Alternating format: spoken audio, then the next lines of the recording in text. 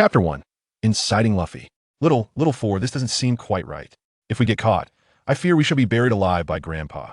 Observing Joya pouring an entire 5 bags of laxatives into Grandpa's bowl, Luffy trembled, his eyes brimming with dread. Did he not see the soup bubbling over? Did he not notice the soup's color fading? Are you truly certain this will go unnoticed? Typically bold and unafraid, Luffy now felt a twinge of fear. Thoughts of Grandpa's beloved iron fist sent shivers down his spine, compelling him to consider a hasty retreat. As he prepared to abandon his comrade who shared the burden of risk, Joya hastily exclaimed, "Luffy, how can you fear a mere carp, despite his fists being as hard as steel and his temper as volatile as a tempest? The pain he inflicts is excruciating. But you, my friend, are destined to become the Pirate King. Consider the hardships you've endured, the exhaustion you've faced, the beatings you've taken at his hands. If you cannot seek vengeance just once before you depart, how can you face the black bear on the mountain that still lies incapacitated?" Joya's face was serious and earnest, yet he failed to recall that the black bear had no connection to Carp. It remained incapacitated solely due to their reckless testing of the laxative's efficacy on it. After consuming an entire package, the once mighty black bear had been reduced to a lifeless, dreamless lump of saltiness and odorous, rotting fish. "All right, I'm in. Let's do it. What's the worst that could happen? He might give me a beating, but what else could he do? If he has the guts to finish me off, let's see if he dares." Reinvigorated, Luffy boasted, fully exploiting his role as the true grandson. Upon hearing this, Joya cast him a glance, but refrained from revealing the truth. With a grandchild standing before him, even if discovered, the injuries he would sustain would not be grave. At most, he might emerge with his limbs incapacitated. Aside from that, what more could that old scoundrel Carp do to him? What could he possibly do? He could simply lie down and begin perusing a brochure for new houses. Let's see if Carp dares to touch him. As a soul transported from the 21st century of Earth, after being encountered and settled by Carp in Windmill Village, he naturally formed a brotherhood with Luffy, Sabo. An ace, due to being the youngest, he had become known as Little 4 among the trio. Of course, as a transmigrator, he had a system at his disposal, albeit a rather peculiar one. "Life is vast, yet self-destruction reigns supreme," was the name of the system.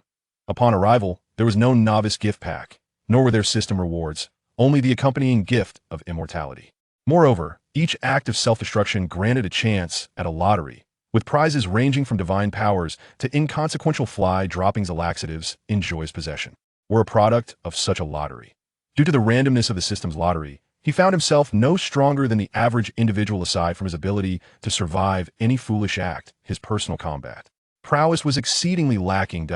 In pursuit of strength, and for the sake of love and justice, Joya had always adhered to the principle that as long as he could not perish, he would continue to push the limits of recklessness.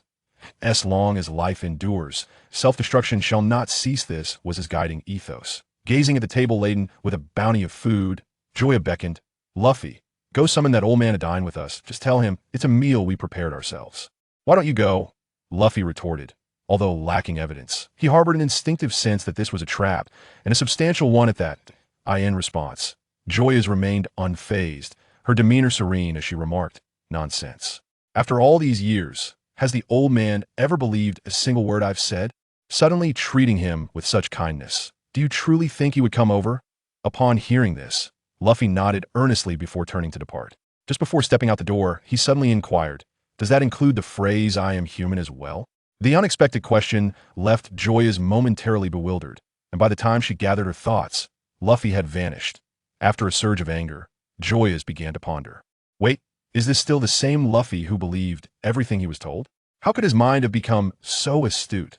Could it be that I have traversed into a false world of One Piece? As Joya seriously contemplated this quandary, the humanoid boss, Garp, made his entrance. Observing the bountiful spread of food before him and the sight of Joya sitting nearby, Garp smiled, though the expression held an unsettling and cruel undertone. "I say, is the sun rising from the west today? You two youngsters actually cooked for me? Have you seasoned the food with poison or stuffed bullets into the rice balls?" He could hardly believe that those who dared to blast him with bombs at the age of 6 would be so benevolent as to prepare a meal for him. If the food were indeed safe, he would be willing to stand on his head and defecate. As Luffy began to sweat profusely, nearly overwhelmed, Joya's met Garp's gaze directly and declared, "Old man, your words are quite hurtful. Luffy and I are on the brink of turning 17, and we simply wish to honor you before we depart." Setting aside the 23,912 punches and 17,351 kicks you've dealt me, you still owe me a debt of gratitude for raising you. Is it too much to treat you to a meal I prepare myself? Not too much, not at all, though the notion was somewhat terrifying.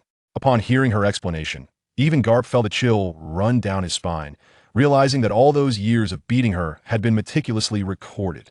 23,912 punches, 17,351 kicks. Did she intend to return before leaving? Previously, he had thought the food merely contained some castor beans and laxatives. Now, it appeared rife with deadly substances like arsenic and belladonna. His frail frame could likely withstand only a couple of bites before ascending to the heavens. No, wait, let's rewind. In an instant, Garp's thoughts began to regress, eventually landing on 17, and before leaving, his expression becoming increasingly menacing. What? Are you two planning to set sail as pirates? Luffy, already weak-kneed, buckled at the sound of those words, collapsing to his knees with a thud. Grandpa, Grandpa, Grandpa, a familiar melody, sung with fervor, nearly caused Joya to break into a spontaneous dance in the street. Bang! Garp, not permitting Luffy to continue his serenade, brought his fist down with force. Letting you be a rebellious pirate? It would be far better to obediently follow me and become a marine, the greatest marine of all. With 3 consecutive punches, Luffy met his demise. After delivering a thorough beating to one, Garp curiously approached Joya. Although his grandson possessed the powers of the gum-gum fruit, his abilities had yet to be fully developed, making the prospect of confronting the seemingly immortal Joya quite appealing. Now, tell me, how many punches and kicks do you intend to tally this time? As Garp advanced menacingly, Joya instinctively took 2 steps back, undeterred by the prospect of death. While he indeed possessed immortality, he could not shield himself from pain. Thus, he had always yearned for the ability to erase his sensations of hurt. However, fate had not favored him, and that wish remained unfulfilled. Instead, he had drawn a plethora of oddities such as YD ointment, storage rings, eagle-eye reconnaissance techniques, spicy snacks, and laxative S-known of which truly enhanced his strength. Chapter 2. Finally deceived. Damn it. As Garp prepared to strike, Joya hastily called for a halt. As the saying goes, a gentleman speaks rather than fights. As a vice admiral of a navy, you ought not to resort to violence at every turn, especially when both Luffy and I are still minors. Children require affection, and by affection, I mean. In the midst of a tempest of fists and kicks, Joya remarkably found himself sprawled beside Luffy. Observing Luffy's eyelids fluttering yet remaining stoically silent, Joya felt an acute pang in his heart. The Luffy who would once unflinchingly stand before him, willing to shoulder all responsibilities, seemed to have vanished. Evidently, people change, and even a simple-minded individual like Luffy was no exception. Nonetheless, Joya staggered to his feet. After all, he was a man whom even death could not claim. If he could not even handle Garp at the outset, he would truly be a disgrace as a time traveler. With renewed vigor, Joya slammed his hand on the table and declared loudly, "Old man, as a naval soldier, how can you so thoughtlessly waste such a bounty of food? Where's your conscience? Where is your duty? Do you dare me to report you to the Navy headquarters?" Garp, who had been ready to leave, suddenly froze in place, instinctively reaching to touch his forehead in response to Joya's righteous indignation. "You're not feverish, so why the absurdity? Don't you dare change the subject." Joya swatted away Garp's hand. Desperately maintaining his serious demeanor, he could not afford to retreat now. Oh, noticing Joya's unwavering determination, Garp's interest was piqued, and with nothing better to do, he decided to indulge him. He chose a stool and sat opposite Joya.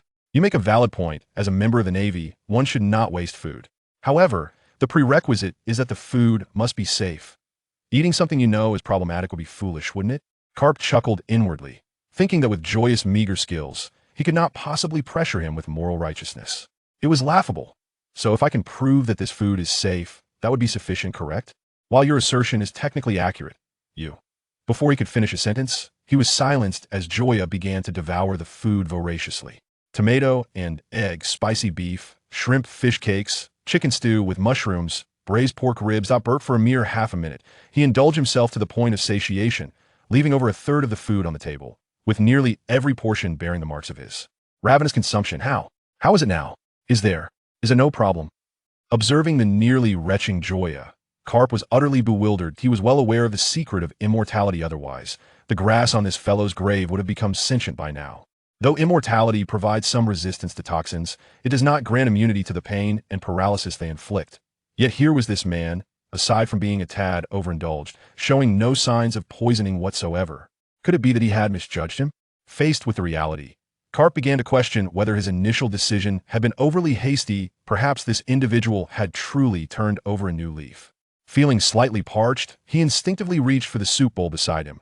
Yearning for the bowl inched ever closer to Garp's lips. Joya, accustomed to the riverside, managed to maintain his composure, unlike Luffy, who could hardly contain his excitement. Over the years, they had sought numerous ways to exact revenge on this old man, all of which had ended in failure. Now, standing on the precipice of success, Luffy could hardly contain his exhilaration. His heart raced, blood surged, temperature rose, mouth parched, fists clenched tightly, and even his tightly shut eyes opened to sliver, eager to witness this historic moment. However, Joya felt a sudden pang of dread. Oh no! Such a subtle shift might go unnoticed by an ordinary person, but to Garp, with his keen instincts, it was painfully apparent. Perhaps you should drink it instead. In an instant, Garp was at Joya's side, pinching his nose and forcefully administering the soup, gulping and spluttering. No matter how much Joya struggled, he could not escape Garp's iron grip. At the same time, Luffy's expression turned grave. The thought of the black bear, still incapacitated on the mountain, made him instinctively distance himself from Joya. Though they were brothers, weren't brothers meant to be betrayed? Moreover, Joya had practically demonstrated this to him, considering the volume of resources he had consumed, which was threefold that of Joyous. After a moment, when Garp finally released Joya, only a third of the soup remained in the bowl. Gag gag. Baka Yaru, you old bastard. I'm definitely going to report you to Vice Admiral Tsuru at Marineford. I know very well that you have a picture of Vice Admiral Tsuru from her youth hidden under your pillow wearing a swimsuit. No less. You're finished. Even Jesus can't save you, mark my words. It seemed he was truly haunted by this forced feeding, as the immortal man remained stunned, squatting on the ground and repeatedly clearing his throat. Watching Joya, who was merely choking but showed no signs of poisoning, even Garp, despite his shamelessness, felt a hint of embarrassment. He had never anticipated that a secret, concealed for over 30 years, would be uncovered by Joya, nor did he foresee that this fellow had truly not tampered with the food upon. Recalling that his two grandsons had personally prepared a meal for him in the kitchen, only to have it result in such a predicament, it was inevitable that Garp's face, which could withstand cannon fire, would flush with embarrassment. Ah, how truly mortifying. Please, no. I made a mistake, just don't let Xiaohe know about this, Garp pleaded.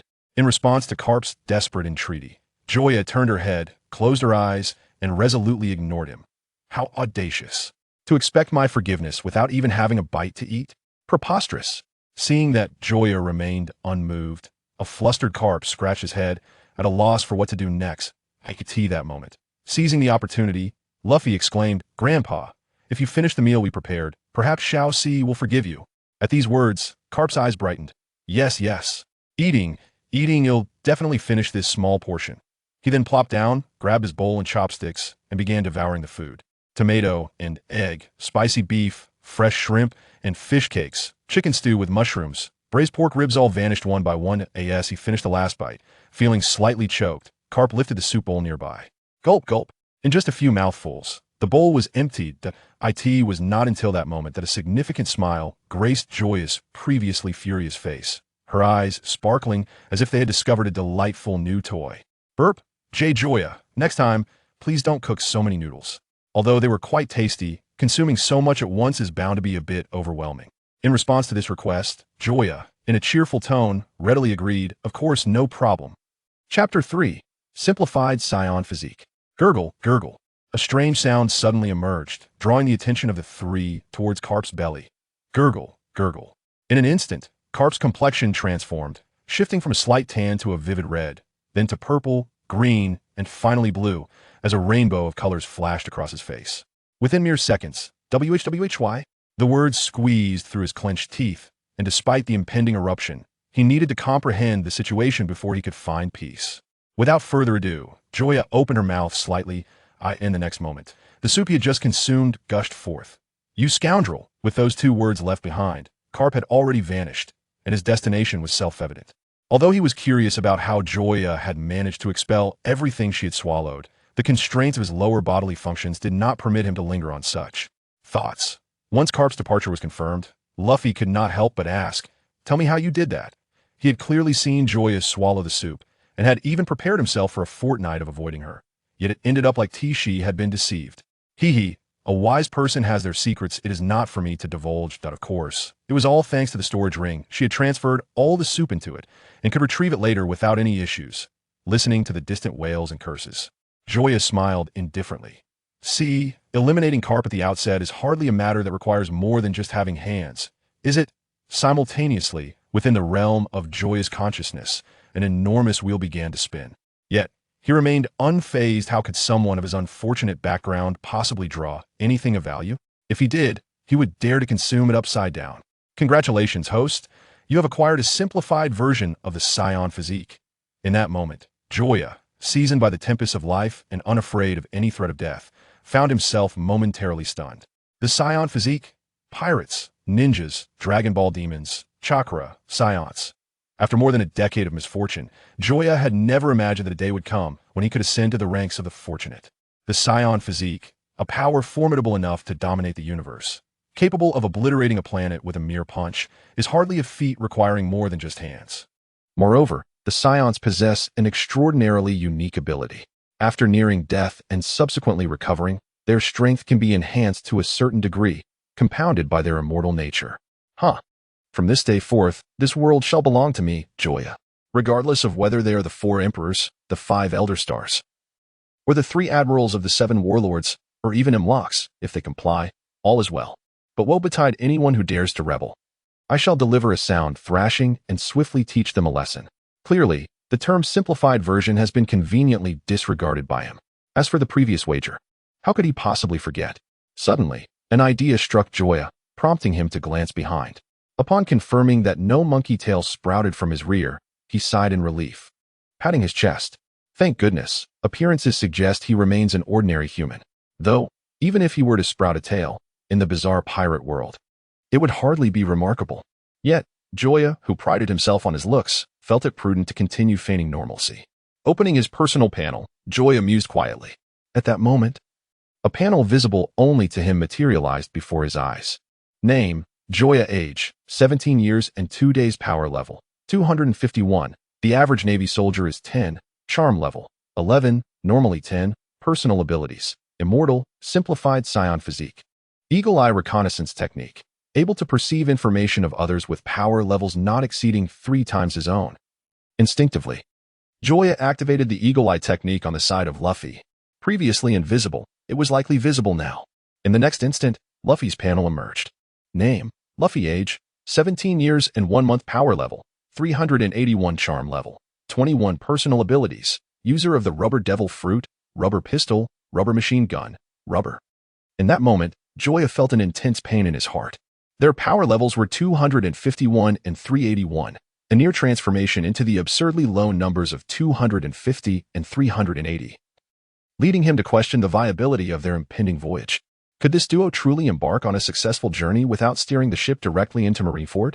Although the crew consisted of members of the monkey family, revealing their identity so soon would hinder their plans to outmaneuver Akainu in the rankings. Of course, this was bearable, considering there remained a slight distance from the ridiculous numbers. What he could not fathom, however, was that Luffy, this single-celled organism, possessed a charm level surpassing his own, and by a significant margin. Joya, who prided himself on his looks, found this outcome unacceptable. How could he possibly be less charming than Luffy? It was utterly unreasonable, unscientific, and simply inconceivable.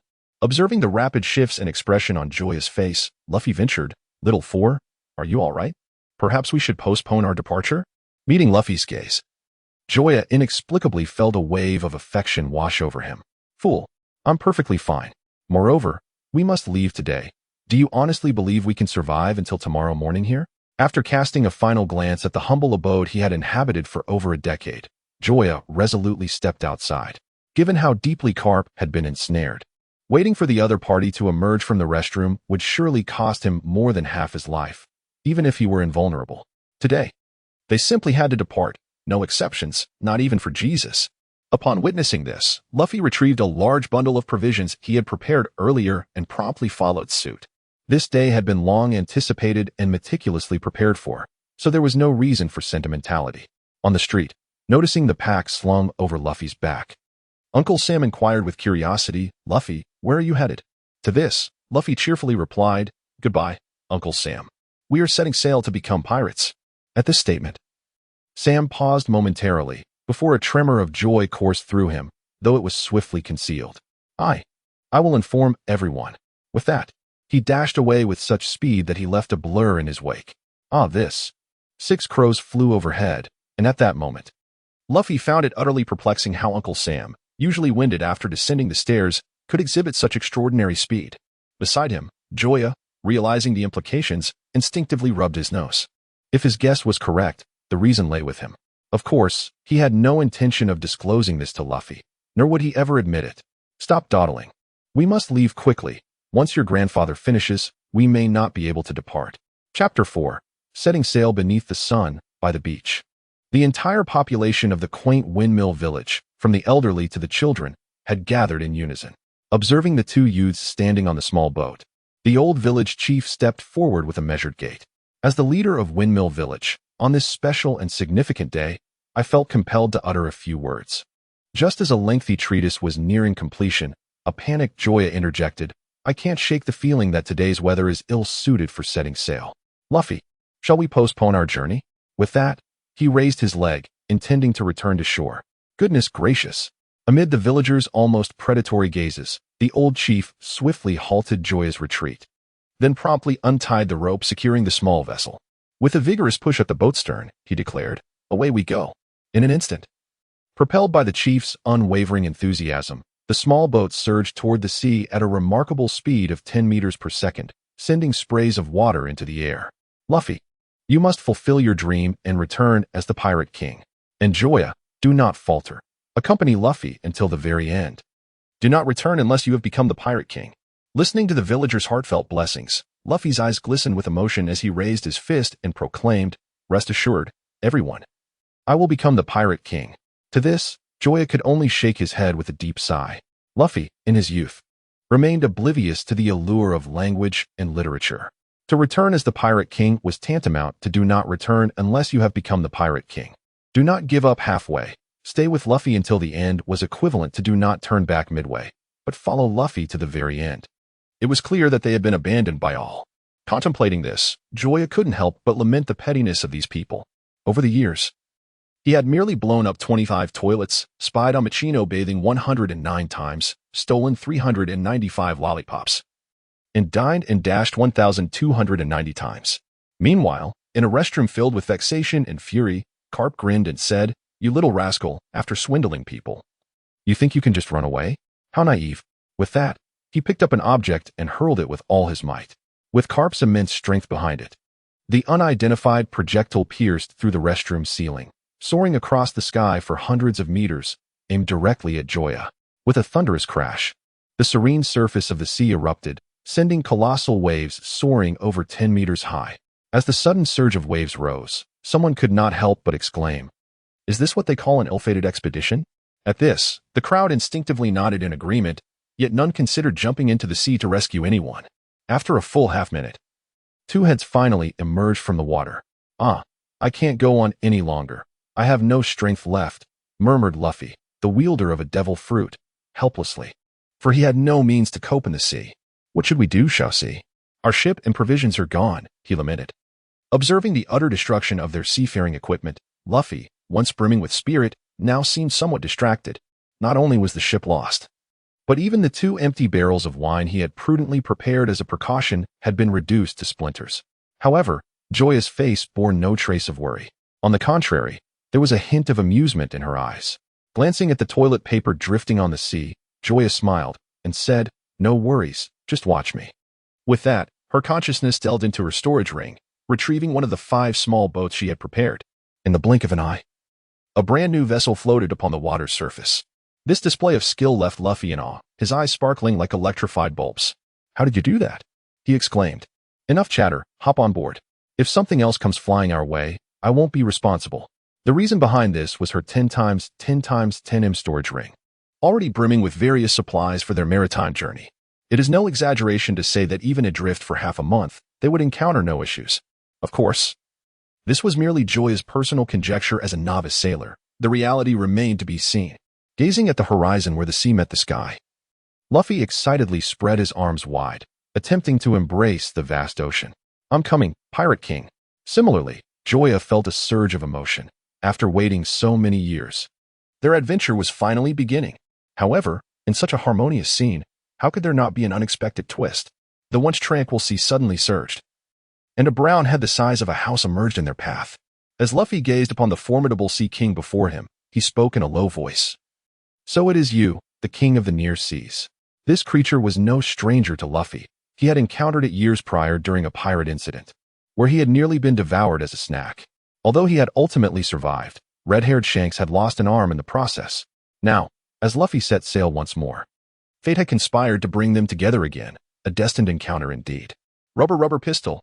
With that exclamation, Luffy's arm swiftly elongated before he thrust it forward with tremendous force.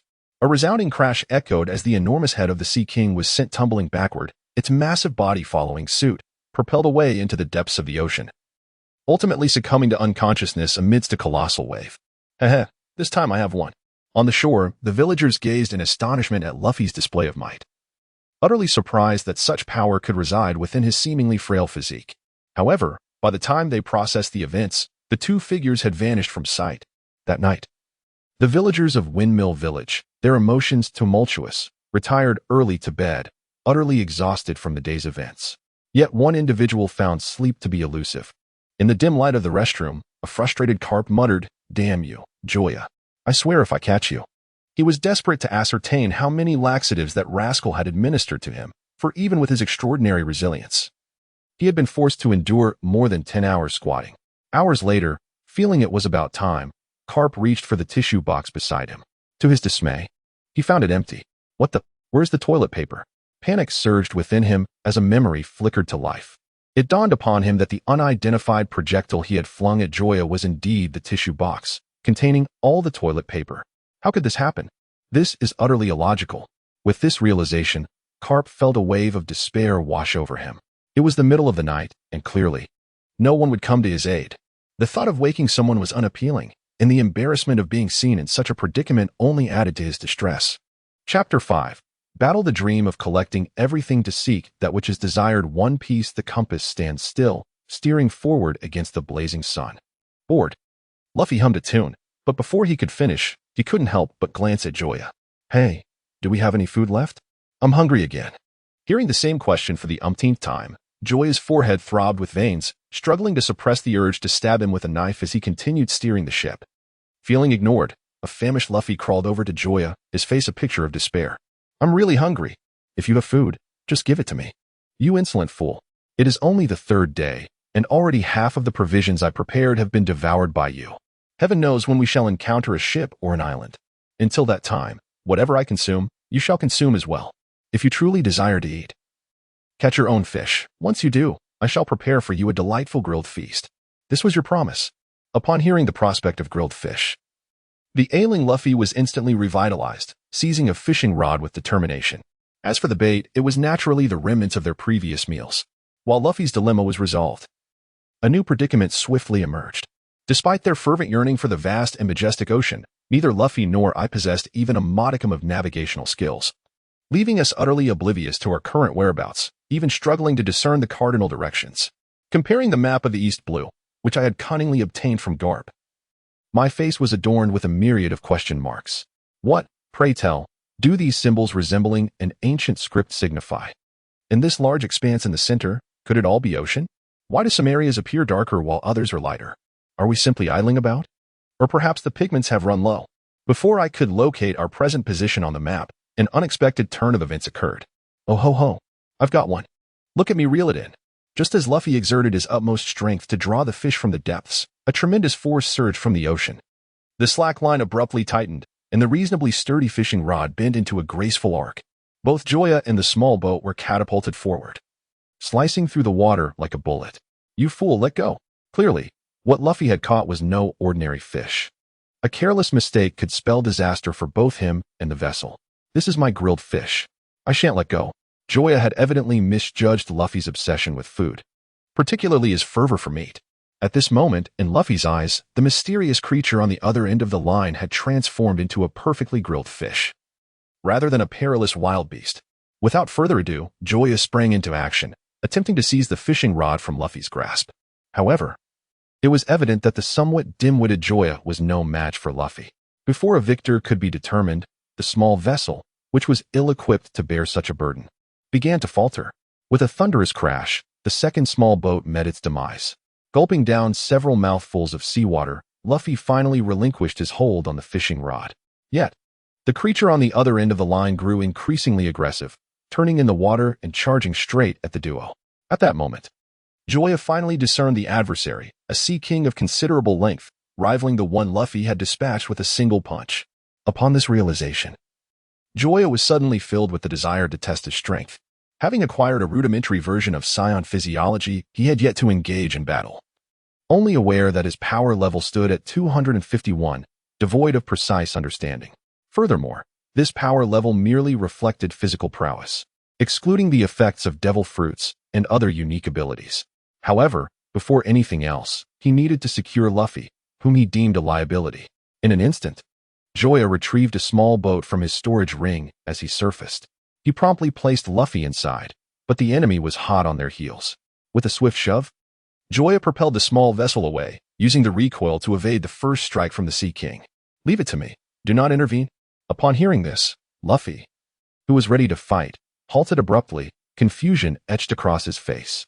He was well aware of Joya's situation. Aside from his extraordinary regenerative abilities, he was no different from an ordinary person, and even against a Sea King, he might struggle. Yet, in the next moment, Luffy was rendered speechless as he witnessed Joya forcibly twist the Sea King's jaw aside. His mouth agape, he could hardly believe his eyes. It seemed as if he could fit 100 buns inside. Standing there, bewildered by the unfolding spectacle, he could scarcely fathom that Joya, who often gasped for breath while sneaking glances at Machino bathing, could confront a creature of such magnitude with such audacity.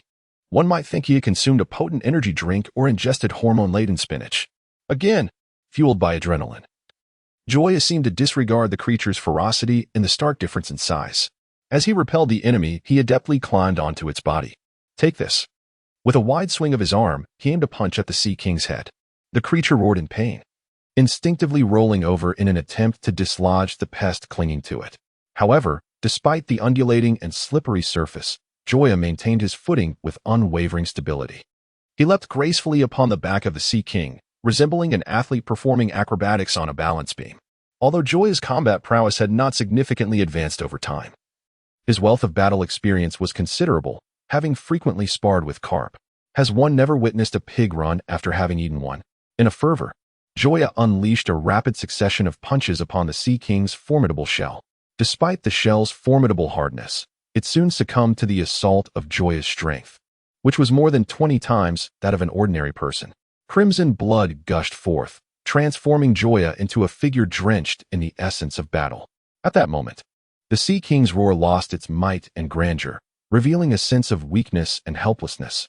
It was evident that it had completely lost its fighting spirit. The outcome of the clash was unmistakably clear. Exhilarated by the intense battle, Lucifer could not contain a jubilant cry.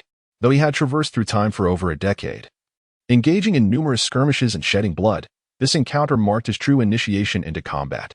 The thrill and adrenaline coursed through him, even now. He felt the blood within him boiling and igniting. "Shao Si, you have undergone remarkable changes these past few days," a voice resonated in his ears, awakening Joya from his reverie. Observing Luffy's serious expression, Joya offered a faint smile before articulating the words she had prepared in advance. "Indeed, I have grown stronger, for I do not wish to hinder your progress. In my childhood, treasure maps perpetually danced in my mind as I sought the miraculous lands, hoping not to be outdone by a stranger." Amidst the melodies, the two embarked once more upon the vast, boundless sea. Chapter 6. The story commences after enduring countless calamities such as fierce storms, thunder, hail, and treacherous whirlpools. Joya and her companions successfully upgraded their mode of transportation from a small boat to an empty barrel, tethering themselves with ropes to prevent separation. The harrowing experiences led Joya to question whether the fault truly lay within herself. In the original narrative, Luffy set sail alone, relying solely on a small boat and an empty barrel to sustain him until the tale unfolded. In stark contrast, despite their extensive preparations, the journey had only become increasingly arduous with each passing day. To this moment, they had yet to encounter the fateful ship that would ignite the storyline, causing even the typically self-assured Joya to doubt herself. Little 4, I am grateful for your presence. Otherwise, I fear I would have perished from hunger long ago. With a hand resting on his unchanged belly, Luffy gazed helplessly at the sky, curled up within the barrel. Upon hearing his words, Joya, who had her back turned to him, felt an involuntary twitch at the corner of her mouth. And no worries, after all, we are brothers. He would never admit that the issue lay with himself, especially since there was no evidence to support such a claim. In the next moment, misfortune struck once more. The previously languid vessel suddenly surged in speed, accelerating from a standstill to 100 kilometers per hour in a mere 5 seconds. Clearly, there was no time left to escape. Luffy quickly closed the barrel lid. With no time for anything else, the two barrels were engulfed by the whirlpool, vanishing into the vast expanse of the ocean. What a tremendous vortex! Gazing at the immense vortex in the distance, the sailor standing at the ship's railing could not suppress his astonishment. After many years of traversing such vast expanses, he had never encountered anything like it before. Indeed, if anyone were to fall into that abyss, it would be catastrophic. Catastrophic? If they managed to emerge alive, I would call him father. Ha! Suddenly, the sound of a collision interrupted the conversation of the group. Instinctively, they turned towards the source of the noise, only to discover two mysterious barrels colliding against the side of their vessel. What in the world is this? Beer? Treasure? A person? Upon hearing this, the others instinctively cast a dubious glance at the last speaker, their expressions conveying disbelief. Ahem, allow me to retrieve it. In an attempt to mask his embarrassment, the sailor with an eccentric thought process hastily tossed out a hook, striving to salvage his reputation as a sensible individual. Whoosh, thud. As I gazed at the splashes upon the surface of the sea, the already awkward atmosphere began to solidify, and the sailor's once tanned face turned crimson, as if it could bleed. Ha ha ha, how utterly clumsy. Yozen, could it possibly be your day of misfortune? What misfortune? I suspect this fellow must have engaged in some mischief last night. You scoundrel, that was merely a blunder. I shall attempt it once more. And this time, I shall succeed without fail. No, the opportunity is singular. Since you could not seize it, it is now my turn. Release those 2 barrels of ale, and allow me to take charge. Listening to the increasingly errant conversation from above, a multitude of vexations surged through Joya's mind. What are they doing? Playing? Can they not comprehend the situation? There are 2 living souls here awaiting rescue. After an indeterminate passage of time, as Joya's fury threatened to boil over, he finally sensed an upward pull. Oh, it appears they are indeed connected. Gazing at the 2 barrels bound together by ropes, the crowd grew increasingly curious about their contents. Allow me to split them open, Yozen declared, rolling up his sleeves, his broad palms aimed at the barrels. What are you all doing standing around? Get over here and lend a hand. The captain's roar sent a shiver through several of them, particularly Yozen, who felt an overwhelming urge to weep. Captain, consider yourself fortunate this time. Now hurry up and get to work, or I shall deduct your wages entirely. Upon hearing this, the beleaguered Yozen had no choice but to depart, feeling as though he had suffered a grave indignity. Meanwhile, the 2 barrels rolled along the ship's side, eventually tumbling into an unattended storage room. With a resounding crash, the barrels exploded, and a figure emerged from the smoke and splinters. Ah, at last, it begins. Surveying the surroundings, both familiar and oddly alien, Joya's lips curled into a subtle smile. Although he had yet to encounter the pivotal characters, he was certain that the saga of One Piece, which had captivated audiences for over 2 decades, was officially commencing from this moment onward. Casting a glance back at the barrel where Luffy resided, perhaps lost in slumber, it was evident that he had no intention of emerging. Very well, I'll leave Koby to you. Lectures are not my forte.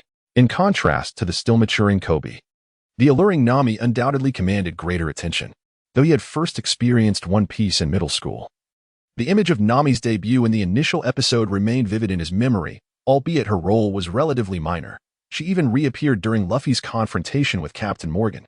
In the charming presence of a graceful maiden, the words flowed. What is your QQ? Beautiful lady, might I request a dance?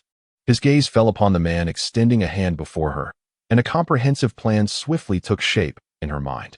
Certainly, just as their hands seemed destined to clasp, an unexpected interloper burst onto the scene. Please step aside. Thank you. In an instant, the gazes of both individuals converged upon the suddenly materializing youth, causing Nami to momentarily forget the hand Joya had grasped. You insolent fool, do you know who I am? My father is the president of the Ponga Commerce Association. Release my hand at once and be gone.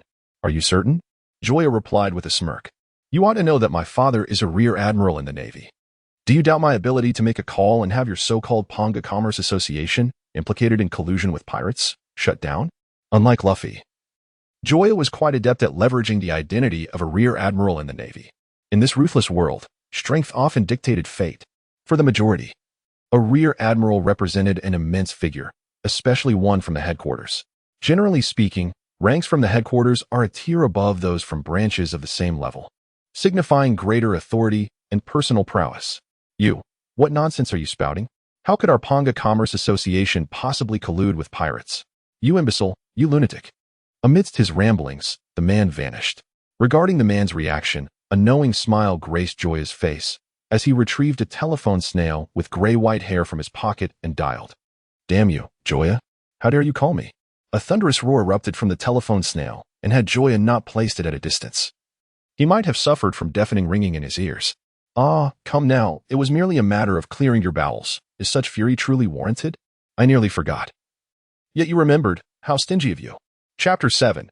Inviting Nami. Meanwhile, at Marine Headquarters, Marineford, witnessing Garp's towering rage, his hair practically standing on end as if ready to bite at any moment, the previously diligent Sengoku and Zoro exchanged bewildered glances. They burned with curiosity about who could possibly be on the other end of the den mushi, and what this so-called intestinal cleansing referred to, capable of infuriating the normally easygoing Garp to such extremes. You bastard. Pray I don't catch you, or I'll split your backside in two. Are you sure? Don't forget what's hidden under your pillow. Shut your mouth. The thunderous roar shook the entire office, sending the two Marine guards at the door swaying before they collapsed stiffly. Garp, can't you speak properly? One more outburst like that and get out. Hearing Sengoku's voice through the den mushi, Joya finally grasped the source of Garp's fury, and some mischievous thoughts began to sprout. So why did you call? Spit it out if you've got something to say. To prevent Joya from slipping up, Garp swiftly changed the subject, though he remained curious about the purpose of this call from the now pirate Joya. The Panko Merchant Association, if I'm not mistaken, they're likely colluding with pirates. Garp's brow arched in surprise at Joya's words. Well, isn't this strange? You, who ran off to become a pirate, suddenly have the conscience to help the Marines catch criminals? Of course. After all, I'm a man of refined education. Even as a pirate, I aim to stand apart from the scum. If I come across filth like this, naturally I denotify a Marine Vice Admiral like you. Holding the den mushi, Garp was utterly dumbfounded. He had assumed Joya intended to personally uphold justice, only to realize the brat merely wanted to dump the problem onto him. Damn it. After all these years, I finally get to laze around like a salted fish, and you go off to be a pirate and still find ways to trouble me. The audacity. Before Garp could retort, Joya's voice chimed in again.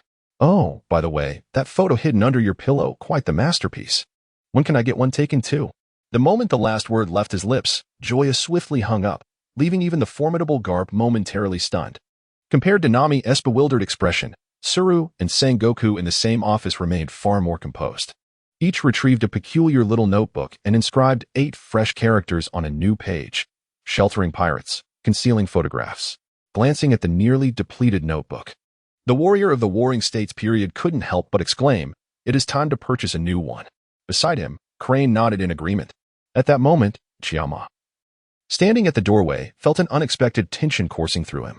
Despite having faced Roger without flinching, he was now drenched in cold sweat. I will investigate the Pinka Trading Association. With that declaration, Garp burst through the door, barely pausing to descend the stairs, instead gliding away as if walking on air. He was already contemplating bringing Akiji along for their next encounter with Joya, intending to freeze him for a century. Achoo, achoo. Joya, sensing a peculiar malice, couldn't suppress his sneezing, even as a grin crept onto his face. Meanwhile, the system's reward wheel spun once more, indicating that the definition of self-destruction was unaffected by distance. Congratulations, host. You have acquired an enhanced version of the replicated devil fruit. In the blink of an eye, an orange golden fruit, slightly smaller than a football and adorned with peculiar patterns, materialized in Joya's storage space. The unexpected delight astonished Joya for an entire year, after nearly 17 years of misfortune. His last 2 lotteries had yielded incredible rewards. Is that fellow truly a rear admiral of the Navy? Nami's sudden inquiry interrupted Joya's thoughts. Gazing at the young man before her, clad in a sleek black suit, she felt a flicker of hope mingled with uncertainty. The emergence of the dragon pirate crew had turned the once serene Cocoa West village into a hellish landscape. If only she could harness the power of a Navy Rear Admiral, perhaps things could change. Yet, she was unsure of the truth in his words. For the East Sea was notoriously weak, and Garp was the only Rear Admiral hailing from that region, with no word of a grandson. Undoubtedly, the weakness of the East Sea was intricately linked to Garp himself, as not every Rear Admiral had the luxury of returning aboard a warship regularly, leaving little opportunity for pirates to thrive. Still, it was possible that this young man had come from another sea. However, the way the two conversed indicated that he was, in fact, a pirate. How could a pirate possibly have ties to a Navy Rear Admiral? The myriad contradictions left Nami perplexed, struggling to make sense of the situation. Of course, I never deceive, Joya remarked, reading her thoughts with a mere glance. Instead of addressing her doubts directly, he took her hand and led her to the center of the banquet hall, swaying gently to the music. Though he had never learned any form of dance in either life, he possessed a certain innate grace. Over the past 17 years, aside from his stagnant personal strength, he had acquired knowledge in various areas, excelling particularly in dance. As the performance concluded, the audience instinctively applauded. Yet, Nami quickly withdrew her hand and turned away, having realized that this man was nothing but a charlatan. Years of thievery have bestowed upon Nami the ability to discern the hidden wealth of an individual within mere seconds.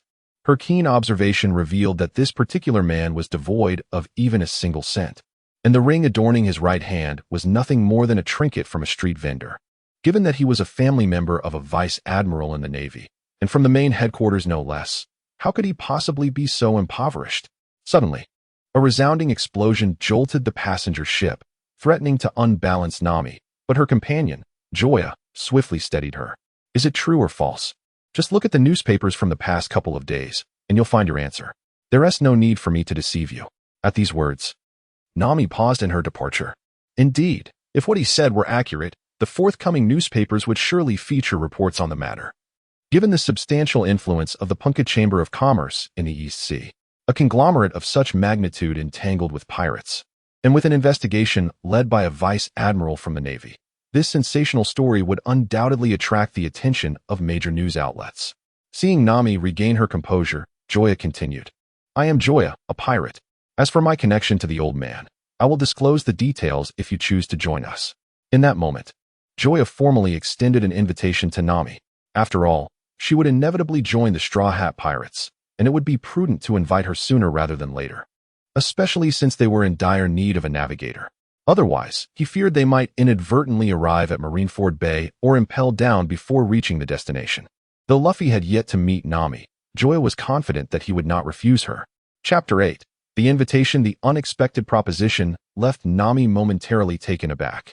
Had she not been aware of Joya's background, she would have launched a decisive kick towards him, for pirates had nearly obliterated her entire existence. Yet now she hesitated. Joya's relationship with the Vice Admiral could very well be the key to Cocoa West Village's liberation, while she could scarcely fathom what had transpired in his past. Her intuition hinted that Joya was unlike any ordinary pirate. A thunderous roar echoed in her ears, igniting a spark of clarity within her. I may consider joining you, but only if you can eliminate the pirates here. Nami felt a sense of self-approval for this decision. Judging by the commotion, the enemy force numbered at least 50. And while she had yet to glimpse Joya's companions, she assumed their numbers would not be overwhelming. Should Joya accept and triumph over the adversaries, it would indicate that his crew possessed considerable strength, making her potential membership worthwhile. Conversely, whether he declined or was defeated, she would have justifiable reasons to reject the offer. Then, I preemptively welcome you aboard, Joya replied with a slight smile. The approaching pirate crew was known as the Arleta Pirates, led by their formidable captain, Arleta. If she were to consume the slippery fruit later on, it would pose a challenge, but for now, it was merely a matter of having the capability to fight. Such confidence? Evidently, Nami discerned the underlying implications in Joya's words. Naturally. Meanwhile, under the cover of cannon fire, Arleta successfully commandeered the passenger ship. However, there had been no word from her two subordinates who ventured to the warehouse for quite some time. Filled with confusion and fury, she promptly led her crew to the warehouse to confront whoever dared to lay hands on her subordinates. As Joya stepped onto the deck, she was immediately greeted by the familiar voice of Luffy. Rubber. Pistol. A deafening explosion ensued as a dark figure soared from the warehouse, crashing down and demolishing a significant portion of the deck. How dare you attack the most beautiful being upon these seas? Her scarlet eyes fixed intently on the shadowy figure amidst the rising smoke, her right hand gripped tightly around her spiked club, veins bulging with rage. Though she had just been flung away, she did not perceive her assailant as significantly stronger than herself. Rather, she considered it a mere oversight that had led to this ambush. "Excuse me, madam, may I pass?" In an instant, the cacophonous world came to a startling halt, and all eyes turned toward the man who had suddenly appeared behind Arlita. Realizing the precariousness of the situation, Nami swiftly retreated, distancing herself from Joya while feigning unfamiliarity with him. Internally, she cursed Joya's ancestors for generations, lamenting that if she were to perish, it would be a grave injustice, especially since she had never even experienced love in her life. "See, Koby, I told you she was an old hag. Now do you believe me?" From the warehouse emerged two figures, one tall and one short, none other than Luffy and Koby, with a calm demeanor paired with astonishingly audacious dialogue. The already tense atmosphere froze in anticipation. Gazing at the oncoming storm that was Arlita, the crowd could hardly fathom how these two youths had survived this long. They truly acted without a script. As Luffy approached, Joya hurried to Nami's side, disregarding her terror and reluctance, and announced, "Captain, this is Nami, my newly recruited navigator." "A navigator, you say? Since you recruited her, there is no issue then." At that moment, Nami, forged by 7 years of independent living into a resilient individual, suddenly found herself devoid of interest in life. It was evident that she was fated to endure this calamity. These two fools were a divine punishment for her transgressions. As for Arlita, she was on the verge of an explosion. Incensed not only by being referred to as an old hag and a madam, but also by the blatant disregard shown towards her in her presence. Truly, some things were intolerable. "Very well, since everyone is gathered, prepare to meet your demise." In a fit of unparalleled rage, Eureka hoisted her 250-pound spiked club above her head, then brought it crashing down towards the nearby Joya. The extraordinary force generated by her strike reverberated through the air, producing a thunderous roar. At the very moment Eureka launched her attack, the system wheel within Joya's consciousness began to spin once more. However, he did not immediately focus on it. Instead, his attention drifted to Nami beside him.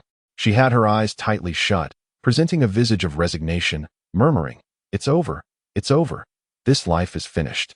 Farewell, Norki, Kenjutsu, and all the folks from Cocoa West Village." In her final moments, she wished to avoid witnessing her own blood splattering everywhere. Yet, after a prolonged wait, the anticipated assault never arrived. As she attempted to open her eyes, just a sliver, Joya's voice suddenly pierced her thoughts. "You might want to try believing in your comrades." Under the sunlight, Joya's profile loomed larger than life in Nami's gaze, the golden rays casting a resplendent aura around him, radiant and divine. But as Joya turned back, the warmth and sunlight vanished, replaced by an overwhelming battle intent. Get lost. In an instant, all the latent power within Joya coalesced into his right fist. Eschewing any flamboyant techniques, he unleashed a rising dragon fist from below, crashing into Eureka's abdomen.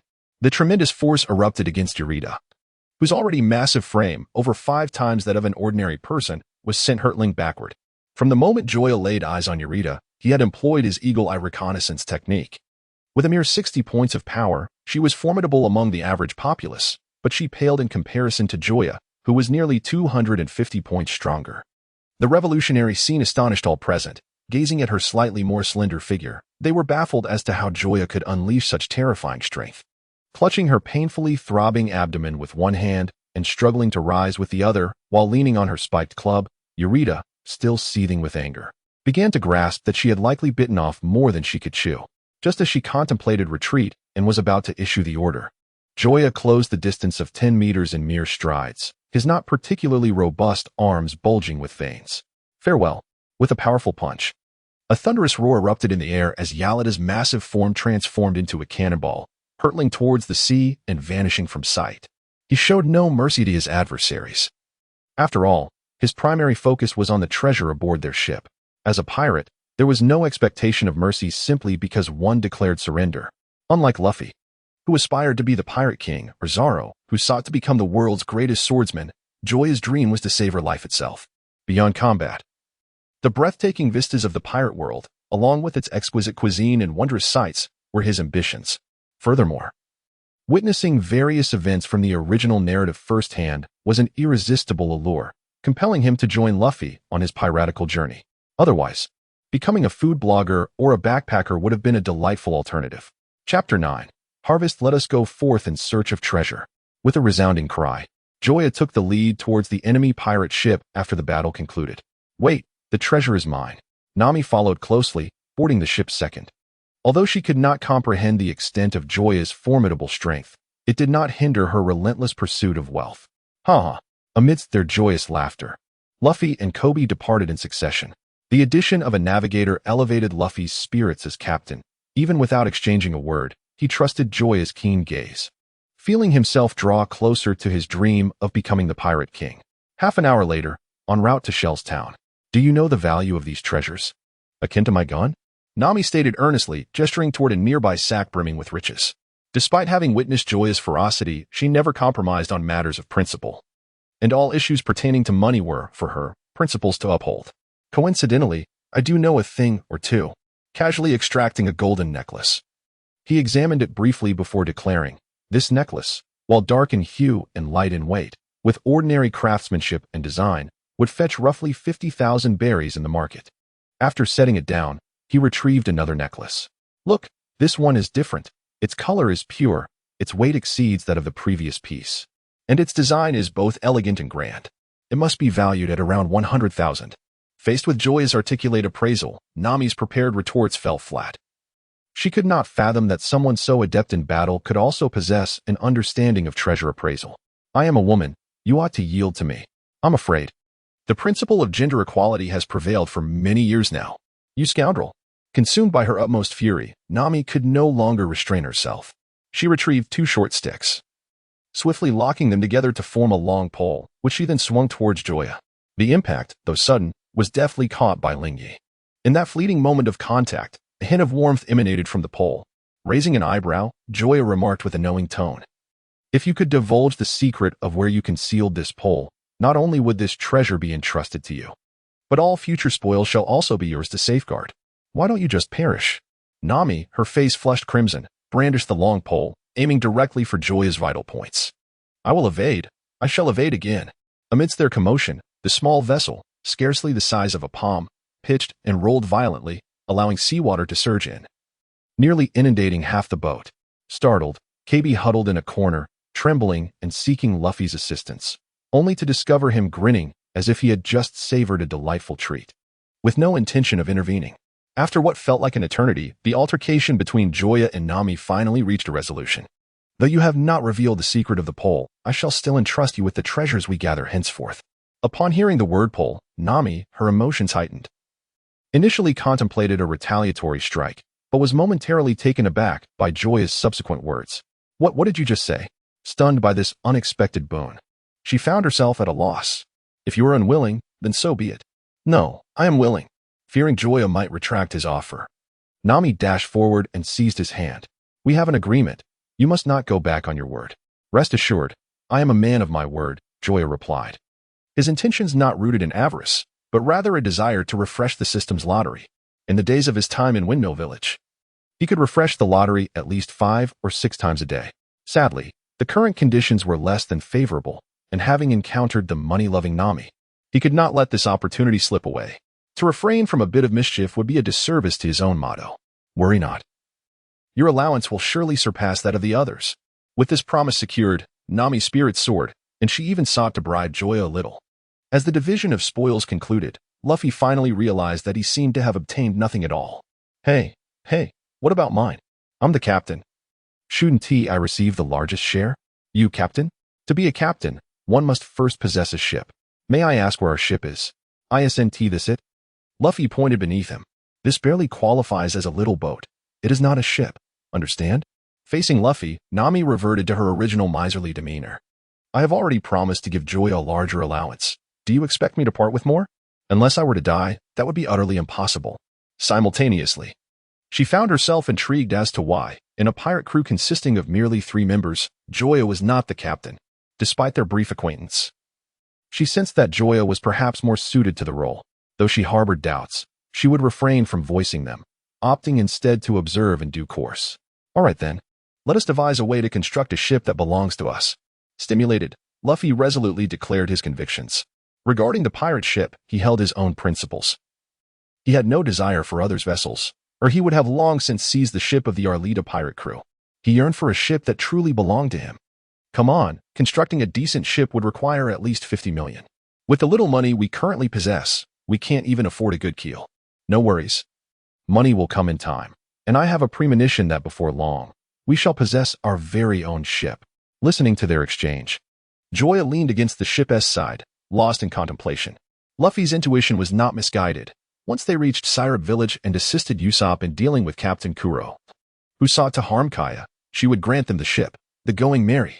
However, Joya felt no joy in this. Instead, a profound sadness washed over her. If Ace's death evoked sorrow, the farewell to the Going Merry was undeniably heart-wrenching.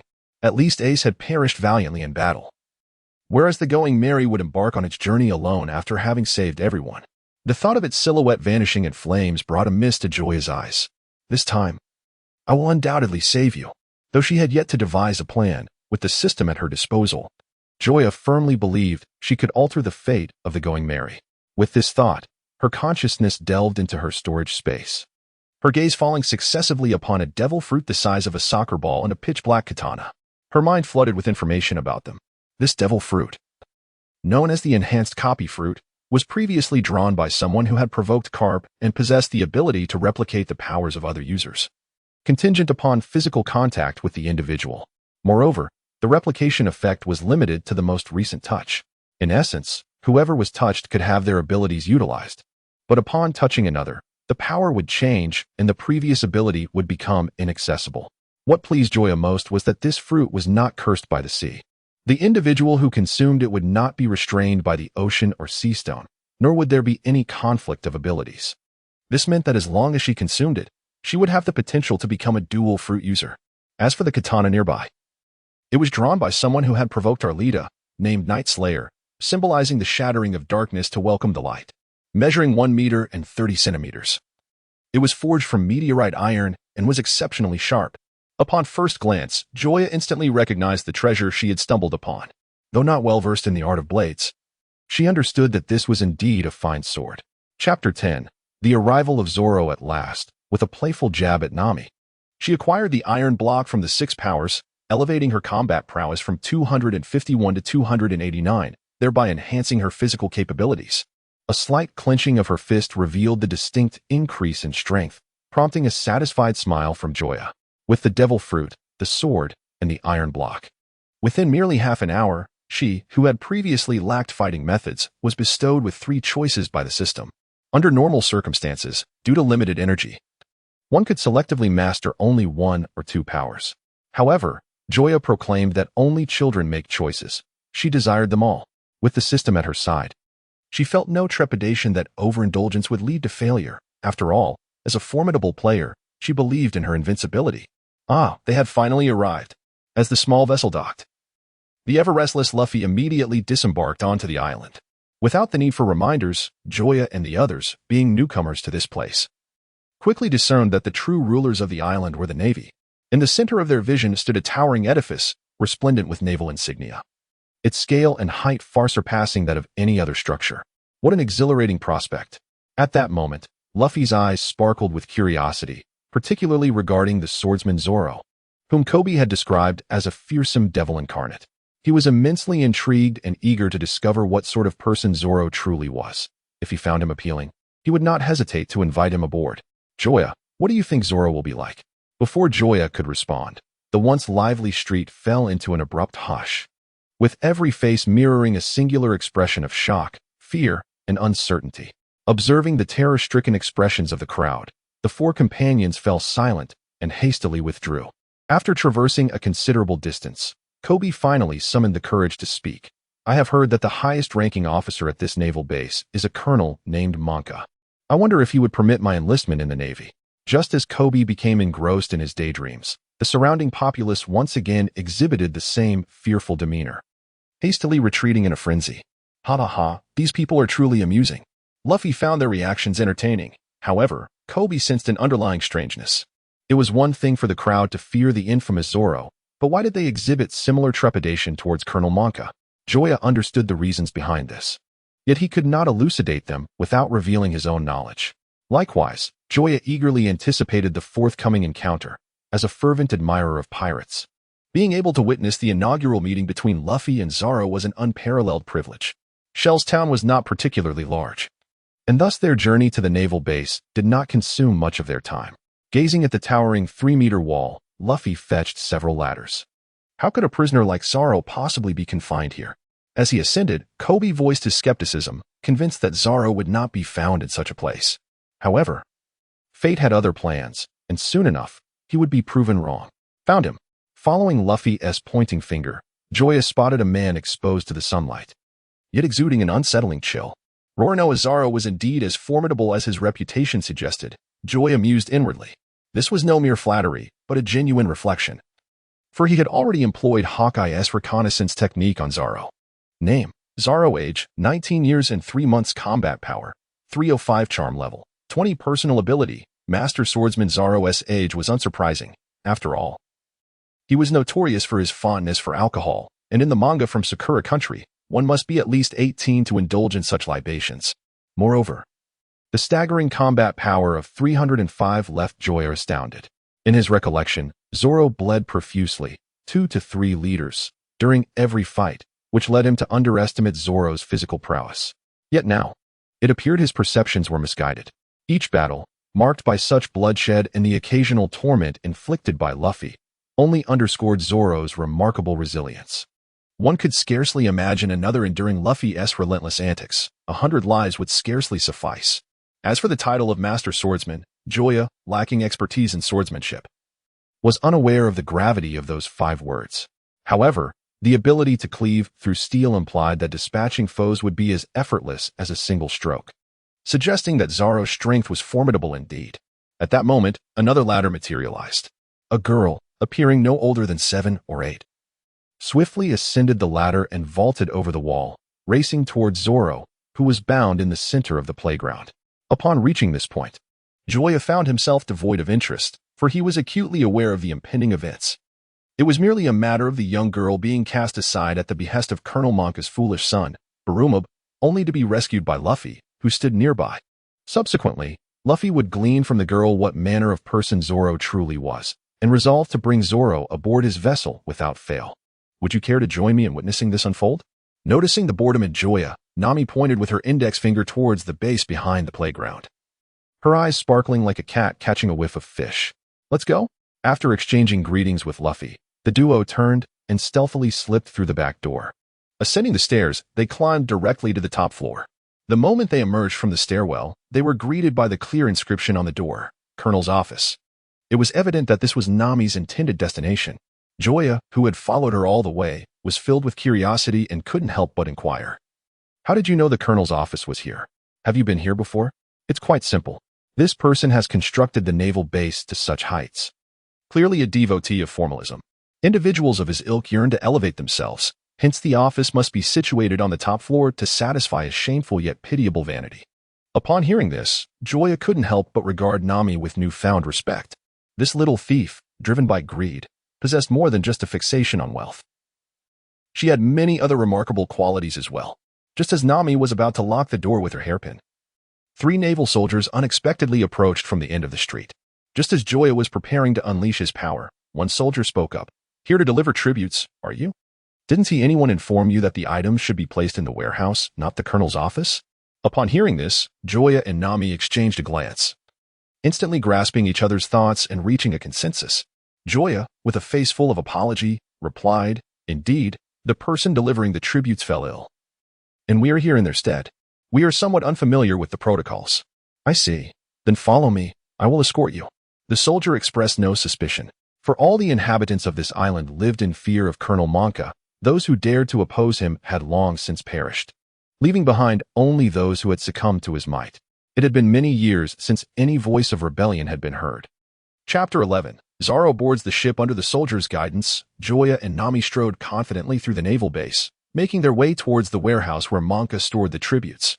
Upon reaching their destination, the soldier turned back and remarked, "By the way, where are your tributes?" It was then that he noticed that neither Nami nor Joya appeared to be carrying any items. "They're right here." In that instant, Joya took the lead. Launching an assault with a swift and resounding clatter, swiftly incapacitating the 3 soldiers. Thud, thud, thud. The soldiers fell in unison. Despite having witnessed Joya's formidable strength, Nami couldn't help but exclaim, "This guy is a monster." The moment the warehouse door swung open, a dazzling array of treasures greeted them, leaving Nami utterly captivated. Piles of gold and silver already formed mountainous heaps, and there were at least 5 or 6 valuable antique curios that caused Nami's pupils to transform into sparkling dollar signs. "We've struck it rich. This is truly a fortune." Without any prompting from Joya, Nami swiftly retrieved 2 burlap sacks from between the peaks and began her meticulous packing. Intrigued by her peculiar actions, Joya resolved to find an opportunity to discover the contents she concealed. Of course, his curiosity was purely innocent, devoid of any unsavory intentions. "Why aren't you coming over to help? What will you do if someone passes by?" "Well, I suppose I would have to incapacitate them," he thought. Though his body obediently moved to assist her. After a flurry of activity, the 2 sacks were filled to the brim, containing no less than 5 or 6 million in bounty. But how are we going to carry this? While Nami was quite satisfied with their haul, it did not deter her from infiltrating the colonel's office, for therein lay the maps of the Grand Line, treasures far more valuable than what they had just gathered. "Leave this to me." With those words, her hands lightly descended upon the sacks.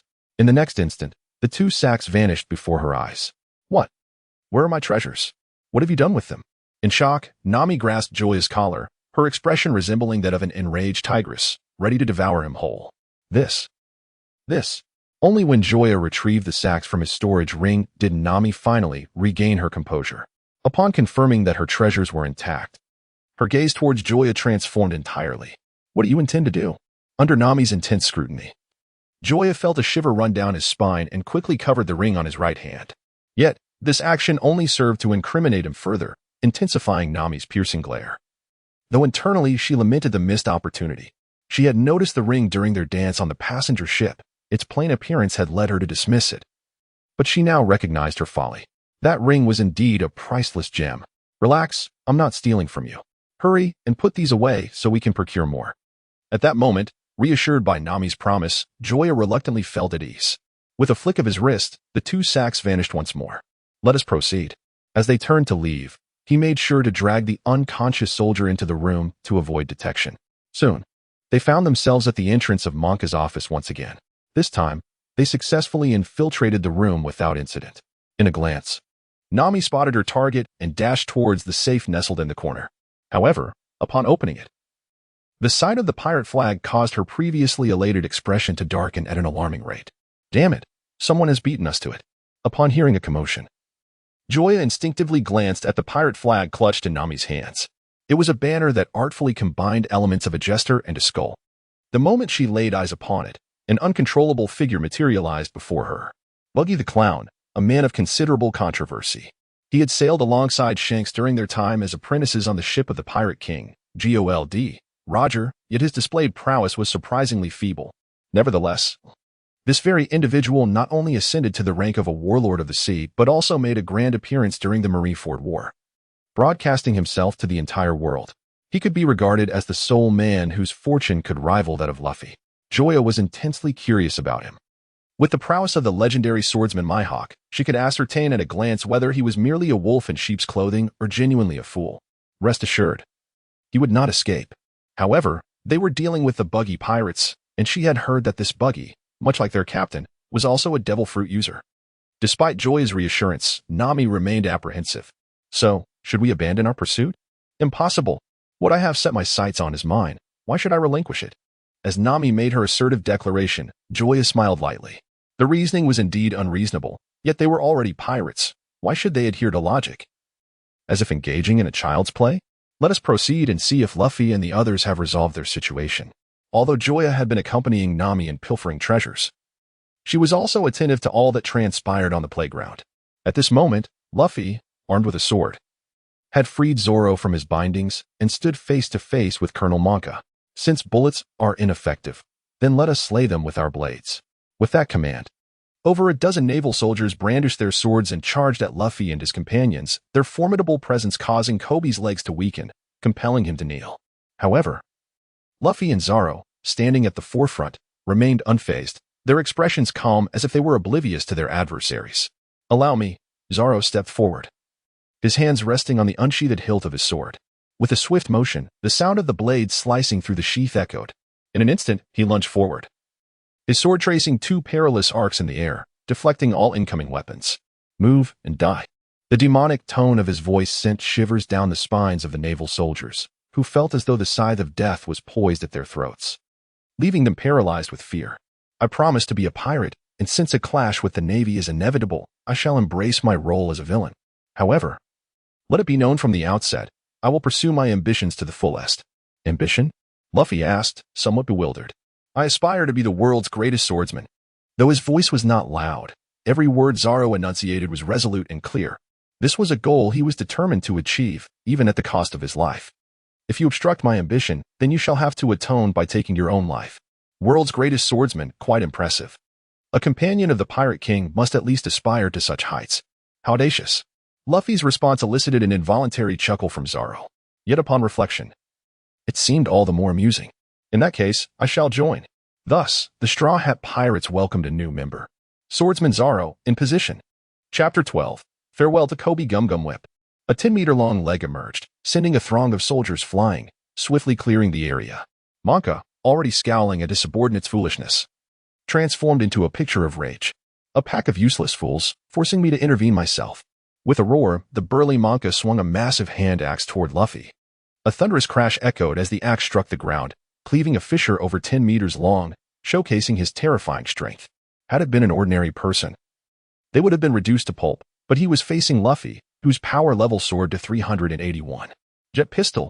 The terrifying force, combined with the elasticity of rubber, produced a sonic boom as the fist sliced through the air, striking Monka's chin before he could react. The sheer power erupted against Monka's iron jaw, rendering him unconscious, as even steel could not withstand such a ferocious blow. At that moment, Joya emerged from the naval base and caught sight of the landlord's foolish son, Baroque, brandishing a gun and preparing to abduct Koby. Having witnessed the scene, he could not turn a blind eye. He swiftly closed the distance in mere strides and knocked Baroque about with a single punch before the abduction could take place. The sudden appearance of this third party, coupled with his astonishing speed, startled Zoro, who squinted and scrutinized Joya. Allow me to introduce, this is Zoro, my newly recruited swordsman. Upon hearing this, Zoro, who had been tense, let out a sigh of relief, realizing that Joya was an ally. Yet, in the next moment, after 3 weeks without sustenance, he could no longer endure the hunger and fell backward, gazing upward. I am so hungry. An hour later, with his hunger satiated, Luffy proceeded to deliver a thorough beating to Koby in front of the entire naval force, before turning to leave under the watchful eyes of the crowd. As he gazed at Luffy's receding figure, tears welling in his eyes, Koby finally grasped that he was aiding in absolving himself of any association with pirates. In that final moment, he realized he still needed his assistance. The physical pain was trivial. It was the torment of humiliation that truly stung his spirit. With newfound clarity, Koby stood tall, his posture resolute, and declared with unwavering conviction, "Sir, I request to join the Navy. I am willing to undertake any task, as long as it leads me to serve in the Navy." The lieutenant countered, "I oppose this. I cannot yet place my trust in this boy. There have been instances of pirates infiltrating the Navy as spies. We must thoroughly investigate his background before making a decision. I am destined to become a naval officer," Koby proclaimed. He had voiced his aspirations, and at that moment, the approval of others became insignificant. What mattered was that he could finally live for his beliefs, bravely articulate his innermost thoughts, and stand up for his desires.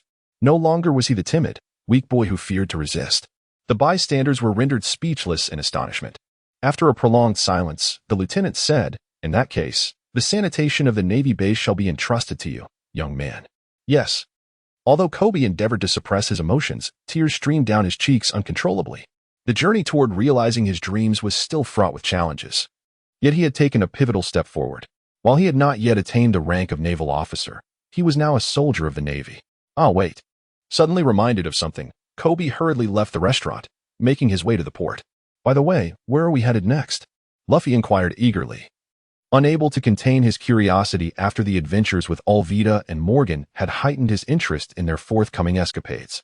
"Our next destination is Orange Town, where we shall reclaim what rightfully belongs to us," Nami, the navigator, asserted. During their meal, she had gathered information about the movements of the Buggy pirates from the villagers, and now they were determined to pursue them. "Wait, Have we had something stolen from us? Luffy, with his limited intelligence, struggled to follow Nami's line of thought. That Buggy pirate crew has taken the navigational chart of the Grand Line that was originally mine. Gazing at Nami, whose face was etched with fury, Joya found it difficult to bear. One might question the audacity of a thief lacking any sense of moral obligation. Such righteous indignation raises the question of how the rightful owner of the treasure map can continue to exist. However, upon reflecting that the original owner, Monka, had been so thoroughly beaten that even his own son was unrecognizable to him, Joya dismissed her concerns. After all, Monka was a mere amateur who stood no chance against them. In contrast, Luffy, who had initially shown little interest, became instantly invigorated upon hearing about the treasure map leading to the Grand Line. All right, let's set sail for Orange Town. Just as their small vessel embarked, a voice rang out from behind. Mr. Luffy, thank you. I will never forget your kindness. Luffy responded with hearty laughter. Zoro, standing nearby, remarked, I've never heard of a pirate being thanked by the Navy. To Nami, this scene felt perplexing. These individuals appeared genuinely different from other pirates. Attention! Soon after, all the sailors in the town assembled and saluted Luffy and his companions as they departed. For those who had vanquished the tyrant Monka, their feelings mirrored that of the majority of the populace gratitude. Yet, due to their opposing positions, the inherent conflict of being Navy personnel prevented them from visibly acknowledging the pirates' free movement within the town. Thus, in this secluded place, these righteous sailors expressed their appreciation through salutes. You've made a remarkable friend, the lieutenant mused. Indeed, Koby boldly affirmed. Were it not for Luffy, he would likely still be a mere deckhand aboard the Alvida pirates, at risk of being captured and executed by passing Navy officers, forever barred from becoming a soldier of justice. Our salute violated Navy regulations. Therefore, all personnel are to be punished with 3 days of starvation. Is that understood? Yes. Though the prospect of enduring 3 days without food was daunting, no one objected, as they watched their small ship diminish into a mere speck on the horizon. Koby silently vowed, one day we shall meet again, even if it is as Navy and pirate, we will surely reunite. That night, while on watch at the bow of the ship, Joya quietly retrieved the enhanced replica devil fruit from her storage ring, ensuring that everyone else was sound asleep. Gazing at the devil fruit in his hand, Joya felt no urgency to consume it. He was well aware that its flavor was notoriously unpleasant, arguably the most repugnant delicacy in the pirate world, without exception. However, the fruit he possessed was produced by the system and not grown in the pirate realm. Thus, he remained uncertain about its taste. Oh well, here goes nothing. For the sake of love and justice, let the chips fall where they may. Pinching his nose, he took a bite. In an instant, an indescribable flavor overwhelmed his entire palate. Unable to endure it any longer, Joya leaned over the ship's railing and began to retch violently. What is happening? Aside from the slumbering Luffy, both Nami and Zoro stirred awake at the commotion.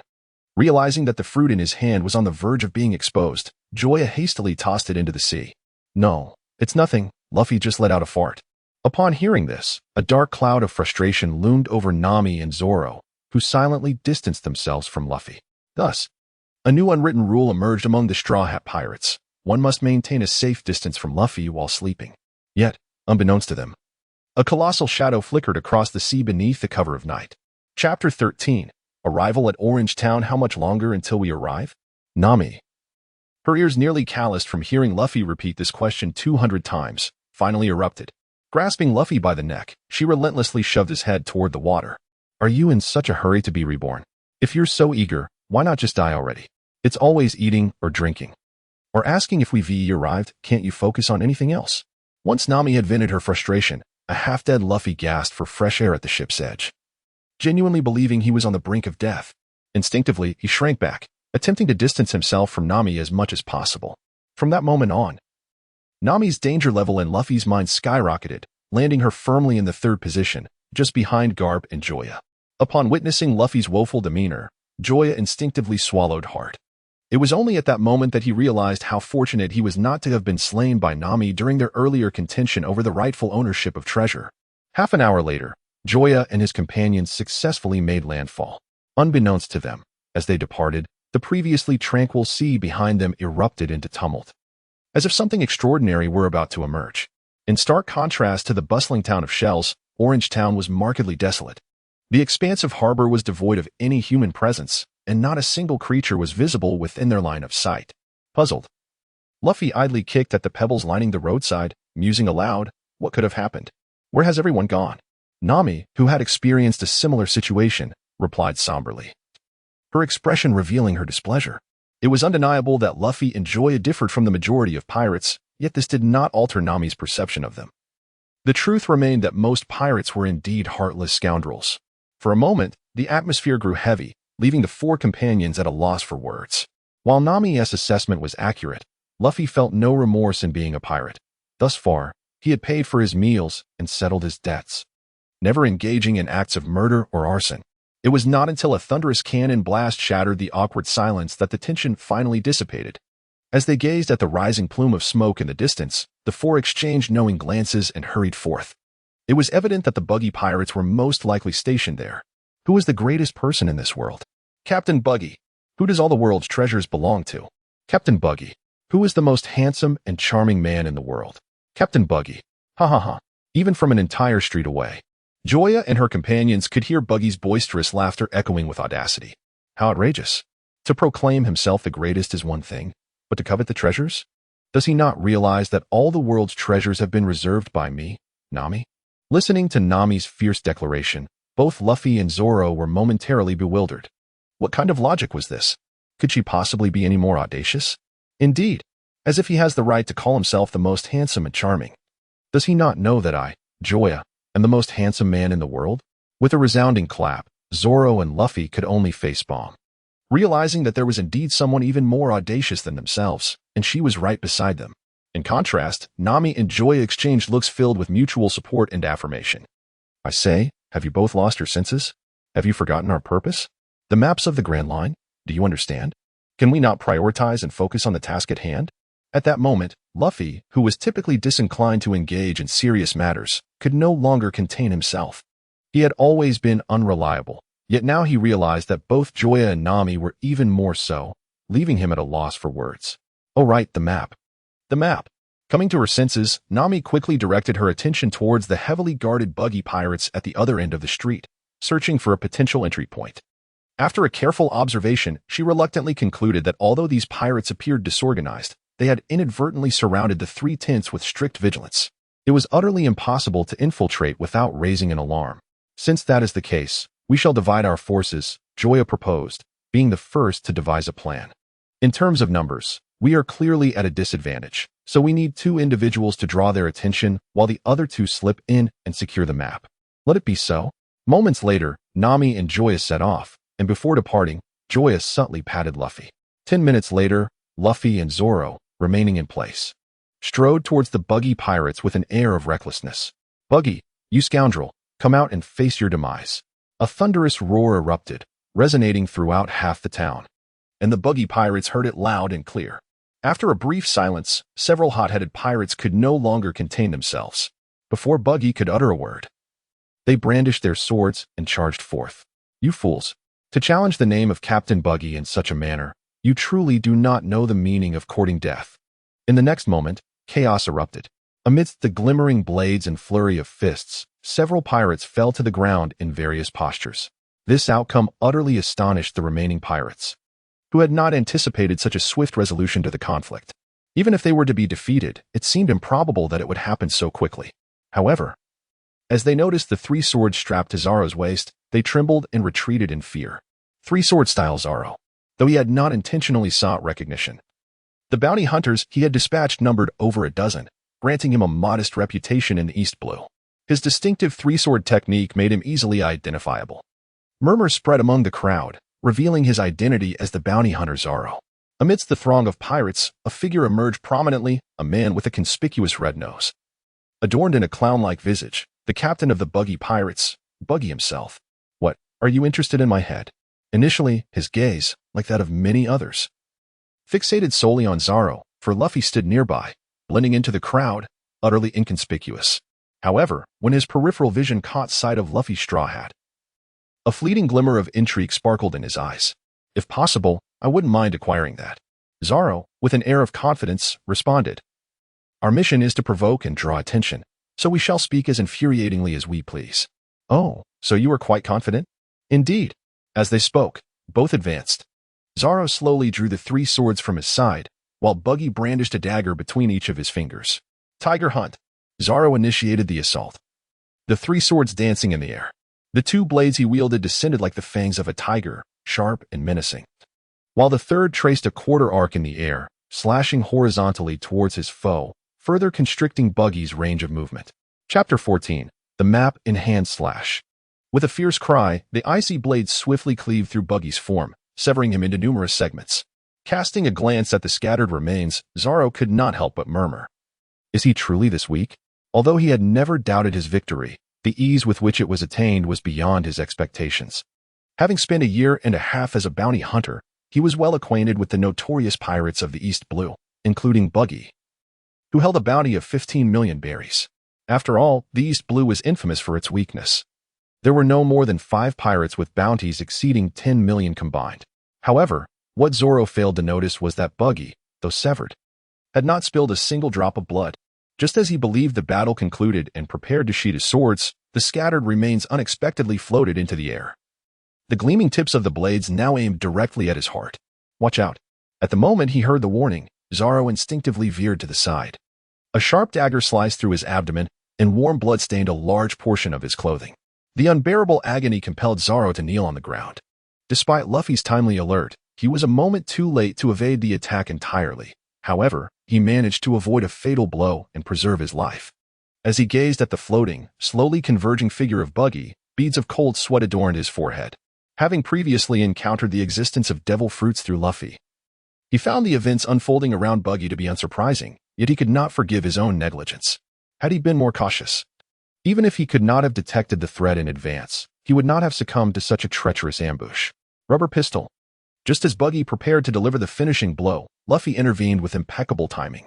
Observing the freely extended arm, Buggy could not restrain himself from asking, "Rascal, who on earth are you?" "I am Monkey D. Luffy, a man destined to become the Pirate King." The unexpected response left Buggy momentarily stunned, prompting him to scrutinize the youth before him once more, his gaze ultimately resting on the remarkably familiar straw hat. If he had harbored any doubts before, they were now dispelled. That had undoubtedly belonged to that scoundrel. Do you understand what it means to be the Pirate King, to boast such audacity? The Pirate King is simply the Pirate King. No further explanation is required. The candid answer and the innocent gaze rendered Buggy once again speechless. Even as someone who had once served as an intern on the Roger Pirates, he could not articulate what being the Pirate King truly entailed. Yet, the boy before him unhesitatingly provided his answer, a display of decisiveness and conviction that astonished him. Boom. Before he could ponder further, a tent behind him collapsed. As the dust settled, 5 figures emerged, divided into 2 factions, each eyeing the other with hostility. "You little brats, how dare you launch a sneak attack? Do you have no sense of martial ethics?" Observing the collapsed tent, Buggy finally came to a realization. Both the bounty hunter Zoro and the straw-hatted Luffy were merely distractions orchestrated by the enemy. Their aim from the outset had been to seize his treasured possessions. Hey, don't even think about escaping. Although the situation on Joya's side remained unclear, Luffy had no reason to allow Buggy to depart at this moment. "Machi, I leave these 2 thieves to you. I shall deal with Zoro." Casting a glance at the fallen Zoro, Koby, standing atop a unicycle, declared. To him, this was the perfect opportunity to make a name for himself in the East Blue. Should he succeed in severing that fellow's head, his renown would surely eclipse Zoro's, elevating him to a status rivaling that of a captain.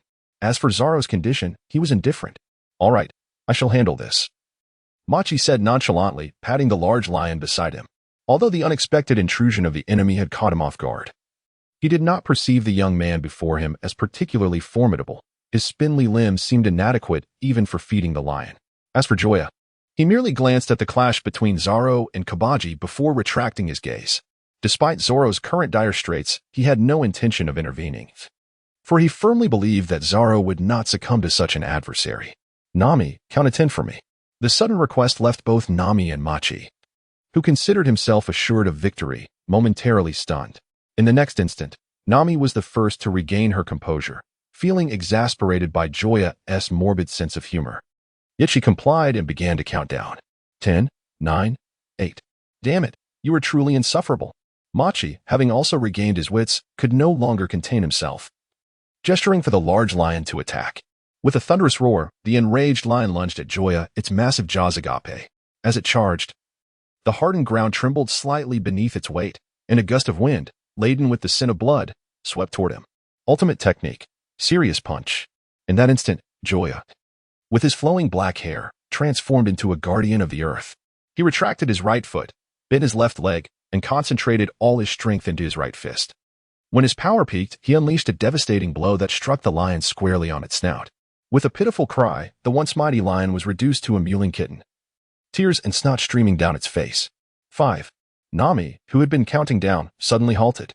Although she had long recognized Joya's prowess and doubted the lion would be a match for him, the ease with which he concluded the battle was beyond her expectations. The beast weighed several tons and charged like a moving mountain, yet it was vanquished by Joya with a single punch. So weak. Gazing at the fallen lion, Joya could not help but express his sentiments. Ever since he had drawn the Simplified Saiyan physique, he had repeatedly inflicted grievous injuries upon himself. Regrettably, such actions proved utterly futile, merely leading him to be perceived by Luffy as a masochistic weirdo.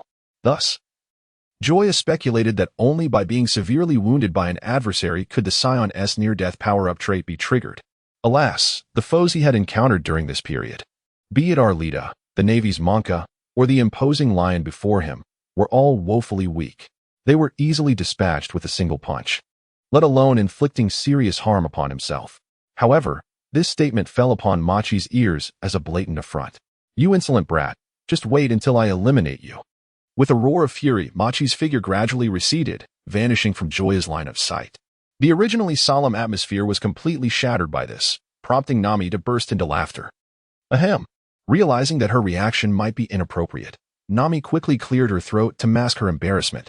Let us proceed to find the sea chart. At that moment, after witnessing Joya incapacitate the lion with a single blow, the remaining pirate lackeys dared not advance. They all fled without a trace. Consequently, within less than 2 minutes, Joya and his companion discovered the sea chart of the Grand Line, alongside the entire treasure of the Buggy pirates. Chapter 15. The Patient Buggy. Ah, how delightful. Breathing in the scent of money in her hands, Nami could hardly contain her joy. From the encounter with Alabasta until now, she had amassed nearly 20 million. Coupled with the 90 million left in the village, she had decisively surpassed 100 million. Upon returning to the village, she could finally purchase Cocoa West Village from Arlong. However, when her peripheral vision caught sight of Joya beside her, a twinge of guilt suddenly arose within her. Was she not deceiving them through her actions? What's wrong? Is there something on my face? Joya inquired, noticing Nami's unwavering gaze upon him. And no, I was merely contemplating whether to give you 100,000 berries as pocket money. Considering you have contributed a bit during these encounters, she replied, extending her pinky to demonstrate a height of less than a millimeter to Joya. In that moment, Joya gained a newfound understanding of the term thick-skinned. He had always believed himself to possess the thickest skin in the world, yet after hearing Nami's words, he finally recognized that there are always greater heights to reach and stronger tides to face. Suit yourself. Meanwhile, on the other side, several dozen meters away, as Joya and Nami emerged from the tent, Machi, concealed behind the artillery, seethed with fury, declaring, "I will obliterate you two wretched lovers." In the instant the lion fell with a punch, he realized he was no match for the young man. In a bid for survival and to eliminate his adversaries, Machi opted for a temporary retreat, intending to annihilate them with a specially crafted bazooka shell from his captain. With this thought, he retrieved a match to ignite the fuse, having already aimed the cannon at Joya and Nami. "Now, let's see if you can escape death," he cackled, believing that at such a distance, a direct hit from the captain's unique shell would ensure their demise. With a thunderous boom, the shell was propelled from the cannon, packed with explosives. As Joya sensed the impending danger, the projectile was less than 10 meters away. Reacting instinctively, Joya veered to the side. In the next moment, as his gaze flickered to Nami behind him, a flurry of thoughts raced through his mind. Resolutely, he retracted his foot and, while tumbling to shield Nami, activated the rubber abilities he had copied from Luffy, though not entirely transforming. Before Nami could comprehend the situation, the bazooka shell detonated. The deafening roar echoed as structures within a 10-meter radius crumbled, leaving behind a deep pit. The commotion drew Luffy and Buggy, engaged in battle, to the edge of the crater to assess the situation. In the center of their view, Nami, dazed and helpless, stared at the space where Joya had just been, catching sight of shattered bones and mangled innards. In that moment, her mind went blank. Trembling hands sought to cover his wounds. Yet the vast injury was beyond the scope of her 2 hands. "No, don't die, don't die," she murmured, as if in prayer, pleading for death to spare him. Meanwhile, Luffy, standing at the pit's edge, patted his chest and remarked, "Is that all? You nearly scared me to death." Moments ago, he had feared losing the navigator he had finally found. Despite Nami's previous attempt on his life, he had come to appreciate her presence over the past few days, which had made their journey exceedingly smooth. As for the gravely injured Joya, he chose to ignore him, convinced that Joya would be fine, though puzzled by his unusually slow recovery. Typically, he would have already bounced back by now. With this thought, he glanced at Machi not far away. Joya's survival was one matter, but his own injuries were another. Jet pistol, his arm elongated in an instant, and with a punch that struck Machi squarely in the face, the latter's terrified scream broke through the air. It was only then that the bewildered Buggy shifted his gaze from Joya to Luffy, confusion etched on his face, observing the man who appeared slightly furious. Buggy could not shake the feeling that something was amiss. The fellow had suffered catastrophic injuries to his back, yet he merely exhibited a flicker of anger. Should he not be engulfed in wrath, ready to fight to the death? Was it possible that he still lived? The mere thought made Buggy chuckle. With such grievous wounds, survival seemed inconceivable. If the man were to endure, Buggy would dare to bombard Marineford and take on the likes of Garp and the 3 admirals single-handedly. "Stop, you fool. I am your opponent." After a brief pause, Luffy and Buggy resumed their fierce clash. Meanwhile, in the pit, Joya lay furrowed in pain within Nami's embrace. His frown stemmed partly from the agony and partly from the information relayed by the observation technique. Name, Buggy. Age, 37 years and 5 months. Power level, 379. Charm level, 9 abilities. Chop Chop Fruit, Buggy Ball, Chop Chop Cannon, Ground Flight, Chop Chop, Clown Dagger, Chop Chop, Emergency Escape. Split personality. With just a slight margin separating him from the score of 380, Joya had grown weary of the commentary. After all, few could keep pace with Luffy, and he at least counted among them. Yet, the mention of split personality in the abilities section left him baffled. Could it be that the Buggy who had dared to escape from Impelled Down initiated a live broadcast during the Marineford War and briefly held the title of Warlord? Was in fact a lunatic? Upon deeper reflection, it did not seem entirely improbable. Thus, Joya succumbed to unconsciousness. Unlike Deadpool, he could control his rate of recovery. And if he wished to faint, it was no arduous task. He reasoned that if he could not comprehend the situation, it was best to cease pondering it. For no one could bring him harm. As long as he followed Luffy, the true nature of all, whether good or evil, powerful or weak, known or unknown, would gradually reveal itself. "You are truly foolish. Having evaded danger, why return? Do you not realize that I am unworthy of such devotion? I am but a charlatan. Sacrificing a life for a deceiver is a folly." Listening to Nami's heartfelt confession, the now awakened Joya feigned sleep, keeping his eyes closed until she finished speaking. "Where am I?" Upon opening his eyes, he found himself gazing into Nami's weary, tear-filled orbs. In the next instant, those once dim eyes brimmed with tears, large droplets cascading onto Joya's face. "Wah, you're finally awake." As she spoke, she gently cradled Joya's head in her arms. The unexpected softness and warmth enveloped him. Catching Joya off guard, the sudden wave of happiness left him momentarily speechless. Though he felt somewhat breathless, it was hardly a concern for someone like him, who possessed an immortal essence. Chapter 16. A kiss from Nami. Eventually, after an indeterminate period, Nami, having stabilized her emotions, suddenly realized that Joya had grown utterly still in her embrace. With this thought, she dared not hesitate any longer and swiftly released him, only to discover that Joya's face resembled a ripe apple, with blood trickling from beneath his nose. "Joya? Joya?" Yet, he lay there as if in a deep slumber, unresponsive. "No, please don't scare me. Wake up." At that moment, panic seized Nami. If Joya were to perish just like that, she would carry a lifetime of guilt. After all, he was her savior, having fought so hard to survive, only to be inadvertently suffocated by her. Such a fate would be a grievous betrayal. Cough, cough. Stop shaking me, please. If you keep this up, I might truly perish. At last, Joya gasped for fresh air, urgently halting Nami's frantic movements. Though the sensation of her bosom upon his face was undeniably exquisite, the suffocating lack of oxygen was painfully oppressive. "Are you truly all right?" Nami inquired, prodding at Joya's face, back, abdomen, and even his thighs. Even now, she felt as though she were trapped in a dream, unable to grasp that Joya had miraculously returned to life. Being one of the key participants, she was acutely aware of the severity of his previous injuries. His entire back had been stripped of both skin and flesh, and not a single vital organ remained unscathed. Had it been anyone else, with such extensive injuries, even the divine might have struggled to save him. Yet, Joya merely slept for a day and night, emerging as if nothing had transpired. It was nothing short of a medical miracle. What could possibly be wrong with me? Rather, Nami, did you not promise to mend my hat? Now that this fellow has awakened, could you kindly assist me? He produced the tattered straw hat, which bore 3 large holes, looking quite pitiful. Seeing Nami about to disregard him, Joya felt a surge of indignation. Though I may not perish from an explosion, the pain I endure is still very real. After enjoying such a brief respite, you cannot simply abandon me. Ouch, my elbow, my ribs, my stomach. Hearing Joya's cries of agony, Nami dared not retreat. She hastily placed his head upon her lap and softly inquired, "What is wrong? Does it all hurt terribly?" "Not entirely. My elbow and ribs ache, but my stomach is just hungry." Upon hearing Nami's words, it struck me that Joya, who had been in a deep slumber for an entire day and night, had not consumed a morsel of food throughout that time. Thus, I turned to Luffy and said, "Go fetch me something to eat." "No, you truly needn't concern yourself with him. He is merely feigning it. First, help me sew my hat." "You fool. Given his current state, how could he possibly be pretending? If you continue to chatter, you can sew the hat yourself." With a resigned sigh, Luffy complied.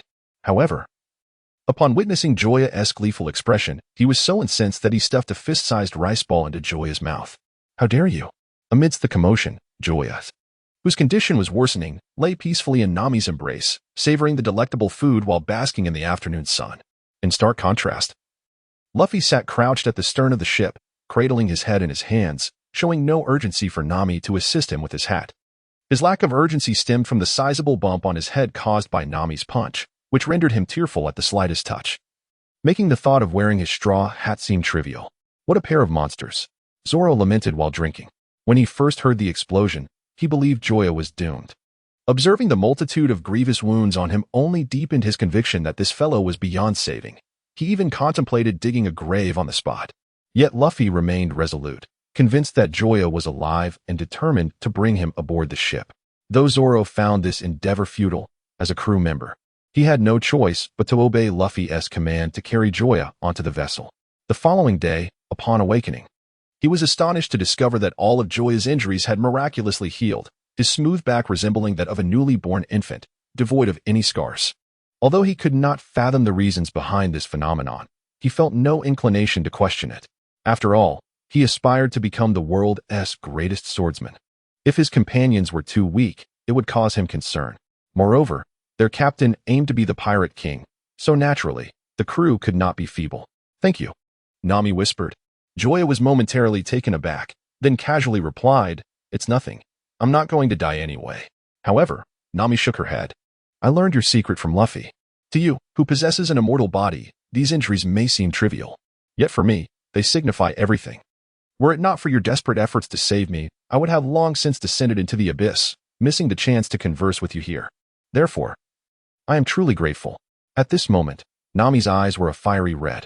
Only those who have truly faced death can comprehend the profound essence of life. The instant the cannonball exploded before her, she deeply regretted not resisting Arlong's tyranny from the very beginning. If life could be relived, she would undoubtedly fight to the bitter end, rather than submit and join the nefarious Arlong pirates, becoming one of them. In truth, a person like me is hardly worthy of your salvation, for I hush. Before Nami could finish her thought, Joya's finger was already placed gently upon her lips. "You are the navigator I have chosen. Unless I perish, no one shall harm you. Unfortunately, neither God nor Satan seems to favor me." Upon hearing these words, Nami both laughed and wept, tears flowing uncontrollably down her cheeks and splattering onto Joya's face. Since the age of 10, she had been a thief for a full 7 years. No one knew the struggles she had endured during that time. Despite possessing immense wealth, she had never dared to spend even a single cent. Until today, after 7 long years, she finally experienced the sensation of being protected once more. "You scoundrel! Daring to tease me." Yet, despite her words, her body honestly pressed its lips against Joya's. This action utterly bewildered Joya. As he registered what had just happened and instinctively reached out his tongue, Nami slipped away, feeling the lingering warmth and sweetness on her lips. Joya suddenly realized that his first kiss had vanished just like that. No, I must reclaim that kiss. It was my first. Get lost. Joya's words caused Nami, who had just mustered her courage, to feel shy, to mask her anxiety and embarrassment. She promptly moved to the other end of the ship to help Luffy sew his hat, not daring to look Joya in the eye. Chapter 17. Garp takes action. Casting a glance at Zoro and Luffy, who were enjoying the spectacle, Joya found himself eagerly anticipating their upcoming journey to Syrup Village. It wasn't the encounter with Usopp he looked forward to, but rather the birth of the Going Merry. Otherwise, engaging in mischievous deeds without any cover under the scrutiny of 2 pairs of 24K titanium alloy eyes would be rather awkward. Shaking his head, a satisfied Joya turned his gaze to his personal panel, a sense of anticipation brewing within him. Name: Joya. Age: 17 years and 15 days. Strength: 317. Charm: 29. Personal abilities: Immortal Body, Simplified Saiyan Physiology, Eagle Eye Reconnaissance Technique. Replication Fruit Ability: Rubber Fruit. Observing the newly acquired Taoist power and charm, Joya felt a sense of pride. Behold, I am indeed exceptional. My irresistible charm even surpassing that of Nami. Simultaneously, I have confirmed the efficacy of the Simplified Saiyan physique. It proves advantageous only when one is gravely injured or near death, although its enhancement is not as potent as the 6 styles. The latter can only be utilized 6 times, whereas the state of being severely wounded or on the brink of death is boundless. 6 meals in abundance. Yet Joya remains discerning. As Joya glanced at Luffy and Zoro nearby, he noted that their prowess had also seen some growth. Name: Luffy. Age: 17 years and 43 days. Strength level: 381. 386. Charm level: 15. Personal ability: User of the Gum Gum Fruit, capable of Gum Gum Pistol, Gum Gum Machine Gun, and more. Name: Zoro. Age: 19 years and 103 days. Strength level: 305. 311. Charm level: 16. Personal ability: Master Swordsman capable of cutting through iron. After some contemplation, Joya nodded to himself. While Luffy's strength level of 381 was formidable within the East Blue, it was evidently lacking compared to his performance in the Grand Line. It appears that I am not the only one making strides. Everyone is diligently striving to grow stronger. Out of curiosity, Joya also cast a glance at Nami. Name: Nami. Age: 18 years and 2 months. Strength level: 15. Personal abilities: Cartography, Navigation, Meteorological Observation, and the infamous Coup de Burst. As Joya's gaze fell upon the final 2 entries in the personal abilities section, an inexplicable shiver coursed through her body, instinctively tightening her legs. The only 2 offensive skills she possessed were aimed squarely at a man's vital points. It was evident that this rose was not so easily plucked. This time, we shall split into 2 groups. Nami and I will take one route, while the 2 of you will take another, Joya declared suddenly as they approached Syrup Village. Why not stick together? Isn't it better to have everyone? The lively Luffy was the first to voice his opposition. Not at all. For being with you guarantees nothing but trouble, Joya retorted. How can you say that, considering you were the one who, Luffy began, but before he could finish. Joya swiftly covered his mouth and whispered in his ear, if you dare mention that incident again. Don't blame me for revealing your embarrassing secret of wetting the bed at 15. With that, she shot him a fierce glare.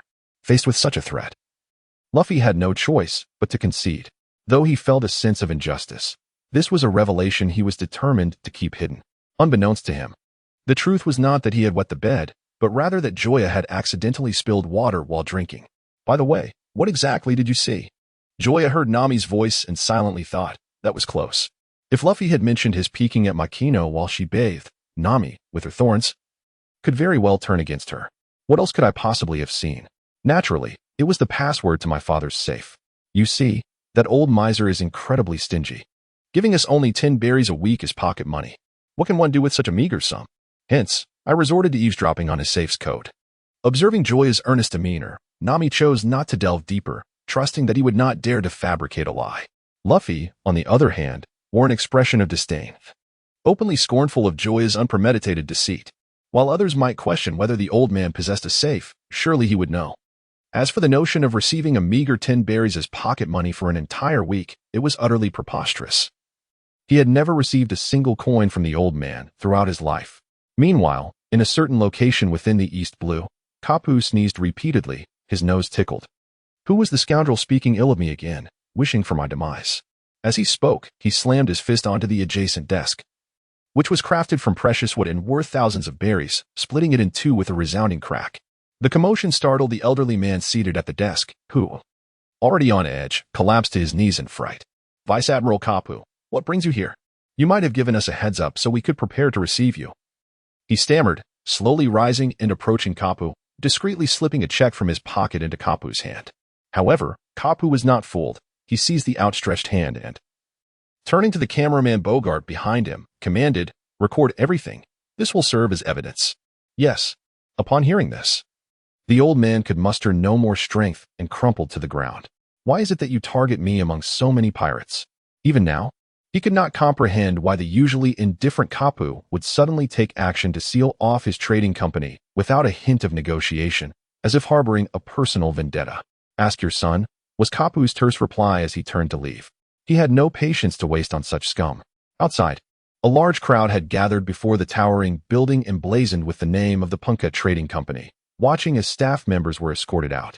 A courageous journalist among them shouted, "Colonel, what crime has the Monka Trading Company committed to warrant such a collective raid?" Indeed, what crime? As the crowd grew increasingly raucous, the Navy colonel, who had initially intended to remain silent, begrudgingly responded, "The Monka Trading Company colluded with pirates to obtain ill-gotten gains. Henceforth, it is to be completely sealed." On another front, Joya and his companions finally arrived at the village of Siribu. Yet, scarcely had they stepped onto the island when they heard the faint sounds of projectiles slicing through the air. "Ah!" Luffy exclaimed as he jumped around, having been struck. Joya turned to the nearby thicket, his expression fierce. "Dreadful pirates, you have arrived too late. This village now belongs to the Usopp pirates, and to enter, you must first seek the permission of my 8,000 soldiers." Observing the seemingly formidable yet evidently fragile Usopp, Joya smiled slightly and said, "I'll leave this to you. We shall take our leave." With a wave to Zoro and Luffy, Joya led Nami away. "Halt. If you take another step forward, my 8,000 brothers and I will be compelled to act." Chapter 18, Infiltrating the Villa. 8,000. "I see only 3, Joya remarked before turning to depart, leaving Usopp in a state of bewilderment amidst the wind. "Is this already exposed? I thought I had concealed it rather well. Where did I go wrong?" In that moment, Usopp experienced for the first time the dread of being dominated by Joya. "Quickly tell me, what wicked scheme have you concocted this time?" Not far from their exit, Nami could not contain her curiosity, her eyes sparkling like a cat catching a whiff of fish. "Do you truly believe I am that sort of person?" In response, Nami fell silent, merely nodding repeatedly. Joya felt a profound ache in her heart. Although she indeed harbored mischievous intentions, being so mercilessly exposed by Nami inflicted 1,000 points of damage upon her body and soul. "Oh heavens, bring back that gentle and shy Nami to me." Ahem. "My plan is as follows." As Joya elaborated, Nami's eyes gradually curved into crescent shapes, her lips curling upward with a hint of mischief. "You are so wicked. I absolutely adore it." Hee hee. Amidst a spine-chilling laughter, their silhouettes vanished, heading straight for the villa atop the hill. "Miss Kaya, it is time for your medication." In a tidy room, a golden-haired girl gazed listlessly out of the window. Although she was undeniably beautiful, a lingering sorrow clouded her brow, and her pale skin evoked a sense of sympathy. She did not intentionally ignore the butler's reminder. Rather, she was somewhat weary of this existence. She felt like a canary trapped in a cage, separated from the outside world by merely a window, yet unable to escape. "Miss Kaya?" Noticing her indifference, the butler, Clabattle, gently prodded her once more. Curiously, as he spoke, he instinctively adjusted his slipping glasses with his wrist, which appeared rather peculiar. "Fine, I understand." Just as she was about to withdraw her gaze, a flicker of movement caught her eye. 2 unfamiliar young individuals stood at her doorstep, conversing with the guards. Unable to suppress her curiosity, she inquired, "Clabattle, do you know those 2? Are you aware of their purpose?" Upon hearing this, Clabattle approached the window, following the direction of Miss Kaya's finger. "I do not know them. Please take your medication. I shall investigate the matter." As he spoke, he turned to leave. "Sir, you may not permit me entry, but surely you could summon someone in charge? Our ship was wrecked by the tempest, and with no cash on hand. I hope to exchange some treasures for passage home. Why can't you show a little leniency? Go play elsewhere. This is not a pawn shop, and we do not handle cash exchanges. Besides, how can we ascertain your character? What if you are merely masquerading as a traitor, intending to infiltrate and commit piracy? Would that not place Miss Kaya in peril? In short, you are not allowed inside." Goodness. Listening to the gatekeeper's reasoning, Joya could hardly contain his admiration. "My friend, you are undoubtedly the greatest prophet in history. Even if an elderly lady were to fall, I would not assist her. It is you who commands my respect. Since my arrival, I have uttered no more than 131 words, yet in this brief span, you have deduced my piratical intent? Surely, that is extraordinary. What is happening? Who are they? The voice preceded the figure. Turning around, a man clad in a black suit approached with measured steps. Clabatel, who are these two? Though others referred to the man as Clabatel, to Joya, he was known as Clo, nicknamed the Master of Schemes. I sincerely empathize with your predicament, but regrettably, we are powerless to assist. With that, Clabatel turned to leave, even gesturing for the gatekeeper to expel Joya and his companion. Is that truly the case? What a pity, for I had intended to sell you a cherished heirloom at a bargain. As he spoke, Joya produced a diamond larger than a pigeon's egg from his pocket, its facets catching the sunlight and scattering dazzling rays. In that moment, Clabatel, who was preparing to depart, found himself rooted to the spot. Such a monumental diamond. Even he had never encountered, its worth would surely exceed several million berries, and with proper promotion or auction, it could fetch over 10 million. Though he had meticulously plotted how to seize Miss Kaya's fortune, who could resist money that was so readily offered? I apologize, my previous demeanor was presumptuous. Do you truly intend to sell this diamond at such a low price? Ah, if it were up to me, I would not wish to part with it. But alas, I am in dire need of funds. If your master is willing to purchase it, I am open to selling, provided the offer is reasonable. As he spoke, Joya's eyes lingered on the diamond with a sense of reluctance. In that case, may I request that you both accompany me inside for further discussion? My apologies for the inconvenience. As Joya and Nami followed Clabatel into the villa, Nami's perception of Joya evolved profoundly. Suddenly, her widened eyes reflected an understanding of the deeper truths behind falsehoods. Ever since Joya spoke of the formidable Clabatel, renowned 3 years ago as the notorious Captain Kuro, a persistent shadow loomed over her heart. The name Kuro echoed in her mind, even at the tender age of 15, having frequently encountered it through the whispers of others, leaving an indelible mark on her memory. As the captain of the Black Cap Pirates, he was infamous for his cunning strategies and meticulous planning, boasting a bounty of 16 million, surpassing even Buggy, who possessed the power of a devil fruit. Yet, this astute individual had so easily placed his trust in Joya, suggesting that her presence was far more perilous than Kuro's, implying a disparity in their levels of danger. At that moment, Nami felt grateful to count Joya as an ally. Had he been an adversary, she mused, she might have perished the instant they first crossed paths. However, the thought of his sacrifice for her well-being dispelled her worries like mist in the morning sun. After arranging for Joya and Nami to settle in the reception room, Kuro remarked, "Please wait a moment while I summon Miss Kaya." It must be said, this Miss Kaya truly possesses considerable wealth. Surrounded by the exquisitely decorated room, Nami could not help but marvel. A mere glance allowed her to estimate that the renovation of this reception area alone must have cost no less than 200,000 to 300,000 berries. And this was just one room. If one were to consider the entire villa, the renovation expenses would easily amount to several million. Furthermore, when factoring in the construction costs and workers' wages, it could be surmised that this villa would not be worth less than tens of millions. Chapter 19. A Veiled Critique. Greetings. I am Koya. Upon the unexpected visit from Joya and Nami, Koya, as the hostess, felt not a hint of rudeness but rather a sense of delight, for at last there were companions to share tidings of the outside world. Hello, I am Joya. I am Nami. Once the three were seated, Koya spoke first. I have heard everything from Clabatel. I am truly sorry for your plight. I can provide you with your travel expenses back home at no cost. As for the diamond, after a moment of contemplation, she continued, perhaps you should keep it, for it is your family heirloom and should not be hastily sold. Should it not? In that instant, everyone was taken aback. Neither Joya, Nami, nor the disguised Clabatel, Clo, had anticipated Koya's response. Under the gaze of her clear, untainted eyes, Joya suddenly felt wretched. If Koya were an angel, then she considered herself a devil. In ordinary circumstances, most individuals would seize the opportunity to negotiate a lower price for the diamond they possessed.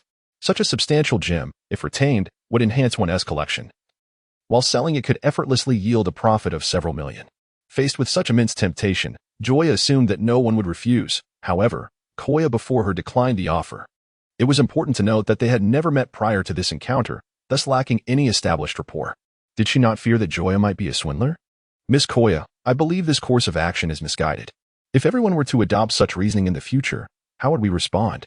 Clo, who had already envisioned the diamond as his, quickly interjected, unable to accept the notion of letting such a prize slip away. Hearing this, Joya, who had initially given little thought to the implications, began to waver. She was kind-hearted, yet not naive. Once a precedent was set, it was inevitable that others would follow suit, regardless of authenticity, leading to potential complications. Although she wished to retract her previous statement, words once spoken could not be taken back, and Joya found it difficult to alter her position. At this moment, Joya, perceiving Koya's inner conflict, took the initiative to say, "We appreciate your kind intentions, Miss Joya. However, adhering to the principle of not accepting handouts is a family tradition of ours. Your willingness to purchase this diamond is already a tremendous assistance, and we would prefer that the matter of complimentary travel expenses be set aside." Regarding this diamond, Joya harbored a profound indifference towards it. The reasons for presenting it were twofold. Firstly, it served as a means to gain entry into the villa. Secondly, there was a genuine desire to sell it at a bargain to Joya, considering that the entire Golden Mary was financed by Joya. In comparison to a brand new vessel, what significance does a solitary diamond truly hold? Observing Joya, who adeptly alleviated her embarrassment, Kaya generously declared, "In that case, you may set the price as you wish. I shall not refuse." 1,000,000 berry it is, Joya promptly replied, placing the diamond into Kaya's hand, as if fearing she might reconsider. Well, that seems acceptable. Although Kaya was not well versed in the market, she complied with Joya's valuation and instructed her servants to fetch the money. As the price was settled, Rock, who had initially intended to dissuade Kaya, retracted his outstretched hand in silence. Despite maintaining a calm exterior, his inner turmoil surged, profoundly shaken. His estimated value for the diamond stood at 5,000,000. He could tolerate any figure beneath that. Thus, when he heard Kaya permit the other party to name their price, he felt considerable reluctance. Little did he anticipate that the offer would be merely 1,000,000. This meant that a simple resale could yield a profit of 6 to 7,000,000, akin to a windfall, or rather, a shower of currency from the heavens. At that moment, Rock's perception of Joya underwent a complete transformation. The suspicion and wariness in his gaze dissipated, for he could conceive of no one better than Joya in this world. Who else, apart from him, would voluntarily approach to bestow wealth? Even Kaya, in her naivety, would not do so. Otherwise, he would not have concealed his identity and served as a steward for 3 years. While awaiting the arrival of the funds, Joya suddenly remarked, "By the way, your security system appears rather inadequate." At her words, Nami and Chloe, who was pouring tea nearby, were momentarily taken aback. Instinctively, Nami clenched her hands, her heart racing in anticipation. It has begun. It is finally commencing. As for Rock, both his current role as steward and the impending plan heightened his sensitivity to the notion of security. "Is it?" Kaya replied, puzzled, as she did not perceive any issues with her home security. Over the years, nothing had ever been lost, nor had there been any intrusions. Generally speaking, it sufficed, however. It would prove insufficient against ruthless pirates. Pirates? How could we possibly encounter pirates? Kaya's confusion deepened. Their village was not situated in a bustling maritime region. Rather, it was quite remote, with few outsiders visiting, and pirates had never been seen. Originally, I believed the same, but not long ago. We were pursued by pirates just 30 nautical miles from here. In a state of panic, our vessel was then beset by a storm, leaving only the 2 of us alive. At this moment, Nami and Joya were enveloped in sorrow, seemingly struggling to recover from the calamity that had befallen them. Upon hearing Joya's harrowing tale, Kaya suddenly felt a wave of apprehension wash over her. The distance of 30 nautical miles is neither excessively far nor particularly close. Typically, a common vessel can cover that in a mere 2 hours. You cannot fathom the terror that those pirates embody, engaging in heinous acts of arson, slaughter, and plunder. Especially the notorious Black Cat pirates. They have pillaged a staggering 1,391 merchant ships and devastated 573 villages. Had it not been for their captain being executed by the Navy 3 years ago, these figures would undoubtedly have doubled. Listening to Joya's account, Kaya felt increasingly anxious, her gaze darting nervously around, as though the Black Cat pirates were lurking nearby. "Surely, they cannot be that terrifying," Kuro interjected, unable to contain himself.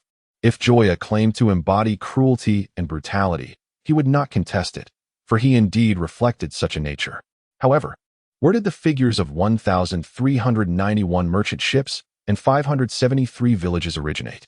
The Black Cat pirates, since their inception, had scarcely existed for 5 years.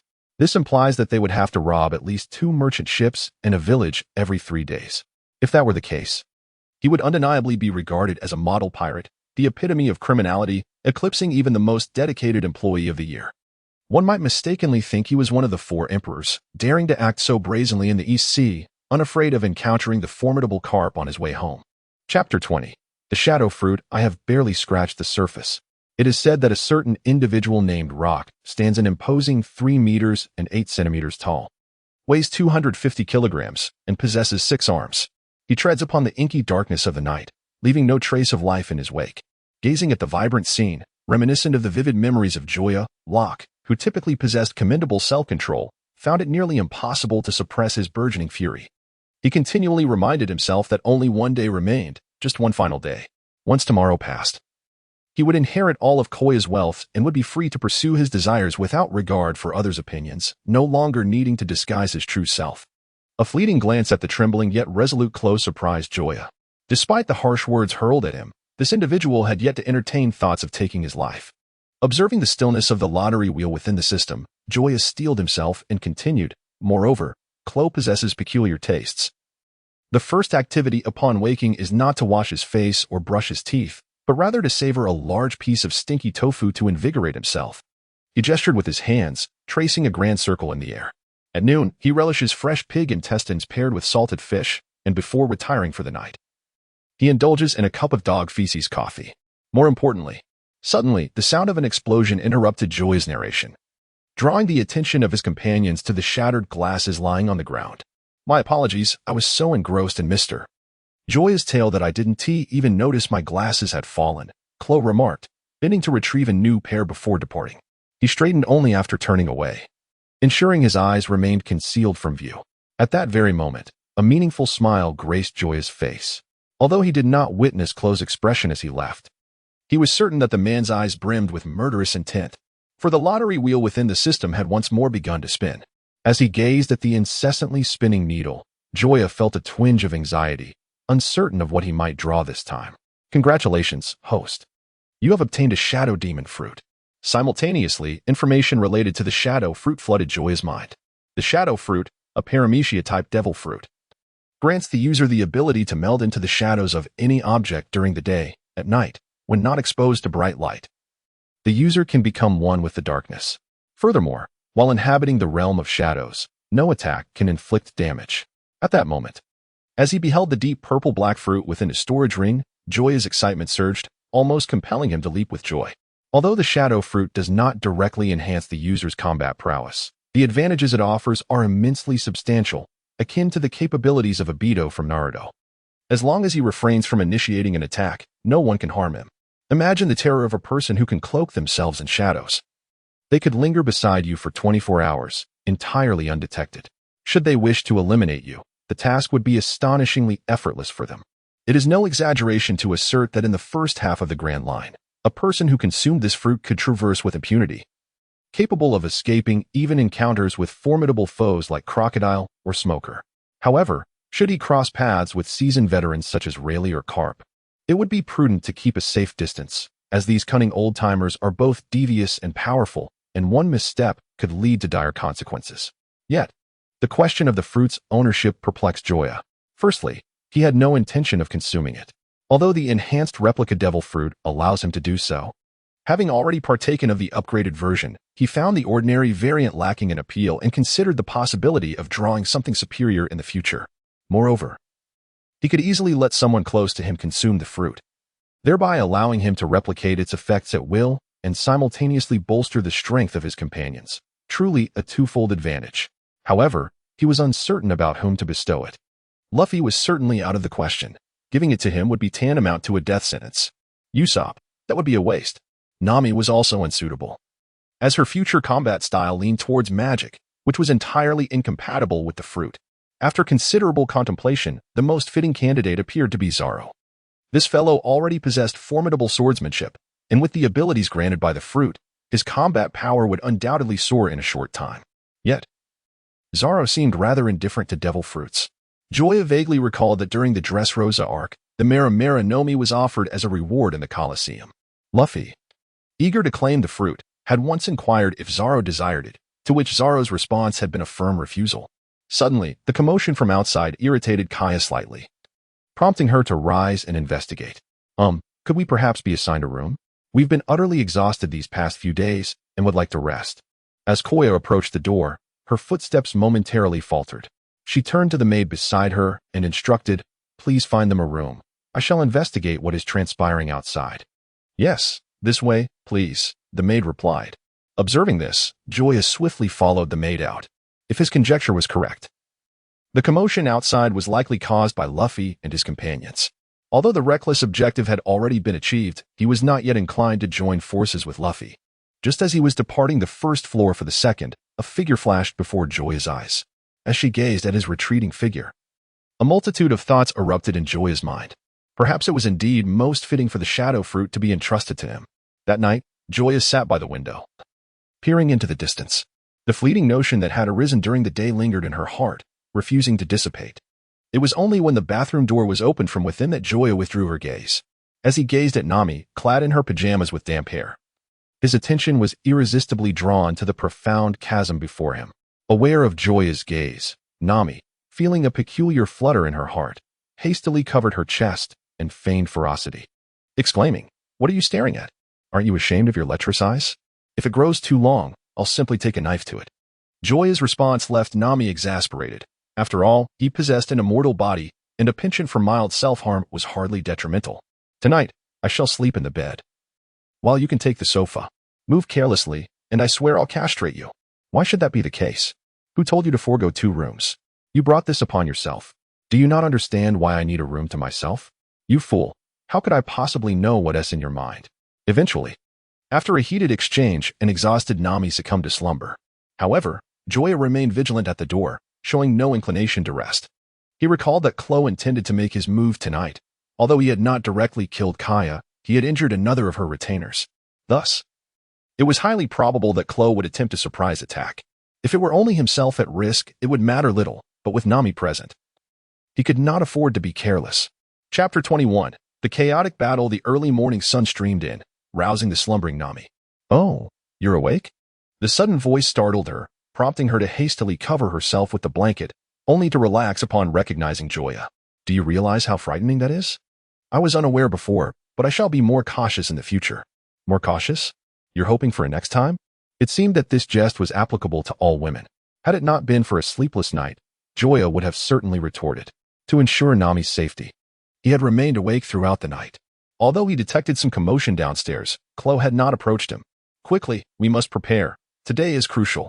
Just 3 minutes earlier, Chloe and Kaya had already departed in succession.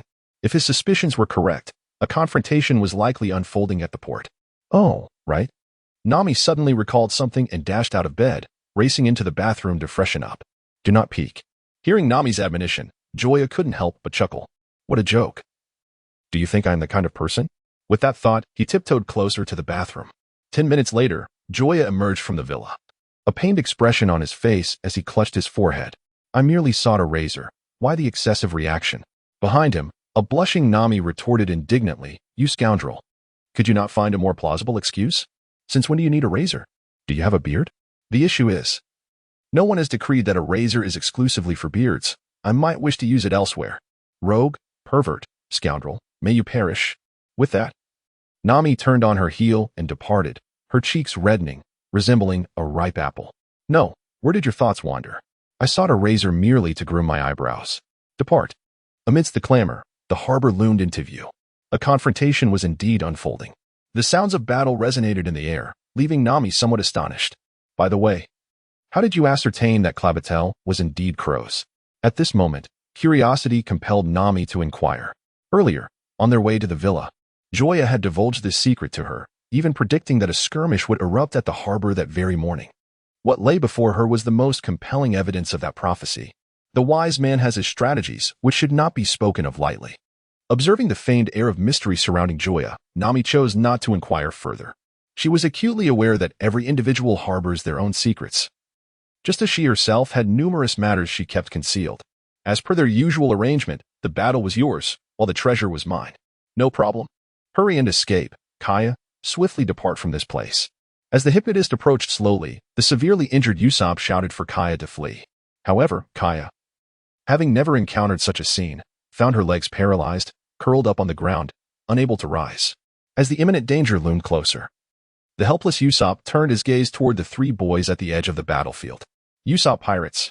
Quickly, take Miss Kaya as far away as possible. Yes, yes. The three boys, recovering from their shock, were just about to assist Kaya in her escape when an unusual voice interrupted them. Apologies for my tardiness. In an instant, all eyes were drawn to the two figures who had suddenly appeared. Luffy and Zoro were filled with joy, while Kuro bore a look of resentment. And the others were left in a state of bewilderment, uncertain of the newcomers' identities. You idiot, Joya, where on earth have you been? Did you stumble upon a delightful restaurant and sneak off to indulge in some meat? At this remark, a collective vein of frustration appeared on the foreheads of nearly everyone present. Brother, we are in the midst of a battle. Can you please pay attention while speaking? You've completely shattered the atmosphere. Gazing at the familiar duo, Locke ominously remarked. So you are in cahoots, are you? What of it? Does it impede your enjoyment of stinky tofu? You seek your own demise. Unable to contain his fury any longer, Crow lifted his clawed hand to strike at Joya. He had intended to wait until Koya's matters were resolved before dealing with Joya and his companion. Yet now, Joya had the audacity to mention past grievances right before him. Such humiliation was intolerable for Crow. Iron block. In a critical moment, Joya summoned every muscle in his body, transforming his supple form into one as formidable as steel. With a sharp crack, Nami, standing beside Joya, felt a painful reverberation in her ears.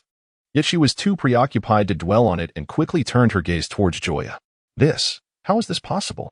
As she gazed upon Joya, whose clothes were torn yet whose skin remained unscathed, Nami, despite being a teammate, found it hard to believe the surreal scene before her. She was not alone in her disbelief. The entire assembly shared her incredulity, some even pinching their companions to ascertain the reality of the moment. It was only upon hearing the sharp intake of breath from her comrades that the truth dawned upon them. Curse you. Who are you? Kuro, realizing something was amiss, instinctively distanced himself from Joya. He could not fathom the phenomena occurring with the other. Why did the blade strike against flesh produce a sound akin to clashing steel? Joya's physique seemed forged from iron. Kuro was certain that this was not the result of a devil fruit ability, as Joya's form had remained unchanged throughout. At that moment, Joya directed his eagle-eye reconnaissance technique towards Kuro. Name: Kuro. Age: 33 years and 9 months. Combat power: 351. Charm value: 14. Personal abilities: Silent Step. Spoon raising an eyebrow, Kuro was taken aback by the combat power displayed, while the abilities of Silent Step and Spoon were enigmas to him. Enough with the trivialities. Prepare to face my attack. 3 minutes later, observing Joya, who was panting with hands on his hips, Kuro exhaled a sigh of relief, saying, Is that all? I expected something far more formidable. You coward. Don't you dare run. Ha. If you have the guts, come chase me. At this juncture, Kuro began to comprehend the situation. Although Joya wielded formidable defense with his iron block, he bore a fatal flaw: his inability to move. Furthermore, Joya's speed was inferior to that of the straw-hatted boy nearby, making it impossible for him to land a blow. Luffy, this one is yours. Don't hesitate to knock him out. Though begrudgingly acknowledging his limitations, Joya realized that with Kuro employing Silent Step, landing a hit would be exceedingly difficult. He pondered how Kuro had mastered such a technique. It bore similarities to the shave from the Six Powers, yet Kuro's speed exceeded his expectations, leaving Joya frustrated as he found himself unable to catch his elusive opponent. Striking the air with all his might would not claim a life. Leave it to me. I've been itching to send him flying. With a swift exchange of positions, the tide of battle shifted dramatically. Joya charged into the ranks of ordinary pirates with the ferocity of a tiger among sheep, delivering powerful punches that rendered his foes speechless. Chapter 22. Defeat. Similarly, Zoro, wielding 3 swords, showcased astonishing combat prowess against the last remaining officer of the Black Cat Pirates, Buggy, despite his injuries. The flurry of blade strikes was relentless, establishing an undeniable advantage, making victory merely a matter of time. The only uncertain variable was Kuro. Even Luffy, endowed with the aura of a protagonist, found himself at a disadvantage. Kuro's speed was simply too overwhelming, although his combat power was slightly inferior to Luffy's. His near-maximum speed rendered him virtually invincible. Rubber. Machine gun. After enduring several blows, Luffy decisively unleashed a wide-ranging attack. His fist struck rapidly, creating shadows that tore through the air like rhythmic drumbeats, crashing towards Crocodile, with the heavy atmosphere resonating with the sound of whistling winds, reminiscent of a tempest. Is that all you've got? While evading, Crocodile did not hesitate to taunt Luffy, aiming to disrupt his mental state. The effect was immediate and palpable. Frustrated, Luffy intensified his onslaught, his strikes growing ever more ferocious, yet his technique began to falter, allowing Crocodile to evade with increasing ease. Finally, Luffy concluded his engagement by delivering a punch that incapacitated the hypnotist Sango. He wiped away non-existent beads of sweat from his forehead, feeling a sense of closure on his end. Bored, Joya surveyed the battlefield and chanced upon Zoro, who, having gained an undeniable advantage, prepared to deliver the final blow. Tiger Hunt. Zoro descended like a ferocious tiger, his twin blades slicing through the enemy's defenses, landing a decisive strike upon the foe's chest. Booch, down. However, upon witnessing Luffy struggle on the other side, Joya instinctively complained, "Luffy, you're so slow. How can someone so weak take so long to defeat? Shut your mouth." With a mere utterance, both combatants simultaneously broke their focus, momentarily ceasing their battle to glare menacingly at Joya.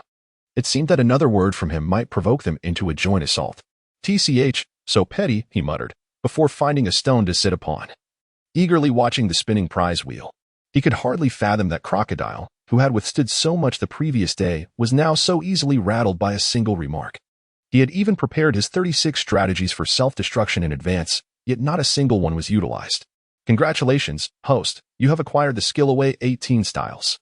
Huh? Joya stared in bewilderment at the additional skill under his personal abilities. "This doesn't make sense. We are in the world of pirates. How could I draw a technique from one beneath? I lack spiritual energy, and even if I learned it, I wouldn't be able to execute it." However, upon examining the detailed explanation of the skill provided by the system, enlightenment struck him. It turned out that this away 18 styles was entirely different from the one he initially considered. Such intricate techniques would require thorough study. As he immersed himself in the system's extensive description, replete with colorful illustrations, a wicked grin crept across his face.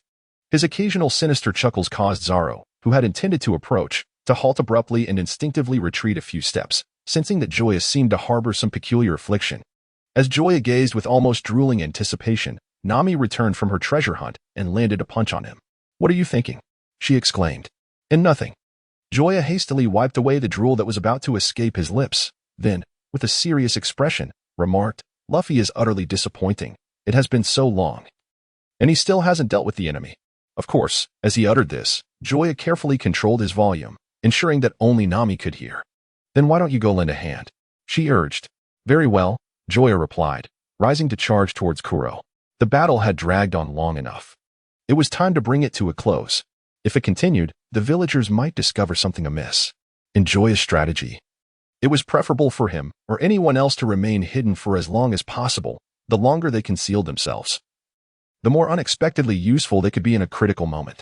"Kuro, your grandfather is coming." Upon hearing Joya's voice, the composed Kuro felt veins bulge on his forehead. Despite rationality advising him not to lose focus, his raging fury overwhelmed any semblance of reason. Die. Kuro decisively abandoned his confrontation with Luffy. Wielding his sharp claws as he lunged at Joya, the glint of his blades reflecting a chilling light under the sun. "Bring it on." Joya did not flinch or evade. Instead, he charged directly at Kuro. In the next moment, Joya's fist made contact with Kuro. However, Kuro remained unfazed, accrual as Joya slowly raised his head. His pupils abruptly constricted. Just as he contemplated retreating, he discovered that an unexpectedly bloodied hand had firmly grasped his shoulder. "What's the matter? Weren't you quite adept at fleeing? Why not run now?" In that moment of sheer terror, Klo failed to realize that his own words perfectly applied to his situation. "Why the hell aren't you running?" A powerful punch landed squarely on Klo's pretentious face, shattering his fragile glasses and sending him crashing to the ground. Yet Joy's assault did not cease there. He first wrenched the blade embedded in his body from his flesh, then unleashed a flurry of punches upon Klo's face. Although Klo attempted to retaliate more than once, the earlier blow had disoriented him, stripping him of any remaining strength. In mere moments, Klo was drenched in blood, most of which belonged to Joya, whose wounds were significantly more grievous. At a certain point, just as Klo was on the brink of unconsciousness, he heard an astonishing remark. As he mustered the strength to inquire further, a crimson fist loomed large before him, and then there was nothing. "Damn, that hurts." Joya merely shifted his body, the sound of cracking bones echoing ominously. Then, under the astonished gazes of Usopp, Kaya, and others, the grievous wounds that exposed bone began to heal at a visibly rapid pace. "Who on earth are you?" Usopp, rendered speechless by shock, blurted out. Even he, a habitual liar, had never imagined that a person's physical prowess could reach such extraordinary heights, sustaining injuries that would typically claim a life multiple times, only to fully heal within mere breaths. This was beyond human capability. It was divine, a true god in every sense. Chapter 23. Submission. My name is Joya. Please do not worship me. I am merely a legend. Worship you? Nonsense. Could you not find a less destructive way to fight? Do you realize how much clothing you are wasting? Clothes do not come free, you know. Without granting Joya an opportunity to continue his display of bravado, Nami, who had approached from behind, spoke bluntly. In response, Joya could only sigh in resignation. However, he had to concede that his fighting style was indeed rather wasteful of attire. So he chose not to argue with Nami. Casting a glance at the incapacitated Klo, Joya weakly suggested, I doubt they will dare to return. Let us head back. We didn't even have time for breakfast this morning, and I am nearly starving. Upon hearing the word hungry, Luffy, who had been full of energy just moments before, instantly wilted, resembling a dried cucumber. Meat. I want to eat meat. Observing the two individuals who were deliberately putting on a show of disarray, Koya, who had been on edge, finally allowed a hint of a smile to grace her lips. If everyone doesn't mind, you are welcome to visit my home. I assure you, there will be plenty of food. All right then, let's go to Koya's house. Without granting anyone a chance to decline, Luffy commanded decisively.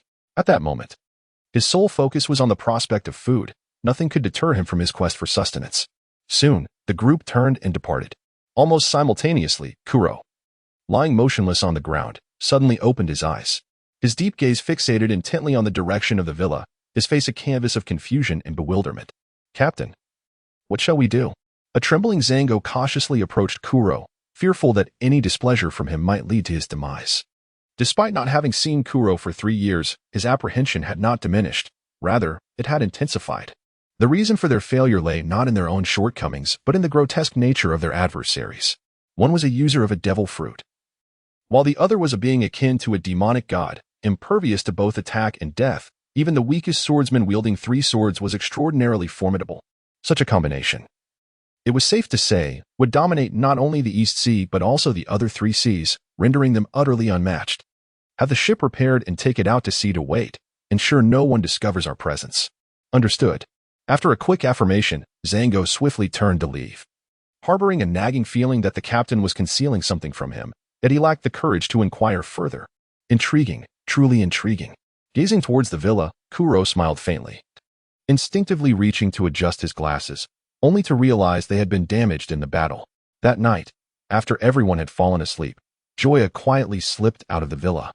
20 minutes later, upon seeing Kuro standing by the sea, Joya softly remarked, It seems I was not mistaken about you. Speak.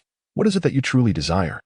Kuro was not surprised by Joya's appearance. After all, just before losing consciousness, the man had instructed him to wait. A sixth sense whispered to him that this meeting might alter the course of his future life, compounded by the recent failure of his scheme to seize Koya's wealth, leaving him momentarily at a loss for a better path. As for the potential danger, he dismissed it. If Joya truly intended to kill him, he would have had no need to wait until now. He could have done so in broad daylight. I want you to obey me from now on.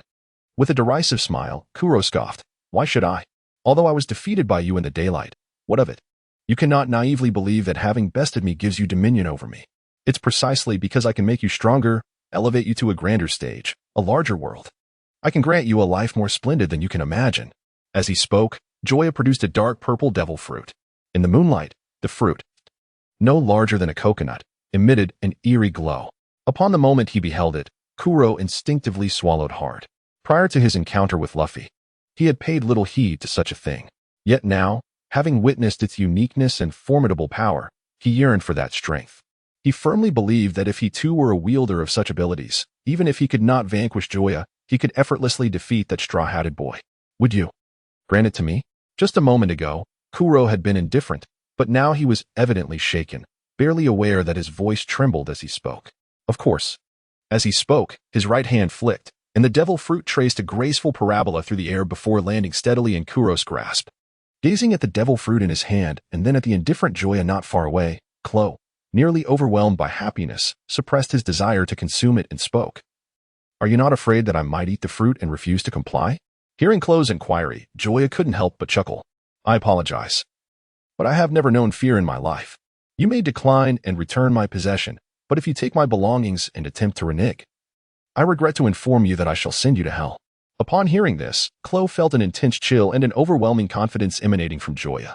It seemed to him that the devil fruit he so desperately coveted might not hold much significance. Nor did he worry about whether consuming it would lead to a sudden attack against him. Such a person could either possess immense self-assurance in their abilities or be a fool. But could Joya truly be a fool? If he regarded Joya as one, then he himself would be the greater fool. With this thought, Klo had arrived at an answer, yet he prudently asked, "What do you require of me?" Joya, understanding that Klo was intrigued, replied, "Rest assured, I will not send you to your demise. I need you to infiltrate the underworld, build your influence, gather intelligence, and, when necessary, fight alongside me. In essence, you shall be my eyes and my shadow." At this, Klo comprehended the implications. "Very well, I shall take on this responsibility." With that, he bowed deeply to Joya.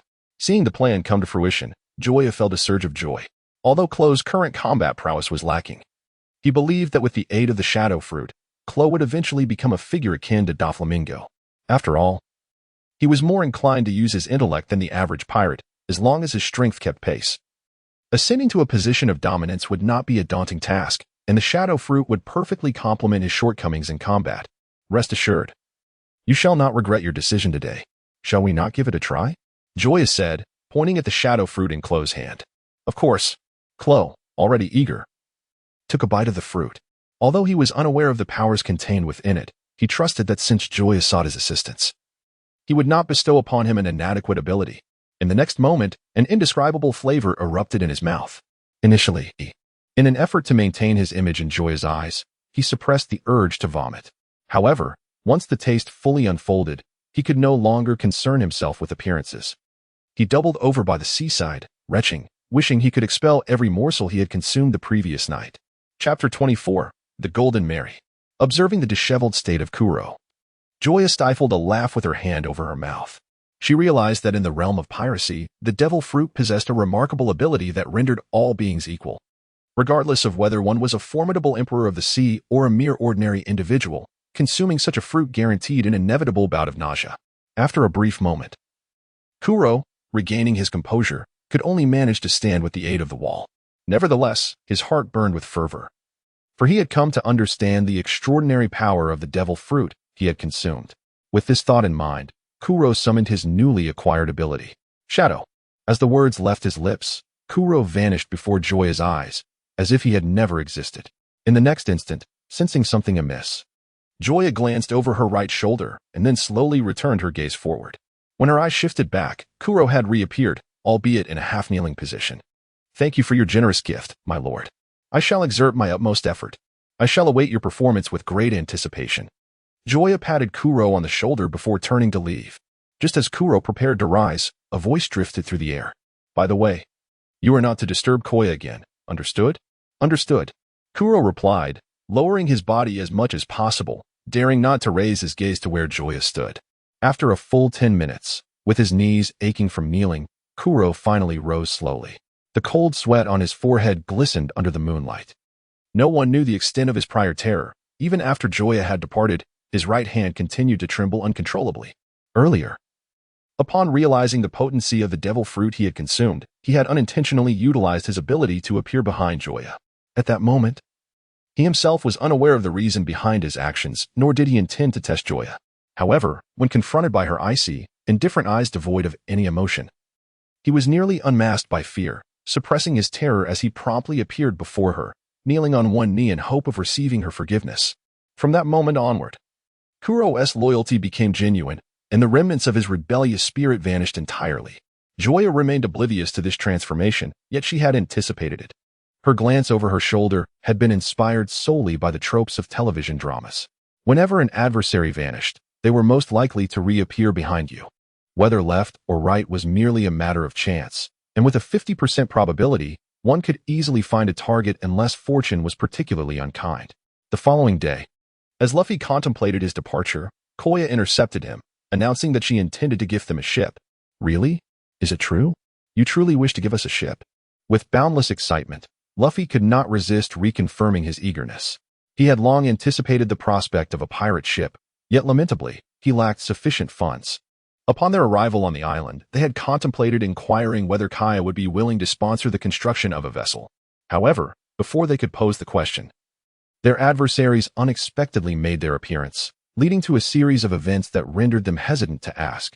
Therefore, when they learned that Kaya was willing to assist in building a pirate ship, even Joya, who had anticipated this outcome, was pleasantly surprised. Of course, I can only offer to help you build a ship, as I am unable to provide anything else after all that you have done for me, Kaya remarked. Do not say that. This is a tremendous help, Nami exclaimed, seizing Kaya's hand with excitement. Indeed, we are at a loss for how to express our gratitude, Joya added. Equally delighted, as this would facilitate her mischievous endeavors. She instinctively glanced at Nami, and their eyes met for a fleeting moment, but Nami quickly averted her gaze. Nonetheless, the observant Joya noted a hint of redness on Nami's ears. Hee, this is promising. Thus, 10 days swiftly passed. On the morning of the 11th day, Joya and her companions gathered at the northern port under Kaya's guidance. Wow, haha. Gazing at the majestic ship floating upon the sea, Luffy, filled with exuberance, leapt onto the deck, traversing each room, the lookout, and the mast with boundless energy, ultimately settling cross-legged atop the delightful figurehead. Though I have expressed my gratitude numerous times, I wish to reiterate my heartfelt thanks once more. As they prepared to embark, Joya conveyed her appreciation again.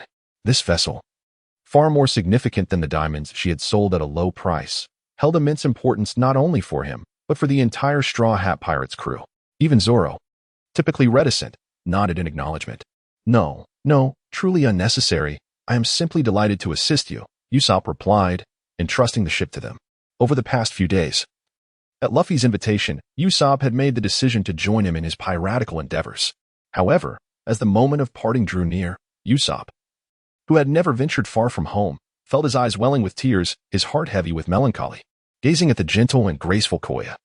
And then at the other 3 members of the Usopp pirates, tears threatened to spill from his eyes. Captain, no crying, they urged. You are about to become a brave warrior of the sea. A courageous man never sheds tears so easily. Listening to their fervent cries, Usopp felt a deep sense of reluctance. Just as tears were about to cascade down his cheeks, he abruptly turned away from Koya and the others, heading towards the Going Merry. I will certainly become a valiant warrior of the sea. I leave Miss Koya in your capable hands. Yes, Captain. Witnessing Usopp's departure, the 3 boys could no longer contain their sobs, yet they refrained from chasing after him. They understood that the captain was embarking on a journey to fulfill his dreams. And since they could not assist him, they would not become obstacles in his pursuit. Boys, it's time to set sail. At the bow, an exuberant Luffy raised his hand, commanding the departure. As he gestured, the sails unfurled to their fullest extent, and propelled by the wind, the Going Merry glided towards the vast ocean. Goodbye, Luffy, Chopper, Nami, Zoro, Usopp.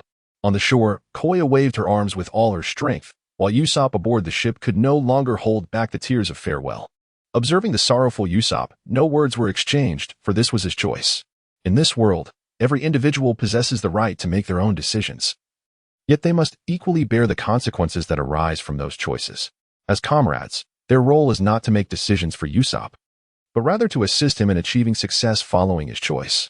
Gazing at the increasingly distant Syrup village and the vast, tumultuous sea, each member aboard the Going Merry felt a tumult of emotions within their hearts. The ocean, a new world, and fresh adventures awaited them. Chapter 25, The Birth of the Pirate Flag. The pace of improvement is agonizingly slow. Within the confines of the room, Joya stared vacantly at the ceiling, boredom saturating his being, as a translucent personal panel hovered before his eyes. Name, Joya. Age, 17. Power level, 317. 330. Charm level, 28. Personal abilities, Immortality, Simplified Saiyan physique, Eagle Eye reconnaissance technique, Shadow Fruit replication ability, and the 18 styles of awe. Evidently, the enhancement effect of the Simplified Saiyan physique correlates with the severity of his injuries. Upon this realization, Joya regretted hastily concluding the battle. As for the replicated Shadow Fruit, he found immense satisfaction. During the day, numerous restrictive factors applied, but once night fell, Joya felt as though the entire world belonged to him. Initially, he struggled to comprehend the meaning of merging with the night. It was not until last night, during his first attempt at this ability, that Joya discovered his body could meld into the very air. Having yet to master the moonwalk, he found himself liberated from the grip of gravity, soaring into the sky. His body floated through the air as if made of cotton, and in that moment, he finally grasped the essence of freedom, where the skies are boundless for birds to soar, and the seas are vast for fish to leap. Clang, clang. The incessant commotion from above rendered Joya restless, prompting him to rise and venture outside to uncover the cause of the disturbance. Shortly thereafter, he emerged onto the deck. Compared to the later Thousand Sunny, the Going Merry was modest in size. Measuring 15 meters in length, 11 meters in height, and 9 meters in width, it was classified as a light sailing vessel, consisting of 3 tiers, upper, middle, and lower. The upper deck housed a single room, utilized as both the helmsman's quarters and a meeting space due to its expansive and unobstructed view. The middle tier contained 3 rooms, including a kitchen, dining area, bathroom, restroom, and the first storage room, with the kitchen and dining area sharing a common space, as did the bathroom and restroom. The lower level also featured 3 rooms, comprising a boys' dormitory, a girls' dormitory, and the second storage room. The first storage room primarily held bombs, barrels of alcohol, and water containers, items frequently utilized. The second storage room, being in close proximity to the girls' dormitory and discreetly positioned, served as Nami's personal treasure room. Though the ship was not grand, it was thoroughly equipped, containing all the necessary provisions, and even featured fixed gun turrets on both sides. Gazing at the scattered paint and brushes strewn across the floor, Joya suddenly realized that it was on this very day that the Straw Hat pirate flag, which would later become renowned across the globe, was born. Approaching them with an air of feigned ignorance, Joya inquired, "What are you all up to? Come here, come here. We are painting the pirate flag. What do you think of my design?" exclaimed Luffy as he proudly showcased his completed pirate flag to Joya. Gazing at the grotesquely distorted image, Joya pondered for quite some time, struggling to formulate an appropriate critique. Eventually, he lifted his gaze to the heavens and remarked, "Well, the weather is rather delightful today." Hilarity ensued as Nami and the others could no longer contain their laughter, erupting into snorts. "What do you mean? I actually find it quite appealing. Luffy, perhaps you should leave the intricate task of painting to me, for I am a distinguished artist with 50 years of doodling experience." 50 years? Is that true? You are truly impressive, Usopp. As Luffy stood there, his face a mask of shock, the others could only facepalm in disbelief. Such a juvenile fabrication would not even fool a 3-year-old, yet Luffy clung to it with unwavering faith. The mere thought of embarking on perilous adventures under the command of such a captain cast a shadow over their future. Done. Usopp's exuberant cheer jolted the despondent group back to life. However, when they beheld the freshly crafted pirate flag in his hands, Luffy erupted in indignation. "Hey, why did you draw your own hat?" "Huh?" Usopp was momentarily taken aback, but upon realizing the design indeed featured his hat, he hastily apologized. My bad. I'm so used to drawing that I'll redo it." 10 minutes later, when Usopp unveiled the newly designed pirate flag, it captivated everyone's attention. The brownish-red straw hat bore an uncanny resemblance to the one atop Luffy's head, and the skull beneath it appeared less menacing and much more endearing than they had imagined. Although the overall design was somewhat juvenile, it was undeniably charming. "All right, I've made my decision. From this day forth, this shall be our pirate flag," Luffy declared with fervor. "Usopp, go ahead and paint it on the sails." He left no room for dissent, genuinely enamored with the design. In no time, everyone busied themselves with preparations for the pirate flag. Half an hour later, gazing at the enormous pirate flag emblazoned upon the sails, the corners of their mouths lifted in unison. From this moment onward, they had a new moniker, the Straw Hat Pirates. "All right, to celebrate our pirate flag, let us throw a feast. As long as there's alcohol, I'm in." Observing the joyous expressions of the crowd, Nami shook her head, yet did not refuse. Throughout this period, they had successively plundered treasures from the likes of Yarlita, Monka, Buggy, and Crocodile, resulting in relatively well-filled pockets. Consequently, fireworks soared into the night sky while the aroma of delectable cuisine wafted gently with the breeze. As Joya stepped forward, he abruptly glanced back. However, the sight of the tranquil sea within his line of vision instinctively caused him to furrow his brow. "What is it?" Nami, noticing Joya's sudden halt, could not help but inquire. "It's nothing," he replied, shaking his head to indicate he was unperturbed, then proceeded to follow the others towards the kitchen. For some inexplicable reason, he had felt as if something was trailing behind him during this time. Yet, despite the passage of so long, he had discovered nothing. And this vague sensation had caused him restless nights, leading to a slight unraveling of his mental state. He even forgot when this feeling had first begun to manifest. "By the way, where are we headed next?" Luffy, unable to contain his curiosity as the meal neared its conclusion, asked eagerly. In response, Nami retrieved a nautical chart, pointing to an island marked with a red cross. Our next destination is Beast Island. Beast Island? What kind of place is that? Usopp, suddenly recalling something, exclaimed in horror. Isn't it the legendary island rumored to hold treasure, yet no one has ever found it, and many have gone missing there? Indeed, that's south the very place. Upon receiving Nami's affirmation, Usopp collapsed straight down, his body convulsing as if electrified, mumbling, "It's over, it's all over." Ha ha ha, that sounds incredibly intriguing. In that case, let us venture there. Upon hearing Luffy's words, Usopp, who had held on to a glimmer of hope, rolled his eyes back and fell limp. As for Joya, after a brief recollection, he paid little attention to it. He possessed scant memories of Beast Island, merely recalling a vague notion of an elderly man living within a box. Chapter 26. Beast Island. Pointing towards the small island shrouded in ominous clouds, Usopp trembled and said, "Luffy, perhaps we should turn back. Look how perilous it appears." "Fear not. That is precisely what adventure is about. If it comes to worst, you can wait for us on the ship." Just as Usopp nodded in agreement, Nami interjected. "In that case, do exercise caution. One never knows if the creatures here prey on the solitary." At her words, Usopp, nearly frightened to the point of losing control, clutched Luffy's hand and resolutely declared, "No, that cannot be. I am a brave warrior of the sea. How could I abandon my comrades? All right, let us set sail." As soon as the ship docked, the impatient Luffy dashed towards the depths of the island, with Joya and the others following suit, disembarking one after another. "Slow down a bit. The island 1T run away. Why the haste?" This thoroughly terrified Usopp, who stumbled along behind a few individuals. Soon, they ventured deep into the forest. At that moment, the flora lining the path bore a striking resemblance to none found outside. Some flowers displayed 7 distinct colors yet emitted a foul odor, while certain unnamed trees bore fruit resembling apples. Upon plucking them, one would discover they were merely rolled-up leaves, with the true fruit residing beneath the swollen bark. In an instant, the group found themselves less concerned with seeking treasure and more fascinated by these peculiar plants. At a certain moment, Joya, sensing something amiss, abruptly turned around. In her line of sight, amidst the shadowy woods, a pair of glowing red eyes were fixed intently upon her. Has the mysterious presence finally revealed itself? With no time for explanations, Joya swiftly dashed into the forest, heading straight for the owner of those eyes, eager to uncover the identity of the one who had followed her thus far.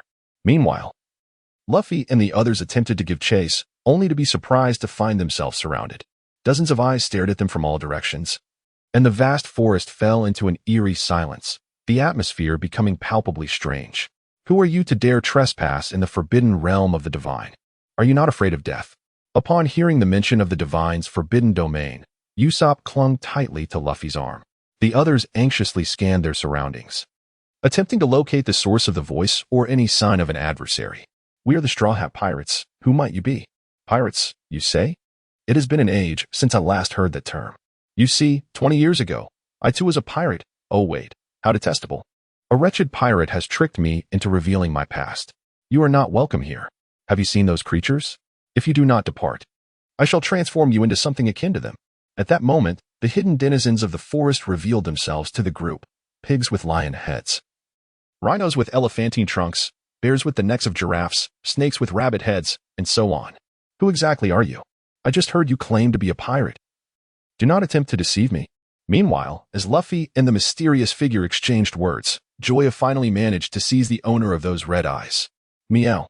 Before him stood a remarkable creature, entirely cloaked in white, slightly larger than a cat, yet adorned with 3 tails and possessing a body akin to that of a fox, but with the head of a feline. Even the well-versed Joya found himself momentarily perplexed, uncertain whether this being was a cat, a fox, or perhaps a hybrid of both. Despite being grasped by Joya, the enigmatic creature displayed no fear. Instead, it extended its delicate pink tongue to affectionately lick Joya's hand. Noticing its gentle demeanor, Joya hesitated to continue holding it tightly and gently released it, opening his hands. Clearly, this little being was not what he had sensed earlier at sea. In that instant of revelation, Joya comprehended the true nature of Treasure Beast Island. According to legend, this place harbored vast riches, enticing countless treasure seekers over the years. 2 decades prior, a band of pirates had scoured the island for an entire month, yet returned empty-handed. On their final day, a pirate named Common ascended the highest hill and discovered 5 sealed chests. Overcome with excitement, he lost his balance and tumbled down the slope, landing inside one of the chests. From that day forth, the pirate Kamen resolved to protect his treasure, employing the island's uniquely peculiar animals to frighten off wave after wave of treasure hunters. However, Joya, having watched the animated tales, understood well that 20 years ago, the chests Kamen had glimpsed were, in fact, empty, for the treasures had been claimed by others long before their arrival. A gentle meow roused Joya from his reverie. Observing the cautious approach of the fox cat, Joya raised an eyebrow in mild surprise. Hadn't the experts on television often claimed that wild animals are generally apprehensive? Yet, the one before her appeared remarkably familiar. With nothing else demanding her attention, Joya retrieved a packet of spicy strips from her storage ring and tore it open. Here, give it a try. As she pondered whether it would enjoy the treat, the creature first sniffed the offering and then eagerly devoured it. In the next instant, the pair of ruby-like eyes shimmered with astonishment as the 10-centimeter strip was swallowed whole. Meow, meow, meow, meow, meow. What is this delightful morsel? But that was not the end. After finishing one strip, it gazed at Joya with eager anticipation, its 3 tails wagging incessantly. How peculiar you are. With a sense of wonder, she placed the entire remaining packet of spicy strips on the ground, though the world of pirates bore no such snacks. Her 17 years of misfortune had left her with few indulgences, spicy strips being an abundant exception. By the way, what shall I call you? Watching the gluttonous fox cat, Joya was suddenly inspired to bestow a name. Given its voracious appetite, could it be aptly named Little Pig? Meow, meow, meow, meow. You are the pig. How could one so splendid as I bear such a name? Ah, it seems you are quite fond of it. Then Little Pig it shall be. Observing the self-righteous human, the fox cat felt an overwhelming urge to scratch his face. How utterly frustrating. After all this time, how could he possess such a lack of discernment? Could he not perceive that I harbor no affection for him? While these thoughts coursed through her mind, she extended a paw and playfully swiped at Joya. Such a lovely name, yet he does not appreciate it? Meow. What is so wonderful about this ridiculous name? Then how about Little White? Meow. Too ordinary. Little Fox? Meow. Get lost. Little Cat? At this point, the fox cat had grown weary of responding, casting Joya a disdainful glance, urging him to figure it out himself. What name do you truly favor? Surely, I cannot call you Dream Awakened today, can I? Meow, meow, meow. This one. I adore this name. Observing the immensely excited fox cat, Joya couldn't help but scratch his head.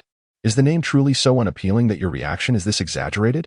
At that moment, the exasperated fox cat had grown indifferent to Joya's presence.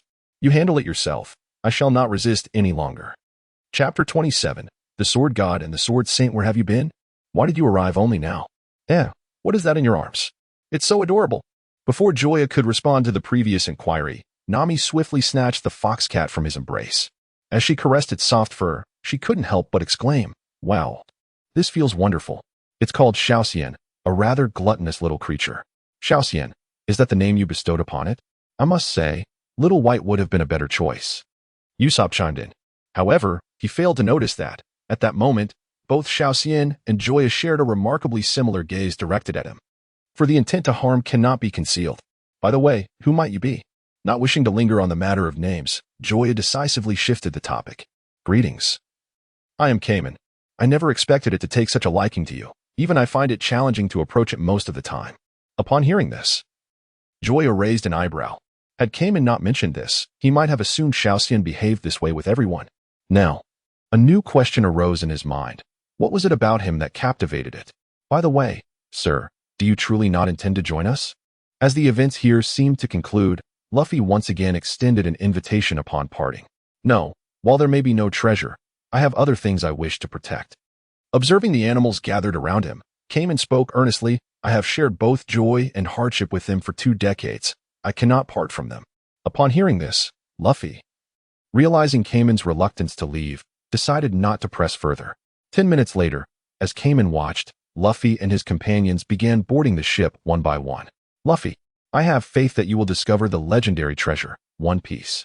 When you do, remember to acquire the entire world. On the shore, Kamen waved goodbye. His dreams remained unfulfilled, thus he placed all his hopes in Luffy, wishing for him to uncover the treasure, the greatest in the world. And please take care of little fairy. Rest assured, we will. Luffy and Joya nodded in agreement, gazing at the half-sleeping little spirit perched upon his shoulder. Joya found himself pondering whether this creature was reluctant to part from him or simply loath to leave behind the delightful spicy strips. As it willingly departed from the long-familiar Beast Island, no one objected to its inclusion. After all, the voyage across the sea was inherently lengthy and tedious, and having such a companion made life infinitely more vibrant. Moreover, this being, a splendid amalgamation of feline and fox traits, surpassed all the creatures Joya and his companions had ever encountered in beauty, naturally earning its place as the cherished pet of the Straw Hat Pirates. On the 7th day after leaving Beast Island, the bored Luffy and Usopp set their sights on the ship's cannons, which had yet to be fired. Luffy, oblivious to the mechanics, could not help but inquire, "Can this thing really shoot?" To which the answer was obvious: of course it can. All right then, let's give it a try.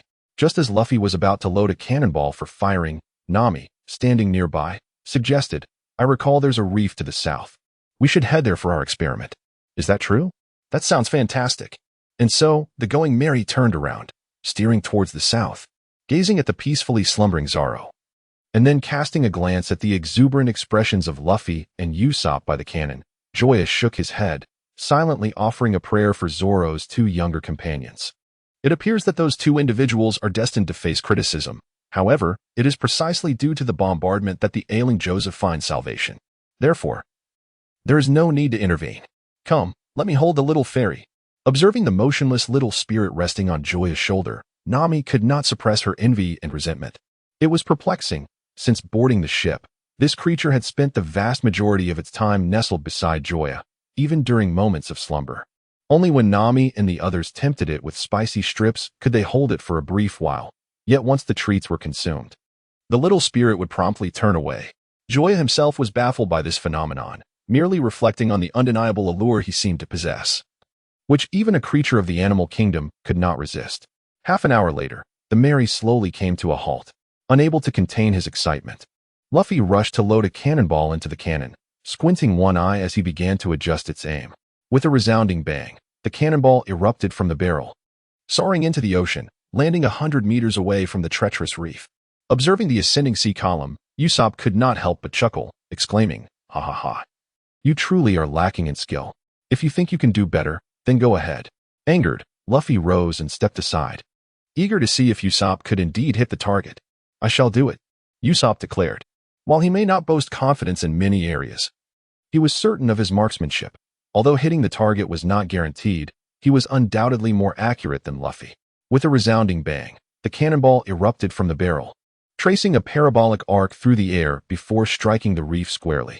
The relatively modest reef detonated with a thunderous roar, shattering into countless pieces of various sizes. Usopp, taken aback by the outcome, feigned composure and proclaimed, "Did you see that?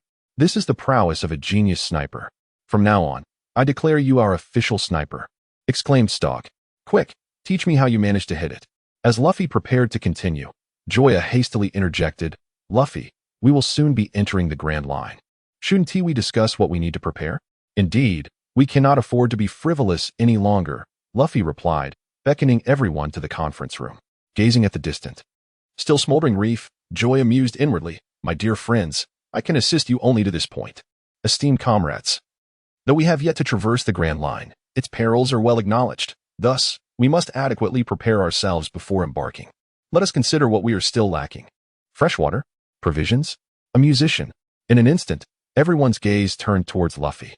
"What do you think we are about to do? Why would we require a musician?" Confronted by the skepticism of the crowd, Luffy earnestly replied, "Because pirates must celebrate, and celebrations require songs. How can we sing without a musician?" Listening to Luffy's reasoning, several were inclined to argue, yet they could not entirely dismiss the validity of his words. Just as the debate reached an impasse, a sudden crash echoed from outside, the sound of a barrel shattering. "Curse those pirates! Come out, or I shall make you pay." As the blade was poised to strike the side of the ship, Joya could no longer remain seated. Rising to his feet, he retrieved the renowned Tang-down named Night Slayer from his storage ring. The moment it materialized, Zoro, who had been dozing against the wall, abruptly widened his eyes. His gaze fixated on the Night Slayer in Joya's hands, sparkling with the fervor of a beggar who has just spotted food. Before Zoro could utter a word, Joya swiftly exited the room, drawing his sword to intercept the destructive intentions of Johnny.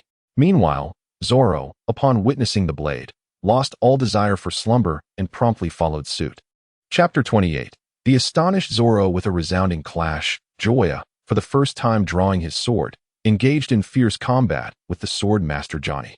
They exchanged a fleeting touch before parting, maintaining a 2-meter distance while locking eyes. As they cautiously circled each other, their sharp gazes swept across one another, searching for vulnerabilities to exploit for a decisive blow. It seemed the tension between the two had stilled the gentle sea breeze, rendering the surrounding air as heavy as lead. A bead of cold sweat trickled down Johnny's cheek as he instinctively tightened his grip on his weapon. Though their clash was but a momentary encounter, he felt an overwhelming force emanating from Joya's blade. More troubling was his inability to comprehend Joya's techniques, which appeared casual yet unleashed tremendous power. At this moment, Johnny contemplated retreat, but the intensity of Joya's gaze made it clear that any slight movement would result in a swift counterattack. Unbeknownst to Johnny, Joya was equally perplexed. His decision to be the first to charge forth was driven by the imperative to prevent Johnny from damaging the Mary. However, upon delivering his initial strike, he realized the formidable challenge of becoming a true swordsman. Although he had successfully repelled Johnny with considerable force, the reciprocal impact had left his wrist aching, nearly causing the Night Slayer to slip from his grip. Recognizing the difficulty in mastering the blade, Joya resolved to adopt a strategy of inactivity, hoping to force Johnny back with his fierce stare, only to find the standoff persisting. "Johnny, is that you?" Zoro's voice shattered the impasse. The familiar tone prompted Johnny to instinctively look up, and upon seeing the man with 3 swords strapped to his waist and vibrant green hair, a mix of surprise and confusion erupted on his face. "Brother, what are you doing here?" As one of the few friends Zoro had, Johnny was keenly aware of his character and could hardly fathom that he had become a pirate. "This is a long story, but why are you attacking this place?" Zoro, equally puzzled by Johnny's presence, inquired. The Straw Hat Pirates had only just formed. None had yet become bounty hunters, and it was contrary to Johnny's nature to engage in such violence. "Brother, I didn't want this either. For reasons unknown, just a few days ago, Joseph was in good health, but yesterday he suddenly fell ill. Only moments ago, we were resting on a nearby reef when a cannonball came flying from this pirate ship, nearly obliterating us." As Johnny recounted this harrowing experience, tears streamed down his face, his distress palpable. Despite being in his 30s, he wept like a child. Upon hearing his words, Luffy and Usopp, who had just exited the room, froze in shock, resembling clockwork dolls struggling to approach Johnny. "I'm so sorry.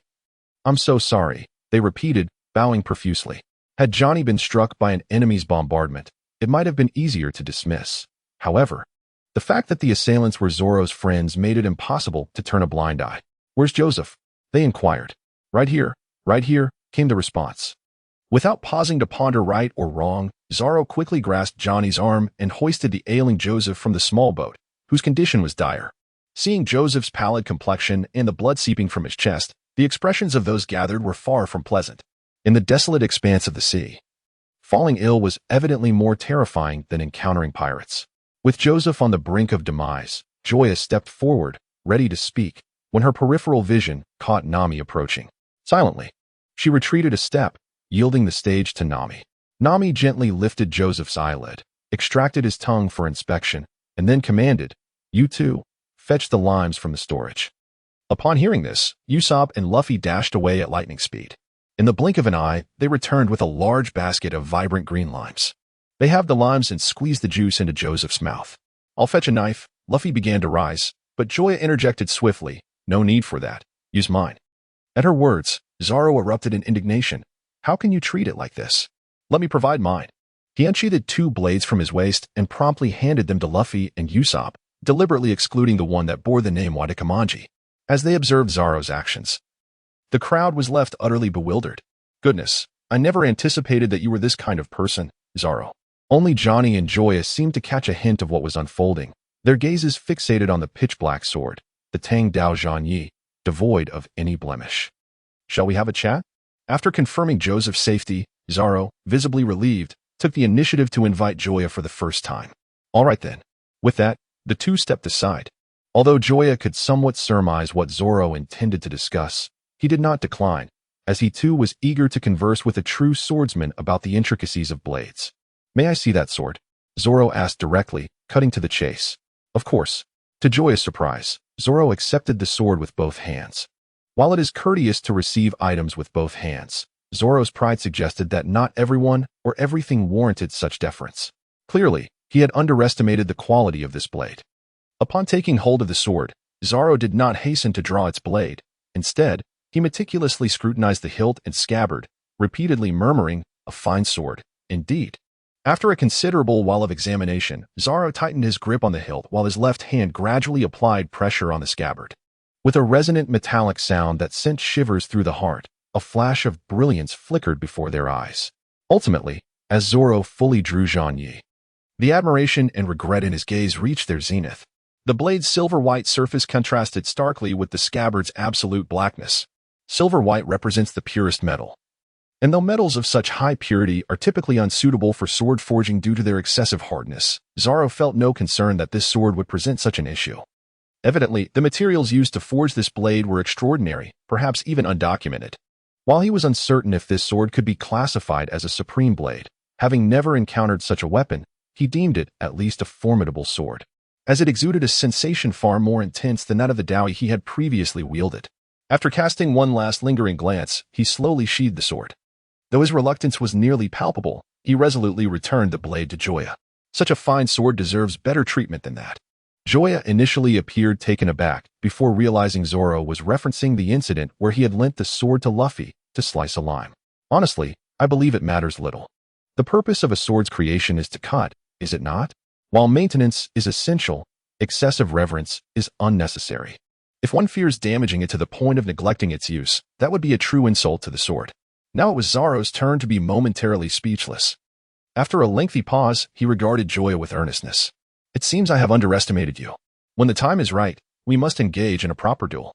Chapter 29, The Floating Restaurant. Observing the serious expression on Zoro's face, Joya found himself at a loss for words. When it came to swords, he truly lacked expertise. Engaging in a spar with Zoro would be akin to seeking an unnecessary conflict. Just as he was about to decline, an unfamiliar voice suddenly pierced the air. "Partner." It was Joseph, slowly awakening from his unconscious state, amusing himself with Johnny. Upon witnessing his old friend's revival, Zoro nodded at Joya and promptly turned to leave. This left Joya, who had been on the verge of refusal, feeling quite helpless. He shook his head, deciding to postpone his response, as it was possible he might acquire a sword-related ability in the coming days. "I apologize for not introducing myself. I am Johnny." "I am Joseph." With that brief exchange, Joseph lapsed back into his ailing condition. Joya thought to himself, "I knew he couldn't recover so swiftly." 20 minutes later, after ensuring Joseph was comfortably settled, Luffy declared with utmost seriousness, "I've made up my mind. Before entering the Grand Line, we must first find a chef for our voyage." Joseph's personal experience had momentarily shifted Luffy's focus from seeking a musician to prioritizing the need for a culinary expert to address their daily sustenance. With a sudden inspiration, Johnny spoke up, "If it's a chef you're looking for, I happen to know an excellent place." "Where? Where?" Luffy inquired eagerly. "It is the floating restaurant, Baratai." At this, the impetuous Luffy decisively commanded, "In that case, let us head there." Meanwhile, Joya's gaze subtly shifted to Nami, who sat across from him. He distinctly recalled that shortly after Luffy's crew had boarded the floating restaurant, Nami had set sail alone. Although she had returned after the misunderstanding was resolved, Joya, being privy to the entire situation, hoped to prevent such events from recurring, yet he felt unable to voice his concerns. In that moment, Joya was engulfed in inner turmoil. 2 days later, before Joya could devise a better plan, the floating restaurant arrived ahead of schedule. How impressive! Gazing at the fish-shaped vessel floating in the distance, Luffy could not contain his exuberant exclamations from the bow of the ship, while the others, save for Joya, mirrored his excitement. Restaurants were ubiquitous, yet a dining establishment adrift upon the sea was a rare marvel in the East Blue. Their exhilaration was palpable, but the joy was fleeting. A colossal sailing ship, vastly larger than the Mary, approached, its navy flag emblazoned with a striking blue design against a white background. With its arrival, the duo of Johnny and his companion instantly tensed, hastily making their exit. Casting a glance at the pirate flag on the Mary, the utterly unimpressed naval lieutenant remarked with disdain, "How disheartening. Wherever one goes, there you wretched lot are. Since there are no bounty criminals here, let us bombard it." Upon noticing the Johnny duo attempting to blend into the background, the previously departing Horty turned back, his demeanor brimming with arrogance. "Ah, It's you two bounty hunters targeting mere trifles. Have you finally fallen into the hands of pirates? Despite his words, Horty had no intention of offering assistance. In fact, he brazenly draped his arm around a nearby socialite and sauntered away. This humiliation was intolerable for Johnny and Joseph, who, in a fit of indignation, produced their bounty posters. Do you dare imply that this is the work of bounty hunters targeting minor figures? As he spoke, he hurled the posters into the air. Among them was one with a staggering bounty of 20 million berries, which simultaneously caught the eyes of Joya and Nami. However, neither uttered a word, hastily averting their gazes. Horty, oblivious to their presence, departed without so much as a backward glance. His dismissive attitude extinguished the once joyful spirits of Luffy and his companions, leaving them feeling nauseated. Joya, in particular, was filled with revulsion. Prior to his arrival in this world, he had harbored a deep disdain for naval officers like Horty. Despite wielding considerable power, they chose to neglect their duties, instead oppressing the common folk. To him, such individuals were far more despicable than the marauding pirates. Compounded by the recent turmoil caused by Nami's predicament, Joya struggled to contain his burgeoning fury. You are truly insufferable. His low, gravelly voice was discernible only to Luffy, who sensed something amiss and was about to intervene, only to witness Joya transform into a dark shadow and vanish. Damn it! Just as Horty sensed a disturbance, Joya's blade descended from above. In a moment of desperation, he seized the socialite beside him, using her as a shield.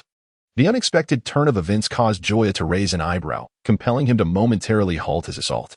As Joya suddenly halted, a visibly shaken Hobody summoned his soldiers to encircle him. In response, Joya stood his ground, seemingly resigned to his fate, neither resisting nor fleeing, but fixating his disdainful gaze on Hobody, who still cowered behind a woman. The contempt in Joya's eyes ignited Hobody's already fragile pride.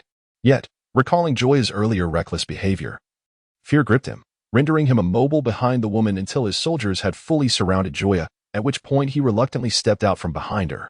Unaware of the peril he faced, Hobody boasted, "I am a lieutenant of the Navy headquarters. Even the 4 emperors of the New World dare not lay a hand on me. How dare you challenge me?" As he spoke, he raised his hand, ready to strike Joya across the face, giving the impression that he had always been so formidable. In the background, Luffy silently prayed for the Navy officer. Fully aware of Joya's temperament, he understood that while Joya calsooned, the resounding gunfire drowned out the anguished cries of Hobody. In stark contrast, Joya displayed no inclination to evade, enduring a barrage from a dozen muskets, each shot causing crimson bursts to erupt upon his form. This sight left Johnny and his companion, who were unaware of Joya's secret, with expressions of profound sorrow. They were inclined to intervene, yet at that moment, their efforts appeared futile. However, when they cast their gaze towards Luffy and his companions, they were astonished to find that their faces bore only a trace of regret. Even more bewildering was the realization that the object of their pity seemed to be the naval lieutenant, rather than Joya himself. In that instant, Johnny and his friend found themselves engulfed in confusion. Through the past 2 days of companionship, they had discerned that Luffy and his crew were unlike those mercenary pirates. Rather, they held a deep regard for their comrades, with strong bonds among themselves. Given this, why did they display such expressions? The two were utterly perplexed. In the following moment, Joya provided an answer. As the gunfire ceased, and despite being struck by numerous bullets that should have felled him, he leaped from the soldiers' encirclement. A blade descended from above, cleaving into Hobody's neck. With a thud, a head rolled away, splashing into the water and creating a minuscule ripple. Chapter 30. Divided paths after eliminating his adversaries. Joya turned to depart, and the soldiers parted to create a path for him. If it were possible, they would have sought refuge in the crevices of the earth, their terror having swelled into an overwhelming tide. Before them, Joya was not perceived as a mere human. He was a deity, a demon, a specter, anything but a man. Clang! Clang! Upon returning to the Mary, dozens of bullets were forcibly expelled from Joya's muscular frame. Gazing at the bloodstained bullet, Johnny and Joseph instinctively swallowed hard, their bodies trembling as they recoiled. Though neither believed that Joya would attack them, an underlying fear compelled their retreat. Meanwhile, Joya, observing the increase in his personal prowess from 330 to 345, along with the newly acquired rank of sea-slaying swordsman, could not suppress a smile curling at the corners of his lips. Behold, here it comes. The enhancement of one's prowess is attributed to the injuries sustained from a barrage of bullets. As for the title of the sea-slicing stone-level swordsman, it was acquired after Joya severed the arm of Hafidi. Although he is yet to engage in combat, His mind is now enriched with a wealth of knowledge pertaining to swordsmanship. Furthermore, if his deductions are accurate, the sea-slicing stone-level swordsman should surpass the iron-cutting swordsman in strength. Yet he remains uncertain about his ability to triumph over Zoro. The adept swordsman, wielding 3 blades, likely possesses greater prowess than others of the same rank. Unless they truly engage in battle, he cannot be certain. You truly are unafraid of encountering the old man in the future, remarked Luffy. Despite Hafiti's unsavory nature, his affiliation with the Navy is genuine, and he holds the rank of lieutenant commander within the Navy headquarters. To prevent word from reaching back, one would have to annihilate the entire Navy, a notion that Joya clearly does not entertain. Consequently, the news will inevitably reach the old man's ears in due time. When they next meet, there will be much to behold. We shall see when the time comes, Joya replied nonchalantly. Recalling, Luffy's reunion with Garp occurred after the Straw Hat Pirates' assault on CP9. By then, who knows who will emerge stronger or weaker. Just as this time he, a novice in swordsmanship, became a true swordsman after vanquishing a fool. Let us go eat. I happen to be quite hungry. With the bothersome fly dispatched, Joya's spirits lifted considerably. Are you truly going to eat like this? Do you not fear startling others?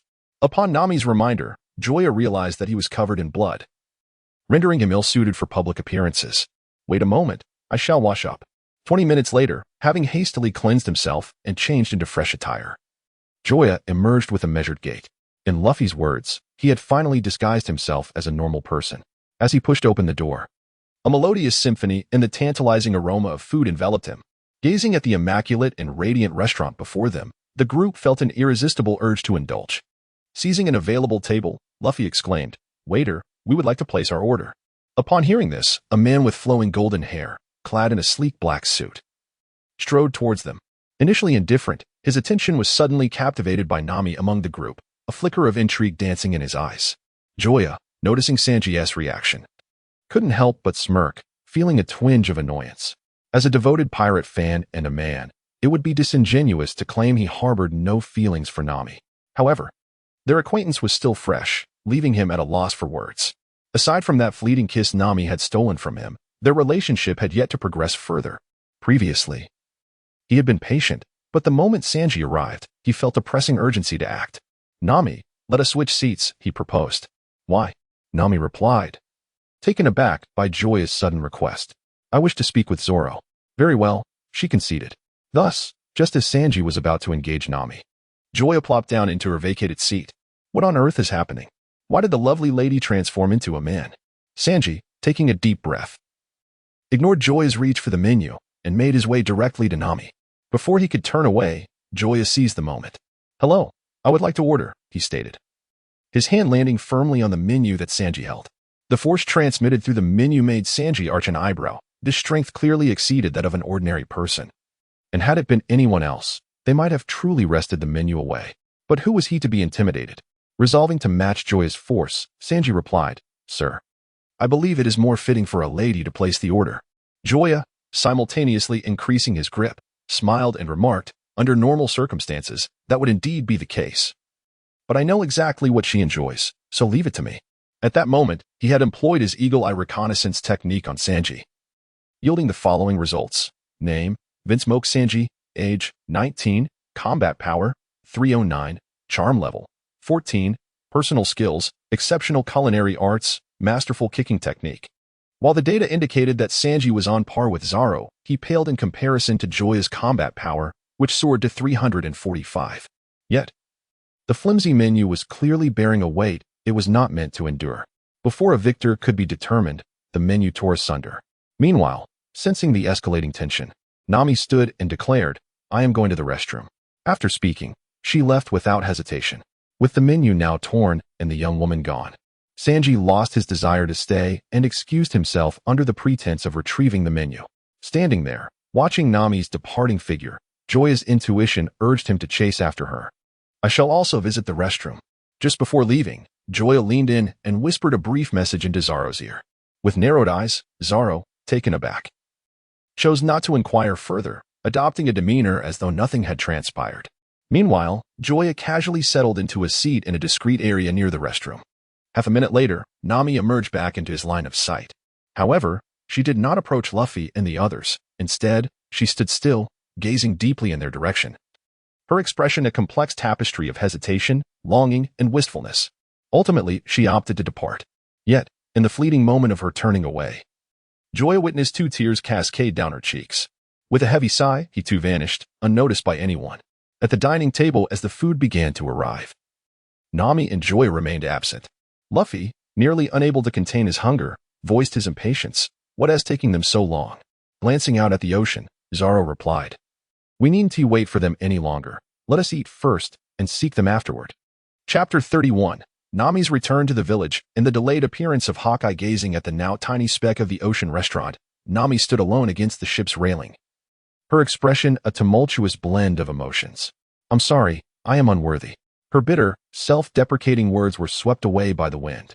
As she turned, her once warm visage was replaced by a cold mask devoid of any sentiment, resembling a cruel sorceress emerging from a fairy tale. Hours later, confronted by the familiar yet alien harbor, Nami's heart clenched painfully. If given the choice, she would rather perish than return here. Yet her life was no longer hers to govern. "Damn Arlong, just wait until I find you." As she grappled with her indecision, a boy, appearing around 10 years of age, brandished a kitchen knife, his eyes filled with rage as he charged towards her. As the boy glared fiercely at Nami, who stood blocking the doorway, he demanded, "Who are you? Step aside, or I shall kill you too." Casting a glance at the youth, who should have been at school, Nami, unfazed, produced 3 short rods from between her bosoms. With a swift motion, she locked them in place with a couple of clicks, then spun around and struck the boy down in an instant. "You think you can kill Arlong? You'd best be on your way." With that, she tossed a wad of cash aside and turned to leave. On the ground, the boy gritted his teeth, tears streaming down his face despite his efforts to remain stoic. His family, his homeland, his entire village had been utterly destroyed by the fishman Arlong for failing to pay tribute, leaving fewer than 10 survivors. Arriving with a fervor for vengeance, he found himself unable to even enter the door.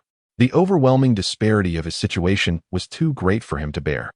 A burden he could not reconcile.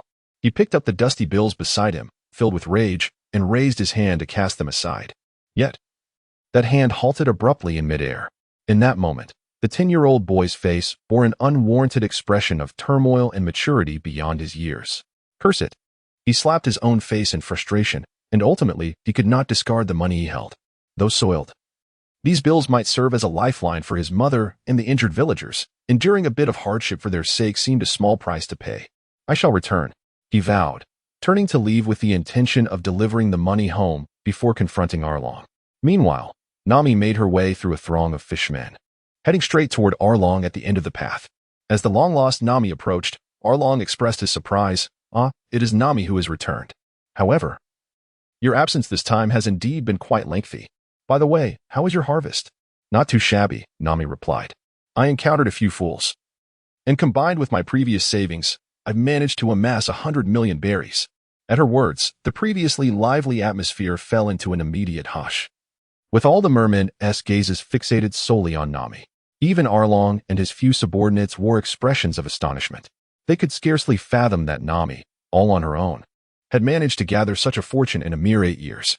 It is worth noting that 8 years prior, she was merely a 10-year-old girl. Such a rate of wealth accumulation nearly rivaled that of a third of the Arlong pirates. Were it not for her somewhat unique status, these avaricious mermen would have long since succumbed to their greed and seized her riches. Nevertheless, the way they eyed Nami still brimmed with barely suppressed desire, and some even cast meaningful glances at Arlong. Should the captain give the order, they would not hesitate to rush forth and claim Nami for themselves. Although Nami had been a member of the Arlong pirates for 8 years, the mermen had never regarded her as an ally, but merely as a tool for earning money and charting maps. "Very well. If you deliver the money, I shall relinquish my dominion over Cocoa Village. As for you, I will no longer impose any demands. What do you think?" Nami, feeling a sense of relief, instinctively patted her chest. She genuinely feared that Arlong might renege on their agreement. If that were to happen, what recourse would she have? "Just a moment. I shall return to fetch the money right away." Eager and impatient, Nami wasted no time on anything else and swiftly turned to leave. Although she had awaited this day for a full 8 years, now she could scarcely endure even 8 minutes or 8 seconds. Driven by an overwhelming desire to share the news with everyone. Once Nami's figure had completely vanished, one of the merman officers could no longer contain himself and spoke up. "Captain, are we truly going to let her go? We can dismiss Cocoa Village as insignificant, but Nami is different. The charts she creates are invaluable to us. It is because of her maps that we have been able to dominate the sea region. If we let her leave, our expansion may very well come to a standstill. But what choice do we have? It is better to uphold our financial agreement than to force me into a situation where I must commit seppuku. I am quite reasonable. After all, with that, he retrieved a transponder snail from his pocket and dialed. Hello? Did you not just see me leave? Why are you calling again? Haha. It is of no consequence. I have a lucrative deal to discuss, one worth 100 million berries. Surely, you cannot resist such an opportunity? 100 million? Are you certain? The voice of the other party was noticeably elevated, although he had earned a considerable sum over the years under Along's command. It paled in comparison to the staggering sum of 100 million. The opportunity before him was simply too enticing to decline. The situation unfolded as follows. Naturally, Nami remained oblivious to the events transpiring on Along's side, as she was still immersed in the delightful fantasy of using her money to reclaim Cocoa West Village. Of course, Luffy was equally unaware of the happenings on Nami's end, and at this moment, he too was confronted with monumental challenges. A shipwreck, severed in two, lay ominously outside the sea restaurant. More importantly, a small rowboat drifted leisurely from the shattered remains. A man, adorned in formal attire and leaning against a black cross, made his entrance. The moment he appeared, the renowned Chef Chapu, along with Zoro, Johnny, Joseph, and the surviving members of the Creek Pirates, were left in a state of utter shock. The vast battlefield fell silent for several seconds due to his presence, until a gunshot shattered the stillness. Seizing an opportunity while Hawkeye was distracted, a pirate attempted a sneak attack. However, the anticipated scene of bloodshed did not unfold. More crucially, at some point, Hawkeye, who had been seated, not only stood up but also drew his supreme sword, the black blade Yoru, from behind his back. The pirate, whose brow was now threatened by the sword's tip, attempted to flee but found himself rooted to the spot, his legs inexplicably numb and unresponsive. Just when the pirate resigned himself to his impending doom, a voice suddenly rang out. I have never seen a sword so soft. Chapter 32. Zoro vs. Hawkeye. The abrupt appearance of Zoro captured everyone's attention. Casting a glance at the three swords hanging at Zoro's waist, Hawkeye, intrigued, slowly sheathed his weapon. Shifting his gaze from the pirate to Zoro. Softness is merely a relative concept, he remarked. I wish to engage in a duel with you. In that instant, Zoro, who had drawn his sword first, declared his intent. Despite the oppressive aura emanating from his opponent, he remained resolute in his decision to unsheath his blade, for he had set sail for this very day. At Zoro's proclamation, a hint of scorn appeared on Hawkeye's face.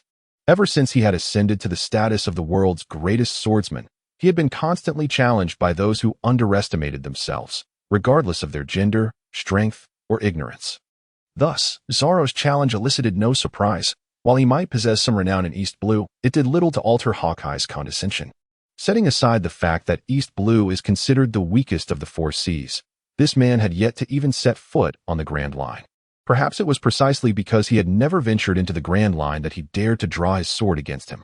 Under normal circumstances, Hawkeye would likely dismiss Zoro's challenge entirely. However, at this moment, he felt a twinge of boredom and found no objection to allowing this young man a glimpse of the vastness of the true world. Upon this thought, he swiftly unsheathed the small dagger that hung around his neck.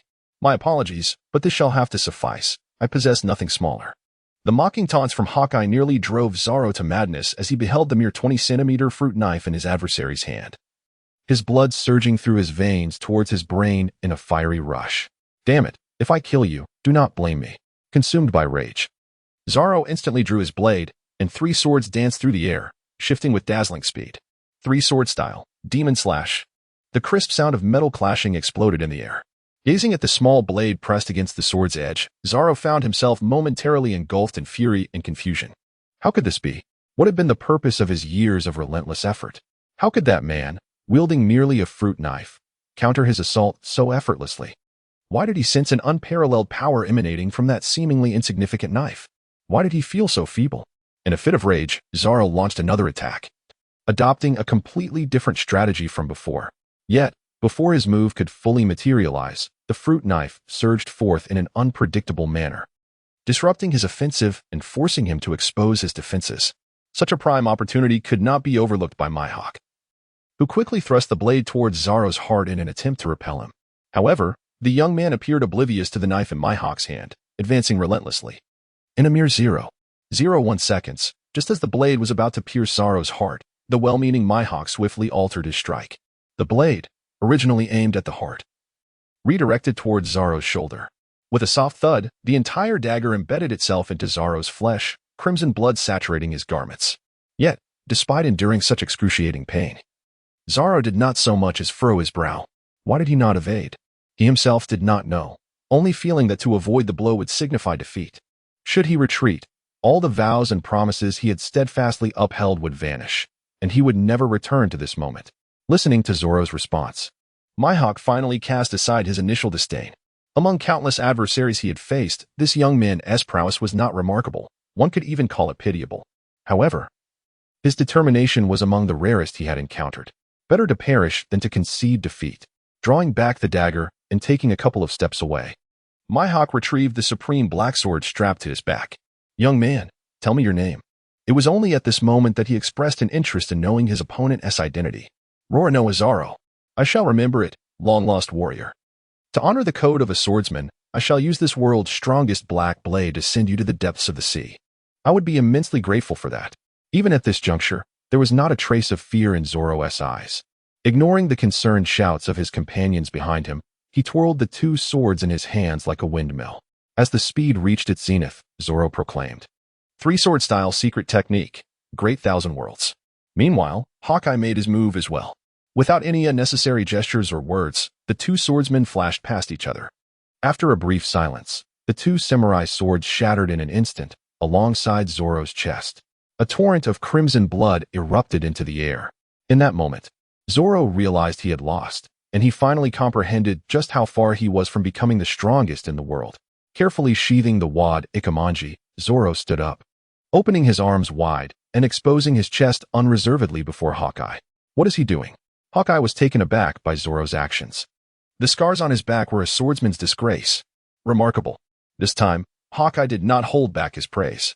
Before him stood a man of average strength but possessed of a warrior's heart. He was confident that as long as Zoro remained alive, one day he would undoubtedly stand before him again, and by then, he would possess the power to shake him to his core. With that thought, he swung his blade down. Before the razor-sharp black sword, Zoro's chest was cleaved open with a gash nearly a meter long, blood gushing forth like a fountain. The significant loss of blood, coupled with the severity of his injuries, caused Zoro to soften, and he fell backward, gazing upward. Beside him, Luffy, unable to contain himself any longer, extended his arm to strike at Hawkeye, only to have Hawkeye sidestep effortlessly, losing his target and exerting too much force. Luffy's head became lodged in the splintered ship's deck. Meanwhile, Johnny and his companion hastily jumped into the sea to rescue Zoro. All of this left Sanji, who was also a spectator, in a state of unimaginable shock. He could not fathom whether sacrificing one's life was truly necessary for the sake of a dream. As for Hawkeye, upon noticing the straw hat perched atop Luffy's head, a fleeting glimmer of light flickered in his pupils. He thought to himself, coming to the East Blue was indeed fortuitous. I have encountered so many intriguing young individuals. Are you the companion of that swordsman? I thank you for witnessing this to the end. Fear not, that man is still alive. Moments later, Johnny managed to haul Zoro back onto the deck. Despite the continuous bleeding, he was indeed still alive. You are not ready to die yet. I am Dracula Mihawk. Recognize yourself, understand the world, grow stronger. No matter how many years pass, I will remain here at the pinnacle, awaiting you. Surpass this sword, surpass me, Roronoa Zoro. Nearby, Redleg Zeph gazed in astonishment at the dying Zoro. Had he not witnessed it with his own eyes? He would never have believed that the proud Hawkeye would utter such words to a novice pirate who had never set foot on the Grand Line in the East Blue. Yet the reality proved that the young man indeed possessed such qualifications. Chapter 33, The Appearance of Joya. Young man, what is your goal? As the excitement began to wane, the keen-eyed Mihawk cast a glance at Luffy beside him. Pirate King. Even in the face of the formidable Mihawk, Luffy's response remained unwavering, imbued with even greater determination. At these words, a faint smile graced Mihawk's lips, no longer tinged with disdain but rather a sense of intrigue. After all, the path ahead was fraught with challenges that surpassed even the notion of besting him. For a moment, he found himself anticipating the arrival of these two fearless youngsters into the Grand Line, envisioning the splendid spectacles that might ensue. I don't care. I am determined to become the Pirate King. Luffy declared, playfully sticking out his tongue at Mihawk. Haha, hurry to the Grand Line. With that parting remark, Mihawk turned and departed, disregarding Creek, who resembled a mere jester. Meanwhile, at the port of Cocoa West Village, as Nami returned home, a contingent of Navy officers, led by a colonel, made an unexpected visit. Who is in charge here? A figure emerged, bearing scars across his face and a windmill perched upon his hat. Commander, please. Feel free to speak your mind. 8 years ago, they might have harbored illusions about the Navy, but today, despair had taken root. The Navy? Huh. Merely wolves in sheep's clothing, no different from the Arlong pirates, and even more despicable. Take me to Nami's house. I have matters to discuss with her. The unexpected response drew a frown from Ajian, who contemplated refusal but dared not voice it. The precarious situation of Cocoa West Village left them vulnerable. Provoking the Navy could lead to dire consequences. Just as Nami unearthed her shovel, intent on excavating her years of savings, the Navy arrived. You must be the thief named Nami. At these words, Nami felt an ominous premonition. According to our investigation, you have concealed treasures stolen from the pirates. As these goods are ill-gotten, the world government demands their complete confiscation. Nami's mind reeled, unable to grasp the gravity of what she was hearing. After 8 years of near-death experiences, she had finally amassed enough to redeem Cocoa West Village, only to be confronted by the Navy demanding it all be surrendered. It was as though she were ensnared in a surreal nightmare. As Nami stood frozen in disbelief, the colonel reiterated, "What's wrong? Didn't you hear? I require you to surrender all treasures pilfered from the sea. Do you understand? There are no treasures here, even if there were. I am an officer of the Arlong pirates, and if you lay a hand on me, Arlong will not let this slide." Though reluctant, she had no choice but to invoke Arlong's name as a deterrent. Huh, little girl, do you truly believe that will afford you equal footing in this negotiation? All personnel, carry out a search for the contraband. The colonel commanded, prompting dozens of soldiers to march directly towards Nami's home and the orange grove. How dare you? Cease at once. A frantic Nami brandished her staff, swiftly incapacitating 2 soldiers. Yet, the others continued their reckless rummaging and digging. Stop. Enough already. If you possess any real courage, confront the dragon pirates instead of harassing a mere woman. She shouted hoarsely while attempting to thwart the Navy's advances. At that moment, Nami resembled a mother cat fiercely protecting her newborn kittens, expending every ounce of her strength to safeguard the crucial sum of 100 million berries. Sir, this is the money Nami raised to save Cocoa Village. Are you truly willing to proceed with this? Akane, unable to contain himself, questioned the colonel directly. Who do you think you are? A mere village guard, and you dare to speak to me? He retorted. Continue the search. As the soldiers intensified their efforts, Nami found herself surprisingly calm, her expression one of astonishment as she fixed her gaze upon Akane. How do you know? As Nami stood on the brink of despair, Akane's heart ached for her. If only he could bear her burdens. Silly child, not just I, but everyone is aware of your plight. It's merely that we have chosen not to reveal it, fearing we might become a burden in your escape from Arlong. Gazing at Akane, who appeared considerably older than he did 8 years ago, Nami could no longer hold back her tears. The past 8 years had been excruciatingly painful and hopeless for her. Why had they not yet found it? It was not as if they were searching for a single grain of rice. How could it be so difficult to locate 100 million berries? At these words, a jolt of realization surged through both Nami and Akane, particularly for Nami. It dawned upon her why events had unfolded so fortuitously. She had just informed Arlong that she had earned $1 billion, and then the Navy came knocking. It became clear, Arlong had been deceiving her all along. The perseverance and faith she had clung to for 8 long years crumbled in an instant, leaving Nami feeling as if the entire world were mocking her. You bastard, what did you say? Did you conspire with Arlong? As a member of the Navy, not only did he stand idly by while others suffered, but he also colluded with pirates. What manner of being are you? In a frenzy, Nami lunged at the captain, wishing to tear a piece of flesh from him. Yet, before she could reach him, 2 Navy soldiers crossed their rifles, intercepting her mid-charge and forcefully pushing her to the ground. To her utter despair, a Navy soldier searching for treasure in the vicinity suddenly exclaimed, "Sir, we found it." At those words, all eyes turned in unison towards that direction, the captain hastening to investigate. There, a wooden chest lay buried just 10 centimeters beneath the surface.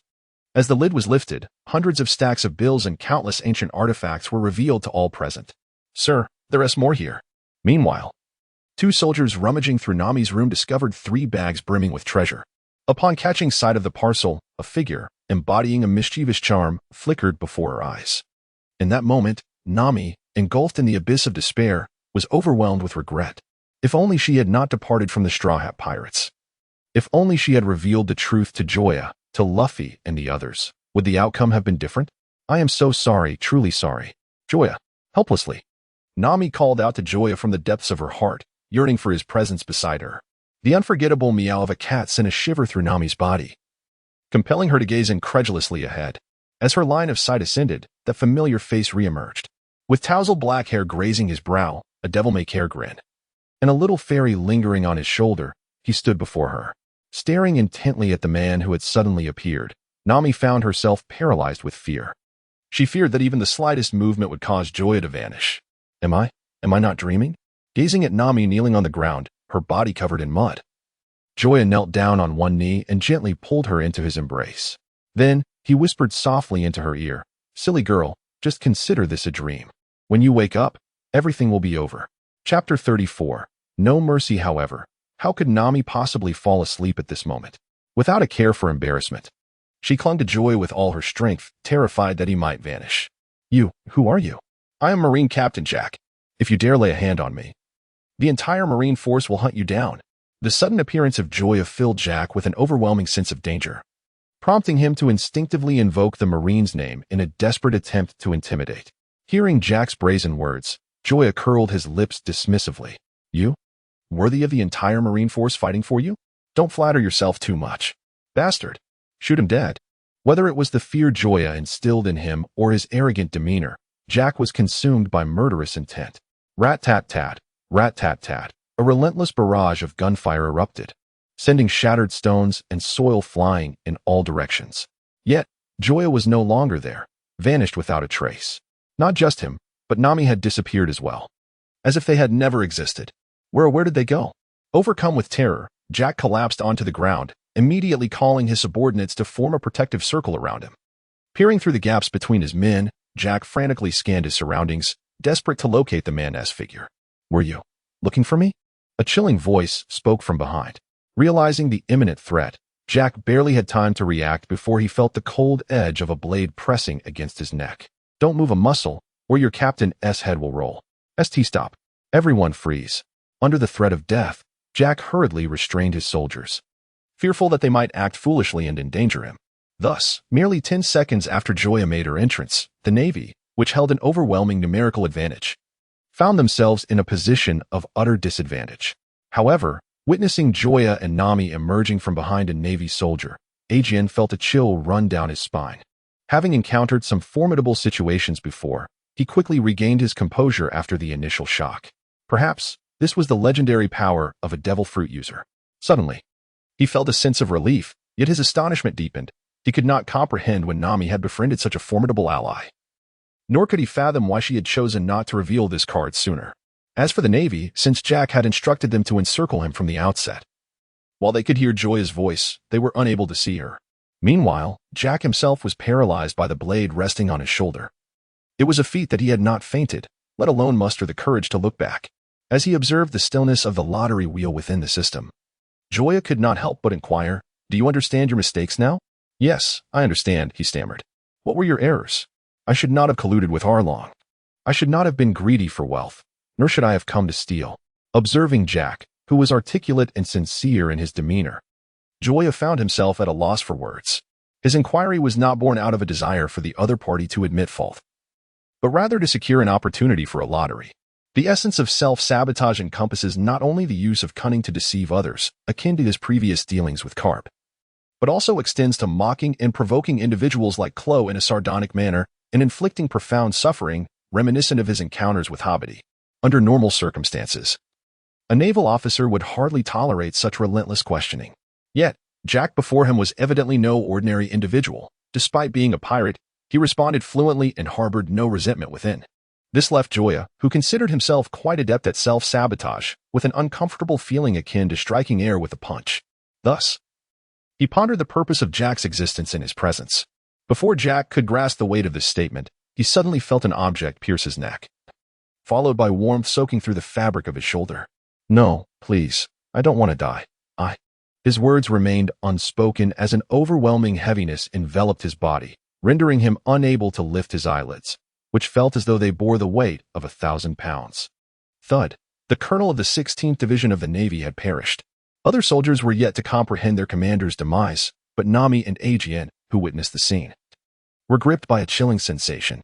Nami, having witnessed Joya take lives before, was somewhat unfazed, especially since this individual had once sought to steal her treasure. His death seemed just. However, for Ajian, it was an unfathomable shock. To him, a naval colonel represented a figure of immense stature, yet he had met his end in such an inexplicable manner. In an instant, he found himself questioning whether Nami's association with such a person was a blessing or a curse. "Take your commander and get out of here now," he commanded while ushering Nami out of the shadow world. Previously, he had been unaware that the shadow fruit allowed him to bring others into the shadow realm. It was only recently, upon utilizing his powers to enter Nami's shadow at the sea restaurant, and with the persistent presence of the little fairy on his shoulder, that he became aware of this ability. Upon hearing his words, all the soldiers exhaled in relief. Moments before, they had believed they were facing a formidable challenge. Now, it appeared that they were no different from those they had encountered previously. Regardless of their previous arrogance, they were ultimately destined to be released. However, at the moment they turned their backs, what lay before them was a scene of bloodshed. The commander's eyes wide in shock, yet devoid of breath. Thud. Thud. A significant portion of the onlookers dropped to their knees, some even paralyzed by fear. Those who had traversed the gray realms alongside the commander had witnessed death on numerous occasions, to the point where they had grown indifferent to the sanctity of life. However, this time, witnessing the commander, who had recently led them to seize a fortune, brought an overwhelming sense of bewilderment and emptiness. It dawned upon them that they were not invincible. They too could be wounded. They too could perish. As this realization struck, the misdeeds of their past flashed before their eyes. Consequently, those soldiers who had initially remained standing soon found their legs giving way, succumbing to their knees, with narrowed eyes surveying the kneeling soldiers. A glimmer of murderous intent flickered in Joya's gaze. Clearly, the guilt etched upon their faces signified that none among them were virtuous, and some had even previously tormented Nami. The thought ignited a fierce desire within Joya to eliminate them all. Yet, he swiftly dismissed such impulses, should he act upon them. The next encounter with the elder would undoubtedly be far from pleasant. Contemplating his options, Joya turned his attention to Ajian, who stood not far away. "Come here," he commanded. After a brief moment of hesitation, Ajian approached. As he neared, Joya patted his shoulder and addressed the kneeling soldiers. "Listen closely, you lot. Shortly, find him and document all the wrongs you've committed over the years, signing your names. Then, take your commander and leave. I shall be watching nearby. And should anyone dare to create chaos, well, the consequences shall be yours to bear." With that, he disregarded the worthless rabble, cradling Nami in his arms as he turned to depart. Chapter 35. Heartfelt confessions. Once matters settled, a bashful Nami leaned close to Joya's ear, whispering, "Put me down. I can walk on my own." "No, your leg is injured." "Injured? Where?" "I'm not aware of any injury." He raised her chin, pointing out the bruises. "You fool. How can that be considered an injury?" Gazing at the abrasion on her knee, which had been scraped raw, Nami felt her temper flare to a boiling point, wishing fervently to sink her teeth into that shameless visage. "I mean it." Suddenly, the earnestness in Joya's demeanor startled Nami, and upon realizing something, she ceased her protests, settling quietly in Joya's embrace without further struggle. A few moments later, Joya gently laid Nami upon the bed, observing the disheveled room. I casually moved a chair to sit by the bed. "Yes, I apologize." The silence was shattered by Nami, yet she buried her face in the blankets, unable to meet Joya's gaze. "I wish to understand why you left without a word. We are companions. If there are difficulties, would it not be better to voice them? Even if we lack the ability now, it does not imply that we shall forever remain incapable. Or perhaps, you never regarded us as true allies." Joya was baffled, genuinely perplexed. He had revealed the secret of his immortality to Nami, so why did she still choose to depart? Regardless of how formidable the enemy might be, whether they surpassed Garp 100-fold, 1,000-fold, or even a myriad of times, none could extinguish his life. Yet Nami still opted to leave. Little did he know, his words struck at the very core of Nami's heart, touching the most tender and aggrieved part of her soul. Overwhelmed by emotion, she raised her head, fixing her unwavering stare upon Joya. "You do not understand. It is not your fault. The issue lies within me. I am unworthy. Do you comprehend? I am an officer of the Arlong pirates. Long before joining you, I was a pirate, and from the very beginning, I deceived you. I have neither the right nor the face to ask you for anything. Do you truly understand? Each word, each syllable, pierced Joya's heart like a dagger. As she wept inconsolably, resembling a homeless cat caught in the rain, Nami was gently embraced by Joya. Fool, you are the navigator I invited aboard. If even you lack the right, then there exists no one worthy in this world. Upon hearing these words, Nami's sobs intensified. Her hands clutched Joya's shirt tightly as tears streamed forth, seemingly intending to release all the grievances accumulated over the past 8 years, soaking a considerable portion of Joya's clothing in mere moments. When the sound of her cries reached the ears of Ajin and Nokigo outside, they were not filled with concern but rather wore smiles of relief. They could scarcely recall the last time they had seen Nami cry. As the saying goes, a taut string is prone to snapping. They worried that Nami, who had long concealed her true feelings, might one day reach her breaking point. Now, listening to her heart-wrenching sobs, they felt a sense of reassurance. Before long, exhausted from her tears, Nami drifted into slumber. After tucking her in and leaving Xiao stand behind, Joya stealthily exited the room. He turned to Nokigo, stationed at the door, and said, I leave Nami in your care. I am off to eliminate a few individuals. At these words, Nokigo, despite his usual bravery, nearly shattered his heel in fright, while Ajin almost bit his tongue in astonishment. Both were left speechless, pondering where this young man had come from and why he harbored such a murderous intent. Having just dispatched a naval colonel was apparently insufficient. He was now intent on taking more lives. Oh no, wait, he means the fishmen, they realized. If it's the fishmen, then it's not a problem. Or is it? No, this won't do. After a moment of stunned silence, they hurriedly intercepted this ancestor of theirs. Although Joya had swiftly dealt with the colonel, this particular colonel was incomparable to Arlong. Despite Joya's displayed prowess in their eyes, he still paled in comparison to Arlong, especially with Nami's connection. Naturally, they wished to protect Joya from harm, as any misfortune would make it impossible for them to explain things to Nami. While Joya comprehended their distrust, he chose not to elaborate further. Glimpsing the incriminating evidence in Ajin's hands, he spoke, hold on to this evidence. Once the matter is resolved, present it to the Navy, and place the blame for the colonel's demise upon me. After all, I am a pirate, so it matters not. As for other matters, let us refrain from elaborating. With that, Joya's figure vanished in an instant, leaving the two in a state of confusion as they exchanged bewildered glances. By the way, where is that colonel? It's been over half an hour, Along remarked, his patience beginning to wear thin. Boss, do you think he might have fled? Inquired a suspicious subordinate. I highly doubt it. If he dares to do so, I shall expose the dealings he has had with us over the years, Along replied, unfazed, as he held leverage over the colonel. Suddenly, a thunderous crash reverberated through the air. The massive steel door, weighing over 1,000 pounds, soared upward before crashing down, sending a cloud of dust billowing into the air. The fishmen all turned warily towards the entrance, clearly aware that the visitors did not come for mere pleasantries. Which one of you is Along? Lend me your head for a moment, a voice boomed. The audacity of the speaker incensed the fishmen, prompting some to strike before even discerning the intruder's identity. Just as they prepared to counter Joya's stance, an unexpected voice echoed in his mind. Congratulations, host. You have acquired the 6 forms, shave. At that moment, Joya stood in stunned silence, oblivious to the approaching enemies. How dare you insult the big brother? Prepare to die. Under the leadership of one fishman, a dozen others, armed with knives and guns or bare fists, unleashed a relentless assault on Joya. 10 minutes later, as the fishmen dispersed, the once handsome Joya lay transformed into a grotesque mass of blood and flesh. Sensing the faint metallic scent of blood in the air, Along glanced over and commanded, "Hurry and clean this up. Our guest will be arriving shortly." My apologies, but are you awaiting that Navy colonel? If so, I must advise you to cease your waiting, for I have already dispatched him. However, should you insist on meeting him, I would be more than willing to escort you. The sudden voice startled everyone present. Yet, when they beheld Joya, restored to his former appearance and standing before them once more, the nearest dozen fishmen felt their bodies weaken, collapsing in fright. Cold sweat pouring down as if they had encountered death itself. You. If you cannot speak, then kindly keep your silence. As those words left his lips, a cold glimmer flashed above. A head, larger than a basketball, rolled away, ultimately coming to rest at Along's feet. As he gazed upon his unblinking compatriot, Arlong found himself paralyzed with trepidation. Who might you be? If my subordinates have inadvertently offended you, I beseech you to pardon us in light of my elder brother, the sea warrior Jinbe. Naturally, we are willing to offer compensation. How does 300 million berries sound? In this moment, the usually contemptuous Arlong was thoroughly cowed, even resorting to the polite address of you when referring to Joya, although they had yet to engage in combat.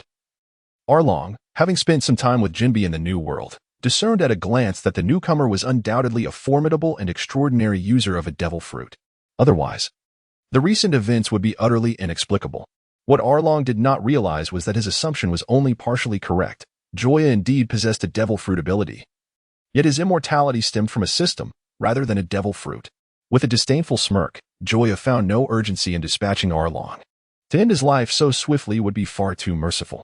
It would be far more entertaining to render him a wretched shadow of his former self, allowing him to perish amidst boundless fear and resentment. Casually striding past the throngs of fishmen, Joya settled into the very chair that Arlong had just vacated. He cast a glance at his updated personal profile. Name: Joya. Age: 17. Combat power: 345. 397. Charm value: 35. Personal abilities: Immortality, Simplified Saiyan physique, Eagle Eye reconnaissance technique, Iron block, replica fruit ability, Shadow fruit, Away 18 styles, Sea Stone sword mastery, Shave. The substantial increase in his combat power brought Joya considerable satisfaction. This elevation was due not only to his severe injuries, but also to his mastery of the 6 styles. When he turned his gaze back to Arlong, he instinctively employed the Eagle Eye reconnaissance technique. Name: Arlong. Age: 39. Combat power: 403. Charm value: 13. Personal abilities: Shark arrow, Mighty bite, Iron saw frenzy. To Joya's mild surprise, Arlong's combat power had surpassed 400, marking him as the first individual he had encountered to achieve such a feat. However, it was merely a number. Combat power merely represented physical prowess and did not encompass devil fruit abilities or immortality. After a moment's contemplation, Joya declared, 300 million is far too little. I demand 1 billion. At this proclamation, Arlong was rendered speechless. Despite his years of relentless accumulation of wealth, his total assets barely amounted to 600 million, and even when factoring in his own head's worth of 20 million, he found himself lacking 380 million. Setting aside the fact that he did not possess such wealth, even if he did, he would not simply hand it over at the utterance of a single demand. My lord, it is not that we are unwilling to comply. We simply do not have that amount. Might we negotiate a different request? Raising an eyebrow, Joya pondered. A different request is certainly feasible, but the crux of the matter lies in your potential refusal. That would complicate things considerably. Rest assured, I will certainly meet your next request. Aaron pounded his chest, assuring everyone that aside from money, he was indifferent to other matters. A fishman's head was worth 100 million. Take matters into your own hands. Just ensure that the blood does not splatter onto me. Silence enveloped the vast expanse of Aaron Park, a deathly hush following Joya's declaration, with all eyes fixated upon him. Although the fishmen were paralyzed by fear, an undercurrent of murderous intent simmered within their depths. At Aaron's command, they would be willing to risk their lives to carve a piece of flesh from their adversary. The 3 leaders at the forefront cautiously positioned themselves, encircling Joya to prevent any chance of escape. Yet, Joya appeared unfazed, exuding an air of confidence as if he had them entirely under his control. Moreover, his attention shifted to the unexpected surplus of feed within his storage ring. Thanks to his previous remarks, he had earned another opportunity for a lottery draw. Simultaneously, an introduction related to it surfaced in his mind. Product name: Divine Feed. Product effect: enhances the user's rank. Note: applicable only to animals. Repeated use results in diminishing returns. Upon reading this, Joya silently resolved to seize an opportunity to feed the little fairy. Ah, how delightful it would be! As Joya reveled in his splendid fantasies on the other side, Aaron was engulfed in turmoil. He found it unbearable to slay his own kin, yet he could not muster the 10 billion berries required. Contemplating this dilemma, he began to ponder the identity of the young man before him, as well as the likelihood of eliminating him. After much deliberation, he found no clarity. Thus, under the watchful gaze of his many subordinates, he inhaled deeply. Before anyone could react, he extended his palm, and with his sharp claws, he swiftly severed the throats of 10 fishmen. In that fleeting moment as their lives drew to a close, the 10 victims gazed in shock at Aaron's retreating figure. They could not fathom why their once esteemed leader, who had held the lives of his kin in such high regard, would wield the blade against them. Master, are you satisfied now? At that moment, Aaron's pupils dilated to their utmost, teetering on the edge of an explosive outburst. Although he had yet to observe the reactions of his brethren, he felt the shift in their gazes towards him. In that instant, Even he questioned the righteousness of his recent actions. Applause erupted from Joya, who had witnessed this dramatic spectacle unfold. In truth, you need not have slain 10. 7 would have sufficed, for the remaining could easily be compensated with currency. Do your kin not even hold a value of 100 million in your eyes? Realizing the implications of Joya's incitement, Eren finally understood. From the very beginning, this individual had no intention of sparing him. As Eren grasped this realization, Joya smirked, recognizing his own impatience. Had he been a tad slower, perhaps Eren would have dispatched 2 more fishmen, making the scene all the more entertaining. Nevertheless, he was already quite pleased. Just moments ago, unable to endure Joya's taunts, Eren had unwittingly granted him yet another opportunity for a reward. Strangely, this time, it too resulted in a divine-grade feat. Simultaneously, Eren's fist approached. Faced with the impending strike, Joya was inclined to evade, yet when he observed several fishmen attempting to flee, he was compelled to rise and unleash his wrath. With a swift motion, he propelled himself off the ground multiple times, narrowly evading Eren's assault, and then reappeared at the entrance, 20 meters away. Did I permit you to leave? As the words fell, the knight was abruptly severed. The razor-sharp blade instantaneously tore through the skin and muscle of the fishman, cleaving him in two. The figure moved like a specter, darting swiftly before the eyes of the crowd. Each appearance heralded the extinguishing of a life. No matter the direction the fishmen fled, in the next instant, Joya would be upon them. Only a handful encircling Eren remained temporarily unscathed. Their reprieve was not due to Joya's hesitation towards Eren, but rather his lack of urgency to slay them. Witnessing his kin on the brink of annihilation, a furious Eren brandished the colossal saw, swinging it aimlessly through the air. Damn it! As a formidable warrior, do you not possess even a modicum of dignity?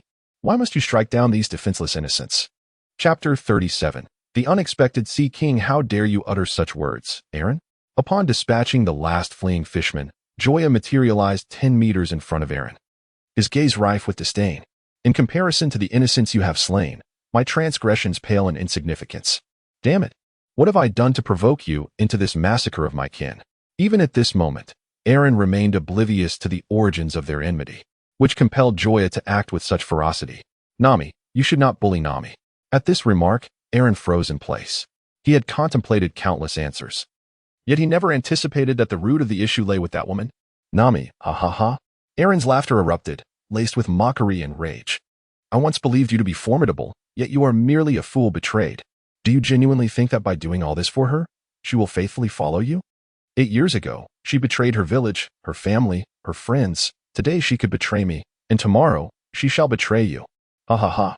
Are you finished? Once you have said enough, you may die. For the unrepentant Eren, Joya harbored not a shred of pity. He swiftly appeared beside him, the sharp tip of his blade aimed straight for his vulnerable waist. Seeking death, are we? Though unable to discern the nature of Joya's assault, Eren was a seasoned warrior. He swung the serrated edge towards the incoming Joya. Aware that he lacked the advantage in speed, he nevertheless wielded a 5-meter-long serrated weapon, a true behemoth compared to the opponent's slightly over 1-meter katana. If his adversary did not alter course, he would surely cleave him in two mid-strike. Even if Joya could recover, he would require time, and in that fleeting moment, Eren could cast him into the nearby waters. However, today, Eren was destined to learn the lesson that ideals may be grand, yet reality is stark. The oncoming gale of the serrated blade indeed severed Joya's form. But in the next heartbeat, those two segments vanished into thin air. Was it merely an afterimage? At the moment he realized it, the vanished Joya ascended along the jagged shadows cast by the sawtooth blades, reaching all the way to his feet. The icy glint of the knife pierced through the air, once again lunging toward Arlong's midsection. Watch out. Though warned, Arlong, whose attention had never been on his feet, found it far too late to evade. The impossibly sharp blade, Night Slayer, cleaved through his abdomen, unleashing a torrent of crimson. Die. Gritting through excruciating pain, Arlong instinctively swung his sawtooth to repel the assailant, then staggered backward, clutching his wounded stomach. Are you human or ghost? His gaze upon Joya had utterly transformed. Trembling like a mouse beholding a demonic cat, his very soul quaked with primal terror, extinguishing any lingering will to resist. If the earlier display of immortality had been the power of a devil fruit, then what was this ability to traverse within shadows? How could one possibly wield two devil fruit abilities simultaneously? Though certain races in the New World were born with extraordinary and formidable gifts, this man before him was unmistakably human, neither a giant nor a mink, nor any other creature of legend. Run. All of you flee. Recognizing the insurmountable gap, Arlong issued his final command to his brethren. Had there been even the faintest glimmer of hope, he would never have surrendered. But now, drowning in despair, he saw no light ahead. This man might not yet rival the warlords or the emperors in sheer combat prowess, but his eerie, unprecedented abilities defied all reason. Victory was impossible. Survival, even for just one, was all that remained. Just as the remaining fishmen turned to escape, the central pool of Arlong Park erupted in chaos. The tranquil sea surface surged over 10 meters high, and from its depths emerged a monstrous sea beast, its body spanning dozens of meters, crowned with the visage of a bull. Upon catching sight of it, the little octopus, Xiaoba, was momentarily illuminated by a glimmer of surprise. Moo Moo is here. Everyone run. With that, it dashed towards Moo Moo. However, ensnared by fear, Xiaoba failed to notice the palpable terror reflected in Moo Moo's eyes. Meanwhile, sensing an imminent threat, Joya refrained from acting hastily. Instead, he fixated intently on the ocean behind Moo Moo, where an ominous presence seemed to lurk, instilling fear in Moo Moo. Just as Xiaoba was about to reach the shore, the once calm sea erupted once more. With a thunderous roar, it was as if an atomic bomb had been cast into the ocean, causing half of a long park to vanish, while towering waves surged dozens of meters high, threatening to upheave the entire world. In the face of such gargantuan waves, Moo Moo, as a sea beast, appeared diminutive and insignificant. Amidst the deafening roar, a terrifying creature, 10 times the size of Moo Moo, emerged, its body adorned with scales the size of houses and piercing black vertical pupils that instilled dread. In a swift motion, it devoured Moo Moo and then fixed its gaze on Joya amidst the crowd. In contrast, Joya's expression mirrored shock and astonishment, as if he had encountered a ghost in broad daylight. After a brief silence, Along, filled with hope, suddenly called out, "Almighty Sea King, please strike down this man. We shall ensure you are well fed afterward." Although uncertain if the creature comprehended his words, Along stood forth, clinging to his last hope. Moreover, as a merman, he believed he could gain the Sea King's trust more readily than Joya, a mere human. In the next moment, as the Sea King's gaze flickered between him and Joya, Along felt both anxious and exhilarated, convinced his words had made an impact. Yet, when the Sea King opened its massive jaws to lunge at him, Along's dream shattered, and he extended his middle finger toward the heavens. In the final moments of his life, he bore no animosity toward Joya or the creature that would claim him. Rather, he harbored resentment for the world itself, a world steeped in profound injustice.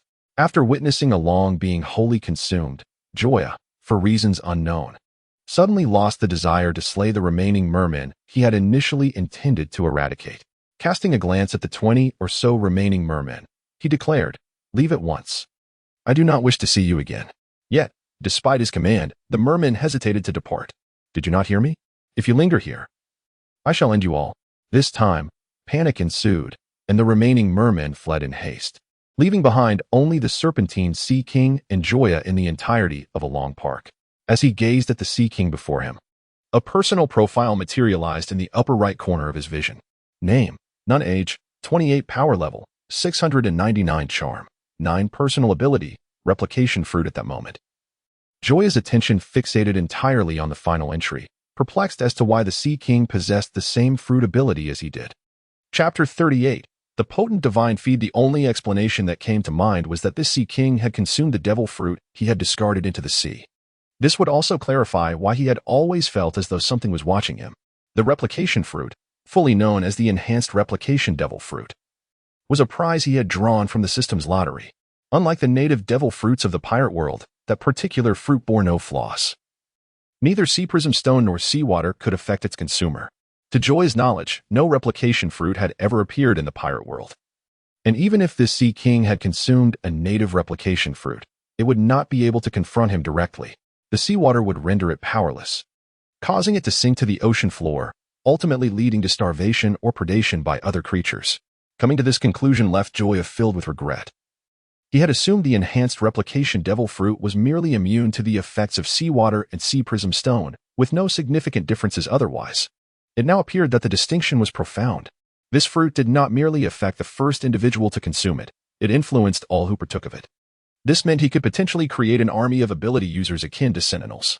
With such power at his disposal, world domination would be a straightforward endeavor, merely requiring the presence of a devil fruit. Yet, he had squandered this opportunity. The thought left Joya feeling immensely regretful, while others lamented missing out on a lottery jackpot. He felt as though he had let the entire world slip through his fingers. How could one rationalize that? System, come forth. I swear I won't harm you. However, regardless of what Joya muttered in his mind, the system remained unresponsive, functioning like a pre-programmed script, mechanically executing tasks without engaging in communication or explanation. Joya, are you all right? After enduring a spell of profound melancholy, Joya finally stirred from his reverie upon hearing Nami's voice. Gazing at the little fairy who leaped into his embrace and the worried expression on Nami's face beside him, the gloom that had enveloped him dissipated significantly. What did it matter? If the world he had grasped slipped away, so be it. He never relished the idea of reigning as its sovereign. He would still be burdened with paperwork, tasked with setting policies, and responsible for the sustenance of countless lives. Only a fool like Naruto would covet such a position. Exhausted from daily toils, he often wondered if he would even have time to comfort Hinata. How absurd. Shaking his head, he cast aside these disordered thoughts and, under Nami's anxious yet bashful gaze, lifted her into his arms. What are you doing? Nami exclaimed, struggling vigorously. Although the embrace was quite comfortable, her shyness overwhelmed her. Despite her constant travels, she was still an innocent young lady who had never experienced romance. How could she endure this? You've injured your leg. You need to rest. Nami found herself utterly at a loss for words regarding this excuse. It was far too contrived, too hollow, too evident. However, Joya was well aware of this. Yet, what did it matter if the reasoning was feeble, as long as it was effective? Nevertheless, considering Joya had devoted an entire day to her, Nami chose not to resist any further. If her feelings for Joya had been nebulous until now, she was now certain of her affections, albeit unsure how to articulate them. Perhaps waiting for Joya to broach the subject first. Just as Joya was about to depart, a sea creature nearby bellowed angrily. Hey, can't you see I've grown up? Joya, exasperated, rubbed his nearly deaf ears and looked at the sea creature with resignation. Come on. Can't you be a bit perceptive? Can't you see I've worked hard to achieve this? Nami, blushing fiercely, could no longer tolerate Joya's teasing and fled his embrace. Her curiosity piqued as she regarded the sea creature. It was her first time observing such a creature up close. Had Joya not been by her side, she would have long since run away in fright. Yet now, she was intrigued as to why this creature lingered instead of leaving. Who are you calling big brother? Can't you see I'm a sister? As Joya gazed at the Sea King, a multitude of questions filled his mind. While he considered himself quite capable, he had yet to master interspecies communication. Instinctively, he glanced at the little spirit perched on his shoulder. Can you understand? He inquired. Meow? Came the reply, a clear affirmation. Joya chuckled at the feline response, realizing the folly in his thoughts. How silly of me, even if you understand. What does it matter if I cannot comprehend your words? The Sea King, despite having consumed his devil fruit, had aided him in dealing with Arlong. More importantly, its presence illuminated the true potential of the enhanced devil fruit bestowed by the system. Consequently, Joya felt no sense of indebtedness towards the creature, though it possessed immense power. Its colossal size posed a challenge. Whether it could traverse the reverse mountain and enter the Grand Line remained uncertain. If not, its utility to him would be minimal, and it would be best for everyone to return to their respective homes. Thus, he had largely disregarded this creature. However, it now seemed to have something to convey, piquing Joya's curiosity. If only it could transform into a human, he mused. Nami, catching a glimpse of the Sea King's intentions, couldn't help but voice her frustration. Upon hearing her words, Joya's eyes sparkled with inspiration. He cradled the little spirit in his arms and promptly retrieved the divine feed he had drawn not long ago from his storage ring. Meow? The spirit queried, puzzled. Are you performing magic? As Joya suddenly produced the feed, a spark of curiosity ignited in the ruby-like eyes of the little fairy. The next moment, as Joya tore open a corner of the packaging, the little fairy dove into the bag as if starved for 3 days and nights. Roar. Simultaneously, the Sea King, seemingly stimulated by something, narrowed its large pupil sharply, greedily eyeing the mere few hundred grams of divine feed. Observing this, Joya quickly stood up, positioning himself to shield Nami and the little fairy behind him. Remain calm. I still possess that item. If you desire it, you must heed my words. Regardless of whether the creature could comprehend his words, Joya made an effort to explain, all the while drawing his sword in readiness for battle. It remained uncertain whether the Sea King understood Joya's admonition or was merely intimidated by his strength, but in its overwhelming desire for the divine feed, it refrained from attacking. It was only then that Joya had the opportunity to assess the little fairy's condition. Witnessing the increasingly bulging bag, Joya silently activated his eagle eye reconnaissance technique. Name, Xiaoxian. Age, 17. Combat power, 95,100,106,113. Charm, 1516. Abilities, Mink Tribe, evolving 51, 53, 55.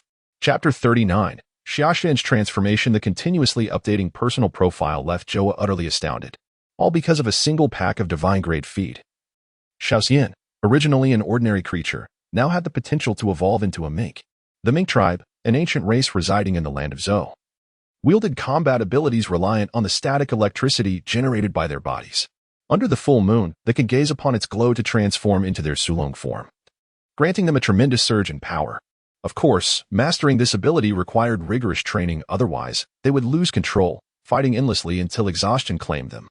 It was no exaggeration to say that every member of the Mink tribe was a warrior. Even the elderly, the weak, and children possessed strength capable of overpowering ordinary pirates. At that moment, the plastic bag, stretched to its limit, could no longer withstand the pressure. Bang! It burst apart. In the next instant, a figure of flawless grace materialized before Joya's eyes. A mere 0.01 seconds later, before his nervous system could even react, his body, acting with unflinching honesty, pulled the girl into a tight embrace. What are you doing? Let go of her. Nami, snapping out of her shock, rushed forward, exerting all her strength to pry the two apart. I can't, Nami. Xiaoxian isn't wearing any clothes. If I let go, others might see. Hearing Joya's righteous declaration, Nami nearly exploded with fury. You idiot. There's no one else here except you. You're the only man around. And those hands of yours, if they dare wander again, I swear I'll chop them off. I know you have clothes in that ring of yours. Hand them over now, or I'll make you regret being born. Well, there's also that Sea King over there. Who knows if it's male or female? Joya muttered under his breath, unwilling to concede. Roar. You're the male. Your whole family is male. I'm a lady, you fool. Master, the Sea King's sister says she's a sister. Silence descended upon them. The sweet, honeyed voice nearly sent Joya into cardiac arrest, so much so that he missed the latter half of her words. Let her go. Now. At that moment, Nami demonstrated to Joya the true meaning of hair standing on end in rage. Her crimson eyes, glowing ominously in the twilight, paired with her bristling hair, made her resemble nothing short of the Gorgon Queen stepping straight out of a nightmare. Gulp. Joya, who feared neither death nor danger, suddenly felt his scalp prickle under such a gaze. Thus, with swift obedience, he released Xiaoxian and retrieved a set of clothes from his ring to dress her. Master hug? As the petite fairy, clad in her newly donned attire, was about to dash into Joya's embrace, Nami swiftly intervened, positioning herself between the two. Her fist, resembling a sandbag in size, landed squarely on Joya's handsome visage. The audience can witness our competitor, Joya, executing a flawless aerial maneuver, completing 2.5 flips followed by a seamless 360-degree rotation, culminating in another 2.5 somersaults before gracefully plunging into the water. Bravo! Let us extend our heartfelt congratulations to this remarkable athlete hailing from the Celestial Empire. Her series of movements was truly spectacular. After a brief moment of silence, Joya, who had finally managed to scramble ashore, gazed at her personal stats, which had risen from 397 to 398 power points, and was momentarily engulfed in introspection. Who am I? Where do I come from? Where am I headed? Was that punch truly so forceful? Moreover, when did Nami acquire the skill of shaving? I was completely oblivious to her recent attack. A roar resembling that of a river lion from the Sea King species jolted Joya back to reality. Upon regaining her senses, she instinctively turned towards the petite fairy. She seemed to be inquiring, have you lost your mind? The atmosphere abruptly became awkward in that instant. Both Joya and the Sea King species felt that it might be preferable if the fairy remained in her untransformed state. Otherwise, their native language insults would be comprehensible to one another. Hee hee. Amidst their forced laughter, Joya's lips swiftly formed the words of a phrase known to the billion-plus populace. Though the Sea King could not comprehend Joya's meaning, an instinctive feeling suggested it was not a compliment. However, lacking evidence and having a request from him, she chose not to dwell on it. She exclaimed, she hopes you can assist her with a task. Hearing this, Joya appeared bewildered and uncertainly replied, "Fairy, are you sure there was no mistranslation?" She merely roared, "And you interpreted it into such elaborate words." Upon hearing Joya's skepticism, both creatures felt a sense of confusion. One of them mused, "What do you expect? If not for the fear of being reported for excessive word count. Do you think I would truly prefer to substitute a single word?" "Ahem," the master explained, "the phonetic expressions of humans and beasts differ. Thus a single word often encapsulates an entire sentence." Upon grasping this explanation, Joya exhibited an expression of realization. "What do you require my assistance with?" She replied, "She needs your help to traverse the upside-down mountain." "Why must we undertake such a journey? Isn't this place quite satisfactory?" She responded, "She originally hails from the Grand Line, a distant sea king. As a child, she inadvertently wandered into the East Sea while playing, and now she finds herself unable to return. Until now, it was manageable. During her juvenile phase, she required little sustenance. However, she is on the brink of entering her adolescent stage, where she will necessitate copious amounts of food. The East Sea can no longer sustain her, not to mention her impending youth and adulthood. Therefore, she seeks your assistance. Furthermore, she expressed her desire for the food you just fed me." Regarding the intricacies of racial language, Joya has grown weary of commentary, as a mere word can translate into 100 phrases. Nevertheless, he has garnered a rough understanding of the issues surrounding the Sea Kings. It is simply a child who has run away from home yearning to return. The fact that this child is 28 and still has not entered adolescence somewhat surprised Joya. Yet upon realizing the individual is a Sea King, he felt a sense of relief. However, he found himself at a loss as to how to assist her in traversing the upside-down mountain. Reflecting on the 1,000+ episodes of One Piece, it seemed that only the mini-fruit could offer a solution. Yet, the owner of the mini-fruit resides in the New World, a distant journey of countless leagues away, rendering the replication of her abilities rather impractical. Additionally, the only alternative would be to rely on a system lottery to obtain the mini-fruit. Joya considered this method even less reliable, as the lottery is inherently random. Who knows when one might win? Of course, the exception being the time he defeated the Sea Prison Stone swordsman, for the probability of an individual event cannot be used to gauge an overall occurrence. He informed her that, at present, he lacked the capacity to fulfill this request, yet she was welcome to accompany them. Should he possess the ability to assist her before entering the Grand Line, he would certainly extend his help. However, he could not offer his resources without justification, as his provisions, including divine-grade feed, were not obtained without effort. If she desired them, she would need to make a fair exchange. Thus, the translation continues. Meow, meow, meow. Upon hearing this, the Sea King nodded humanely and gazed at the little fairy for a prolonged moment before vanishing beneath the surface. Chapter 40. Almost there that night. The entire Cocoa West village was immersed in a jubilant atmosphere akin to a festive celebration. Everyone was gathered neatly around the bonfire, and since the banquet commenced, their smiles had remained unwavering. They had anticipated this day for a full 8 years. Witnessing the end of their dark days, how could they possibly not rejoice? "Joya, I raise a glass to you. I drink to your honor." 5 minutes later, the village guard, a Jin, once again lifted his cup towards Joya. To Joya, noticing the actions of the villagers surrounding him, regardless of whether they could drink or knew how to, they all raised their cups in greeting.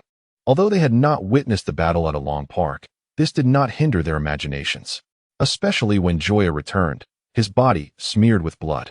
While the vast majority of it belonged to the enemy, the mere presence of a small amount of his own signified grave injuries, inspiring profound gratitude from the villagers. However, they were unable to offer money or fame. Their only means of expressing appreciation was through their heartfelt enthusiasm.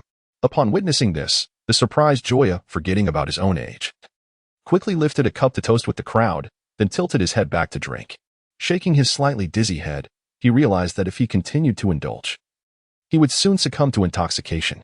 Though he wished to depart, he found himself unable to resist the villagers' fervor. Thus, he cast a desperate gazing at the disoriented Joya. Xiaoxian, nestled in his arms, felt profoundly grateful for having reverted to her original form before returning. Otherwise, who knows what state she might be in now. Unlike ordinary fur tribes, having evolved through divine-grade feed, she possessed the ability to selectively maintain either a human or animal form. Come, a few of you. Carry Lord Joya to my place," someone suggested. Just as a Jin and the others prepared to move Joya, Nami suddenly interjected, "Forget it, better bring him to my place. Judging by tonight's events, who knows how drunk you'll end up later." This is Joa's first time drinking. He'll likely vomit. It's better if I take care of him. All right then, the Jin agreed without much thought. Not only was Nami the one most familiar with Joya, but two grown men sharing a room would indeed be awkward. Thus, under Nojiko's meaningful gaze, Nami alone supported Joya as they slowly departed. Poking her best friend beside her, Nojiko remarked, "Guess I'll crash at your place tonight then." 10 minutes later, Nami struggled to dump Joya onto her own bed. Initially, she had considered leaving him on the living room sofa, but that seemed somewhat ungrateful. So, she settled him in her bed, planning to sleep in her sister's room instead. However, upon noticing Xiaoxian shamelessly curled up in Joya's embrace, Nami's expression darkened. "That's enough. Time for you to leave." "Leave? Why should I leave, meow? Haven't I been sleeping with my master all this time?" With that, she even transformed into her human form. Lazily draping herself over Joya, her gaze provocatively meeting Nami's. "You're a woman. Don't you have any self-respect? Heh, that's for others. Why hide in front of someone you like? In the animal kingdom, when we find someone we fancy, we pounce immediately. Hesitate, and the spot's taken. If you won't cherish him, don't blame others for being ruthless." So saying, right before Nami's eyes, she began undressing Joya. Shoes, socks, t-shirt, pants, until soon, only a pair of Hello Kitty boxers remained. As she gazed at the nearly bare Joya, the little fairy began to waver. Although she had spoken those words, the reality of the situation made her feel bashful. For it was indeed her first experience of such intimate proximity to a male. Just then, a gust of cold wind swept through. Feeling the chill, Joya turned and pulled the little fairy, who had been lying atop her, into her embrace, seeking a comfortable position to drift into a deep slumber. As she felt the warmth of the body beside her, the little fairy's cheeks flushed with crimson, her gaze becoming increasingly dazed. Her cat ears drooping languidly and her three tails restlessly twisting. "How dare he look down on me?" The intoxicating effect of the alcohol, the little fairy's words, and the exhilarating scene before her overwhelmed Nami, who, in a state of emotional blankness, unexpectedly began to undress. She then lay down slowly, wrapping her arms around Joya's waist from behind. For a moment, the scene was filled with infinite springtime beauty, yet Joya's slumber ensured that the night would pass without incident. The early bird's call gently roused the slumbering world from its dreams. Awakened by the sunlight, Joya instinctively attempted to turn over, only to find herself constrained by something pressing against both sides, rendering her immobile. Don't move, let me sleep a little longer," came a feminine voice from beside her, nearly sending Joya into a stupor. Her morning grogginess evaporated instantly, and her consciousness sharpened. Gazing at Nami and Xiaoxian resting upon his shoulders, along with the indescribable softness enveloping him in the bed, a moment of hesitation flickered for a brief second. Yet, the temperature of his blood surged at a visible rate, relentlessly assaulting Joya's not-so-mighty defense system. Emergency alert. Emergency alert. Defense system at 90, 70, 50, 30, 0. Just as Joya was about to take action, Luffy's voice suddenly pierced through the air. "Joya, Nami, where are you? I'm here to pick you up." That exclamation nearly sent Joya spiraling away once more, and his previously heated heart rapidly chilled at the sound of those words. "Damn it. I swear I'll make you pay for this." With one last glance at Nami and Xiaoxian, Joya summoned an extraordinary will, struggling to rise. If Luffy didn't face some consequences today, then Joya would not bear the surname Ming. Outside, when Luffy caught sight of Joya, his excitement was palpable as he opened his arms and dashed forward.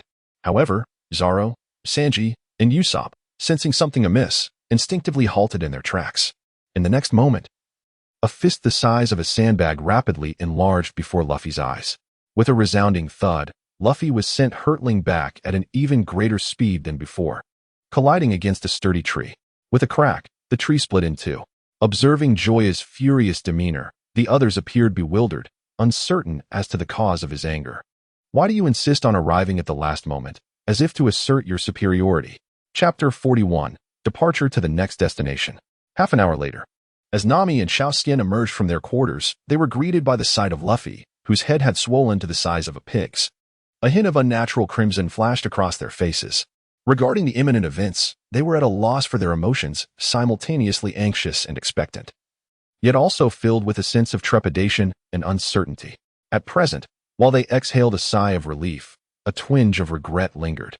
In summary, their feelings were complex, not easily distilled into a few words. Meanwhile, the moment Nami and Xiaoxian stepped out, Sanji, with heart-shaped eyes, produced a flower from seemingly nowhere. Miss Nami and this lovely lady, may I invite you both for a cup of afternoon tea? I hope you are available. Witnessing Sanji's flirtation with his women, Joya could hardly feign ignorance. I'm afraid their future lives are under my care. You may go wherever you please. As he spoke, his hands rested possessively on Nami and Xiaoxian's waists. Previously, in the floating restaurant, due to the uncertainty of their relationship, he refrained from saying too much, aware that he lacked the standing to do so.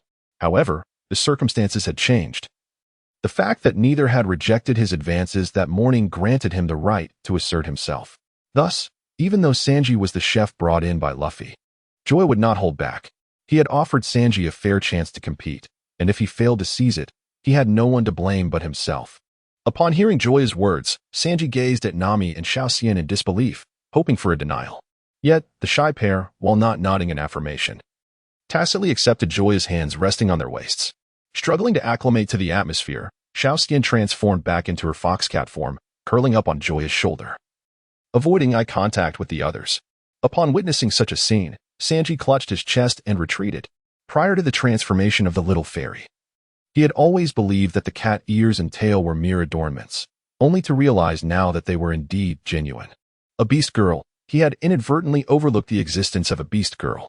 As a bona fide lecher, beast girls, alongside female mermaids, represented the epitome of his desires. After living for 19 years, he had finally encountered one, only to find that it bore no significance to him. In that moment, he was even beset by thoughts of self-destruction. Observing the forlorn Sanji, Joya suddenly realized that perhaps she had taken things a bit too far. After all, he was a member of the Straw Hat Pirates. If he stormed off in anger, there would be no one to prepare their meals.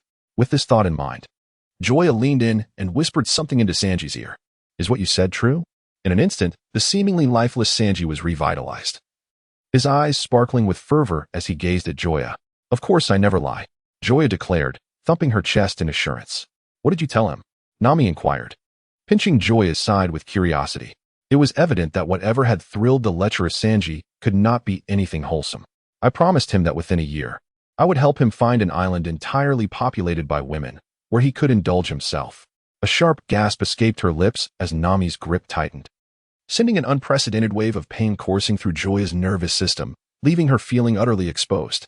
Oh, so you know of such places? Are you yearning to go there too? Wife, let me explain. It's not what you think, Joya replied hastily. The place I mentioned is called Kamabaka Kingdom. Although its inhabitants appear to be women, they are actually men transformed by a power user named Ivankov. Upon hearing Joya's explanation, Nami finally released her grip, declaring, I doubt you would dare. Before bidding farewell to the villagers. With Arlong's crew dealt with, there were no further issues in Kokoyasi village. Now that Luffy and the others had also arrived, it was time for the Straw Hat Pirates to embark on their journey into the Grand Line. That afternoon, after planting a few orange trees and altering the tattoo on her shoulder, the reunited Straw Hat crew waved goodbye to the residents of Kokoyasi village from the shore. Everyone, farewell.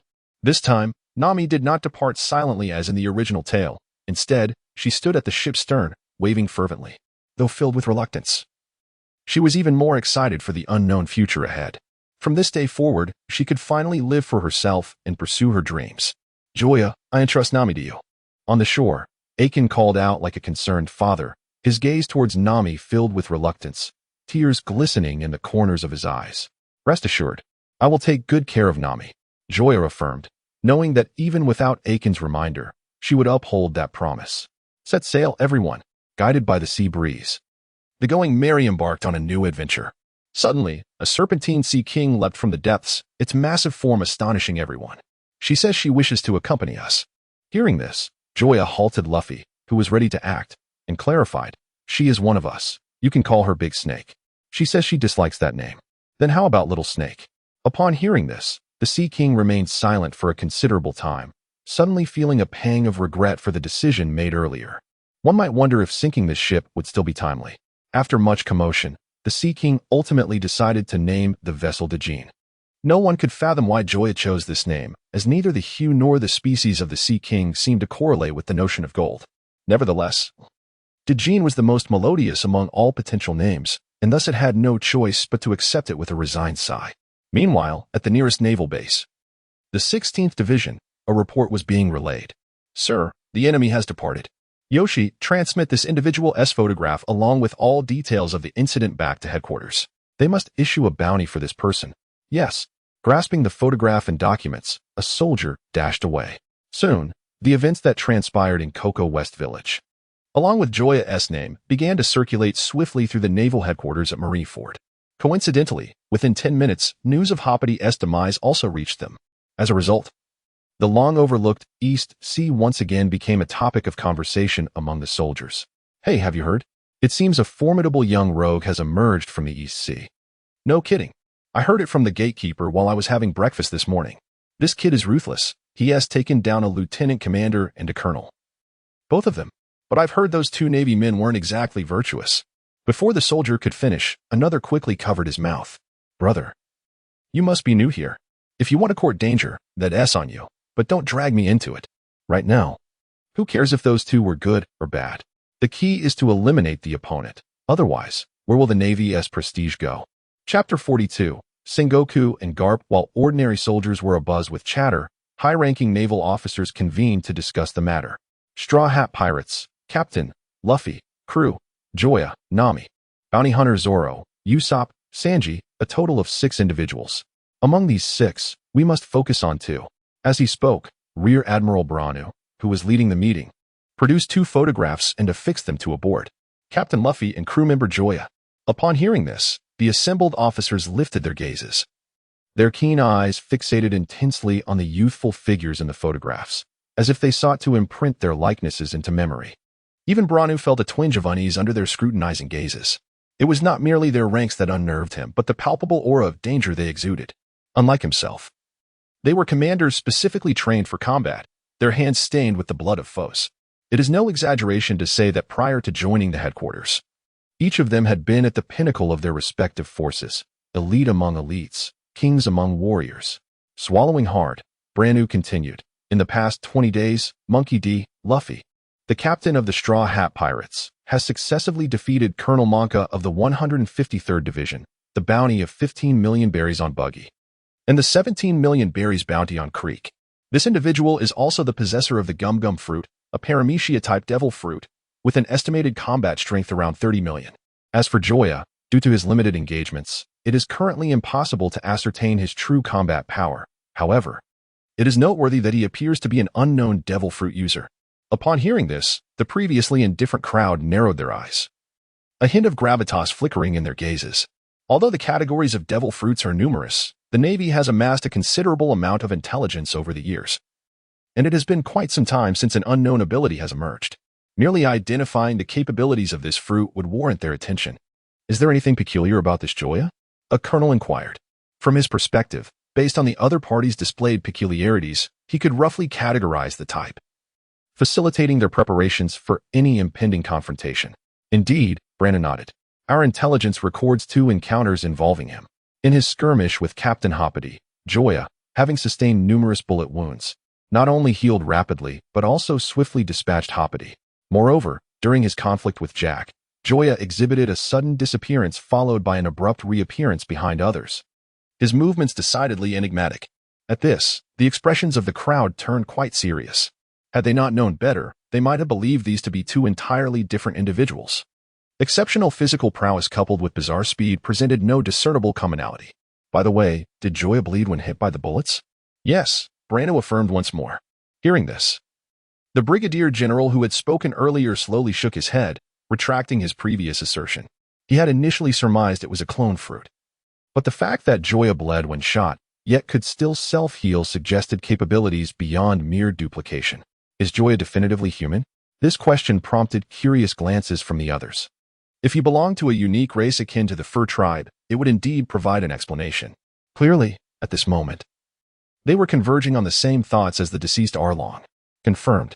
The possibilities they had considered were swiftly dismissed one after another, leading some officers to inquire directly. So, what is our mission? Is it to eliminate them, or to investigate this unknown fruit ability? For now, these matters need not concern us. Based on our deductions, the enemy's next destination is likely Logtown. With that man present, even if we cannot capture Joya, we can uncover the details of their operations. Our task is to propose an appropriate bounty. Upon hearing the news that did not require their intervention, the seasoned generals remained unconvinced. However, when the matter was entrusted to the man from Rogue Town, an eerie silence enveloped the room, with no dissenting voices raised. They were acutely aware of the man's identity, the possessor of the smoke fruit, the former Marine Admiral Zephyr's protege, known as Smoker, the White Hunter. As colonels and even brigadiers, they typically held disdain for the officers from the branches, regardless of their superior rank. Yet, Smoker was the sole exception. Before mastering the application of hockey, they found themselves utterly powerless against him. It was a given that only a select few, at least the elite among the Marines' rear admirals, could wield hockey proficiently. Thus, even though he did not belong to the headquarters rank structure, they dared not underestimate him. Meanwhile, at the pinnacle of the Marine headquarters, a figure stroked his beard with one hand while holding a report presented by a subordinate in the other. This document was evidently more detailed than the one received by Brand-New. Notably, the name of the captain of the Straw Hat Pirates was not merely Luffy, but Monkey D. Luffy, send for that rascal Garp, he commanded. Yes, sir, replied the messenger, hurrying out the door. 10 minutes later, Garp entered, cradling a large bag of donuts in his arms. He plopped down onto the sofa, propping his legs up casually. What do you need me for? Observing the utterly oblivious Garp, Sengoku felt a tightness in his chest. Were it not for the fact that this rascal had been his comrade for decades, he would have long since ordered him confined to the 6th level of Impel Down to spare himself the irritation of his incessant presence. What is this? He exclaimed, tossing the report he held across the table. Moments later, upon glimpsing the photograph of Luffy on the document, Garp erupted into laughter. Ha! Truly worthy of being my grandson. He possesses remarkable talent. Rascal, I see you are keen on ending up in Impel Down yourself. It's one thing for your son to join the Revolutionary Army, but now your very own grandson has turned pirate. Tell me, does that Joya have any connection to you? At this, Garp, slightly embarrassed, scratched his head and hastily produced a donut, offering it to Sengoku. How about you enjoy a donut first? Seeing this, Sengoku could hardly suppress his understanding. He slumped into his chair, exasperation etched across his face. Don't you think bribing me with a mere donut is rather insufficient? Impossible. How could I, a man of integrity, bribe anyone? I merely struggled to conjure a suitable excuse to placate you. Someone, take this rascal away and execute him in 5 minutes. Sengoku, on the verge of exploding with anger, issued the command. However, the soldier on duty at the door seemed oblivious, staring up at the ceiling. As an ordinary soldier, it was wise for him to steer clear of the disputes among the higher-ups. His frail constitution could not withstand such tumult. After a protracted silence, as Sengoku's fury began to subside, he inquired once more, Garp, if you know anything about Joya, I implore you to share it. Surely, you must realize he is not the same as your grandson. In response, Garp set down the donut, his mind drifting back to the moment he first encountered Joya over a decade ago. I am aware, from the very beginning, I knew. He is undeniably different from Luffy.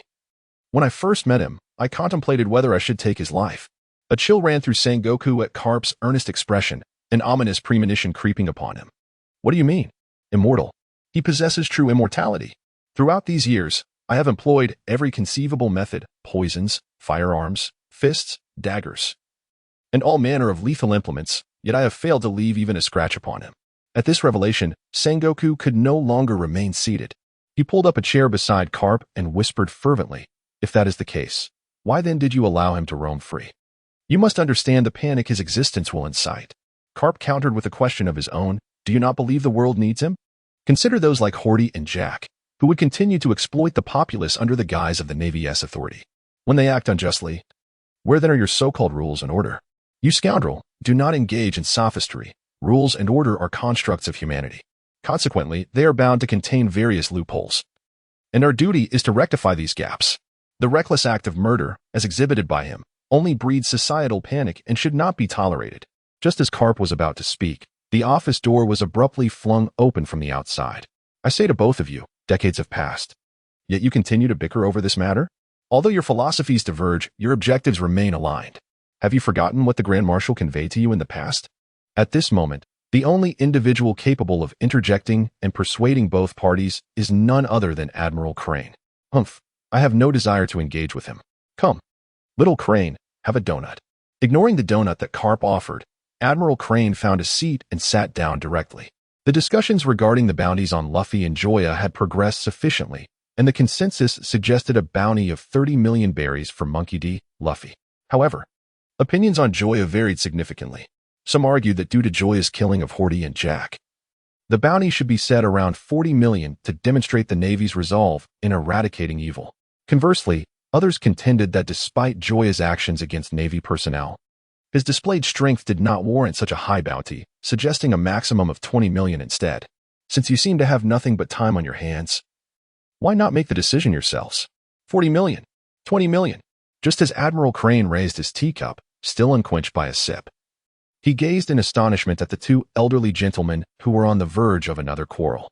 The rationale: this individual poses a significant threat to the Navy and the world government. Joya's bounty must not exceed that of my grandson. At this moment, even the typically genial Admiral Crane could not suppress the urge to hurl his teacup at Garp's wrinkled visage.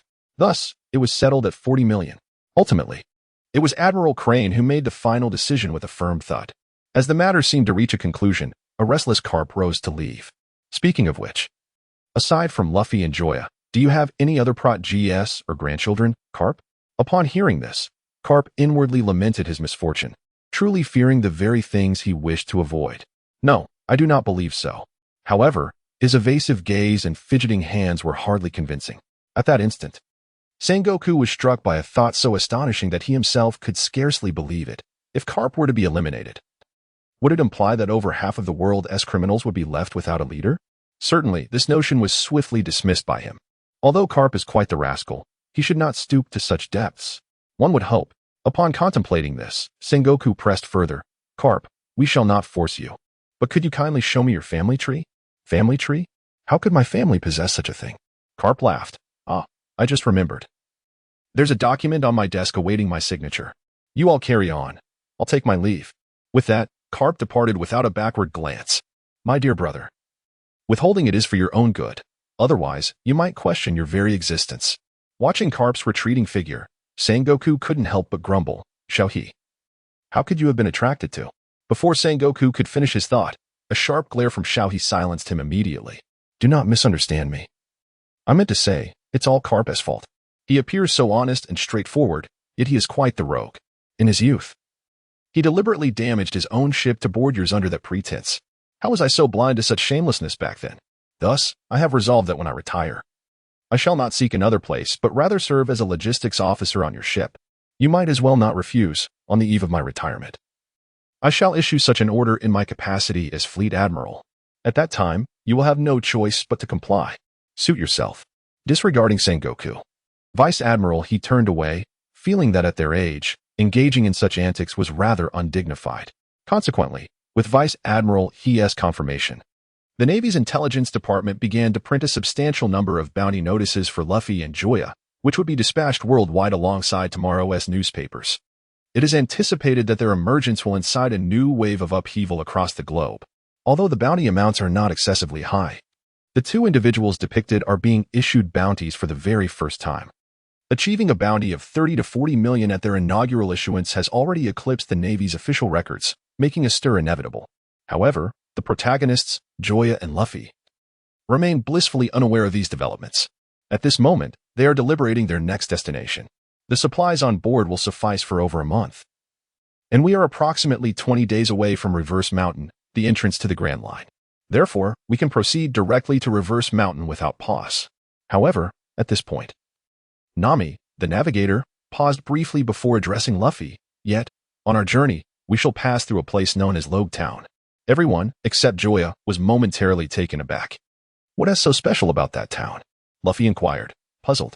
Logue Town, the town where beginnings and ends converge. It is where the pirate king, Roger, was born and ultimately executed. Upon hearing this, Luffy, who had initially been indifferent, suddenly fell silent. Nami, I must go there. Very well. Nami was not surprised by this decision. She had anticipated this outcome the moment she chose to divulge the matter, despite the presence of a particularly formidable naval officer with Joya by her side. The situation should not pose significant challenges. Thus, she instinctively cast a furtive glance at Joya, only to discover him sharing a tender moment with the little fairy. Although in the form of a fox cat, it still ignited a surge of frustration within her. Chapter 44. A call to Garp again. The following morning marked the 23rd day since Luffy and Joya departed from Windmill Village. Joya emerged from the girl's room, one hand pressed against her waist, her face betraying a sense of exhaustion. As Joya gazed blankly, Luffy appeared utterly bewildered, while Zoro and Usopp wore expressions of disdain. And Sanji was engulfed in a mix of sorrow and indignation, on the verge of tears yet unable to weep. Sanji, remember to add some goji berries and sea cucumber to the soup for breakfast, Usopp remarked, hinting at something. Joya, exasperated, chose not to explain. He longed to take action. Yet both Nami and Xiaostin had adopted a demeanor starkly different from that in Cocoa Village, offering him no opportunity. Particularly, Nami kept a watchful eye on him as if he were a thief, even forcibly taking Xiaostin away, preventing her from sharing a bed with him. The reason for this peculiar departure from the girls' room was entirely due to Nami. In her words, during yesterday's meeting, he had failed to pay proper attention. And as a punishment, she had kicked him in the lower back. Were it not for his immortal body, his prospects for a blissful life would likely have been extinguished before they ever began. What have I done to deserve this? Joya lamented, gazing helplessly at the sky. He had anticipated that after the Cocoa Village incident, he could indulge in a carefree and blissful existence. Yet, bliss remained elusive, while burdensome woes were all too real. An hour later, after breakfast, the group basked in the sun on the deck. Just then, a newsbird descended onto the ship's railing. Coo coo. The board Nami habitually acquired a newspaper as a navigator. She needed to stay informed of the world's latest developments to adjust the course of the Mary at a moment's notice. However, upon receiving the newspaper from the newsbird, she was taken aback by its unexpected weight. It seemed that others had not been idle during this time.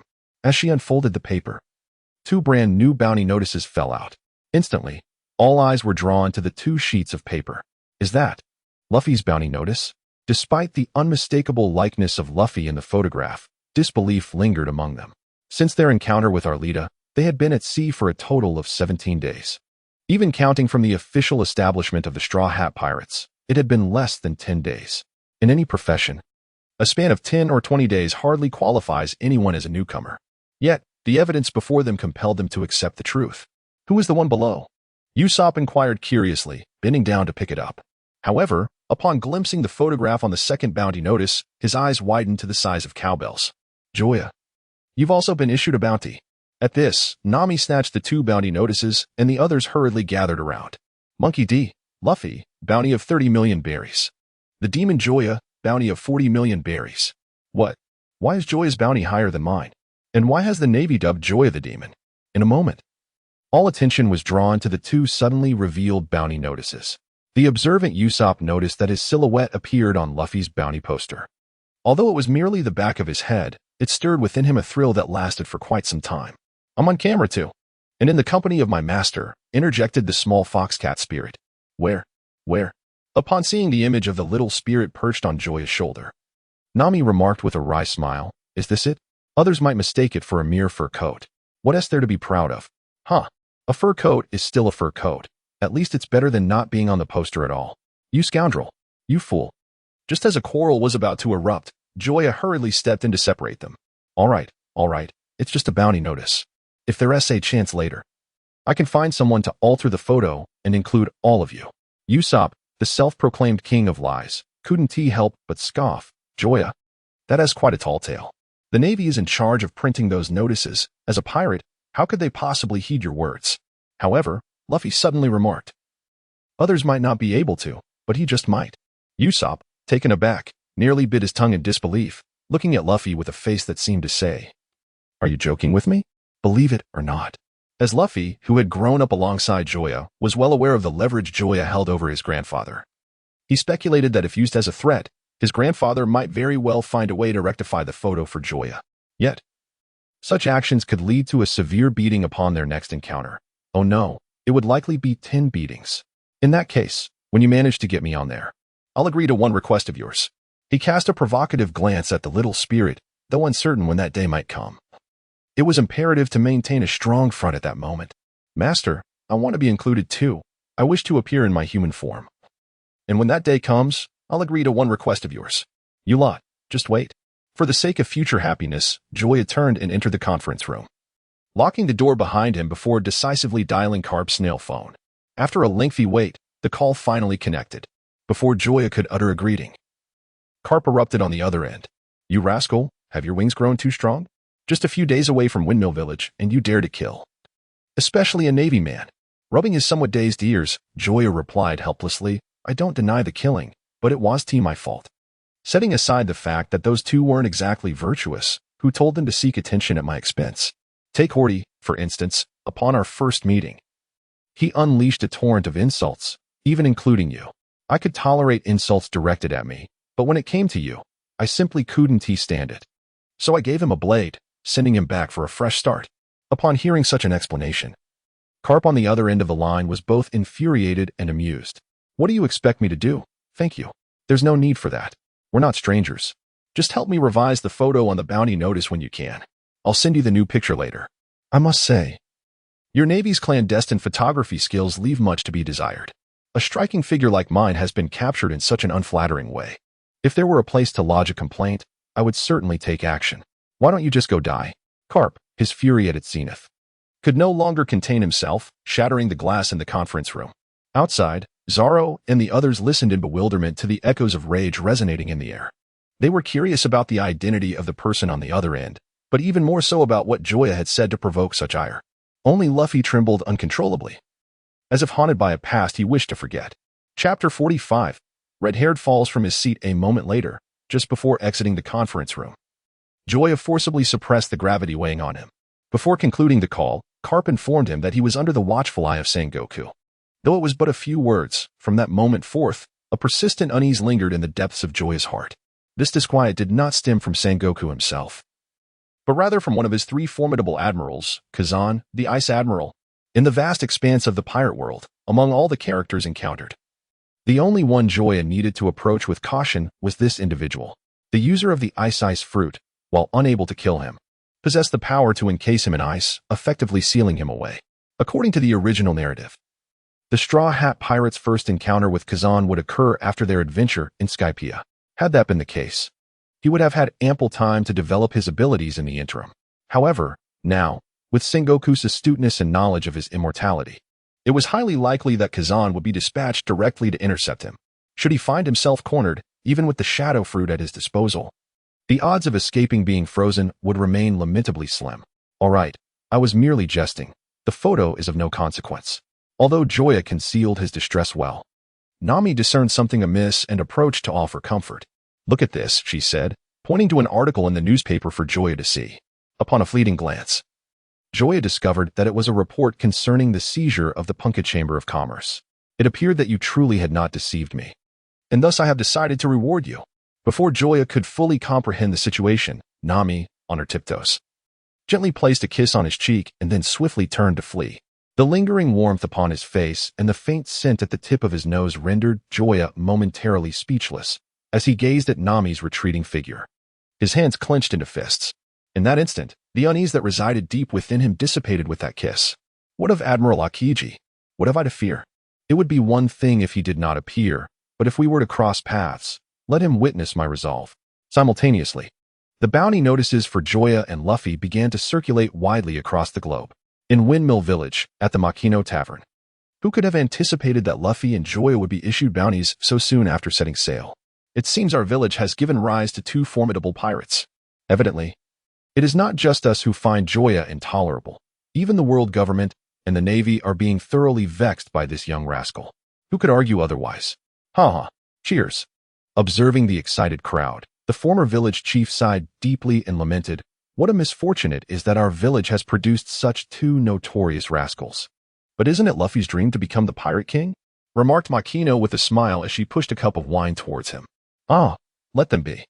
At this point, the old village chief understood that there was nothing he could do, merely hoping for their safe return. Well, as long as they returned safely, there is no rush. Meanwhile, at the Baratai floating restaurant, the red-legged Zeph, along with Koby from Shell's Town, Kaya from Syrup Village, and others like Nokigo, Akin, and Johnny, gazed in astonishment at the bounty posters of Luffy and Zoro, genuinely delighted for them. In the tumultuous new world, two sea regions were equally stirred by the emergence of these bounty notices. Brothers, today I treat you all. Eat and drink to your heart's content, exclaimed a man with a bare upper body, prompting curious inquiries. Captain, what good fortune has befallen you that you are so extravagant? Take a look at this. He produced two bounty posters and handed them to his companions. Monkey D. Luffy, the demon Zoro? I've heard of Monkey D. Garp and Monkey D. Dragon. But where did these two come from? At this, the man leaped onto the dining table. Listen well, these two are my brother Ace's siblings. If you encounter them, be sure to look after them for me. Brother? It seems our Whitebeard pirate's family is about to grow. They cheered. To our brother. Cheers. Cheers.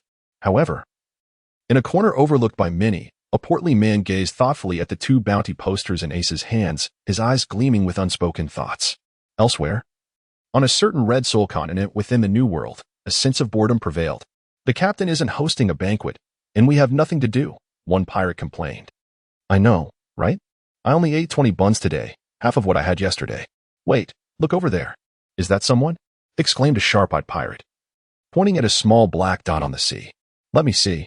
A pirate grabbed a telescope to observe the distant waters. Where? I don't see anyone. Just then, a figure clad in evening attire and carrying a black sword appeared in their view.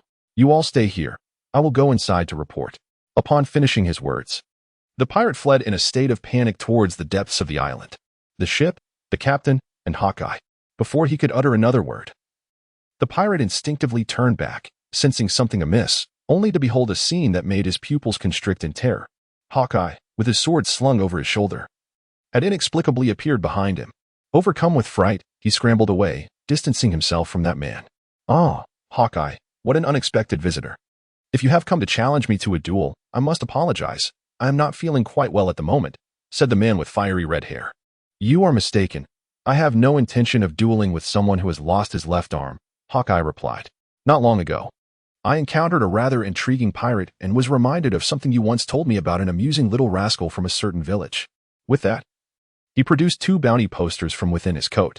At the sight of them, the crew surrounding the red-haired man suddenly snapped to attention, their minds conjuring two familiar figures. Is it him, Luffy? Shanks pondered inwardly. The next moment, as the bounty posters were fully unfurled, the previously composed Shanks tumbled from his chair with a clatter. His eyes fixated on the poster beside Luffy, memories from over a decade ago flooding his mind. Sister Makino, what do you think of Shanks? Well, he's all right, I suppose, replied the bashful Makino, her voice faltering. In response, the young Joya unhesitatingly declared, let me tell you something. Just yesterday, he encouraged me to sneak a peek while you were bathing, insisting that I recount the tale to him later. You mustn't marry him. He's far too old and behaves like a decrepit old man. He is not worthy of you. Oh my, how could Joya have set sail as well? In that instant, upon realizing that Joya had joined the voyage, all of Shanks' good spirits evaporated entirely. Observing the striking red hair, Hawkeye felt a profound surprise and instinctively took a closer look at the bounty poster of Joya. He had not encountered Joya during his previous visit to the East Sea. Thus, he had pulled out the poster solely due to Joya's affiliation with Luffy. It now appeared that he had overlooked the most intriguing individual. Chapter 46. Buggy's drifting adventure as the red-haired pirate was astonished by Joya's bounty on a desolate island within the East Sea. A man no taller than 50 centimeters was exerting all his strength to push a makeshift raft into the water. This individual was none other than Buggy, who had been sent flying by Luffy's punch. Thanks to Joya's involvement, despite the unexpected nature of the battle in Orange Town, the overall outcome remained unchanged. Buggy, with his body disassembled, had been propelled skyward by Luffy's cannon shot. Curse it, curse it, curse it. Buggy fumed, reduced to only his hands, feet, and head. No one knew how he had survived over the past 10 days. It was not an exaggeration to say that this period was the darkest and most sorrowful of his life. He had been pursued for half a month by wild dogs, eagles, and starving wolves, those wretched creatures. Just when he managed to escape them, he was met with 2 consecutive days of torrential rain that nearly drowned him. Today, as he finally pushed the raft into the water, he was ready to leave this cursed place behind. Straw Hat Kid, just wait for me. I will kill you. Fueled by boundless hatred and determination, the diminutive Buggy bravely charged towards the sea. At the very moment his foot landed on the raft, dozens of piranhas with razor-sharp teeth leaped from the water, charging towards him frantically.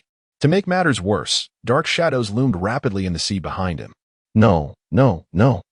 How can I start like this? With a terrified scream, he poured every ounce of energy into rowing, his oars creating a flurry of afterimages as the raft sped away at an unimaginable pace. At last, he had reached his next destination. Feeling the warm sand beneath him, Buggy let out a long sigh of relief. As he struggled to rise, he kicked away the piranha clinging to his clothes. He had initially intended to start a fire to roast fish, but suddenly noticed a yellow feathered duck staring blankly at him from 38 meters away. Slurp. Since there's roasted duck, who would want roasted piranha? Thus, he decisively dashed toward the yellow-feathered duck, his mind already recalling the specific steps for preparing roasted duck. To the extent that he failed to notice another yellow-feathered duck behind him, watching him in sheer terror. 10 minutes later, having caught the duck, Buggy was just about to start a fire when something suddenly yanked him upward. Who dares to touch me? However, upon realizing who had seized him, he instantly wilted. Hey, big bird, it's a misunderstanding. This is all a misunderstanding. Though it may be a bird, this one is as large as a small hill, and Buggy, lacking crucial components, dares not confront it head-on. Suddenly, another yellow-feathered duck appears beside the giant bird. Buggy realizes his fate is sealed. Let me go? I am the great Captain Buggy. If you delay any longer, beware. Before Buggy can finish his threatening words, the giant bird swallows him whole. With a few chews, the bird's expression suddenly shifts to one of rigidity and distaste. Ugh. Aiming at the sky, it ejects Buggy into the air, subsequently retching for a while before regaining composure. I can't be that distasteful, can I? At that moment, Buggy feels that living might indeed be worse than death. Nevertheless, fortune arises from misfortune, as Buggy soars back into the sky at an astonishing speed towards his next destination.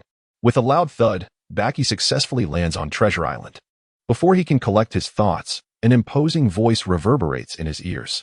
Foolish poacher, leave this island at once. Dare to take another step, and you shall never return. The unexpected situation startles Buggy, and encountering an unknown enemy in an unfamiliar environment is indeed dire. To his astonishment, dozens of various animals suddenly emerge from the surrounding jungle. How wondrous these creatures are. Curious, Buggy moves closer to investigate. Suddenly, a loud bang echoes as a bullet hole appears atop his pirate hat. You scoundrel! Do not dare to harm these creatures. Just as Cayman raises his gun, preparing to end Buggy's life, Buggy seizes the opportunity. Exploding cannon. He swiftly captures the enemy concealed behind the bushes. Treasure child? Rare beasts? Both are momentarily taken aback by each other's peculiar appearance. You rogue, take a good look. I am a man destined to become the Pirate King. Upon hearing this, Cayman, who was ready to attack, freezes. Are you also a pirate? Of course, without a doubt. Buggy replies. But why do you use the word also? Because 20 years ago, I too was a pirate. Excited, Cayman immediately lowers his gun. Seeing this, Buggy feels somewhat reassured and releases his grip on Cayman. By the way, why are you acting so mysteriously? Buggy cannot help but inquire. Because I intend to scare away all poachers who would harm these animals. It seems you share a deep bond with them. It was only then that Buggy realized the reason for his earlier attacks was his attempt to approach those creatures. Enough of that. Would you care for a drink? Consider it my apology for the previous misunderstanding.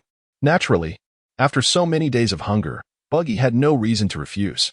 That night, the two sat by a small pile of firewood, clinking their glasses together, while Carmen shared tales of his past years. Upon hearing of the treasure hidden in the area, Buggy was visibly startled. However, as Carmen explained further, he began to feel at ease. By the way, when my pirate crew is revived, would you care to join us? I would wholeheartedly welcome someone with your pirate spirit. At these words, Carmen's eyes glistened with emotion. He never anticipated that, aside from Luffy, someone would extend such an invitation to him. Well, I have grown accustomed to life here. Leaving would only burden you, and truthfully, I cannot bear to part with them. What a pity. Buggy shook his head in resignation, wishing fervently that this kindred spirit would choose to join him. That night, with much to discuss, the two conversed until the early hours before finally drifting off to sleep. The next day, with Carmen's assistance, a brand new bamboo raft was swiftly constructed. As they prepared to part ways, Buggy extended one final invitation. Are you truly not planning to leave with me? I appreciate your kindness, but I genuinely do not wish to depart. Then I wish you safe travels. With that, the brave Buggy charged once more into the sea. However, the moment the raft hit the water, an enormous crab, several times larger than an elephant, appeared, brandishing its claws and charging at Buggy. Why is this happening? Clinging to a bamboo pole and floating on the sea, Buggy lamented his dismal fortune. Why was his journey fraught with such peril? Man-eating fish, giant birds, and now a monstrous crab? Just as he faced imminent danger, a cannonball fell from the sky, striking the crab squarely on its small head. Before long, Buggy, who had fallen into the water, was rescued by a woman of impeccable beauty and form. Thank you. Otherwise, I would have been in real danger. No need to mention it. I am here to form an alliance with you. Alliance? Buggy was perplexed by the woman's sudden appearance and her mention of an alliance. However, upon seeing the bounty notice she produced, he felt a surge of mixed emotions, surprise and anger, and promptly nodded in agreement. Very well, let us forge this alliance. Chapter 47. Arrival at Rogue Town. What a bustling scene. Gazing upon the incessant flow of the bustling port, Luffy could not help but exclaim as he set foot upon this land. Indeed, just a few years prior, this place was a gathering hub for pirates en route to the Grand Line, teeming with a plethora of supplies and a vibrant atmosphere. In preparation for the grand adventure that lay ahead, I must gather some items that may prove useful. It appears that I can procure some splendid ingredients here, not to mention the enchanting beauties. Speaking of which, I have some items I wish to purchase as well. Sensing an opportunity, Nami raised an eyebrow and inquired, "Do you have any money? Would you like me to lend you some? Just repay me threefold interest later." At her words, Zoro, who faced even the formidable Mihawk without flinching, broke into a cold sweat. A vampire, indeed. Only a fool would borrow money from you. With renewed determination, Luffy declared, "All right. I'm off to see the execution platform. I want to witness the place where the Pirate King was slain."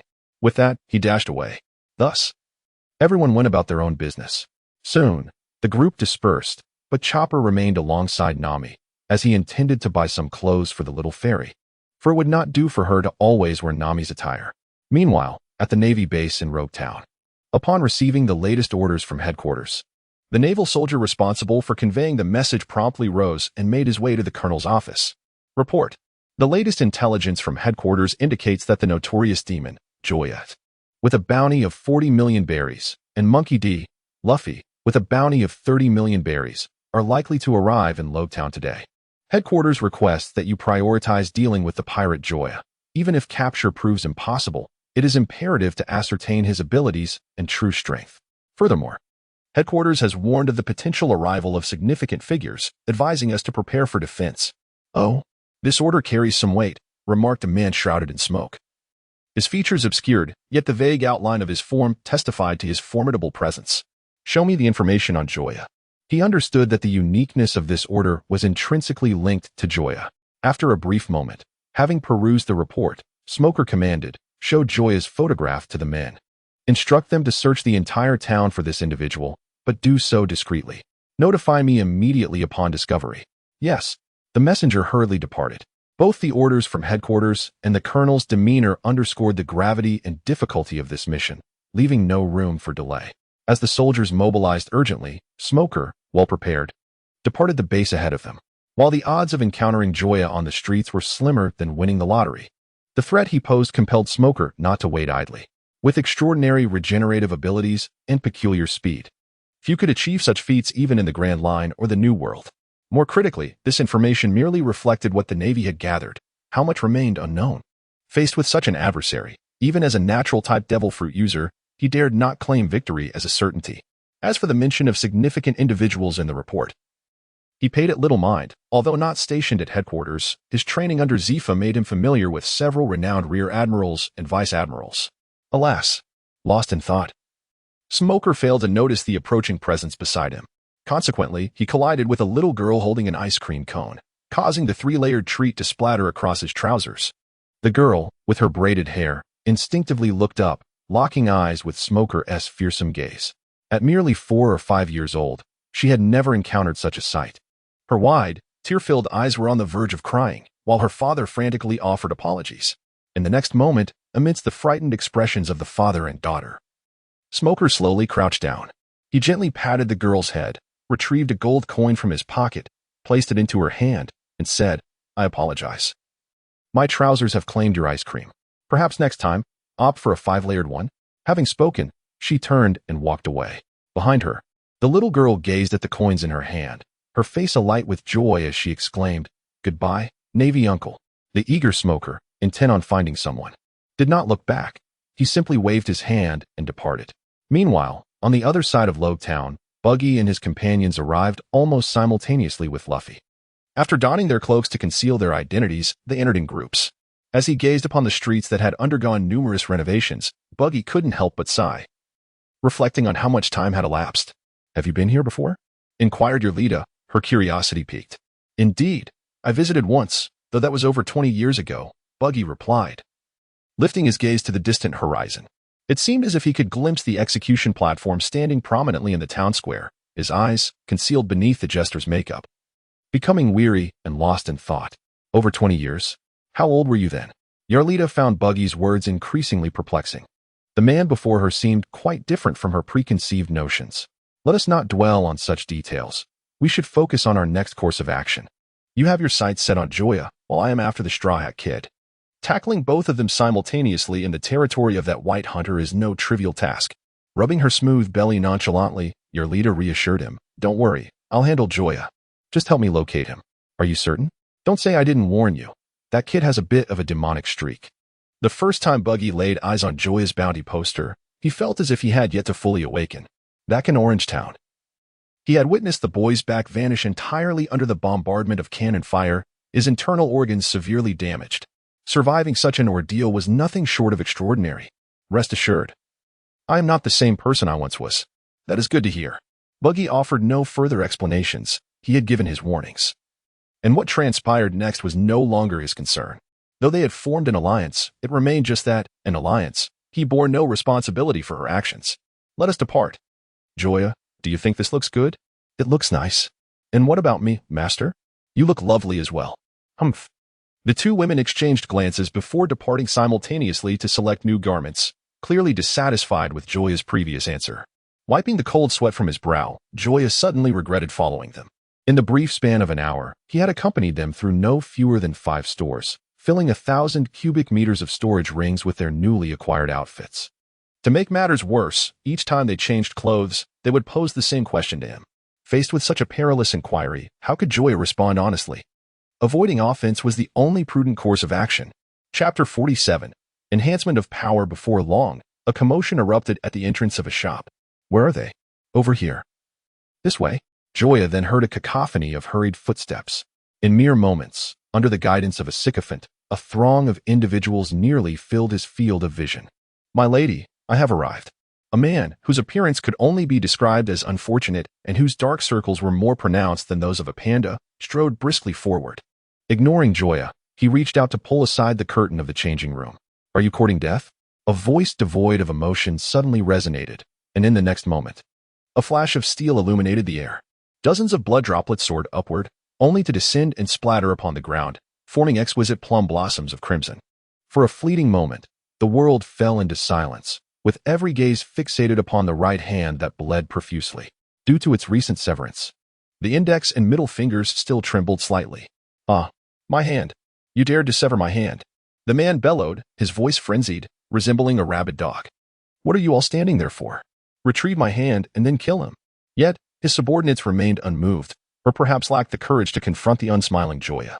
In their eyes, Joya AP with a fierce roar, the minions charged towards Joya, drawing their blades if they had them, or seizing whatever object was at hand from the shop if they did not. Witnessing their utter lack of remorse, Joya found himself in a state of utter disbelief. Were it not for the certainty that he was in the world of pirates, he might have suspected he had traversed into a realm of fantasy or even a world of immortal heroes, where thugs engaged in abduction stories. Confronted by these ruffians, retreat was not an option for Joya, especially after having severed one of their hands and subsequently acquiring the skill of paper drawing through the system's lottery, an exclusive evasion technique from the Navy's 6 forms. His personal status had thus updated to name, Joya age, 17 physical strength, 398 426 charisma, 36 personal abilities, immortal body, simplified Saiyan physique, eagle eye reconnaissance, iron block, replication fruit, shadow fruit, a wise 18 techniques, slashing stone level swordsman, shave, paper drawing. At this juncture, Joya had mastered half of the Navy's 6 forms, with his physical strength surpassing 400, reaching an unprecedented pinnacle. In the next moment, as the enemy's blade descended, Joya stood as if oblivious to the impending danger. Rather than feeling pleased, the minions were struck with panic.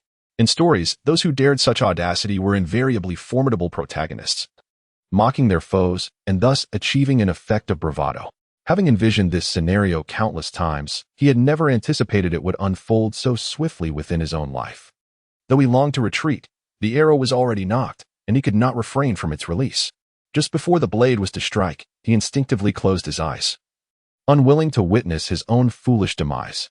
A sudden thrust pierced his body, yet the anticipated pain failed to materialize. Was the target not himself, but rather another?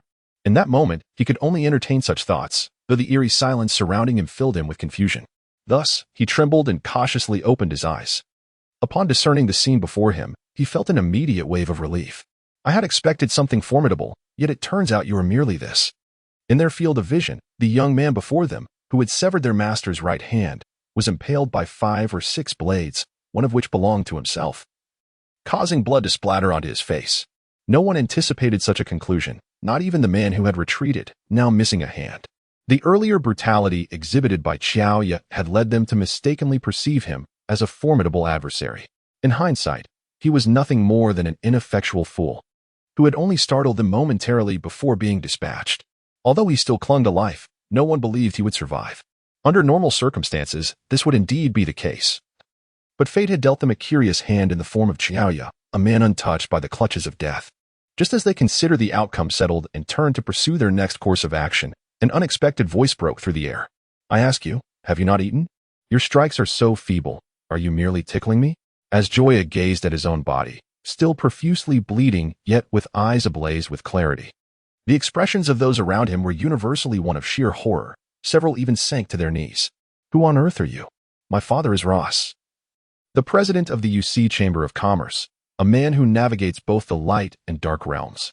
If you dare to harm me, he will not let you off lightly. In disbelief, Joya pondered the absurdity of the situation.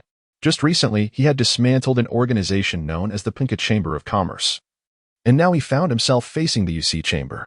What was even more ludicrous was that before he could even engage in dialogue, the individual had divulged their own evidence. The UC Chamber, is it? I shall remember that. You may leave now. Your father will come looking for you in a few days. With those words delivered, the blade fell, and a head rolled. Such a life was far too wasteful of air. To purify the atmosphere, Joya had no choice but to eliminate him. As for the sycophants surrounding him, he refrained from further action, considering their role in his power boost from 426 to 440. Both of you may come out now. At his command, a maid clad in a frilly outfit and a girl in a beige dress stepped forth from behind the curtain. They were exquisite, truly a sight to behold. Before they could inquire, Joya preemptively responded, No time for questions. We must leave at once, or the Navy will close in. Though the two had remained hidden, it did not imply ignorance. They had faith in Joya's ability to handle the situation. With the matter resolved, as pirates, their instinct was to flee. After all, did they wish to provide statements at the naval base? Thus, the trio departed without a backward glance. Before leaving, Nami seized 5 or 6 of the most expensive outfits, justifying it as a form of emotional compensation. 10 minutes later, a smoker and his men arrived at the scene. Amidst the pool of blood and the dismembered body of the young heir of the Friendship Guild, words eluded me for a moment. Scoundrels meet their fate. They deserve their demise. Everyone, listen up. Conduct a thorough search within a 2-kilometer radius from this location. Understood. Meanwhile, in a concealed corner just 50 meters from the establishment, the elusive Yalita vanished into the shadows. Chapter 49. Individual quest. Where on earth is the execution platform?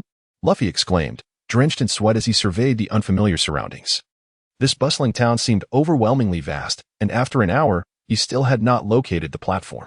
At that moment, Smoker, patrolling the vicinity, approached from the opposite end of the street. Excuse me, do you know where the execution platform is? Upon hearing this, Smoker momentarily froze, scrutinizing the young man wearing a straw hat from head to toe. His orders from the Navy had only provided information pertinent to Joya, leaving him unaware that Luffy was also a target of interest. What brings you there? Smoker inquired. I wish to witness the place where the Pirate King met his end, Luffy replied.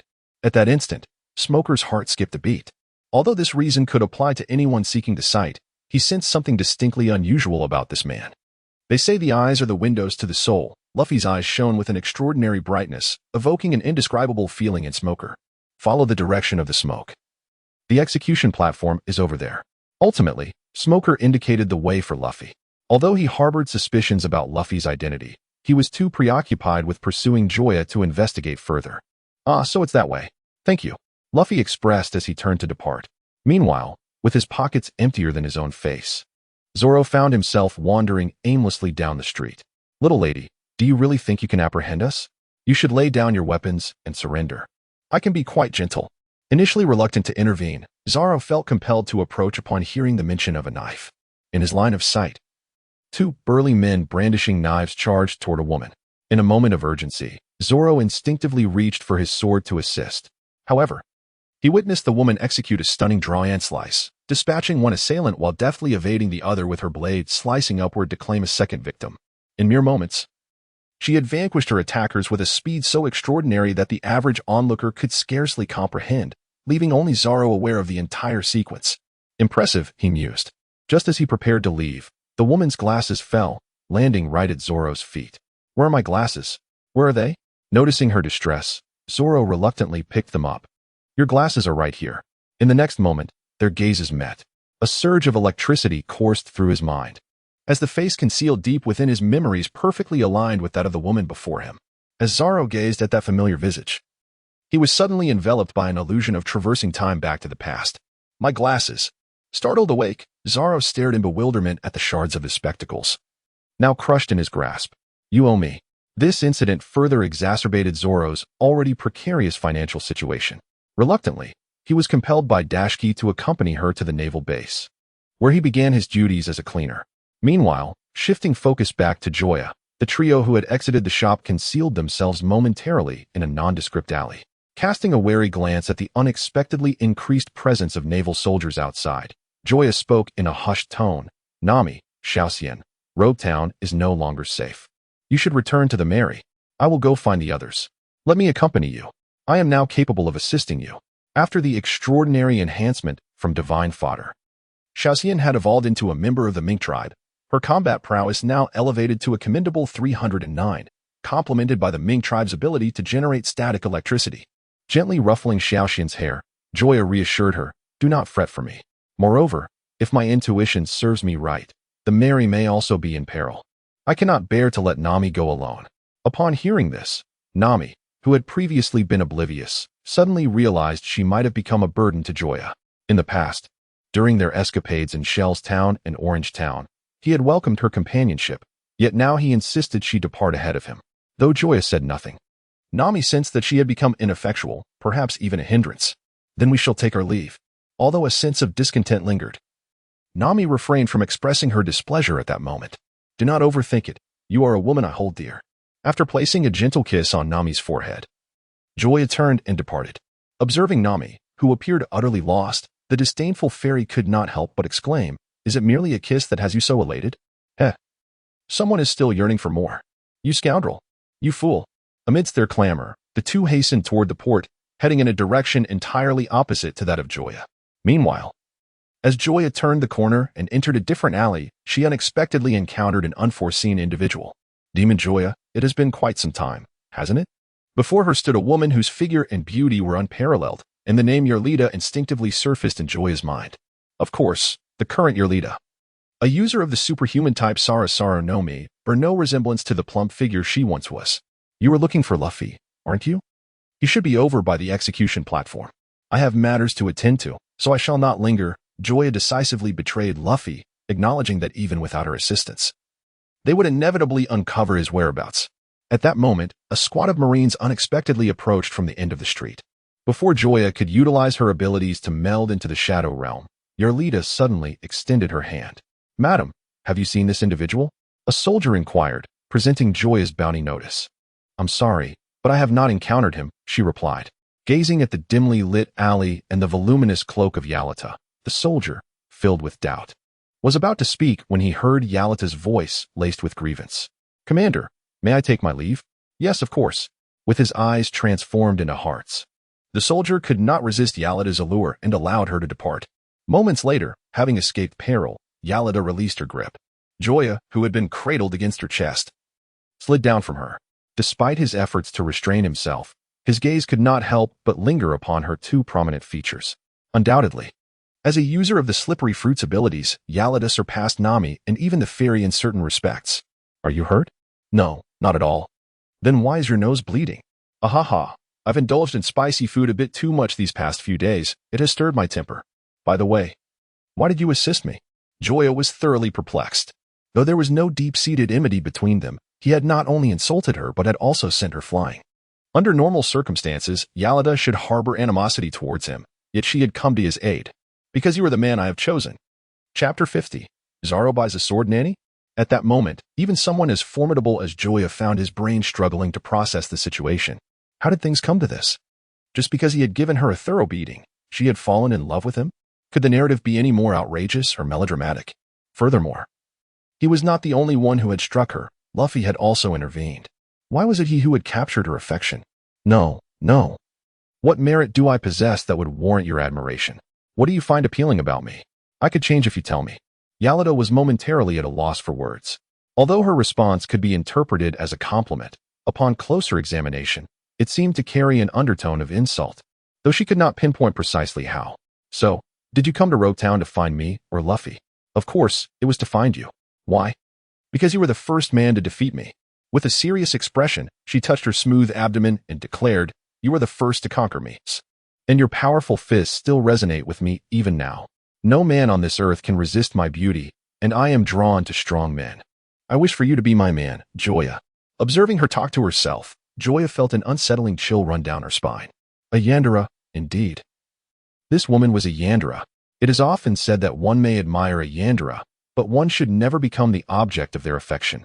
For their thoughts and actions can be terrifying, and a moment's misstep could lead to one's demise. Although she could not perish, the mere notion of a Yandere fixating on her sent shivers coursing through her body. No, truly, I am rather weak. I am frequently battered in fights, left grievously injured, and bleeding profusely. Moreover, you are currently a user of the slippery fruit ability. I can no longer contend with you, so please, direct your affections elsewhere. In that moment, Joya fervently wished to be a weakling. However, Yalada remained unappreciative, brandishing Joya's bounty notice and proclaiming, "Do not feign humility." Being rewarded with 40 million by the Navy before even entering the Grand Line, how can you possibly be considered weak? Oh heavens, earth, grant me swift death. Meanwhile, as Joya endured her torment, Zoro managed to escape the Navy's base and entered a sword shop. "I would like 2 swords, please." Seizing the opportunity, the shopkeeper promptly inquired, "Might I ask what price range you are considering?" "I possess only 100,000 berries. Please provide me with 2 swords at 50,000 each." Upon hearing this, the shopkeeper's enthusiasm waned significantly. He had initially perceived Zoro as a lucrative customer, only to discover he was merely a newly born lamb. 50,000 each, is it? Those 2 barrels over there. Go seek your blades from there. With that, he dismissed Zoro entirely. At that moment, Daski, who had come to retrieve her sword, also entered the shop. "Shopkeeper, I am here to collect Shiyu." The familiar voice nearly caused Zoro to flee, as he silently prayed she would not notice him. "Ah, so you are here. The base was just attacked, and I was concerned for your safety. Are you here to purchase a sword?" "Haha, indeed." Given the circumstances, Zoro had no choice but to resign himself. Just then, his hand brushed against an unusual sword. As he drew it forth, both the shopkeeper and Daski were taken aback. "This sword seems familiar. Allow me to examine it," Daski exclaimed, retrieving her sword appraisal guide. Within moments, she found the entry for it. This is the 3rd generation of the famed sword, Goeitu, valued at 1 million berries. Its predecessor, the 2nd generation, was a great knife. And the 1st generation was an unparalleled great knife. "Shopkeeper, are you truly selling this sword for just 50,000 berries?" At that moment, Daski, elated to have discovered a renowned sword, would have purchased it immediately had Zoro not claimed it first. "No, absolutely not. That sword is not for sale." In stark contrast to Daski's excitement, the shopkeeper appeared increasingly anxious, beads of cold sweat forming on his brow, as if he had encountered something sinister. "It is a cursed blade," Zoro intoned gravely, sensing the atmosphere. "Do you know?" "No, I can sense it." In that moment, the proprietor's gaze towards Zoro shifted. He no longer perceived him merely as a knife enthusiast, but regarded him as a true swordsman. For only a genuine swordsman can perceive the aura of a blade. Since the inception of the 1st generation Kitetsu, the swords of the Kitetsu lineage have been exceptionally crafted, yet each one is a cursed blade. Many renowned swordsmen have met tragic fates upon wielding Kitetsu, and even the unwitting users have vanished from this world. I too wish to rid myself of it swiftly, but I cannot carelessly sell it to another, as though it were tainted by a curse. "Ah, I have taken a liking to this one. It shall be mine." Zoro, seemingly oblivious to the proprietor's words, not only showed indifference, but resolutely claimed it as his own. "Foolish, foolish one, I shall not sell it.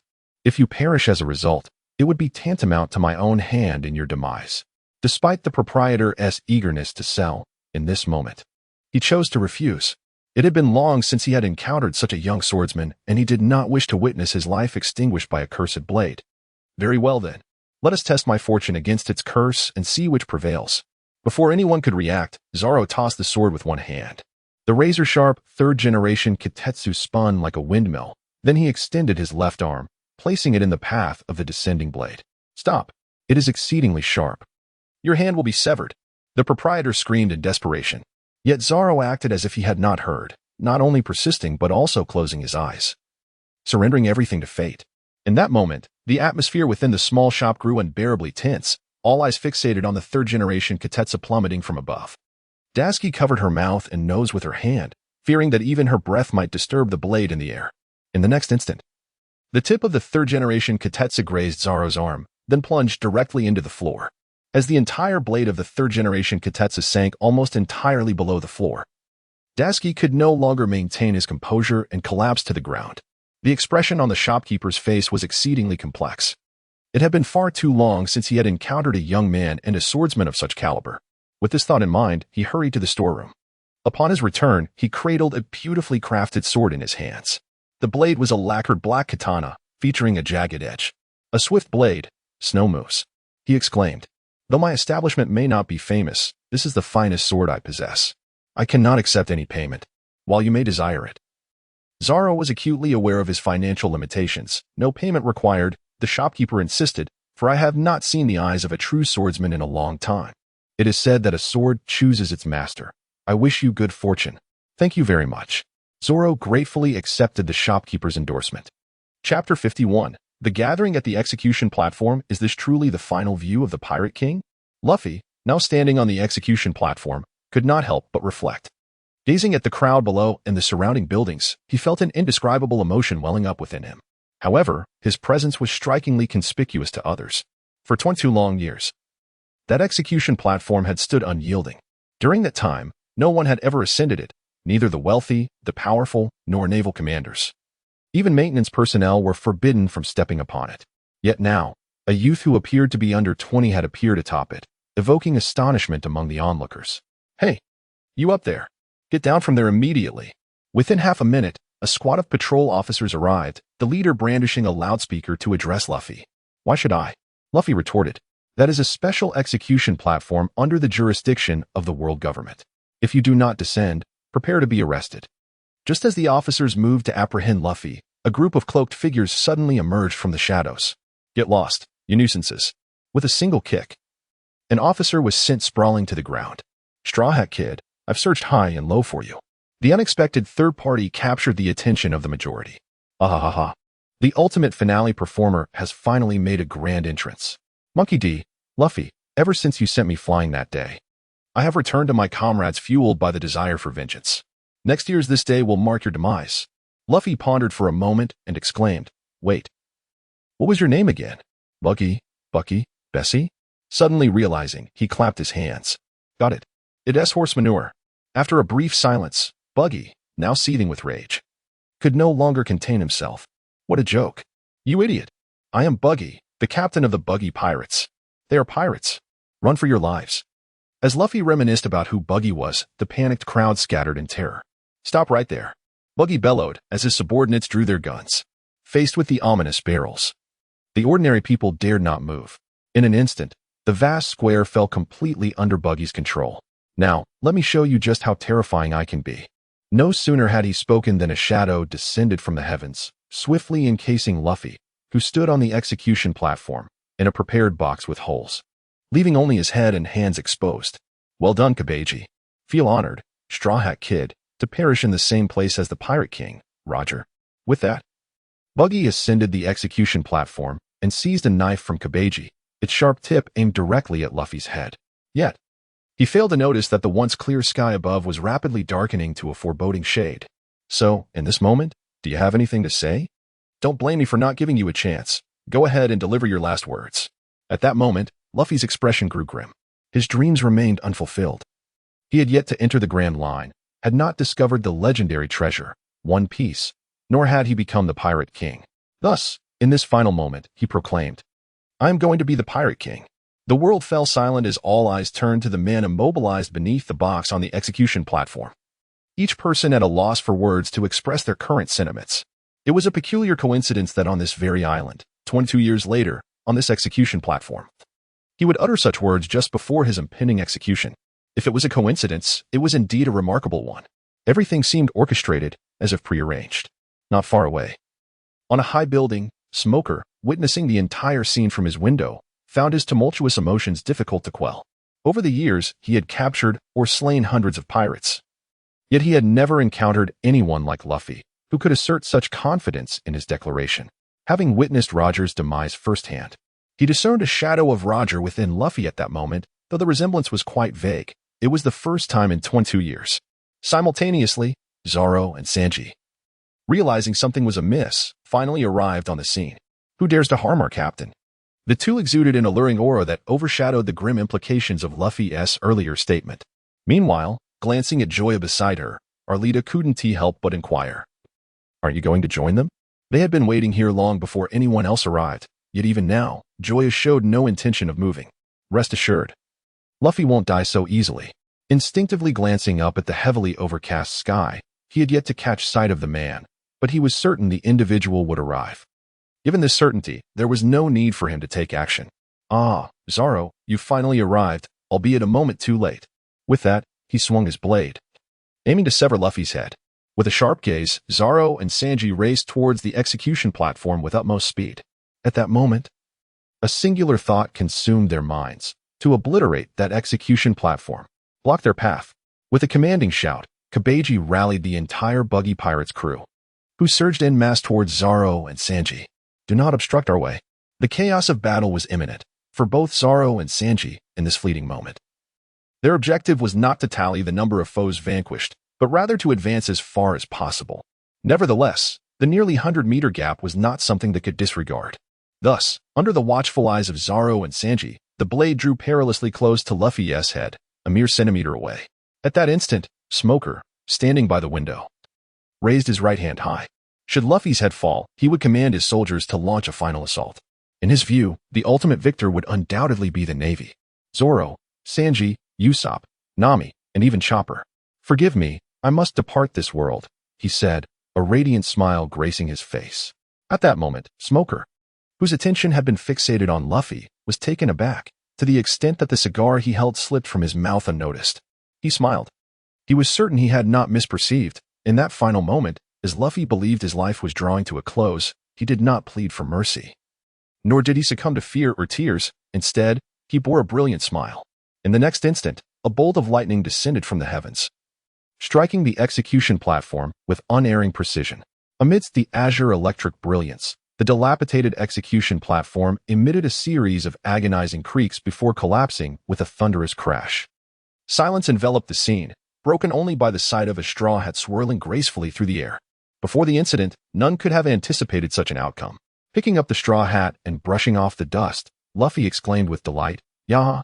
In the end, I'm still alive. What a stroke of fortune." As he beheld Luffy, seemingly unscathed, Sanji's cigarette fell from his lips in astonishment. "Hey, do you believe in gods?" He found it utterly inconceivable, an occurrence that defied all logic. Too fantastical to fathom. Chapter 52. The battle before the execution platform. Stop talking nonsense and leave this place at once. Though the only adversaries encountered thus far were the Buggy Pirates, Zoro felt an inexplicable presence watching them, something far more formidable and terrifying than Buggy's crew. Surround all the pirates.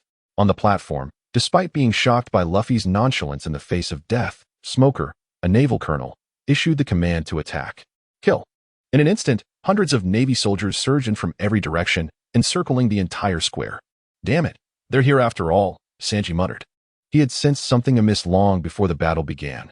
Despite the ruckus, not a single Navy soldier had been in sight.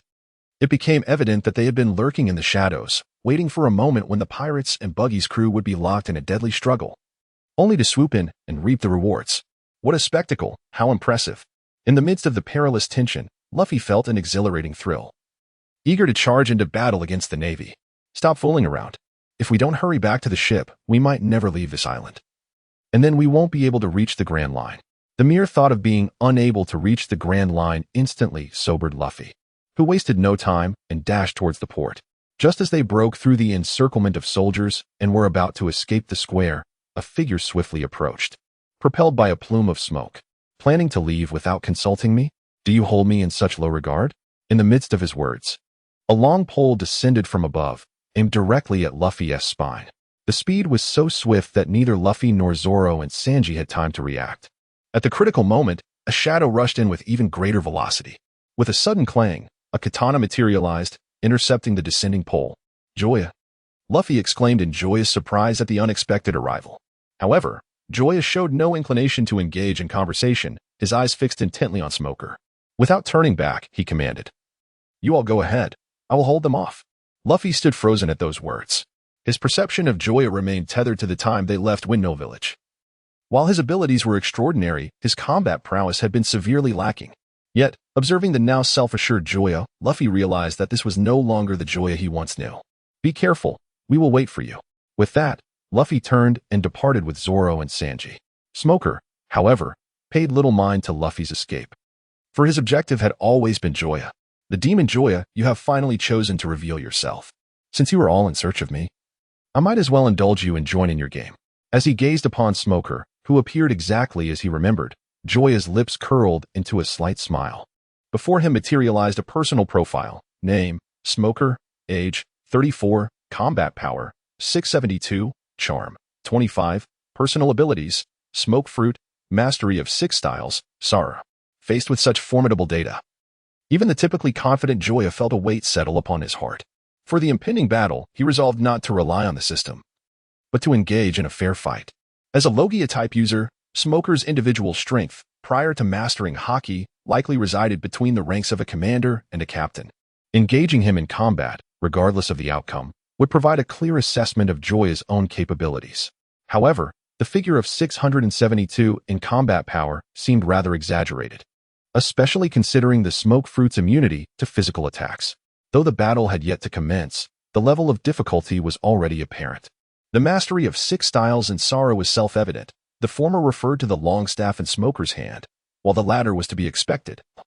Given that he was a student of Zifa, it would be quite embarrassing if he were unable to perform even the 6 styles. The only solace Joya found was the presence of dark clouds overhead, even though it was not nighttime. The effects of the shadow fruit would render the environment akin to that of night. In an instant, when a leaf fell to the ground, both figures vanished, only to reappear entangled in fierce combat. The clash of blade and staff erupted with a resounding crash that sent shivers down the spines of onlookers. The two did not linger in their conflict. With a brief exchange of blows, they separated momentarily. This was intriguing. By gauging the force transmitted through Smoker's staff, Joya formed a rough assessment. A combat power of less than 500 was comparable to certain commanders within the headquarters. Considering that his opponent possessed multiple special abilities, Joya's true combat prowess likely aligned with that of a headquarters commander. In other words, throughout Logtown and indeed the entire East Blue, he stood unrivaled. The bounty of 40 million was indeed well-deserved. Yet, for Joya, such strength was still insufficient. "Make your move. I know you are concealing other abilities." Upon hearing this, Joya shook his head. "Not so fast. Let us see if you can overcome my blade first." With that, Joya launched the initial attack. Since becoming a stone-level swordsman of the sea-slicing pavilion, he had taken many lives with his sword, yet he had never had the opportunity to unleash his full martial prowess, leaving him uncertain of what it truly meant to be a stone-level swordsman. Moon Crescent Slash. With a swift descent of his Tang Dao, a crescent-shaped azure blade of energy formed rapidly, slicing through the air and hurtling towards Smoker in the distance. Nani. The sudden surge of blade energy momentarily stunned him. It was only at the last moment, when the attack was imminent, that he recognized the peril and hurriedly willed his body to transform into an ethereal state. With a soft puff, Smoker's form dissipated into 2 wisps of smoke. The blade energy, now devoid of its target, ultimately struck the 4-story building opposite the square. At the instant of their contact, there was neither a cataclysmic explosion nor a deafening roar. Yet, in the following moment, a fine crack abruptly appeared on the once unblemished wall. And with a resounding crash, the entire edifice split in 2 and collapsed towards either side. As they gazed upon the collapsed building, the crowd was enveloped in a state of bewilderment, unable to fathom how one individual's strength could reach such formidable heights. Prior to this moment, they had paid little heed to Joya's emergence. Although he had managed to thwart Smoker's attack, the latter had yet to reveal his devil fruit abilities. However, now, with a single stroke of his blade, Joya had completely reshaped their perception of him. The prowess of this young man surpassed their wildest imaginations. Amidst the throng, a particularly observant onlooker suddenly exclaimed, He is the demon Joya. At this proclamation, the recent bounty notice issued by the Navy flashed vividly in the minds of the populace, with some individuals even producing the very notices they had carried with them. Indeed, it was he, the notorious pirate with a bounty of 40 million berries. The crowd couldn't help but marvel, for Joya was undoubtedly among the most bountifully rewarded pirates in the East Blue over the past decade. Chapter 53, Escalation of Battle. I underestimated you. Casting a glance at the crumbled structure behind him, Smoker cast aside his previous disdain and regarded Joya as an adversary of equal caliber, even without any extraordinary abilities. Joya's swordsmanship alone was enough to rival the majority of the Navy's rear admirals. Though not a swordsman himself, Smoker was acquainted with one of remarkable skill, a vice admiral within the Navy, known as Weasel. He had once imparted to Smoker the significance of being able to unleash sword energy, emphasizing that only those who could achieve this were worthy of the title of a master swordsman. Those who could not would forever remain mere swordsmen. The distinction in nomenclature belied an immense chasm in strength, for a master swordsman and a mere swordsman were not of the same realm. Shave. Shave. The figures of the two combatants vanished once more. Almost simultaneously, the air erupted with a resounding boom, a tremendous force tearing through the atmosphere as if a bomb had detonated in midair. Yet, this was merely the commencement of the tumult. Following closely was a cacophony of explosive sounds that reverberated throughout the square, the solid ground fracturing with unfathomable cracks every few seconds. Had the Navy soldiers not cleared the area in advance, the residual shockwaves from the assaults would have inflicted considerable casualties. Retreating to the edge of the square, Buggy remarked. The gaze directed towards the battlefield became increasingly captivating. Fortunately, I had not succumbed to his deceitful words. Possessing such formidable strength, yet claiming he could not prevail against her. What a truly humble man he is. With this thought, my feelings for Joya deepened, and I instinctively licked my somewhat parched lips, yearning for the opportunity to be the one battling alongside Joya. In a fleeting moment, seizing the perfect opportunity, Joya summoned every ounce of his strength to unleash another wave of blade energy. As for the name of the technique, he couldn't be bothered to ponder, after all. The blade energy manifested in a crescent shape, aptly named Crescent Moon Slash. If anyone dared to dispute it, let them send Ichigo Kurosaki to challenge me. As the blade energy took form, Smoker, still struggling to find his footing not far away, felt the once oppressive air abruptly transform into something razor-sharp, his exposed skin tingling as though pricked by needles. In the next instant, a wave of blade energy, larger and more potent than the last, rapidly took shape. The solid ground before it was as fragile as tofu, easily torn apart, and in the blink of an eye, it surged towards Smoker. Enough of your arrogance. With a furious roar, Smoker, who could have effortlessly evaded the attack using elemental transformation, chose instead to confront it head-on. Faced with Joya, whose power level barely exceeded 500, Smoker, with over 600, should have had the upper hand in physical and swordsmanship confrontations. Yet, the reality was starkly opposite. He found himself at a disadvantage, a bitter pill for the ever-confident and competitive Smoker to swallow. Thus, even upon sensing imminent danger, he resolved to brace for impact. As he assumed a defensive stance, placing his jit in front of himself, Joya's blade energy arrived as anticipated. At the moment of collision, the terrifying power and relentless sharpness contained within the blade energy erupted. Despite Smoker's utmost effort, he was still forced back several meters, his feet leaving unmistakable gouges in the ground. Strands of hair on his forehead snapped, shredded by the remaining blade energy swirling in the air. In that moment, the expansive square fell into a hush, as all present were keenly curious about the outcome of this duel. Who would have thought that after so many years by my side, you would falter here? As those words escaped his lips, a fine crack suddenly appeared on Smoker's jit. With a sharp crack, the once impenetrable jit shattered into two pieces. No, this cannot be. This is impossible. Despite witnessing the entire sequence of events, the onlooking Navy soldiers struggled to comprehend the unfolding spectacle. This was the undefeated white hunter Smoker, who dared to defy even orders from the Navy headquarters. How could he possibly be bested by a mere 20-year-old? Calm yourselves. Have you forgotten that the Colonel is a wielder of a natural-type devil fruit power? Once he gets serious, how could any adversary stand a chance? Upon hearing these words, the naval soldiers felt a semblance of reassurance in their understanding.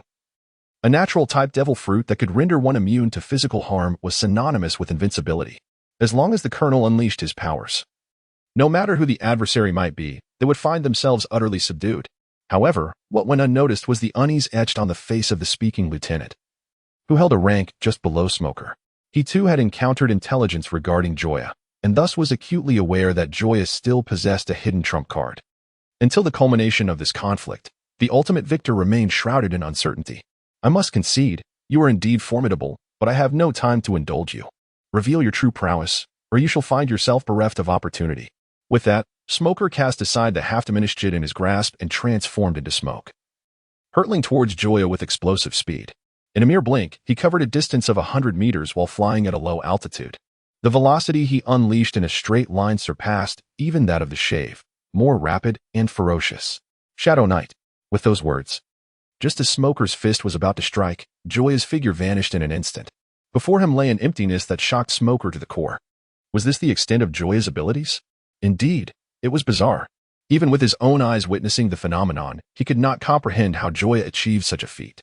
The man had vanished into thin air, leaving not a single trace behind. Could it be the power of the space fruit? This was Smoker's immediate thought, and a heavy weight settled upon his heart. Engaging an adversary of such caliber meant one could never anticipate the direction of their assault, even if one possessed superior strength. Escaping would be futile. While he might not fear Joya's immediate attack, the prospect of his opponent mastering Haki, particularly the armament type, loomed ominously.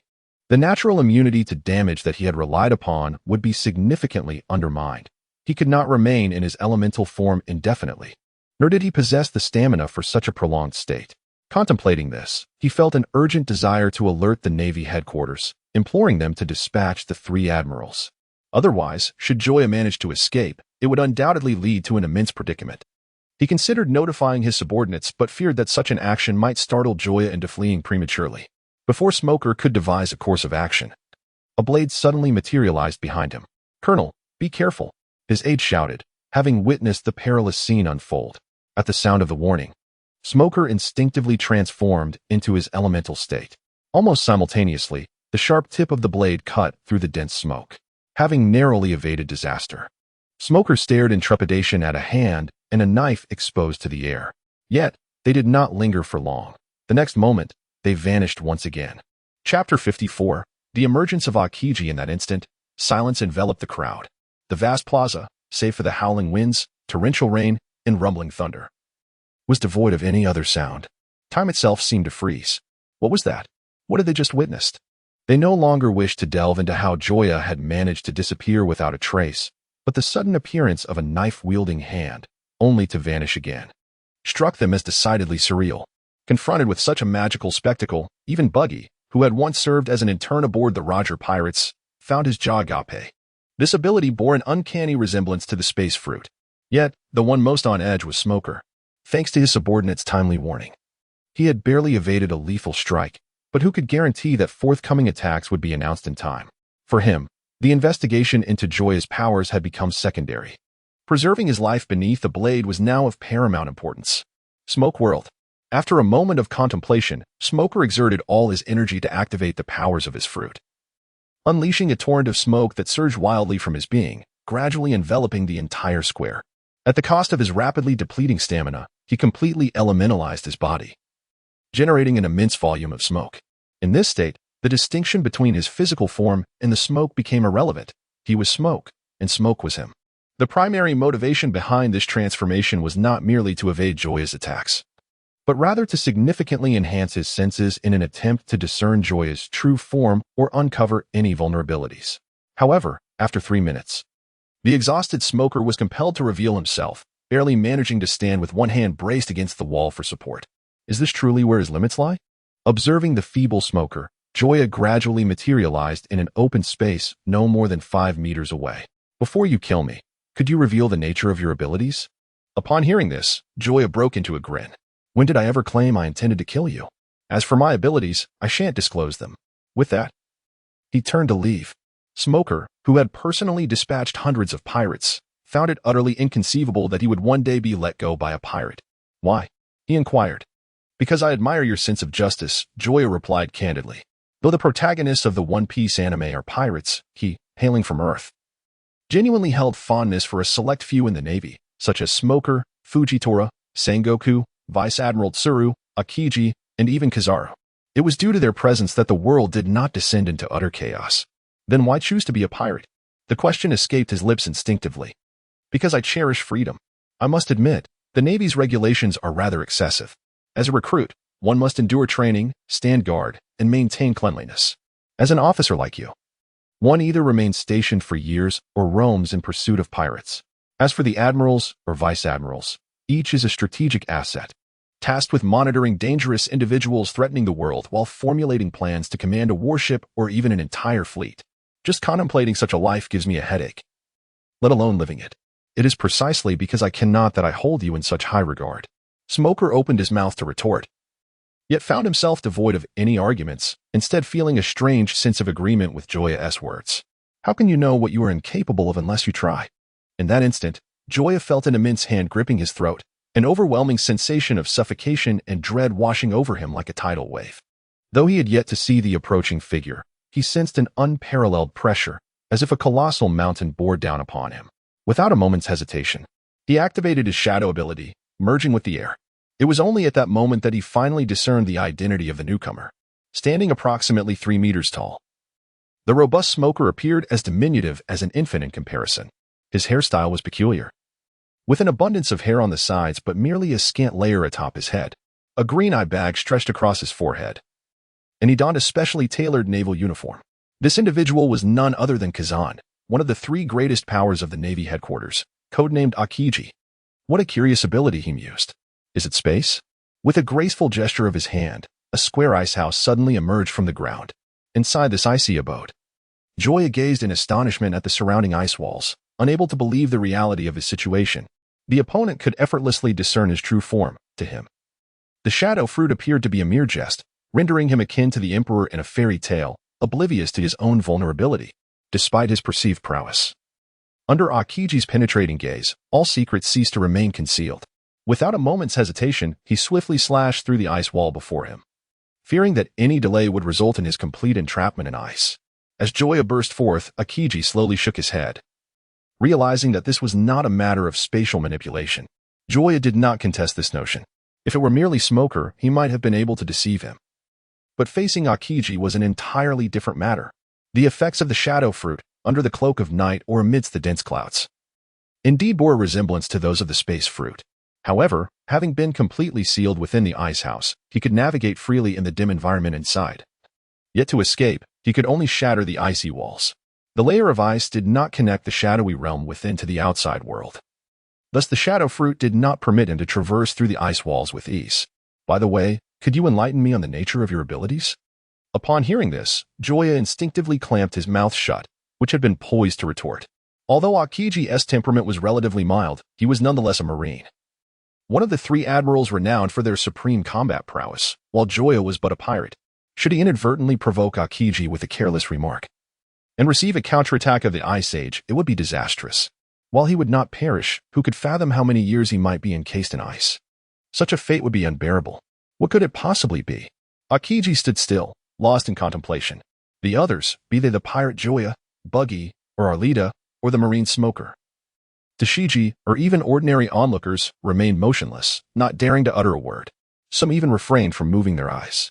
An admiral of the Navy, one of the highest echelons in the world. It is no exaggeration to say that had it not been for Joya, none of those present might ever have the chance to encounter him in their lifetime. Even now, they struggled to grasp the reality of the situation. Suddenly, clarity washed over Akiji as he clenched his right fist tightly, raising his hand towards the heavens. With a resounding boom, a blast of compressed air shot skyward, creating a vast chasm in the overcast sky. Chapter 55, Confronting Akiji. An uncountable cascade of sunlight poured down, enveloping the entire square in brilliant illumination. As Joya stood under the radiant sun, Akiji, lost in thought, inquired, "Can you still wield the power you just demonstrated?" The question caught Joya off guard. He had never anticipated that Akiji could discern the essence of the shadow fruit so swiftly. Truly, he exemplified the prowess of an admiral, with vision and strength that far surpassed the ordinary. With a single punch, Akiji shattered the clouds that loomed hundreds of meters above the ground. While his observation haki offered no response to Joya, This was to be expected, for Joya's current spiritual energy was merely 440. And the observation haki was effective only against those whose energy did not exceed 3 times his own, that is, 1,320 or less. Akiji's punch, slicing through the air, clearly fell outside this range. Thus, it seemed that Joya's abilities could only manifest in shadowy realms. But was that truly the limit? At that moment, a menacing aura radiated from Akiji, causing Joya to break into a cold sweat, as if he were being hunted by a venomous serpent, prompting his body to instinctively retreat. Almost simultaneously with Joya's withdrawal, a glistening ice spike erupted from the ground where he had just stood. This appeared to signal the commencement of a battle. As countless ice spikes rapidly spread in the direction of Joya's retreat, in the blink of an eye, a thorny frost, extending several meters, materialized out of thin air. However, Joya's figure vanished once again. As they gazed at the spot where he had just vanished, a look of bewilderment spread across the crowd. Was it not said that Joya's powers could only be unleashed in the shadows? How, then, could this scene unfold before their eyes? As he gazed at the shadow cast by the frost-laden thorns, Akiji's expression shifted to one of sudden realization. He summoned his powers to conjure a remarkably sharp ice spear, hurling it towards a shadow lurking beneath a particular ice spike. The hardened ground yielded effortlessly to the ice spear. However, Akiji's brow furrowed in discontent. Quite intriguing, he remarked, exhaling a breath of frigid air. In an instant, the atmosphere crystallized into a keen ice blade. The next moment, Joya emerged from the realm of shadows, striking towards Akiji with his blade. Yet, it was deftly intercepted by Akiji's ice knife, the collision resonating with a harmonious clash of metal. Observing the boldly advancing Kizaru, Joya spoke, "Are you truly unafraid of death?" To which he replied, "Apologies, but the concept of fear of death does not exist in my lexicon." This unflinching response genuinely astonished Kizaru, who had overheard the exchange between Joya and Smoker. He realized that Joya was distinctly different from the majority of pirates who were solely preoccupied with plunder and destruction. This understanding led him to refrain from immediately eliminating his opponent, opting instead to utilize subtle tactics to gauge Joya's abilities. However, he was taken aback when the young man audaciously turned to attack him, reminiscent of a domesticated orange cat daring to display its claws before an adult Siberian tiger. The feline required unprecedented courage, while the tiger found the situation amusing. Thus, Kizaru did not rush to apprehend or kill Joya. Instead, he engaged him in combat, simultaneously seeking to investigate the self-healing abilities mentioned in the intelligence reports. Moon Crescent Slash. Joya unleashed a powerful strike right from the outset. A close-range slash that instantly severed the ice blade in Kizaru's grasp, propelling towards his body. Arrogant, Kizaru effortlessly swatted away the formidable blade aura capable of cleaving a building, reducing it to mere bubbles with a single hand. Seizing the opportunity, Joya swiftly slipped into the shadow of Akiji, then emerged from behind him, delivering a decisive strike with his blade. Observing the suddenly darkened figure beneath the blade, Joya instinctively withdrew, fully aware that he lacked the capacity to breach the defenses of armed haki. Indeed, in addition to the dim surroundings, one could traverse through shadows. In such obscured environments, one's body could seamlessly blend into the air, moving in a manner reminiscent of the spatial fruit, even achieving flight, though unable to penetrate solid barriers. Under well-lit conditions, one could merge into the shadows of other objects, becoming as if ensconced in an alternate realm, immune to all forms of assault. If my conjecture holds true, in the shadows, once assimilated into the air, one should indeed enjoy immunity from all attacks. Indeed, I am the Shadow Man, a consumer of the shadow fruit. Is there a problem with that? Since Akiji is already aware, Joya chose to reveal the truth. He candidly admitted that he was indeed a wielder of the shadow fruit's powers, yet whether he would still possess such abilities tomorrow remained uncertain. Upon hearing this, Akiji maintained an outward calm, yet turmoil brewed within. The capability to merge into air and shadows, rendering oneself invulnerable to all inflicted harm, is a power that, in certain respects, surpasses even that of the Logia type. His ease in countering such a threat was predicated on an overwhelming superiority in strength. Perceiving Joya's movements through Kinbunchaku and employing Busashoku to defend against unexpected assaults. As an admiral of the Navy, facing a mere youth who had yet to step into the Grand Line compelled him to repeatedly invoke haki.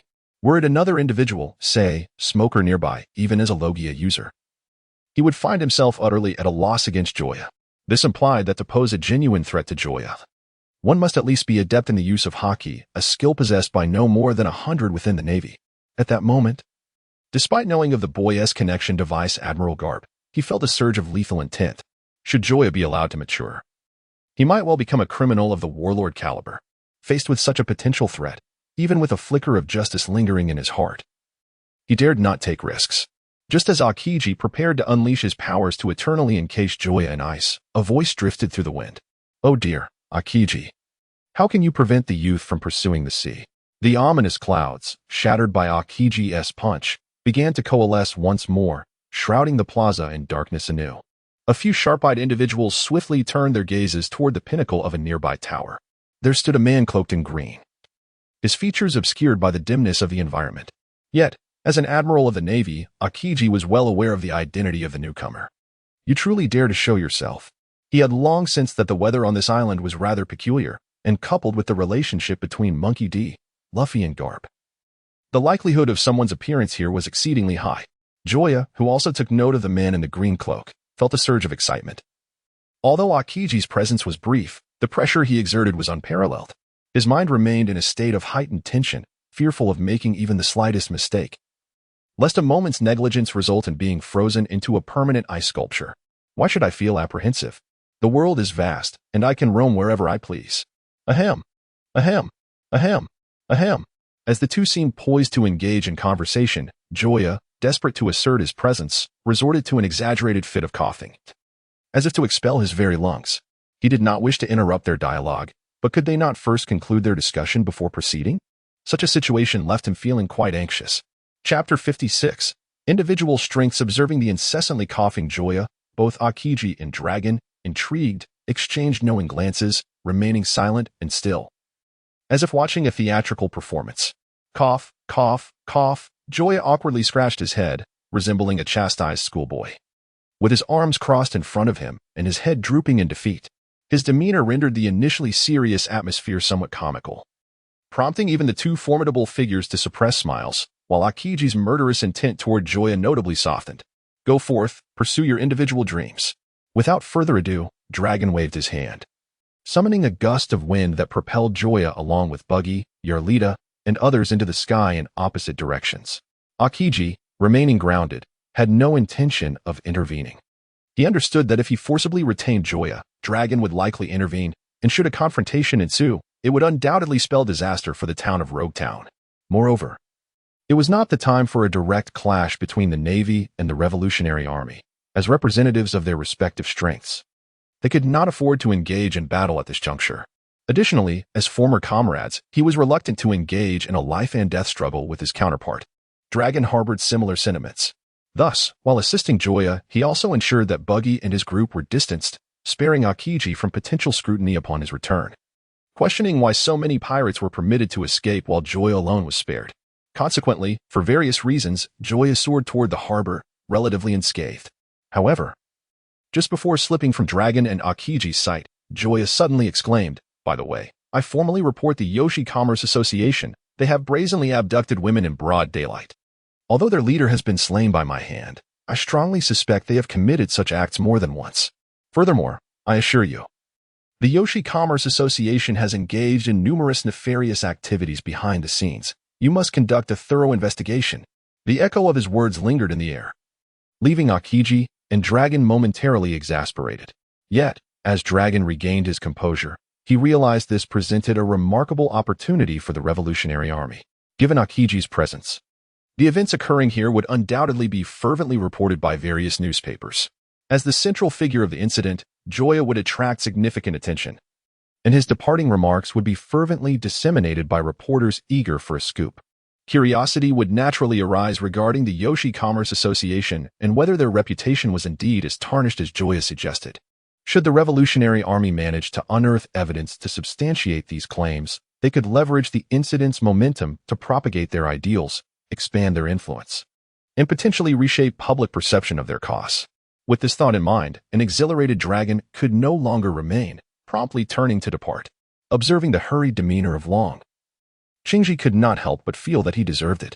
After all, he had betrayed the Navy, which now compelled him to undertake every task personally. However, the misfortune of the Friends' Chamber of Commerce was truly lamentable. With that rascal Joya causing such a ruckus, it seemed unlikely they could sustain their operations any longer.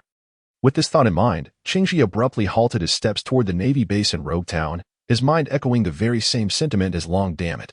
Recognizing the gravity of the situation, Shinji neglected to exchange pleasantries with Smoker and swiftly turned away, utilizing the moonwalk technique.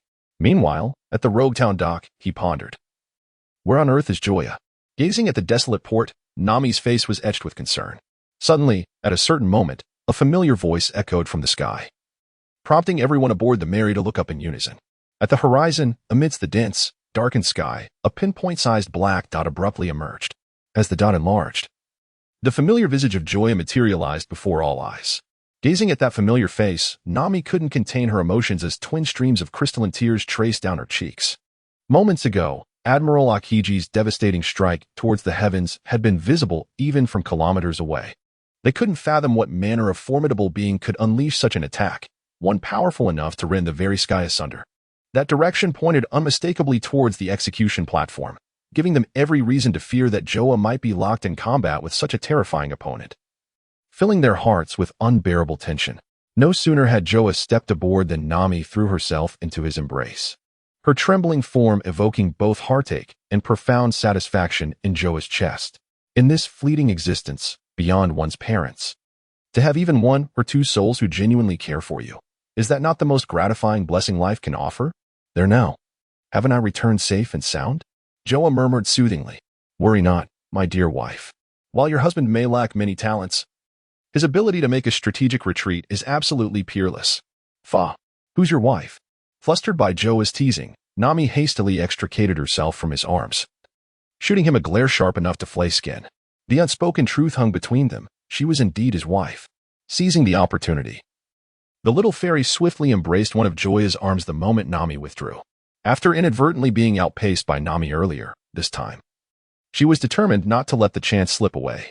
Let's go. I'm utterly bored. Honestly, it was a needless worry. I'm stuffed with dog food. The following day, as Joya reclined on the deck, he took the opportunity to observe the combat capabilities of his companions. First, he assessed himself.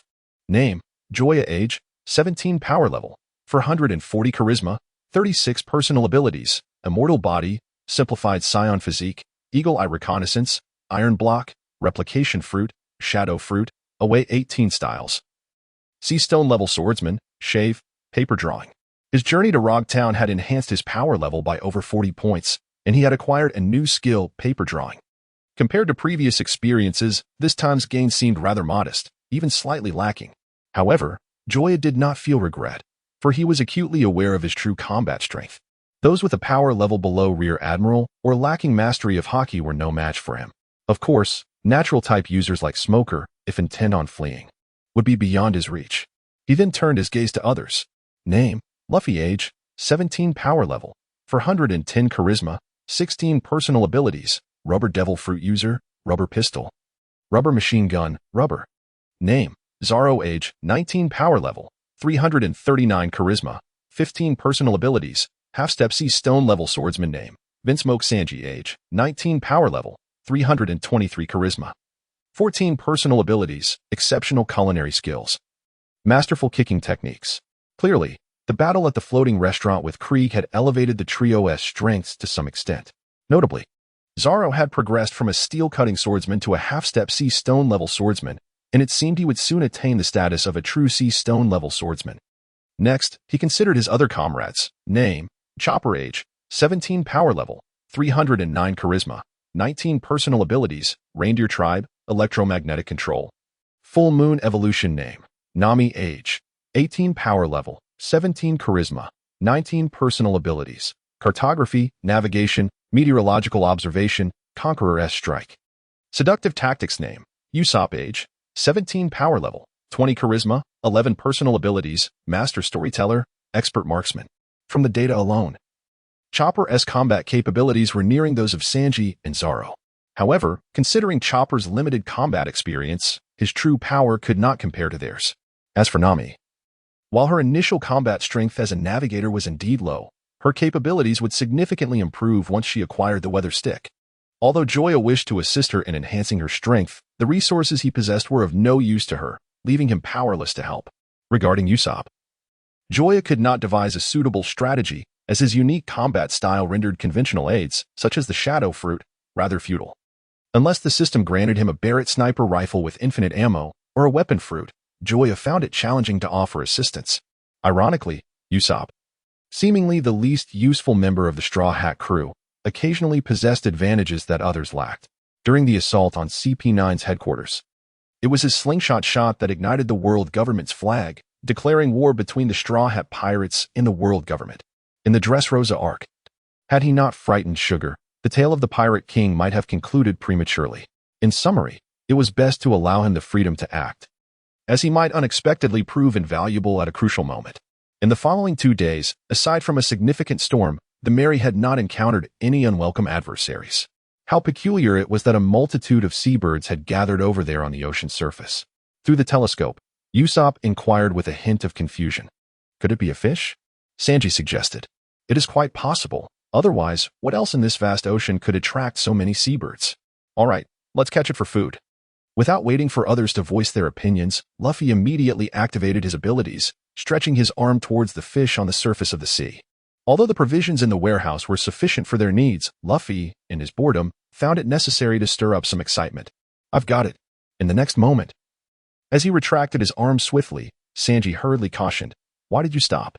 Just as he spoke, Luffy's returning arm collided with Zoro, who was dozing against the mast nearby, bringing it to a halt. "What did you just say?" "I didn't catch that," Zoro replied, and upon hearing this, Sanji pursed his lips, glancing at the splashes rising from the distant sea, and sympathetically remarked, "Oh, it's nothing. By the way, what kind of fish is this? I've never seen it before." "Of course not, because it's not a fish. It's a little girl." "What? So it wasn't a fish after all?" Realizing it couldn't be eaten, Luffy lost interest and went off to play with Zoro. However, upon seeing Zoro, drenched and sporting a noticeable bump on his head, Luffy exclaimed in surprise, "Did someone ambush you? How did you get so hurt?" "Heh, one day, I will definitely kill you." Meanwhile, glancing at the golden-haired girl, Joya said to Nami, "Let's take her to the girls' cabin for some rest." "No problem, leave it to us." Subsequently, Nami and Chopper carried the little girl into the ship's cabin. "I'll go prepare some easily digestible food for her." Sanji then departed, though he was uncertain why the little girl was floating in the vast ocean. He could tell she had not eaten for quite some time. Soon, the deck was left with only Joya. "Looks like I have my work cut out for me." Although he could not recall the girl's name, he was well aware that she was connected to the legendary creature, the Thousand-Year Dragon. According to legend, the bones of the Thousand-Year Dragon were essential for crafting the elixir of immortality, and a certain naval officer, who believed in this tale, had been dispatching people to search for the whereabouts of the dragon bones over the years. Consequently, the only girl who possessed the crucial information, the one saved by Luffy earlier, was captured. Clearly, those naval officers were not particularly clever, otherwise, they wouldn't have let her escape. Joya could no longer remember how the events unfolded afterward. In any case, it involved a group of idle individuals engaging in frivolous pursuits, only to be fortuitously encountered by the equally frivolous Luffy. Thus, the misfortune of that group was sealed. How thrilling indeed! As the impending clash approached, Joya felt a profound sense of anticipation. If all went as planned, this might be his final opportunity to partake in the system's lottery before venturing into the Grand Line. Whether Dakin could accompany them across the upside-down mountain hinged on this moment. Should fortune favor them, Joya genuinely hoped to retain Dakin, for she was the result of a sacrifice that cost an entire squad of sentinels. With judicious application, Dakin could evolve into a formidable asset for the Straw Hat Pirates. Moreover, the prospect of having a Sea King from the far seas as an ally was undeniably imposing. In the presence of Dakin, even the likes of Whitebeard Pirates Little Oars or the later Blackbeard Pirates San Juan Wolf paled in comparison. Such an entrance would indeed be magnificent. After a night of silence, the following morning was shattered by a startled cry, jolting the Straw Hat crew into instant awareness. As the figures of Luffy and Joy approached, the young girl ABI's displayed a face full of apprehension and exclaimed, "Who are you? How did I end up here?" "Hello, I am Luffy, a man destined to become the Pirate King," he declared proudly. Upon hearing this, Joya gazed skyward in disbelief, struggling to comprehend Luffy's incessant need to proclaim his dream to every person they encountered. In stark contrast, Abi's eyes widened with sheer terror at the mention of pirates, her jaw nearly grazing the ground.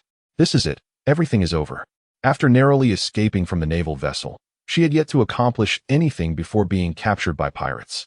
Her fate truly seemed dire.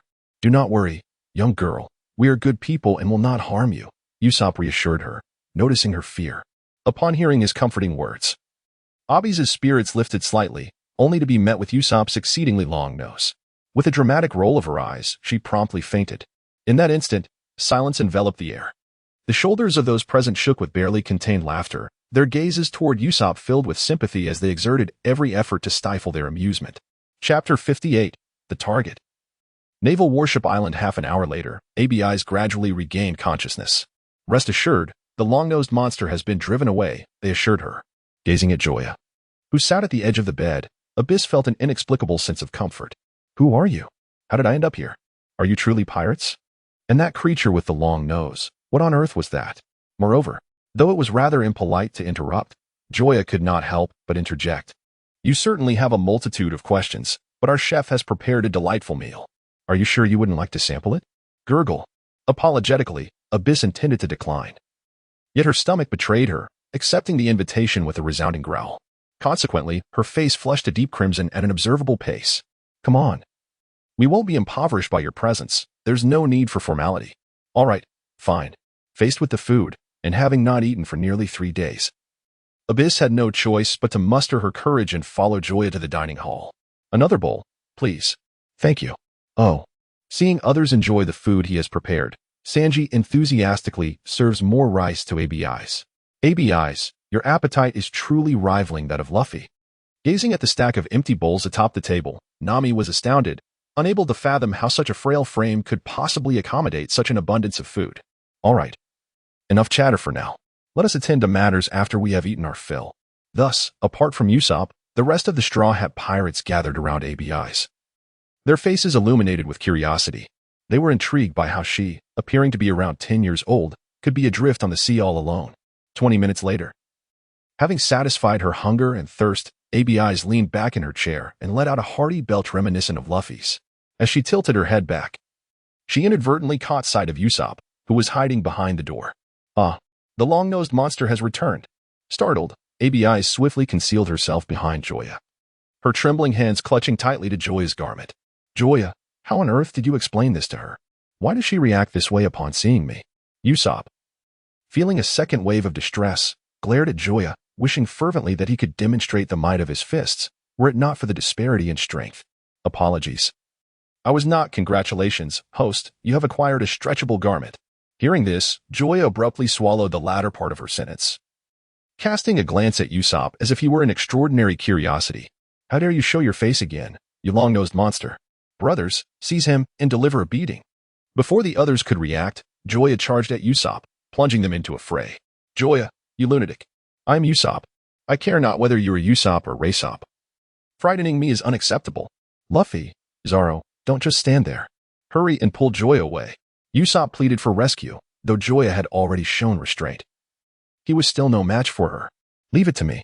Luffy, finding the situation amusing, immediately joined the fray. Yet his target was none other than the already beleaguered Usopp. In no time, cries of distress filled the air. Gaga gaga, as the three individuals grappled with one another. The perpetually anxious ABIs finally burst into laughter. All right, let me join in.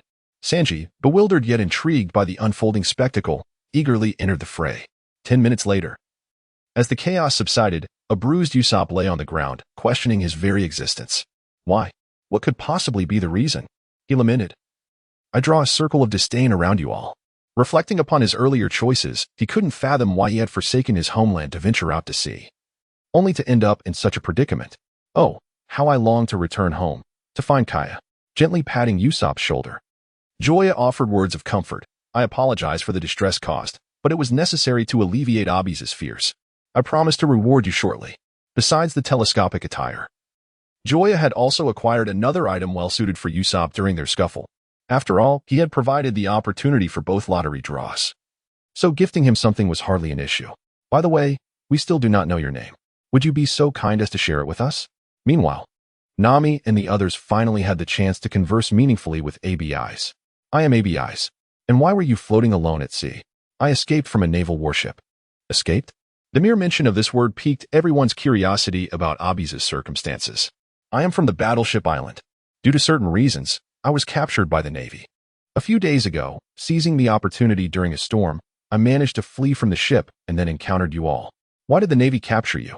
At this question, ABI's hesitated noticeably. I'm sorry, I cannot disclose that. Seeing her reluctance, the group exchanged concerned glances. Though they were pirates and naturally at odds with the Navy, rescuing a young girl who had escaped their clutches was not unreasonable.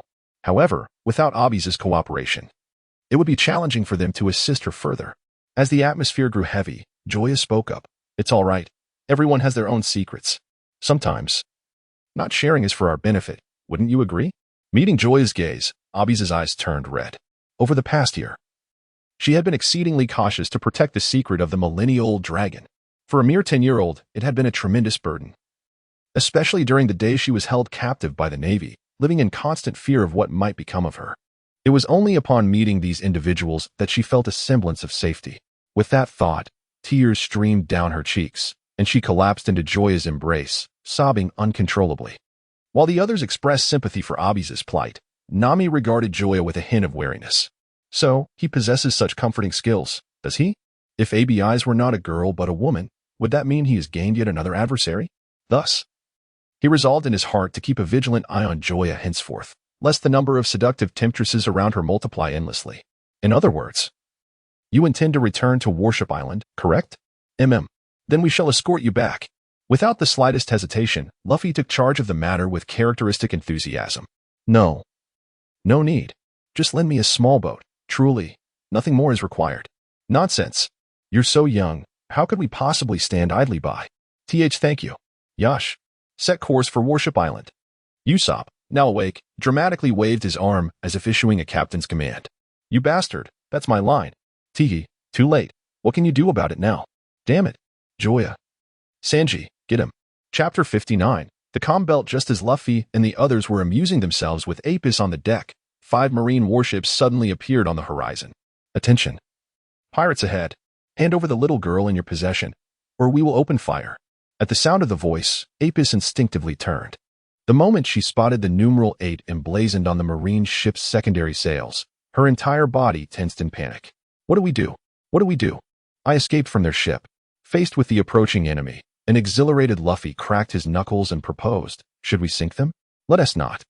We've already killed 2 Marines. If we sink these warships too, the old man will undoubtedly lose his patience. Hearing this, Luffy shot Joya a look of disdain. So you do no fear. I thought you were planning to challenge my grandfather to a duel next time you met. Also, for the record, those 2 Marines were your doing. I had no part in it. Boom, boom, boom. Before they could settle on a strategy, the impatient Marines struck first. Cannonballs erupted violently on either side of their ship. Damn it, let us just sink them. Even the usually mild-mannered Xiao Xian was provoked into a murderous rage. Wait, a strong wind is coming. We can ride it to escape. Apis suddenly declared, observing the small bird perched on the mast. Upon hearing this, Nami instinctively glanced at the distant sky and swiftly commanded, Luffy, Joya, hoist the mainsail at once. We're catching this wind. Yash, leave it to us. Without another word, the 2 leaped onto the mast and unfurled the mainsail. Almost simultaneously, a fierce gale swept across the tranquil sea. With the sail already raised, the Going Merry surged forward at breakneck speed, propelled by the tempest. Meanwhile, the marine warships, having failed to adjust their sails in time, not only lagged behind but lurched unsteadily, 2 of them nearly capsizing. Hurry, give the order to pursue, Captain. On one of the warships, a man with an eccentric hairstyle and an unusual appearance spoke up. Although he was not a member of the Navy, his words were far from courteous. Forget it, Eric. I will never order a forward advance. The man continued, Aren't you afraid of being reprimanded by Colonel Nelson? Even so, I will not command in advance, for we are approaching a region of calm winds. Even if punished, I refuse to send my soldiers to their demise. Upon hearing this, Eric ceased his objections, yet his gaze towards the pirate ship was filled with resentment. He was so close to capturing the girl who held the key to the clues. Now, however, everything had turned to vapor. All his efforts had been in vain, and he would have to start anew. How infuriating. Meanwhile, aided by the tempest, the Mary sailed several nautical miles in a remarkably brief span, completely eluding the Navy's pursuit. Indeed, the weather in the world of One Piece changes with astonishing swiftness. Basking in the warm sunlight beneath the brilliant sky, Joya could not help but marvel at the rapid transformation of the weather. Just moments ago, a tempest had raged. And now, in an astonishingly swift turn of events, A clear azure sky enveloped them. As he soaked in the sun, Joya sensed something amiss and quickly scanned his surroundings. Upon noticing the mainsail hanging limply and motionless, the realization dawned upon him. Nami, it seems we have sailed into the doldrums. Nami, who had been relishing the sunbath, snapped to attention upon hearing Joya's words. She immediately surveyed the area and discovered that the world around them had come to an eerie standstill. The sea, for miles, lay as still as a mirror, devoid of any ripples. What is happening? Joya, Luffy, Sanji, Zoro, you must row the boat. I refuse. Rowing is exhausting, Luffy retorted first. Sanji and Zoro exchanged puzzled glances, unable to comprehend Nami's sudden alarm. You fools, this is the doldrums. So what? Luffy persisted defiantly, realizing Luffy's ignorance of the doldrums. Nami hastily retrieved the nautical chart, pointing to the regions flanking the Grand Line. The doldrums are two vast expanses of sea completely devoid of wind. If we do not row, we could remain here for 100 years without moving an inch. What is even more perilous is that this area serves as a lair for sea kings. If we encounter one, our fates are sealed. Do you understand now? I see. So that's how it is. How fascinating. Luffy exclaimed, seemingly oblivious to the grave danger, his excitement only escalating. Infuriated, Nami delivered a swift punch to his head. Now get to rowing. At that moment, an enormous shadow suddenly loomed over the tranquil sea. In the next instant, several sea kings erupted from the water, with the going merry precariously perched atop one of their heads. Observing the enormous sea kings surrounding him, the timid Usopp instinctively exclaimed, Sea Kings. It truly is the Sea Kings. His voice, though barely a whisper, caught the attention of one of the titanic beasts. With a resounding croak, a frog-like sea king leapt forward, aiming to bite the Mary. In the face of its gaping maw, the Mary found itself utterly defenseless. Just as Luffy, Zoro, and Sanji prepared to fight valiantly to the end, another sea king surged forth from the depths, colliding with the gigantic frog and sending it flying. A thunderous roar echoed across the waters, heralding the grand arrival of the formidable oars. Her colossal form overshadowed all others present, and at her appearance, Joya could even sense a tremor among the other sea kings, as if they harbored a deep-seated fear of oars. After a series of unintelligible exchanges in beastly tongues, the other sea kings retreated back into the ocean. Well done, oars, Joya proclaimed. Turning to Little Fairy, she inquired, Can you now take her to the other side of Reverse Mountain? It was evident that this was still not possible, and she had questions to pose to Oars. Initially, Oars had claimed that the food in the East Blue was scarce, yet it appeared she could easily survive in the calm belt. Why then did she choose to return to the other side of Reverse Mountain? After a moment of silence, Oars spoke, Roar. She conveyed that she found Joya quite intriguing and wished to accompany her on adventures, but fearing Joya would doubt this reason, she resorted to fabricating a tale about the lack of food. You truly love to play, Joya sighed, shaking her head in resignation, realizing why this creature had wandered into the East Blue during her youth. It appears that no matter the group, there will always be mischievous children like Luffy. You should inform her that I will find a way to assist her, and then have her guide us out of the doldrums. Chapter 60, A Gift for Usopp. 10 minutes later, with the assistance of Dying, the Mary returned to its previous course, setting sail towards Naval Island. As everything returned to normal, Usopp approached Joya, rubbing his hands together. Hee, Joya, hee. Observing his demeanor, Joya could easily discern his thoughts. Without further ado, he retrieved the Barrett sniper rifle that he had previously drawn from the storage ring. At the time of acquiring this weapon, Joya was uncertain whether his luck was favorable or not. He had been contemplating that only by obtaining a Barrett sniper rifle with infinite ammunition or a weapon fruit could he enhance his combat prowess. Remarkably, he had indeed drawn the rifle, which, although limited to a mere 100 rounds, was more than sufficient for Usopp. Reflecting on this, he had to admit that his fortune was quite commendable. However, since encountering the Golden Giant, he had longed to draw a mini fruit or any other item that could alter the user's size. Yet, despite the passage of time, he had been unable to achieve this. Thus, he remained indecisive about whether he was truly fortunate or merely unfortunate. I tell you, this is a relic from my great-great-great-grandfather, with only 100 rounds and no extra accessories. Once the ammunition is depleted, or if the rifle encounters any issues, it will be rendered useless. Here, take it. Are you truly giving this to me? Usopp exclaimed, overwhelmed by the sudden surge of happiness, unable to fully grasp the situation. Though he had not yet had the chance to meticulously study the rifle's structure and capabilities, as a genius marksman, or any reasonably intelligent individual, he could discern the weapon's extraordinary nature. The excessively long barrel and the disproportionately large muzzle indicated that it fired rounds with tremendous lethality. Furthermore, the precision of the scope, stock, and trigger only heightened his admiration. In his eyes, it was not merely a rifle but a sentient instrument of destruction, with each component meticulously crafted to maximize its performance. Of course it is for you. Unless you wish to decline? Joya teased, feigning to reclaim the weapon. Yes, of course I want it. Usopp replied eagerly, no longer polite. As he seized the rifle from Joya's grasp, the weight startled him, prompting him to shift to a two-handed grip. This is incredible! This rifle is so cool. Joya, do you have any more? I want one too. Luffy, captivated by the sight of the sniper rifle tightly held in Usopp's embrace, gazed at it with starry eyes. Drooling profusely. Sorry, there are none left, Joya replied, shrugging helplessly. However, he produced another item to present to Xiaoxian.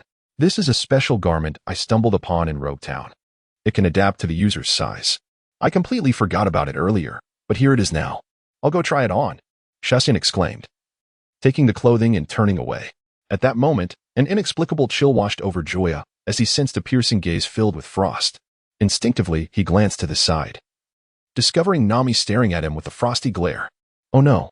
At this moment, he finally realized that with his assistance, Usopp's combat prowess surged instantaneously, which consequently implied that Nami had become the weakest link in the Straw Hat Pirates. Earlier, during their time in Logtown, he had noticed Nami was troubled by this very issue. It now appeared that his act of gifting a gun to Usopp was akin to adding insult to injury. It was hardly surprising that Nami was displeased. However, at this moment, Nami's thoughts were quite the contrary. You scoundrel! Always buying clothes for the little fairy and never for me. Humph, I shall not speak to you for an entire week. Well, perhaps 3 days would suffice. But even that seems a tad excessive, maybe just a day? As Nami wrestled with her decision on how long to ignore Joya, the remorseful Joya immediately approached to apologize. My beautiful wife, I realize my mistake. Please forgive me this once. What did you do wrong? No sooner had the words left her lips than Nami regretted them, having just resolved to snub the rogue. Yet she found herself conversing with him before she could even decide on the duration of her silence. How infuriating. How utterly vexing. I erred by failing to bolster your strength. Rest assured, I shall do everything in my power to assist you henceforth. Oh. With that, Nami turned to leave. She is mistaken. This man possesses no skill in consolation, utterly oblivious to the cause of her ire. What a fool. Shortly thereafter, the little fairy emerged, having changed into a new outfit. One could not help but admire the utility of the items drawn from the system. That white dress complemented the little fairy perfectly, as though it had been tailored just for her.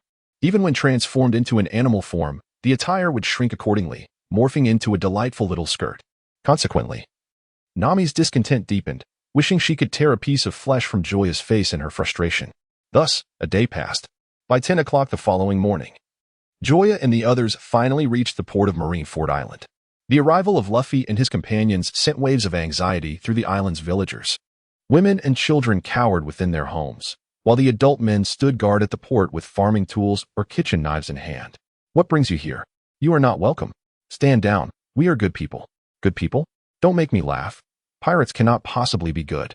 As tensions threatened to escalate into a misunderstanding, ABIs hurriedly interjected, everyone, do not act rashly. They truly are good people. ABIs, what are you doing on a pirate ship?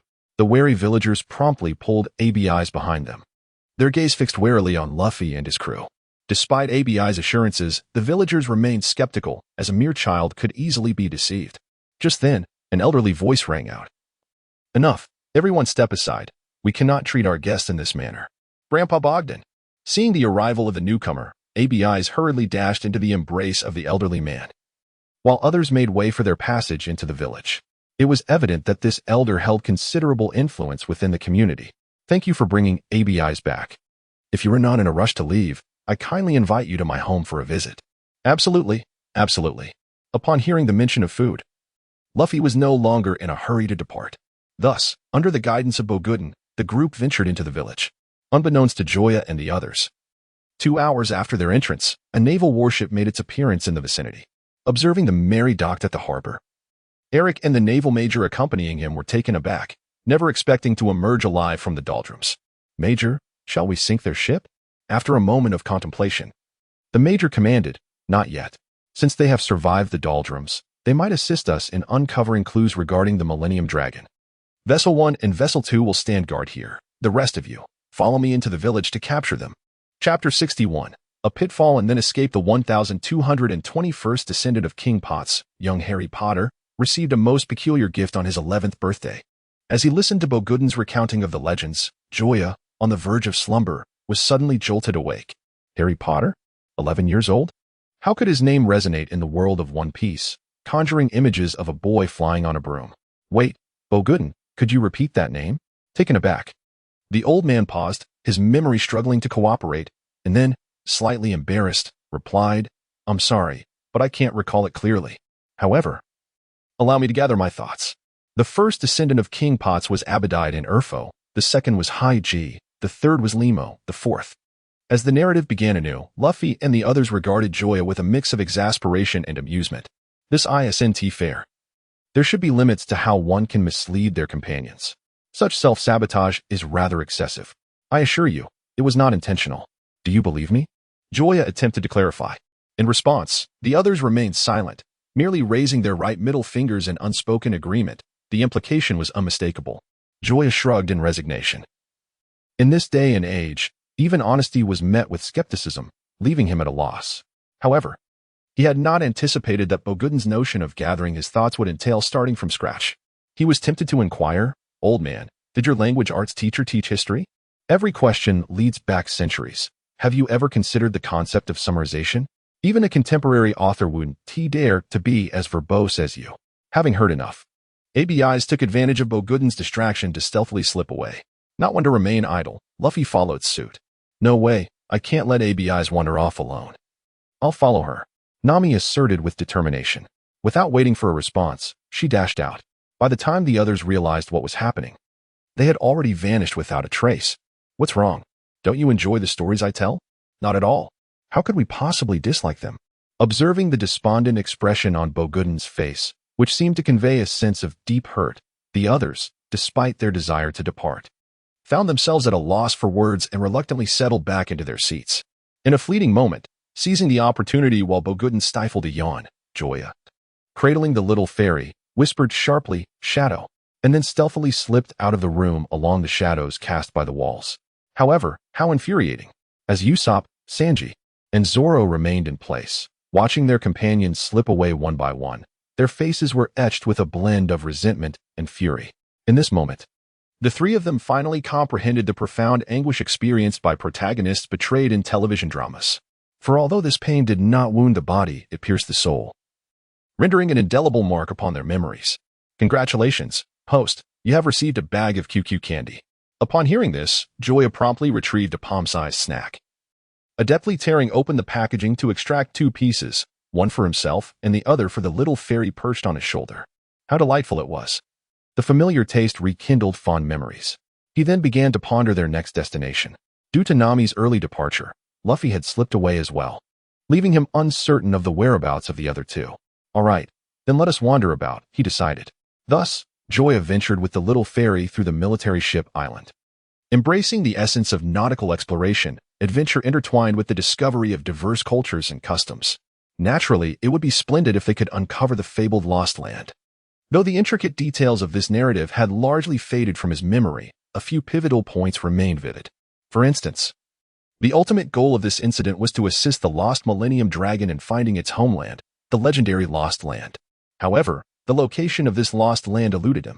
Just as Joya contemplated where to commence his search, he unexpectedly encountered a discreetly advancing naval force upon turning a corner. The sudden confrontation stunned both parties into silence, each taken aback by the improbable coincidence. A hushed tension enveloped the air, as both sides grappled with their mounting despair. The naval officers immediately recognized Joya's identity, after all. He was the most wanted individual across the East Blue, a figure they would recognize even in ashes. The dilemma lay in their next course of action should they engage him. Such a move could easily alert him and allow him to escape, severing any leads. Conversely, allowing Joya to depart would compromise their pride as naval officers. And who could guarantee that he wouldn't inform others of his escape? As for Joya, he too preferred to avoid confrontation, after all. He had just resolved to enjoy a leisurely outing, and he prided himself on being a man of peace, never having resorted to violence. Thus, he attempted to tiptoe backward slowly, retreating amidst the watchful gazes of the naval soldiers until he reached another street. As Joya disappeared from view, the two leaders within the naval ranks exchanged glances, nodding in unison. In that fleeting moment of eye contact, they perceived a shared resolve. Seize him, apprehend Joya. With a commanding shout, the leading officers incited dozens of naval soldiers to surge forward towards the other end of the street in pursuit of Joya. However, as they turned the corner, what I witnessed was not the imagined figure of Joya fleeing in disarray, but rather a somewhat triumphant smile. Hee hee. I have long anticipated your pursuit. Come and see. With that, I brandished my blade, the Night Slayer, towards the foremost among them, though the sword remained sheathed. The Navy has arrived. Those who ought to flee should do so. Those who must escape must take cover, and those in hiding must ensure that their presence remains concealed. Observing the fervent shouts of Joya, the faces of the naval officers turned as dark as the bottom of a pot. It must be noted that your method of relaying information is rather primitive, particularly as you do so in our presence. Do you not realize how inept this makes us appear? On the other side, thanks to Joya's outcry, the nearly overwhelmed trio of Zoro finally found their reason to escape. They rushed out of the room without delay, heading straight for Joya's location. However, upon their arrival at the scene, they were greeted by the sight of dozens of naval officers sprawled haphazardly on either side of the street. In stark contrast, Joya stood at the intersection, seemingly unfazed, waving at them cheerfully. Did you take care of all of them? Usopp exclaimed, astonished by Joya's swiftness. Of course. Why else would I call you? If you hadn't called us, would we have had the opportunity to come out? Well, should we be thanking you then? No need for gratitude, after all. We are comrades. Chapter 62, The Millennium Dragon appears. You acknowledge that we are comrades, yet why did you not take us with you when you left? Usopp could not contain his anger. Oh, it was merely a trivial matter, nothing to concern yourself with. Besides, I suspect there are more Navy personnel on the island. Our priority should be to locate Luffy. Otherwise, who knows what trouble that fellow might cause. Upon hearing this, Usopp and the others nodded in agreement. Just as they divided their areas and prepared to search separately, Luffy's voice suddenly rang in their ears. Everyone, come quickly. You won't believe what I've found. Observing the exhilaration on Luffy's face, Joya and the others followed with a sense of curiosity. The group departed from the backyard of Buggy, traversing a dense thicket before entering an obscure cave. After a short stroll along the passage, an unexpected creature materialized before their eyes. Its colossal form nearly filled the entire cavern, with vast wings, sharp talons, and a head that mirrored the tails of Yer. Undoubtedly, it was the legendary Millennium Dragon. Yet, the dragon's grayish-green feathers and murky, weathered eyes spoke volumes. It was an aged creature, devoid of the strength to resist. Despite this, there was no hint of greed in Joya and the others' gazes, only astonishment and admiration. They were astounded to discover that such a mythical being truly existed. I can't believe this legendary creature is real, Zoro exclaimed in disbelief. Roar. Before the little fairy could translate, ABI's interjected. The Dragon Lord says it senses kindness in you and wishes to befriend you. Needless to say, we would certainly be friends, Luffy exclaimed with enthusiasm. However, before Luffy could continue his exuberance, the inquisitive Usopp piped up. Luffy, did you summon us just to meet the Dragon Lord? Oh, right, I hadn't mentioned that yet, Luffy replied. Observing Luffy's oblivious demeanor, the crowd was left speechless, genuinely curious about what this fellow could remember beyond his insatiable appetite. The matter at hand was that I intended to assist Dragon in returning to his homeland, the so-called Lost Land. Upon hearing this, Usopp erupted in disbelief. Hey. The Lost Land is merely a legend. Even the most detailed nautical charts fail to indicate its location. Even if it does exist, after all these years, it may very well have succumbed to the depths of the sea. So what? Luffy retorted. It's precisely because we do not know that we must seek it out.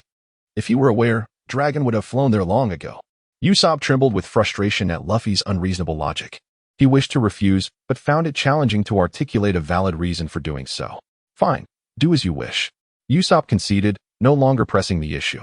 Having spent considerable time aboard the ship, he had come to understand Luffy's character. Once he had set his mind to something, it was nearly impossible to sway him. Thus arose the question, how to extract him from the cave. Clearly, if we were to embark on a quest for the Lost Land, we could not leave him behind.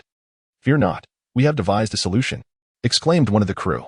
We can craft a rudimentary sled from tree trunks, allowing Dragon to lie upon it, thereby facilitating his departure to sea. It was then that Joya recalled the looming threat from the Navy that had yet to be addressed. He quickly interjected, by the way, Before we arrived, I encountered a squad of Navy officers in the village. Although I dealt with them, I suspect there may be others on the island. And our ship docked at the harbor is likely under their control. What should we do then? Nami asked, her composure slightly shaken by the unexpected news. Should the Navy come looking for them, a chaotic skirmish would be unavoidable. While she held unwavering confidence in their combat prowess, she feared that amidst the fray, Dragon might inadvertently be harmed.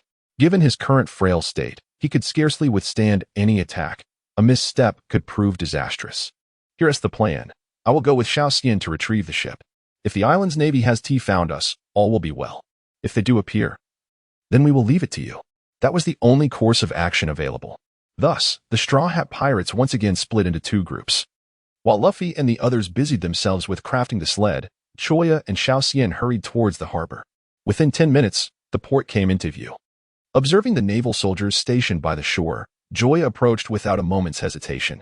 Halt. Who are you? Advance any further, and we shall open fire. You fool. Are you blind? That is the demon. Joya, fire at once. The commanding officer present immediately issued the order to attack. The sound of gunfire erupted in a cacophony. Seizing the opportunity, the little fairy gracefully departed from Joya's shoulder and transformed midair. Meow. In the instant of landing, the little fairy exerted herself to push off the ground with vigor.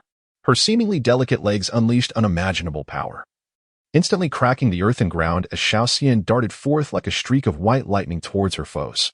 Static discharge. Her electrified hands landed consecutively upon the enemies, and all those touched by her trembled violently before collapsing rigidly to the ground. Within the span of 3 breaths, not a single one of the dozens of Marines stationed at the harbor remained conscious. All had been rendered unconscious without exception. Meow. Gazing at the little fairy that had once again nestled upon his shoulder, Joya affectionately rubbed her delicate pink nose. He had endured a mere 39 bullets, and yet the battle had already come to a close. Name, Joya. Age, 17 power level, 459 charm level, 36 personal abilities, immortality, simplified Saiyan physiology, eagle-eyed reconnaissance. Iron block, replication fruit, shadow fruit, aways 18 styles, sea slicing level swordsman, shave, paper drawing. Observing the increase of 15 points in her Dao power, Joya nodded with satisfaction. It seems that before formally embarking on the grand voyage, his prowess is poised to surpass the formidable threshold of 500. Fire the cannons. The furious shouts of the naval soldiers, accompanied by the whistling cannonballs, abruptly roused Joya from his reverie. Observing the swiftly approaching cannonball, one unsheathed their blade and cleaved it in twain. With a rapid flourish of the sword, 2 arcs of pristine sword energy surged skyward, severing the naval vessels stationed on either side of the Mary. Why must one compel me to act? Without hesitation, I leapt onto the deck of the Mary, setting sail amidst the terrified gazes of numerous naval soldiers. Oh, save me. Save me. I want to go home. I want to find Kaya. I'm done. I'm done. As Joya navigated the ship to the designated rendezvous point, the raucous laughter of Luffy and Usopp's desperate cries for help resonated in the air. Subsequently, a wooden flatbed launched from the battleship island, soaring through the air for several dozen meters, eventually alighting beside the Mary. Yaha! What a thrill! Let us do it again! Be quiet. Be quiet.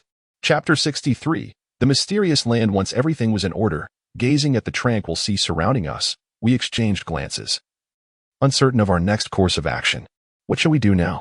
Though filled with enthusiasm, we were at a complete loss. Even Luffy appeared somewhat bewildered. Perhaps it would be wise to consult Lord Long. As an animal, it possesses the innate ability to migrate, even if it cannot recall the precise location. Some vague impressions might still linger, and any insights it could share would provide us with direction. I shall inquire with Lord Long. The eager ABIs rushed to Lord Long's side. Lord Long, if you possess any knowledge, please enlighten us, for we truly do not know where to begin our search. At that moment, having departed from the cave, Lord Long's murky eyes remained fixated on the sea, as if seeking images from memory. At a certain instant, upon observing birds soaring through the sky, the dazed expression in his eyes suddenly sparkled with clarity, his gaze widening in astonishment. To him, these were not mere birds, but companions with whom he had once migrated. They soared through the skies and across the seas, traversing mountains and plains, returning to their long-lost homeland. Roar. In response, ABIs exclaimed, to the east.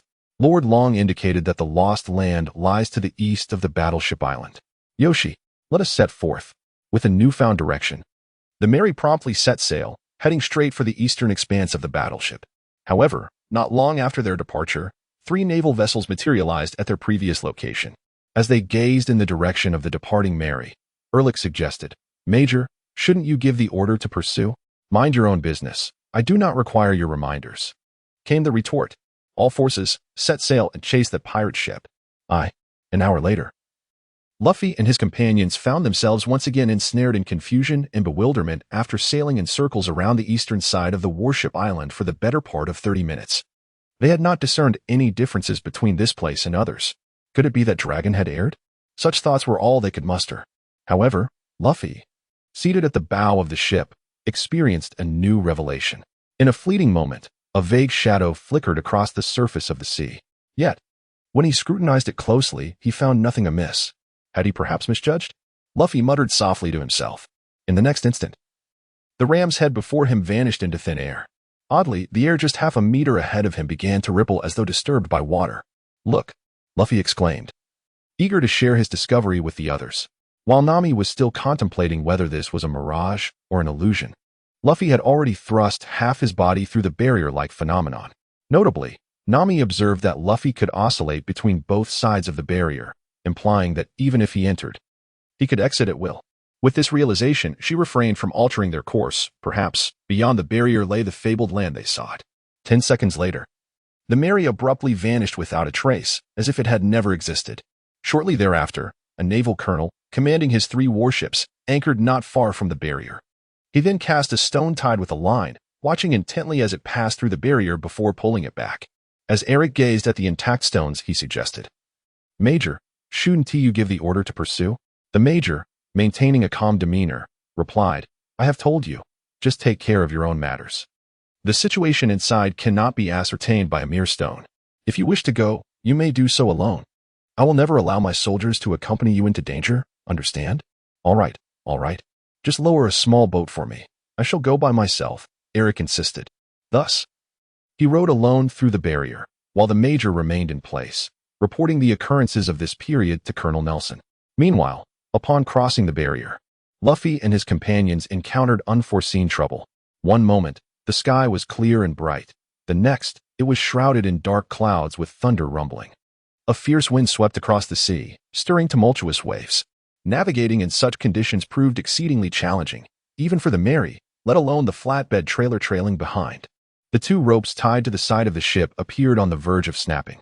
Realizing the impending crisis, ABI's, disregarding her own safety, clutched the fraying rope tightly in an attempt to stabilize the trailer.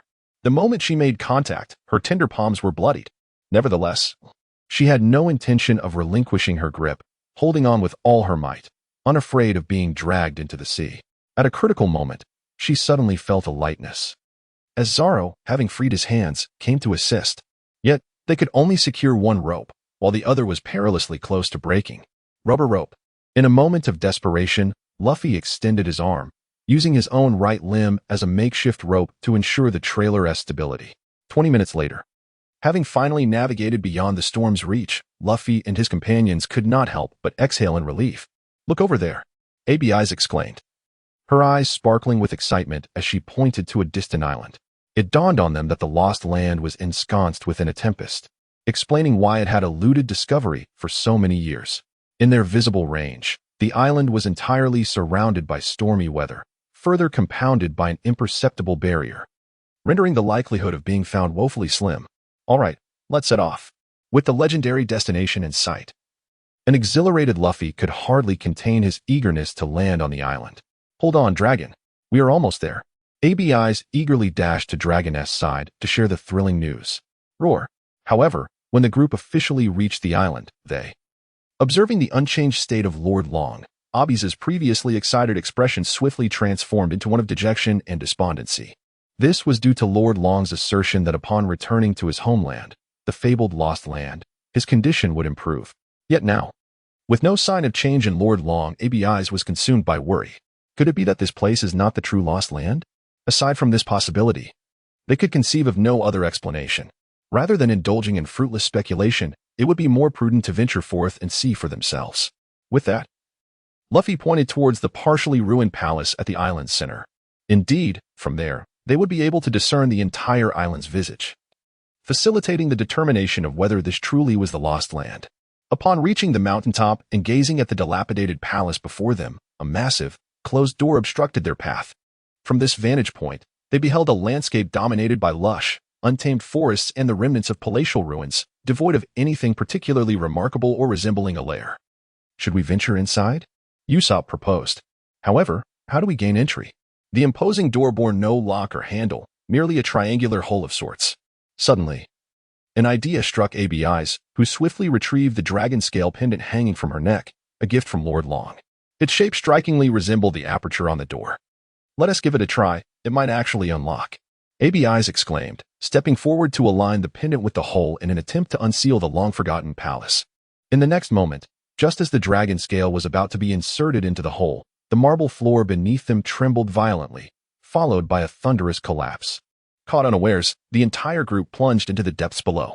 Gazing at the gaping void above, Joya couldn't help but voice her skepticism. Indeed, television is nothing but a deception. Who claims that one must possess a key to uncover treasures? Can't we simply force our way through? What does it matter? As long as the outcome remains the same? Luffy chuckled heartily, showing no concern for the events that had transpired moments before. Look over there, Nami exclaimed, her face alight with astonishment as she pointed at the fragmented mural overhead. Following the direction of her finger, the others beheld several familiar figures depicted on the mural: the emerald-hued Millennium Dragon, the warship-shaped island of warships, and a small isle adorned with a palace. Of course, there were also numerous unfamiliar elements, such as humans bowing before the Millennium Dragon, enigmatic flags whose meanings eluded them, and a myriad of small illustrations. Could it be that the island of warships is indeed the fabled Lost Land? Gazing at the mural depicting the Millennium Dragon soaring towards Battleship Island, Usopp appeared utterly bewildered. If Battleship Island truly was the fabled Lost Land, then all their endeavors thus far would have been rendered meaningless. It should be, Nami affirmed, subsequently pointing to the figures in the mural who were kneeling before the Millennium Dragon, explaining, these humans are likely the ancestors of ABIs. Long ago, they inhabited this place, and upon witnessing the migrating Millennium Dragon, they revered it as a deity. Hence, the numerous dragon motifs etched onto the structures of this island. Do you recall the tale told by old Boguden? He mentioned that their clan is not indigenous to Battleship Island, but rather migrated here. It appears that the original inhabitants of this island, namely ABI's and Boguden's ancestors, chose to relocate entirely upon seeing the Millennium Dragon soar through the skies, eventually taking root in its homeland, the so-called Lost Land, which is now known as Battleship Island. This explains why your village has long perpetuated legends about the Millennium Dragon.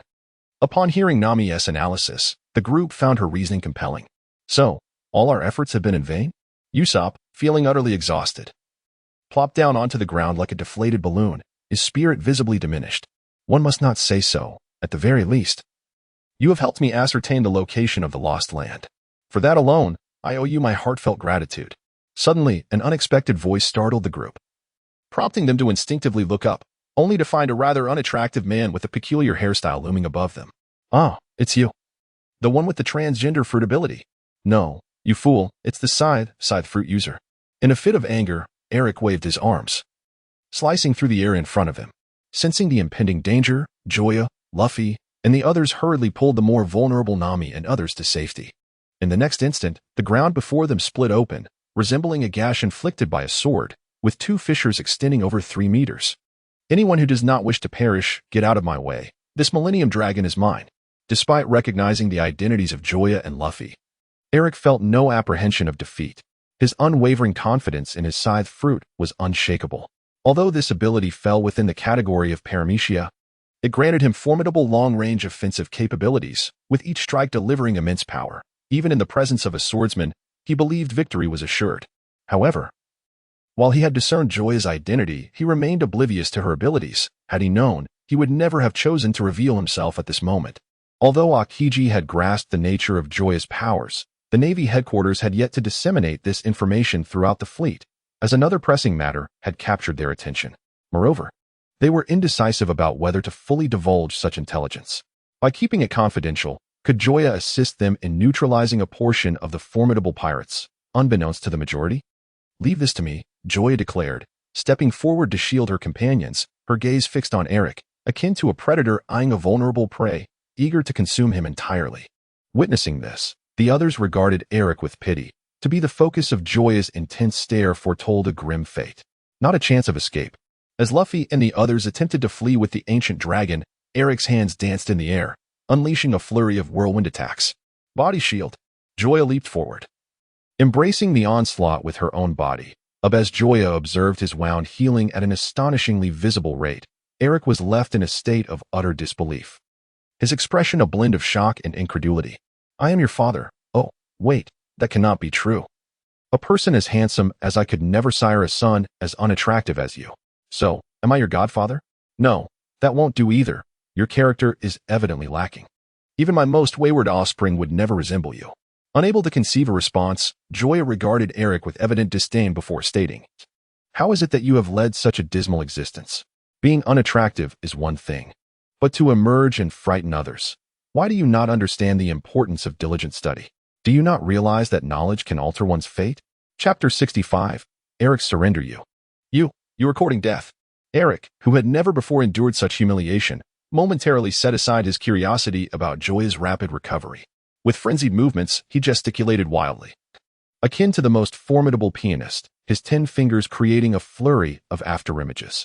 The whirlwind of attacks surged forth, descending upon Joya like a torrential downpour. Congratulations, host. You have acquired the skill finger gun. At this proclamation, Joya raised an eyebrow, a surge of excitement coursing through him as he exclaimed, Come on, let the storm rage even fiercer.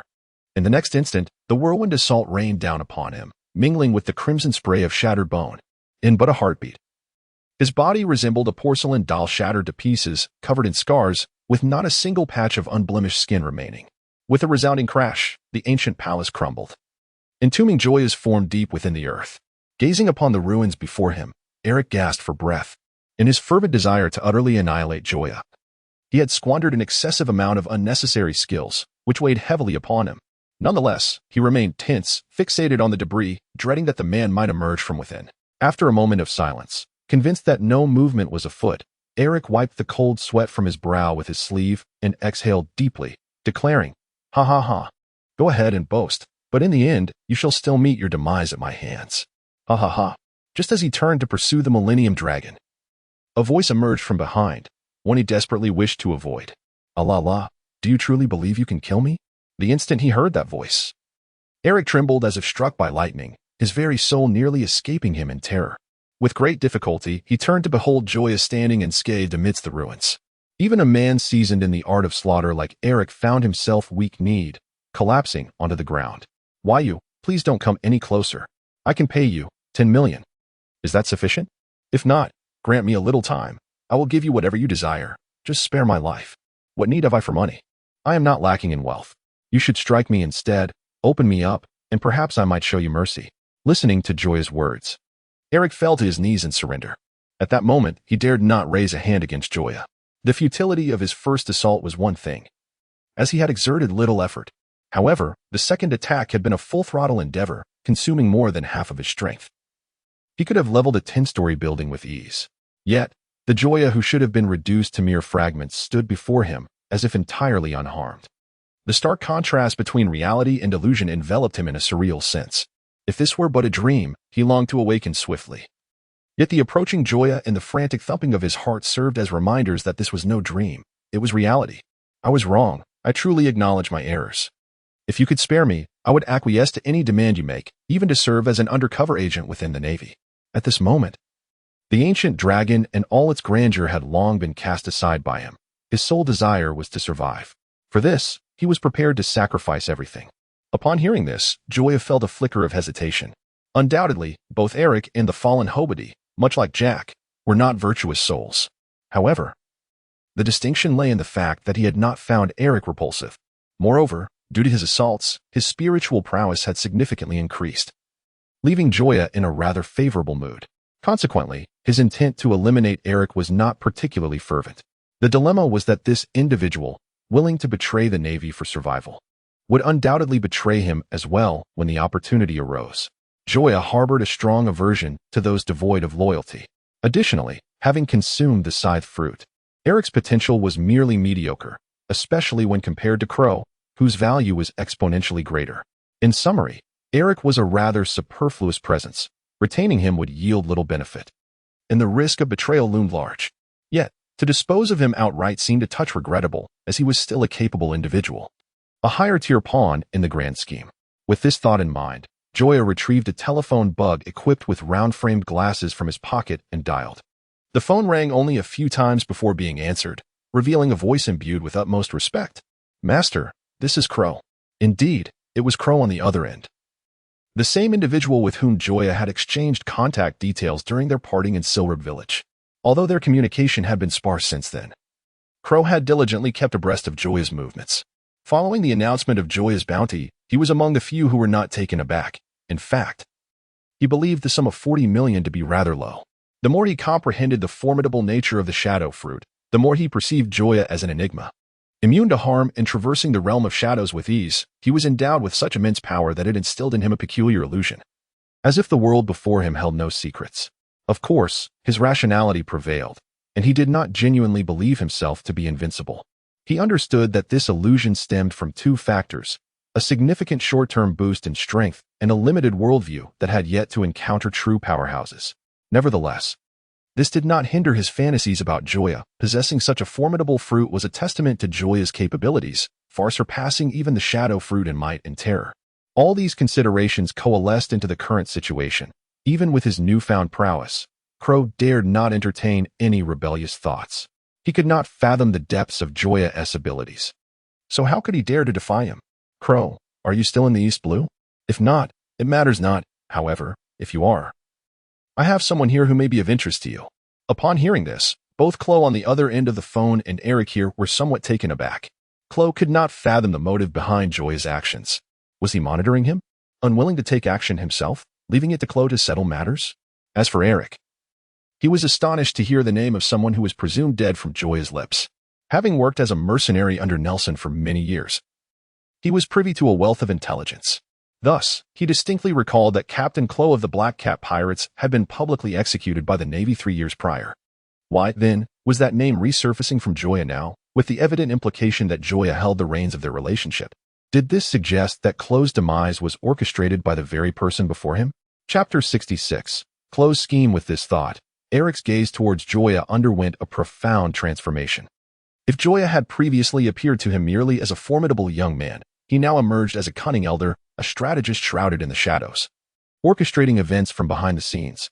After all, how could one explain the sudden re-emergence of someone universally believed to be dead? In this extraordinary circumstance, no one could ascertain the role he might play. At that moment, Eric felt as though he had stumbled upon an immense conspiracy, a secret he should not have been privy to. He sensed that if he were to miraculously survive this day, his future would irrevocably change, becoming something he could scarcely imagine.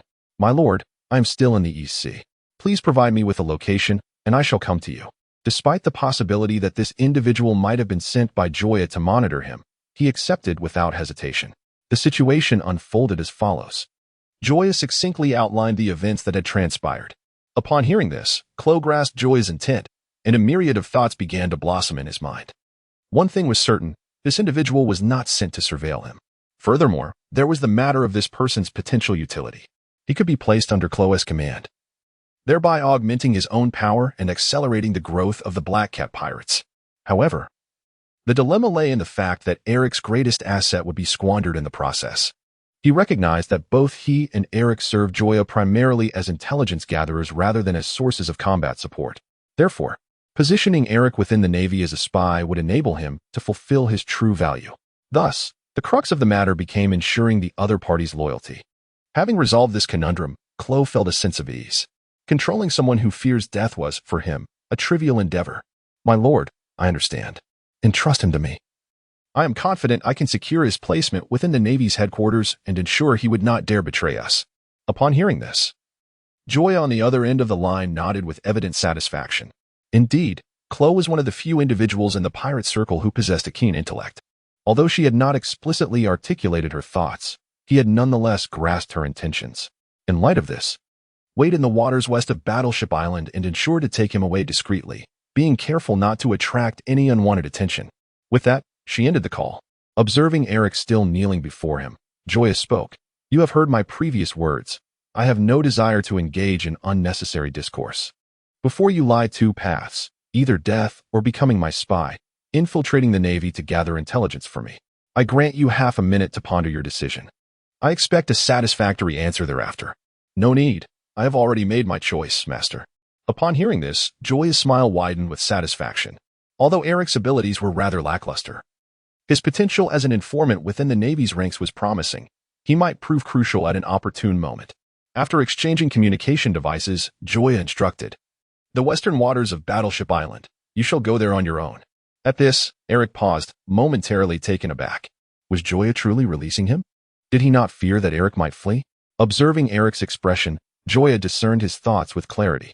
There exists an old adage in my hometown. Do not employ those you suspect, and do not suspect those you employ. Since you have pledged your word, I shall naturally place my trust in you. Should you choose to flee, so be it. May our paths never cross again in this lifetime. Yet, should fate conspire against us, be prepared to embrace death. Despite Joya's words being delivered with a measured tone, the weight of pressure they imparted upon Eric was indeed beyond imagination. Standing before him, Joya resembled a harbinger of death, his words akin to a verdict pronounced by the Grim Reaper. Eric felt a chilling certainty that if he were to escape, Joya would inevitably appear before him, blade in hand, prepared to sever his head from his shoulders. In that moment, Eric resolutely extinguished any thoughts of flight. He could not fathom the reason for this conviction, yet it felt as though an enormous hand loomed over him, ready to crush any illicit thoughts that dared to surface. Then it shall be as such. Take this communication device I have provided. You may use it to contact me in case of emergencies. With that, Joya turned and departed. Casting a glance at Joya's retreating figure, Eric wisely chose to depart in another direction. Although Joya had not explicitly stated it, Eric could sense that Joya preferred to keep their relationship concealed from his companions, including even Chloe. "Why are you so slow? I've been waiting and I'm starving," Luffy complained, rubbing his belly as he watched Joya return to the ship. "I encountered a minor inconvenience, but it has been resolved. All right. Let us set sail for Warship Island." Without inquiring about the nature of the trouble, Luffy issued the command to depart, confident that Joya could handle everything. Besides, considering the opponent's capabilities, it was more prudent to worry about the enemy than about Joya, having learned from their previous experience. The crew approached the storm with greater ease this time, having already secured the ropes to fasten the flatbed. They navigated safely out of the barrier, returning to the normal world.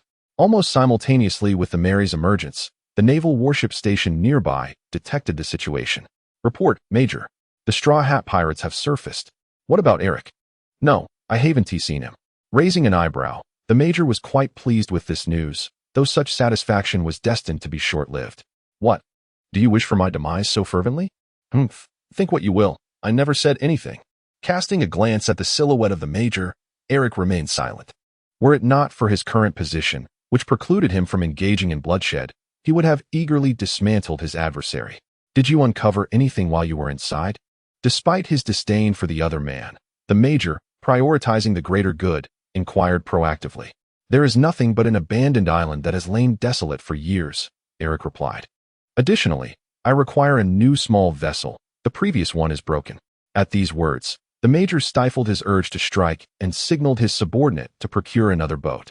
It was not out of stinginess. Rather, the astonishing rate at which this individual caused damage was alarming. His consumption nearly equated to that of half a vessel. Were it not for the Major's substantial backing, their fleet would have been on the brink of ruin due to him alone. After waiting for a while, when the small boat arrived, Eric departed without uttering a word. As Major observed Eric's departing figure, an unsettling intuition struck him. It seemed as though Eric was concealing something from him. He promptly issued a command. "Quickly, summon a small boat for me." Chapter 67. Closed tactics. Having finally found a moment of respite, Nami took the opportunity to approach Joya.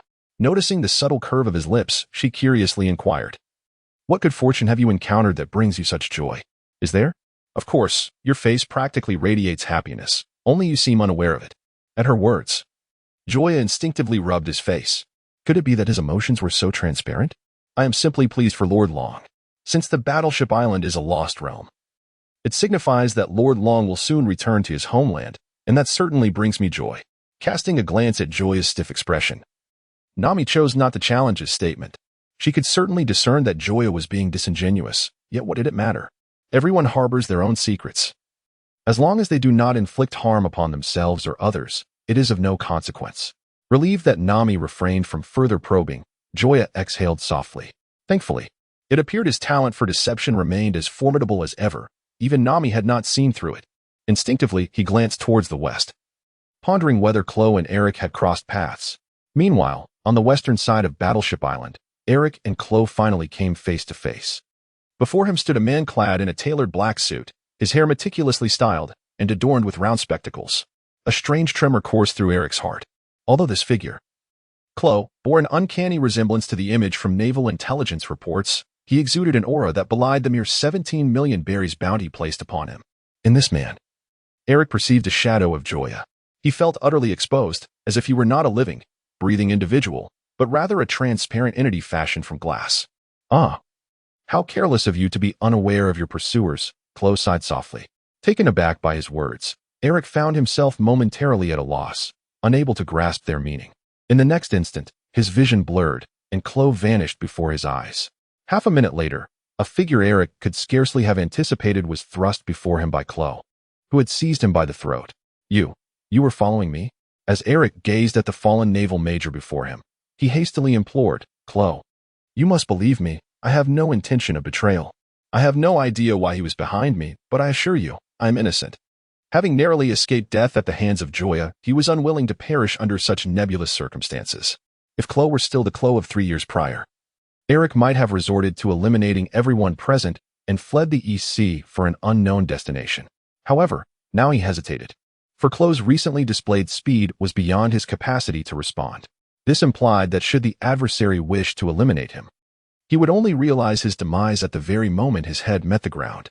Indeed, he spoke the truth. He truly had not betrayed anyone. He merely felt an unsettling urge to investigate the situation. Yet, the presence of a naval major defending him did little to alleviate Eric's despair. In fact, it cast a pall over him. Who would believe the words of a naval officer amidst such a gathering? It was akin to throwing oneself into the flames. Damn it.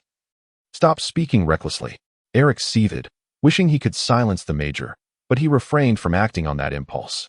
He understood that killing the major now would evoke suspicions of a cover-up, further arousing close scrutiny. As the standoff continued, Zango approached and suggested, Captain, shall I hypnotize him? Since Chloe's return, Zango had naturally relinquished his captaincy. The terrifying power Chloe had exhibited left him in awe and trepidation. The spectral manner in which Chloe dispatched his foes resembled that of a grim reaper, rendering one defenseless. Zango could not comprehend how, in such a brief span, the captain had transformed so drastically, but he sensed that the catalyst for this change lay within the battle at Silab Village. His inability to fathom these developments only deepened his respect for Chloe, leading him to execute every command issued without question. That is unnecessary. After declining Zango's proposal, Chloe commanded, Bring me a knife and a video snail. Understood, Zango replied, without further inquiry, and promptly departed. Moments later, he returned bearing a sharp katana and a video snail.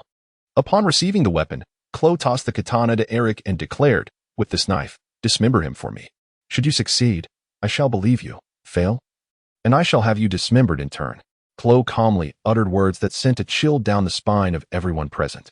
Observing Chloe's unwavering gaze, Eric, who also bore the title of executioner, felt an icy dread enveloping his heart.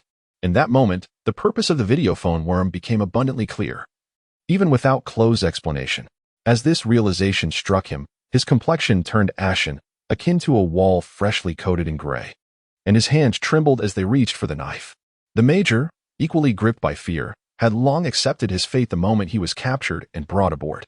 Yet, as death loomed closer, and with the grim knowledge of his impending demise, he found it impossible to confront the situation with composure. Damn it, why don't you grant me a swift end? What kind of skill is it to torment someone? Have the courage to face me one-on-one, and witness how I annihilate you miserable wretches. The major raged, fervently hoping to provoke his captors into granting him a swift release from his torment. However, Chloe's attention never wavered towards him. Instead, he addressed Zango and Eric. Eric, when you take a life, do not do so with a single stroke. Remember to inflict multiple blows. I revel in the agonizing screams of those on the brink of death. Zango, ensure you activate the phone worm and adjust the focus to capture them well.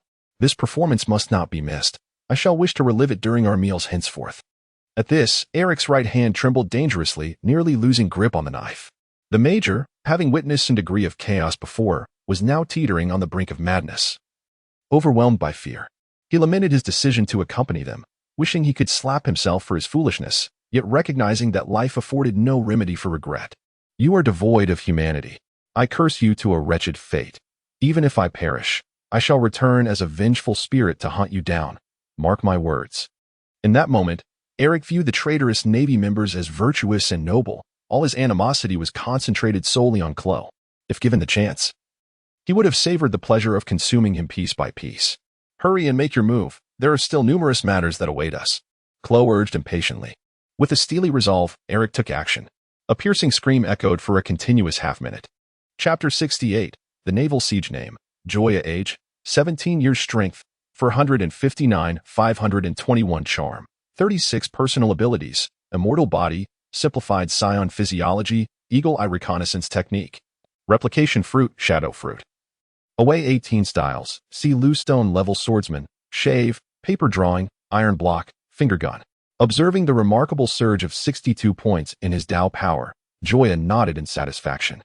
After surpassing the 500 mark, he felt an undeniable transformation within himself. His perception of the surrounding world and the surge of power coursing through his veins had reached an entirely different echelon. The 500 Dao power seemed to represent a threshold in human capability, akin to a realm described in fantastical tales. Once breached, one's essence is irrevocably altered. It is no wonder that every member of CP9 possesses such formidable strength, easily overpowering both Luffy and Zoro upon their initial encounter. Besides their formidable mastery of the Marine 6 styles, each of them boasts a Dao power exceeding 500, with even the least powerful among them, Califa, possessing a notable 630 points.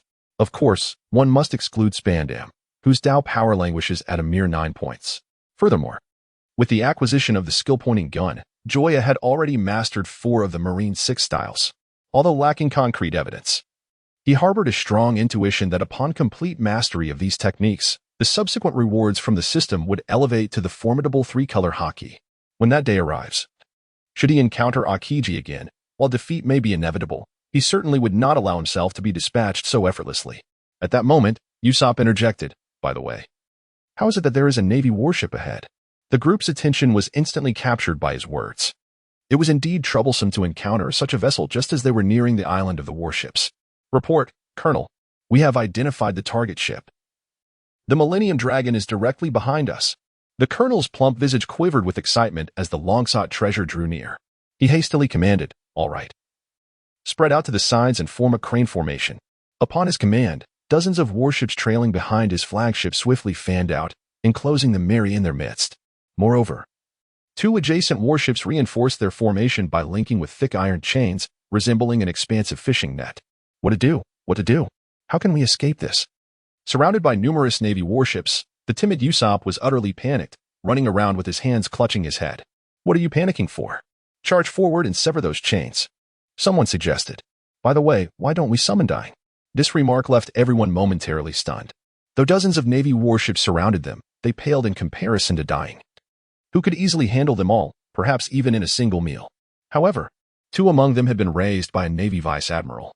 Perhaps it would be best to refrain from such an action, as it would be excessively cruel.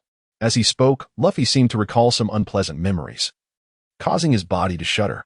Unlike Joya, he did not possess immortality. Should he annihilate every single Navy soldier present, he would inevitably find himself accompanying them by noon the following day. Observing Luffy's comical expression, Joya could not help but smirk without exposing him. How embarrassing, exceedingly embarrassing. It was merely a carp. Look how frightened he is.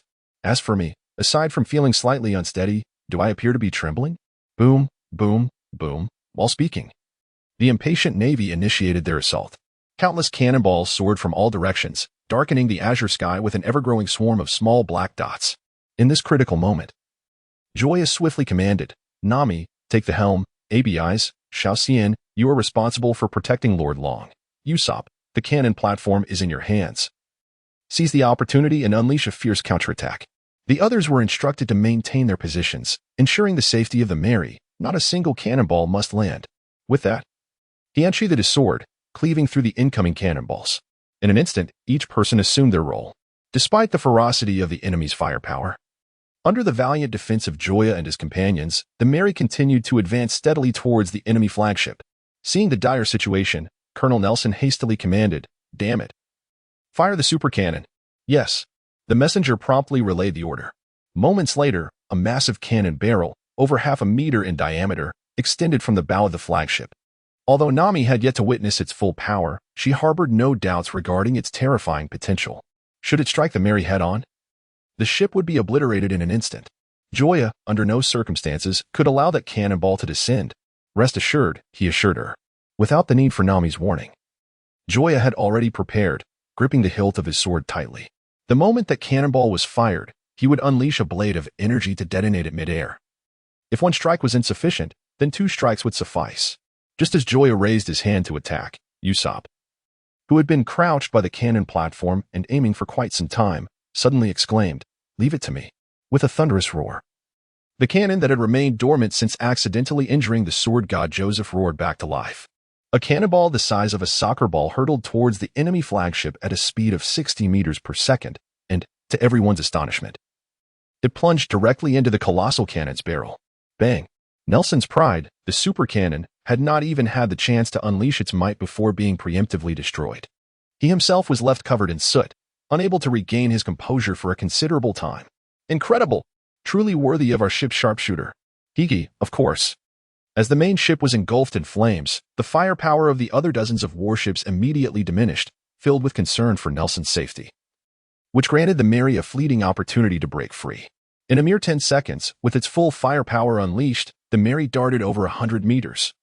And the remaining 20 meters were traversed in a single leap by Joya and the others, landing directly on the deck of the naval vessel.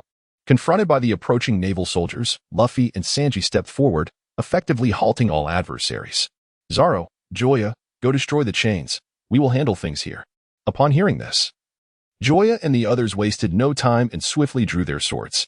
After severing one chain, Zoro instinctively glanced at Joya, only to find himself momentarily frozen in place. At that moment, Joya had already sheathed her sword and was walking back. Noticing Zoro's intense gaze upon her, Joya touched her face and inquired, "What's wrong? Is there something on my face?" And no, not at all. "Then why do you keep staring at me?" Zoro, at a loss for words, stammered slightly. But once he regained his composure, he earnestly stated, "Joya, once this matter is resolved, let us find time to spar." Sure. Joya readily accepted this proposal. Chapter 69, The True Land of Despair. Damn it. Target the Millennium Dragon. Observing that their attacks were ineffective against Luffy and his companions, the colonel promptly shifted the focus of their assault. "If that's the case, we won't be able to acquire the complete Millennium Dragon." "You fool. I only need the bones of the Millennium Dragon. Whether it's intact or not is of no consequence to me, even if it's just a few remnants. It matters not." Yes. Witnessing the colonel's rising fury, the soldiers dared not utter another word and hurriedly descended to relay the orders. In an instant, the cannons, which were originally aimed at the Mary, all pivoted toward the flatbed trailer hanging behind the ship. Bang, bang, bang, damn it, as the cannonball hurtled towards the flatbed.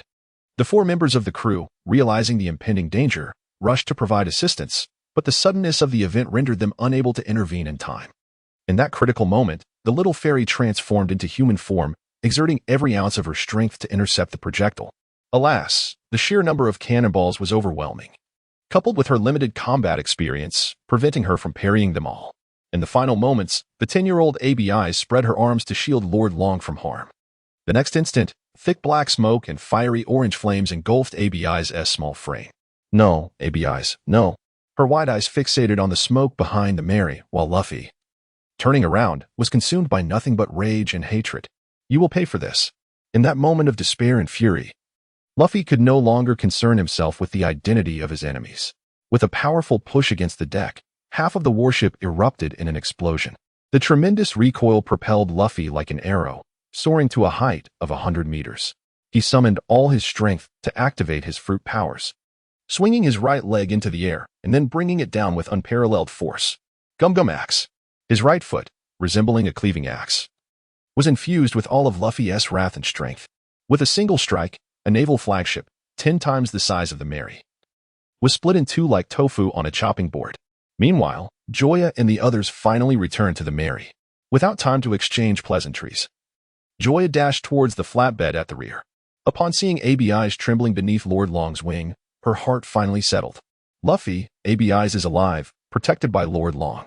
Hearing this, Luffy, suspended in midair and poised to continue his assault, abruptly turned around.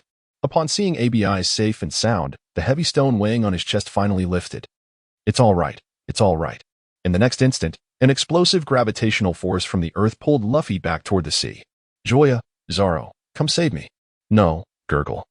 Observing the fleeting charm of Luffy, Zoro couldn't help but slap his forehead, his expression one of utter disbelief. How could I have ever believed his nonsensical claims? He muttered a complaint under his breath before leaping into the sea. Moments later, as Luffy was hoisted aboard the ship, the unwell dragon suddenly rose to his feet. Not only that, but he also tilted his head back and unleashed a powerful roar towards the heavens. The sound, akin to a sonar, erupted with terrifying volume, causing the surrounding waters to ripple outward in concentric circles. The Straw Hat Pirates had no choice but to cover their ears to avoid being overwhelmed by the sheer intensity of it all. What is happening with Dragon? A bewildered Nami, having never witnessed such a spectacle, couldn't help but inquire. Her emotions were a tumultuous blend of excitement and concern. Uncertain whether this transformation was a blessing or a curse. In response, Luffy interjected, he calling for his comrades. Can you comprehend that? She asked. No. But I can feel it. As if to validate Luffy's intuition, the moment Dragon's roar subsided, a similar sound reverberated from the distant sky. The powerful resonance emerged from all directions simultaneously, seemingly triggering some dormant mechanism. The once calm waters surged violently once more.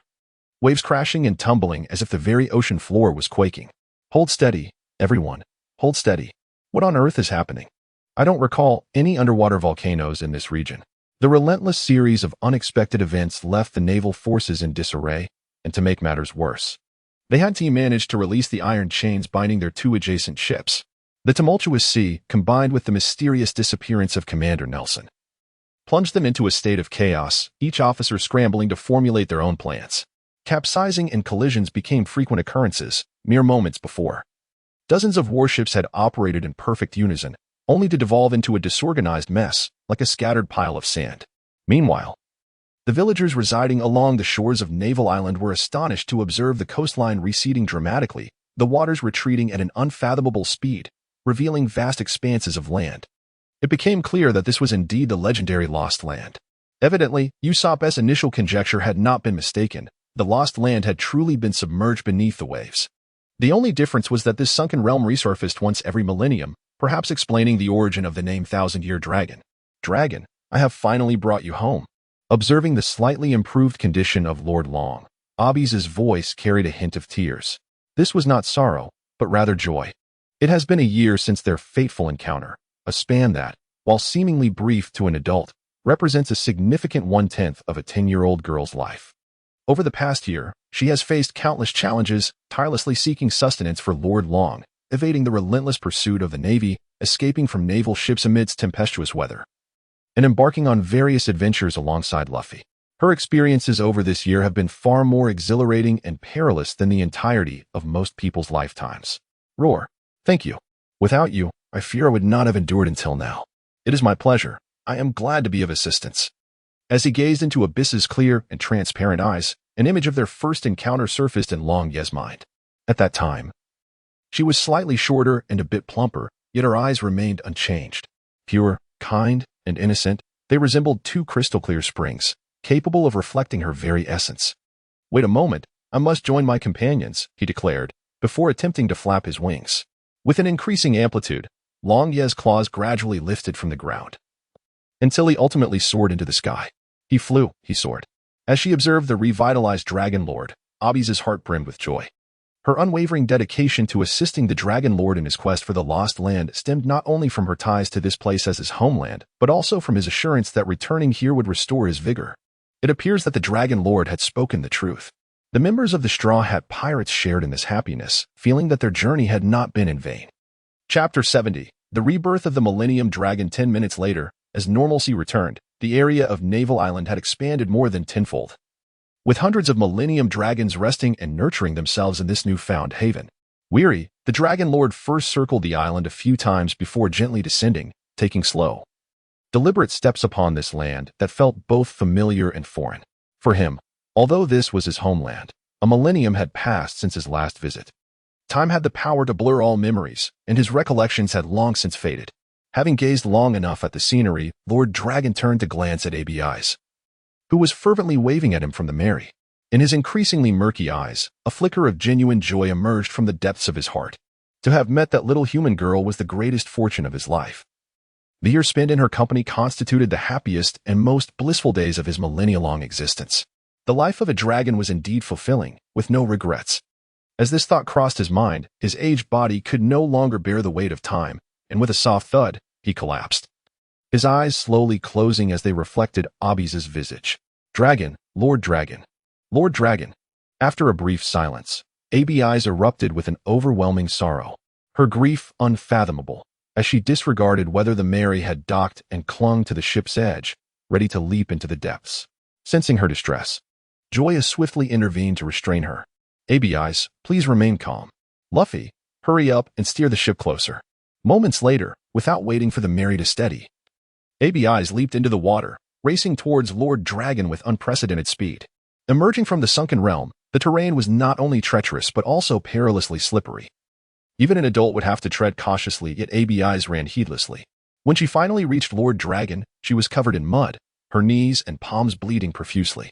However, the physical pain she endured paled in comparison to the silence enveloping Lord Dragon. Lord Dragon, please wake up. You promised me that once we return to our homeland, to the lost land, your condition would improve. We have finally made it back here. You cannot deceive me, Lord Dragon.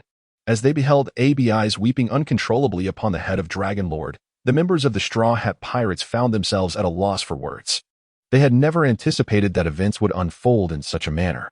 According to legend, the bones of a Millennium Dragon could be fashioned into an elixir of immortality. Yet here lay Dragon Lord, forever fallen before their eyes. Crack! The sound of a shell shattering pierced the heavy atmosphere. In the depths of despair, ABI suddenly lifted her gaze, and upon witnessing the infant Millennium Dragon, its body partially encased within the broken shell, her large eyes erupted with tears like a fountain, intensifying her cries. However, what lingered beneath the surface was no longer despair, but rather exhilaration and a sense of fulfilled hope. Could it be? Gazing upon the infant Millennium Dragon, which was scarcely larger than an ordinary rooster, a flicker of enlightenment surged within the hearts of the Straw Hat Pirates. Thus, they comprehended that Lord Dragon's notion of rebirth was indeed this.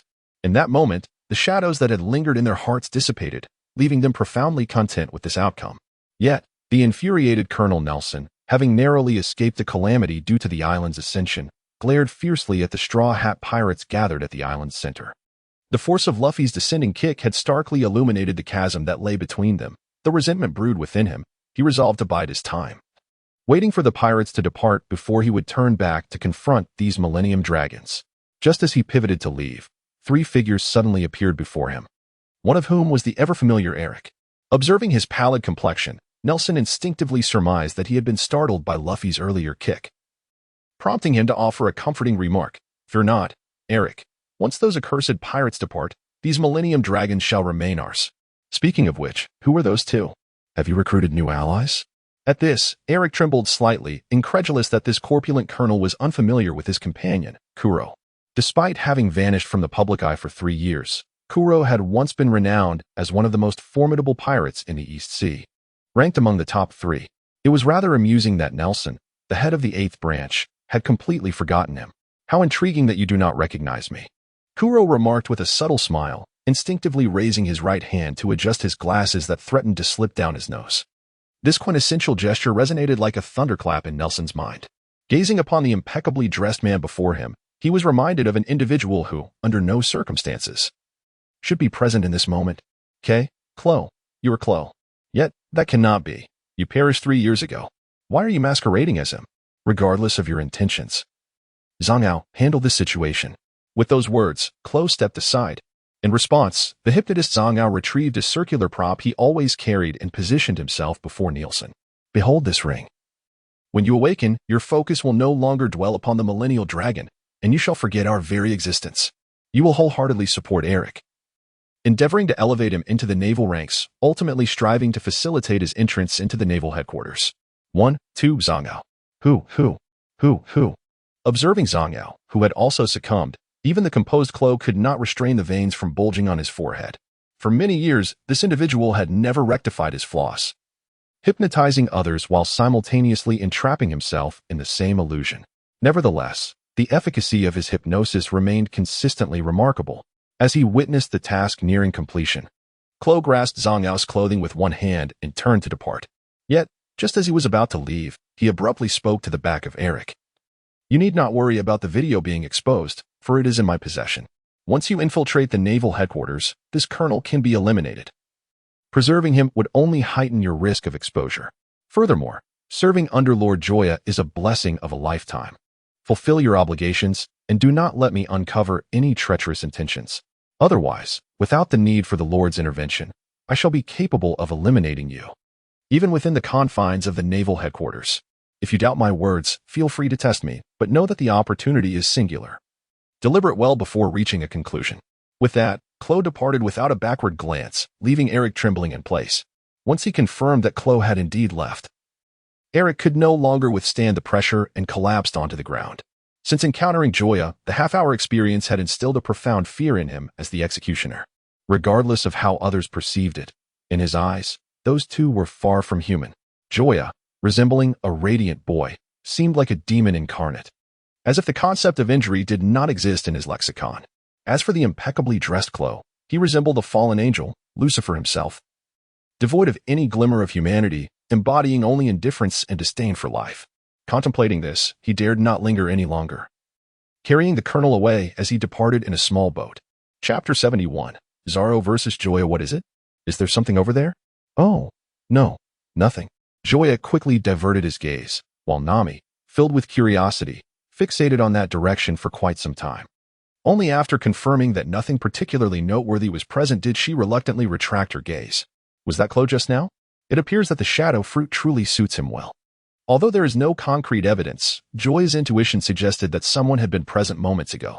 This sensation stemmed from a fleeting moment when he sensed a subtle threat in that direction, as if a formidable individual was concealed there. At present, within the waters surrounding Battleship Island, the only one capable of instilling such a sense of danger in him was none other than Crocodile, who had consumed the shadow fruit. With the matter at hand concluded, Luffy remarked, "ABIs, let us return, otherwise, Old Man Bogdan will begin to worry." Upon hearing this, Joya stared at him in astonishment. Had he known beforehand that Luffy would utter such words, he would have certainly recorded the moment with a video transponder snail to showcase to Garp upon their next encounter. At that point, if Luffy were to remain unflustered, he would concede defeat. Despite her reluctance, ABIs followed Luffy aboard the Going Merry to return to Battleship Island. The newly born Millennium Dragon was in the care of the adult Millennium Dragon, rendering her presence there somewhat redundant. Upon their return to the Going Merry, Joya noticed that, at some point, the Navy had withdrawn, and the vast sea was devoid of any naval flags. Shortly thereafter, Luffy and the others found themselves back at Bogdan's home. Glancing at the time, Nami suggested, "Let us rest here for the night." "Why?" Luffy replied, discontented. "I wish to hasten our entry into the Grand Line. In 2 or 3 hours, darkness will envelop us. The entrance to the Grand Line is reputedly perilous, and navigating in the dark invites calamity. Moreover, there is a question I have yet to resolve." As she spoke, Nami unfurled the sea chart, pointing at the red line at its center. "Why is the entrance to the Grand Line situated at the mountain's peak?" Instantly, all gazes turned to the map she indicated. The view revealed 4 canals flowing from the 4 seas, east, west, south, and north, converging at the mountain's summit, cascading downward into the Grand Line. This implied that to access the Grand Line, one must first navigate to the mountain's apex. Yet, how could this be feasible? The sea flows downward. How could it define nature's course to surge upward? This mountain is quite intriguing. We shall discover the truth in due time. At that moment, Sanji, usually reticent, interjected, however. "I have heard from my esteemed elder that once one approaches that maritime expanse, retreat is not an option. Either one succeeds or perishes. Thus, half of the pirates venturing into the Grand Line meet their demise at its threshold." Clearly, Sanji referred to the owner and chef of the floating restaurant, Zeph, a man who had ventured into the Grand Line and returned alive. Regrettably, Joya lamented not witnessing Zeph's true prowess, having missed the opportunity to meet him while tracking Nami. However, Joya speculated that Zeph's prowess must exceed 500, though the exact measure remained unknown. In an instant, The exhilaration of aiding Dragon's revival dissipated, and the atmosphere grew somber and oppressive. They had yet to enter the Grand Line, yet danger loomed. As the group appeared hesitant, Joya spoke. Though it may be inappropriate for me to say, I feel compelled to express a thought. Each of us has set sail to pursue our dreams. In comparison to your aspirations, what is this minor hardship? Furthermore, our captain aspires to become the Pirate King. Far greater perils await us ahead. If our resolve falters, it may be wiser to turn back. Wouldn't you agree? TCH, don't act as though you possess unwavering determination. Zoro retorted.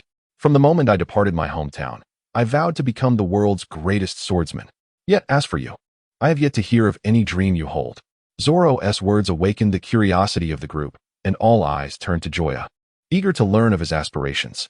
My dream is quite simple, encapsulated in a mere 28 characters, a life of wealth with little toil.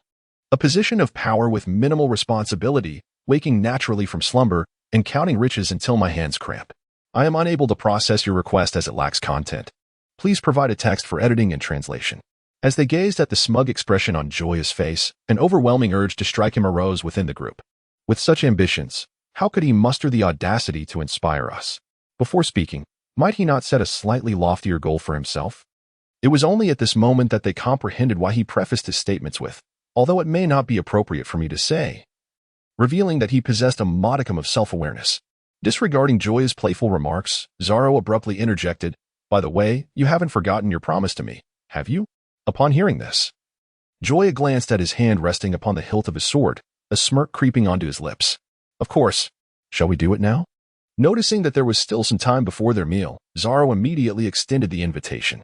Ever since their journey to the sea restaurant, he had been eager to spar with Joya, though opportunities had been scarce, causing his competitive spirit to wane.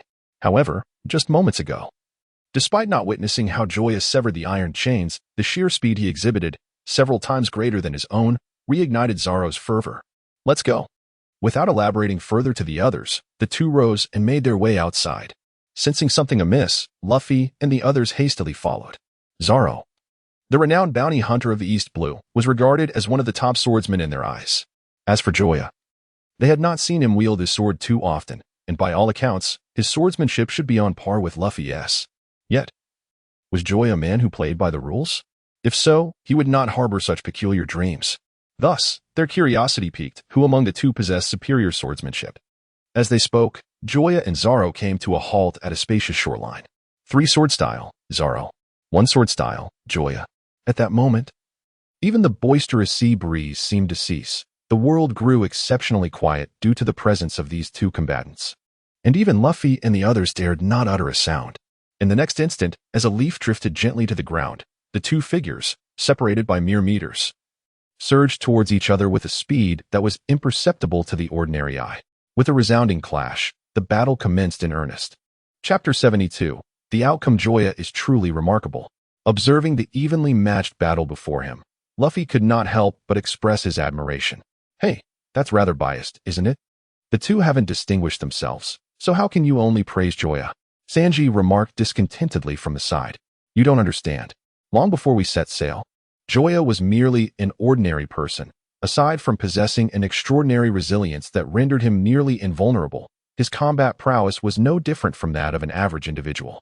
In fact, he was once chased down the street by an old yellow dog from the east end of the village." "No way. Are you certain you're not joking?" The others could no longer maintain their composure, their expressions reflecting disbelief. Apart from Luffy, Nami was the first to encounter Joya. She vividly recalled that when faced with the over 300-pound Arlita, Joya had dispatched the foe with just 2 punches, truly sending her flying. She was propelled off the ship, soaring several meters before plummeting into the sea. Thus, she had always assumed Joya's strength was the result of years of rigorous training. Yet Luffy informed her that all of this had transpired within a mere month, a revelation that left Nami reeling. "You can be abnormal, but not to this extent. How can anyone else survive in such a world? I swear on my life, if I am lying, I shall never eat meat again." In the face of their skepticism, Luffy made the most solemn vow of his life. Seeing his conviction, Nami and the others began to believe him. They understood that depriving Luffy of meat would be akin to delivering him a death sentence. Consequently, the way they regarded Joya transformed entirely. It was as if they were beholding an exceedingly rare treasure, filled with an insatiable curiosity to uncover the secrets within him. After all, How could one person possess such extraordinary abilities? Meanwhile, in the midst of battle, Joya forcefully repelled Zoro, then suddenly shivered. In that fleeting moment, he sensed a potent chill, as if someone intended to harm him. Tiger Hunt. Seizing the opportunity, Zoro disregarded the reasons behind Joya's state and immediately launched an assault. In battle mode, he would not cease until either he vanquished his foe or was himself vanquished. The moment his voice resonated, 3 blades blossomed in midair like flowers, creating a myriad of afterimages. With a decisive strike, as the attack descended, Joya, unable to mount a defense, executed a swift roll to evade. Unfortunately, the ground beneath him was less fortunate, suffering 3 deep fissures several meters long from the onslaught. Observing Zoro's silhouette, Joya hastily collected his thoughts. During their fierce duel, it was prudent not to allow distractions. This time, allow me to take the initiative. With a powerful push against the ground, Joya launched his assault, the sharp blades slicing upward towards Zoro. The sound of their blades clashing resonated like the unlocking of some hidden force, followed by a continuous series of collisions. The pristine gleam of the sword resembled a cascading river, its beautiful exterior concealing boundless peril. Where the blades met, sparks erupted like fireworks in the sky. In that moment, the 2 combatants bore a striking resemblance to dancers. In the ebb and flow of attack and defense, their bodies stretched to their utmost limits. Their footwork was as graceful and light as a deer traversing the mountains, yet equally fierce and commanding like a wild tiger in the forest. At that instant, both Zoro and Joya felt the weighty pressure emanating from one another. Although Joya possessed a swordsmanship that surpassed Zoro's by a half-realm, the latter's mastery of wielding 3 swords simultaneously significantly narrowed that gap. Joya had to rely on his slightly superior swordsmanship to anticipate Zoro's attacking methods and trajectories, then neutralize the assaults in the most efficient and least exhausting manner, seeking opportunities to break through Zoro's defenses and assert dominance. However, what was easy to articulate proved difficult to execute. Unless he invoked the powers of his fruit or relied on his formidable physical prowess, exceeding 500 in strength, it would be challenging to subdue Zoro through swordsmanship alone. Yet, this sparring match was fundamentally a contest of swordplay. Resorting to other strengths would mean conceding defeat. Thus, Joya had no choice but to showcase the sword techniques he had mastered to the fullest extent. Conversely, Zoro experienced an entirely different sentiment. Compared to the overwhelming might of Mihawk, Joya, who was merely half a realm above him, was the opponent he most needed at this moment. Joya provided the requisite pressure while allowing Zoro to discern his attack patterns and intentions, facilitating Zoro's continual self-improvement by contrasting their respective combat habits. It would not be an exaggeration to say that, at this moment, Joya was akin to a master guiding Zoro on the path of swordsmanship. Although their exchanges had been sparse since the duel's inception, Zoro felt he was reaping substantial benefits. He sensed that it would not be long before he transcended to the next echelon of a swordsman, emerging as a true swordmaster. Tiger Hunt, Demon Slash, Crab Stinger, Tornado. As Zoro unleashed a barrage of technique names, Joya felt a surge of frustration welling up within him. Why? He pondered. We are both swordsmen. Why do you possess so many names for your techniques while I am relegated to the status of merely executing ordinary attacks? Unable to contain himself, Joya shouted. Crescent Moon Slash. As the words fell, a sword aura over a meter long rapidly took shape, slicing through the air and hurtling directly towards Zoro. In that fleeting moment of formation, Zoro's eyes widened in astonishment. He had believed that Joya still had a considerable journey ahead to attain the stature of a true swordsman. Yet it was now evident that he had already crossed the final threshold, emerging as a genuine master of the blade. With no time to ponder further, Zoro rolled aside to evade the strike. The sword aura grazed his body, soaring into the distance and leaving behind a neat gash in the ground that stretched for dozens of meters.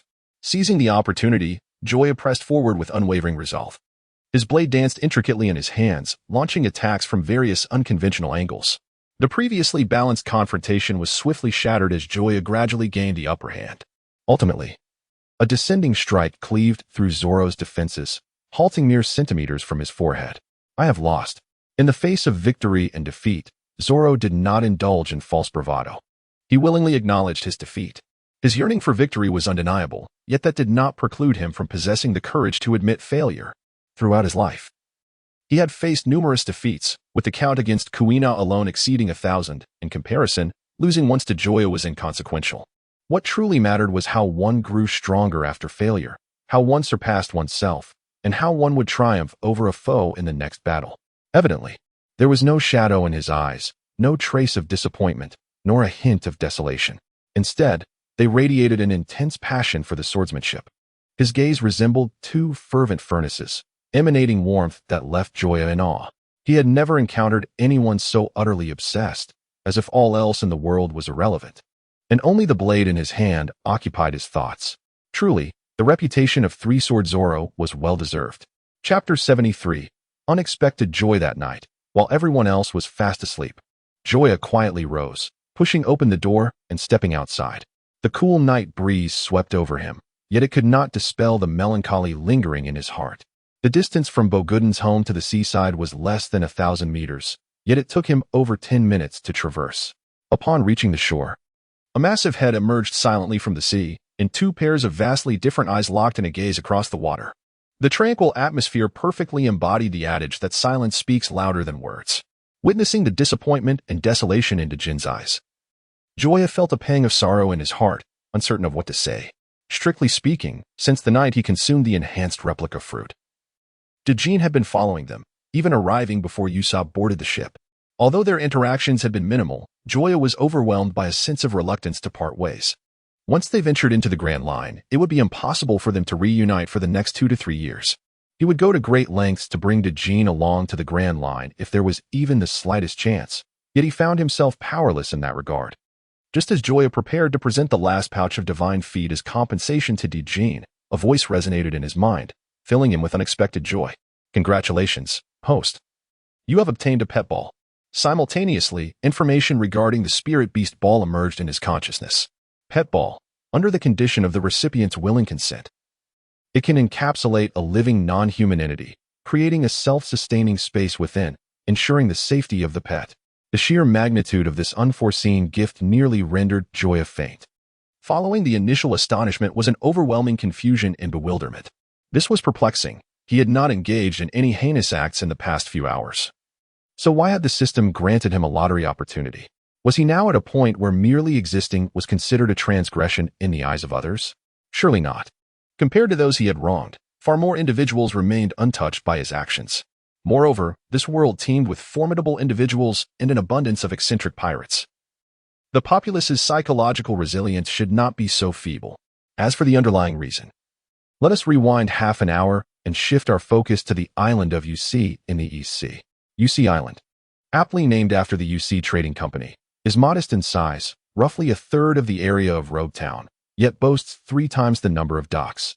According to incomplete statistics, hundreds of vessels traverse this port daily, making it an immensely significant trade hub within the East Sea. The UC Trading Company, established by leveraging this advantage, holds absolute authority on the island. However, that reign would conclude by nightfall. Who are you? I am Hank, the president of the UC Trading Company. I am acquainted with both the underworld and the law, so if observing the 2 men standing in the shadows, Hank feigned composure. Although he had yet to inquire about their skills, he could surmise that they were formidable, as he had invested heavily in hiring 2 bodyguards stationed outside.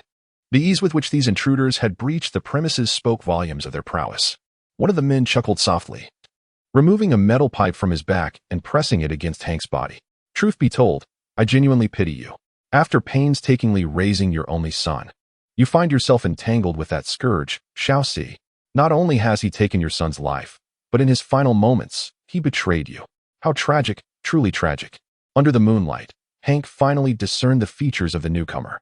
Beneath a black high hat adorned with sunglasses lay a youthful visage, framed by a cascade of golden hair, marred by a prominent burn scar encircling his left eye. The visitor was none other than Sabo, the second-in-command of the Revolutionary Army.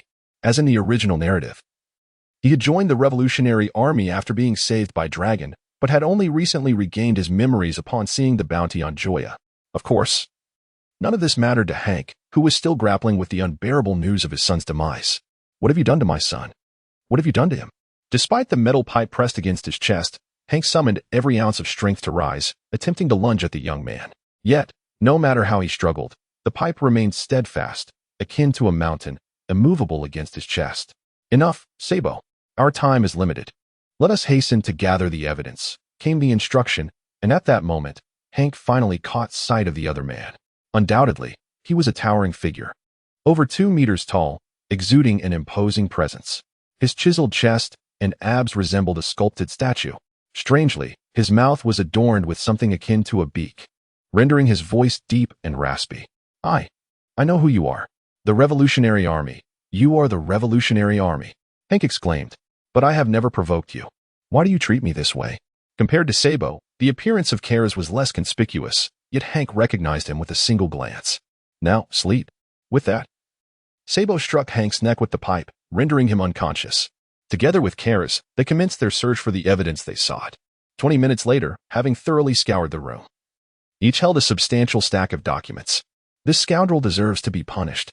Sabo fumed, having discovered the extent of his misdeeds, wishing he could deliver a fatal blow to erase his existence.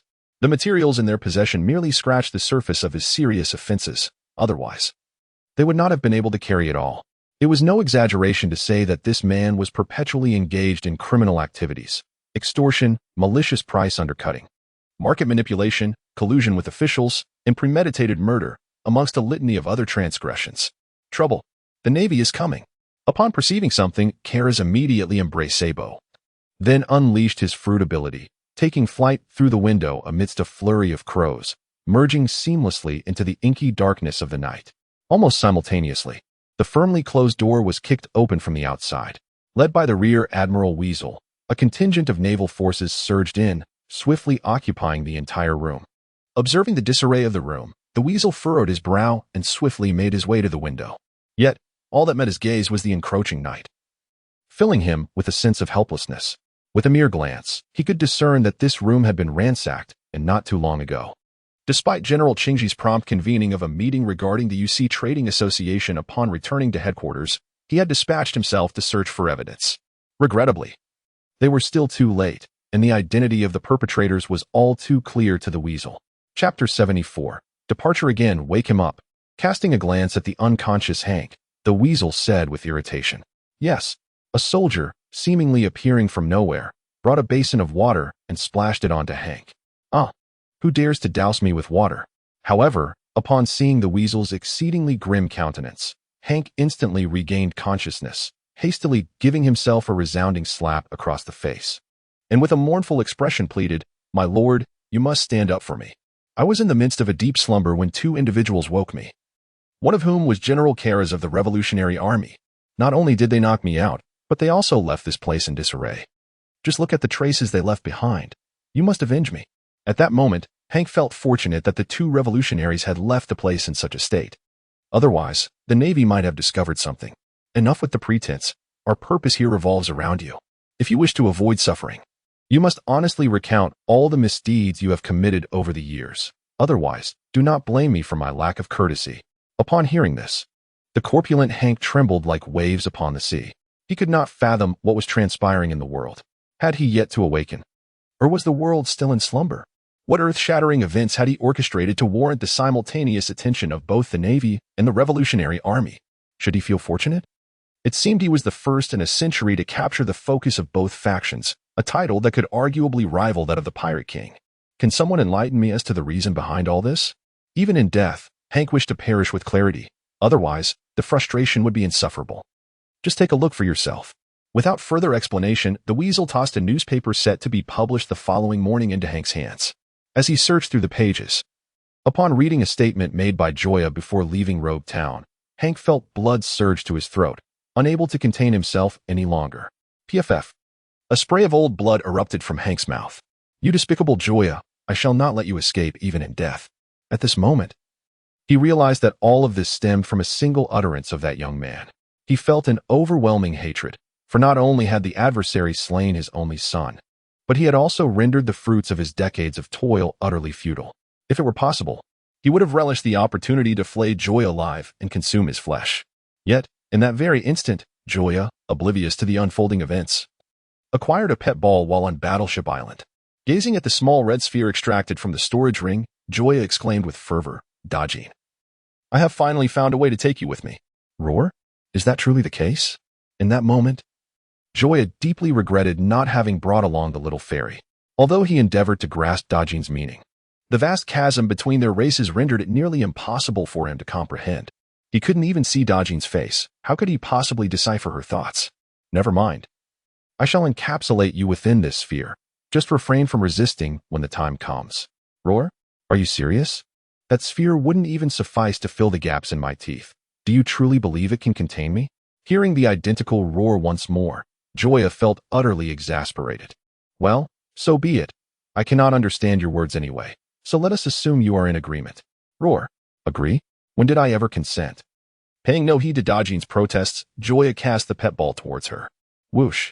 Gazing at the pet ball floating upon the surface of the sea, the world fell into a profound silence, the atmosphere gradually becoming awkward. The once lingering worries and faint hopes of dying had now crumbled into despair. Could it be that he had been foolish enough to harbor any hope for such a person? Oh heavens, was this individual sent to torment me? In the next moment, the pet ball, swaying uncertainly on the water, emitted a sudden click and then unleashed a mysterious force. Almost instantaneously, Dying's colossal form began to shrink at an unimaginable speed. Within 2 seconds, accompanied by a soft click, Dying's figure vanished entirely. Simultaneously, a youthful voice resonated within Joya's heart. Wow, this place is amazing. Just breathing here feels like I'm growing stronger. Taken aback, Joya quickly realized that this pet ball possessed a built-in translation feature. How considerate. Indeed, a product of the system must be of exquisite quality. As the pet ball drifted further away with the waves, Joya hastily plunged into the sea to retrieve it. The thought of that ungrateful fish swallowing it whole filled him with despair. Dajin, was that you speaking just now? Although Dajin was 25 years old, her identity as a sea creature allowed her youthful voice to be quite fitting. At that moment, Dajin, who had been frolicking freely inside the pet ball, widened her eyes in astonishment upon hearing Joya's voice. You can understand me? Of course. Then, a brief silence ensued, just as Joya pondered how to explain the situation. Dajin's youthful voice erupted in his mind. You idiot, fool, big dimwit. Why didn't you let someone else name me? With my beauty, how dare you call me Dajin? Could you be any more klitsch, any more foolish, any more unappealing? Do you believe I can spray you with salt water to your demise? Listening to Dajin's complaints, Joya opened his mouth only to close it again, swallowing the excuses he had prepared. Once Dajin finished her tirade, Joya tentatively suggested, how about I give you a different name? Let us hear it. Xiaohua. No response. Xiaoming. Still nothing. Xiaoxian. No. That name already belongs to someone else. Go to hell. I want to sleep. Call me when you've crossed the upside-down mountain. Until then, I have no interest in you. She was mistaken. She should not have harbored any illusions about Joya, who was as dull as a dog-ass mouth. What terrible names. Each one more unappealing, more trite, and more lowly than the last. One could only wonder how that little white fox could endure him. Before long, the next day arrived. As the sun fully ascended, the members of the Straw Hat Pirates boarded the Mary, gazing at ABI standing on the shore. Despite having faced rejection, Luffy earnestly attempted to invite her. ABIs, are you truly not considering embarking on a seafaring adventure with me? I believe it would be a joyous experience for us all. I appreciate your invitation, but I intend to remain here to protect Lord Long and the other Millennium Dragons. So I must sincerely decline, she replied. That's perfectly all right. You have done nothing wrong and need not apologize. After casting one final glance at ABIs, Luffy turned and ascended to the bow of the ship, spreading his arms wide as if to embrace the entire world. Set sail, everyone. Chapter 75. Ascending Reverse Mountain 3 hours later, as midday approached, the crew aboard the Mary finally arrived near Reverse Mountain. Gazing at the perilous sea ahead, shrouded in ominous thunderclouds, every face, including that of Joya, wore an expression of unease. In this moment, Luffy, the captain, swept his gaze across the faces of his crew before bellowing, the grand line, here I come. With this command, the Mary set its sails and surged forward with all its might into the treacherous waters. Steer to the right. At this, Zoro, straining with all his strength, attempted to turn the ship's wheel. Yet, in the face of the vast ocean, Zoro's power proved insufficient. Despite exerting every ounce of energy, the wheel remained steadfastly in place. With a resounding crack, the wooden wheel could no longer withstand Zoro's force and broke apart. This scene nearly sent Usopp into a panic, as he scrambled into the control room to attempt to repair. However, Nami, observing the wind direction, suddenly exclaimed, forget the wheel, just sail with the wind. Are you certain? Trust your navigator. After casting a deep glance at Nami, Luffy chose to remain silent. In this moment, he opted for faith. The fierce winds, laced with torrential rain, rendered the world within their view apocalyptic and filled with dread. Yet, amid such chaos, the Mary carried a group of young dreamers boldly onward. Time passed unmeasured until a vivid red mountain emerged on the horizon. Reverse Mountain, that is Reverse Mountain. Once we scale it, we shall enter the Grand Line. In an instant, excitement surged through the crew. For the sake of becoming the Pirate King, Luffy. For the ambition of being the world's greatest swordsman, Zoro. For the quest to discover all blue, Sanji. For the aspiration to chart the world, Nami. For the desire to be a valiant warrior of the sea, Usopp. And for the pursuit of love and peace, Joya. At this moment, as they approached Reverse Mountain, each member silently recited their dreams. Look. Joya pointed towards a fissure in the mountain's face. Yes, that's it. Steer towards that gap. If we miss it, we are doomed. But the wheel is broken. Nami suddenly recalled Zoro's earlier mishap. Curse it. Must we leave our fate to chance? Nami's heart cried out in desperation. Although the Mary was still heading in the right direction, the sensation of surrendering to fate was terrifying. None dared truly entrust their lives to destiny, especially in such a critical moment. Have faith. Everything will be fine, Joya reassured Nami, sensing her anxiety. Having watched One Piece, he was certain that the Mary would not remain here. Even in the face of unforeseen circumstances, he would endeavor to propel the Mary up Reverse Mountain. After all, his own demise was not a concern, especially with the aid of the formidable Jin. At worst, he would merely be temporarily separated from the Mary, which was hardly a grave matter. Nami quietly grasped Joya's hand. Despite her outward calmness, her heart was tumultuous, akin to the churning sea before them. Sensing the chill of Nami's palm, Joya refrained from taking advantage of the moment and instead stood quietly by her side, patiently awaiting the outcome. 5 minutes later, propelled by the currents, the Mary finally approached the fissure. No, the direction is slightly off. Without Nami's reminder, the others had already noticed the flaw. Should things continue this way, the starboard side of the Mary would inevitably collide head-on with the mountainside of Reverse Mountain. If that were to occur, destruction and doom awaited them. Rubber. Balloon. In this critical moment, Luffy stepped forward. Taking a deep breath, he expanded his body rapidly, transforming into a colossal balloon. Timing his move perfectly, he leaped just before the Mary collided with the mountainside, wedging himself between the two. Luffy gritted his teeth, enduring excruciating pain, nearly shattering his silver tooth. Ultimately, the Mary safely navigated into the mountain's canal. Luffy, grab my hand. As Luffy was about to plunge into the sea, Zoro swiftly extended his right hand, urging him to seize it. Once all was resolved, Luffy lay sprawled on the deck, gazing skyward, unable to suppress his laughter. Ha. We finally made it. At his words, relief washed over the faces of the others. Though this brief journey was swift, the pressure it had instilled was significant. For even the slightest lapse could have led to their collective demise. Having finally surmounted the ordeal, Joya bounded. Relieved, Nami leaned softly into Joya's embrace. In those fleeting minutes, the weight of her burden had been the heaviest among them all. With everything culminating in success, it was only natural to unwind. This time, Joya did not remain indifferent. With a gentle pull, he drew her into his arms. They stood together, Joya's hands crossed over her delicate abdomen. Leaning slightly down, he whispered softly in her ear, "Thanks to you, we avoided an uncertain fate." So? Nami tilted her head back, a provocative glint in her eyes as she regarded Joya. Under normal circumstances, she would not have acted so boldly, but after flirting with death, she felt a sense of rebirth, unperturbed by the gaze of others. Thus, I intend to reward you. As she spoke, without giving Nami a moment to react, he lowered his head and kissed her alluring red lips. At that moment, the Mary, climbing upwards along the canal, seamlessly entered the cloud layer, and the two embraced as if they had stepped into a celestial realm. Nami, wide-eyed in disbelief, gazed at the man before her. She never imagined that the so-called reward would be a kiss. Who was this reward truly for? In a moment of impulse, she bit down hard on Joya. With a sharp gasp, Joya instinctively released her. "Let's see if you dare to take advantage of me again," she declared, rising on her toes to initiate another kiss with Joya. Feeling Nami's warmth and eagerness, Joya could not possibly back down at that moment. He employed various techniques to meet her fervor head-on. For a fleeting instant, the world around them seemed infinitely beautiful. Meanwhile, the small fairy perched on Joya's shoulder watched with envy, her tiny paws repeatedly reaching out in an attempt to separate the two. However, considering the precariousness of their situation, had Nami not accurately assessed the direction of the current, they might have indeed faced disaster. She chose to turn a blind eye. In her heart, she plotted to sneak into Joya's bed when Nami fell asleep that night. She too desired kisses and embraces. Chapter 76, The Whale's Embrace at Long Last. As the Mary burst forth from the clouds, their lips finally parted. Yet, deprived of oxygen, Nami's body softened, and she instinctively leaned against Joya's waist for support. Gazing at Nami's flushed countenance, brimming with barely restrained passion, the triumphant Joya smirked arrogantly. What seems to be the matter?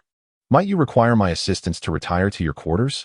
Though she yearned to tear that smug expression from his face, her enfeebled limbs rendered such desires impossible. Moments later, leaning heavily against the railing to maintain her balance, Nami forcefully pushed Joya away before composing herself before the crew with practiced nonchalance. Yet her crimson-swollen lips and misty, desire-laden eyes betrayed every pretense of composure. "Nami, why are your eyes brimming with tears? Did Joya mistreat you just now?" inquired the ever-curious Luffy with characteristic innocence. At this, Nami's carefully constructed facade crumbled entirely. A vivid blush spread across her delicate features as she spat in Joya's direction before fleeing the scene like a startled doe. As Nami departed, Sanji and others prepared to taunt Joya when Xiaoxian suddenly materialized in human form. Wrapping her slender arms around Joya's neck like a living pendant suspended from his chest, she pressed a passionate kiss upon his lips. A cataclysmic detonation equivalent to a 100,000-kilogram atomic bomb erupted within Sanji's psyche. Staggering backward a dozen paces with his right hand clutching his chest, he barely managed to steady himself against the ship's railing before spewing forth a torrent of crimson. So the true fool was myself all along. In this moment of epiphany, Sanji fervently wished for temporal displacement, to journey back and obliterate his past self who'd chosen to join the Straw Hat Pirates. He became convinced that before ever discovering All Blue, he'd perish from excessive blood loss induced by sheer emotional trauma. Why? By what cosmic injustice? If he'd committed transgressions, let the Marines mete out punishment. But why must it be this demon Joya who tormented him so? After permitting Xiaoxian's amorous assault for precisely 3 minutes, Joya disentangled himself from her embrace. Almost simultaneously, Nami emerged from her quarters, having meticulously restored her dignified composure. Observing the identical expression on the face of the little fairy just 3 minutes prior, Nami instinctively knew what had transpired. "You scoundrel! Just wait and see how I shall deal with you." With a stoic demeanor, she approached Joya and halted, her heels glimmering ominously as they came down hard upon the arch of Joya's foot. A sharp, piercing pain jolted through Joya, instantly dousing his previously heated emotions. "Nami, your foot is on. What did you say? Speak louder. I can't hear you," she retorted, twisting her heel, as if intent on boring a hole through Joya's foot. Just as a cavity began to form, the Mary, ascending along the canal, finally reached the summit of Reverse Mountain. In a burst of inertia, the Mary soared into the sky, leaving the ocean surface like a dove taking flight. Haha! The extraordinary sensation of momentarily escaping the grip of gravity was novel for everyone aboard, prompting them to open their arms wide and flail like birds, reveling in this fleeting moment of freedom and lightness. Yet, the next moment, the Mary, having reached its zenith, began to plummet. Only a second ago, they had been immersed in a state of weightlessness, and now they were starkly reminded of gravity's formidable force. It felt as though a rope tied around their waist was being tugged by a giant's hand, causing them to descend at an unimaginable speed. As Usopp landed first, a sickening crack echoed as his nose broke upon impact, his eyes rolling back as he collapsed, rolling into the storage room like a limp noodle, succumbing to silence amidst a cacophony of clattering sounds. "Joya, help me." Usopp's misfortune terrified Nami, who hastily scrambled into Joya's embrace, clinging tightly to his waist and refusing to let go. "Ha! Women," the little fairy scoffed coldly, feeling irked by Nami's audacity in stealing her place. Yet she couldn't help but admire the woman's skill. One moment, she exuded an air of discontent, demanding distance, and the next, she shamelessly sought comfort in Joya's arms. How infuriating, truly infuriating. The agitated little fairy became ever more resolute in her nighttime ambush on Joya. "You scoundrel, just you wait. Once I have my way with Joya, let us see how smug you remain." What the little fairy was contemplating was beyond Joya's understanding, and even if he did know, he would have no reason to refuse. He would merely await her stealthy approach. At that moment, he thought to himself, the awakened 18 styles shall not cease. As calm returned, the Mary glided down the canal. "Phew, we are finally safe." As Nami prepared to rise, she inadvertently locked eyes with Joya at that very moment. Upon witnessing the blood streaming from his nose, her inherently kind nature was overtaken by a wave of guilt, believing she had caused him harm. However, as she became aware of the two unwelcome hands resting upon her backside, a rush of indignation surged through her. Allow me to explain. It is not as you presume. My hands are positioned there not out of lust, but because that area is conducive for holding. Only in this manner can I embrace you tightly and shield you. Otherwise, you are prone to injury. Listening to Joya's earnest justification, Nami offered a slight smile and quipped, should I extend my gratitude then? That is unnecessary. After all, we are comrades, and this is my duty, he replied. In the next instant, with a smile still adorning her face, Nami decisively executed her signature move. The annihilation kick, a sound akin to the shattering of an eggshell, echoed through the air. The male companions present instinctively felt a chill in their loins, tightening their legs in reflex. As for Joya, the unimaginable pain had already breached his defenses. His eyes rolled back, and he collapsed in a straight line. Simultaneously, as the Mary sailed through the clouds back to the normal world via the canal, a towering, pitch-black wall, several hundred meters high, completely obstructed their path. Given that the Mary was descending the canal, it was utterly impossible to halt midway. Should this continue, their fate would be destruction and demise. Nami. What on earth is happening? Why is there a wall ahead? How should I know? It's not drawn on the map. In that moment, Nami felt a deep sense of regret, pondering whether she should have refrained from being so harsh, which left Joya unconscious even now. Though even if Joya were awake, it might not have made a difference. At least it would have provided her with some solace. However, the unforeseen circumstances now left Nami without options. If they did not act swiftly, they would undoubtedly collide with the obstruction ahead. As they drew nearer, the full extent of the black wall was revealed, delivering a shocking revelation that sent shivers down their spines. That towering, ebony barrier was, in fact, a colossal black whale. Chapter 77. The colossal whale. What on earth is this? Why is a whale here? No one could fathom the scene before them. Heaven knows what thoughts occupied the mind of a whale that chose to remain at the entrance of the Grand Line. Surely, it could not be there to prey upon small fish, could it? As the imminent collision loomed, Luffy, filled with a sudden inspiration, hurriedly embraced the cannon and dashed into the ship's cabin. Just as the Mary was poised to engage with the whale, he decisively ignited the cannonball and fired it towards the adversary. The thunderous explosion reverberated, leaving the crew astonished and their nerves frayed. None anticipated that Luffy would choose this moment to bombard the whale, a reckless act indeed. However, to everyone's astonishment, the force of the cannonball effectively reduced the Mary's velocity to a standstill, simultaneously altering its course from a straight trajectory to a leftward direction.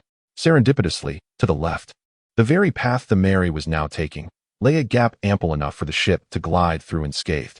Yet, at that precise moment, the ram of the Mary, having just made contact with the whale, snapped with a resounding crack as the ship's speed came to an abrupt halt. Gazing at the ram's head on the deck, Luffy's expression transformed into one of sheer astonishment.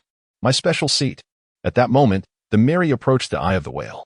As everyone fervently prayed not to be spotted by the creature, an enraged Luffy swung his fist with all his might, declaring, "You owe me for my special seat, you filthy whale." In the next instant, his powerful blow struck the whale's eye.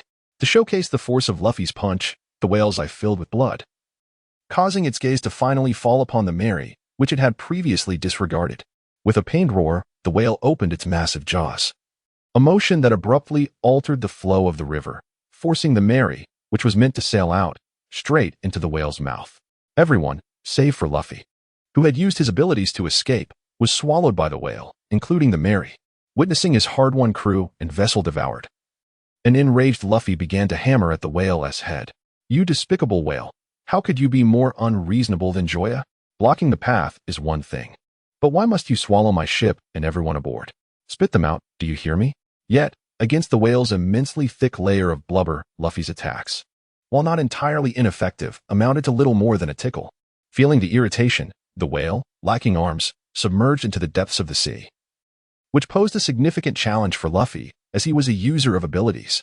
Oh dear, what to do, what to do, as the water threatened to engulf him.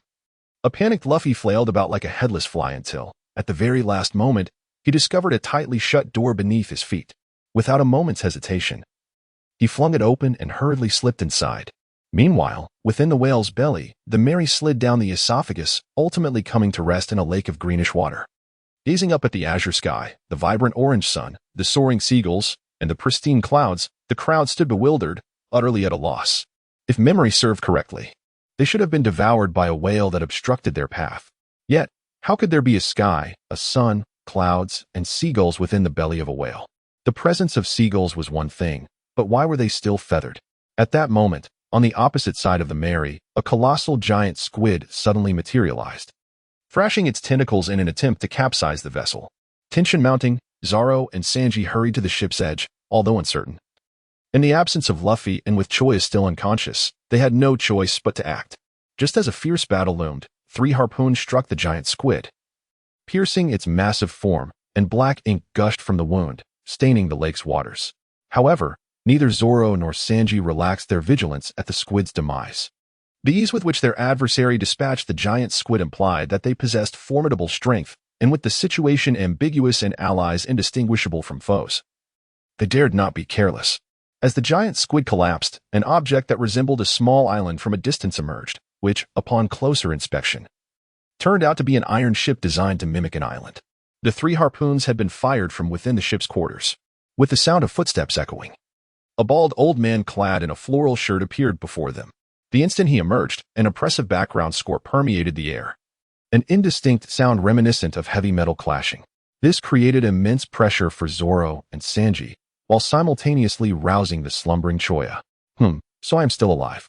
Despite possessing an immortal body, at the moment the egg was shattered by Nami, Joya believed he had glimpsed a glowing angel with wings. In that instant, he truly thought he would not survive. By the way, where am I now? As Joya slowly rose, he chanced upon the figure of Cloaks stepping out of the chamber. The moment their gazes met, he felt as though his heart was gripped tightly by a giant hand, every hair on his body standing on end. This old man, adorned with flowers in his hair, was a crew member of Pirate King Roger. Unlike Shanks and Buggy, he had been a genuine, formal crew member, having followed Roger to the very end, ultimately reaching Laugh-Tale, and was likely privy to the truth of history. Instinctively activating his observation skills, Joya found no feedback whatsoever.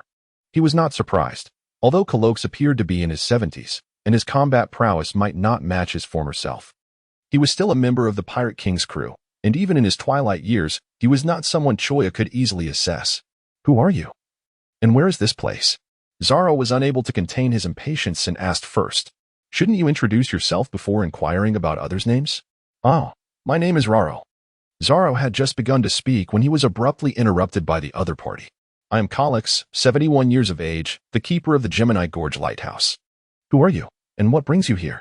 Do not impede me, I am determined to slay him. In a fit of rage, Zoro had drawn his sword halfway from its sheath, wishing fervently to strike down his adversary on the spot. It was only then that Joya managed to quell the tumult in his heart and stepped forward. Gazing at the elderly man before him, he earnestly inquired, esteemed elder, may I pose a few questions to you? In that moment, both the crew aboard the Mary and Cloaks were taken aback by Joya's sudden query and demeanor. Chapter 78. Joya's identity for Nami and the others. It was rare to witness Joya displaying such an expression. Clearly, this seemingly extraordinary old man might be even more formidable than they had anticipated. As for Cloaks, he was equally filled with bewilderment deep within. He was certain he had never encountered that young lad before. Why, then, did he approach him with such familiarity? After pondering for a considerable time without any clarity, Cloaks shook his head, clearing his mind of various thoughts, and responded, do share. Let us see if this old man possesses any knowledge. I wish to know about rocks. Cough, cough, cough, cough. Before Joya could finish his statement, Cloaks interrupted him with a fit of intense coughing. He then gazed gravely at Joya, his aura fluctuating like a volcano on the brink of eruption. Who exactly are you? Though it was merely a name, the impact it had on Cloaks was unprecedentedly potent, shattering his calm demeanor cultivated over 22 years. Rocks, a name that belonged to a figure from 50 years ago, a man who had been deceased for 38 years. A notorious individual who nearly upended the world government. This name had been comprehensively suppressed by the world government 38 years prior. Logically, the youthful man before him, who appeared to be no older than 20, should have no knowledge of this name. Yet, why had he heard rocks emanate from his lips? And how did he know of Cloaks' connection to him? I am Joya, a man in pursuit of a life of freedom. Fond of savoring exquisite cuisine and reveling in adventures. If possible, I aspire to experience all the beauty the world has to offer. In that moment, watching Joya speak to himself, Kalex finally grasped the sentiment that Zoro had felt earlier. It was utterly infuriating. Taking a deep breath, Kalex, having barely suppressed his anger, reiterated, "I'm inquiring about your identity, where you learned this name, and what you intend to do now that you comprehend its significance." "Ah, so that is the case. Had you mentioned it earlier, I would not have been left guessing. I thought you were going to introduce me to someone." At this, Kalex felt a surge of blood rush to his throat, nearly spilling the 71 years of accumulated blood. Had he not been intent on uncovering Joya's identity, he would have long since acted, not to kill him, but to impart a lesson on respect for elders and the young. "Congratulations, host, you have acquired a supreme feat." With a raised eyebrow, Joya was taken aback by this unexpected gain, unable to comprehend why the system favored the divine grade feed so much. Coupled with the portion consumed by the little fairy, he had now acquired 3 servings. At the same time, he cast a disdainful glance at the old man, Kalex, who, despite being a member of the pirate King Roger's crew, seemed unable to handle a mere jest directed at him. Shaking his head, he decided to dismiss this line of thought and spoke, "My identity is rather unique. Allow me to calculate it slowly." As he spoke, Joya began counting on his fingers. "I have 3 brothers with no blood relation. The eldest is the 2nd Division Captain of the Whitebeard Pirates. The second is the second in command of the Revolutionary Army. And the third is a man destined to become the Pirate King." Upon hearing this, the world fell silent, and everyone gaped in astonishment at Joya, unperturbed by their gazes. Joya continued counting. "My uncle is the leader of the Revolutionary Army, and the man who raised me is a rear admiral in the Navy headquarters. For now, that is all. There is no need to mention the rest." Observing the serene expression on Joya's face, Sanji lit a cigarette and, with a solemn demeanor, stated, "At this juncture, I shall no longer conceal the truth. My true identity is that of a prince from the kingdom of Gilly. Due to various reasons, I could not disclose this to everyone earlier, and for that, I sincerely apologize. However, I can no longer pretend. I am revealing my true self. Apologies are not due solely from you, but from me as well." Seeing someone challenge the realm of deceit, Usopp could not remain in the shadows. "In fact, my true identity is that of a celestial dragon. The reason I crossed paths with you in Syrup Village is that I grew weary of the opulent life in the Holy Land and chose to interact with you as an ordinary person. My subjects worship me." "Worship you, you big-headed fool." Before Usopp and Sanji could continue their boasting, Nami swiftly struck both of them on the head with her staff, then turned her skeptical gaze toward Joya. Had it not been for their previous encounters, she too would have assumed Joya was fabricating stories. Yet, after enduring so much together, she found herself uncertain whether his words were truth or falsehood.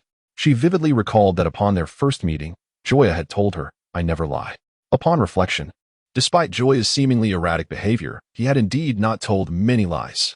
Furthermore, based on Nami's assessment, the man who raised Joya was a rear admiral in the Navy, a fact that seemed highly plausible. With this thought, Nami's gaze toward Joya shifted entirely. If what he just said were true, then Joya's background was extraordinary. He was connected to the 3 most formidable military powers in the world, the pirates, the Navy, and the Revolutionary Army, and he was acquainted with their upper echelons. This revelation left Nami momentarily at a loss, as she struggled to comprehend why someone with such a background would choose to become a pirate. Wouldn't it be more appealing to live as a privileged heir? Why engage in the prince's perilous escapades? As for Curicles, a seasoned veteran of tumultuous adventures, he too found himself in a state of uncertainty. While Joya spoke, his gaze remained fixed on him, attempting to discern any signs of deceit. He even employed his observation haki to scrutinize Joya's facial muscles closely, although he could not ascertain a person's emotions as precisely as Fujitora. He could certainly detect the patterns of Joya's facial movements. Truthfulness was easily discernible. However, the conclusion he reached was that Joya was indeed truthful. Thus, he found himself bewildered and unsettled. Having lived for years within the body of a whale, Curicles was not well versed in the outside world. He was unaware of the captains of the Whitebeard Pirates or the second-in-command of the Revolutionary Army. Yet he knew one critical fact. The leader of the Revolutionary Army was named Monkey D. Dragon, and among the living rear admirals in the Navy, the only one who could be linked to Dragon was none other than Monkey D. Garp, the man who left Captain Roger in awe. If Joya's uncle is likened to a dragon, then the elderly man who adopted him is undoubtedly akin to Garp. Consequently, the question of whether those 3 brothers, bound not by blood, truly exist becomes rather inconsequential. Chapter 79, Memories of Colas. Just at that moment, the small world within the whale's body suddenly erupted. The lake surged, creating towering waves, and the Mary, measuring over 10 meters in length, resembled a fragile canoe, perilously close to capsizing at any moment. Gazing at the unchanging sky above, the crowd gradually realized that it was not the true sky, but rather an extraordinarily lifelike oil painting. After all, how could there be a tightly shut door in the sky? With this thought, Nami and the others came to the startling conclusion that they were not in some peculiar realm, but rather within the belly of a whale. The green hue of the lake surrounding them was not due to an abundance of algae, but rather the inherent color of gastric acid. Oh, so we are indeed inside the whale's stomach. Usopp clapped his hands in a moment of revelation, but the next instant, his expression shifted with the speed reminiscent of a Sichuan opera mask change, transforming into one of terror and shock. We're doomed. We're doomed. This is the belly of a whale. We are about to be digested. Meanwhile, as Laboon began to crash into the mountains once more, Kureha momentarily diverted his gaze from Joya and leapt into the highly corrosive gastric fluid. Is this old man seeking his own demise? Watching the stomach acid before her, Joya, fully aware of the situation, felt no concern for Kureha's safety. Instead, her gaze grew heavy as she focused on the severely damaged Going Merry. Not only was the ship floating on the potent gastric acid, but the figurehead had also completely broken off. The eventual inability to repair the Going Merry might very well be linked to this harrowing experience, if they could not devise a suitable plan for the journey ahead. The fate of the Going Merry could mirror that of the original tale, awaiting only destruction. With this thought, she instinctively clenched her fists, unable to accept such a conclusion, and unwilling to witness it unfold. As Joya fell into contemplation, Kureha administered a sedative to Laboon. Truly, it was no surprise that he was a crewmate of the Pirate King, Roger. A single dose of the medication had an immediate and powerful effect, calming even the whale. Laboon. The tumultuous world of the stomach soon returned to tranquility. Not long after, when Kureha rejoined them, Joya and the others suddenly heard Luffy's distinctive voice.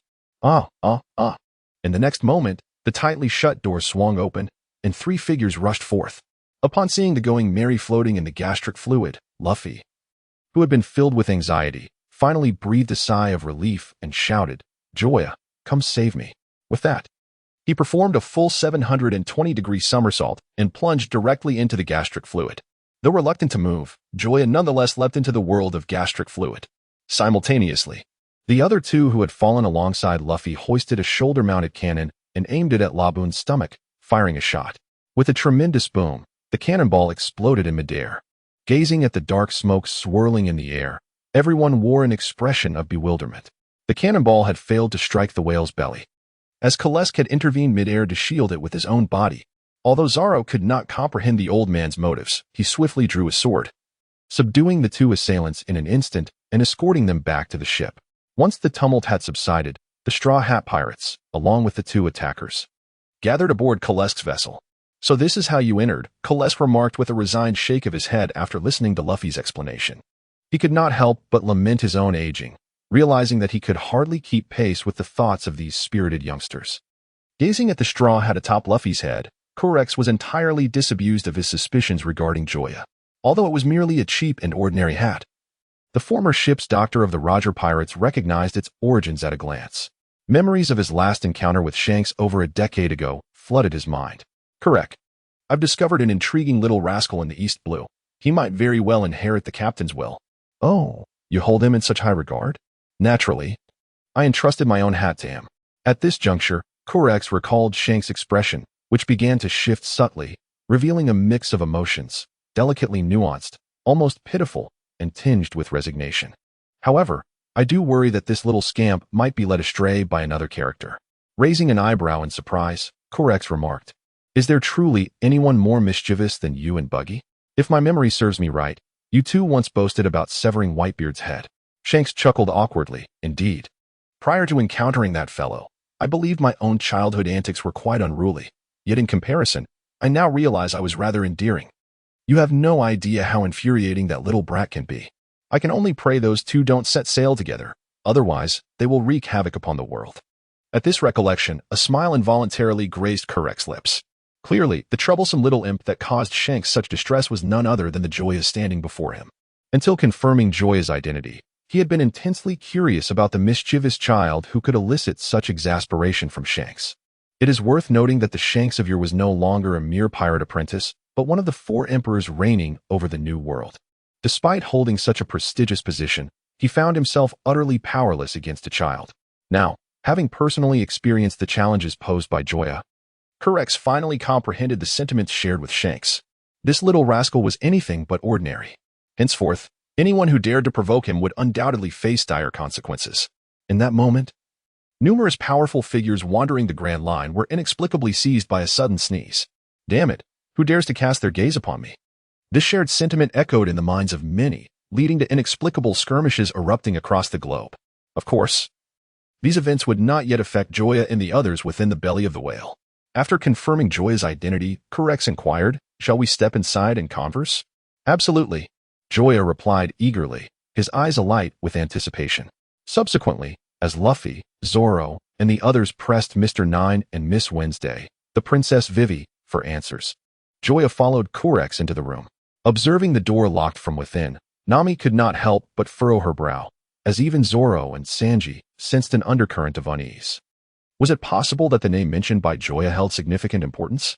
Contemplating this, the three discreetly noted the name Rocks. Simultaneously, they turned their gazes towards Luffy, eager to ascertain the veracity of Joya's earlier statement, as Luffy was undoubtedly the most reliable witness. Chapter 80. The Answer. Gazing upon the unremarkable room before him, Joya could hardly believe that it was home to a fierce individual who once sailed the seas alongside Roger, had he not been informed beforehand. "Apologies. It has been quite some time since anyone visited. Please, find a place to sit," said the man, pouring himself a glass of rum and gesturing to Joya. "Would you care for a drink?" "No, thank you," Joya replied. Ever since he had let a moment of indulgence in Cocoa West Village derail a significant affair in his life, he resolved to abstain from alcohol until he had secured his first blood. No longer would he allow this vice to interfere with his pursuit of happiness. Noticing Joya's determination, Calicus did not press the matter further. He took a sip of his drink, allowing himself to drift into memories, his eyes gradually clouding over. At a certain moment, perhaps having organized his thoughts on Rocks, Calicus spoke. Rocks, whose full name should be Rocks D. Jibek, if he had survived to this day, might have overshadowed Roger entirely. 50 years ago, when I was about your age, he had already begun to make a name for himself. Over the next decade, his strength skyrocketed, attracting a multitude of formidable followers. Whether it was the man known as the strongest in the world, Whitebeard, the so-called strongest creature, Kaido, or the sole female among the four emperors, Charlotte Lin, they were all once under his command. Additionally, there was a host of other powerful figures such as Shiki the Golden Lion, Silver Axe, Wang Ji, and John. If the era 22 years ago could be named after Roger, then certainly the age 40 years prior was defined by Rocks. Even the Navy and the world government were powerless against him. At this point, Calicus paused, seemingly reflecting on the might of Rocks. After a moment, he continued. Had he desired it, he might have been the first pirate king, yet he was fixated on the singular throne of the king of the world, elevated above all others. Undoubtedly, his immense ambition forged his path but also led to his downfall. In the battle at God Valley, the invincible Rocks faced both Garp and Roger. Following this monumental clash, the once dominant Rocks perished, and with their leader's demise, the Rocks pirates disbanded, marking the end of an era. Upon hearing this, Joya's furrowed brow remained unyielding. He was not satisfied with the answer. He was aware of what Calicus spoke of, after all. Oda had conveyed much of it, but his purpose for being there was to glean some unique insights from the other man. Thus, Joya directly inquired, "I am already aware of what you mentioned. Could you perhaps share some different information? For instance, what did Rocks look like? What special abilities did he possess? And why did Roger, as a pirate, choose to ally with Garp against Rocks during the battle at God Valley? Is it possible that the conflict was merely a ruse, and Rocks did not truly perish but instead seized the opportunity to vanish from the public eye? Furthermore, could it be that everything that transpired at God Valley was premeditated by Garp, Roger, and Rocks, considering they are all members of the D clan? Furthermore, I am equally intrigued by the origins of the pirates who made a pact with Labu all those years ago. Are they somehow connected to the Rocks pirates? Or is it possible that one among them is indeed Rocks himself? Moreover, what secrets lie hidden in the final destination of Laugh Tale?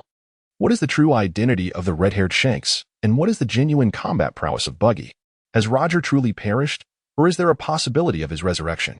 What ailment afflicted him that even your medical expertise could not remedy? After a lapse of 15 minutes, Calicus's tranquility was once again shattered by Joya's inquiries. He stared blankly at her, unaware of when his mouth had fallen agape. At that moment, a singular thought consumed him. Who among them truly bore witness to the journey? And who remained the naive youth oblivious to the realities of the world? Simultaneously, Joya's previous questions and various hypotheses reverberated in his mind. At a loss for how to respond, he suddenly recalled a saying often uttered by Captain Roger. Thus, he rose and approached Joya, adopting the demeanor of a scholarly captain. Placing his hand upon her shoulder and earnestly imparting, "The answers themselves may hold little significance. What truly matters is the pursuit of those answers, the voyages shared with comrades, the adventures undertaken together. Is not the knowledge gained in such a manner far more valuable?" Upon hearing this, Joya initially nodded with grave seriousness, only to furrow her brow and exclaim, "So we ventured here from the East Blue at great peril, only to encounter you, who possesses the answers. Come now, enlighten me with the truth." "No, perhaps you misunderstand my intent. I meant to say you should embark on adventures with others." Suddenly enlightened, Kalex opened his mouth but fell silent, for he had anticipated Joya's response. More importantly, he found himself at a loss for how to continue the conversation. In that moment, self-doubt began to creep in. Was he, in his youth, too naive and impressionable, so much so that after a mere bowl of motivational wisdom from Roger, he willingly followed him into the world of piracy? Moreover, he had accepted everything Roger said without a hint of skepticism. Reflecting on the questions Joya had posed, he realized that the majority were beyond his knowledge, and the few he could answer were trivial at best.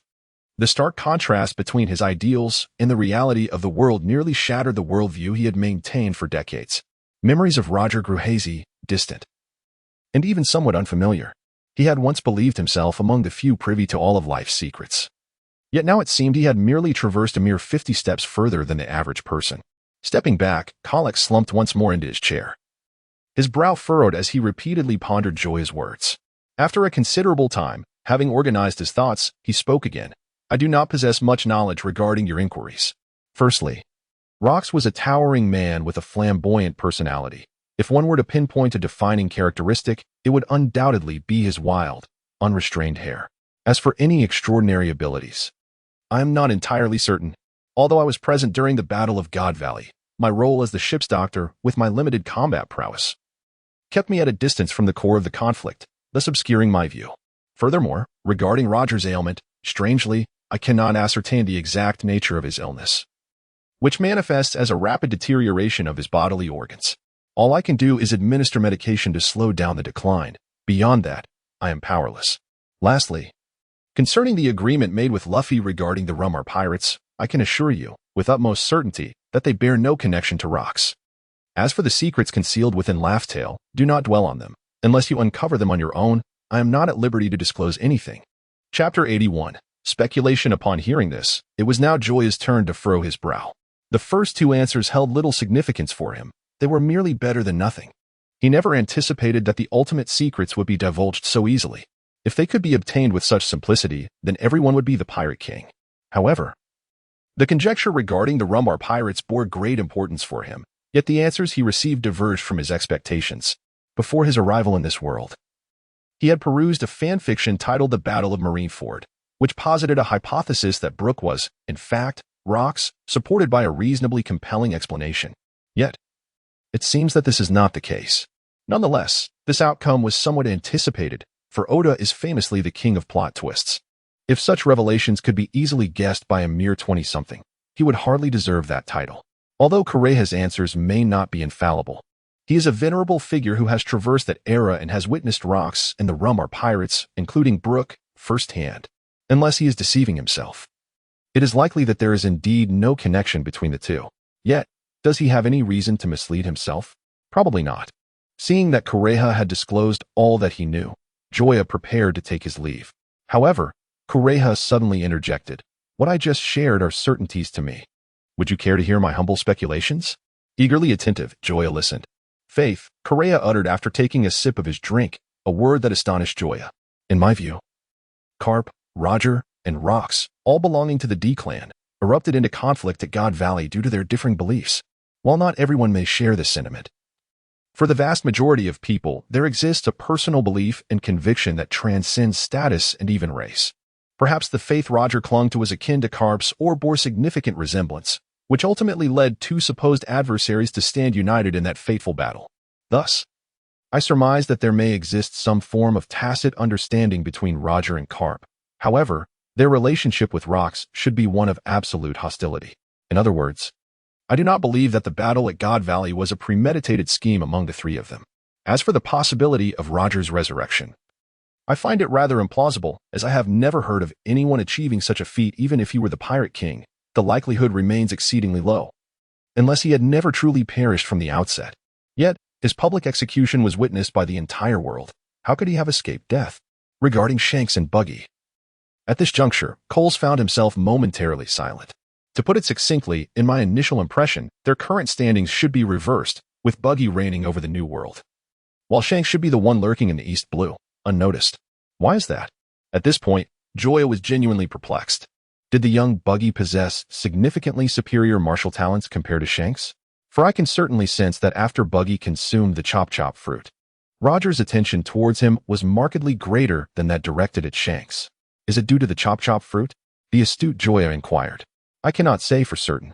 Perhaps it is mere coincidence, or it might indeed be related to the chop-chop fruit. However, since Roger himself never mentioned it, I remain uncertain. This unexpected assertion left Joya in a contemplative silence. He had always held a keen interest in Buggy, for every member of Roger's pirate crew was remarkably exceptional, while Buggy stood out as an anomaly, much like a husky infiltrating a pack of wolves, an utterly bewildering sight. Moreover, the powers bestowed upon him by the chop-chop fruit were undeniably formidable, granting him immunity to all swordsmanship attacks. Once the fruit's abilities reached the awakened state, he could effortlessly demolish all structures surrounding him. In a certain sense, this power could even surpass that of the Quake fruit. For this reason, he once believed Buggy to be a concealed powerhouse, a notion he maintained until their first encounter, during the battle at Orangetown. After utilizing Hawkeye's observation technique to uncover Buggy's true situation, Joya discovered that Buggy's combat power was merely 379 and that he was afflicted with schizophrenia. Otherwise, why would his personal profile indicate a split personality? This implies that Buggy has failed to live up to Roger's expectations, not having developed the chop-chop fruit to its fullest potential, correct? To this, Coles nodded, then added, to be honest, I have always felt that Shanks is not as simple as he appears. Perhaps he harbors other identities. Upon hearing this, Joya raised an eyebrow, taken aback that Clocks had made such a discovery. Although Oda has yet to unveil the entirety of Shanks' backstory, Joya recalled that the individual had appeared at Mary Geo's in a previous episode, engaging in a conversation with the Gorosei as an equal. If his identity were merely that of a pirate, such an exchange would be inconceivable. Thus, it was certain that Shanks possessed another identity. Whether he was a celestial dragon or a spy planted in the pirate world by the Gorosei remained uncertain. Having asked me numerous questions, might it now be my turn to inquire? Clocks fixed his gaze intently on Joya. At this moment, he had no opportunity to uncover the secrets deliberately concealed by Roger, yet he had a chance to delve into the mysteries surrounding Joya. Both the questions posed by Joya and his various deductions indicated one undeniable truth. He possessed profound knowledge about Roger, rocks, and even Garp.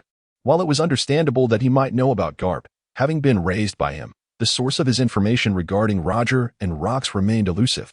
Setting aside the improbability of Garp divulging such extensive details, even if he had, why would he only offer half the story, leaving the remainder for Joya to uncover? Such a notion seemed implausible. Thus, Clocks concluded that Joya had not acquired this knowledge from Garp. From whom did you hear all of this? Clocks once again employed his observation hockey, scrutinizing Joya's facial expressions meticulously. I heard it from a man. Which man? What is his name? Oda Eiichiro. Joya replied with an expression of calm. Oda Eiichiro. Clocks repeated the name in his mind. The results from his observation hockey were consistent with before. Joya was not lying. Yet, the name Oda Eiichiro did not resonate in Clocks's memory. Who was this individual who possessed such extensive secrets? Chapter 82. Luffy's pact with the whale. For a moment, Kurex fell into a profound reverie. He reflected upon his past 71 years, pondering the true identity of Eiichiro Oda, whether it was his genuine name or merely a pseudonym, and to which faction he belonged. Yet, no matter how he rummaged through the deepest recesses of his memory, he could unearth not a shred of information regarding Eiichiro Oda. He was like a wisp of air that had traversed time, leaving no trace in the world. This elusive sensation sent a shiver down Kurex's spine. Although he could not ascertain the identity of this individual, it was evident that someone privy to such secrets must possess one of two identities. Either they had personally experienced all these events, Or they were the shadowy puppeteer orchestrating everything from behind the scenes. If the former were true, it would imply that this person was likely akin to himself, an elder who had survived from a bygone era or even earlier. However, if the latter were the case, a chill raced up Corex's spine, suggesting that the eras of Rox and Roger had both been meticulously concluded by this individual, their deaths possibly preordained. Looking across the world, the only entity capable of such manipulation was the celestial dragons. While the majority of these so-called nobles were despicable creatures, it could not be denied that among them resided a few with clear intellect. The Gorosei, for instance, were not entirely dim-witted. This also elucidated why, among the trio, only Admiral Garp had endured to this day. Could it be that Eiichiro Oda was, in fact, one of the Gorosei? Based on various indications, this was the only conclusion he could draw. Yet, a new question arose. How had Joya, raised by Garp, encountered the Gorosei? And why would they divulge such information to him? Clearly, this was somewhat illogical, implying that this individual likely shared a status similar to his own, a witness to two different eras. For someone of this caliber, Garp would likely exhibit a degree of tolerance, refraining from immediate conflict upon their first meeting. Coupled with Joya's current identity as a pirate, it was highly probable that he was a member of the Rox Pirates. Upon contemplating this, Corex's taut nerves finally began to relax. As long as Joya was not a spy for the world government, that would suffice. The moment this thought took root, he realized something was amiss. It was absurd. He had long since withdrawn from the pirate realm, and Joya's status had no bearing on him. Consequently, the questions he intended to pose dissipated. He downed the last sip of rum and rose to approach the door. So be it. I have grown old, and the future world belongs to you young ones. If you wish to discover something, seek it out for yourselves. With that, he opened the door and stepped outside. As the door swung open, Luffy and the others, waiting at their post, instinctively looked up. Very well. It is time to send you on your way. If you do not depart soon, your ship may very well succumb. Upon hearing this, the crowd finally recognized the gravity of the situation. They swiftly ascended aboard the Meliha and called out to Kalex, expressing their concerns. 10 minutes later, having emerged from the confines of the whale's body, they inhaled the fresh air outside with fervent greed, observing the scarred head of Laboon. The ever-curious Luffy could not help but inquire, "Uncle, why does this whale remain here, and what accounts for the multitude of wounds on its head?" As Luffy's question hung in the air, Kureha was transported back in time, 50 years to be precise. This whale, named Laboon, was unlike any other. It possessed the capacity for human emotions. Subsequently, Kureha elucidated the tale of the whale, revealing the pact it had made with the Rumbar pirates. In essence, this implied that Laboon had been abandoned. While this assertion holds some truth, it is also a fact that despite the perilous nature of the Grand Line, the Rumbar pirates failed to return and fulfill their promise, a reality he felt no need to contest. As Luffy gazed upon Labu, the whale adorned with scars upon its forehead, a sudden silence enveloped him. In an inexplicable moment, he summoned the powers of his devil fruit and ascended to Labu's injured head, raising his fist to strike the bleeding wound. A roar erupted from Labu, a thunderous cry of pain, as he violently thrashed his body, flinging Luffy away. Before Luffy could regain his footing, Labu's colossal tail descended upon him, crashing him onto the shore. "What are you doing, Luffy? Why provoke him?" Usopp exclaimed in bewilderment. Yet, Luffy paid no heed, resolutely charging at the whale once more. In no time, the mismatched pair, a man and a whale, were engulfed in a fierce struggle. With a power level of 410 combined with the abilities of his rubber fruit, Luffy found himself equipped to face Labu in battle. The waters at the entrance of the Grand Line surged violently, waves towering several meters high crashed relentlessly towards the horizon. The cacophony of their clash reverberated through the air, accompanied by the whale's furious roars, creating a tumult akin to an impending storm. 15 minutes later, amidst the fray, Luffy bellowed, "It's a draw." Labu, endowed with human emotions, paused in confusion, unable to comprehend the antics of the human before him. Meanwhile, Luffy, retrieving his hat, declared earnestly, "I'm quite strong, am I not? If my instincts serve me right, you must be eager to defeat me. We have yet to determine a victor, so our battle must continue. Though your companions may have perished, I shall always be your rival. We must fight once more to ascertain who is superior. However, I am currently anxious to enter the Grand Line, so after we circle it, I will return to challenge you again." Upon hearing Luffy's words, the onlookers began to understand his intentions. Particularly, Labu's eyes brimmed with tears, cascading down like a broken string of pearls. His gaze shifted between Luffy and Joya, and suddenly, Corex recalled Shank's words. I pray for one thing. Those two little devils must never set sail together. Otherwise, the world will be turned upside down by their antics. Fate, it seemed, had a peculiar sense of irony. The more Shanks worried, the more reality conspired to fulfill his fears. The hopeful Luffy had indeed set sail alongside Joya, united as crewmates on the same vessel. In that moment, Kurex glimpsed the shadow of Roger within Luffy, though he could not yet fathom Joya. Nevertheless, this did not hinder his bold predictions for the future. Although these two young souls had only just embarked upon the Grand Line, not yet departing its threshold, he could envision the once quiet waters awakening with vibrancy due to their presence. How intriguing! It seems this old fellow can postpone retirement just a tad longer. Chapter 83, The Record Pointer. Meanwhile, as Kureha was lost in thought, Luffy miraculously procured an oversized paintbrush, and with his extraordinary artistic talent, he adorned the scarred head of Labu with a depiction of the Jolly Roger, symbolizing their Straw Hat Pirates. Yash, this is our promise.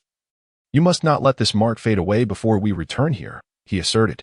With a low growl, Labu expressed his agreement. Upon witnessing this, a smile of relief graced Kolek's face. Clearly, with this agreement in place, he need no longer fret about Lab's head colliding with the mountain. It could be considered a substantial dilemma resolved for him. By the way, what of those two individuals? Observing the severed ropes on the deck, Joya could not help but inquire. They must have escaped, Nami remarked beside him, seemingly indifferent to the two individuals. However, Joya's brow furrowed in contemplation. While others may be oblivious, he was acutely aware that the woman known as Miss Wednesday was, in fact, Princess Vivi of the Alabasta Kingdom. A significant portion of the ensuing narrative was intertwined with her fate, and if she were to be lost at this juncture, the consequences that lay ahead would be uncertain. Observing the regretful expression on Joya's face, Nami narrowed her eyes, emanating a subtle aura of danger, and remarked pointedly, "What? You can't possibly be infatuated with that woman. Can you?" Upon hearing this, Joya's body trembled. "How could that be? I don't even know her, and I'm not like Sanji. I am quite devoted." "Humph. I can't be bothered with you." Casting a glance at the small fairy resting on Joya's shoulder, Nami turned away to prepare for the upcoming voyage, dismissing Joya's words as utterly untrustworthy.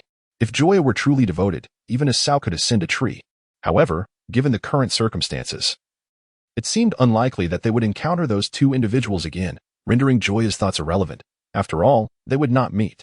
Thus, as the Straw Hat Pirates made their final preparations near the Twin Cape Lighthouse before officially entering the Grand Line, a moment arose when Nami, observing the incessantly spinning compass, let out a piercing and sharp wail.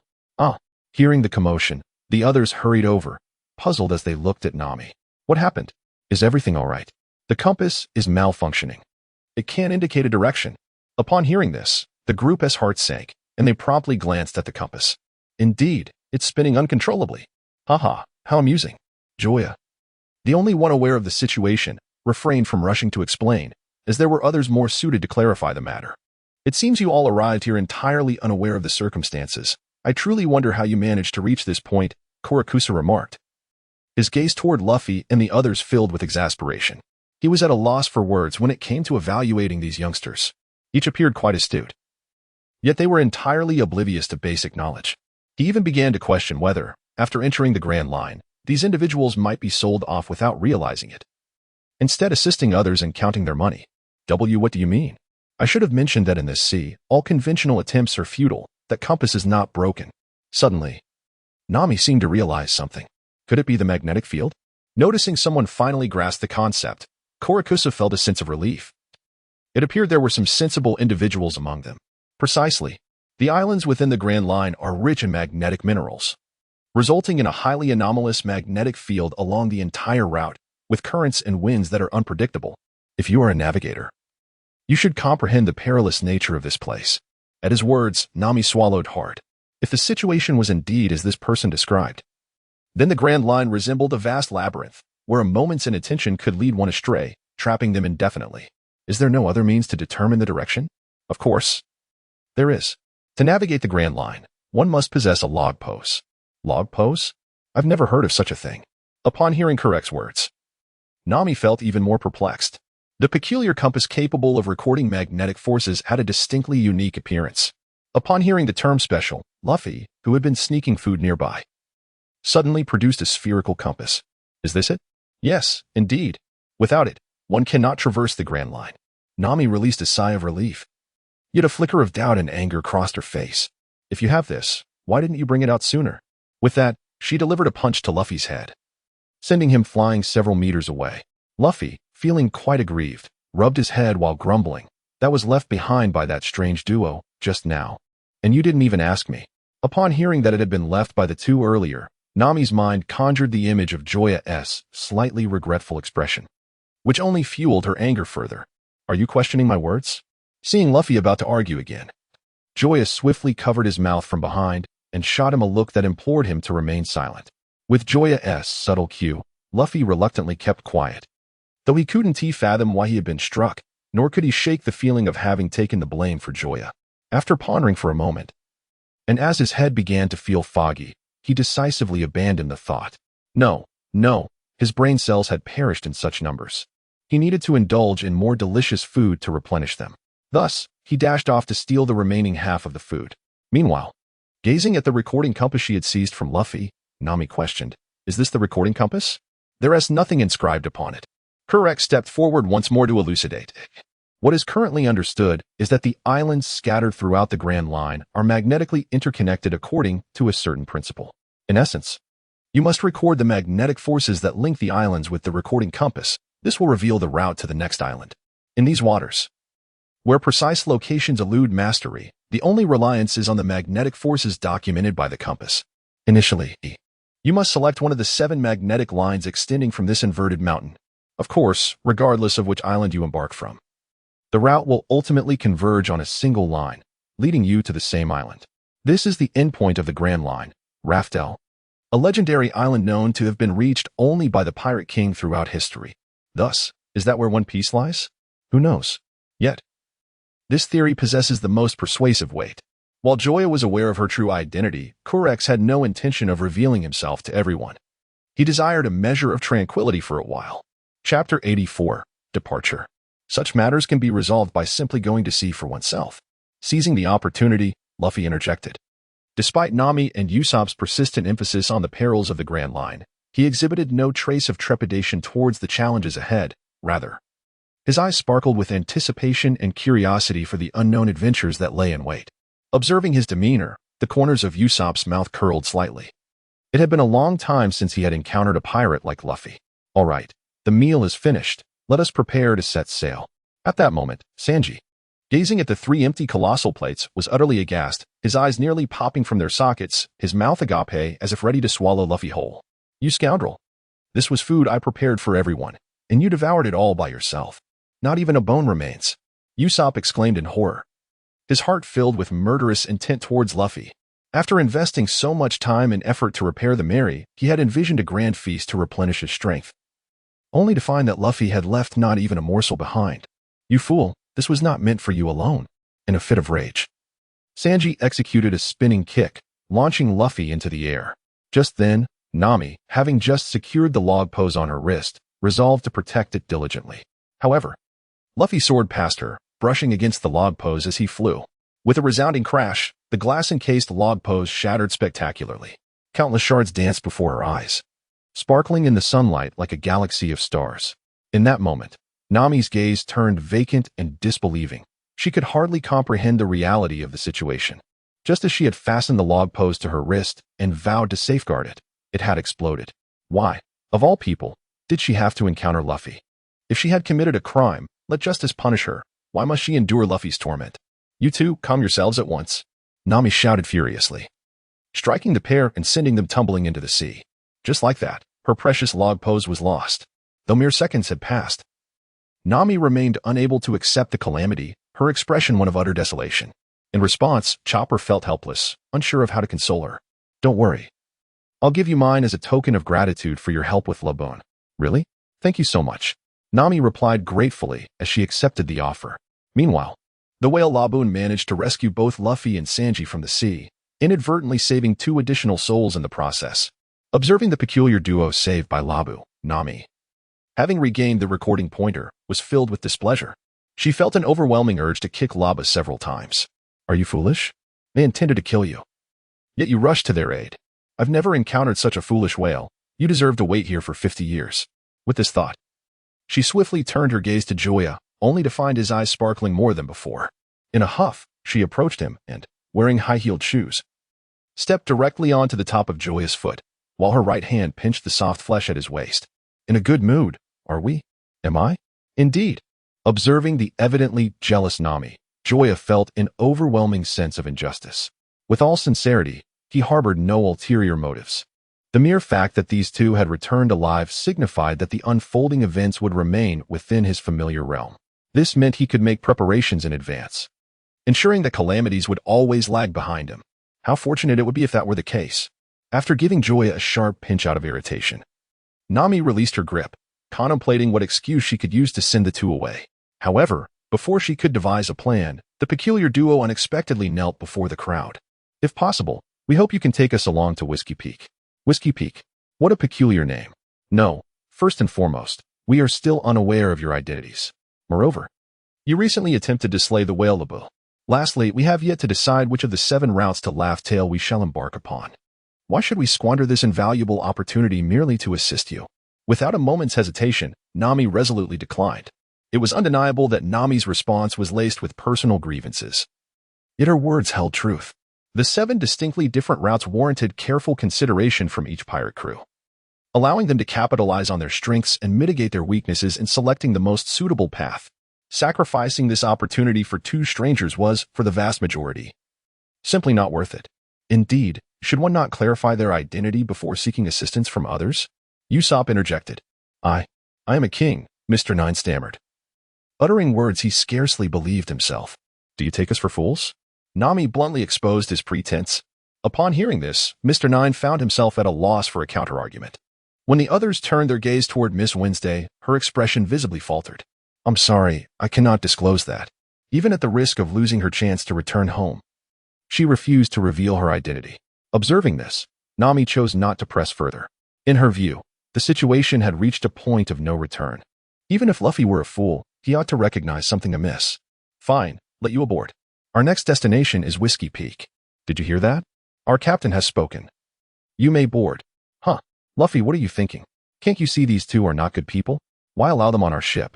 This outcome took not only Nami by surprise, but also the peculiar duo. Initially, they had been despairing, yet unexpectedly, a glimmer of hope emerged. Is this for real? You're going to bring these 2 dubious characters on board? Even Usopp found it hard to accept this decision. What's the harm? It's just a minor issue. So let's not dwell on it. Don't say I didn't warn you. Only here, at the entrance of the Grand Line, can one choose their course. At this moment, even Khalix could not refrain from offering counsel, based on his extensive years of maritime experience. He perceived that these 2 individuals were far from being as straightforward as they appeared. To become too entangled with them would likely lead to considerable trouble. If you're dissatisfied, why not just take another round? Luffy replied nonchalantly. I see. Observing the situation, Coles decided to refrain from further commentary. Recognizing that this adventure belonged to them, his excessive involvement would be rather inappropriate.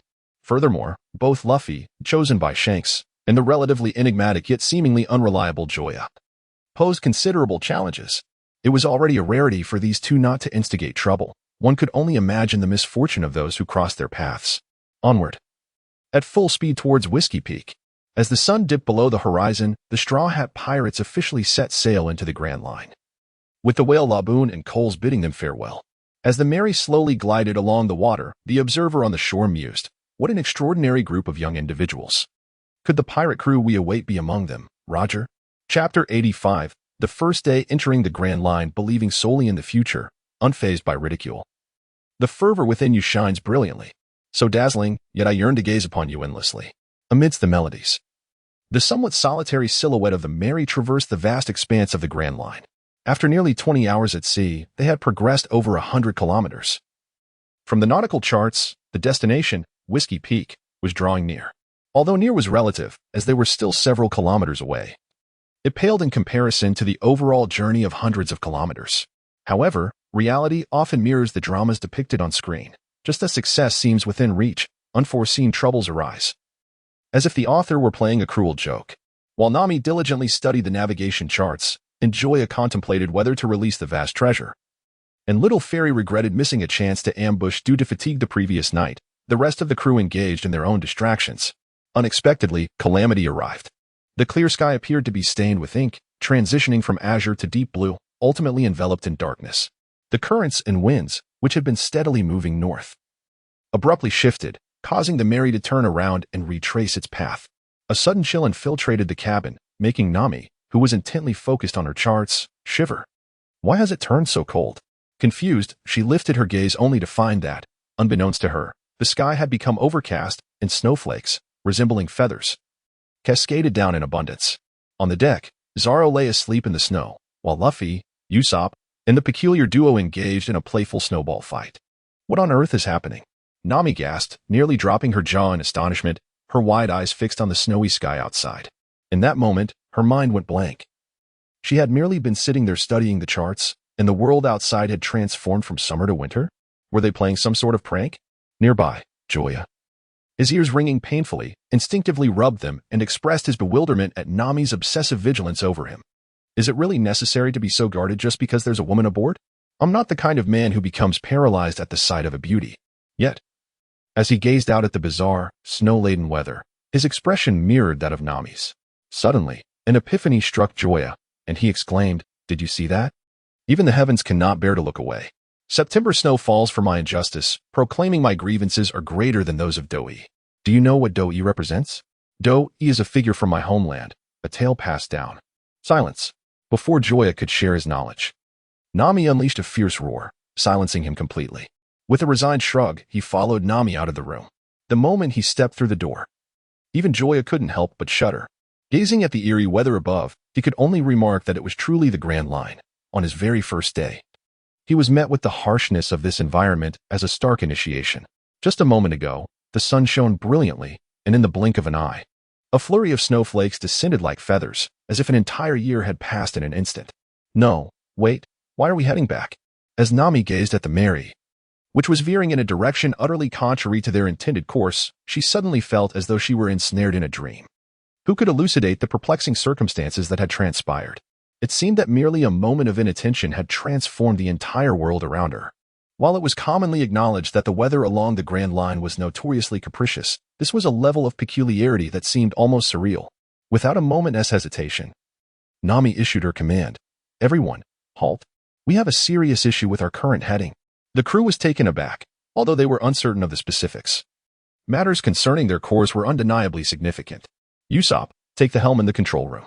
Luffy, Zoro, Chopper, you three, lower the mainsail and raise the mizzen sail.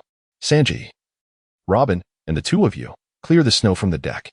Her eyes widened as she fixated on the peculiar duo, silently vowing that should they utter even a single word of dissent, she would not hesitate to cast them overboard as shark bait.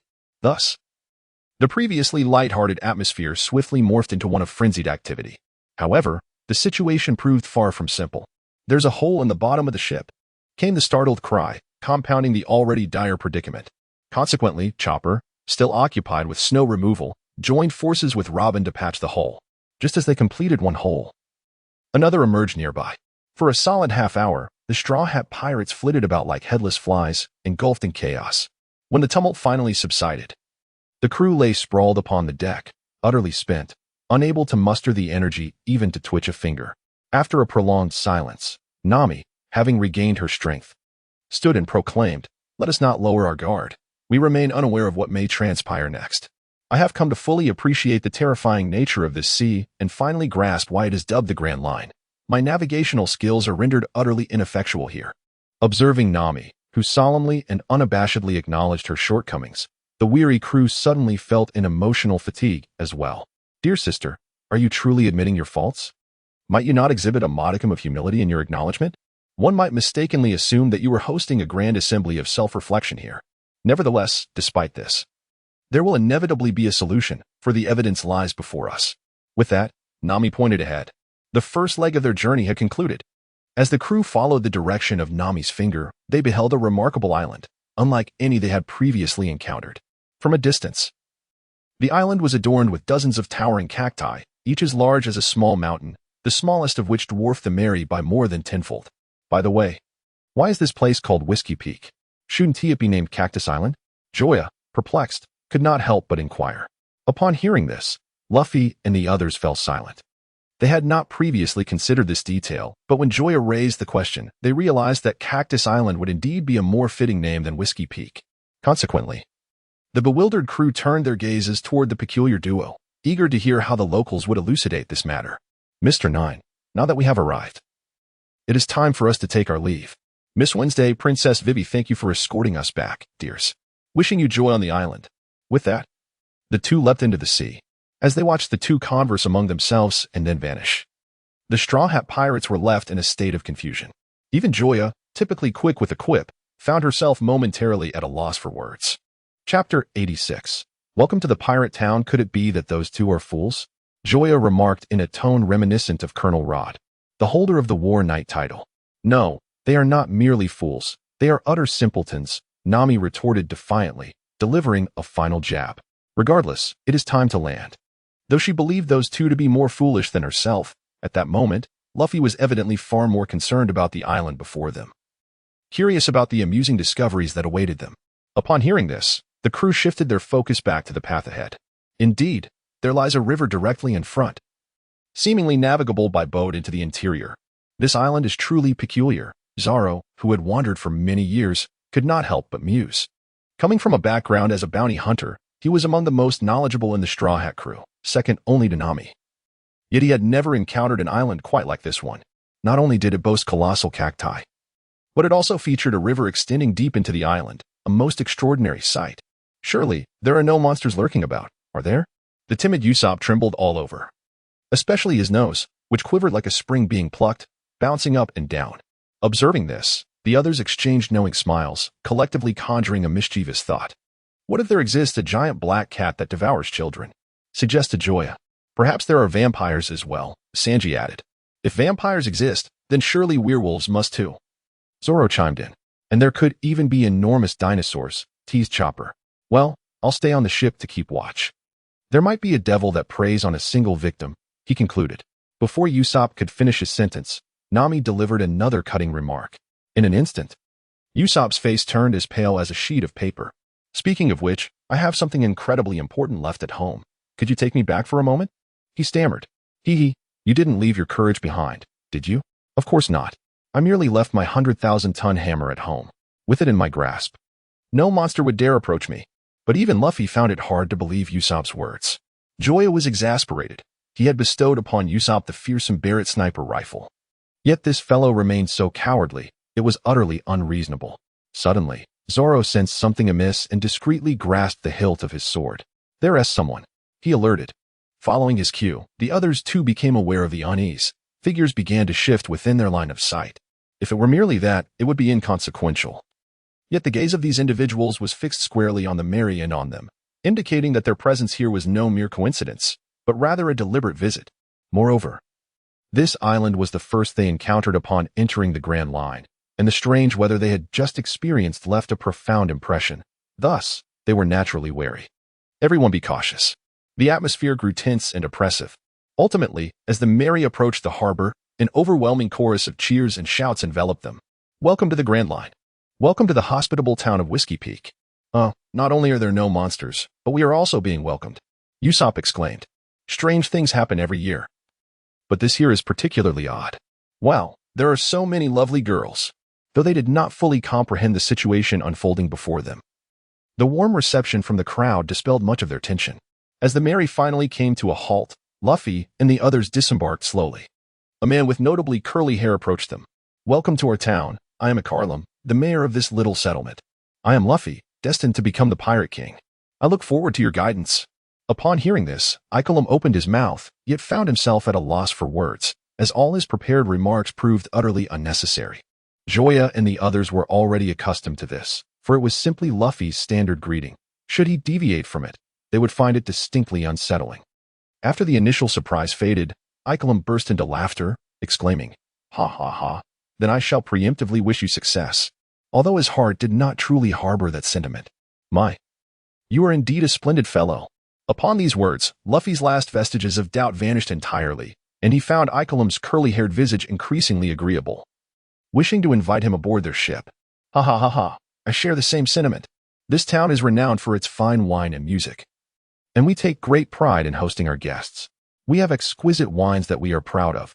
If possible, let us pair them with tales of your adventures thus far as we revel in the festivities. I would be delighted. At the mere mention of a banquet, Luffy, Sanji, and Usopp could think of nothing else, their hearts brimming with joy as they readily agreed. Observing this, Nami exchanged glances with Joya and then shook her head in resignation. Although they felt that everything was rather unusual, their captain had issued a command, leaving them little choice but to comply. However, with Joya present, she felt indifferent about it. May I inquire how long it will take to record the magnetic force of this island? Let us set aside such mundane matters for now and alleviate our travel fatigue instead. Ikelim smiled as he deftly shifted the topic and stepped forward, attempting to place a hand on Nami's shoulder to guide her towards the island for the banquet. However, before his hand could descend, a black katana interposed itself between him and Nami. We may converse, but no unnecessary touching. This is my wife. Do you understand? Moreover, did you not hear her question? Since you pride yourselves on hospitality, why the reticence? In an instant, the smile on Ikelim's face froze, and he awkwardly withdrew his outstretched hand. My apologies. It was my oversight. The magnetic pointer will be nearly filled by tonight, and you shall be able to set sail for your next destination come morning. Of course, should you wish to linger here a few more days, we would be most welcoming. That is more like it. Let us proceed. Lead the way. Joya stated without hesitation. Please, after you. Saying this, Ikelim turned away like a dutiful servant, daring not to voice a single complaint. Yet, as he turned his back to Joya, the warmth in his eyes transformed into an icy glare, a subtle aura of malice emanating from him. Why are you so incensed? He did not act with intent. After Igaram turned around, Nami chided him. Yet the upturned corners of her lips betrayed her true feelings, though she denied it with her words. Deep down she was utterly delighted. That night in Kokoyashi village, she had already made her decision. She had chosen Joya for life. Despite this man's myriad flaws, his kindness toward her was undeniable. Of course, Shashten's words that night and the alcohol she had consumed also played a pivotal role. Unable to help it. That's just the kind of person I am. Everything else is negotiable, but when it comes to women, absolutely not. What does that have to do with me? Humph. The Tsundere and Nami walked away without looking back, though the smile on her lips simply wouldn't fade. After half an hour of preparation, a lively banquet commenced just as night fell. Inside the room, everyone engaged in heated discussions around their own topics. Usopp, surrounded by villagers, finally had his moment to shine, spinning one thrilling fabricated adventure after another, leaving the crowd gasping and exclaiming in excitement. Meanwhile, Sanji, encircled by 20 young women, even entertained the thought of abandoning his dreams to stay there. Forgive me, it's not that my will is weak, but these women are simply too passionate. My body refuses to obey my mind. Another bowl. Luffy roared after devouring his 20th serving. Hearing this, one of the chefs collapsed on the spot, eyes rolling back, muttering weakly, "Spare me, spare me." Thus, a second chef hurriedly stepped in to save the situation, placing plate after plate of freshly prepared food before Luffy. Lastly, Nami, Joya, and Zoro were personally hosted by Igaram. As for Xiaoxian, she lounged bored in Joa's arms, occasionally nibbling on food from the table or casting disdainful glances around the room. Come now, don't hold back. Drink to your heart's content. Igaram offered the village's signature wine. However, Nami waved her hand. No, I'd rather not drink. Don't worry, this is a special beverage made from premium grapes. Though it tastes like wine, it contains no alcohol. Let me try it first. As Joya raised her glass and took a sip, confirming the absence of any alcohol or poison, she nodded towards Zoro and Nami. Observing this, the curious Nami followed suit and was astonished by the delightful taste of the beverage. Incredible. It's remarkably delicious. All right, in celebration of the harvest, let us engage in a toast contest as per tradition. The rules are simple. We toast continuously, and the last one standing will be declared the victor. You three should join in. I think I'll pass. I can't drink that much, Nami replied, still somewhat skeptical. However, whether by coincidence or design, Ikelim suddenly produced a large bag brimming with gold coins, declaring, the champion's reward is 100,000 berries. Are you certain you don't wish to participate? Please, pour me another. Upon hearing this, Joya and Zoro could only shake their heads in resignation, particularly for Joya, while others might be oblivious. He was well aware of the substantial sum hidden within Nami's little treasury. It was no exaggeration to say she could easily afford to buy both him and Luffy's heads, twice over. With a fortune of 140 million. She was indeed a veritable little heiress, and Joya could not fathom her enthusiasm for a mere 100,000 berries. Zoro, You should join too. Don't you lack funds? Why don't you encourage Joya to participate? He has sufficient for my needs. Perhaps influenced by the lively atmosphere of the banquet, Nami was bolder and more spirited than usual. Otherwise, she would never have spoken so liberally. Is this what you call politeness? If I weren't currently unable to best Joya, next year on this very day would surely mark your demise. Yet, despite his words, Zoro decided to partake in the contest, for he truly had no money. Cheers. In an instant, the already vibrant atmosphere surged once more. Frustrated, Zoro downed 10 glasses in a bid to vent his anger, while Nami, in the same time frame, managed to consume 12. Observing Nami's formidable demeanor, even more intense than Zoro's, Joya could not help but exclaim in admiration, "Indeed, it is Nami. When money is involved, matters become effortlessly manageable." 2 hours later, as the night enveloped the surroundings in darkness, the Straw Hat crew, having feasted and quenched their thirst, succumbed to slumber.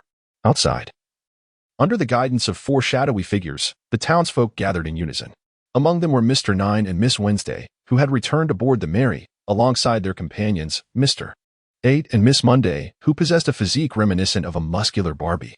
Honestly, that woman can drink excessively. Had I not diluted her beverage with a hint of alcohol, she would likely still be causing a ruckus, Mr. Monday lamented. Is it truly necessary to orchestrate such an elaborate charade? They are merely 5 seemingly feeble children. We could easily vanquish them at the port, especially considering our town has limited food supplies. In response, Icolum interjected, "Calm down. Look at this. I have conducted thorough investigations." He produced 2 bounty notices from his pocket. 30 million berries. No, wait. There's even one for 40 million. Just them. The staggering total of 70 million in bounties left the trio astonished, particularly Mr. Nine and Miss Wednesday, who, having spent more than a day in the company of Luffy and the others, had been oblivious to their true prowess. It is utterly foolish to judge a pirate's strength solely by their appearance, Icolum admonished. Feeling a bit embarrassed, Miss Monday scratched her head, unsure of how to respond. However, dismissing the awkwardness, she concluded, "Well, the matter is resolved. It seems I can report good news to the boss. Let us hurry and retrieve the treasures from the ship." But what about these people?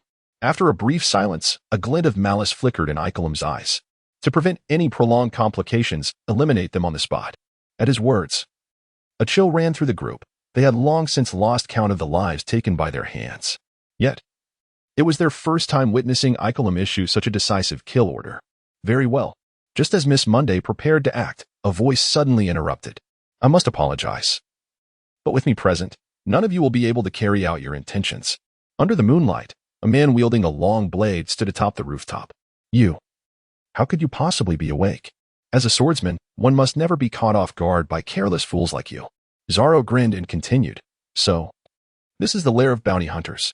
Your purpose here is to ensnare those pirates who have just entered the Grand Line and plunder their vessels.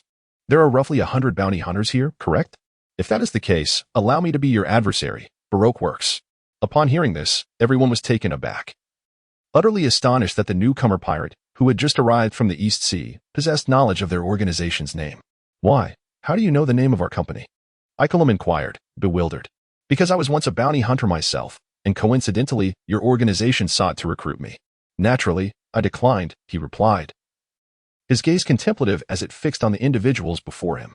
The employees within the company were entirely unaware of one another's backgrounds, only addressing each other by code names. The whereabouts and true identities of their leader remained a mystery to the associates. A criminal syndicate that dutifully executed orders, that was the Baroque works. Am I not correct? Each word from Zoro pierced the hearts of the listeners like needles, and upon his conclusion, some faces turned ashen with despair. They realized that as associates, they were even less informed than an outsider.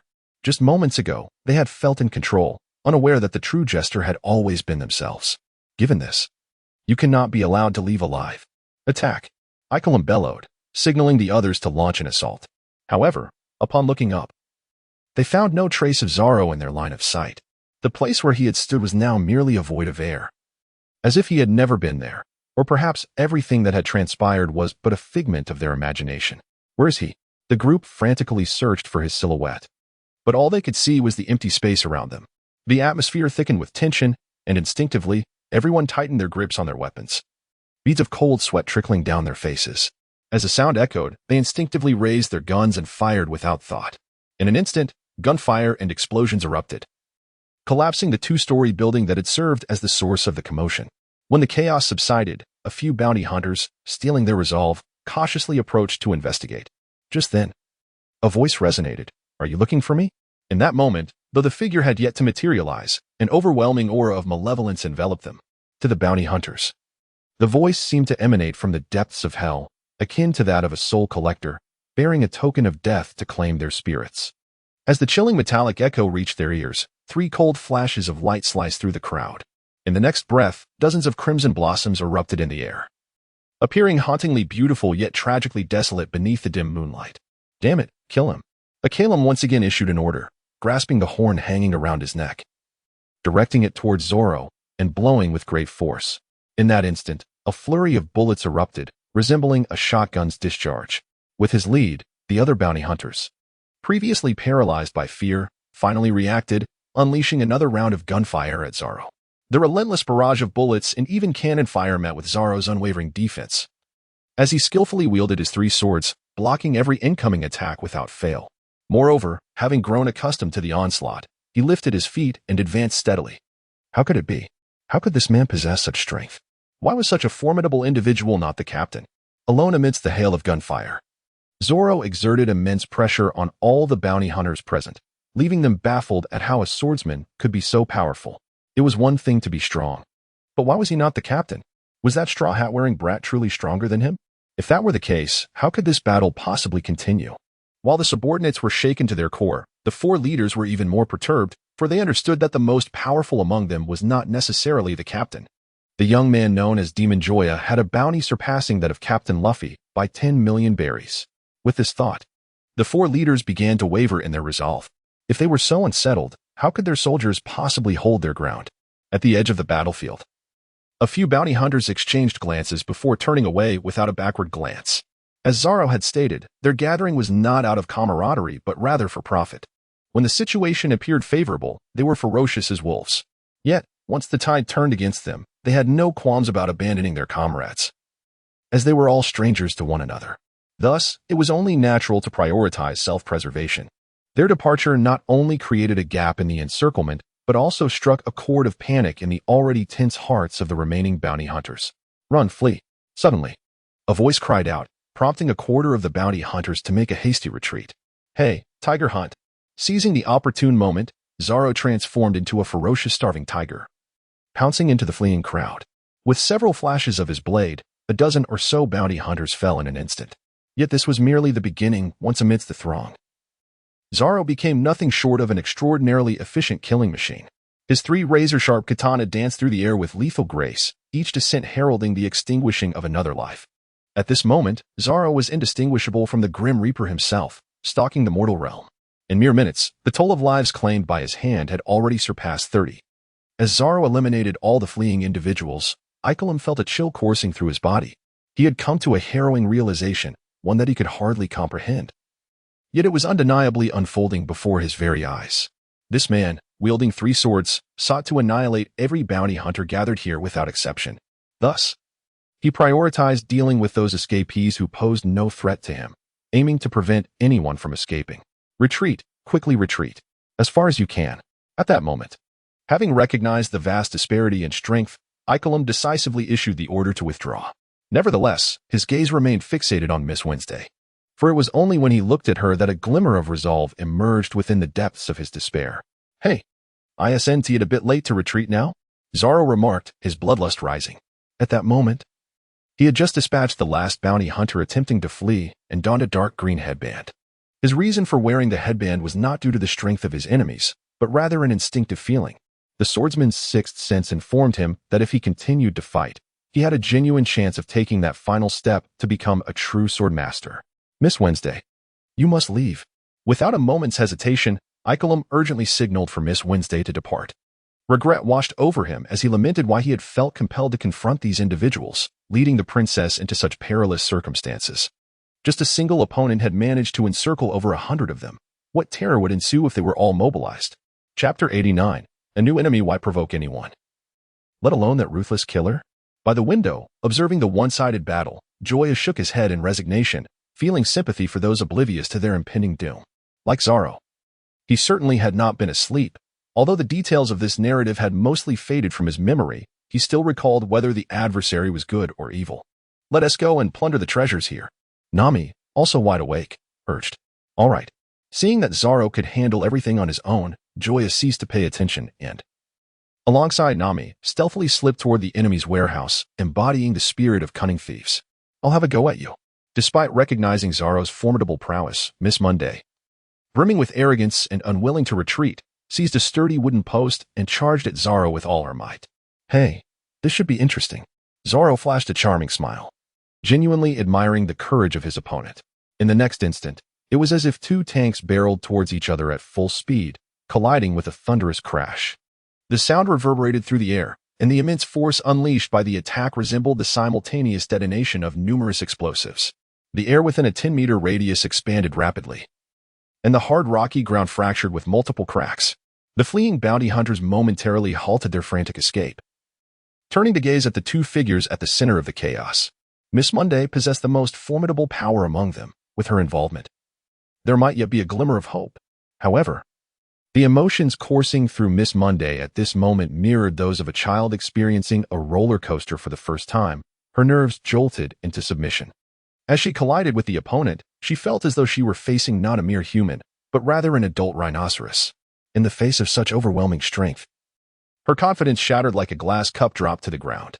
Three-sword style, tornado. In the next moment, Miss Monday, along with her makeshift weapon, spiraled upwards into the sky. Run, flee. At that juncture, there was no need for Icolum to issue a warning. Everyone was desperately fleeing, some even abandoning their weapons in a frantic bid to outpace one another. Suddenly, a man and a woman appeared in the path of Icolum and the others as they fled. The man wore sunglasses and a dark trench coat, prominently displaying the number 5 on his chest. The woman was clad in a form-fitting dress, holding an umbrella aloft. Upon witnessing the two individuals, a fleeting expression of surprise crossed Icolum's face. "Mr. 5 and Miss Valentine's Day, your presence here is fortuitous. Please, save us." However, in response to their companion's plea, the duo displayed no inclination to assist, their faces etched with disdain. "What worth do you possess, cowering before a mere swordsman? Moreover, do you still deem it necessary to feign bravado in my presence? I am Icolum, captain of the Alabasta Royal Guard." At these words, Icolum's heart sank. "I've been exposed. To hell with you, vile creatures," he declared, resolutely grasping the collar of his shirt. Curly cannon. Several cannon barrels emerged from his hair, unleashing a barrage towards the two before him. The explosive fire instantly engulfed Mr. 5 and Miss Valentine's Day, illuminating the street as if it were day. "Princess, flee. I cannot hold out much longer." As the words escaped his lips, two figures emerged from the swirling smoke. "Indeed, you possess a modicum of self-awareness.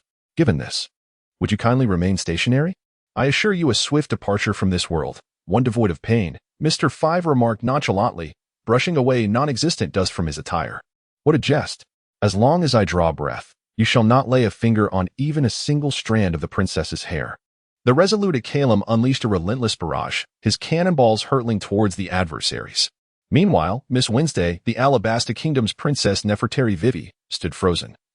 Whether paralyzed by fear or some other reason, she remained immobile. "Alas, the conversation circles back to such dreary topics," Mr. 5 muttered, digging into his nostrils before exclaiming. Nasal void. A minuscule piece of nasal discharge was flicked forth, traversing the distance towards Icolum. Upon contact, an explosion far more powerful than the curly cannon erupted. And with a resounding thud, Icolum collapsed. "Go. If you perish here, the kingdom is truly doomed." Hearing Icolum's intermittent voice, Vivi finally realized how much precious time she had squandered. Acknowledging the peril, she staggered backward before resolutely turning to flee, simultaneously emitting a whistle. "Hush!" The sound of hurried footsteps suddenly echoed from the opposite end of the street. "You shall not escape." Observing this, Mr. 5 dug into his nose once more. Despite not fully grasping the situation, he understood one thing. If Vivi were eliminated, the rest would matter little.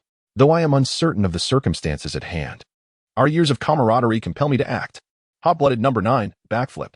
In the critical moment, Vivi's partner charged towards Mr. 5 wielding a baseball bat. How absurd this camaraderie seemed. As Mr. 5 launched yet another snot cannonball, there was nothing more to witness. Mr. 9 took off and vanished into thin air. However, his sacrifice afforded Vivi a fleeting moment of respite as she rode a colossal duck, dashing away without a glance back. After her, Mr. Five and Miss Valentine's Day exchanged a glance before promptly pursuing her, leaving behind the barely breathing Icolum. I cannot comprehend why you chose not to reveal your intentions sooner or later, but rather at the very moment I was on the brink of a breakthrough. Do you realize how infuriating that is? Ahem, I sincerely apologize for that. Gazing at the swordsman before him, Icolum's eyes flickered with a moment of hesitation. However, the thought of the princess's current predicament swiftly dispelled any doubt on his face. If possible, I sincerely hope you can lend your hand to rescue the esteemed princess. Huh? Have you lost your mind? Just moments ago, you led your men to attempt my murder, and now you seek my assistance in safeguarding the princess.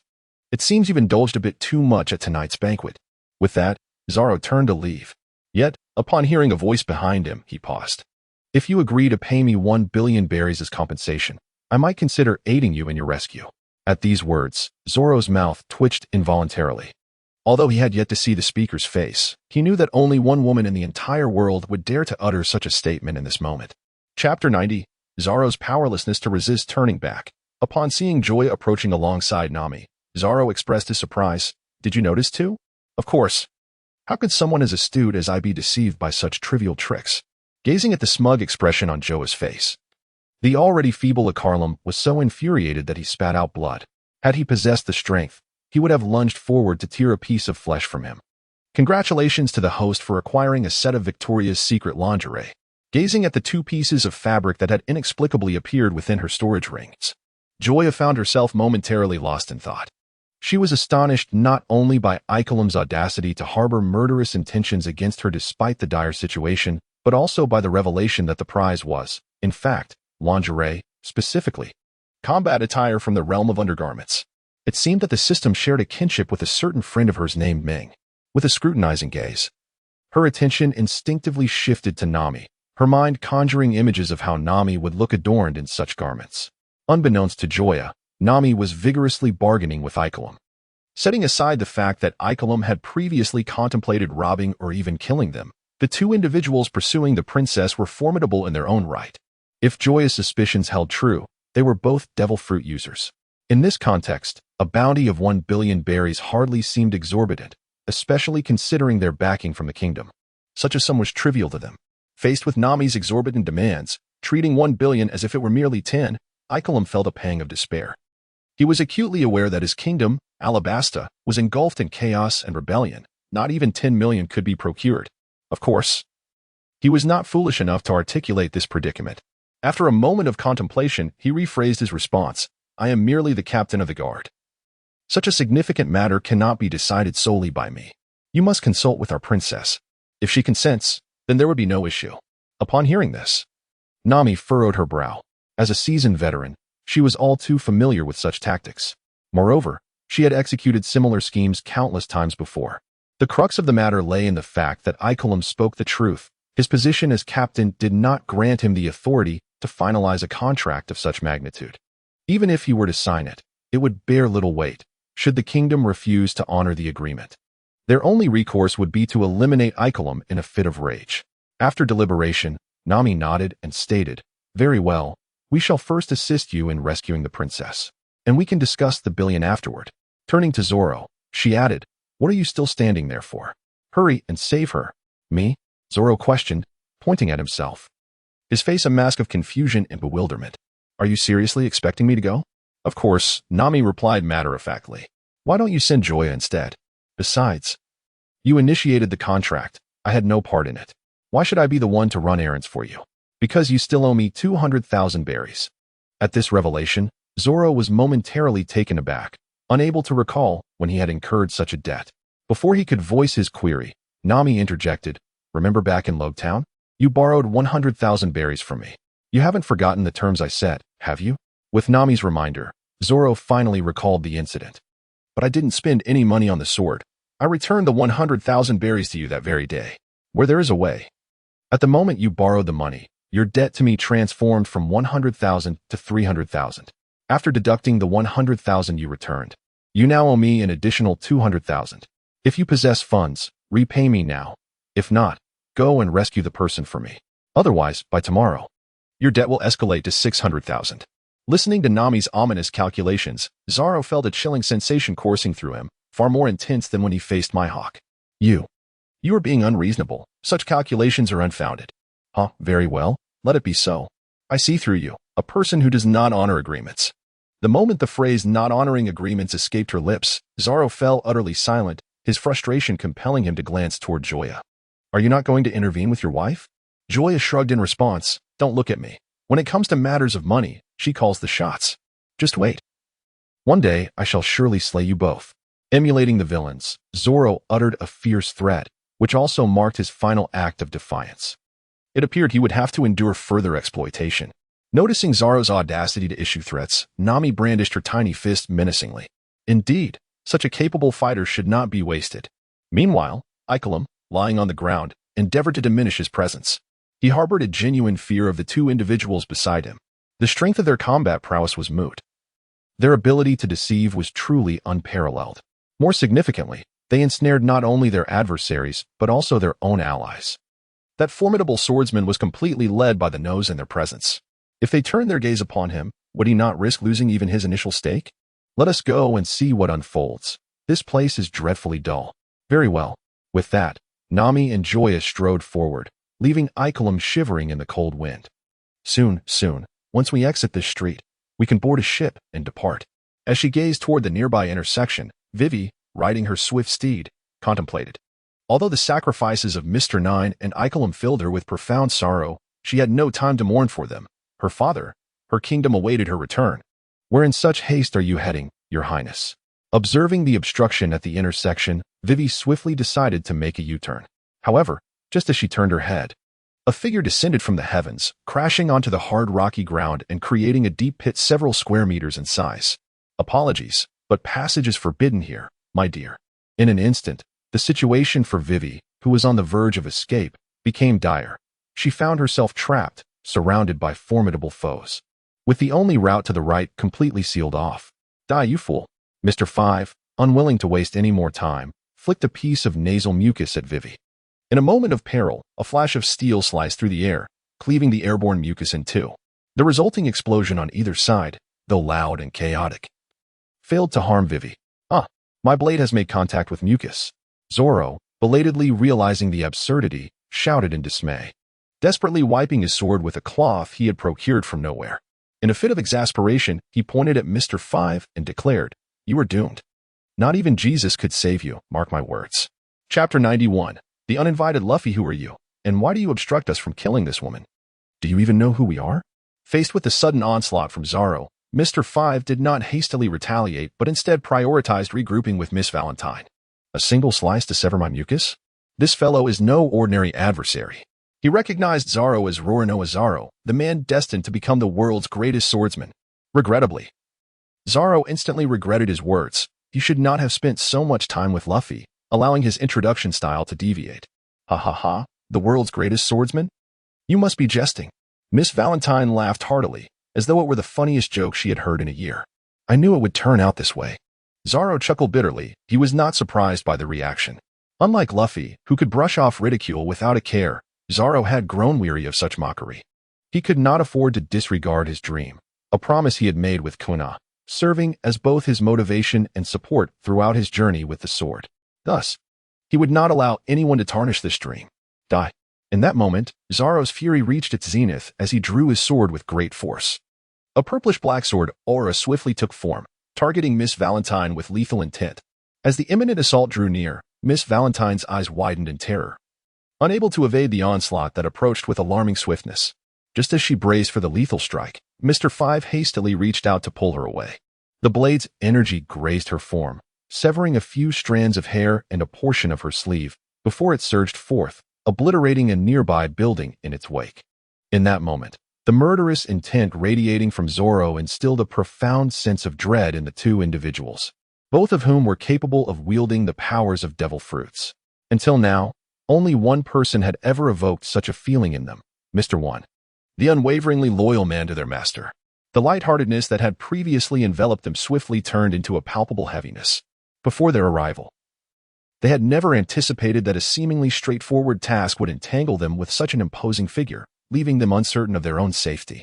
Little did they know, it was ultimately their assistance that would enable his breakthrough. Thus, he felt a deep gratitude towards them. As Zoro straightened from his bow, his eyes, glimmering with a brilliance surpassing that of the moonlight, peered out from beneath his bandana. Under the penetrating gaze of those eyes, Miss Valentine instinctively recoiled, her fear of Zoro reaching unprecedented heights. Do not panic. This man is merely a swordsman, his physical prowess not as exaggerated as Mr. Once. With your abilities, it will be difficult for him to touch you. I shall provide covering fire. You await the opportune moment to strike. We are not destined to lose. Yet, perhaps unbeknownst to Mr. 5, he had subconsciously begun to regard Zoro as an entity of equal caliber to Mr. 1. All right. No sooner had the words left his lips than an unexpected voice echoed through the desolate street. Zoro. In an instant, the gazes of Mr. 5, Miss Valentine, Zoro, Princess Vivi, and the recently arrived Nami and Chopper converged upon the suddenly materialized figure of Luffy. Observing Luffy, whose belly had swollen significantly due to overindulgence, Nami expressed her confusion. How did he wake up? Could it be that the commotion from the battle roused him, prompting him to come and assist? However, witnessing Luffy's irate demeanor, Joya, who had cohabited with him for over a decade, instinctively shook her head and remarked, for some reason, I have an ominous premonition. Almost to validate Joya's apprehension, an enraged Luffy charged towards Zoro. In contrast, with Luffy's arrival, Zoro's murderous intent noticeably diminished. Although the reason for Luffy's presence remained unclear, Zoro welcomed the additional ally, as an expedited resolution would allow him to return to slumber sooner, consequently easing his vigilance. In stark contrast to Zoro's relaxed demeanor, Mr. 5 and Miss Valentine were palpably tense. The mere presence of Zoro had already instilled immense pressure upon them. If this young man in the straw hat were as formidable as the swordsman, they would be compelled to flee. As Luffy barreled towards them, Mr. 5 and his companion focused intently, swiftly repositioning themselves to either side of the path, thereby avoiding the likelihood of a simultaneous assault. In the next instant, a large black rat darted before them, its speed akin to a flash of lightning, vanishing before they could fully comprehend the situation. Meanwhile, Zoro remained blissfully unaware of the gravity of the predicament, his face still adorned with a carefree smile. However, that smile was destined to fade in the next heartbeat. Luffy's fist, charged with all his might, landed with unerring precision on Zoro's face, sending him soaring into the air. The dramatic turn of events left everyone present in a state of astonishment. Mr. 5 and his companion, initially bracing for catastrophe, exhaled in relief, while Joya and Nami stood agape, at a loss for words. After propelling Zoro with a single punch, Luffy stood firm, seething with rage as he glared at Zoro, exclaiming, "You jerk! Why did you brutalize those kind souls who prepared meals for us? Even if they didn't serve your favorite dishes, there was no need for such cruelty." Listening to Luffy's misguided rationale, Joya and Nami, positioned at a distance atop a building, could only face-bomb, silently mourning for the long-suffering Zoro for 3 seconds. Struggling to suppress his instinct to draw his sword, Zoro, with his dwindling patience, explained, "You fool, it's not as you perceive. I'm not concerned with your assumptions. I'll ask you one thing. Were those individuals you attacked? Yes, I did strike them, but the issue lies in their true identities. They are bounty hunters. Their hospitality was merely a ruse to lower our guard. They had already set their sights on you and Joya's heads. You're lying. Would the enemy truly offer us delicacies?" Observing Luffy, who clenched his fist in a manner that suggested he longed to launch himself into the fray, Zoro finally grasped the gravity of the situation. It was evident that this individual was not jesting. "Are you serious?" "Never has my seriousness reached such depths." After a brief pause, Zoro slowly unsheathed his sword. "Since you cannot comprehend explanation, I shall have no choice but to defeat you. It is fortuitous that I wish to ascertain which is superior, swordsmanship or martial arts." In a pivotal moment, both Luffy and Zoro, bound by camaraderie, charged earnestly towards one another. Demon Slash. Rubber Rocket. At the instant of their collision, a shockwave erupted, centered around the two, and the ensuing gale swept away Vivi's azure locks. Observing the two individuals who erupted into conflict at the slightest provocation, her mind remained a blank canvas, unable to synchronize with their tumultuous rhythm. Chapter 92. The farce concludes. A peculiar sight unfolded before Wei Wei as a solitary booger magnified rapidly. Then, under her horrified gaze, it brushed against her temple and vanished in an instant. A deafening roar echoed from behind as a powerful gale swept past her, disheveling her hair and garments. Fear surged like a tidal wave as she realized. In that fleeting moment, she had truly brushed against the specter of death.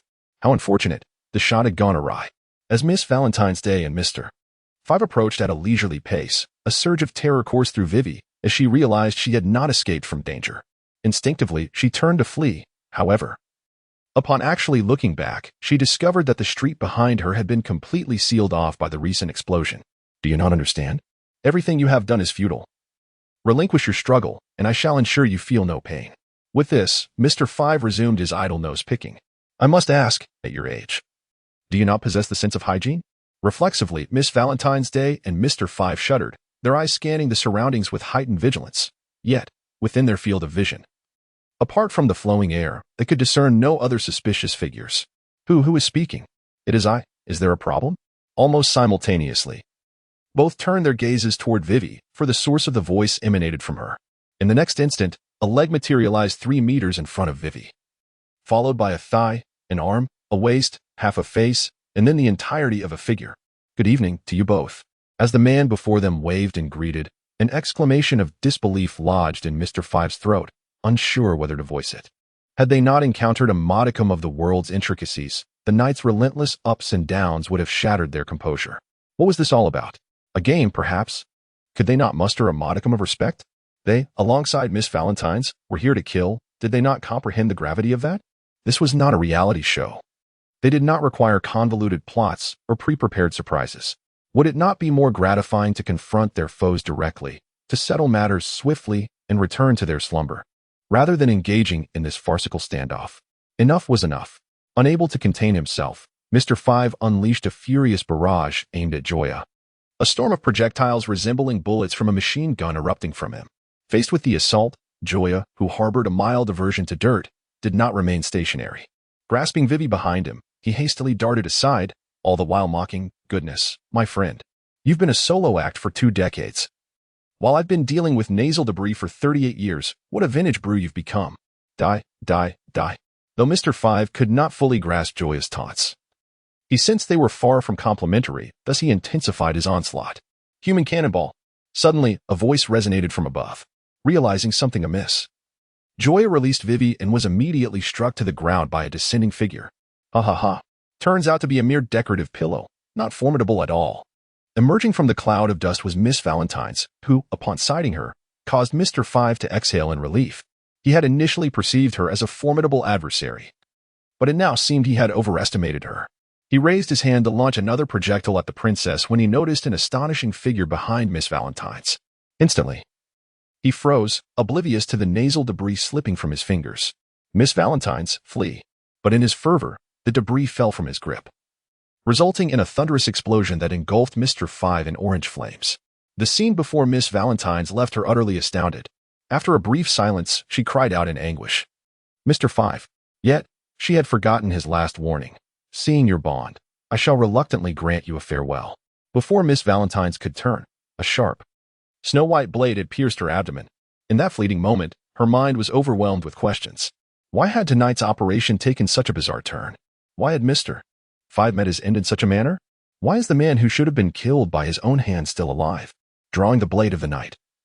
He wiped it on the woman, then turned his gaze towards his personal profile. Name, Joya. Age, 17 years. Power level, 521. 539 charm level, 36 personal abilities, immortal body.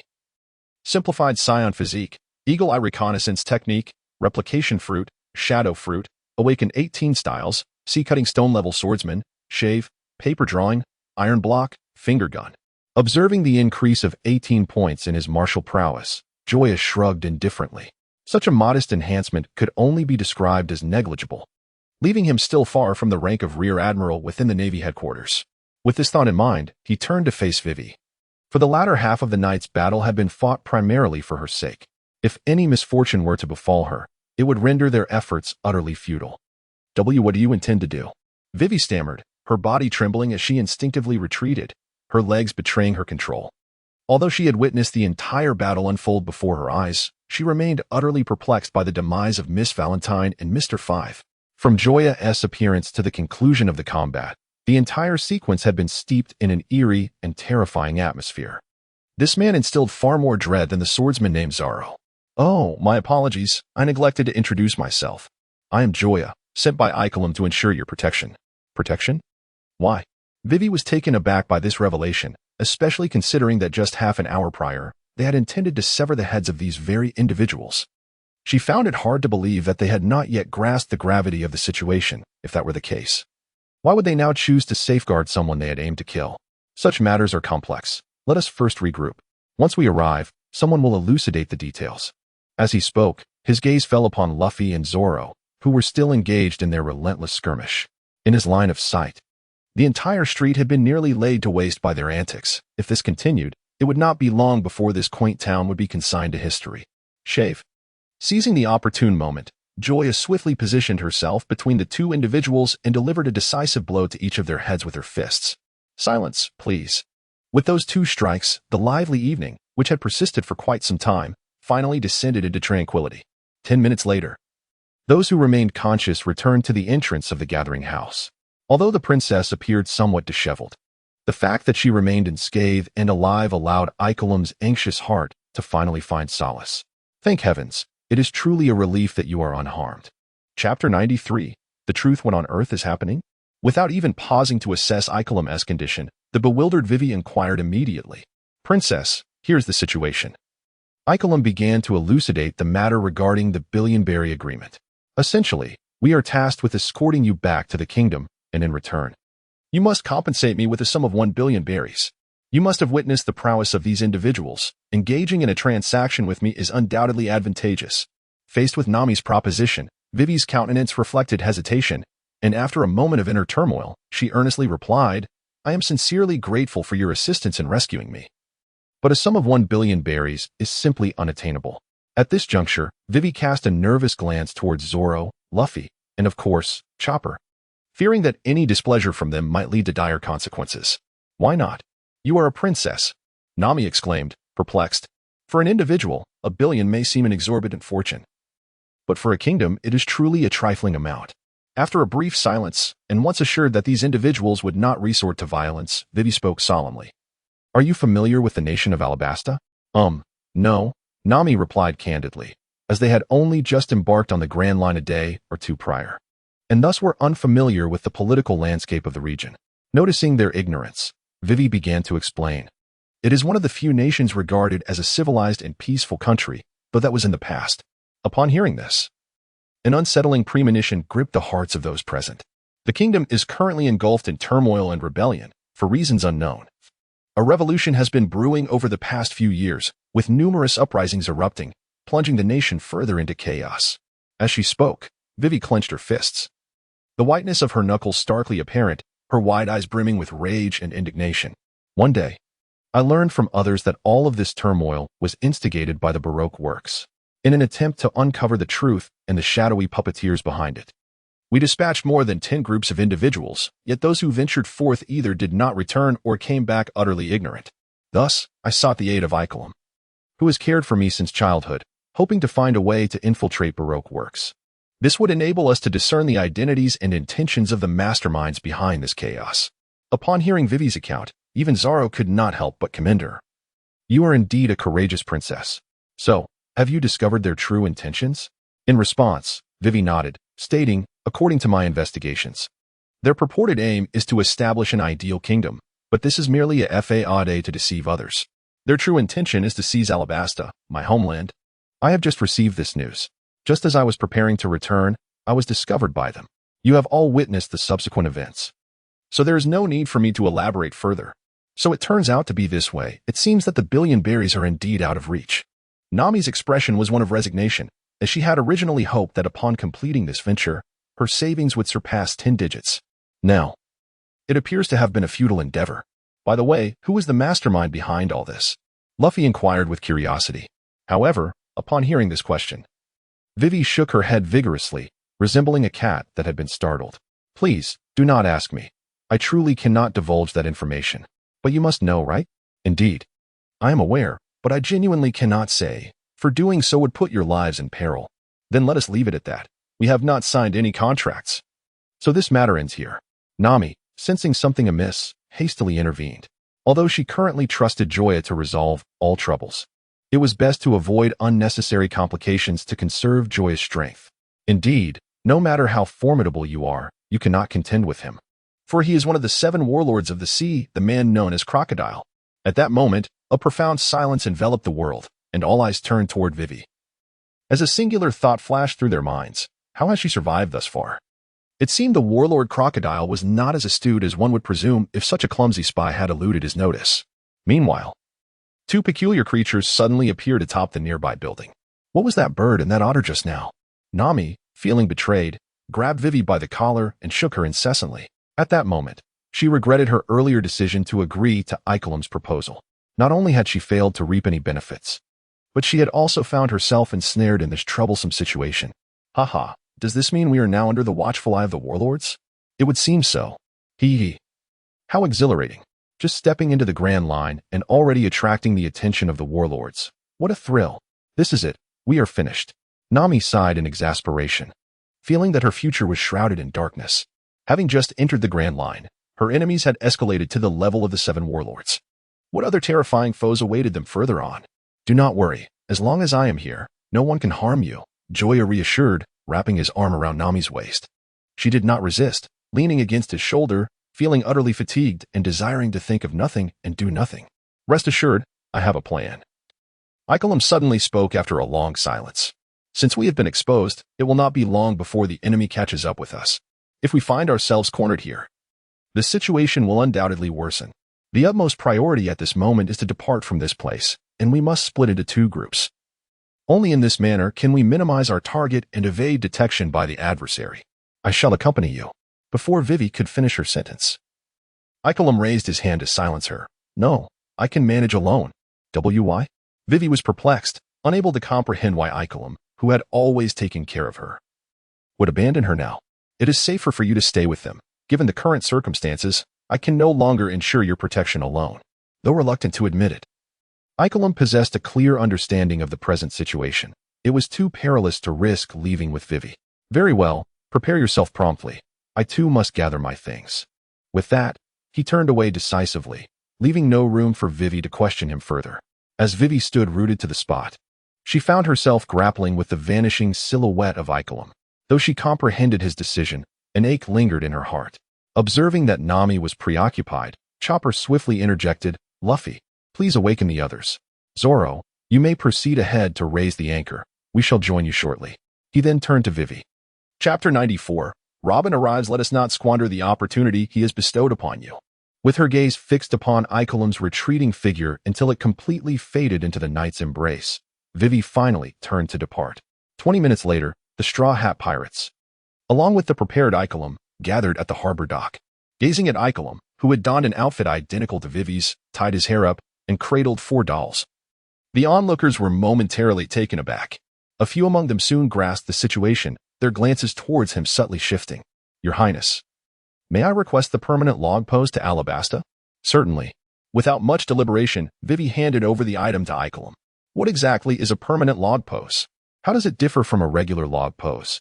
Nami inquired, perplexed. As a navigator, she realized her knowledge of the Grand Line was still woefully inadequate, as others could casually present peculiar artifacts that she did not recognize. It is fundamentally different. A permanent log pose preserves the magnetic force of a specific location indefinitely. As long as it remains intact, it will continuously point towards that designated place, requiring no magnetic absorption. However, it cannot provide directions to other islands, Icolum explained. Nami nodded in understanding, appearing as if she had absorbed valuable knowledge. Allow me to take this permanent log pose. I shall return to the kingdom following its guidance. You can continue your journey according to the direction indicated by the regular log pose. There are only 2 or 3 islands in between, and we shall reunite in the kingdom. He continued, I will set off first, which may also help divert some of the enemy's attention, thereby reducing the number of pursuers after you. Upon hearing this, Joya's brow furrowed in realization. Although the current circumstances regarding their enemies remained unclear, Icolum's actions undoubtedly posed significant risks. He possessed a permanent log pose, and it was likely that the members of Baroque works did as well, thereby considerably increasing the odds of an encounter. With this thought in mind, he instinctively glanced at Vivi, who, in that moment, appeared oblivious, standing there with a vacant expression and saying nothing. Ultimately, unable to contain his concern, Joya spoke up, perhaps you should accompany us, this way. We can look out for one another. I appreciate your kindness, but it truly is unnecessary. Your assistance in escorting the princess back is already a great favor. "And I shall handle the rest," Icolum replied, cutting off any further attempts by Joya to persuade him. With that, he leapt into the small boat beside the Mary and began to row slowly towards the horizon. As they gazed at the receding boat, the crowd on the shore rendered a tribute of attention. Moments after the vessel had sailed 100 meters away, the tranquil night was abruptly pierced by the sound of several muffled cannon blasts. In the next instant, the obsidian surface of the sea erupted in an explosion of brilliance, as orange flames ascended like a rising sun, illuminating the surrounding world for 100 meters in all directions. Gazing at the surging and tumultuous sea before her, Vivi's body stiffened, and she failed to react in time. By the moment she finally comprehended the reality, the small boat and the silhouette of the man had long vanished from the water's surface. Akaram, in a state of mental collapse, Vivi fervently called out Akaram's name, recklessly rushing forward, striving to grasp the man's hand, desperate to prove that this was all a mere illusion. Beside her, Joya could not bear to watch her march toward death and swiftly pulled her back. "If you feel you have the courage to meet Akaram, I won't stop you. After all, Alabasta is no concern of ours." At these words, Vivi's frail body trembled violently, tears streaming uncontrollably down her face, yet she halted her fatal advance, standing silently at the shore, weeping.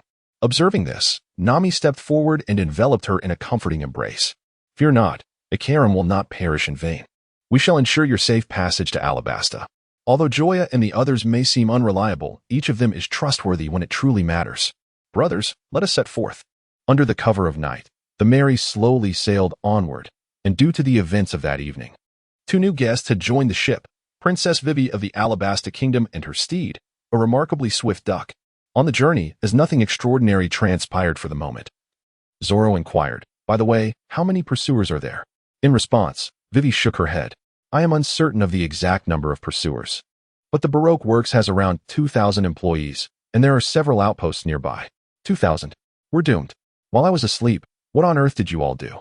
Why was I awakened to the news that over 1,000 people are after me, and the enemy is none other than the 7 warlords of the sea? Usopp, having just grasped the situation, squatted in a corner, questioning his existence. He was mistaken. He truly erred.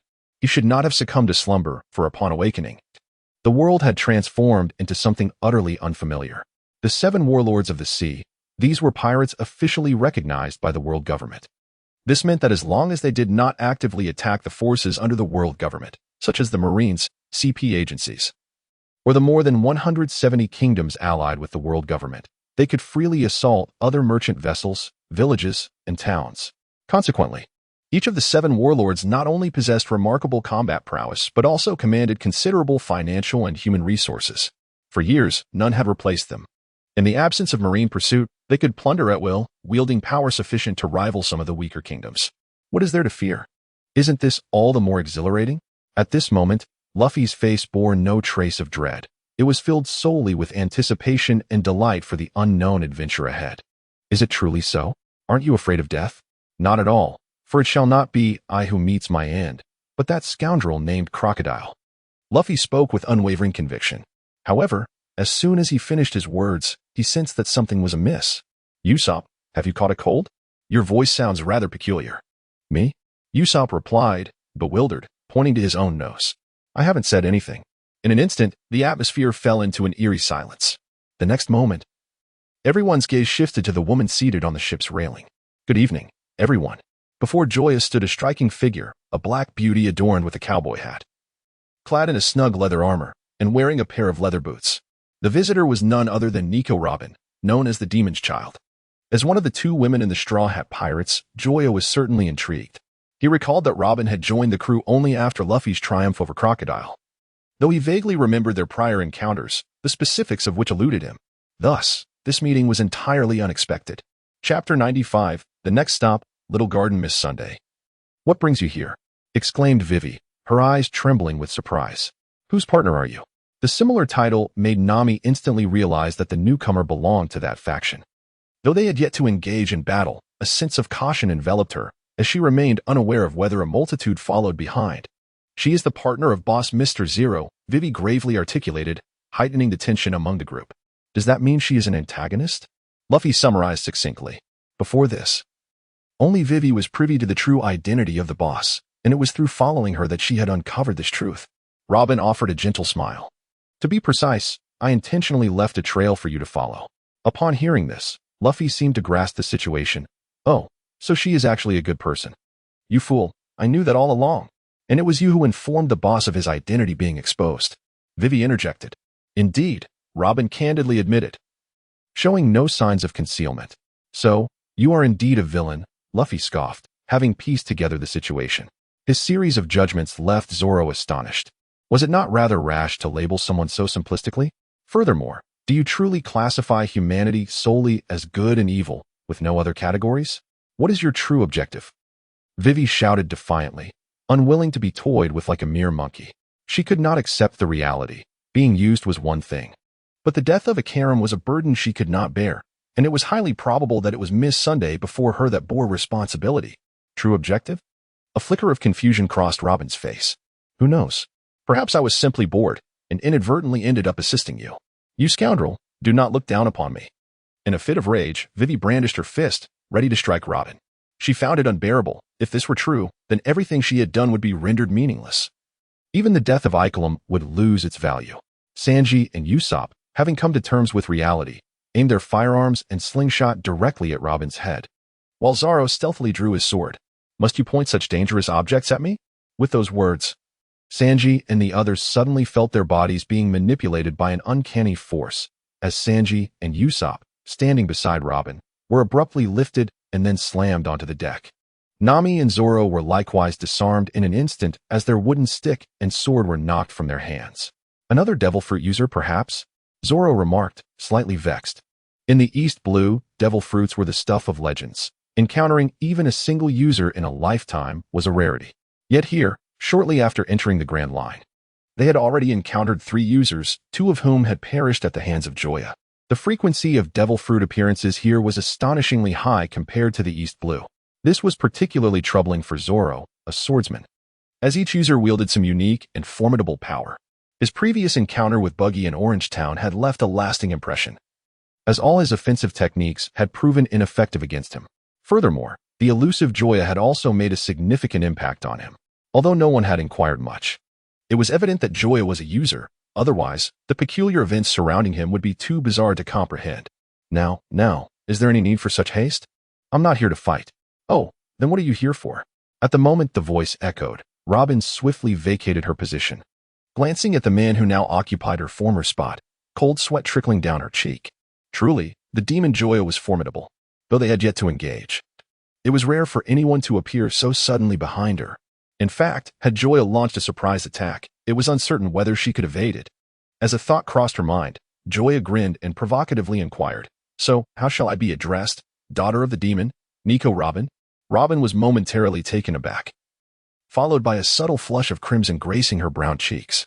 Upon witnessing this scene, Nami's expression began to shift, her eyes narrowing as she cast a glance at Robin, imbued with a hint of peculiar animosity. She then turned her attention to the little fairy perched on Joya's shoulder, a thought slowly blossoming in her mind. "Humph. That is a name bestowed upon me by the Navy, one I have never accepted." In response, Joya shrugged, neither agreeing nor disagreeing. "What is your true purpose for being here?" Nami interjected, not allowing Joya the opportunity to continue speaking. Upon hearing this, Robin shot a glance at Nami, who harbored hostility towards her, perplexed by the sudden animosity. However, she did not dwell on it and began to explain. "The reason for my presence here is to inform you. If you continue to follow the direction indicated by the record pointer, even if we do not intervene, you will not reach Alabasta. For your next destination is called Little Garden. TCH, do you think I would believe you?" Nami responded dismissively, having no reason to trust the words of an enemy. "Whether you choose to believe me or not is of no concern to me. I merely wish to bring you something along the way." With that, Robin produced an object from between her bosom. He cast a glance at the crowd and, for reasons unbeknownst to him, directly tossed it to the side towards Joya. Gazing at the eternal compass that originally belonged to Ikelam, Joya was utterly bewildered. However, the source of her confusion was not the compass itself, but rather the lingering warmth and faint scent it retained. Almost simultaneously, Joya's body shuddered violently as she sensed an overwhelming aura of malevolence. Instinctively, she cast a glance at Nami beside her, and under the nearly predatory gaze she received, Joya decisively relinquished the eternal compass to her. Upon witnessing this scene, Robin instantly comprehended the reason behind her previous gaze. Immediately, Certain wicked thoughts began to surface in her mind as she approached Joya, her high-heeled shoes clicking softly with each deliberate step. "Excuse me, handsome, do you happen to have any wine here? If so, would you be so kind as to offer me a drink?" As Joya observed Robin, almost leaning against him and continuously casting flirtatious glances, an unsettling chill coursed through his body. Before him lay a figure that ignited fervor, while behind him loomed a gaze sharp enough to cleave him in twain. Brimming with hostility, at that moment, he found himself ensnared, unable to advance or retreat. Perhaps I should just refrain. I am still underage and cannot indulge in alcohol. Just as Joya believed he had conjured a reasonable excuse, Robin's laughter grew ever more jubilant. "Oh, so you are a little brother." She emphasized the word little with a playful inflection. Chapter 96, The Meeting with CP9I. Fueled by indignation, Joya prepared to demonstrate his maturity. Yet Robin gracefully stepped forward, her body gliding away as she regarded him with an amused expression. "Sister will remember you. We shall meet in Alabasta." With that, she leapt from the Mary and settled atop an enormous turtle. "Farewell, little brother." As Joya and Nami glared at her in fury, Robin waved her goodbye. "Curse you. Do not let me see you again." Nami spat at Robin's retreating figure. In response, Robin's smile only deepened. It was not until her silhouette had completely vanished that the group withdrew their gazes, turning their attention to the permanent pointer in Nami's hand. "What shall we do now? Should we sail directly in the direction it indicates?" Previously, with no alternative routes available, they had been compelled to follow the course dictated by the record pointer. However, with the permanent pointer now in their possession, they had a faster and safer option, prompting a need for careful consideration. Exchanging glances, uncertainty enveloped the group, as no one dared to make a decisive choice. They could not ascertain whether this was a scheme orchestrated by Miss Sunday, despite her seemingly indifferent demeanor. She remained an adversary, and they were hesitant to place their trust in her. Nevertheless, relinquishing the direct route to Alabasta left them feeling discontented. Thus, all eyes turned to Luffy. In moments of indecision, it was essential for the captain to take charge. Under the collective gaze of his crew, Luffy seized the permanent pointer from Nami's grasp, scrutinized it for a brief moment, and then, with a decisive motion, crushed it in his right hand. "Our journey shall not be dictated by outsiders." Gazing at the shattered perpetual pointer, the crowd bore no expressions of reproach. Instead, smiles of contentment graced their faces. It was evident that Luffy remained unchanged, undeterred by the trials of the Grand Line or the pressures exerted by the 7 warlords of the sea. His unwavering confidence provided a sense of solace to those around him, subtly influencing them in profound ways. "Yash, our next destination is Little Garden." With that proclamation, the Mary set sail towards its next adventure. Meanwhile, in a certain region of the Alabasta Kingdom, "Boss, the world government has arrived. Shall we receive them?" The unexpected presence of the world government elicited a slight furrow of the brow from the man seated upon the dais. After a moment of contemplation, he nodded. "Show them to the reception room. I am curious about their intentions at this juncture." "Understood." With that, his subordinate withdrew, leaving the man alone in the room. His gaze drifted afar, his profound eyes harboring countless thoughts. Under scrutiny from various factions, his endeavors were fraught with challenges, particularly now. As matters had begun to take a turn for the better, troubles arose incessantly. Not only had the world government made their presence known, but disturbances and betrayals also erupted at the entrance of the Grand Line. To make matters worse, his identity had been discovered by the kingdom's princess, and the subordinates he dispatched to deal with her had been vanquished by a few novices who had just entered the Grand Line. In a fit of rage, Crocodile tore apart 2 bounty notices that lay before him, finding some relief from the suffocating anger that enveloped his chest. He then rose to confront the representatives of the world government. Moments later, upon reaching the entrance of the reception room, Crocodile hesitated briefly, observing the 3 individuals within. They were clad in identical black uniforms, with the leader sporting a long, intricately braided hairstyle. Among the other 2, one possessed waist-length pink hair, while the other had an unusually large head. Upon witnessing them, Crocodile felt a tightening in his chest, and the name CP9 automatically surfaced in his mind. Before he could take any action, Gabra, seated at the leftmost end of the table with his back to him, suddenly remarked, "Is it truly appropriate for us to wait here while you, as the host, keep us waiting?" At these words, Crocodile's gaze flickered. Yet as a member of the 7 warlords of the sea, he could not allow such trivial matters to affect him. He promptly stepped into the room. "My apologies. The button on my coat came undone, and I had to fasten it again," he stated. Gabra merely scoffed at this obvious excuse. "Is there a specific reason for your visit? What, is it unacceptable to come without a purpose?" He retorted with a chuckle. as a spy organization under the world government. Do you truly have the leisure to visit me for tea? With these words, the two exchanged knowing smiles, each understanding the unspoken truths between them. Finally, Garp took the lead, saying, "Let us dispense with the pleasantries. We have come to discuss someone you are familiar with." At this, Crocodile's heart skipped a beat as he immediately thought of Miss Sunday. While others might be unaware, he knew that Miss Sunday's true name was Nico Robin. Infamously known as the Child of the Devil, long before his own rise to fame, she had been placed on the world government's wanted list, with a bounty that was not far from his own. However, he skillfully concealed these thoughts, revealing nothing on his face. "Let us get straight to the point. Who are we talking about?" "The devil, Joya," Garp replied, producing a bounty notice from his pocket. Gazing at the familiar face on the bounty notice, a flicker of anger flashed in Crocodile's eyes, quickly suppressed but still noticed by Garp. "How about that? I spoke correctly. Did I not?" Upon hearing this, Crocodile fell into a moment of silence. The bounty notice before him, along with the other party's words, was sufficient to affirm many things. At the very least, it was evident that there were spies of the world government concealed among his ranks. Otherwise, how could they have known about the events that transpired at the entrance of the Grand Line, and with such swiftness, even preceding his own knowledge as the leader? In an instant, Crocodile's mind raced with thoughts. What identities did the spies embedded within his crew possess? Were they mere peripheral agents or high-ranking operatives? What knowledge did these individuals hold? Did they comprehend his true intentions? At this point, Crocodile instinctively shook his head. His genuine objective was known only to him and Miss Sunday. If it were anyone else, there might be a possibility of them being spies. But Miss Sunday could not possibly be one. Thus, they should remain oblivious to his true aim. Moreover, had they truly been aware, it was likely that the three individuals before him would not have been the ones to arrive. It could have been the three admirals instead. Noticing Crocodile's prolonged silence, Garp prompted once more, "You do recognize this person, do you not? And if I do, what of it?" Crocodile replied, maintaining a facade of calm.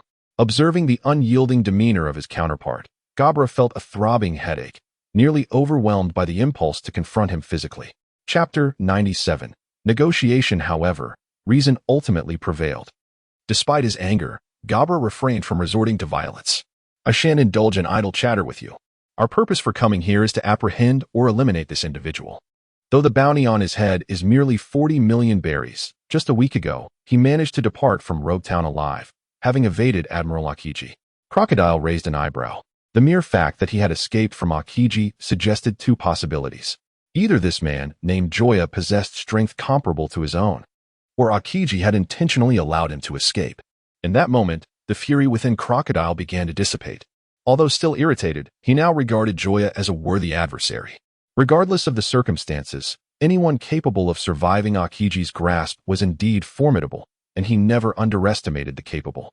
Sensing that Crocodile had finally grasped the gravity of the situation, Garp seized the opportunity and retrieved a document from his pocket, presenting it to Crocodile with the remark, "This is a report from the Navy headquarters. You might find it quite enlightening." Gazing at the naval insignia on the cover of the document, Crocodile's mood grew increasingly somber, to the extent that he hesitated to open the file immediately. He had initially presumed that Joya was merely a fledgling pirate, newly embarked on the Grand Line, destined to fade away like a wisp of smoke before long, without him needing to intervene. However, with Garp's various assertions, he gradually recognized that this newcomer was somewhat exceptional. After all, how could CP9 agents possess a document from the Navy headquarters to seek out someone of his stature as a warlord of the sea? With this thought, he opened the document before him.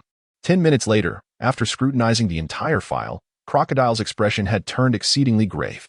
The skills of a swordsman of the highest caliber, an immortal body, the ability to traverse the realm of shadows at will, several techniques from the Navy's 6 forms, and his rather incongruous identity. Consequently, the usually serious and composed Crocodile could no longer contain himself. He exclaimed in bewilderment, "I wonder why you didn't capture that old scoundrel Garp back then. His son is now the leader of the Revolutionary Army, and he has taken in such a troublesome individual. Is it possible that his identity is actually that of a celestial dragon, which made you hesitant to act? Or perhaps he saved the world in a past life?" Listening to Crocodile's tirade, Garp could only manage an awkward smile, at a loss for a suitable response. He too found such questions perplexing. More than a decade ago, when Dragon, then a rear admiral in the Navy, defected, it indeed stirred a significant uproar. Many suggested imprisoning Garp and impelled down. and some even proposed publicly executing him to intimidate Dragon. However, the Navy's reaction at that time was astonishing. In the face of scrutiny from various factions, the Navy spoke with one voice. Garp could neither be captured nor killed. The guilty party was Dragon, not Garp. If anyone had the ability, they should capture Dragon themselves. The Navy would not obstruct them and would even offer assistance. If they lacked the capability, they ought to refrain from barking up the wrong tree. Furthermore, the then Fleet Admiral, Steel Bonacina, was resolute in his protection of Garp. Thus, the matter eventually fizzled out. For pushing the Navy too hard would be detrimental to all. Closing the document, Crocodile pondered for a moment before asking, "What benefits can you offer me?" In response, Garp feigned ignorance. "What do you mean by that? Even without us, you and Joya would eventually confront each other. By obtaining intelligence on your enemy in advance, your chances of victory would significantly increase. It's one thing if you don't show gratitude, but why demand a favor from me?" Faced with Garp's pretense, Crocodile smiled faintly. "The significance of this intelligence is undeniable, but I harbor no deep-seated vendetta against Joya. At worst, I could take a step back or simply relay today's events to him. Do you think he would not offer me something in return?" In an instant, the air fell silent, the oppressive atmosphere reminiscent of the calm before a storm. Despite the vastness of the room, only 4 individuals occupied it. Yet the palpable tension was akin to the thousands of soldiers poised for battle. Even the lightest feather could potentially serve as the final straw that broke the camel's back. At a certain moment, Garp, who had been seated, suddenly vanished, reappearing behind Crocodile. With a swift proclamation of finger gun, his powerful fingertip penetrated Crocodile's body. However, instead of crimson blood, brown sand flowed forth. Sand slash. Crocodile, struck by the attack, instinctively retaliated, his body twisting as his arm transformed into a crescent-shaped blade of sand, slicing directly toward Garp's chest. The sand, sharp as a knife, struck Garp, producing a resonant clang of metal against metal. After a single exchange, both men retreated, their gazes toward each other filled with caution. Clearly, neither could gain the upper hand. One lacked the restraint of the hockey, while the other was devoid of explosive offensive capabilities. Indeed, they were members of the 7 warlords of the sea, formidable opponents. After offering a silent commendation, Garp resumed his seat, as if nothing had transpired. "You are commendable as well, a testament to the world government's elite intelligence operatives," Crocodile replied, also taking a seat. For them, profit outweighed all else. Unless their lives were at stake or something of vital importance was at risk, they would not allow a mere skirmish to disrupt their alliance. "As for the kingdom of Alabasta, if you can eliminate Joya or hand him over to us, the kingdom shall belong to you, and the world government will not intervene." Upon hearing this, Crocodile felt a surge of joy within, though he concealed it well. He feigned indignation, retorting, "What would Alabasta offer me? I am one of the 7 warlords of the sea. How could I possibly act against a nation aligned with the world government?" Garp merely smirked. "Enough of this charade. We are fully aware of your intentions. You seek to establish your ideal kingdom while covertly plotting to overthrow the kingdom of Alabasta and claim kingship for yourself. It's merely a kingdom. We are indifferent. As long as you can deal with Joya, the kingdom shall be yours." Listening to Garp's words, Crocodile's expression oscillated between joy and concern, ultimately leading him to inquire, "Are you certain? Such matters are not to be taken lightly. Rest assured, this endeavor has received the nod of our superior, Spandam." Garp waved dismissively, his demeanor nonchalant. After all, Alabasta was not his kingdom. Who ruled it was of no consequence to him, provided he successfully completed his mission. Chapter 98. Garp's proposal in that case. "Leave Joya to me." Crocodile reluctantly acquiesced. Upon hearing his agreement, Garp felt a sense of relief, as this meant he could return to his leisurely state. However, he did not forget to remind him, "Are you confident in dealing with Joya? If you require assistance, we can remain and help you. It's merely a newcomer. It would be no trouble at all for you all. I can manage alone." Without a moment's hesitation, Crocodile swiftly declined. His response piqued Garp's curiosity. Logically, given that an agreement had been reached, the involvement of the 3 of them would be inconsequential, essentially rendering them as 3 free mercenaries. His refusal under such circumstances undoubtedly stirred the sensitive nerves of a spy. Consequently, the once calm Garp began to harbor doubts. If Crocodile were aware of this, he would surely slap himself in frustration. Wasn't he this akin to losing the hen while trying to steal the eggs? Nonetheless, Garp was not foolish enough to voice his inquiries directly. After confirming the agreement, he rose to take his leave, saying, "In that case, we shall take our leave. Travel safely." As he watched the three figures depart, Crocodile's smile gradually faded. From Gabra's words, it was evident that a spy, undoubtedly planted by the world government, was lurking among them. The identity of this spy remained unclear, but it was certain that Miss Sunday was not involved. Otherwise, they would never have entrusted Alabasta to him.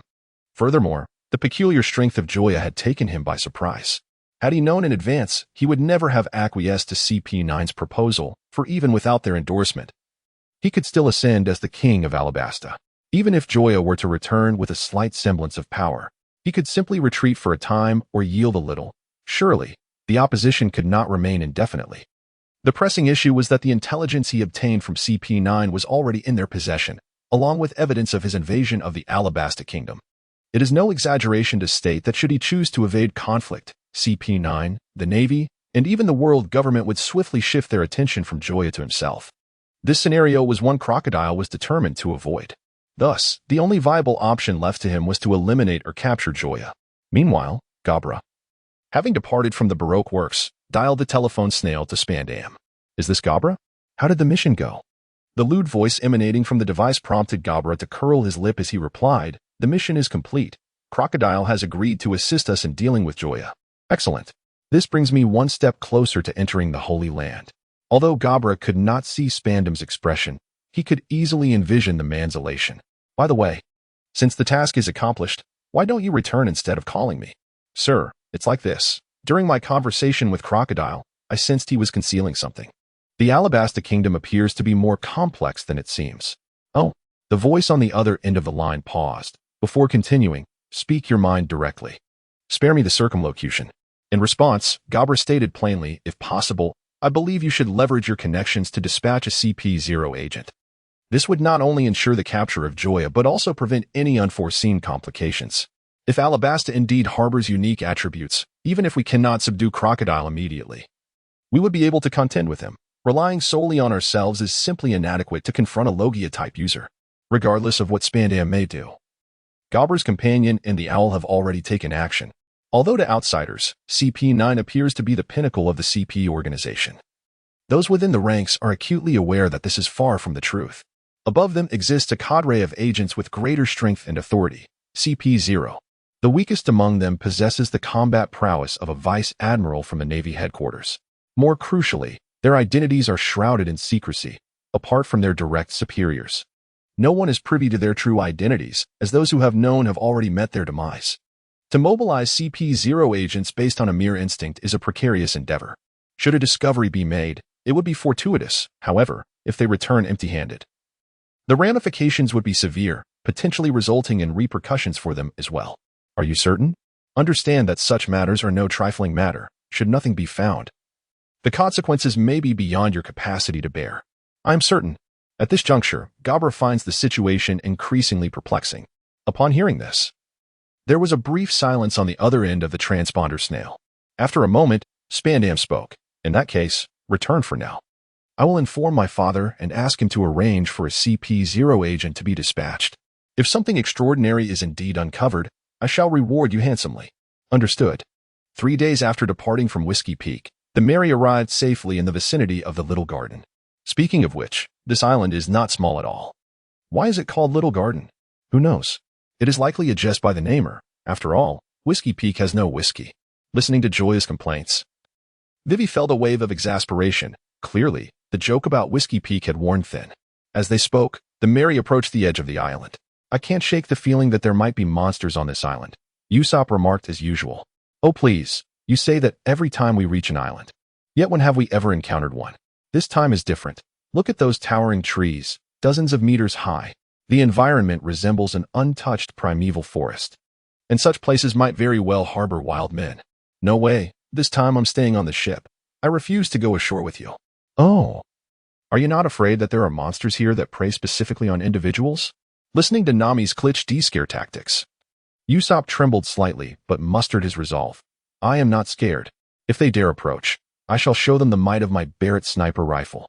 Moreover, I have come to realize that you all are the true sources of danger. Even in the absence of threats, you could conjure peril. Therefore, no matter what, I will not disembark. As they gazed at the earnest Usopp, all eyes turned towards Luffy. With his presence, their journey could never be dull. Chapter 99, the adventure in the little garden. With that, I entrust the Mary to you, Luffy declared, as he and the others prepared to disembark for their exploration. No. Wait, are you all really going down? Usopp asked, his apprehension evident. Before him lay an untamed forest. Even remaining on the ship left him feeling insecure, as if some dreadful creature might emerge from the woods. However, they had indeed arrived, and it would be a waste not to venture forth, Luffy remarked enthusiastically. Who asked you? I was inquiring about Princess Vivi, Usopp retorted, disregarding Usopp's woeful gaze. Vivi replied, the experiences of this period have profoundly impacted me. I wish to accompany Luffy to the island for a change of scenery. With that, the two set off together. Usopp then cast a desperate look towards Sanji and Zoro. Having failed to procure sufficient provisions at Whiskey Peak, he lamented, I need to go down to find some supplies. Allow me to assist you, rest assured. I shall discover ingredients far larger and more delectable than yours, Sanji declared, taking a deep drag from his cigarette and earnestly addressing Zoro. Should I interpret that as a challenge? He inquired. Hey, and if it is, what of it? Just wait and see. With that, the two parted ways, each heading in opposite directions.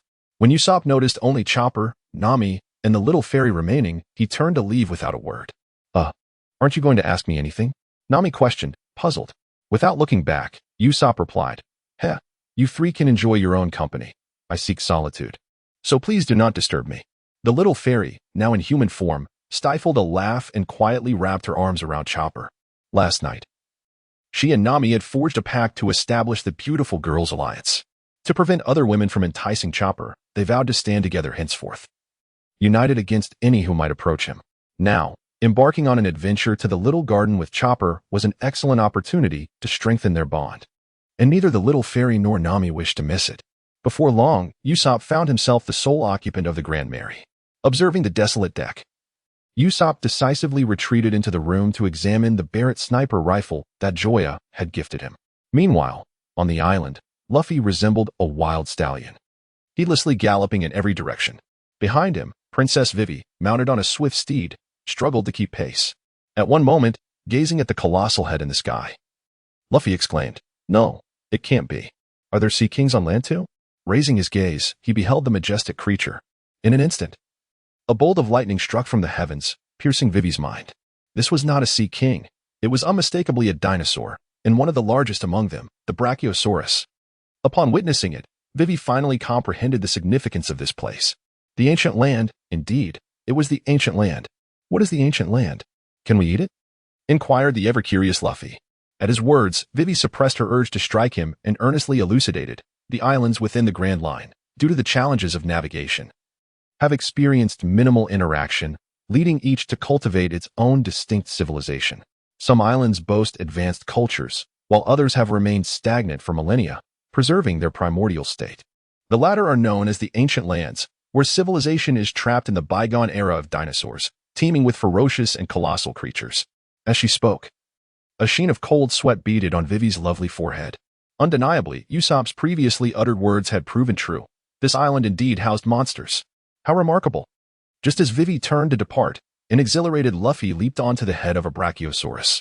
As she gazed at Luffy, who was leaping and bounding atop the Brachiosaurus, Vivi's mind became a blank canvas, her body seemingly ensnared by a spell of paralysis, rooted in place, while her heart sank into an abyss of despair. Meanwhile, Sanji, wandering aimlessly across the island, sensed an ominous presence trailing him. Instinctively halting his steps, a thick, viscous liquid plummeted from above, landing squarely on his head.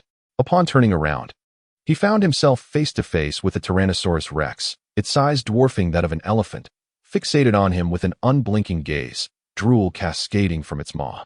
Hey, such a look is rather impolite, he exclaimed. Before Sanji could react, the colossal dinosaur opened its jaws, initiating the attack. Each of its razor-sharp teeth resembled a blade. Should they sink into him, even Sanji would be reduced to mere fragments. You truly lack manners, he retorted, executing a high kick that struck the T-Rex squarely on the jaw. The sound of cracking bones echoed ominously as the ferocious creature collapsed to the ground. One must wonder, could this dinosaur have secured victory in a contest? Meanwhile, as Sanji confronted the Tyrannosaurus, Zoro encountered a Triceratops of a similarly imposing stature. Observing the three antennae atop his opponent's head, Zoro solemnly remarked, I I see you are also a practitioner of the three-sword style. In that case, let us engage in a contest to determine who is the true master of this art. The Triceratops, bewildered by the nonsensical declaration, remained undeterred in its intent to attack. Its stout legs propelled it forward with the force of a massive beast, charging towards Zoro. As it launched its assault, the ground trembled ever so slightly beneath its weight. With a swift motion, Zoro unsheathed his sword and surged forward, his blade slicing through the Triceratops's hide, leaving a series of grievous wounds in its wake. This victory is assured. Thus, both warriors, convinced of their impending triumph, began to lead their respective prizes, the Tyrannosaurus and the Triceratops, back along the path they had traversed. Moments later, they encountered one another at a fork in the road. Zoro? Sanji? Their surprise at this unexpected meeting was palpable. Yet it was swiftly overshadowed by their shared conviction that they had both secured victory in their hunting endeavors. I have won. I have won. Observing the stubbornness and obstinacy of the other, both individuals felt a surge of frustration, leading them to speak simultaneously. You have lost. You have lost. You scoundrel. Let us compare. Let us see who is truly afraid. Consequently, they placed the animals they had each hunted side by side for comparison. Observing the slightly elongated tail, Sanji proudly exclaimed, "Behold, the creature I have hunted is far larger. What nonsensical words are you uttering? This competition is about who can capture the heaviest beast. It is evident that my catch surpasses yours in size." Chapter 100, An Unexpected Incident. The crux lies in how many dishes one can prepare. Your prey, which is nothing but bones, yields less than 5 grams of usable meat for cooking. Who would even consider consuming your sinewy catch? As neither could persuade the other, Sanji took a step back and declared, "Then such trivial creatures render this contest meaningless. I shall capture a colossal beast that will leave you speechless. Very well. I shall procure a formidable creature that you cannot handle." With that, they exchanged fierce glares before simultaneously turning away. Meanwhile, the two dinosaurs, now abandoned, felt a wave of sorrow wash over them. Having grown to such a size, they had never before been so scorned. "We are the illustrious Tyrannosaurus Rex and Triceratops. Dare you not show us some respect? Otherwise, we shall be utterly humiliated upon our descent." Simultaneously, in a secluded part of the island, Joya, Nami, and Little Fairy were gathered by a clear stream. "Joya, where did you procure these delightful treats? They are truly delectable." Meow. Observing the now silent Xiao and the ever-enthusiastic Nami, Joya could only marvel at the profound richness of Chinese cuisine. Though merely commonplace snacks, they were regarded as gourmet delicacies in this world. Even with their appetites having been spoiled by Sanji's culinary expertise, the allure of Wei-Long spicy strips, Wang Wei-Xian, and braised beef noodles proved irresistible. One more bowl. At that moment, Nami was no longer the epitome of grace. Her gluttonous demeanor resembled that of Luffy. Fearing that Nami would devour all the delicious food, Xiao hastily swallowed her morsel and mumbled, "There's more. Take your time. There's plenty to go around." With that, she promptly retrieved an entire box of instant noodles from her storage ring. As the box appeared before the trio, the atmosphere fell into an abrupt silence. All eyes were fixated on the two garments atop the box. The flimsy fabric and outrageous design caused Nami and Xiao's cheeks to flush crimson. Meanwhile, Joya, the unintentional instigator, felt a wave of panic wash over him. By all that is sacred, he had not intended for this to happen. Ever since he had drawn out that set of lingerie, he had scarcely given it a second thought, carelessly tossing the clothes into the ring's space, unaware of their exact location. However, he was now acutely aware of where he had stashed this particular set. Yet, it was evidently too late to rectify the situation. To make matters worse, there was only one set. Had there been two, he could have simply gifted one to each. Thus, Joya found himself ensnared in an exceedingly awkward predicament. Retrieving it would make him appear cowardly and could easily lead to misunderstandings. As a man, he had no need for such items, which implied they were intended as a gift. With both women present, if he didn't offer it to them, the only alternative would be Vivi. Although he had never considered it this way, the easily jealous Nami would certainly not entertain any explanations, and he was incapable of providing one. Should he attempt to do so, he would be doomed, as inciting the wrath of the Straw Hat Pirate's leading lady would yield dire consequences. If he chose not to retrieve it, he could not simply leave it there. It had to be given away.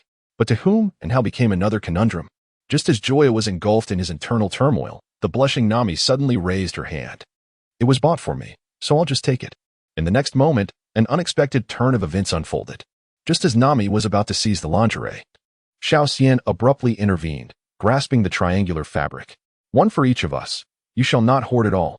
Upon hearing this, a flicker of hesitation crossed Nami's eyes, and she gradually nodded in agreement with the fairy's words. Thus, the matter that had been troubling Joya came to an unexpected conclusion. However, although the issue regarding the undergarments was resolved, the atmosphere could not be restored, and both Nami and the fairy had lost their appetite. Well, having eaten so much, we shouldn't just sit here. Let's take a stroll, Nami suggested. Indeed, came the reply, just as Nami rose to her feet. An insect fell from above and landed on her abdomen, delivering a sharp bite to her skin. With a hiss, Nami inhaled sharply in pain and swiftly swatted the insect away.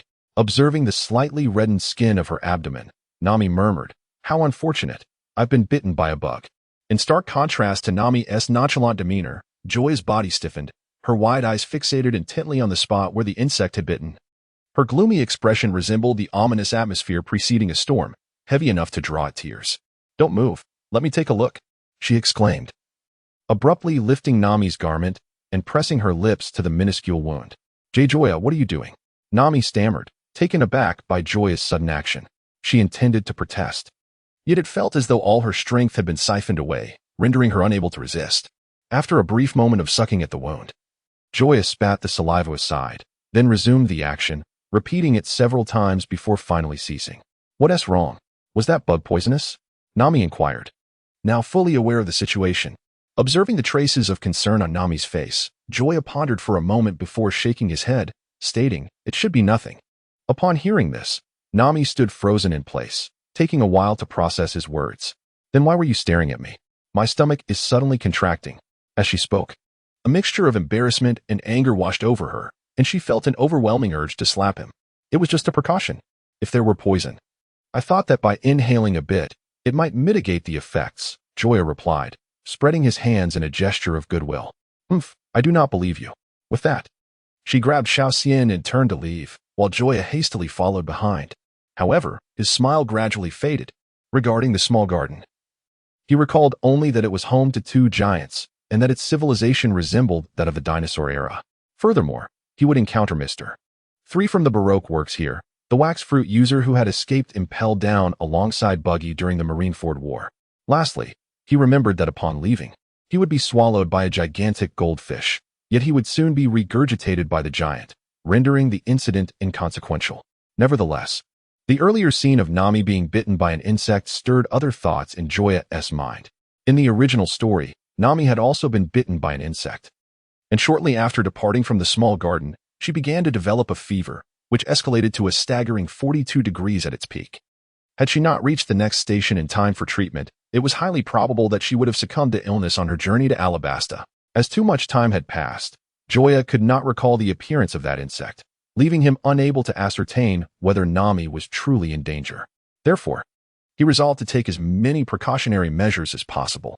If by chance it were a venomous creature, his previous actions might prove beneficial. Additionally, he was aware that the log pointer required a full year on this island to accumulate the necessary magnetic force. Chapter 101. A chance encounter boom. A resounding explosion echoed, causing the ground of the small garden to tremble ever so slightly. Gazing at the distant smoking volcano, a flicker of understanding crossed Joya's mind. Evidently, the two giants were about to engage in battle once more. "So these volcanoes can truly erupt," Nami exclaimed, having believed that the three volcanoes were dormant relics of a bygone era, unaware that she would witness their eruption firsthand. Boom, boom, boom. As the thundering sounds drew nearer, the three were left in a state of bewilderment. The volcano before them had only rumbled once, yet multiple sounds echoed, and the volcano remained stationary. Why did the sound seem to approach from afar? At a certain moment, observing the rising clouds of ash and the trees falling one after another, Joya suddenly realized something. Without a moment to explain, he wrapped his arms around Nami and the little fairy, pulling them close, and dashed sideways without a backward glance. Clueless, Nami instinctively tightened her grip on Joya's arm and, with a hint of panic, asked, What's happening?" Before Joya could respond, the little fairy, sensing something ominous, exclaimed, "Something is coming, and its size is beyond imagination." In that instant, a colossal giant, towering at least 20 meters, appeared within Nami's line of sight. A giant. And there are more over there. Run, Joya, run. In that fleeting moment, Nami grasped the gravity of the situation. Within a short span of time, Joya, carrying both companions, finally escaped the giant's battle zone, standing atop a hill to gaze at the titanic clash unfolding below. This is truly spectacular. Nami couldn't help but marvel. The combat style of the two giants was unlike that of Joya and Luffy, displaying immense strength where even a slight collision could send tons of boulders flying. In mere moments, the surrounding primeval forest was reduced to rubble, creating a vast clearing. This battle was far more magnificent, more brutal, and evoked a more profound shock than anything Nami had previously witnessed. In the presence of these titans, her existence felt scarcely better than that of an ant. With a mere finger, they could easily extinguish her life. Simultaneously, Luffy and Vivi, invited to East Lee's abode, along with Usopp, who was invited by Buggy, were also observing this extraordinary spectacle. Each individual had their own reflections regarding this century-long conflict, ranging from shock and confusion to respect and admiration. However, none of this affected the two combatants, for at that moment, their souls could only contain the essence of each other, leaving no room for anything else. Meanwhile, deep within Little Garden, a room crafted from candles materialized upon the flat ground, housing two figures, one large and one small. What the hell is going on? We finally found our target, and now I'm being told to return immediately. Is this some sort of joke?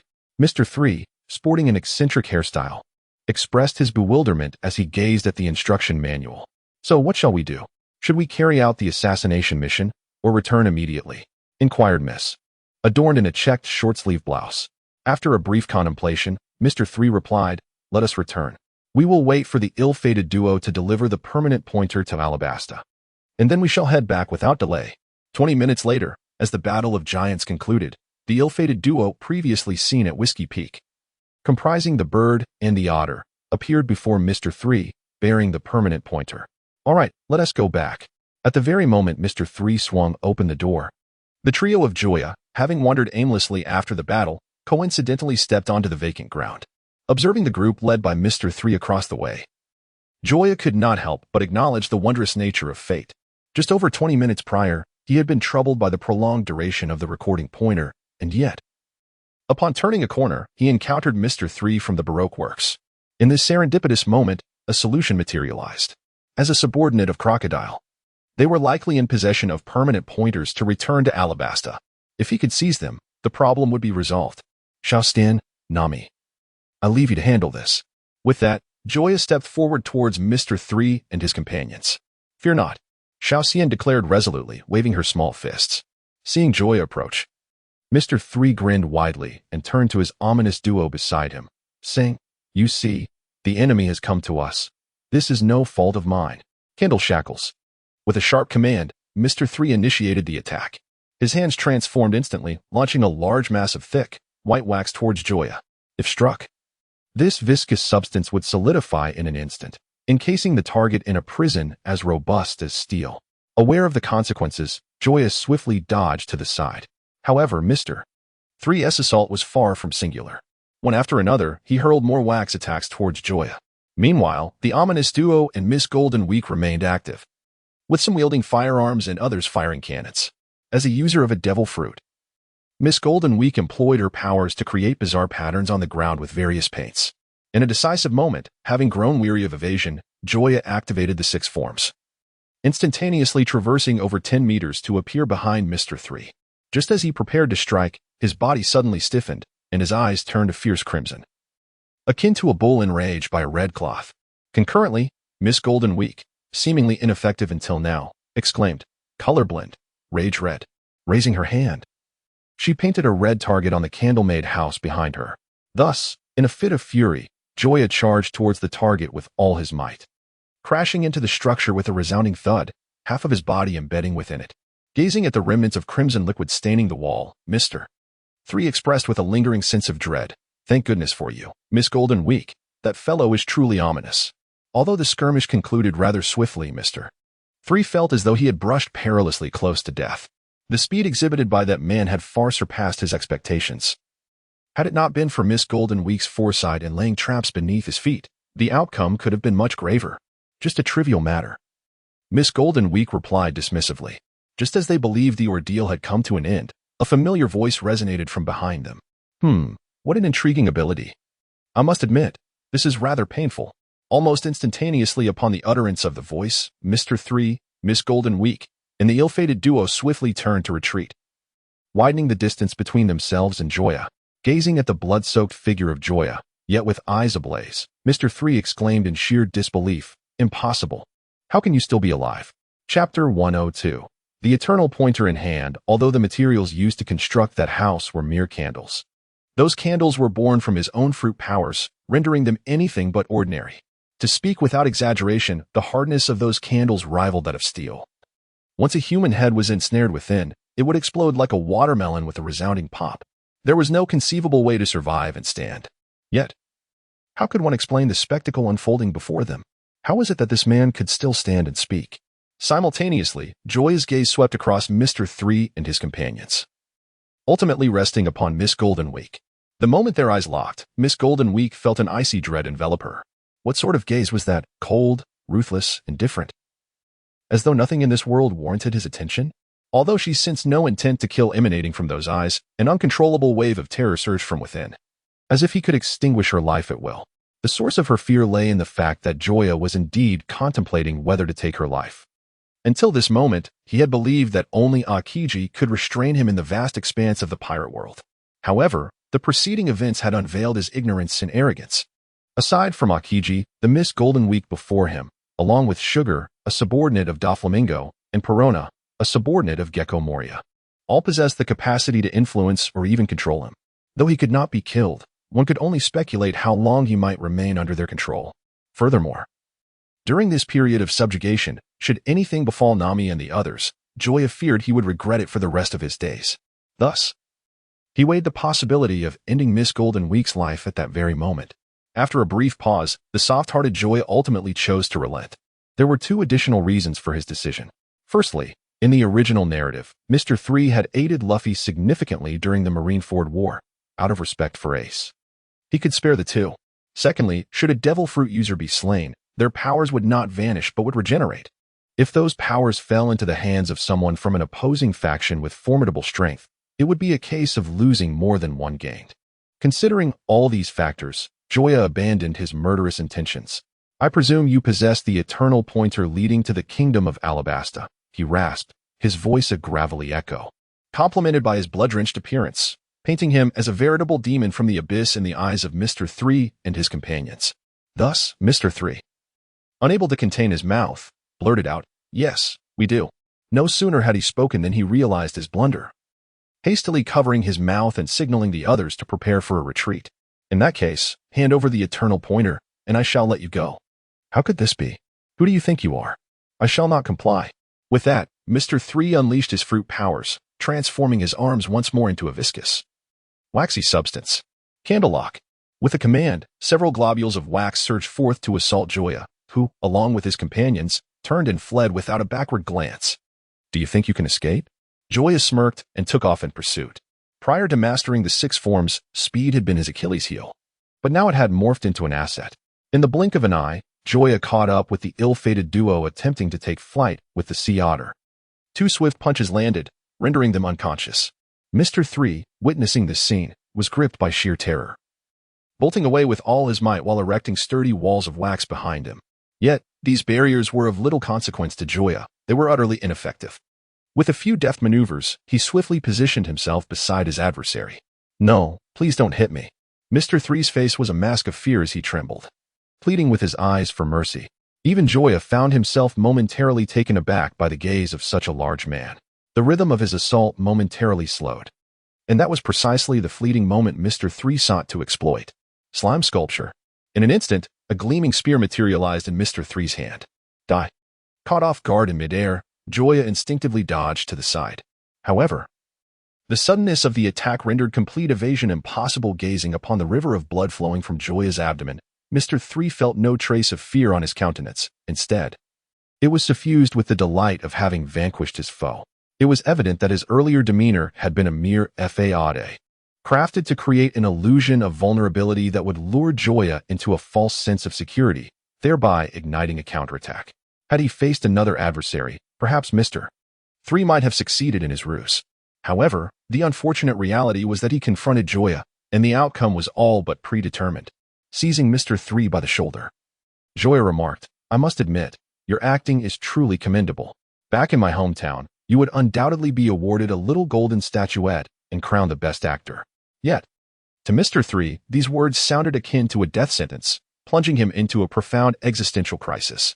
He could not fathom how such a being existed in this world, his body impaled by the spear he wielded, blood gushing forth in quantities that must have exceeded 3 liters. In this dire state, the hand gripping his shoulder remained astonishingly strong, rendering all his efforts to escape futile. Who was truly the wounded one here? Was it he himself? Yet the weapon in his grasp had indeed pierced the flesh of his opponent. As the colors swirled, Miss Golden Week had merely lifted her paintbrush when a sheathed longsword descended from above, striking her squarely on the head. With a roll of her eyes, she collapsed, rendered unconscious. Thus, the question arose, would you willingly surrender the permanent pointer, or would I have to slay you and retrieve it myself? At that moment, Mr. 3 could muster no desire to resist. If the prior events had been mere happenstance, now, having personally penetrated his own body and inflicted further harm, Joya had utterly dismantled his psychological defenses. Confronting such a being, it seemed even the divine would be rendered powerless. What else could he do but submit? Reluctantly, Mr. 3 relinquished the permanent pointer concealed within his pocket. As Joya beheld his coveted prize within reach, he patted Mr. 3 on the shoulder and turned to depart. Chapter 103. The reason for the duel. As Mr. 3 stood motionless, watching Joya's departing figure, he could hardly comprehend the events that had just transpired. It was only when he was certain that the other had truly left that he could no longer contain himself, collapsing weakly to the ground. His body trembled incessantly, as if wound up like a spring, struggling to grasp the reality of the encounter. In that moment, he finally understood why the boss had altered the mission on a whim. Facing such an individual, how could he possibly emerge victorious? Not only he, but even the entirety of the Baroque works would likely fall short against such a formidable foe. Remarkable, you actually refrained from taking a life, Joya remarked. Noting Nami's astonished expression, he felt a sense of helplessness, pondering when it was that his image in her eyes had shifted from that of a charming hero to that of a cold-blooded killer. He only targeted those deserving of demise or those who displeased him. Well, upon reflection, perhaps he did bear some resemblance to a murderer. Thus, feigning a fierce demeanor, he declared, "My dear, come with me to the mountains and become my cherished bride." "Ah, you think too highly of yourself." With that, Nami seized the little fairy and dashed forward as if fleeing. "Hey, where do you think you're going?" Laughter echoed through the primeval forest, filling the air with mirth. "Can't catch me, can't catch me, ha ha ha." At one moment, as Nami pressed ahead, she suddenly felt a rush of light before her. The towering trees above parted, revealing an expansive sky. As her gaze leveled, 2 colossal figures loomed before her, akin to small mountains. Gazing at the formidable figure before her, Nami felt her body stiffen, rooted to the spot, suddenly regretting her hasty retreat. In her heart, she fervently called out for Joya, wishing fervently for his presence by her side. In contrast to Nami, Xiaoxian appeared far more composed. Although she had recently witnessed the fierce battle between the two, she was no ordinary individual herself, possessing a commendable combat prowess exceeding 300. While she might not be able to defeat the giant, facilitating an escape for Nami should pose no significant challenge. "Who are you?" Doli, the giant wielding a long sword and sporting a long beard, inquired upon noticing Nami and Xiaoxian. We are," Nami stammered, fear constricting her throat, unable to articulate a coherent response. In her mind, she had already unleashed a torrent of curses upon Joya's ancestors. Where on earth had that scoundrel vanished to? If he did not show himself soon, she would ensure he understood the meaning of the flower of the chrysanthemum withers. Meanwhile, observing Nami's palpable fear, Joya stepped forward with a subtle smile, his demeanor relaxed. "Greetings. We are simply passing pirates who inadvertently disturbed your peace while exploring the island. We hope you can forgive us." With Joya's appearance, Nami quickly took refuge behind him, daring not to cast a glance at the giant. "Pirates, you say?" Doli's curiosity piqued. He continued, "Do you happen to know a man with a straw hat? Or a woman riding a duck? And a man with a long nose?" Baroque chimed in from the side. At this, a glimmer of understanding flickered in Joya's mind. Realizing that their companions had also encountered the same individuals, he nodded affirmatively, declaring, "Indeed, the man with the straw hat is our captain, and the others are our comrades." Just then, Sanji and Zoro emerged simultaneously from either side, engaged in their hunting competition. Gazing upon the towering giant before him, Sanji expressed a hint of disappointment, stating, "So it turns out to be a giant. I had expected a delectable creature instead. Have you not yet determined the victor?" Observing the two, Joya remarked with surprise, "Oh, I see you're also present." Sanji, taken aback, began to elucidate. It was unavoidable. We had reached a conclusion, yet that fellow refused to acknowledge it, compelling us to compete once more. Upon hearing this, Zoro, brandishing his sword, scowled in indignation. "You scoundrel. Do you not possess even a modicum of self-awareness regarding your own accountability? The Tyrannosaurus I hunted is evidently larger than your Triceratops. If you concede, then victory belongs to me. Fool. The criteria for determining the outcome of this contest is the weight of the prey. My Triceratops is clearly heftier. Thus I should rightfully be the victor." As tensions flared between the two, Joya was about to intervene when suddenly the sky above darkened. A colossal Brachiosaurus descended from the heavens, landing in the clearing between them. Zoro, Sanji, cease your struggles. The true victor of this contest is I. As they gazed upon Luffy standing atop the Brachiosaurus, the crowd was initially taken aback. However, Zoro and Sanji swiftly refuted. "You scoundrel, you didn't even participate in this match. Your score is invalid. So what if I didn't participate? I am the captain, and I can join in at any moment." "No way." "Yes way." Observing the entangled trio of Luffy, Baroque furrowed his brow as memories from long ago surfaced in his mind. "Beast, have you recalled something?" "Indeed. It seems I remember why we engaged in this duel." So do I." At these words, everyone turned their gaze towards the giant, intrigued by the matter that had compelled the two to duel for an entire century. Glancing at Zoro and Sanji, Dory, along with Buggy, recalled a certain memory and spoke, "Like you, we have been locked in this eternal struggle for a century due to an unresolved hunting competition." The others, with the exception of Joya, appeared utterly bewildered, particularly Zoro and Sanji. The thought of being trapped here for 100 years for the same reason sent chills down their spines. They could scarcely endure a year, let alone a century. The tale unfolds thus. A century ago, Buggy and I were both captains of the giant warrior pirates. One fateful day, we each captured a colossal sea king. Even for our kind, such a catch was unprecedented. Seizing the opportunity, we decided to host a banquet, and all was well until the arrival of a little girl, who disrupted everything with a seemingly innocuous question: which of our catches was larger? Upon comparison, we found our catches to be nearly equal in size, prompting us to adopt a different method of determining the victor through a duel, which has persisted until this day. Upon hearing Dory's explanation, the bewilderment of the others only deepened. A single, offhand remark from a child had led to a century of wasted time. While the lifespan of giants far exceeds that of humans, 100 years is no trifling matter. It is not merely 100 days or even 100 minutes. It constitutes an exceedingly long span, even for giants. Moreover, the entire situation felt disconcertingly peculiar. The timing of the girl's appearance seemed too fortuitous. Chapter 104. Joya tells a story. "Do you think this could be a conspiracy?" Nami whispered to Joya. Joya shook her head, replying, "Be confident. Remove the notion of doubt. This is indeed a conspiracy." Taken aback, Nami regarded Joya with surprise, for the events transpired a century ago. And since they had not witnessed them firsthand, all they had was Dory's account. She could not fathom why Joya was so certain about the conspiracy under such circumstances. Meeting Nami's inquisitive gaze, Joya smiled faintly and stepped forward. "Ladies and gentlemen, I too have a story to share. Would you care to listen?" "Oh, do enlighten us." Dory and Buggy responded with keen interest. Having always been the storytellers due to their age, they were intrigued to be on the receiving end for once. After gathering her thoughts, Joya began. "My tale also transpires a century ago, amidst the Grand Line, where a particularly formidable pirate crew thrived. Each member aboard was a warrior capable of taking on 100 foes, and among them, 2 leaders stood out, possessing strength beyond imagination. At that time, the Navy found themselves utterly powerless against them, until one day an exceptionally clever young girl conceived a feasible strategy. If direct confrontation proved futile, then sow discord among them. Before long, an opportunity presented itself before the girl. 2 leaders of a notorious pirate crew had each captured enormous sea beasts. Realizing the potential, she risked her life to approach the 2 individuals and posed a question: whose catch is greater? Unable to render a definitive judgment, the 2 leaders opted to settle the matter through a duel. However, with their strengths so evenly matched, neither could emerge victorious.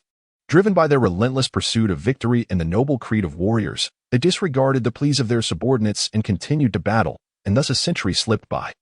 During this time, the once invincible pirate crew was compelled to disband due to the absence of their leaders, allowing the Navy to resolve a long-standing dilemma without a single casualty.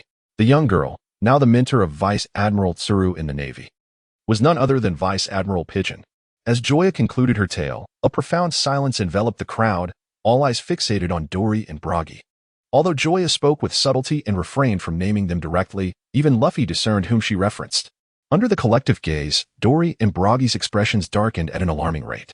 Witnessing this, the crowd instinctively recoiled, bracing themselves with caution. Although this matter had no direct bearing on them, the two giants had squandered an entire century. Had their roles been reversed, they believed that upon hearing such news, they would have unleashed their frustrations without restraint, retaliating against the Navy with fervor. Just then, the two giants slowly raised their arms. As onlookers braced for an explosion of rage, they erupted into laughter. Huh? How foolish they are. All because of a single remark from a little girl, they squandered 100 years. Such a lengthy span of time is not something we giants can overlook. Ha ha ha. Observing the two individuals who were laughing heartily, completely oblivious to the absurdity of the situation, the onlookers found themselves at a loss for words to describe their current sentiments. However, they finally grasped why these two had managed to linger here for a century. After all, strength was merely a trade-off for intelligence. It was entirely plausible to be deceived for 100 years. Ha ha. Dongli, how could there be such foolish people in this world? Wasting 100 years over such a trivial matter as whose prey is larger? Truly, it is astonishingly foolish. Indeed, Baroque. As they exchanged words, their gazes locked. And in that moment of shared hilarity, a sudden spark of realization flickered in their minds. In an instant, it was as if the world had pressed the pause button. The bodies of the two giants froze abruptly. Their smiles became rigid, and their raised arms halted midair, leaving an observer to assume they were mere statues. Nani, could it be that we are those two who have been deceived for 100 years? As the two finally awakened to this truth, Joya could only marvel at the giant race. With their immense physiques, their reflexes were remarkably sluggish. While they might not be able to circle the globe, traversing a small garden would pose no challenge. Otherwise, they would not have remained trapped here for a century, ensnared by their own delayed reactions. Who on earth are you? How can I ascertain the truth of your words?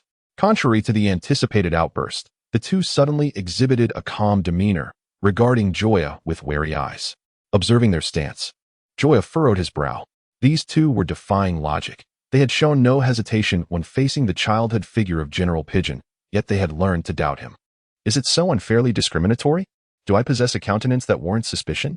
No, that cannot be. When I first encountered Nami, I successfully persuaded her to board my ship. Indicating my appearance must have some persuasive power. Thus, they must be envious of my handsome visage, harboring resentment born from admiration, which is why they doubt my words.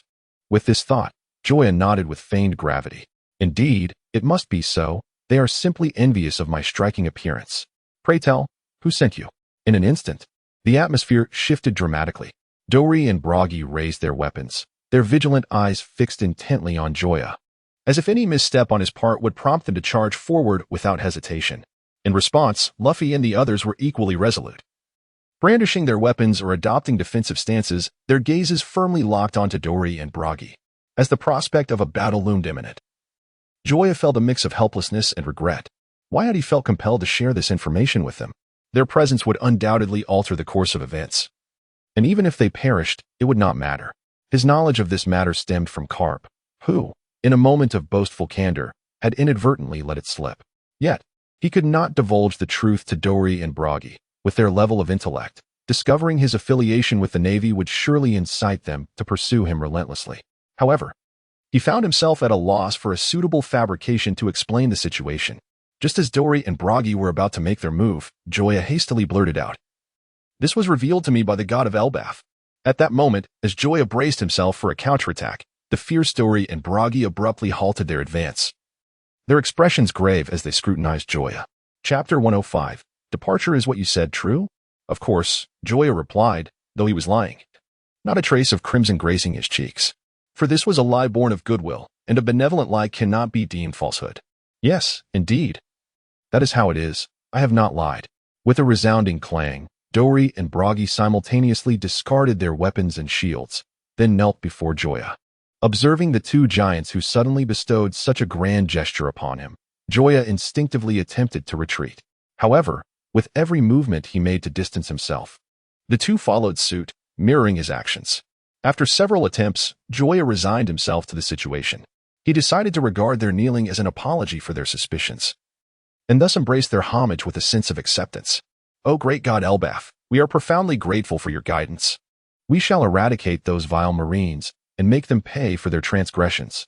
Upon hearing this, Joya could no longer maintain his composure. "Good heavens! Those who are aware know that I am here to save you. Those who are not might mistakenly believe I am plotting against you." With such audacity, did they truly believe they could annihilate the entire Marine force? It seemed more like a fanciful dream. Encountering the three Marine admirals would either freeze, burn, or kick them to their demise. It had been over a century since he last returned home, and he pondered the thought of revisiting. Thus, Joya spoke once more. "Nay. The great god Elbaf has conveyed to me that unless the Marines initiate an attack, you must not strike preemptively. His intention in delivering this message through me is rooted in the belief that, having been away from your homeland for so long, it is time for you to return. Indeed, we shall return at once." Observing the unwavering expressions of Dongli and Baroque, Sanji quietly remarked, "These two giants can't be serious, can they? Is it really that easy for Joya to convince them with just any excuse? It seems that as long as they mention the great Elbaf, they'll believe anything." After a while, as everything came to a close, the two giants, who had been locked in combat for a century, officially reconciled. "So, what do you plan to do now?" Luffy inquired, his curiosity piqued as he gazed at the reunited giants. "How will you return? You have no ship, and our vessel cannot accommodate you." "Fear not," they replied. "This island may lack many things, but it is abundant in towering trees. With a few cuts, we can construct a ship to return, which is precisely why we chose this place for our duel." Luffy nodded in understanding. Little did they know, in the near future, this pristine island, preserved in its original state for millennia, would face near devastation due to the giants' excessive deforestation. The dinosaurs inhabiting the island would also suffer greatly.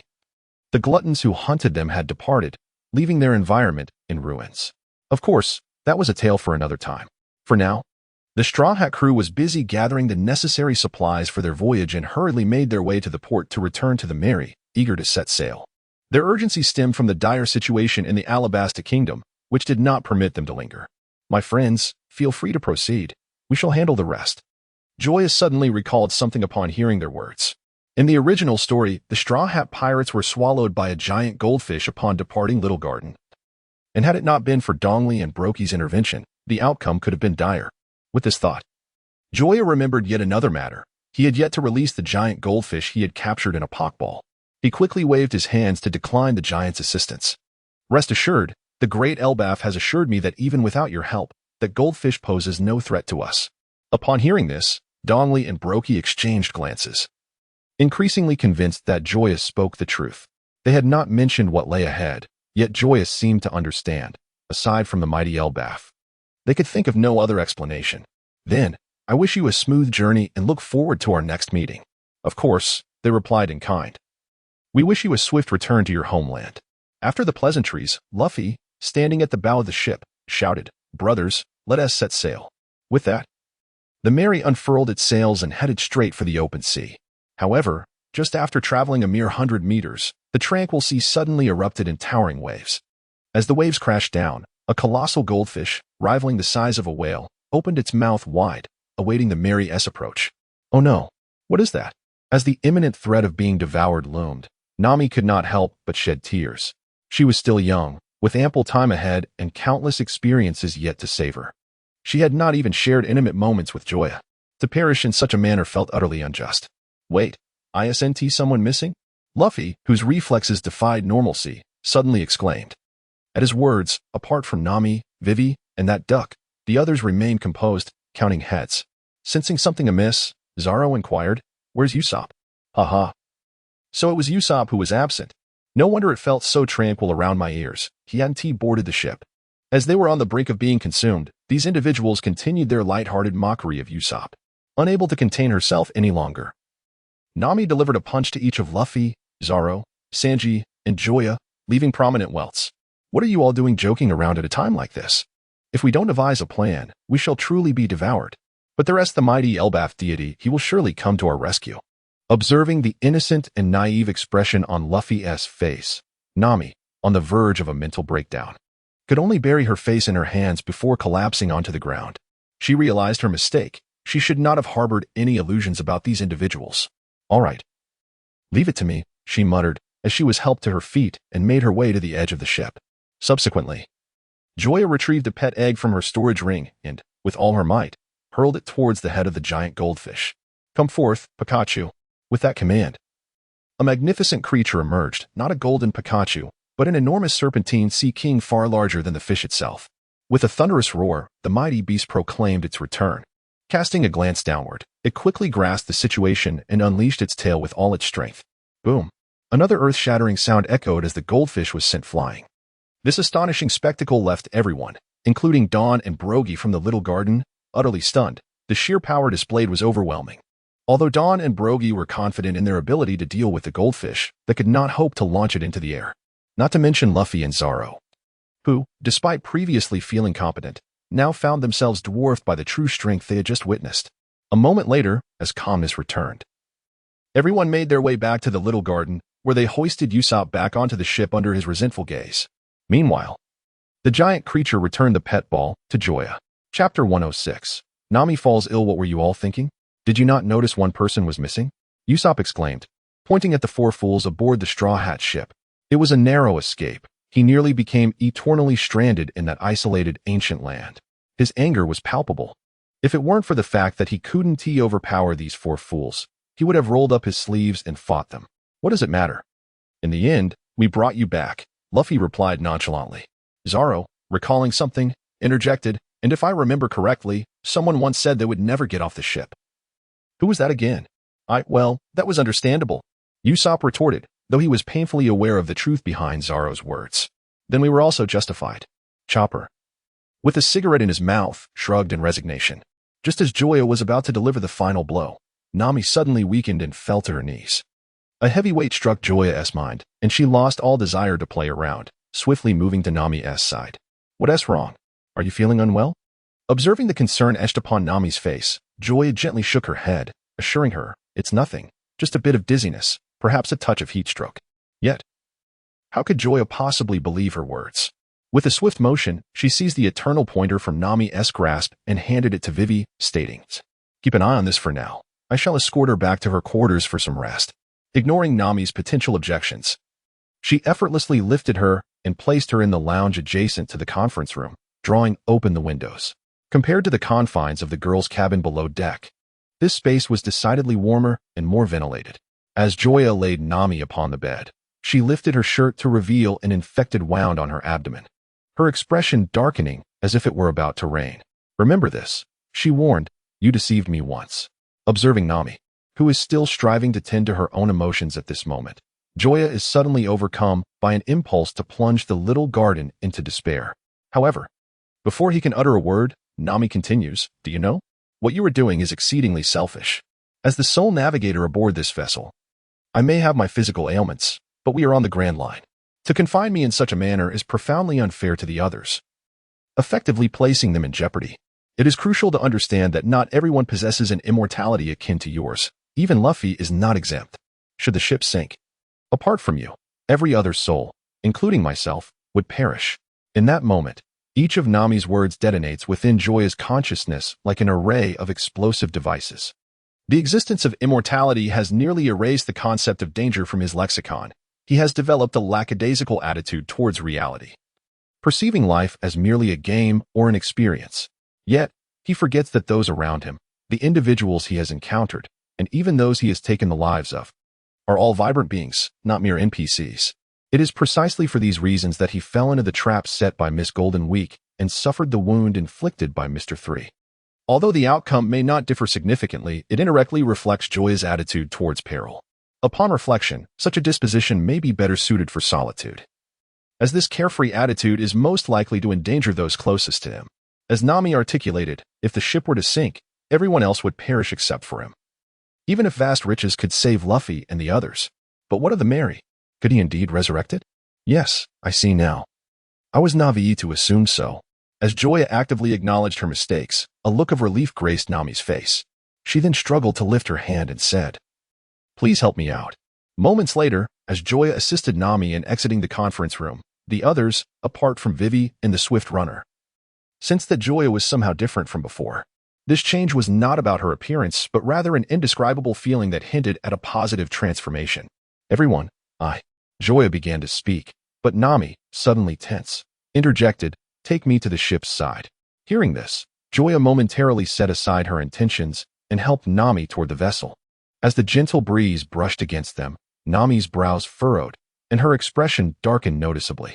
After a brief moment, having come to a realization, Nami steeled herself and commanded, "Full right rudder, then furl the mainsail." Observing Nami's grave demeanor, the others, though puzzled, complied with her orders to change course. 10 minutes later, a colossal tornado, reaching skyward, suddenly materialized on the distant sea, its coverage stretching over thousands of meters. Gazing upon the towering tornado, Usopp swallowed hard, his voice trembling.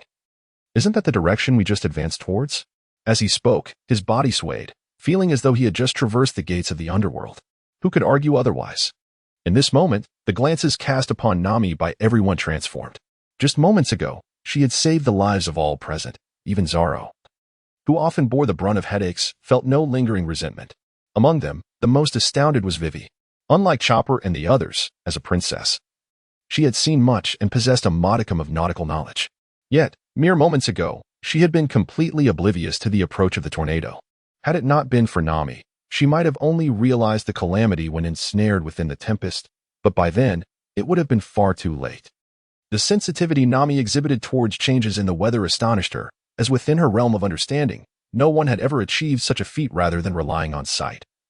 It seemed Nami perceived through her very being. Vivi was uncertain whether this was an innate talent of Nami or a skill honed through experience, yet regardless of its origin, her navigational prowess surpassed that of many. It was only at this moment that she comprehended the true nature of those around her, seemingly unreliable, yet possessing various strengths and flaws. However, as everyone rejoiced in their narrow escape, Nami suddenly collapsed into Chopper's arms. Nami, realizing something was amiss, the group quickly surrounded her, concern etched upon their faces. After feeling Nami's feverish forehead, Vivi suggested, "We should take her back to her room to rest. We can handle things here." Upon hearing this, Chopper nodded in agreement and gently laid Nami back onto the bed. Unlike before, Nami was now not only devoid of physical strength but had also succumbed to unconsciousness. Returning her to her room was a matter of necessity rather than selfishness. Moments later, with only Zoro and Usopp maintaining their watch over the course, the rest gathered anxiously by the bedside. "It's already 38 degrees, Vivi exclaimed, glancing at the thermometer she had just retrieved from under Nami's arm. "By the way, does anyone here know medicine? Someone should examine her." At her words, Luffy, Sanji, and Chopper pointed towards a certain individual. As Vivi stood there, pointed at by everyone, she was initially taken aback, quickly followed by an overwhelming surge of anger. "How could you all dare to venture into the Grand Line without a ship's doctor? Do you not fear injury or illness?" "Illness? I have never fallen ill in my life. Even if I were to get injured, a hearty meal would suffice to mend me," Luffy exclaimed, spreading his hands in a gesture of confusion. He had truly never seen a doctor. "Oh, I am quite similar," chimed Sanji, nodding in agreement. Their responses nearly left Vivi speechless, and as for Chopper and Robin, it was even more perplexing. One was a man so resilient that even death could not claim him, while the other had only recently transformed into a human. Previously, any ailment he faced was swiftly remedied by his remarkable self-healing abilities. Even if one were to seek a doctor, it would have to be a veterinarian, which certainly would not suffice for Nami's treatment. This only deepened Vivi's sympathy for Nami, and she found herself wondering how Nami had managed to journey with such companions. "Let's fetch some cool water for her to apply as a compress, and allow her to rest," Vivi suggested, feeling helpless yet determined to ease Nami's discomfort. "You all should step outside. I will keep her company," Chopper remarked. Having anticipated this scenario, rather than lingering in fruitless speculation, it would be better for Nami to have some peace. "Very well, call us if you need anything," Sanji replied, before bringing in a basin of cool water and a towel. After dampening the towel, Chopper gently placed it on Nami's forehead and quietly remained by her side. Meanwhile, the atmosphere on the deck was equally heavy. Nami's condition weighed heavily on their minds. Though not physicians, they could discern the severity of her illness.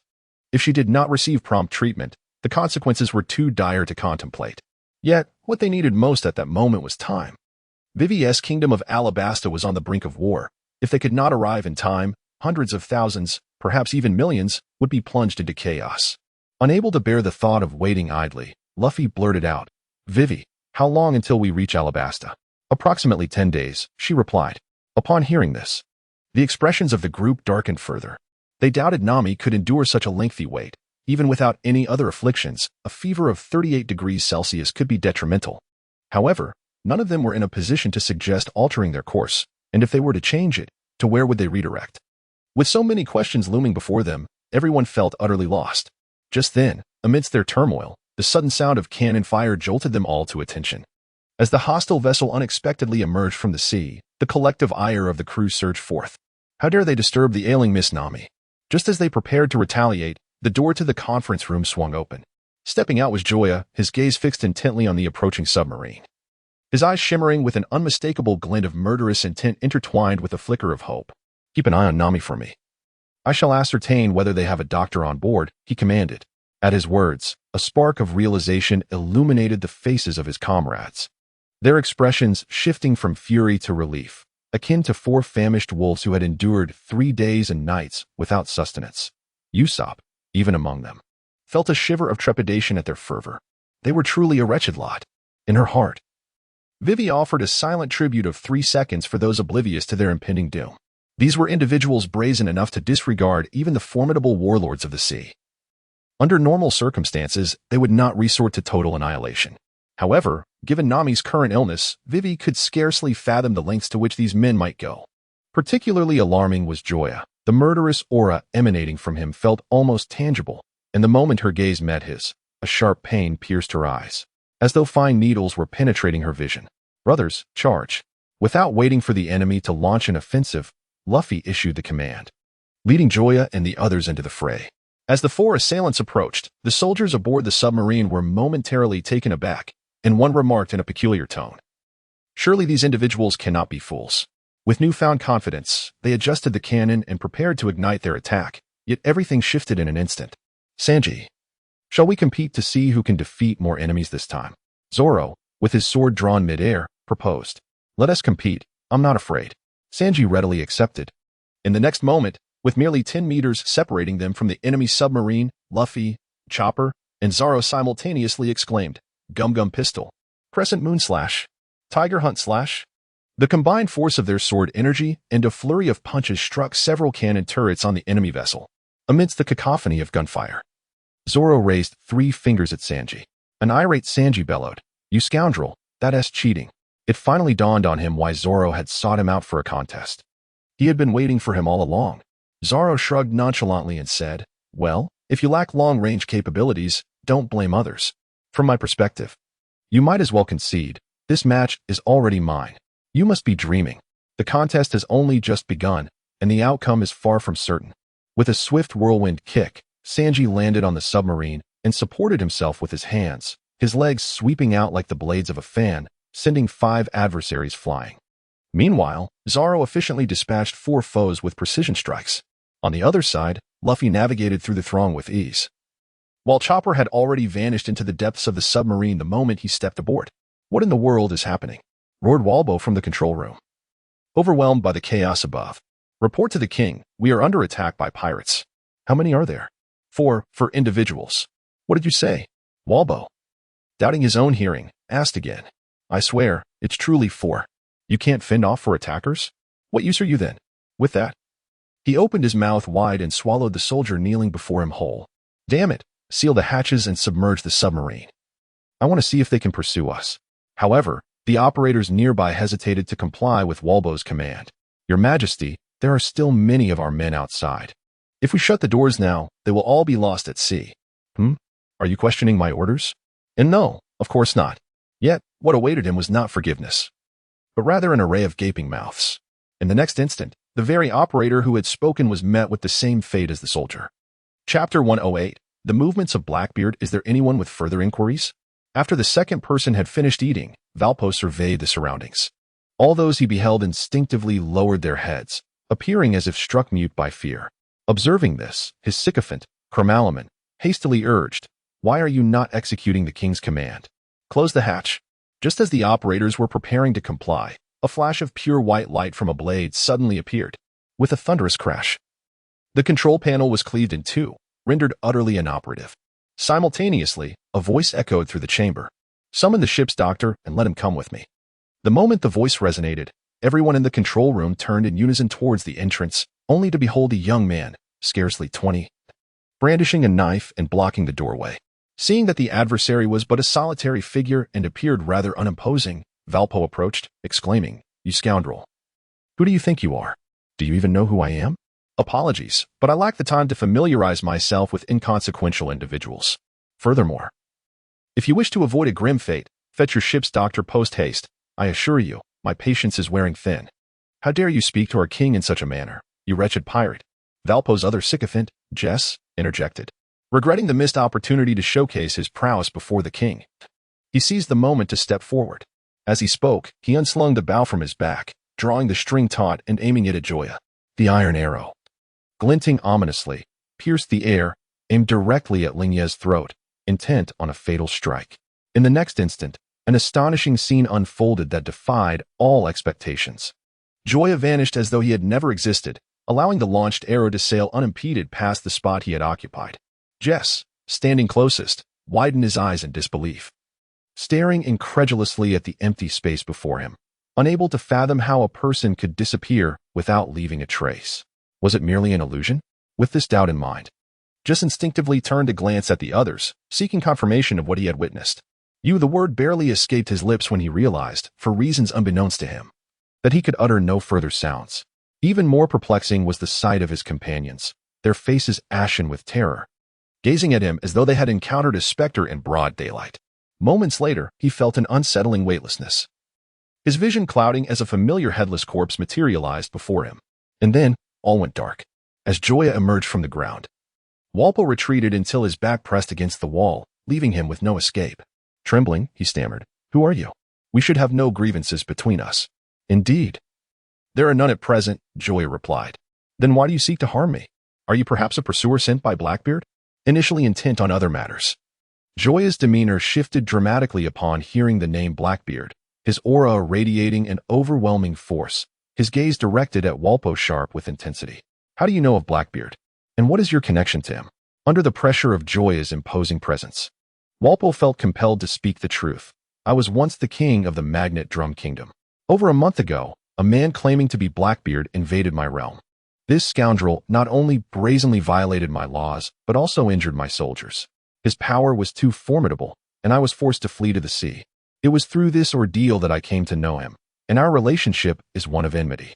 Upon hearing this, the murderous intent in Joya's eyes diminished slightly. If the man before him were allied with Blackbeard, he would have to be eliminated without hesitation. "Have you heard of a man named Ace?" Joya inquired, his concern for this surrogate brother evident. "Ace?" Walpo pondered, lost in thought. After a moment, he replied, "No, I have no recollection of this individual." Relieved, Joya exhaled. The mention of Blackbeard had momentarily conjured the harrowing conclusion of the Marineford War in his mind.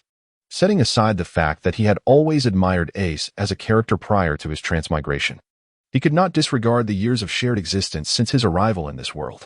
In his memories, Blackbeard would only emerge as the narrative approached the Sky Island arc, with the confrontation between Ace and Blackbeard occurring during the Water 7 arc.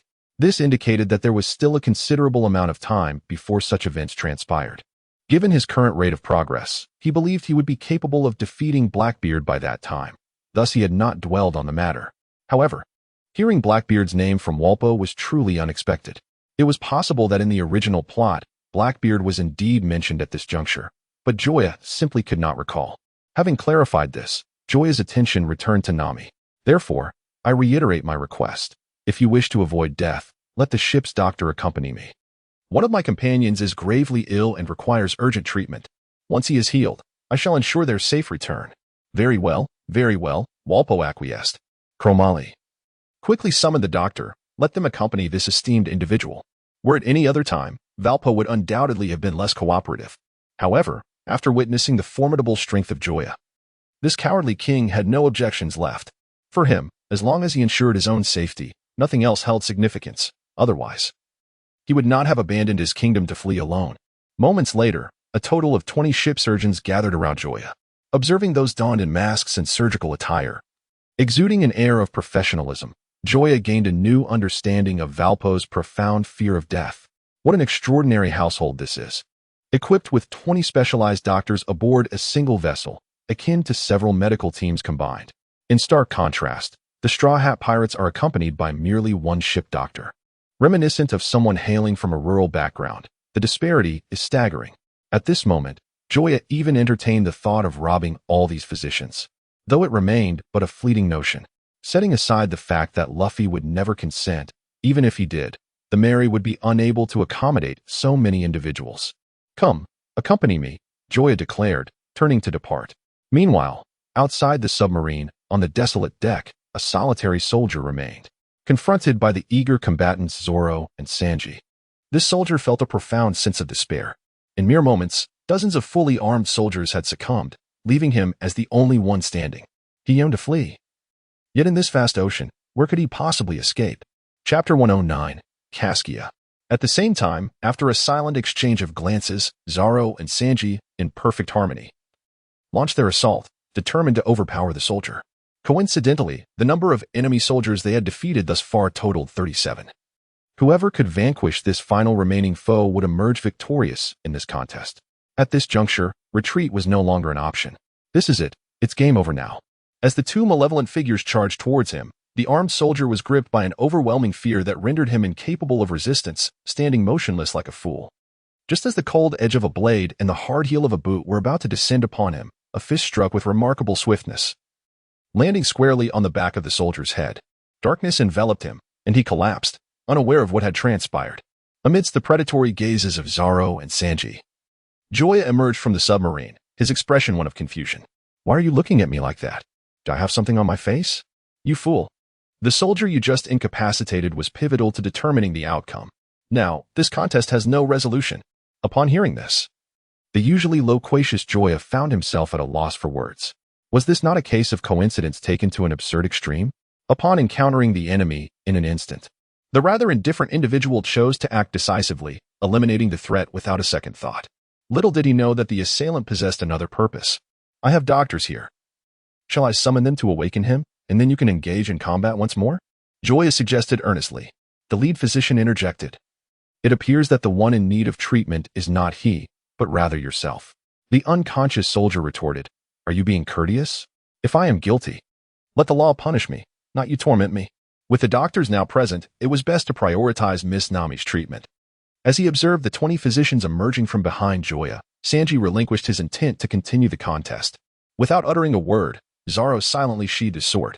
You may summon Luffy. I will take my leave for now. Very well.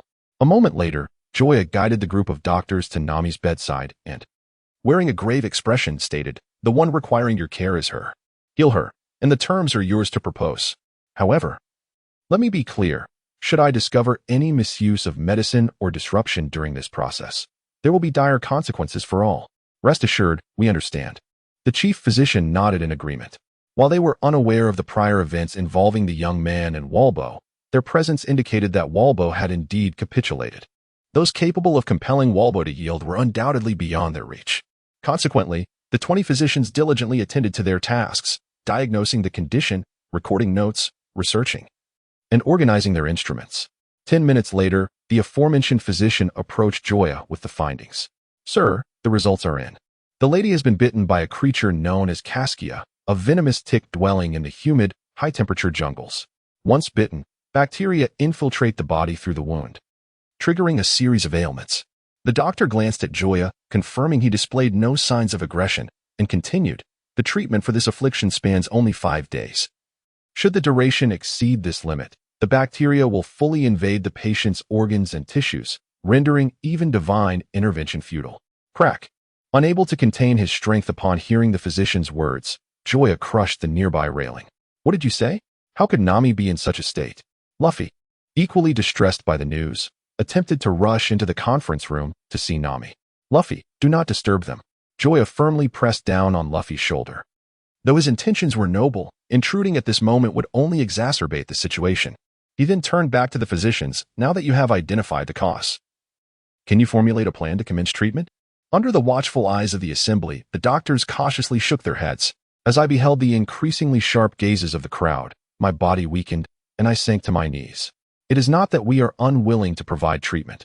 Rather, the elusive Caskia has been extinct for a century, and we possess no corresponding antibodies. However, we can offer some antibiotics, though they cannot cure the affliction. They may delay the invasion of bacteria. Moreover, we are aware of an individual who should be capable of treating this ailment. Who? Where? Joya inquired impatiently. Doctor. Kureha resides in Drum Kingdom, which is part of our nation. Upon hearing this, a flicker of realization crossed Joya's mind.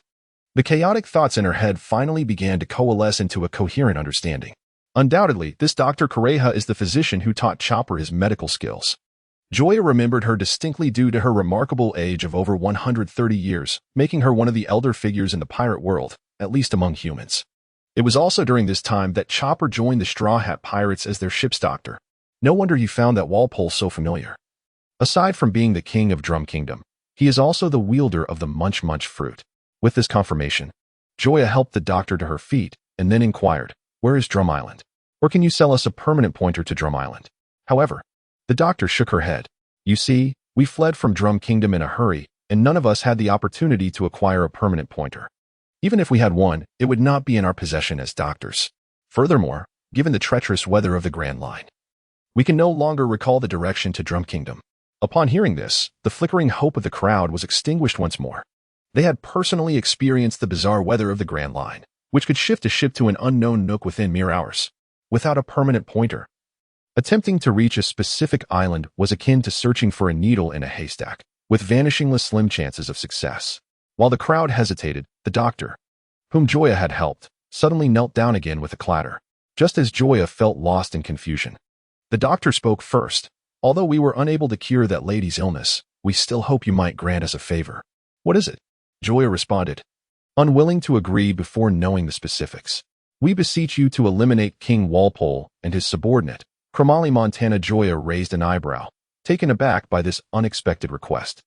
Due to the passage of time, his recollection of this plot was somewhat hazy, and he was unsure what kind of person Whirlpool truly was. However, based on their brief encounter, it was evident that he was not a benevolent ruler. Yet, it was surprising for a physician to harbor such animosity.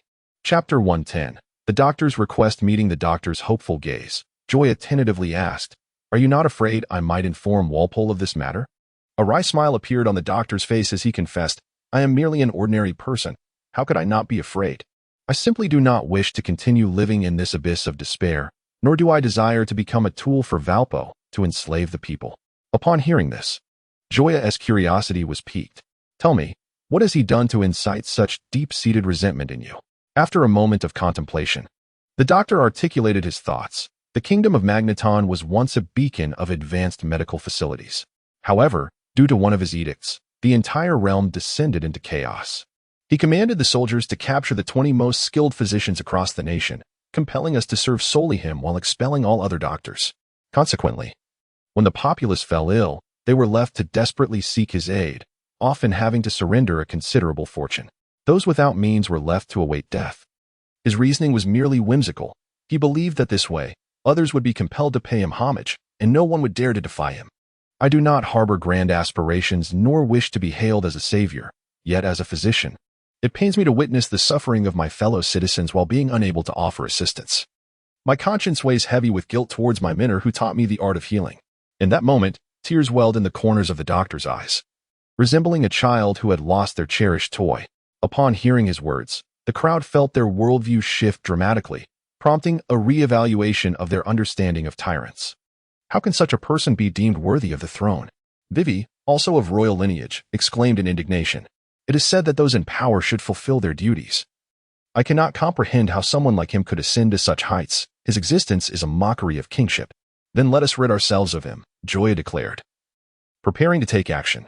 Yet, just as she moved to strike, Vivi suddenly interposed herself before Joya. I concede that Valpo is unfit to be king. But Magneton is a member state of the world government. If he is slain, it would mean entering into conflict with them. Are you prepared to bear the consequences of such an act? I acknowledge your strength, yet in comparison to the world government, you are still insufficient.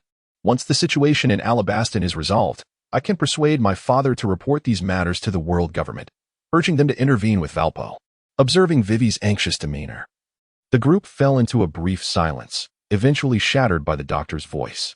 My dear child, I am unaware of your true identity. But if you genuinely believe that the world government remains oblivious to the events transpiring in Drum Kingdom, you are gravely mistaken. Vivi's expression froze, unable to comprehend his words. For many years, the citizens of Drum Kingdom had written numerous letters denouncing Walpo, yet all those missives ultimately found their way back to him. With the writers meeting untimely ends. Do you ponder the reason behind this? Stunned by the unexpected revelation, Vivi's mind went blank. She understood the implication, yet never envisioned reality unfolding in such a manner. In her eyes, the world government had always been a sacred entity, pivotal in balancing the powers of kingdoms and maintaining global peace. Thus, the doctor's words struck her like a thunderbolt, causing profound dismay. Witnessing her turmoil, Joya added, in truth, the world government may not be entirely ignorant of the occurrences in Alabasta. Rather, they choose to remain indifferent. To them, as long as sufficient celestial gold is offered, the identity of the king is of no consequence. In that moment, Vivi was utterly confounded, unsure of whom to trust. Concurrently, Joya turned his gaze towards Luffy. Although Vivi's naivety was evident, her assertions contained a kernel of truth. At present, the Straw Hat Pirates were indeed insignificant in comparison to the world government. Should they catch the attention of CP9, casualties could very well ensue. In the past, he might have disregarded such concerns and charged forth with reckless abandon. However, after Nami had pointed out his flaws, he resolved not to act selfishly, disregarding the welfare of others. Go ahead, such a person is unworthy of the throne. Reflecting on Sabo's demise, Luffy ceased to impede Joya. Although Joya was privy to the truth of Sabo's survival, he refrained from revealing it for the sake of the narrative's progression. All right. With that, he swiftly vanished, reappearing on the enemy's submarine, and proceeded to the control room as if traversing an uninhabited realm. As Joya suddenly returned, Walpo greeted him warmly, saying, "So, how's my doctor?" "Quite impressive, I must say, as they were handpicked by me." In response, Joya smiled and replied, "Indeed, they are remarkable, which is precisely why I have come to express my apologies." "Ha ha ha, do not concern yourself with such trivial matters," Walpo said, waving his hand dismissively, though he felt a sense of pride swelling within him. He increasingly felt that his earlier decision had been exceedingly wise. After all, even a formidable figure like Joya was here to apologize because of those doctors. Oh, but this cannot simply be overlooked. You have rendered me a great service, and here I am, intending to take your life. To be honest, I feel a twinge of guilt, so please, I implore you to accept my sincere apologies. With that, and before Walpo could fully comprehend the situation, Joya unsheathed his blade and swung it with deadly intent. As the blade neared Walpo's neck, he instinctively pushed Chromalaman, who stood beside him, towards Joya in a desperate attempt to evade the strike. In the next instant, a head rolled away, gazing at the lifeless Chromalaman, whose eyes remained wide open in death. Joya let out a soft chuckle. Your moral character was truly despicable. What a waste that you didn't become a pirate. Facing Joya's mockery, Wapple's expression darkened like stormy waters. If given a choice, he wouldn't have resorted to this either. But to ensure his own survival, Chromalaman's death was an acceptable sacrifice. You treacherous bastard. I must have been blind to ever place my trust in you. My sincerest apologies, though let's not pretend you're any saint yourself. Neither of us has the right to judge the other. Then perish. Baku Bakuit, Wapple House. The moment the words left his lips, Wapple's form began to twist grotesquely. His already bloated body swelled further, a door-like opening splitting across his abdomen while his chest morphed into two windows. As the windows swung open, twin cannon barrels extended menacingly. Die! With a thunderous roar, two cannonballs hurtled toward Joya. Quite the audacity, firing cannons in such confined quarters. With effortless grace, Joya flicked his blade, Zanya, bisecting the incoming projectile's midair. An instant later, the shells detonated violently within the control room, engulfing the entire chamber in a maelstrom of smoke and flames. Chapter 111. Vivi's decision leaping out of the submarine. Joya barely had time to steady himself before a rapid succession of gunfire erupted around him. Darting backward, he narrowly avoided the hail of bullets that riddled the spot where he had just stood. Observing Valpo, whose body was riddled with the barrels of firearms, Joya remarked, "He certainly possesses remarkable skill." In this state, he bore a resemblance to Capon Becky from the Supernova 11. Regretting now seems rather tardy, does it not? Valpo bellowed, successfully pushing back Joya, which instilled a sense of confidence in him. As he spoke, his arms transformed into 6 rotating machine guns, unleashing a torrent of bullets that sliced through the air, with hundreds of rounds fired in mere seconds. Regret? Perhaps you are overthinking it. With that, he stomped the ground multiple times, his body vanishing with instantaneous speed, reappearing in the shadow cast by a beam 5 meters away. The shadow fruit activated instantaneously, allowing him to meld into the realm of shadows before the bullets could reach him. How could this be? The sudden turn of events startled Valpo. His eyes darted anxiously around, searching for Joya's presence. Yet, Joya was like a wisp of smoke, visible one moment and entirely gone the next. You coward! Hiding like this is no skill at all. Come out and face me head on. His voice echoed across the vast sea, but there was no reply. In that moment, Valpo felt an overwhelming sense of murderous intent enveloping him. The enemy could appear from any unforeseen corner and deliver a fatal blow. Come out. Show yourself. Unable to withstand the mounting pressure, Valpo raised his hands and frantically scanned his surroundings. Walls, glass, doors, and blood splattered everywhere. With 6 or 7 soldiers struck down by bullets, instantly falling lifeless, while many more lay grievously wounded. The air was filled with cries of agony. Yet Valpo paid them no heed, recklessly unleashing his firepower. To him, the enemy could not have vanished into thin air. They were merely employing some ability unknown to him to conceal their whereabouts. Soon enough, having exhausted his barrage, Valpo paused to catch his breath, scrutinizing the half-destroyed submarine before him. As for the unfortunate soldiers he had inadvertently slain, he felt no remorse if it meant eliminating the enemy. Their sacrifice was not in vain. However, he could not find joy in this, for he remained uncertain whether his recent assault had been effective. Whether that young man had been struck down or wounded. What are you searching for? That young man. Why seek him? Naturally, to kill him. The moment those words left his lips, a sense of unease washed over Valpo, prompting him to glance sideways. To his horror, Joya's striking visage loomed large in his field of vision. An overwhelming tide of fear surged through him, as if his heart were gripped tightly by a colossal hand. Just as he contemplated retreating, he realized a gleaming blade had inexplicably found its way onto his shoulder. Let me go. Spare me. As long as you spare me, I am willing to offer you anything you desire, wealth, women, power, even the throne of the kingdom of Drum if need be. However, if I were to take your life, would not all these possessions then rightfully belong to me? Walpo's expression stiffened, his smile frozen upon his face. He dared not respond to such words. Yet, a concealed aperture on his abdomen quietly opened, and a dark cannon barrel slowly emerged. Die! He bellowed in fury as the barrel fully extended. Yet, to his astonishment, a knowing smile appeared on Joya's face. In the next instant, as the cannonball was discharged, Walpo felt a chilling sensation at his neck. Simultaneously, the projectile struck Joya. With a thunderous explosion, Walpo collapsed. Moments later, as Joya emerged from the billowing smoke, all were left in awe. They could not fathom how the young man had accomplished such a feat, struck at point-blank range, yet utterly unscathed. Nevertheless, Joya felt no need to elucidate. As he returned to the Mary, "Thank you, my lord," he acknowledged. The instant his feet touched the deck of the Mary, all the doctors knelt before him. No, I am not a king. There is no need for such reverence," he replied. 10 minutes later, after briefing them on Nami's condition, the 20 physicians departed from the Mary. Yet, the atmosphere aboard remained heavy. Although Nami's condition had improved somewhat following the antibiotic treatment, her ailment had not been entirely eradicated. It could only be said that the spread of the bacteria had been temporarily suppressed. Once again, the same choice lay before them, to head straight for Alabasta or to seek out the kingdom of Drum as suggested by the doctors. In the midst of silence, the closed door of the conference room suddenly swung open. A flushed Nami appeared before them. "Why aren't you lying down?" Joya said, a hint of reproach in his tone. Despite his words, he rushed to support her arm. "Do not worry about me. After the treatment from the doctors, I feel much better." Though she had not witnessed the treatment herself, upon seeing the various medical instruments left by her bedside, she understood that a dedicated physician must have attended to her. "I have made up my mind. We shall not go elsewhere but directly to Alabasta. We are merely 10 days' journey from Alabasta, in my current state. I can endure this duration. When we arrive, Vivi can easily find a doctor for me, and my ailment will be resolved, will it not?" Observing Nami's forced smile, Vivi felt a sharp pain in her heart, realizing that if she were to agree, it would indeed be utterly unreasonable. "Nami, please cease your words. I have made up my mind. We shall first seek out Drum Island, and then return to Alabasta.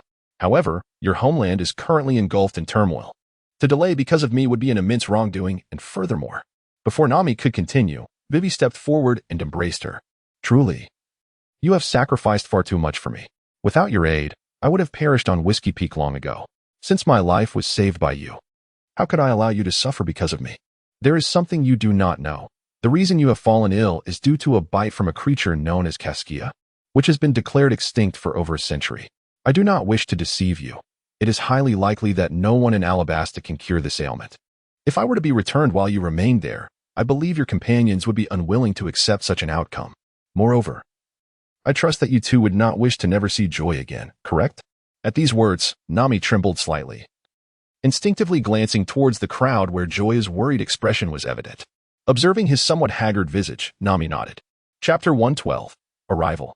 Over the subsequent 2 days, guided by the scant clues left by the doctors, the Mary sailed aimlessly through the Grand Line, although those individuals were uncertain of the precise location of Drum Island. After such an extensive search, they were able to provide a few leads. It was not until midday on the 3rd day after departing from Little Garden that the Mary unexpectedly entered a region characterized by a decidedly cooler climate. The crew was jolted by the cold wind that greeted them, as the doctors had informed them that Drum Island was a winter island. A winter island is one that endures perpetual winter throughout the year. The sudden drop in temperature clearly indicated that their course was correct, suggesting they were indeed nearing their destination. Realizing this, Luffy hurriedly pushed open the door to the conference room. Nami, Chopper, we are almost at Drum Island. Upon hearing Luffy's words, Chopper's body tensed, and he swiftly approached Luffy's side, his face a mix of anxiety and anticipation. Are you certain? Of course. The air outside has turned quite frigid. It must mean we are close. At this, Chopper finally exhaled in relief, his previously taut body and nerves beginning to relax. Nami, who lay on the bed, also felt a sense of reassurance. Reaching Drum Island would signify the potential cure for her illness, and perhaps they could set sail for Alabasta tonight. However, she noticed that Chopper's body weakened, nearly causing him to stumble. It was only then that she recalled that since her illness began, his eyes had not once closed in slumber. Chopper, you should take a break. Since we are almost there, it's unnecessary for you to stay by my side. Go rest. Perhaps by the time you awaken, I will be well. Rubbing his face vigorously with his hands, Chopper feigned nonchalance. I will not leave your side until you are fully recovered. I merely stumbled due to the cold air. It is nothing to worry about. With that, he placed the little fairy beside Nami. Since we are nearing our destination, I shall find you a set of winter clothing so you do not suffer from the cold. Once Luffy and Chopper departed, the room was left with only Nami and the little fairy. Observing Nami, who was being tenderly cared for, the little fairy puffed her cheeks in envy and remarked, "Seeing you like this makes me want to fall ill too." Nami, lacking the energy to argue, offered a faint smile. Perhaps once she recovered, she would reminisce about this period. Though her body ached, the constant presence of Joya by her side provided her with immense comfort, as if nothing could go awry with him around. Moments later, a frosty island loomed before them. At this juncture, Nami was assisted by Joya to step outside, acclimating herself to the frigid atmosphere. However, as the merry-go was about to dock at the inland port, a contingent of armed soldiers suddenly appeared atop the elevated banks. Detestable pirates! You are not welcome here. Return from whence you came. The atmosphere turned tense in an instant. For Joya and the others, these soldiers posed little threat. Yet their purpose for coming was to seek medical assistance, making confrontation unfeasible. Wait, we are here to find a doctor, not to rob. They pleaded. Try another excuse. We will not fall for such tricks, roared the furious soldiers. Having recently been attacked by pirates, their animosity towards them was at an all-time high, and no amount of explanation from Luffy seemed to sway their disbelief. But what we say is true. We truly have a patient on board. And we are but a few. Sanji began to explain before he was cut off. Shut your mouth.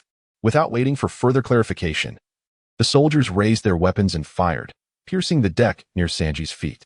Faced with this aggression, the expressions of the group shifted, as they could no longer pretend to be oblivious, particularly Sanji, who was ready to retaliate. As they beheld the fierce Sanji, the frightened soldier, without a moment's hesitation, fired another shot. The gunshot echoed. The bullet sliced through the air, piercing the flesh and burrowing deep, a vivid spray of crimson blossoming in the air. As Sanji gazed upon the fallen Joya, blood streaming from his left chest, the world around him fell into an eerie silence. The soldiers on the shore were taken aback, never expecting that their shot would actually hit someone, let alone that the attacking pirates would be halted by one of their own. Meanwhile, the crew aboard the Mary had but one thought echoing in their minds. It's over. Everything is lost.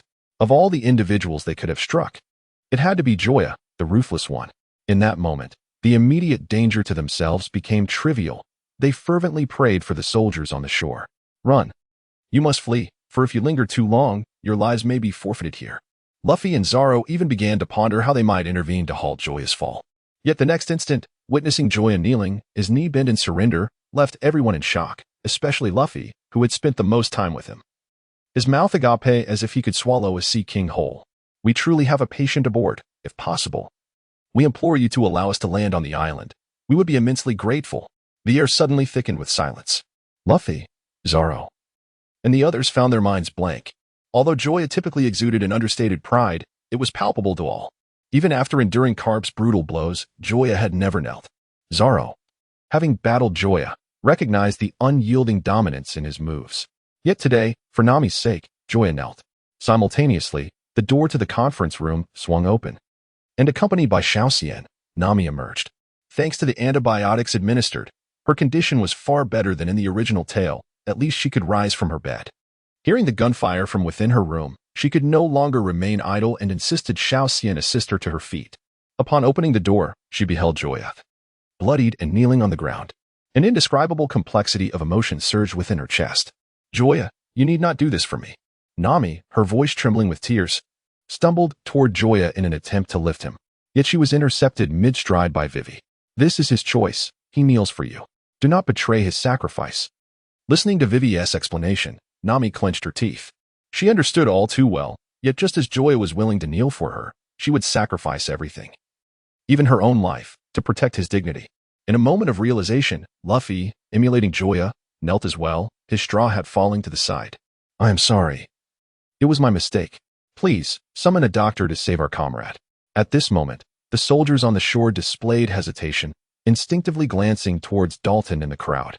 Having witnessed such an act of humility, they began to discern that these young pirates were unlike those who had previously invaded their lands. Perhaps these pirates, kneeling for their comrade, were not villains after all. After a brief silence, Dalton spoke. I will take you to the village. Follow me. Chapter 113. Arrival on the island. Moments later, Luffy, Joya, Little Fairy, Nami, and Vivi disembarked and, under Dalton's guidance, proceeded toward the village. Along the way, noticing the blood-soaked fabric adorning Joya's chest, Dalton inquired with a hint of concern, Are you truly unharmed? Like others who encountered Joya for the first time, Dalton found himself perplexed by the events surrounding her. The aggressive bullet had evidently struck a vital point, yet she appeared completely unscathed. Had it not been for the blood on her attire, he might have doubted whether she had been hit at all. Thank you for your concern, but I assure you, I am quite all right, Joya replied. Dalton nodded in understanding, feeling a mixture of worry and reassurance. His apprehension stemmed from the fact that these individuals were clearly not ordinary folk. Should they harbor ill intentions, he doubted he could single-handedly thwart them. However, his sense of security arose from the same reason. Possessing such formidable power yet choosing to kneel and plead for permission demonstrated that they at least upheld some principles of honor. While the notion of pirates adhering to ethics may seem farcical, they exuded an air that warranted his acquiescence to their landing. With this thought in mind, Dalton spoke. To prevent any misunderstandings, I wish to clarify that in our nation, there is only one witch doctor. Yes, we are aware of that, and her name is Dr. Kureha. Is it not? Vivi countered, prompting Dalton to freeze momentarily, his expression a mixture of confusion and astonishment. How do you know this? He asked. As Vivi recounted the events that had transpired, the gazes of those surrounding them shifted dramatically, particularly that of the man who had previously aimed his weapon at Sanji. Overcome with shame, he knelt before Joya, saying, I apologize for my earlier actions. I should not have fired without clarifying the situation. I hope you can find it in your hearts to forgive me. Do not worry. I have not taken that incident to heart, and I can empathize with your feelings. Joya responded sincerely. She truly understood, for their sentiments mirrored her own when she had once sat before a computer screen, witnessing the war at Marineford. Her heart aflame with emotion, wounded by the same individual, Blackbeard, who, for a fleeting possibility, had concealed himself within the Whitebeard pirates for decades. I express my gratitude on behalf of all the citizens of Drum Island, though he had not witnessed it with his own eyes. Dalton bowed deeply to Joya and the others. Under his guidance, all present followed suit in a gesture of respect. For Joya, the act of ending a life was a mere formality, yet for them, it signified the conclusion of a long-standing nightmare. Outsiders could scarcely fathom the tribulations they had endured over the years, fearing illness, refraining from discussing state affairs. And even the mere utterance of disparaging remarks about the king could lead to execution. Now that the tyrant who had enslaved them had finally vanished, their elation was palpable. Words of gratitude were superfluous. If possible, Joya implored, I wish to be taken to meet Dr. Correja without delay. Forgoing further pleasantries, Joya pressed on with urgency. Not wishing to conceal the truth, Dalton replied, to be frank, meeting Dr. Correja is no easy feat. She is an eccentric woman. And though she has reached the venerable age of 139, she possesses the vitality of a youthful maiden in her 20s. As he spoke, he gestured towards the highest peak in the distance. Do you see that mountain? At its summit lies a palace, and that is where she resides. As they gazed upon the towering peak, nearly 1,000 meters high, a sense of astonishment washed over Joya and his companions. Even for them, the ascent would not be an easy feat. What will your people do if they fall ill? Vivi inquired with a hint of bewilderment, exasperated by the peculiarities of this land. Surely, one cannot scale a mountain with bare hands. Not quite, replied Dalton. The witch descends every few days to tend to the sick. Legend has it that she rides down on a reindeer sled, much like Santa Claus. This revelation only deepened their confusion. Reindeer sleds and Santa Claus? Were they to expect the sea god to emerge next? Nevertheless, Joya pieced together the information. The reindeer was none other than Chopper, and the witch, Dr. Correa, was able to descend safely thanks to Chopper's presence. Yet, the notion of flying perplexed Joya. Although Chopper possessed the powers of a devil fruit, he was an animal-type zoan fruit user, incapable of flight. However, it seemed unnecessary to delve deeper into this mystery. Knowing where to find her resolved half the issue. Since that is the case, we need not enter the village. I shall take Nami and proceed directly, Joya declared. If Dalton had not previously witnessed Joya's formidable strength, he would have deemed him lacking in foresight. Nonetheless, he urged, if possible, I still recommend you remain in the village for a while. Although the witch visited yesterday, she will return in a few days, and I shall ensure you meet her. In response to Dalton's suggestion, Joya shook his head. I appreciate your goodwill, but our time is limited, and we cannot afford to linger here. Seeing Joya's determination to brave the mountain, Vivi interjected, actually, waiting a few days is not an issue for me. I can be patient. However, before she could finish, Joya interposed, we will fulfill the promise made to you, no matter what. We have already wasted several days searching for the Drum Kingdom. Now that we are here, we need not wait any longer. Besides, this moderate peak shall pose no challenge to me. Realizing she could not persuade Joya, Vivi turned her attention to Nami. What do you think, Nami? I trust Joya, Nami replied. Observing the resolute expressions of the two individuals, Vivi parted her lips, yet found herself at a loss for words. The notion of scaling a nearly 1,000-meter high peak with bare hands, particularly in the frigid embrace of winter, evokes an insurmountable challenge even for those who have never attempted it. Nonetheless, for the sake of their own aspirations, both Joya and Nami chose to embrace the perilous endeavor. It is no exaggeration to assert that since their journey commenced at Twin Cape, a significant portion of the tribulations they have encountered can be attributed to their own actions. Had it not been for her, Luffy and the others would not have crossed paths with the Baroque works, nor would they have drawn the attention of Crocodile. Thank you. Embracing Nami, Vivi harbored countless sentiments, yet all her thoughts coalesced into these three simple words. Rest assured, for the promised bounty of 1 billion berries, I shall remain unscathed. With a soft chuckle at Nami's jest, a faint smile finally graced Vivi's previously somber visage. She took Nami from the hands of Little Fairy and procured several sturdy ropes. With the assistance of the group, Nami was secured to Joya's back. Chapter 114. Departure all right. Let us set forth. Observing the exuberant Luffy beside him, the group was momentarily taken aback, and then Vivi could not help but exclaim, Are you really going to? Of course, what's the problem? Luffy replied with an air of nonchalance.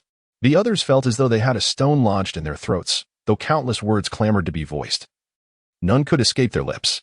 Finally, it was Joya who spoke up. Fine, let him go. After all, he can't sit still. And having him along might provide some support. Furthermore, there was another reason he did not mention. This mission, aside from aiding Nami's recovery, also presented an opportunity to bring Chopper aboard. Due to whirlpool being dealt with beforehand, Joya was not overly confident in persuading. Oh no, in recruiting Chopper without a common enemy.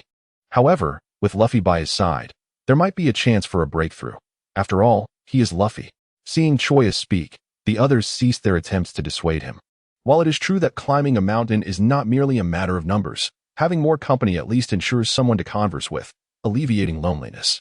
Since you have decided to go, I shall not stand in your way, but there is one thing you must heed. There exists a carnivorous rabbit known as the raven on the snow-capped mountains. These rabbits are not only enormous in size, but also sociable, exhibiting a ferocity akin to wild beasts. Should you encounter one, you must flee, otherwise, even you may meet a grim fate. Rest assured, I understand, Joya replied. Turning to Vivi and the little fairy beside her, he added, if it becomes too challenging, you may return to the Mary to have Sanji restock supplies. And we can set sail directly upon our return. All right. After relaying all necessary instructions, Joya and Luffy set off towards the highest peak among the 3 distant mountains. On the journey, as he observed Joya, who was wholly engrossed in their expedition, Luffy remarked, it's truly wonderful to have Nami around. Taken aback by this sudden declaration, Joya turned to face him, perplexed by the statement. Meeting Joya's gaze, Luffy spoke earnestly, because I can finally see you clearly. Previously, despite Joya being by his side, there had been an elusive quality, as if a thin veil separated them, making genuine connection feel nearly insurmountable. Now, thanks to Nami, that veil had dissipated, allowing Luffy to fully perceive Joya's presence. Listening to Luffy's words, Joya fell into deep contemplation. It was both anticipated and unexpected. Nami's earlier remarks had illuminated a personal issue. Despite existing within the same world, he had always felt like an outsider. This was not a failing of others, but rather his own.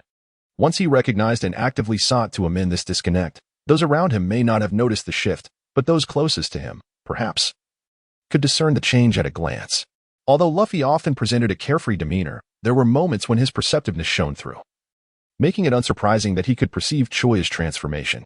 Indeed, we must ensure Nami's safety, Joya concluded. Of course, Luffy declared, charging ahead to clear the path. As for Nami, who was clinging to Joya's back, her already flushed cheeks turned an even deeper shade of red at their words, resembling a ripe apple. The sight sent a tremor through Joya's heart. If circumstances had been different, he would have planted a firm kiss on those cheeks without hesitation. When Joya and the others passed through the village and forest, entering the snowfield, the weather grew noticeably worse. The temperature plummeted by several degrees, and the biting wind turned sharper, like blunt knives scraping against Joya's face. Instinctively, he tugged Nami's hat lower, then exchanged a glance with Luffy before both surged forward against the gale. Behind them, listening to the howling wind outside her hat, Nami mustered what little strength she had left to cling tightly to Joya. It wasn't fear of falling that drove her. She simply wanted to offer him some warmth.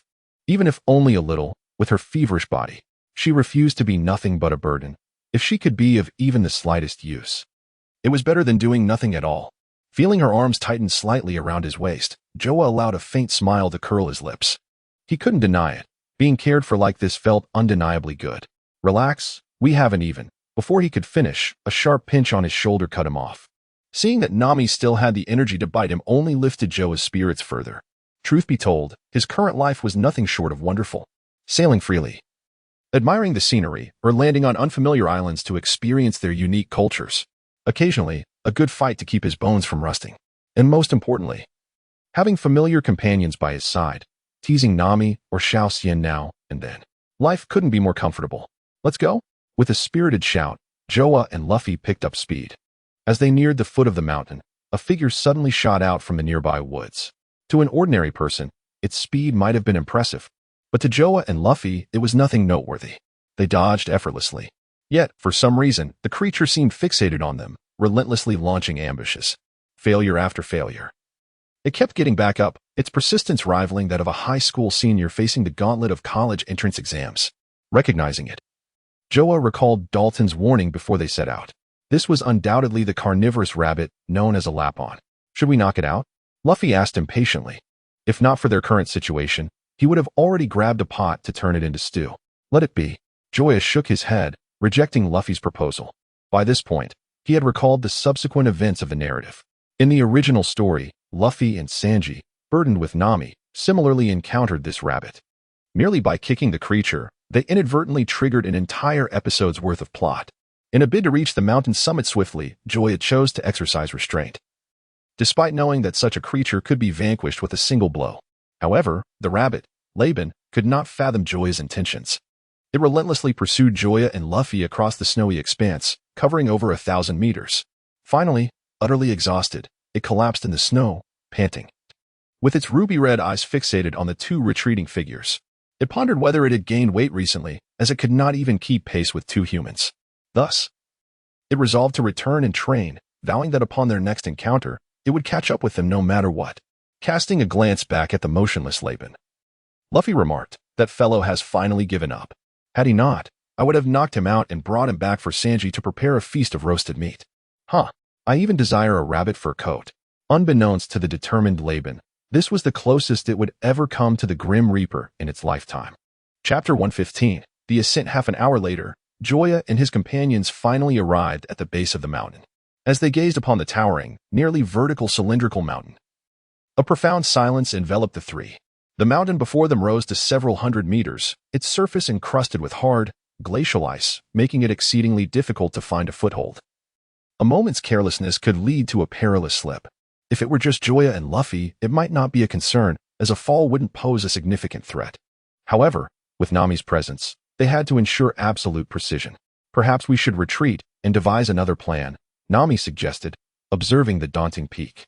Scaling this mountain without any equipment seemed improbable, and even with steps carved into its surface, the heavy snowfall rendered a successful ascent nearly impossible. A single misstep could result in a disastrous fall. Gently tousling Nami's hair, Joya spoke softly. "What? Are you worried about me?" "Of course not. I worry about you." "Then your worries are unfounded." Tightening the rope around his waist, he grasped the blade, Zhanyi, from his storage ring with his mouth. "Are you ready, Luffy?" "Heh. I've been ready." With that, the two reached for the crevices and protrusions on the mountain's face, ascending step by painstaking step. It is often said that a freezing winter does not come from a single day of cold. The century-old ice on the mountain's surface, while not thick, was incredibly hard, each inch comparable to steel. Coupled with the terrifying temperatures plummeting to -30 or 40 degrees, their exposed hands quickly turned a vivid crimson. Yet that was not the most perilous aspect. The more dire issue was the stiffness that rendered their fingers as rigid as wood. The blood in their veins felt frozen, and their muscles, joints, and nerves were numb. Joya could scarcely feel his hands at all. Despite this, they had only traversed 1/5 of the distance, with the summit still far from reach. However, Nami discerned no trace of fear or inclination to abandon their quest on their faces. At that moment, her heart was a tumult of emotions. No words could encapsulate her feelings. She felt that even if she were to perish at that instant, her life would have been worthwhile, albeit tinged with regret for having met Joya too late. Had their paths crossed sooner, perhaps they would already have children of their own. Time at this moment stretched interminably, each minute feeling like a century. Like two geckos, Joya and Luffy ascended, painstakingly making their way upward. The mountain's face bore the vivid crimson marks of their struggle. At one critical moment, Luffy's hands, rendered utterly stiff, lost their grip, and he began to slide downwards with alarming speed. Before Joya could devise a means to rescue him, he heard Luffy's roar in his ears. "Stop." With that shout, Luffy's head collided with the unyielding mountain wall. Blood gushed forth as half of his skull sank into the rock, leaving him dangling from the mountainside like a mere ornament. As Joya gazed upon Luffy's face, which had turned a purplish hue from the cold, and the hair matted together with blood, her heart ached painfully. "Fear not. The rest is up to me," she declared. With her hands full, Joya resorted to clutching Luffy's clothing with her teeth, then resumed her ascent. After scaling 2/3 of the arduous path, her hands, rendered utterly useless and as rigid as icicles, could no longer bend. Thus, gritting her teeth, she delivered a powerful punch against the unyielding mountainside. With a resounding crack, her left hand fractured at the wrist, blood gushing forth and staining the rocky surface before her. Mere moments later, a new left hand emerged, now flexible and functional. However, she raised her right hand and struck once more, with the sacrifice of a bit more blood. Joya regained a pair of hands that were as good as new. Witnessing the entire ordeal, Nami's heart raced with alarm. From beginning to end, she observed Joya merely furrow her brow, nonchalantly overcoming each obstacle. Yet, she understood that the reality was far from simple. The saying goes, "The fingers are connected to the heart," and those two strikes must have been excruciating, but Joya suppressed every ounce of pain to avoid burdening her with worry. If only Joya could vocalize her suffering, it would ease Nami's heart considerably. Sensing Nami's emotional turmoil, Joya flashed a grin and said, "If I truly make it to the top, would you let me kiss you? As long as you can reach the summit, you can ask for anything," Nami replied. "Haha. You said it." Inspired, Joya felt a surge of determination, vowing to conquer the small hill before her. 20 minutes later, on the verge of her hands giving out once more, Joya finally reached the pinnacle. She then walked slowly towards the massive castle, situated 100 meters away. Dr. Correa. Someone has climbed up from the other side of the mountain. Chopper exclaimed in disbelief as he beheld Joya's approach from his perch by the window. Doctor. Correa smacked Chopper on the head, chastising him. What nonsense are you speaking? This is the mountaintop, and with conditions this severe, how could anyone possibly make it? Rubbing his head, Chopper pointed at Joya, struggling onward outside. It's true. Just look. Upon hearing this, Dr. Correa fell silent for a moment, then quickly commanded. Go and bring them in. I will prepare. Understood. A few minutes later, Joya encountered Chopper, the blue-nosed reindeer, at the open entrance of the palace. Although this creature was soon to become his ally, Joya implored, Please, save my companion. Observing his own dismal state while bearing the weight of a man cradled in his arms, Chopper, deemed a monster by the world, was engulfed in astonishment. He could scarcely fathom why this man was exerting himself so fervently, nor could he comprehend the strength that had brought him to this moment. However, as a doctor, Chopper understood all too well that this was not the time for inquiries. Please, follow me, he uttered, only to immediately regret his words. As a reindeer, he had spoken human language. Would this man be frightened away by him? Just as Chopper lamented this, the man's voice echoed once more in his ears. Thank you. Though merely 2 words, they astonished Chopper for an entire year. Apart from Nurse Correa and that individual, he could hardly recall anyone else who had uttered those words to him. Hey, are you not afraid of me? Chopper stammered, trembling. Will you harm me? Chopper did not answer, but instead posed a counter-question. No, I will not.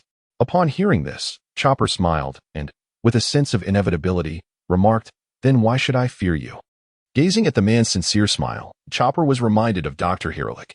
After a moment of silence, he dared to voice the question that lingered deep within his heart. Do you not think I am a monster? Chapter 116. Healing Understanding Chopper's Thoughts. Joya contemplated for a moment before replying. Why do you believe yourself to be a monster? Is it solely because you, as a reindeer, can speak human language? If that were the only reason, you would be underestimating the term monster greatly, for I have encountered creatures far more peculiar than you.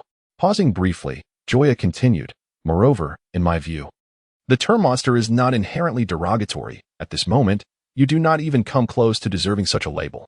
Upon hearing this, Chopper, who had never been exposed to such sentiments, found his mind blank. Joya's words were undoubtedly transformative for him. In his eyes, he was not a monster, and astonishingly, the term itself was not pejorative. If what he said were true, then what could be made of everything that had transpired in his life over the years? A dream? You are deceiving me. You must be lying. I am a reindeer with a blue nose, and I can speak the language of humans. Where have you ever encountered such a reindeer? How could I possibly not be a monster? At that moment, Chopper had completely forgotten the task entrusted to him by Nurse Correa. His sensitive nerves were triggered, and his mind was in chaos as he sought to refute the man's claims while simultaneously yearning for him to contradict his assertions and affirm that he was not a monster.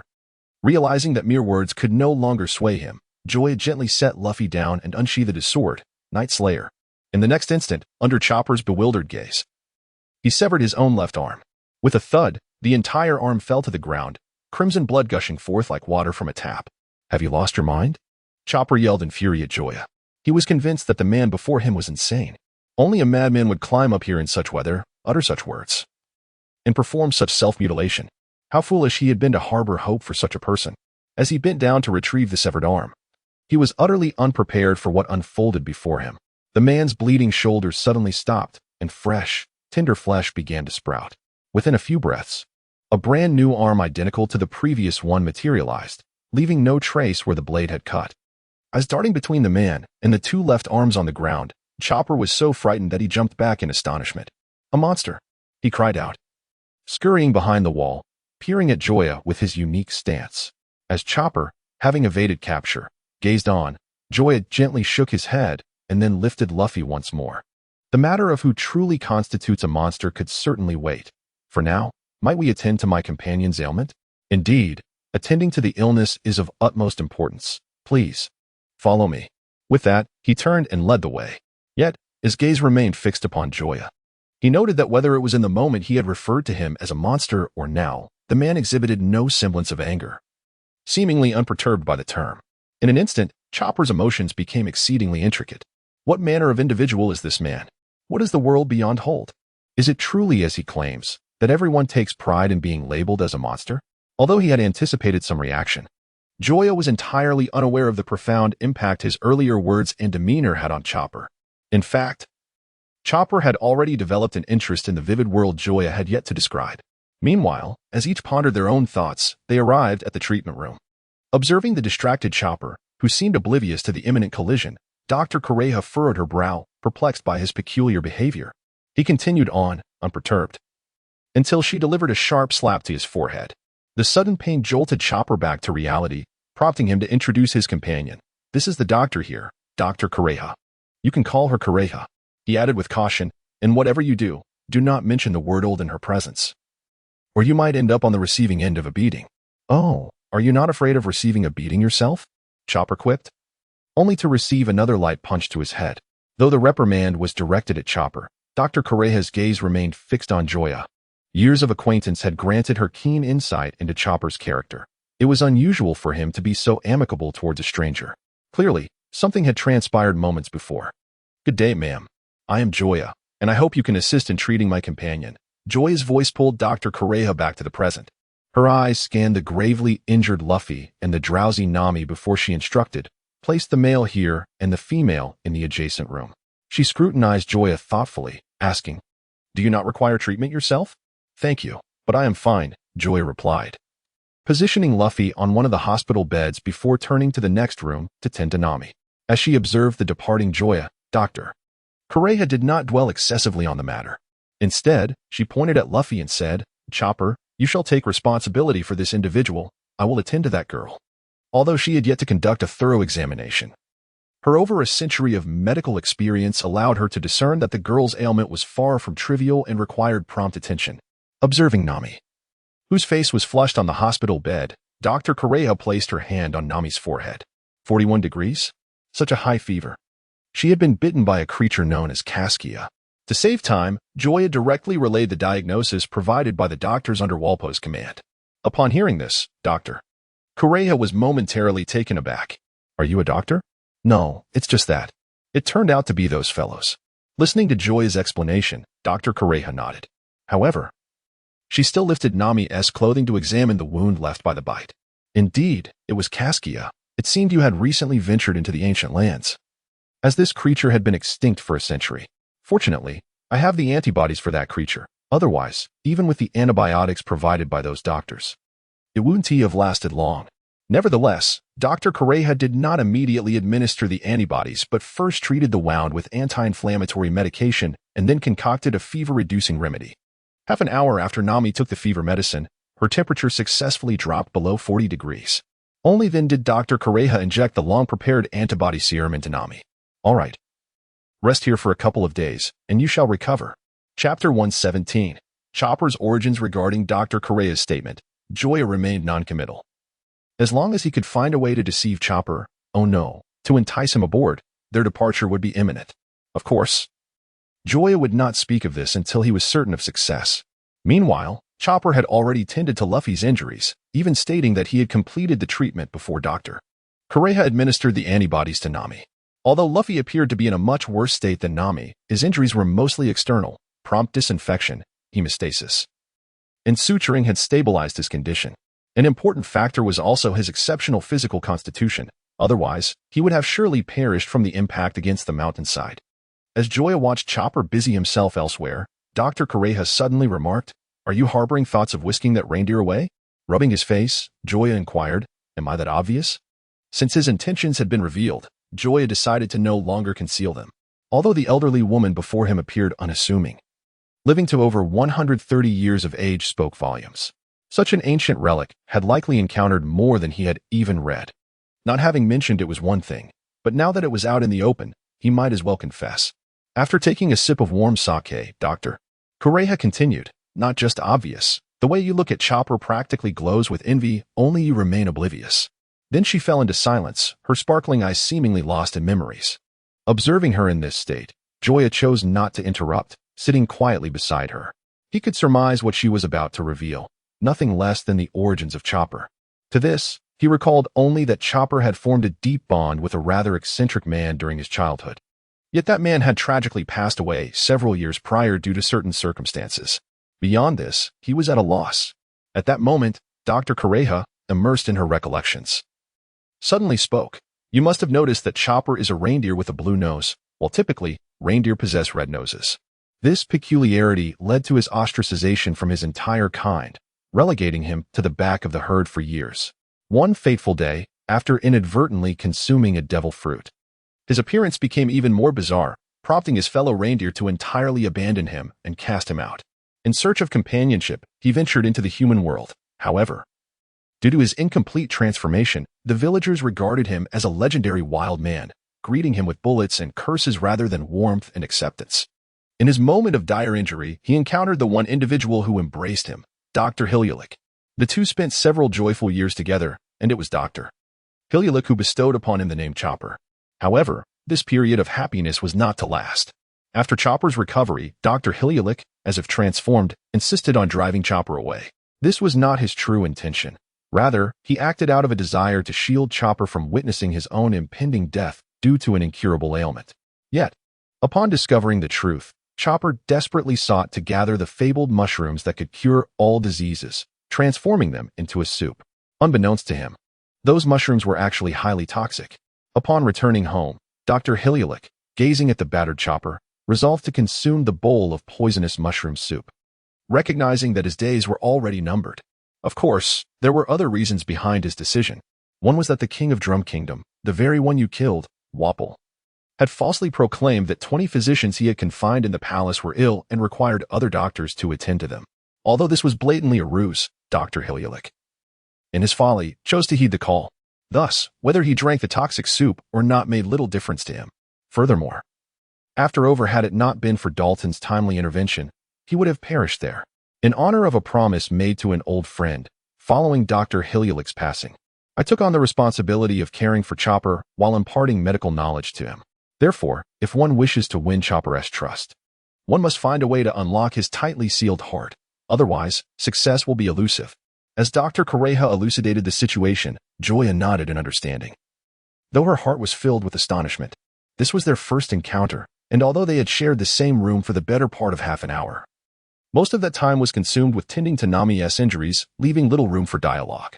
In such circumstances, it was indeed unexpected for her to provide such a detailed account of Chopper's background. It felt as if she intended to entrust Joya with his care, which genuinely took Joya by surprise. With questions bubbling within, Joya was about to speak, but before she could voice her thoughts, Dr. Kureha continued. Dr. Hilulik left behind few possessions for Chopper, one of which is a tattered pirate flag. He had hoped that Chopper would one day venture out to the sea and witness the world beyond. After saying this, Dr. Kureha turned to leave, and Joya comprehended fully. There was no need to inquire further. It was clear that she genuinely wished for Joya to take Chopper with her. The reasons may have eluded him, yet it was unnecessary to understand them, as one of his purposes for being there was indeed to bring Chopper along. Now that the opportunity was presented to him, it was illogical to refuse. Thus, he began to contemplate how he might persuade Chopper to board the ship. While Joya engaged in this mental exercise, Dr. Kureha stepped out of the castle and approached the edge of the cliff, her gaze resting upon the stark, bloodied path etched into the mountainside, her eyes reflecting a profound sense of wonder. Indeed, her acquaintance with Joya was brief, but she believed that those three young individuals were not of a base nature, capable of such dedication to their comrades. While many physicians may have opportunities to change destinies, perhaps only one or two possess the true capability to effect such change. For Chopper, this moment could very well represent a pivotal juncture in his fate, which is why she chose to give him a gentle nudge. Of course, she would not directly orchestrate their union. Rather, she chose to reveal Chopper's history to Joya, signaling her stance while also presenting a challenge. If those three young souls could truly unlock Chopper's heart, she would be entirely at ease. As Joya immersed herself in thoughts on how to win over Chopper, the latter, having tidied up, found himself preoccupied with thoughts of Joya. Her earlier actions had left an indelible impact on him. Perhaps there truly existed individuals beyond Dr. Hilulik who did not regard him as a monster. Perhaps the term monster could indeed be a compliment, after all. Ultimately resolved, Chopper decided not to wait for Joya to seek him out. Instead, he chose to approach her himself. Gazing at Chopper, whose body was partially exposed and only half of his face hidden behind the wall, Joya was momentarily taken aback before breaking into a wide grin. If one were to encapsulate Chopper's current demeanor in a single word, it would undoubtedly be adorably foolish, despite his attempts to mask his true feelings. His actions betrayed his thoughts, leaving no room for speculation. His emotions were laid bare. "Come over, Chopper." At the sound of his name, Chopper jolted from head to toe. "H, how do you know my name?"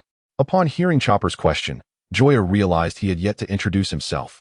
Rising to his feet, he proclaimed, "I am Joya, a member of the Straw Hat Pirates. This lady beside me is Nami, our navigator, and over there is Luffy, our captain.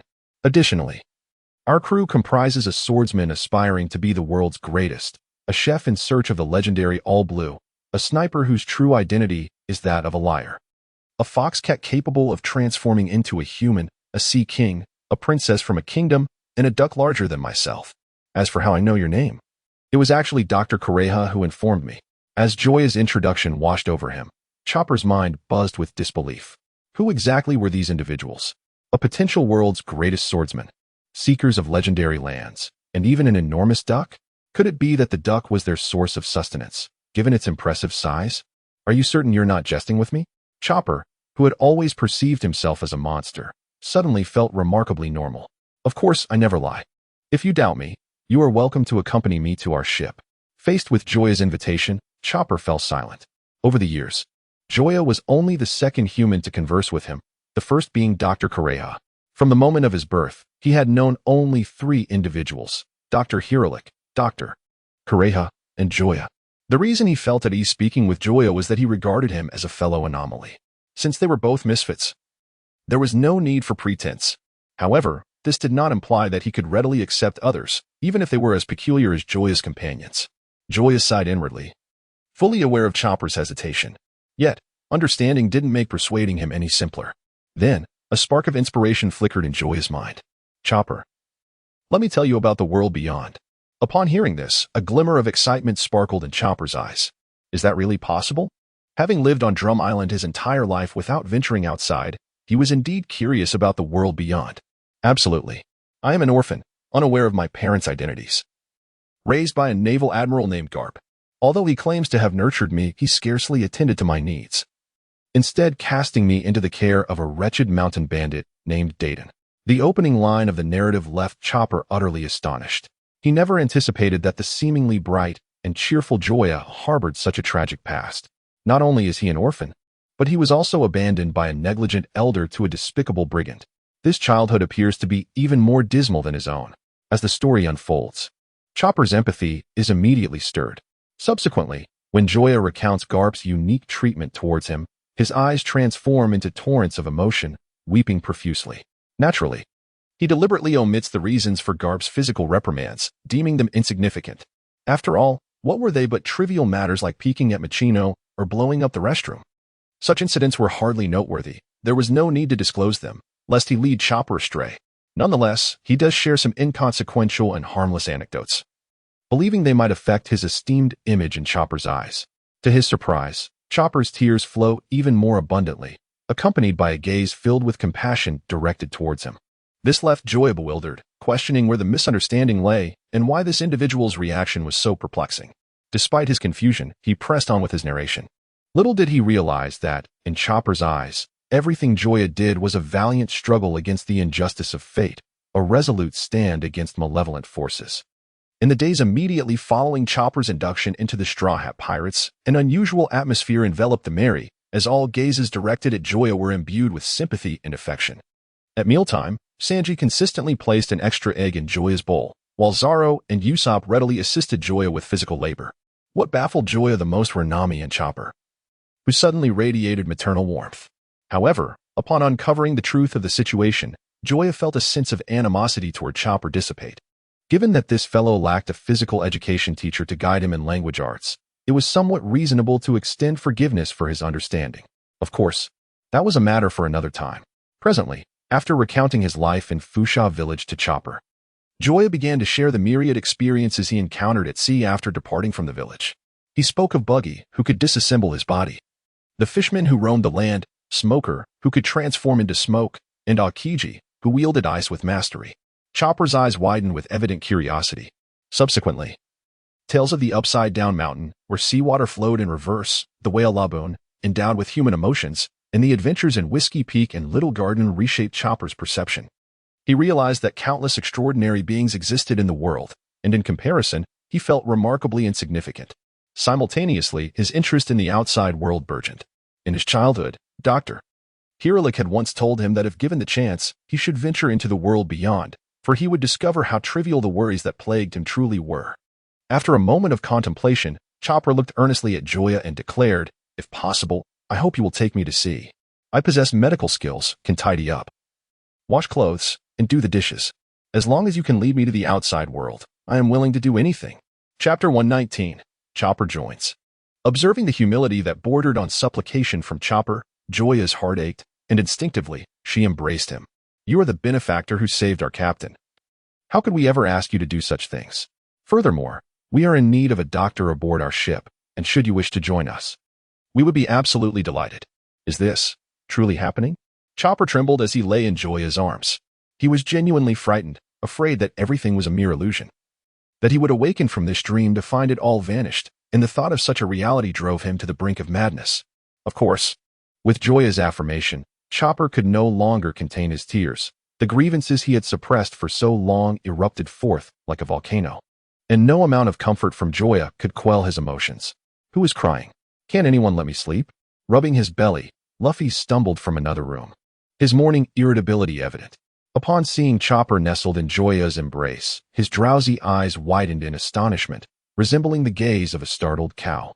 "As expected of you, Joya. Have you prepared the ingredients for dinner? Are we roasting a whole deer, or steaming it?" Luffy's drool dripped onto the floor, startling Chopper. Terrified, Chopper quickly hid behind Joya, yet maintained his habitual stance, concealing only half his face. "Hee, venison, venison," just as Luffy lunged at Chopper with the ferocity of a tiger descending a mountain. Joya could no longer tolerate the scene and swiftly delivered a high kick, sending Luffy tumbling aside. "What are you doing? Why did you hit me?" Luffy exclaimed, his face a picture of grievance. "You fool, this is Chopper, the ship's doctor I just recruited. From this day forth, he is our comrade, not our meal." "A doctor? Are you certain?" Despite Joya's endorsement, Luffy remained skeptical, unable to fathom that a reindeer could possess the ability to heal. Noticing Luffy's disbelief, Joya gently nudged Chopper forward and gave him a look that urged him to demonstrate his skills. Chopper, encouraged, cautiously stepped out from behind Joya and stood before Luffy. I am Chopper. I treated your injuries. You have 3 wounds on your head, 1 on your forehead and 2 on the crown. The frostbite and abrasions on your hands and feet were also bandaged by me." "That's amazing. You can talk. Yash. From this day forward, you are a member of the Straw Hat Pirates." From the moment Chopper uttered his first word, Luffy's eyes transformed into 2 sparkling stars. As for what followed, Luffy did not comprehend a single word. Chopper, bewildered by his acceptance, gazed at Luffy in confusion.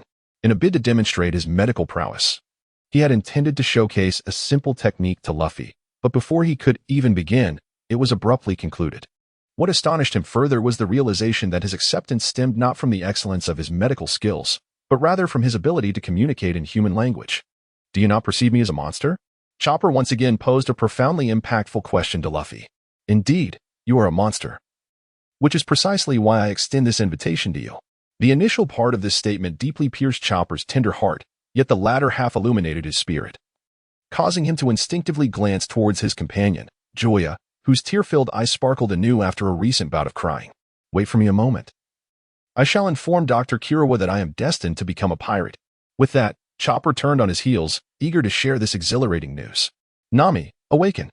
With the objectives of healing and retrieving the reindeer successfully accomplished, Joya gently patted Nami's shoulder. Their planned journey to Alabasta had already been delayed by 3 days. Though Nami had yet to fully recover, with Chopper present, there was no need for them to linger any longer. Where am I? When did I fall asleep?" At that moment, Nami's consciousness appeared somewhat hazy. "You are in the palace atop the mountain. You have been asleep for half an hour. Are you feeling all right?" Upon Joya's reminder, Nami gradually recalled the events that had transpired, her expression shifting to one of concern as she looked at Joya.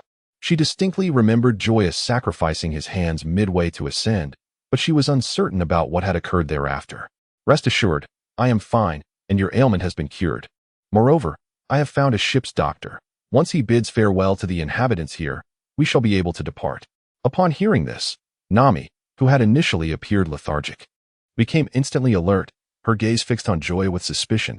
It wouldn't happen to be another woman, would it? Observing Nami's vigilant demeanor, it seemed that merely uttering an affirmative could lead to dire consequences for him. A dark line of frustration appeared on Joya's forehead. Was he truly so unworthy of trust?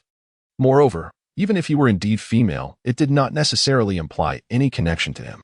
Rest assured, the other party was not human at all, but a reindeer.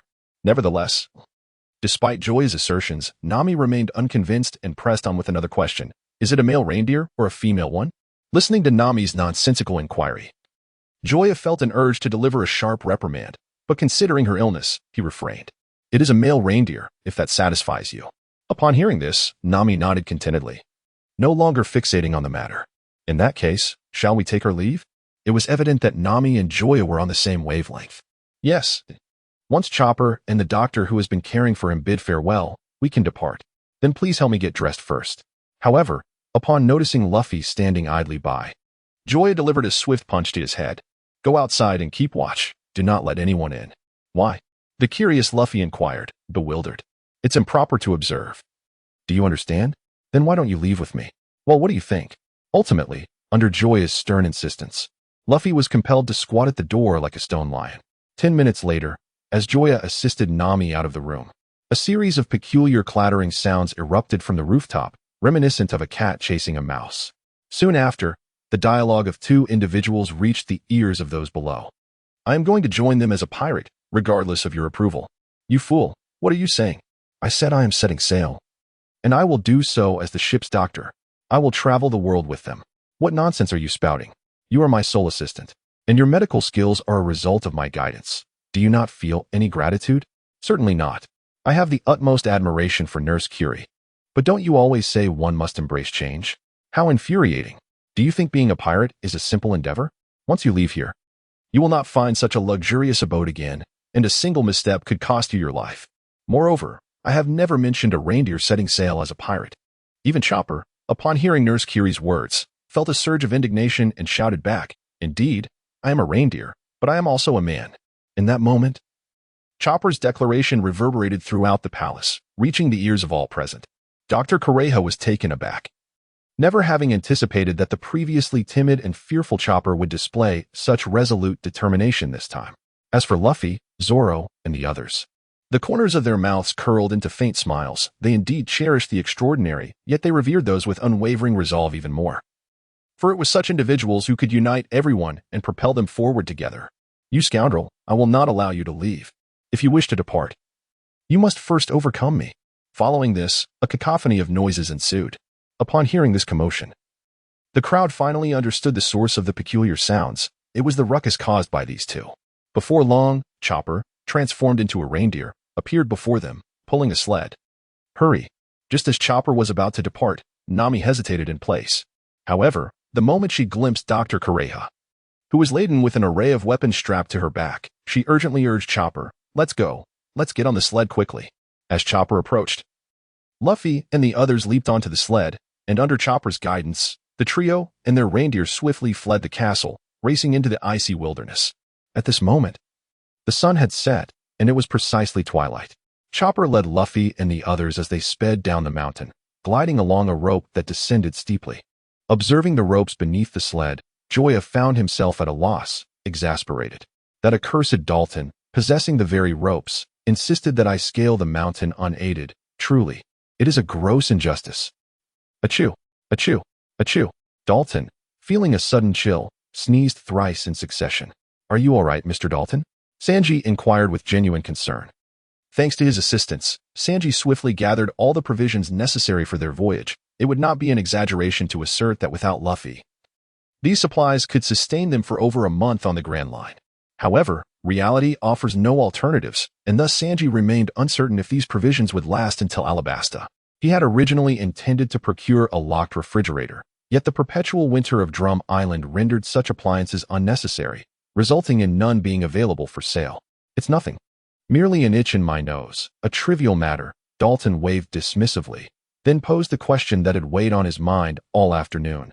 By the way, are you not the least bit concerned about those three individuals? In response, Sanji lit a cigarette, half serious and half jokingly remarked, "Worrying about them is superfluous. Although they are not yet the strongest in this world, there is currently no one here capable of posing a threat to them." He then gazed contemplatively at Dalton. "Including you." Faced with Sanji's sudden scrutiny, Dalton was momentarily taken aback, a feeling of unease creeping into his heart. He held a certain confidence in his abilities. Even when confronted by 30 or 50 ordinary pirates, he believed he could vanquish them all. Thus, when Sanji made that statement, his immediate reaction was one of skepticism and disbelief. Yet upon further reflection, he chose to believe. He had once battled the former king of Drum Kingdom, Whirlpool, and, unsurprisingly, had not triumphed. Yet Joya had managed to subdue him. Though the details of the confrontation were unknown, it was undeniable that Joya was superior. It was only at that moment that Dalton comprehended the caliber of pirates standing before him. Perhaps these young individuals, whose average age seemed scarcely above 20, could indeed rival the Blackbeard pirates that had previously attacked this place. This realization filled him with both relief and a twinge of fear. Thankfully, their first encounter had not erupted into violence. Otherwise, he shuddered to think of how many lives would have been lost. As time slowly passed, just before darkness enveloped the sky, Sanji, while smoking, suddenly heard some peculiar noises and instinctively glanced toward the mountain. "Oh ho, we're back!" Luffy shouted excitedly from 500 meters away. At the sound of Luffy's voice, the ship came alive. Some rushed to greet him, while others leaned against the vessel, gazing toward the billowing clouds of dust in the distance. For their captain was there, in plain sight. Before Chopper could even halt, an impatient Luffy descended from the sky, crashing down onto Sanji. "Sanji, I'm hungry. I'm hungry." The pain coursing through his body caused Sanji to feel his veins swell as he lay in the snow. "You, get lost." With those words, Luffy launched himself into the air with a powerful kick. Meanwhile, Dalton gazed at Chopper, who was pulling the sled, and a flicker of doubt crossed his mind. Whether it was an illusion or something else, he could not shake the feeling that this reindeer appeared strangely familiar. As if he had encountered it before, yet he could not recall precisely when or where. "Mr. Dalton, thank you for your reminder. My companion has successfully been treated.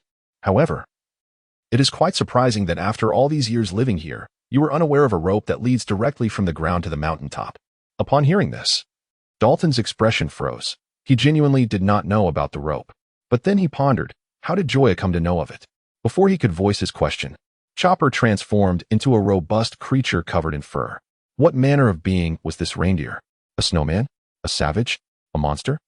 While the Straw Hat crew looked on in astonishment, Dalton suddenly realized. It was he, the pet reindeer of Dr. Hiluluk. As the crew scrutinized Chopper, he too examined them. He noticed that aside from the man with the long nose, whose gaze was tinged with fear, the others regarded him with curiosity. Even the long-nosed man, though apprehensive, did not flee. Instead, he hid behind a man armed with 3 swords, peering at Chopper with intrigue. With this thought, Chopper instinctively glanced at Joya, his eyes brimming with gratitude and affirmation. Joya had not deceived him. In the eyes of the Straw Hat crew, he truly was not a monster. "You are the pet deer of Dr. Hiluluk, are you not? Where have you been all these years?" Dalton could not help but ask. As Dalton gazed upon Chopper, memories of the scene following Dr. Hiluluk's demise flooded his mind. In that moment, consumed by rage, he had intended to engage in a life-or-death struggle against Whirlpool and his ilk, only to be intercepted by Dalton midway. Were it not for his intervention, Dalton would likely have met an untimely end. "For these past years, I have remained by the side of Dr. Kureha, the so-called witch in your tales." Listening to Chopper's elucidation, Dalton's heart was filled with understanding. It turned out that the legends were not mere fabrications. The witch truly descended from the heavens in a sled, akin to Santa Claus, with none other than the very individual before him pulling it. This realization left Dalton with a bittersweet feeling. Although Dr. Kureha possessed an eccentric disposition and charged exorbitant fees for her services, her presence bestowed a glimmer of hope upon the ailing, preventing them from succumbing to their ailments. If Dr. Kureha could be perceived as a semi-savior, then Chopper, who steadfastly remained by her side, was undoubtedly a half-hero. Yet, even now, this hero was regarded by the public as a savage monster. It was indeed a tragic and absurd irony, a reindeer into being deemed a monster by the populace. Yet he exerted himself more than anyone else. "Now, in the presence of Dalton, I have an announcement to make," declared Luffy as he patted Chopper's thigh. "From this day forth, Chopper shall be our ship's doctor." This proclamation was no surprise to the others. The only one taken aback was Dalton. "Why? Why do you wish to become a pirate?" he inquired. You must understand that piracy is the most perilous profession in the world. If it is due to the prejudices of others, I can explain your circumstances, helping them comprehend all that you have endured these years. Thank you for your kindness. But that will not be necessary, Chopper replied resolutely.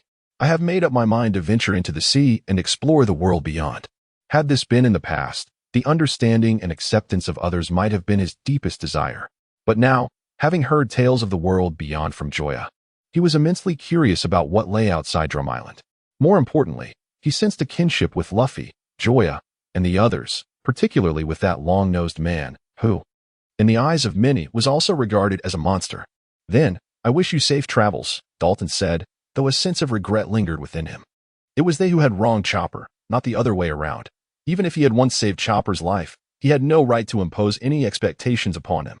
As preparations came to a close, an exuberant Luffy perched upon the bow of the ship, raised his arms high, and shouted, "All right, we're setting sail."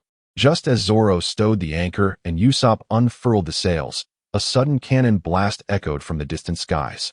The vigilant crew initially suspected an enemy assault, but upon witnessing the pink sky above Drum Kingdom, they were left utterly astonished. How beautiful! Even the most seasoned traveler, who has beheld countless landscapes, cannot help but be moved, for the scene before them is truly breathtaking. The snowflakes descending from the heavens have transformed from their frigid white into a heartwarming shade of pink, due to the perpetual snowfall. The vast magnetic Drum Island appears monochromatic from a distance, with the flora being scarce and limited to a few species, predominantly pines, oaks, and spruces. The only blossoms that dare to bloom are chrysanthemums and plum blossoms. The term sakura exists solely in their vocabulary, never having graced their eyes in reality. Yet, at this very moment, gazing at the pink snowflakes in the sky, a singular thought resonates in the minds of all present. So this is what cherry blossoms are like. Simultaneously, two streams of tears gently trace their way down Chopper's cheeks. Unlike the bewildered crowd, he comprehends the origin of these cherry blossoms. Doctor, did you see? The cherry blossoms have truly bloomed in the land of Magnetic Drum. Sadness swells like a river, and in this moment, Chopper's mind conjures memories of the joyous times spent with Dr. Hirulek, as if a film were playing before his eyes. These cherry blossoms falling from the sky are the culmination of his 30 years of relentless effort. Sensing Chopper's emotional turmoil, the crowd refrains from setting sail immediately, allowing him to honor this poignant moment. After approximately 5 minutes, Chopper turns around. Thank you, everyone. I am ready. Gazing upon Chopper's clear and resolute eyes, the crowd shared a knowing smile. It was then that Luffy issued the command. All right, let us embark towards Alabasta. Furthermore, to celebrate the arrival of a new member, a feast shall be held. Oh. Amidst the jubilant atmosphere, the Mary gradually receded from view, until it vanished from Dalton's sight. Just as Dalton was preparing to return, a villager rushed towards him, clutching 2 pieces of paper, his expression fraught with anxiety. Sir, what of the pirates? Have they already departed? Is there a matter of concern? Observing the breathless villager, Dalton felt a twinge of confusion. He had not previously sensed such fervent interest in the Straw Hat Pirates from them. Look at this, the villager said, extending the items in his hands towards Dalton. The moment he discerned the contents inscribed on the 2 sheets of paper, a surge of electricity abruptly coursed through his mind. What he held in his hand was none other than the bounty notices for Joya and Luffy. Gazing at the staggering bounty amounting to 8 figures, Dalton was rendered speechless. He could scarcely fathom that those 2 seemingly youthful individuals, barely in their 20s and not yet of legal age, had been designated as heinous criminals by the world government. However, prior to encountering these bounty posters, he had not perceived them as particularly malevolent, especially with Princess Vivi of the Alabasta Kingdom among them. Although he had never inquired about her, her visage was indelibly etched in his memory. Approximately a decade ago, when he accompanied Walpo to a world conference, Princess Vivi was also present. Due to certain conflicts during the meeting, Walpo had deliberately struck her in private. In such a setting, even the most trivial actions or words could ignite tensions between nations, let alone the indignity of a princess being struck. While he grappled with his own helplessness, the injured Vivi, suppressing what must have been excruciating pain, had apologized and departed. Though she wept inconsolably in secret afterward, she had publicly diffused the discord between the 2 nations. It was from that moment that he began to question Walpo's qualifications for kingship. As Dalton was lost in reminiscence, a nearby villager interjected, lamenting that he had neglected to convey an important piece of information. What is it? Dalton inquired instinctively. A few days ago, shortly after the Blackbeard pirates had departed. An unusual man arrived in the village. He introduced himself as Ace, and these 2 bounty posters were left by him. Before his departure, he mentioned that if these 2 individuals came here, we should inform them that he would be waiting for them in Alabasta for half a month. Realizing the significance of this revelation, Dalton exclaimed in frustration, "Why didn't you mention this sooner?" "I simply didn't think of it at the time," the villager replied. Chapter 122. The eerie truth: the recent incident on Magnetic Drum Island remained unbeknownst to those aboard the Mary. Currently, aside from Nami, whose mental state had yet to fully recover, the rest of the crew reveled in the jubilant atmosphere of the feast. Like the intrepid explorers of their childhood dreams, they pressed onward unwaveringly toward the culmination of their aspirations. Grains of sand and moments in time slipped through their fingers as they scooped them up, imparting a profound understanding. This was the very purpose for which I was born into this world. As he observed Luffy singing and dancing at the center of the room, Joya shook his head in resignation. Were it not for the bandage adorning his head, he might have questioned who among them truly possessed immortality. After finishing the last morsel of his meal, Joya, feeling utterly fatigued, rose and declared, "I can't go on. I must indulge in a proper rest. You all enjoy yourselves. I truly cannot bear it any longer." The others did not impede Joya's departure. Fully aware that he had not closed his eyes for 3 days and nights, with Nami having already administered the antibody serum, it was evident that Joya required ample recuperation. Moments later, upon returning to the boys' quarters, Joya collapsed onto his hammock and fell into a deep slumber. Due to space constraints and the dampness of the cabin, the Mary only had beds in the conference room and the girls' quarters, forcing all the boys to sleep in hammocks. Meanwhile, upon confirming Joya's departure, Chopper could not help but lament, "He truly is unfortunate." At this remark, the others suddenly paused in their eating, casting puzzled glances at Chopper, particularly Sanji, who retorted defiantly, "What do you mean by that? He seems far more fortunate than I, with both Nami and Robin by his side." "Are you all unaware of his past?" Chopper queried. Perplexed, the group instinctively turned their gaze to Luffy, for he alone among them possessed knowledge of Joya's history. The others were genuinely uninformed, as Joya seldom broached the subject, and they had little inclination to delve into it. Seizing the moment while the others were distracted, Luffy hastily cleared his plate of food and nodded affirmatively. "I know. So what? Was he often beaten by an old man named Garp when he was a child?" "Indeed," Luffy affirmed again, yet he refrained from expounding on why Joya was perpetually subjected to such beatings, as Chopper had not inquired further. Observing this, Robin grew anxious and implored, "How do you know all this? And tell us everything you know."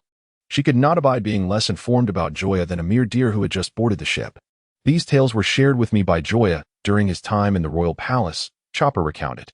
He continued to narrate the stories Joya had confided in him over the next 15 to 20 minutes, though he limited the content to Windmill Village, as the others were already well versed in the events that transpired after they set sail. As Chopper's narrative unfolded, the atmosphere of the banquet began to shift.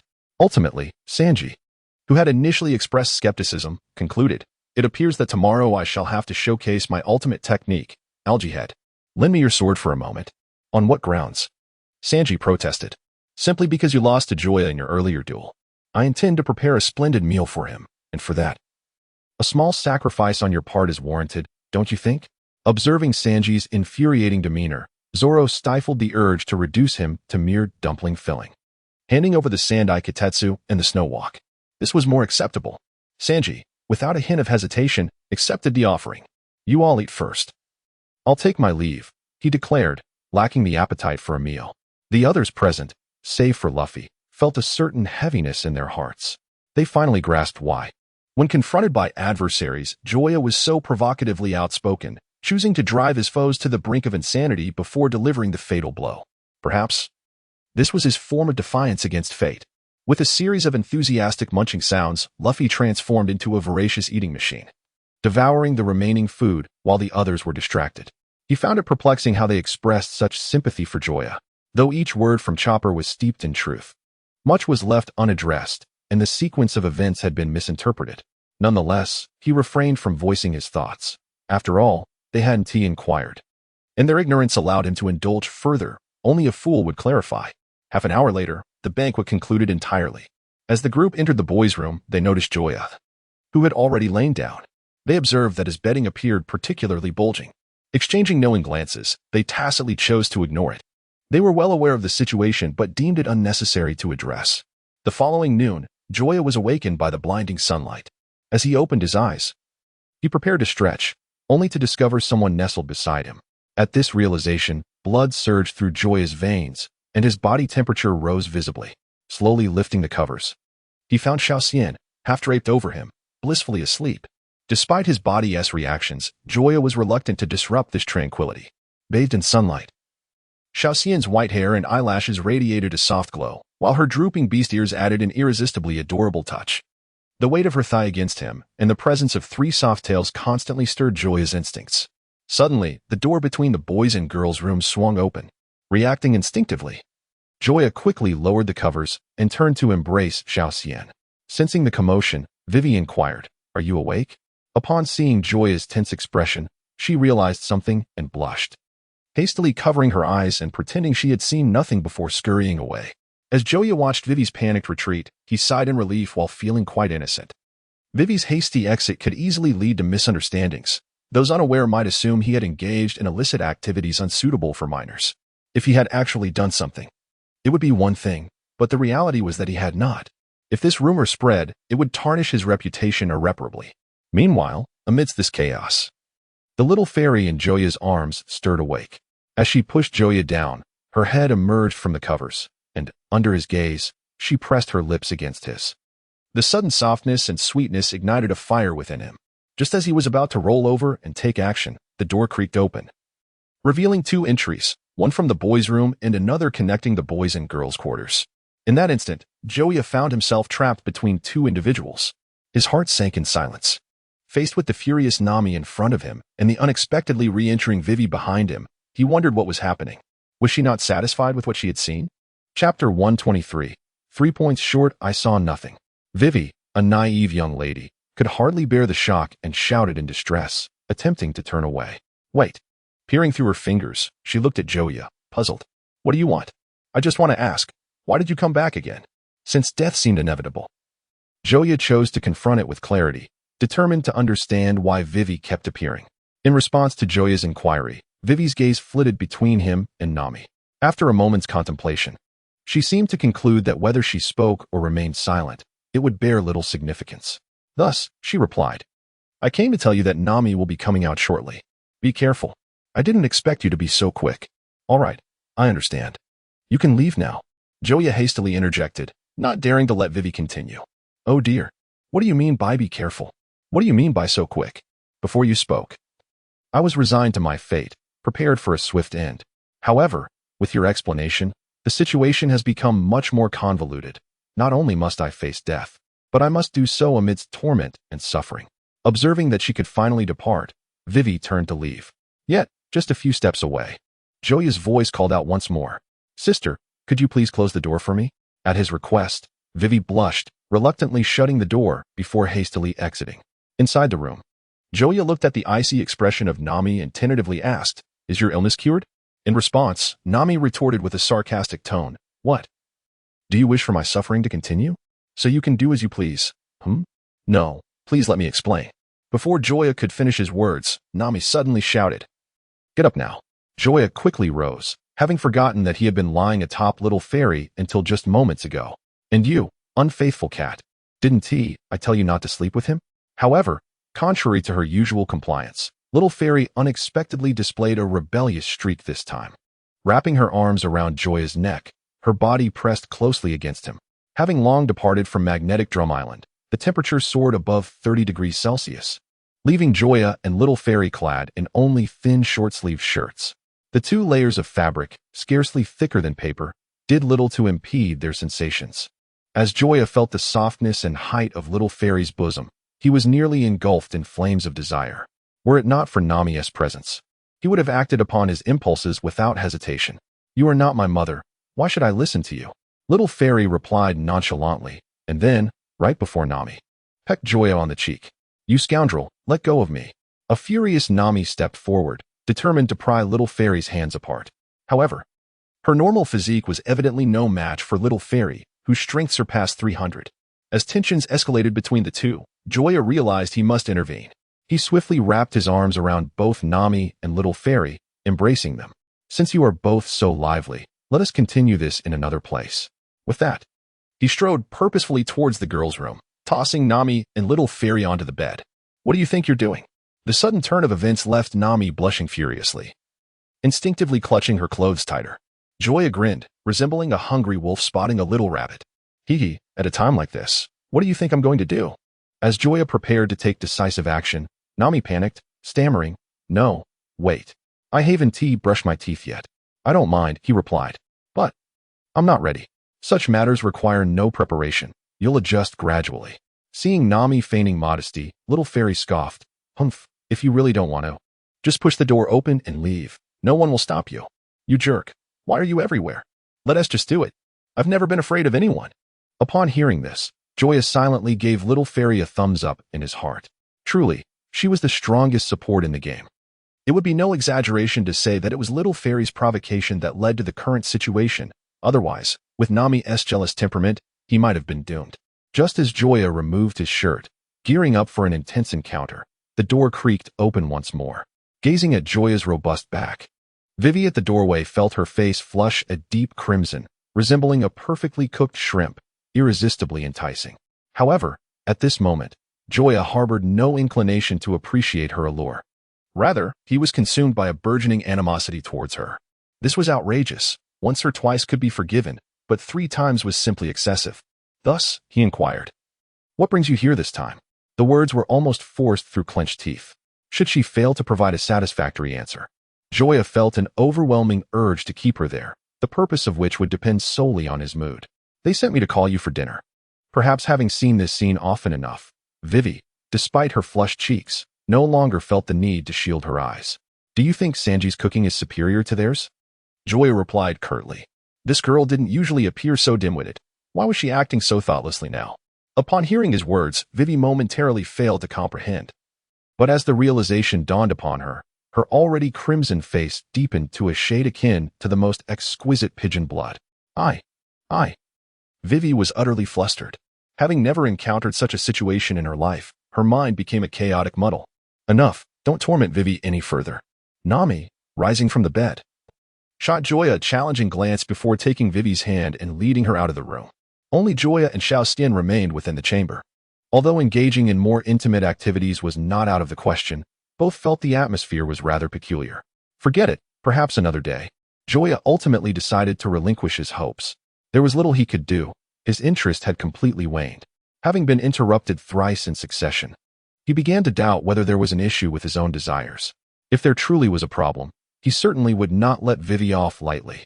A moment later, as Joya and Xiao Xian exited the room onto the deck, a resounding bang erupted in his ears. How do you like it? This is all for you. I hope you enjoy it. Gazing at the lavish spread before her, even before she had the chance to savor a single dish, Joya was captivated by the exquisite presentation and delightful aromas. What occasion warrants such an abundance of delectable offerings? Chapter 124. An eerie atmosphere. It was not a particularly special day. Rather, a whimsical urge had struck, compelling her to prepare several additional dishes, seeking your palate for approval.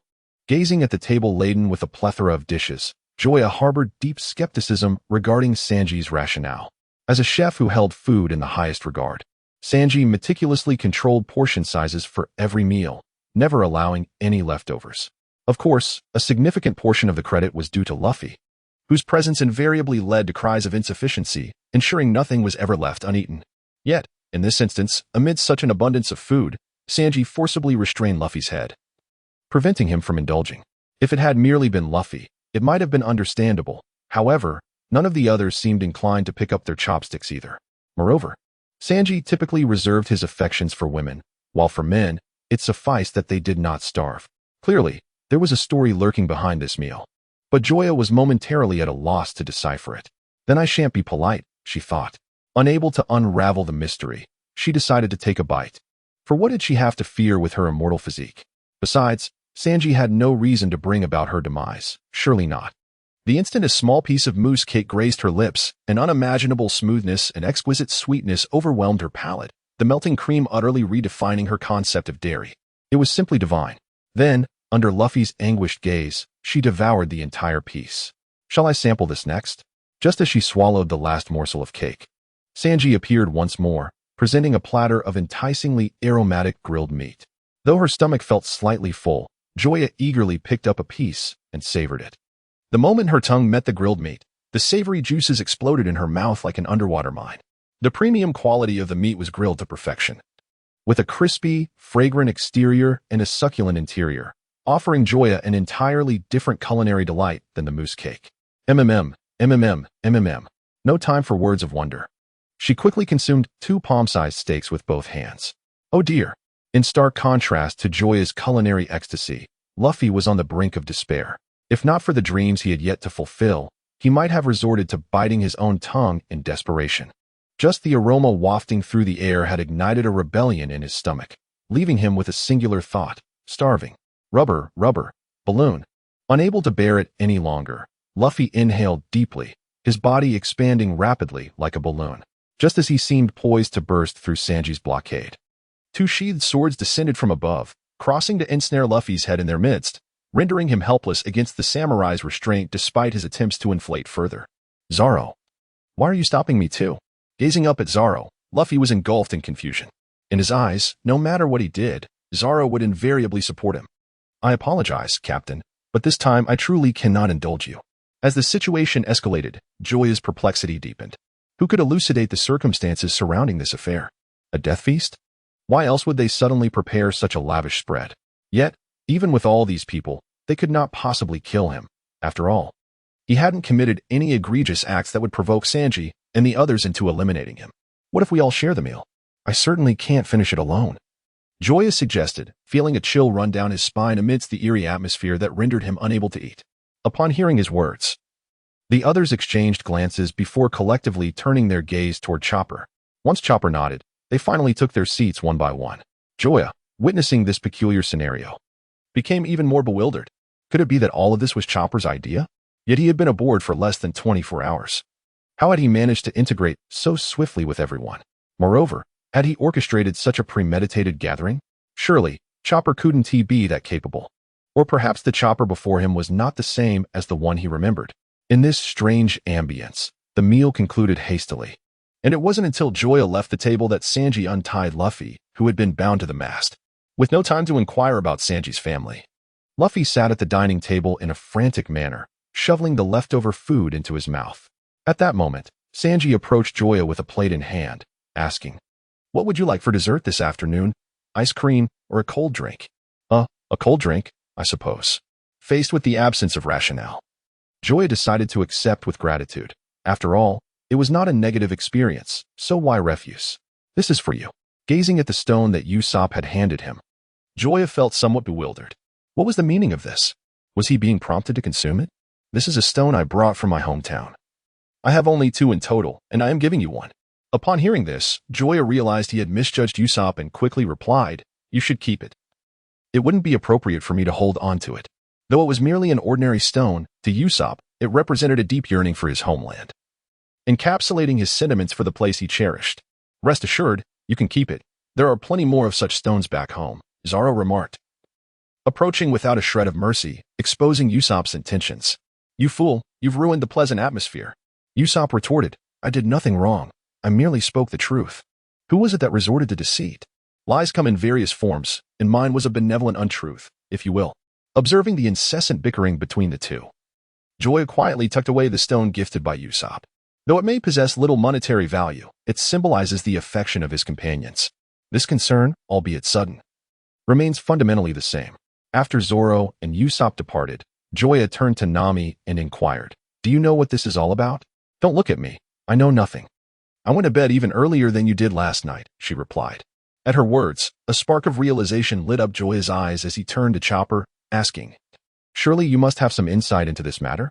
The shift in the group's demeanor and their gazes towards Chopper indicated one clear truth. The cause lay in the events of the previous night's banquet, or more precisely, during the period following his own departure. Something must have transpired. "No, nothing at all," came the reply. Observing the hesitant demeanor and the wandering gaze of the little fairy, Joya became increasingly convinced of her suspicions. The issue undoubtedly stemmed from the previous night. He grasped the fairy's tail firmly, teasing it incessantly, and then leaned closer to whisper in her ear, "Are you truly not going to speak?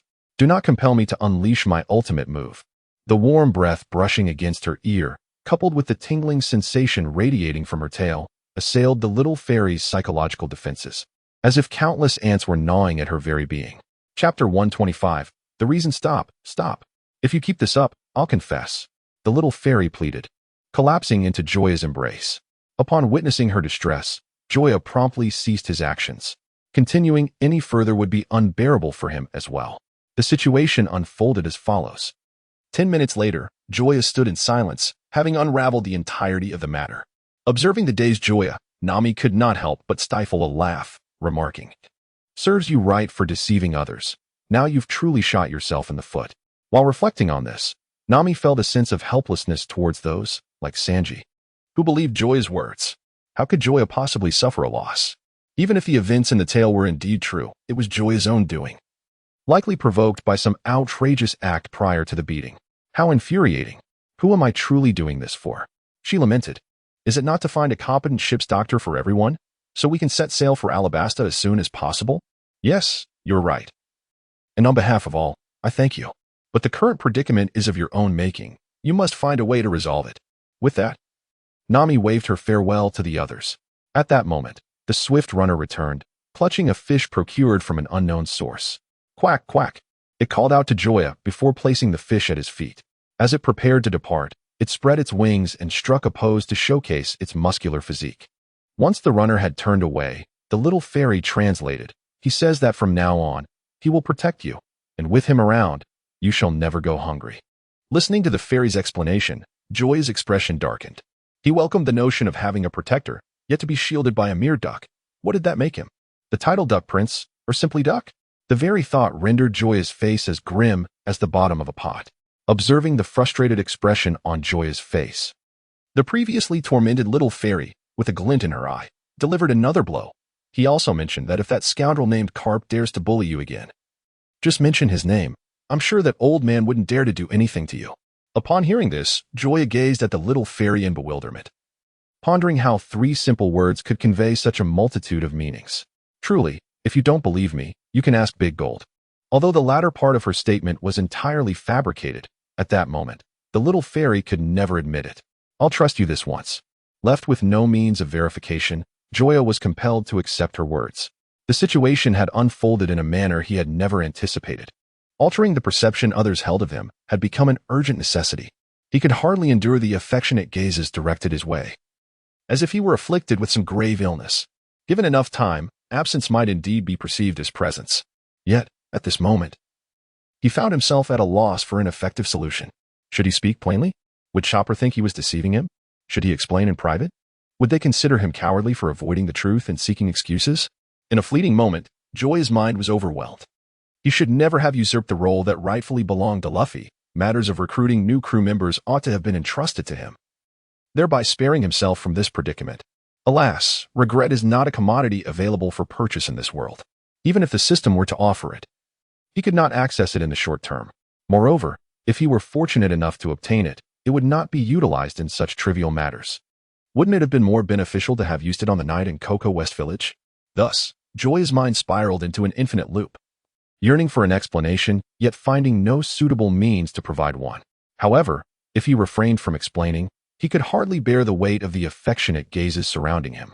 Just then, in the distance, Luffy finally finished his last bite. Burp. I'm full. Upon catching sight of him, a spark ignited within Joya, and an ingenious idea effortlessly materialized in his mind. Luffy, could you do me a favor? Observing the beaming face of Joya, Luffy instinctively shuddered. Years of shared existence had taught him that whenever Joya spoke in that particular tone, his grandfather's iron fists were never far behind. Can I refuse? He pondered. Of course, I can. I would never compel you to engage in something you dislike. However, when I next encounter Ace, I shall inform him that in my time of need, you abandoned me. Alas, if only Sabo had not passed so early, he would have surely advocated for my cause. Upon hearing this, Luffy's expression grew increasingly helpless. While the first half of Joya's statement had allowed him to exhale a sigh of relief, the latter half plunged him into despair.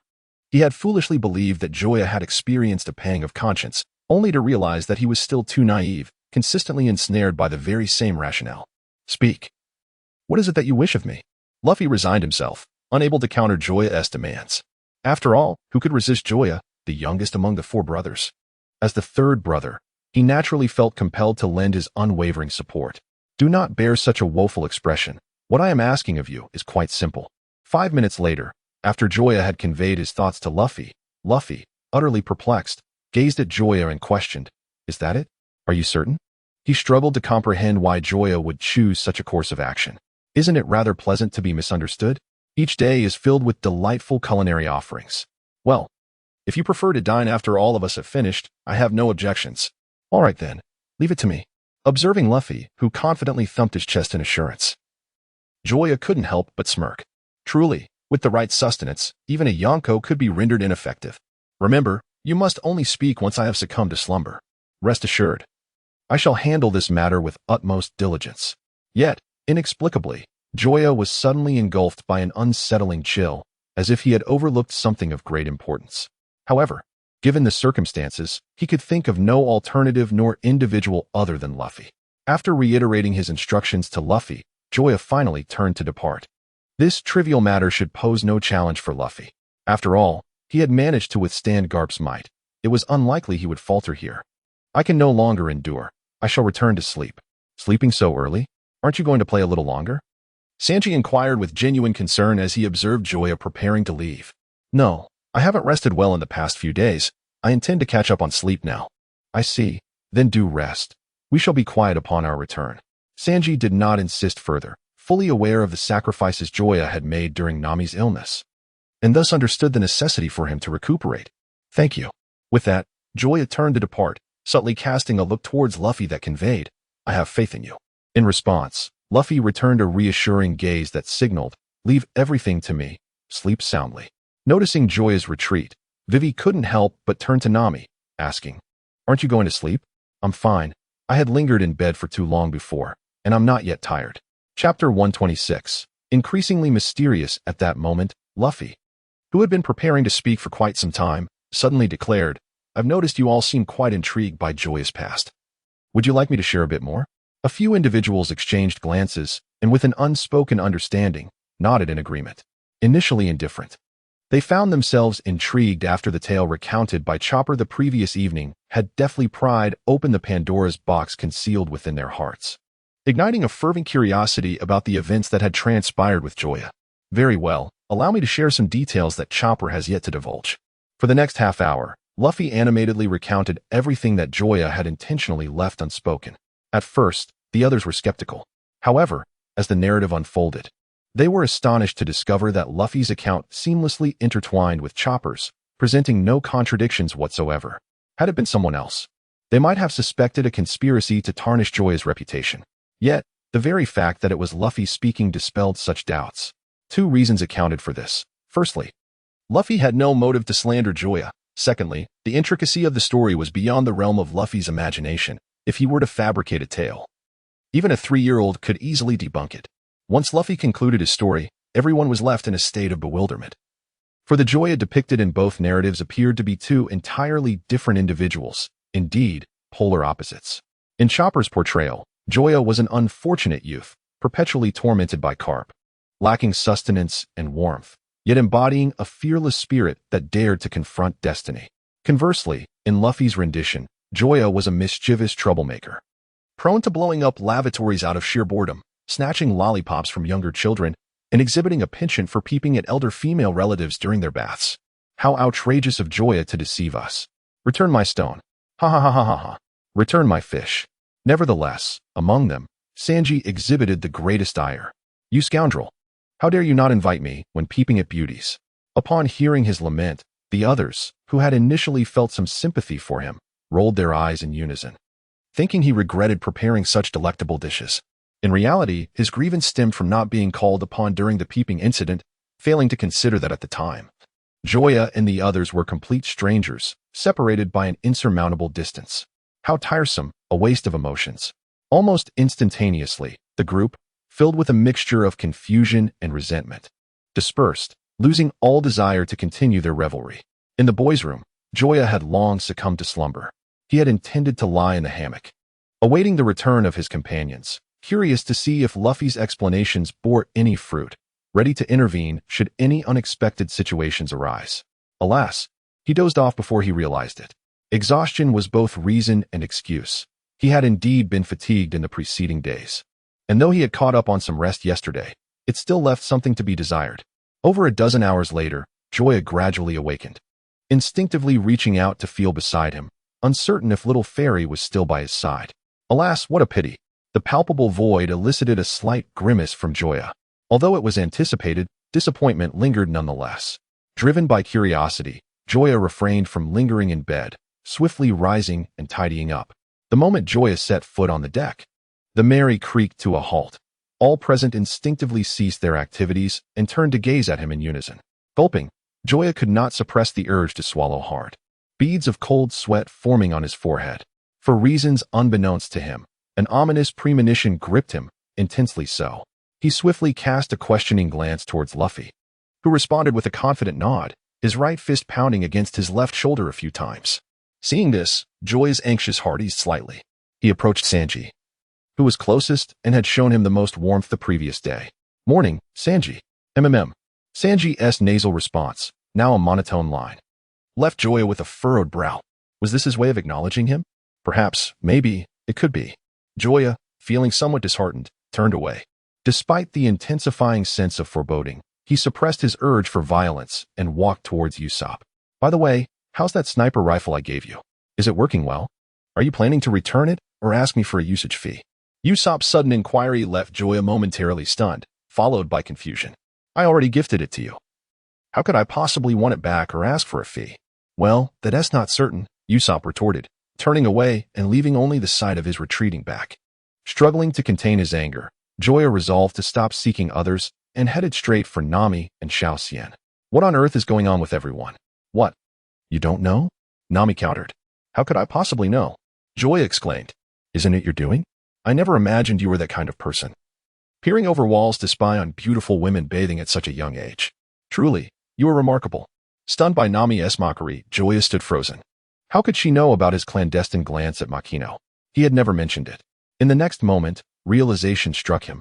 This must have been divulged by Luffy, compounded by Sanji and Usopp's strange reactions. Clearly, that rascal had revealed all his secrets the previous night. With a flash of anger, Joya struggled to explain to Nami and Xiao Xian, there are reasons for these actions. You must believe me. Huh? Nami replied, pulling Xiao Xian away, leaving no opportunity for Joya to clarify. Damn you, Luffy. With a thunderous roar, Joya activated the six-style shave, swiftly appearing beside Luffy, clenching his fist tightly. He brought it crashing down onto Luffy's head. Wincing in pain, Luffy clutched his head, looking aggrieved as he exclaimed, What was that for? Why are you hitting me again? In a fit of anger, Joya retorted with a sardonic laugh. You truly do not understand why, do you? You fool. How could I know if you do not tell me? All right, I will tell you, he said, pushing Luffy into the conference room before shutting the door behind them. Despite the numerous misunderstandings that had already arisen, Joya endeavored to prevent any further confusion. Why did you disclose everything I did in Windmill Village last night? You told me to speak. Luffy protested. True, but you cannot disclose everything indiscriminately, Joya replied. How was I to know what to say and what to withhold? Your request was for everyone to change their perception of you. Well, look at it now. Has their opinion not changed? At this, Joya could only facepalm in disbelief, realizing how foolish he had been to seek Luffy's assistance. Chapter 127. A brief respite half an hour later, as Joya emerged from the conference room. He called out to Chopper, who was nearby, go check on Luffy inside. Make sure he isn't dead. Without looking back, he left the deck, resigning himself once more to the hammock. This was it. He was exhausted and indifferent to whatever might happen next. Unbeknownst to him, as he departed the deck, the previously subdued atmosphere erupted. That was hilarious. Did you see Joya's expression just now? It was absolutely priceless. Sanji exclaimed, mimicking Joya's earlier demeanor. Me too. Usopp chimed in, equally eager to imitate another of Joya's expressions. As the atmosphere reached a crescendo of merriment, Chopper emerged from the conference room, carrying Luffy. As I gazed upon Luffy, his head swollen and unconscious, the atmosphere of joy abruptly ceased. Realizing the gravity of the situation, Nami swiftly concealed her smile, adopting a serious demeanor as she exclaimed, How could you behave this way? Speaking ill of others behind their backs is quite impolite. She then turned to leave, seemingly intent on demonstrating that she was not aligned with them. However, after merely a few steps, Zoro's voice reached her ears. remarking, "But I recall that you were the one laughing the loudest just now." At his words, Nami elegantly pivoted, a signature cold smile gracing her face as she approached Zoro while rubbing her wrist. "Excuse me, could you kindly repeat what you just said? The wind was too strong for me to hear clearly.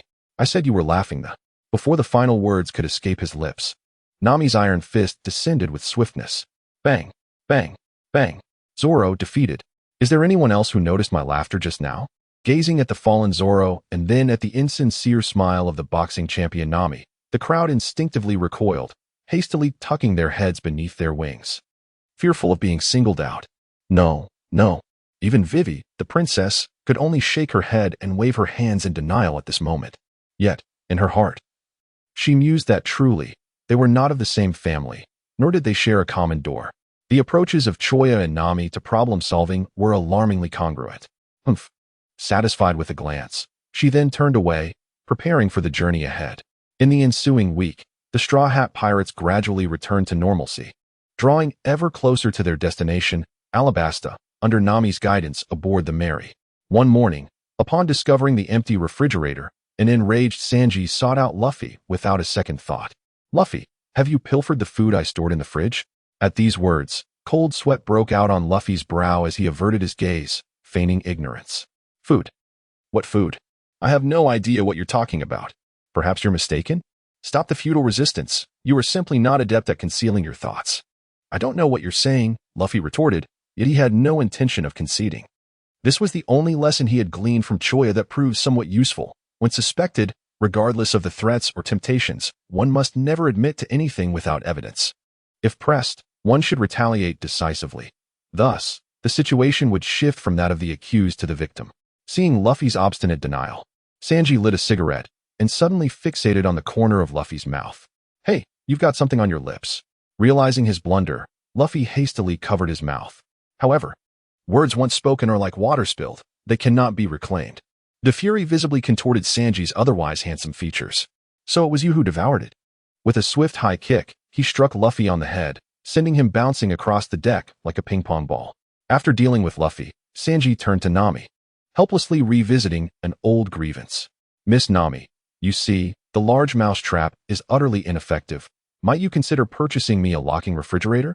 Indeed, I shall contemplate it, as this is a matter of life and death." Upon finishing her words, Nami cast a meaningful glance at Usopp, who was seated at the ship's edge. His back turned to them as he fished, along with Chopper and the swift-running duck. Noticing this, Sanji instantly comprehended the implication. With a resigned exhale of smoke, he positioned himself behind the trio, wearing a concerned expression as he inquired, "Will you be able to catch anything?" At the moment his voice reached them, the three, one human, one reindeer, and one duck, instinctively trembled in response. "Yes, absolutely," they proclaimed in unison. Sanji then added, "Well then, I shall thank you in advance." As he spoke, he placed his hands firmly on Usopp's and the duck's heads, pressing them inward simultaneously. A muffled thud resonated as the three souls spiraled upwards, embarking on their journey to a resplendent paradise. Observing the remnants of food lingering at the corners of their mouths, Sanji, deeply exasperated, couldn't help but lament. Indeed, one must never let their guard down. 10 minutes later, Luffy and Usopp were assigned by Sanji to continue their fishing endeavor. Gazing at the tranquil surface of the sea, Luffy clutched his stomach and lamented, "I'm so hungry, and we can't catch any fish." Beside him, Usopp, also penalized to fish, retorted angrily, "That's because you devoured all the bait. Without bait, we can't catch a single fish." Luffy countered, "You ate some too." Usopp replied, "I only had a smidgen stuck to the lid, unlike you who consumed so much." To emphasize his point, Usopp dramatically extended his arms, sketching a large circle in the air before him. At that moment, Vivi happened to stroll by. Curiously, she inquired, "If you have no bait, what are you using to fish?" As she bent down to look, she was met with a sight that sent shivers down her spine. The swift creature was being bound by Luffy with a rope, suspended a meter above the water's surface. "Gaga gaga. Vivi, please save me." Luffy, still oblivious to the gravity of the situation, remarked, "I wonder if we can catch a shark." Usopp chimed in, "I want to catch a sea king." "You too. Haul that creature up." Vivi, furious, mimicked Nami's style, delivering a punch to both Usopp and Luffy, knocking them to the ground. After dealing with the matter at hand, Vivi turned and noticed a vast expanse of green smoke suddenly appearing in the path of the Mary. If they did not alter their course promptly, they would soon be engulfed. I must inform Nami. Without hesitation, Vivi dashed towards Nami. Nami, we have a problem. Come quickly. In the meeting room, upon seeing Vivi's urgency, Nami, though puzzled, followed her outside. Look over there. Vivi pointed at the distant green smoke. After observing for a moment, Nami smiled and said, It's nothing to worry about. That's just water vapor. Water vapor? How can there be water vapor at sea? Vivi questioned. Because this is a hot spot, a region where magma is generated. And beneath it lies an underwater volcano. Is there really a volcano on the ocean floor? Chopper, experiencing the sea for the first time, couldn't help but ask. Certainly. There are more volcanoes underwater than on land. After thousands or even tens of thousands of years of continuous eruptions, a new island will emerge here. That's amazing. Listening to Nami's explanation, everyone's eyes lit up, feeling enriched with knowledge. Even Chopper, while aware of the existence of volcanoes on the ocean floor, was unaware that they could eventually form a new island. As they spoke, the Mary finally sailed into the misty world of swirling water vapor. Cough, cough.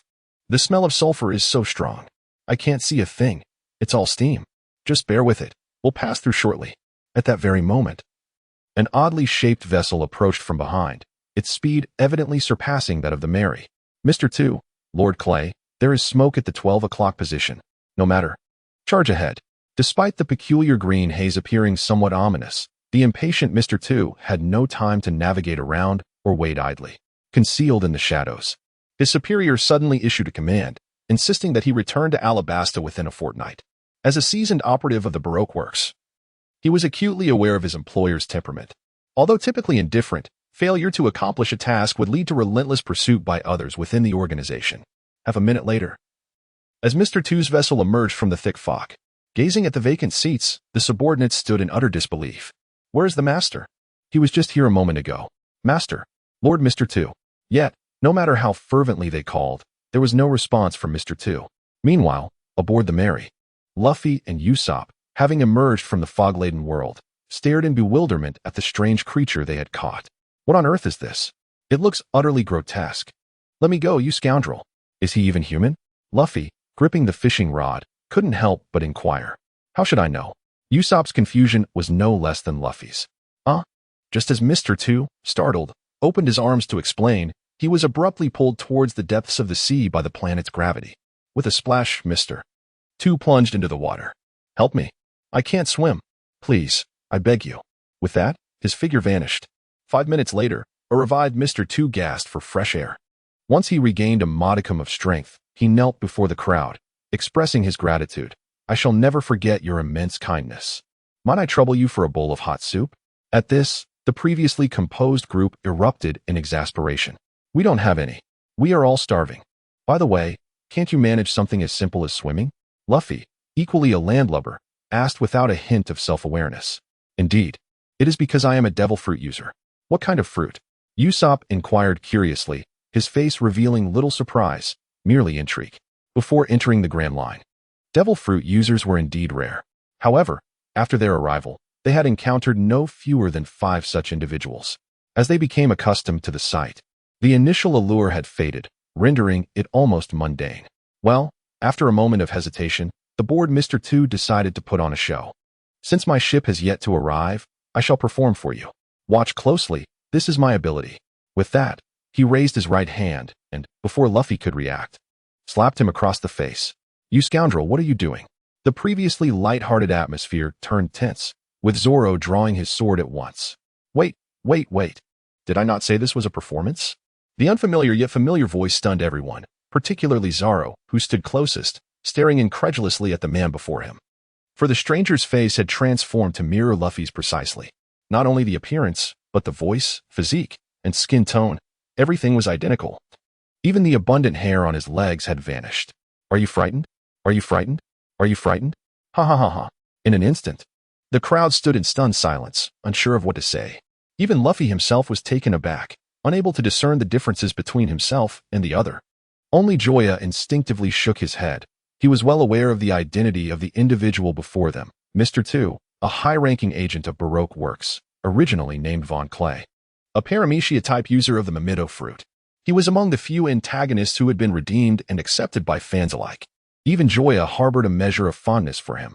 Meanwhile, Mr. Two began to introduce himself. Behold, this is my ability. I am the mimic, having consumed the mimito fruit. As he spoke, he stepped forward and extended his right hand, gently touching Usopp, Zoro, and Chopper's faces in succession. Just as he reached for Nami, she felt an unexpected pull from behind. Mr. Two's hand swept past her face without making contact. My apologies, but as for women, let it be. If it were a man, only I could touch her face, Joya explained. Joya's sudden declaration caused Nami's cheeks to flush with embarrassment, though she found Joya somewhat petty. She felt an overwhelming sense of delight. Casting a lingering glance at Joya, Mr. Two replied with an apologetic tone, I see, I was too forward. He then stepped back, demonstrating his ability while elaborating. With this right hand, if I touch someone's face, I can mimic anyone. As he demonstrated, his appearance shifted to resemble Usopp, Zoro, and Chopper, before returning to his original form. Well, my ability can only showcase so much. However, Luffy, not yet satisfied, raised his hands and exclaimed, You're amazing. Keep going. Usopp and Chopper joined in with whistles and cheers, elevating the atmosphere even further. I can't refuse such a request, so let me show you more. Mr. Two nodded in agreement. Chapter 129. Mr. Two's ability now. I shall begin. I also possess the ability of memory, Mr. Two declared, lifting his right hand across his face, transforming into forms the group had never encountered before. Faces flickered across his visage, with Luffy and the others cheering incessantly, until, at one moment, when Mr. Two's face morphed into that of a middle-aged man, Vivi could no longer maintain her composure. Her eyes widened in terror as she fixated on the man still performing. Though they had not met in a long time, she could not mistake that face. It was unmistakably that of her father.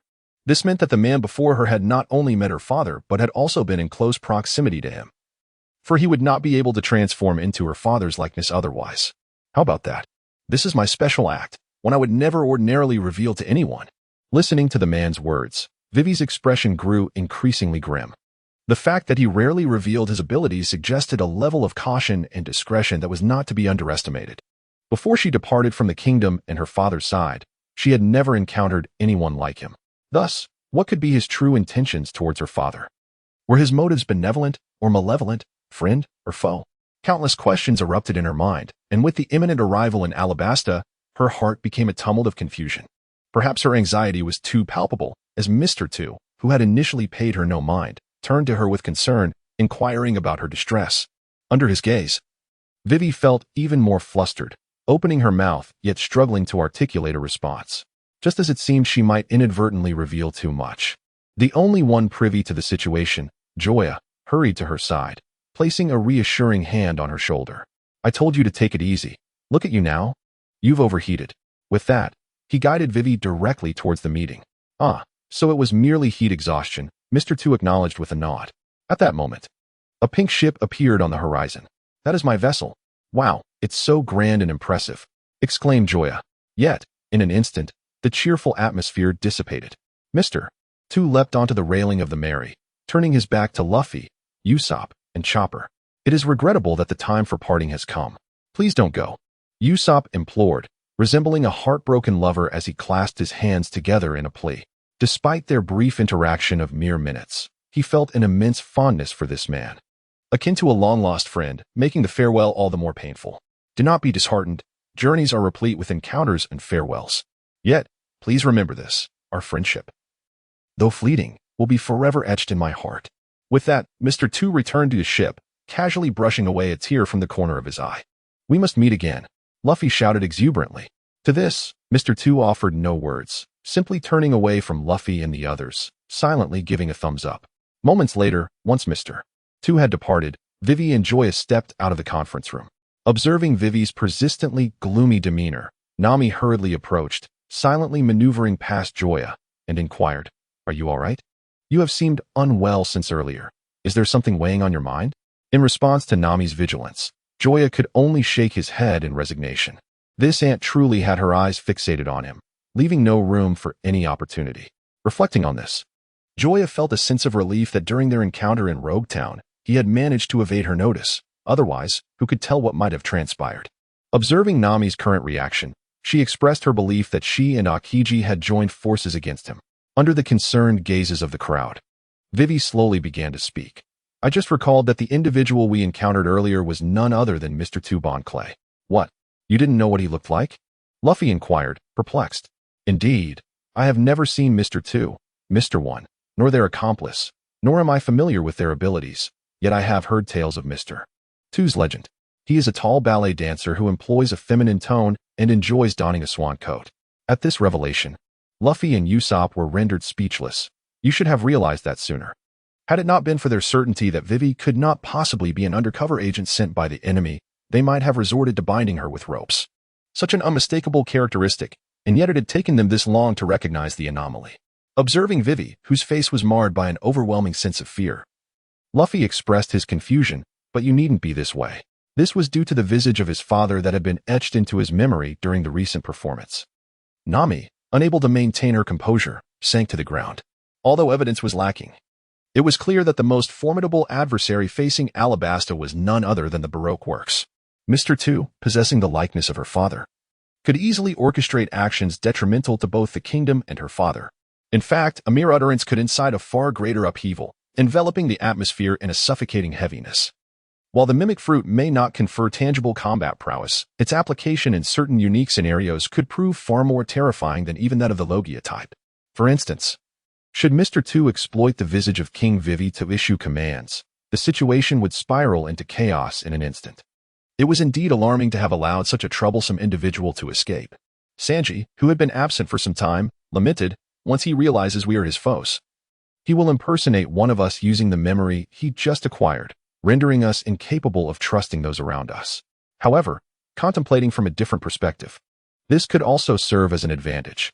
One might even say it was fortunate to have encountered him beforehand. The others looked at Joya with perplexity, unsure of the reasoning behind his assertion. Firstly, we have gained insight into Mr. Two's capabilities. Secondly, we can devise targeted strategies in response to his abilities. Imagine, had we been unaware of these aspects until confronted with him, the terror we would have faced. At this, a shiver ran down the spines of the group, as Joya's hypothesis sent chills through their being.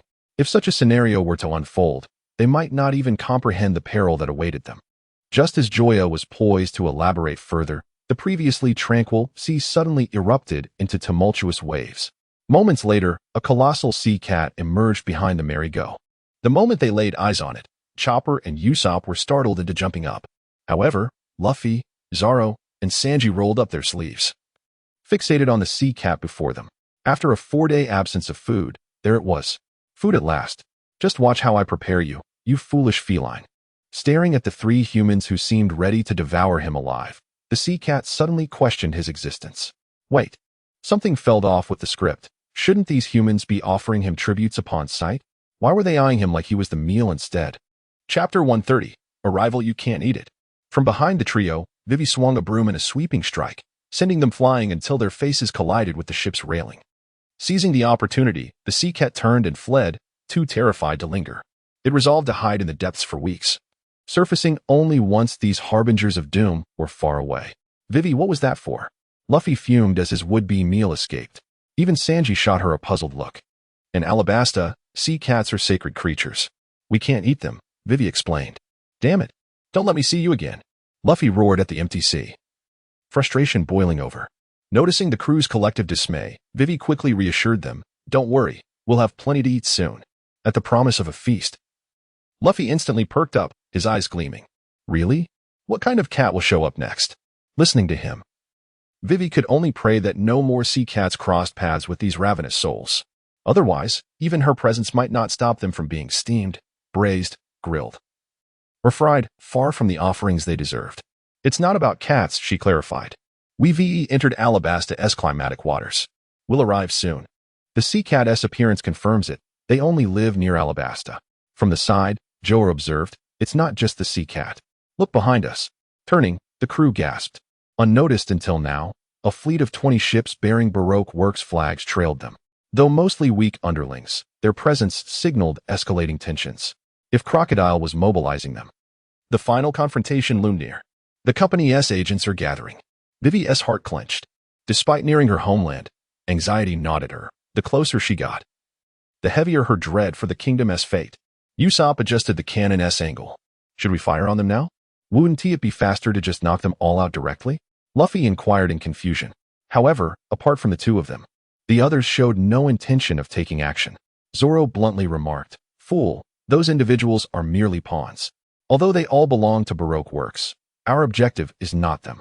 Sanji, standing nearby, concurred, "Indeed, our aim is to assist Vivi and to expose the machinations of Baroque works, or rather, Crocodile. If we were to deal with these insignificant minions and inadvertently reveal our whereabouts, our subsequent operations would become quite troublesome. It is imperative to remember that stealth is our greatest advantage. After all, we are but 11 in number, facing a rebellion of hundreds of thousands and countless members of Baroque works. Stealthily infiltrating and eliminating our targets is our primary task." This explanation finally persuaded the combative Luffy. That said, what about the threat posed by Mr. 2? The conversation circled back to Mr. 2, as this looming threat left them uneasy, always feeling as though someone was plotting against them. "This is simple," responded Joya. The others looked at him in confusion, not comprehending his meaning. Without further ado, Joya procured a piece of white cloth and tore it into thin strips. He then tied these strips uniformly around his left arm, declaring that they would recognize the cloth rather than individual identities. "Indeed, Joya, how clever of you. Why didn't I think of that?"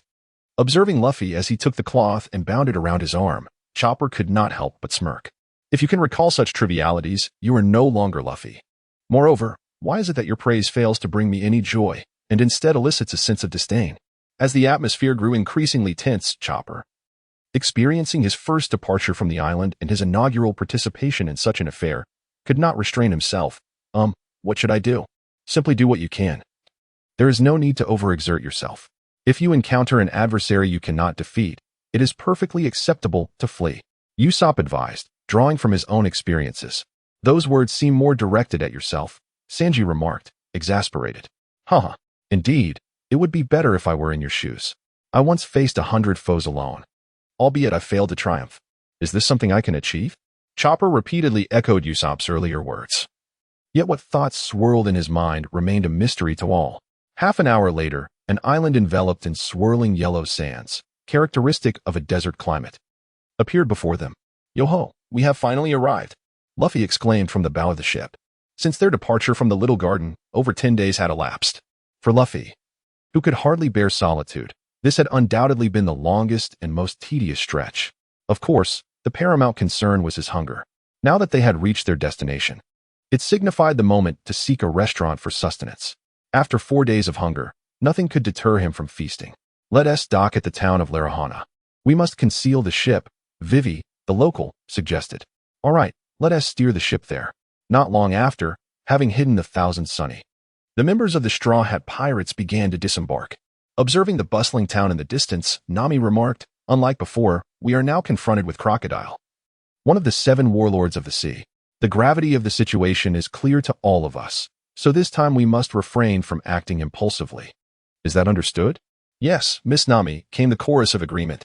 Pointing to the dust rising in the distance, Zoro lamented, "But the one who should heed this advice is no longer here. Where's the restaurant?" This was the last utterance from Luffy before he came to a halt. "Stop right there." Yet, no matter how fervently Nami called out, the unruly Luffy was unlikely to return, having long since vanished from sight. "What should we do?" Vivi expressed her unease. "Fear not. We shall find him in the liveliest spot," Joya reassured, having anticipated this outcome. It was futile to expect Luffy to adhere to any plan. Thus, they had no choice but to proceed. With that, the group made a few simple adjustments to their appearances and set forth towards the town, seeking a secluded location. Chapter 131. The Lost Luffy. Observing the bustling residents on the street, Sanji proposed, "You all wait here. I shall procure some clothing." Although they had already disguised themselves, they still appeared markedly different from the indigenous people, making it easy for others to identify them as outsiders. "Wait a moment, I wish to join as well," Chopper suggested, eager to partake in the endeavor. "Very well." With that, the human and the reindeer turned to depart. Curious, Zoro could not help but inquire, "Vivi, now that we have arrived in Alabasta, do you possess a means to thwart the rebellion? If so, how might we assist you?" Taken aback, Vivi replied, "There is a way, but did we not agree that simply delivering me to Alabasta would suffice?" Noticing that Vivi still regarded herself as an outsider, Nami raised her fist and gently tapped her forehead. "I cannot believe you. How can you still speak in such a manner? We have all come this far together. It is inconceivable that we would abandon you now. And Nami. Vivi gazed at Nami's earnest expression, feeling no pain from the tap, only warmth swelling within her heart. At her most challenging time, she was surrounded by individuals willing to assist her. What more could one desire from life? Moreover, if we were to leave you here. When Luffy returns, he would surely unleash his fury upon us, Chopper added, half joking, half serious. Despite the gravity of the topic, Vivi could not suppress a laugh. Her previously heavy heart lightened considerably. We are also quite intrigued by the 7 warlords of the sea, Zoro interjected, resting his hand on the hilt of his sword. Hey, if you don't speak, no one will take you for a mute. Usopp retorted with indignation, his legs trembling uncontrollably. Furthermore, should this nation fall, your reward for bringing you back would vanish as well. I am quite clear on the priorities here. Before Vivi could respond, Zoro, already weary of the situation, exclaimed, You can send me to the depths of hell. Nami, unfazed, replied with a smile, Thank you, Zoro. I haven't forgotten the money you owe me. Even if I become a vengeful spirit, I shall seek you out for it. You scoundrel. Well then, make sure to return my 400,000 berries. Wasn't he at 300,000? How has it increased?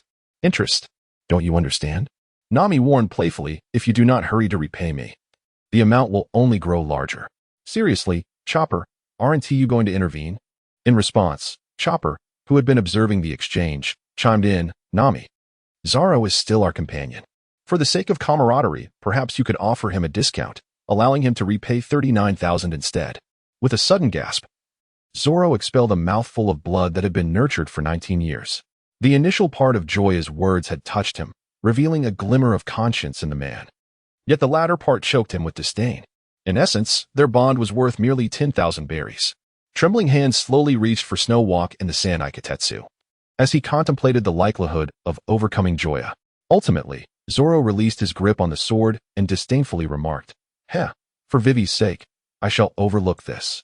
Once matters here are resolved, I shall undoubtedly cleave this wretched pair of you. In truth, my dignity holds little value. You need not concern yourself with it, Vivi interjected, her mind now at ease as she delivered the final blow.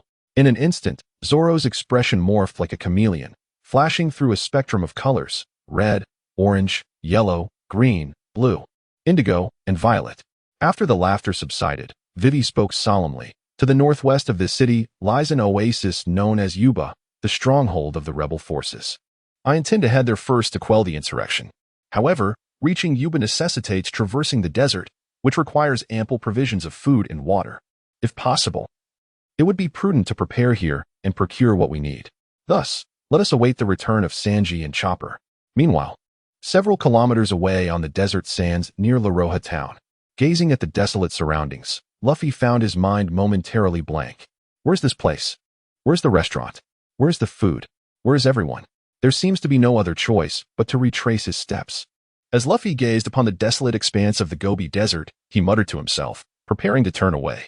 Suddenly, he noticed a wisp of smoke rising in the eastern sky. The presence of smoke implied a restaurant. With this thought igniting a sense of anticipation, Luffy eagerly set off towards the source of the smoke. However, upon his arrival at the location, gazing upon the dilapidated house before him, the anticipation within his heart flickered out like a candle extinguished by a tempest. Is this a restaurant? It bears no resemblance to one at all. He called out towards the interior, Is anyone there? After a brief pause, receiving no response, the famished and cold Luffy took matters into his own hands and began to explore. After a prolonged search, he found not a morsel of his cherished roasted meat, nor even a drop of water.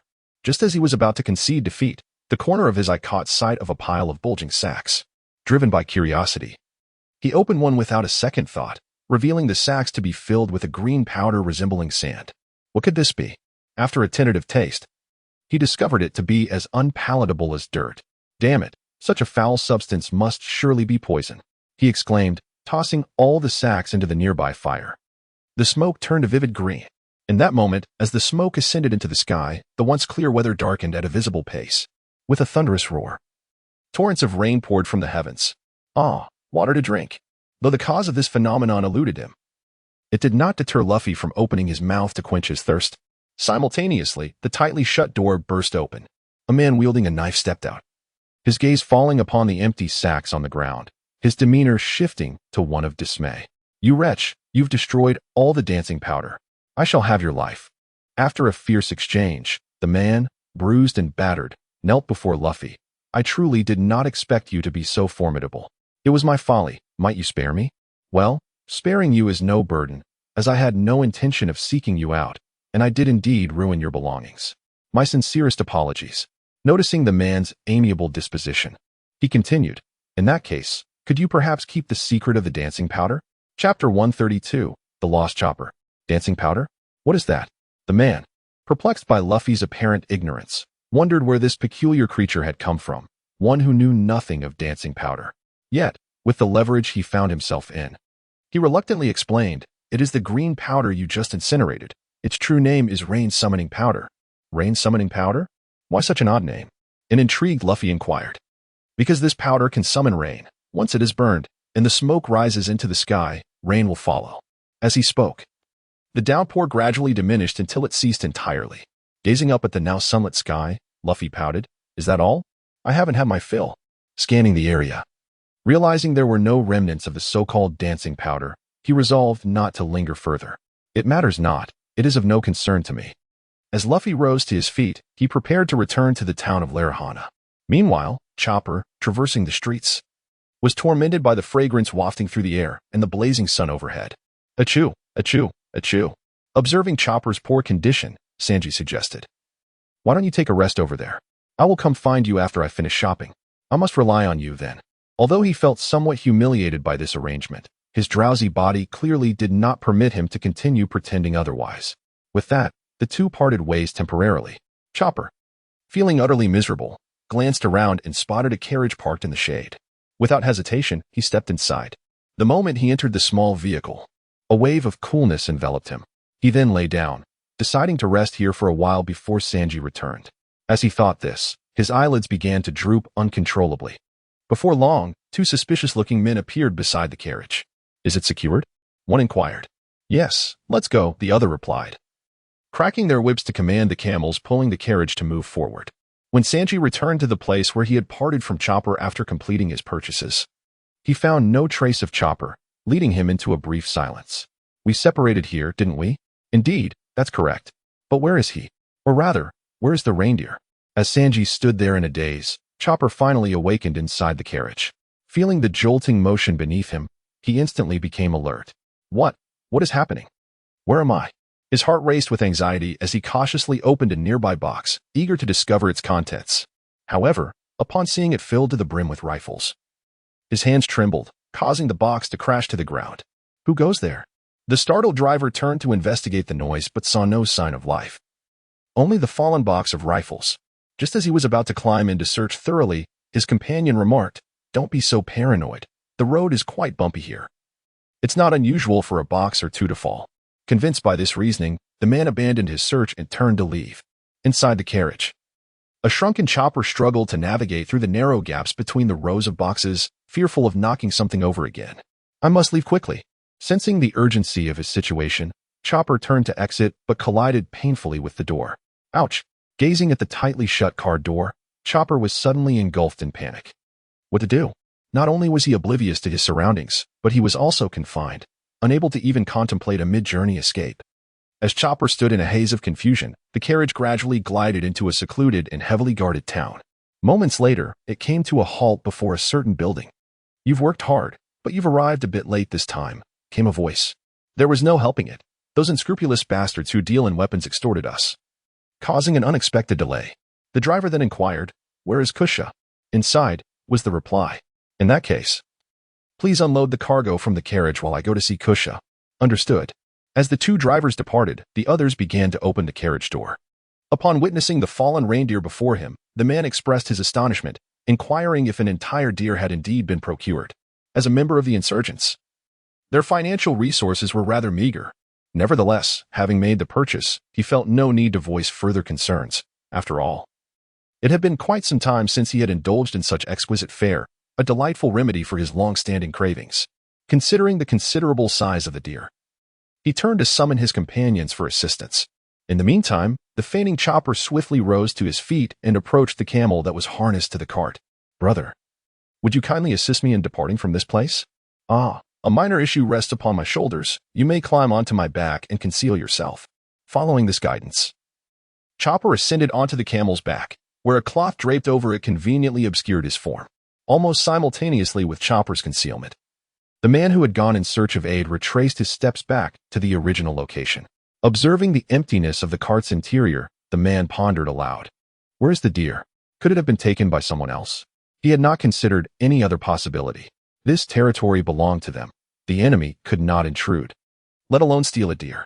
Just as he was mired in confusion, the camel beside him nudged his arm. What do you want? The camel opened its mouth and extended its tongue, appearing quite parched. Was it thirsty? The water was already in the bucket over there. It could go drink. Upon hearing this, the camel grinned and turned away. Moments later, as it exited the town, the camel turned its head and called back a few times. Hearing the sound, Chopper, who had been crouched on the camel's back, cautiously peeked out, asking, Is it safe now? It's all clear now. Chopper let out a long sigh of relief, feeling as though he had narrowly escaped from the jaws of death. Thank you so much. As he spoke, he slid off the camel's back. It was merely a trivial matter. No need to dwell on it. But why did you save me? There is no special reason. I just thought it was cool. Upon hearing this, Chopper's expression froze. Such a reason was quite absurd. Nevertheless, he expressed his gratitude once more. Thus, the deer and the camel parted ways, gazing at the silhouette of the departing figure. Chopper felt an inexplicable premonition that they would cross paths again in the not-so-distant future.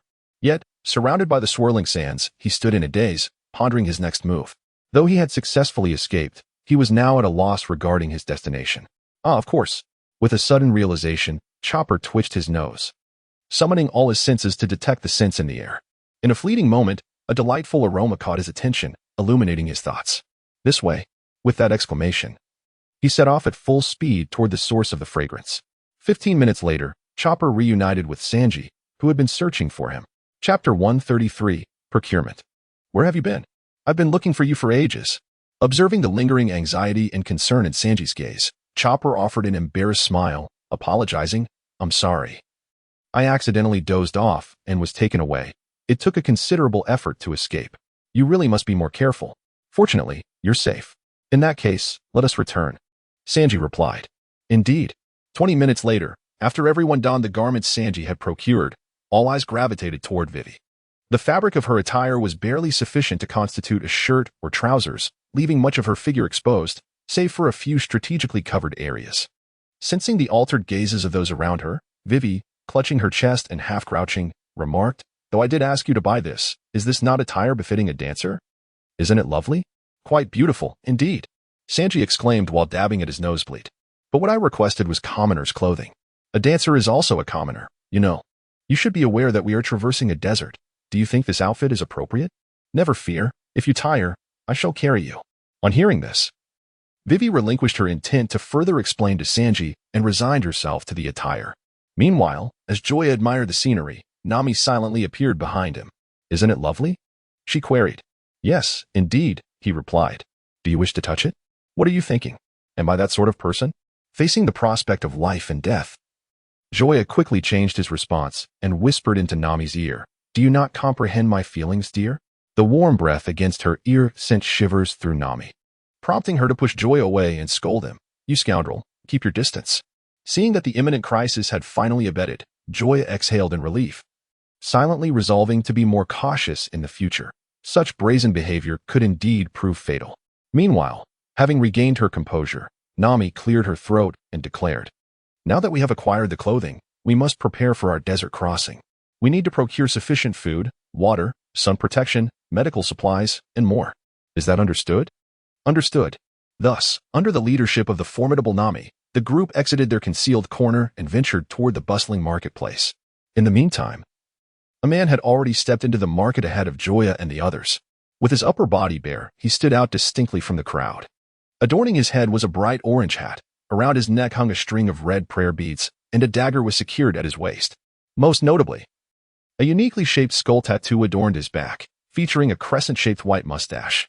His presence swiftly drew the attention of those nearby, with a fruit vendor on the roadside directly addressing him. Young man, I don't believe I've seen you before.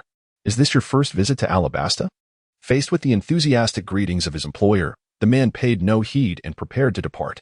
However, the boss, undeterred, pursued him and intercepted his path, producing a golden apple from his own collection. In a hushed tone, he remarked, "Let me share a secret with you. This is an extraordinary treasure I unearthed from ancient ruins. A single bite can grant you the dream of living for 1,000 years. What do you say? Would you care to purchase one?" Upon hearing this, the man smiled and replied, "I apologize, but I have no interest in living for a millennium. For me, it suffices to live well today." The boss stood there momentarily, bewildered by the man's response. After a brief pause, realizing that today had been yet another futile effort, he spotted a group of unfamiliar faces and once more approached them, proclaiming, "Do you see? This is a golden apple one pilfered from the ruins, and just one bite can bestow upon you 1,000 years of life." Observing her boss's clumsy performance, Nami shook her head in disbelief. The glossy finish of the apple reflected delight, and apart from the foolish Luffy, it was inconceivable that anyone else would be persuaded. Just as these thoughts crossed her mind, two familiar voices suddenly reached her ears. "Is it true?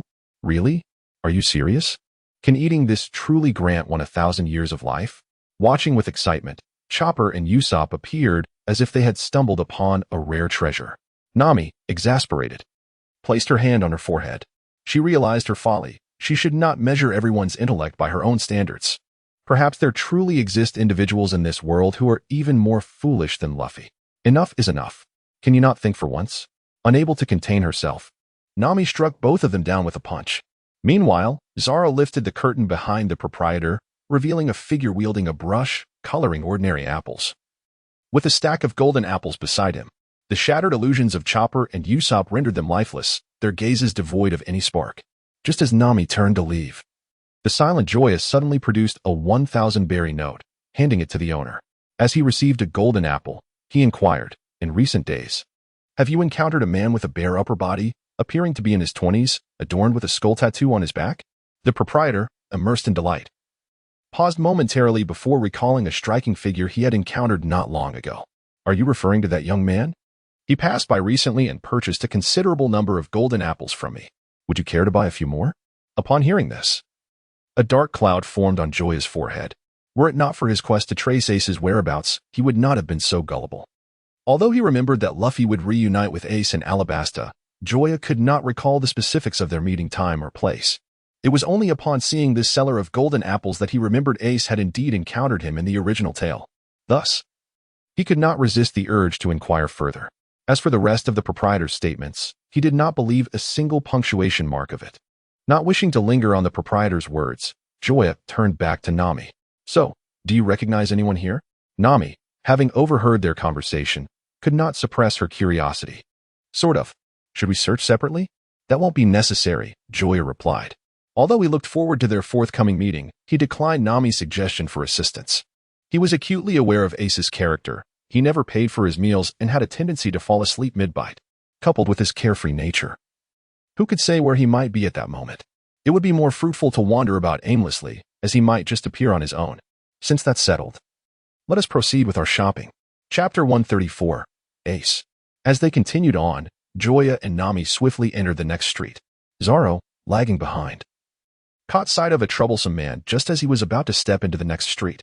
"I would like to inquire if you have seen these two men," the man said, holding two wanted posters, addressing a woman who resembled a witch standing by the roadside. Gazing at the bounty poster featuring the two men, the sorcerer exclaimed in astonishment, "Monkey D, Luffy? Devil Jorah? I'm afraid I have not encountered them." Although it was somewhat expected, Ace felt a tinge of disappointment. Just as he was about to depart, the sorcerer suddenly recalled something and remarked, "If you are in search of someone, you might inquire at the restaurant up ahead. The proprietor has extensive connections." "A restaurant, you say? How fortuitous, for I am quite hungry."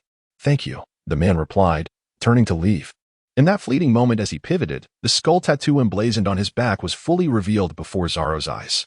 At the moment he laid eyes upon it, Zoro felt a tremendous shock surge through him, as if an immense pressure had descended from the heavens. Having once been a bounty hunter, he understood all too well the implications of that skull emblem. Deep within the Grand Line, there exist 4 pirate crews that surpass all others, far more terrifying than the 7 warlords of the sea. Their power is so formidable that they inhabit an entirely different realm from ordinary pirates, earning them the moniker of the 4 emperors. Among them, the Whitebeard pirates stand as the most formidable, led by their captain, Edward Newgate, known as Whitebeard, who was revered as the strongest man in the world. The man brandishing the bounties of both Luffy and Chopper bears a tattoo on his back that is identical to the flag of the Whitebeard pirates. At that moment, Zoro's mind was awash with questions. He could not fathom how those two brothers had managed to attract such a formidable entity, with the warlord of the sea still unresolved. Now being targeted by the four emperors, and indeed, the strongest among them, was he seeking to court death? Even if that were the case, such reckless behavior was unwarranted. He had not yet lived enough to challenge Mihawk once more. Hey, why are you just standing there? Aren't you afraid of getting lost? Sanji, noticing Zoro had fallen behind, promptly retraced his steps. With Luffy already lost, if Zoro were to vanish as well, their endeavors would be in vain. And they would have no choice but to search for assistance in Alabasta. Look at that person, Zoro remarked, gesturing toward the man. Huh? Well, isn't that the Navy officer from Lobetown? I never expected that. I thought you were uninterested in women. It seems you two share a kindred spirit, Sanji responded. Zoro was initially taken aback, then struggled to suppress the urge to slay him, following Sanji's gaze to the other side of the road. This was unacceptable. To demand 200,000 berries for such a blade was nothing short of extortion. I ask you, do you even possess the rights to sell this? Gazing upon her exceedingly familiar visage, Zoro was overwhelmed by an unbearable throbbing in his head. He hastily tugged Sanji to the right. You fool, where are you running? The left side, all right? Perhaps the commotion had grown too loud, prompting Dasky, engaged in conversation with the owner of the sword shop, to instinctively glance to the side. Observing the seemingly ordinary street, I scratched my head in doubt. Had I misheard? Why did it seem as though I had just heard that man's voice? As this thought crossed my mind, the image of the swordsman, who had once bested me in Rogue Town while wielding 3 blades, effortlessly surfaced before me. Damn it. Do not let me encounter you again. Otherwise, I shall reclaim the legendary swords, Sandai Katetsu and Wadakamanji, from your grasp. Meanwhile, Zoro, having returned to the group, momentarily set aside his encounter with the Whitebeard pirates upon unexpectedly spotting Dasky. His body trembled intermittently, ensnared in the haunting shadow of that woman. Zoro, could it be that you have been possessed by a ghost, to be so frightened? Usopp could not help but remark upon witnessing Zoro's incessant shivering. Before Zoro could mount a defense, Sanji interjected, "This is no ghostly possession. It is clearly a case of romantic misfortune." The group's interest piqued, they eagerly inquired. Please elaborate. What exactly transpired? In their recollection, Zoro's focus was solely on swords, leaving no room for anything else, especially not women. Seemingly having bestowed all his interest upon Sanji. Thus, upon hearing of Zoro's romantic predicament, curiosity enveloped them. Do you all remember that female swordsman from Rogue Town? Just moments ago. This fellow was fixated on her, as if he wished to swallow her whole. Ignoring Sanji's fanciful exaggerations, Zoro turned his gaze towards Joya, recalling something. If I am not mistaken, the person you seek is indeed affiliated with the Whitebeard pirates. Joya's heart skipped a beat, and she hurriedly inquired, how do you know this? Have you encountered Ace? Observing Joya's demeanor, Zoro silently acknowledged the truth, then recounted the entire situation. Upon finishing, he added, it is still possible to pursue them. But there are numerous naval forces present. Acting recklessly may lead to our discovery. Moreover, what is your relationship with him? Are you enemies? Joya shook her head, stating, there is no need to specifically chase after him, as I have a premonition that we will encounter him soon. As for my relationship with him, it is not as you might presume. At this juncture, Joya paused momentarily before solemnly declaring, he is my sworn brother. The instant Joya uttered those words, an eerie silence enveloped the group, each member staring at her in disbelief. What did you say? You have a brother? And he is a member of the Whitebeard pirates? Indeed, not only is he my brother, but he is also Luffy's older brother. Upon hearing this revelation, the group stood in stunned silence for a considerable time, reluctantly coming to terms with this reality. However, one person was not particularly astonished, Nami, when they had just entered the Grand Line. Specifically while inside the belly of the whale laboon, Joya had previously shared her background, which included mention of her older brother named Ace, who appeared to be the captain of the Whitebeard Pirates' 2nd Division, rather than an ordinary minion. Thus, while the others were utterly shocked, Nami was merely somewhat surprised, not expecting to encounter him so soon. All right, let us continue with our shopping. She clapped her hands, awakening the stunned group, and they resumed their unfinished procurement endeavors. Meanwhile, in the desert outside the town, a famished and parched Luffy leaned on a makeshift staff, exclaiming weakly, damn it, where's the restaurant? Chapter 135. Luffy arrives in a moment of disorientation. Luffy suddenly caught sight of the city's outline. In an instant, an influx of energy surged through his weary body, and he sprinted forth at an unprecedented speed. Simultaneously, at the entrance of a restaurant in the town, dozens of individuals gathered from all directions. The newcomers could not help but inquire, "What is happening inside? Why is everyone gathered here? There has been a sudden death inside." "A death? Is that true?" The newcomers, filled with trepidation, found such news alarming, as a death held significant weight for common folk. "Indeed, it is true. Otherwise, why would so many people be gathered here?" After contemplation, one of them asked, "Do you know the cause?" "It is said that he collapsed while speaking with the owner. The man was a traveler, and there are suspicions that he may have accidentally consumed desert strawberries, those poisonous spiders that resemble red strawberries." Fearing contagion, no one dared approach him, and the crowd was at a loss for what to do. That is truly terrifying. Inside the restaurant, everyone exchanged bewildered glances at the man whose face lay motionless upon the plate, unsure of how to react. At one moment, when it seemed that this man could not possibly be more lifeless, he abruptly lifted his head, his bleary eyes scanning the surroundings. He had returned from the brink. All present gaped in astonishment at the man who had suddenly awakened, their expressions akin to encountering a ghost in broad daylight. "Are you all right?" a nearby woman mustered the courage to inquire. In response, the newly awakened man uttered not a word. Instead, he lifted the woman's skirt and wiped his face. "Ah." The mortified woman turned and fled before he could finish. What a predicament. The man, oblivious to the chaos, nonchalantly popped a piece of meat into his mouth and resumed eating. "What on earth are you all making such a fuss about?" he wondered, bewildered by the commotion surrounding him. "We're making such a racket out of concern for you," a voice chimed in. The man, perplexed, turned to the restaurant owner and asked, "Has this establishment employed a theatrical troupe?" Gesturing towards the crowd, wiping the cold sweat from his brow, the owner, still shaken, replied, "No, not at all. We're just relieved that you're unharmed." Although he had some renown in this town and had seen his share of oddities, the sight of the half-naked man before him was quite disconcerting for several reasons. "I see. So that's how it is," the man muttered, burying his face back in his meal, emitting audible snores once more. "Not again," the onlookers exclaimed. Having witnessed this once, they were no longer fooled. Aside from a few diners, the rest scattered in haste. Meanwhile, Smoker, who had arrived on the island with Tashigi, happened to stroll past the very restaurant. Observing the departing crowd, he faintly sensed an unusual aura within. After a brief moment of contemplation, he stepped inside.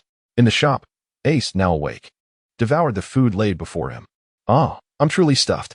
After stretching languidly against the chair, Ace retrieved the bounty posters of Luffy and Joya from his backpack.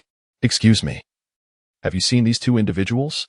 The shopkeeper was taken aback, having just received the bounty posters, and before he could scrutinize them, he heard someone exclaim, "You truly possess audacity, openly dining in front of the public."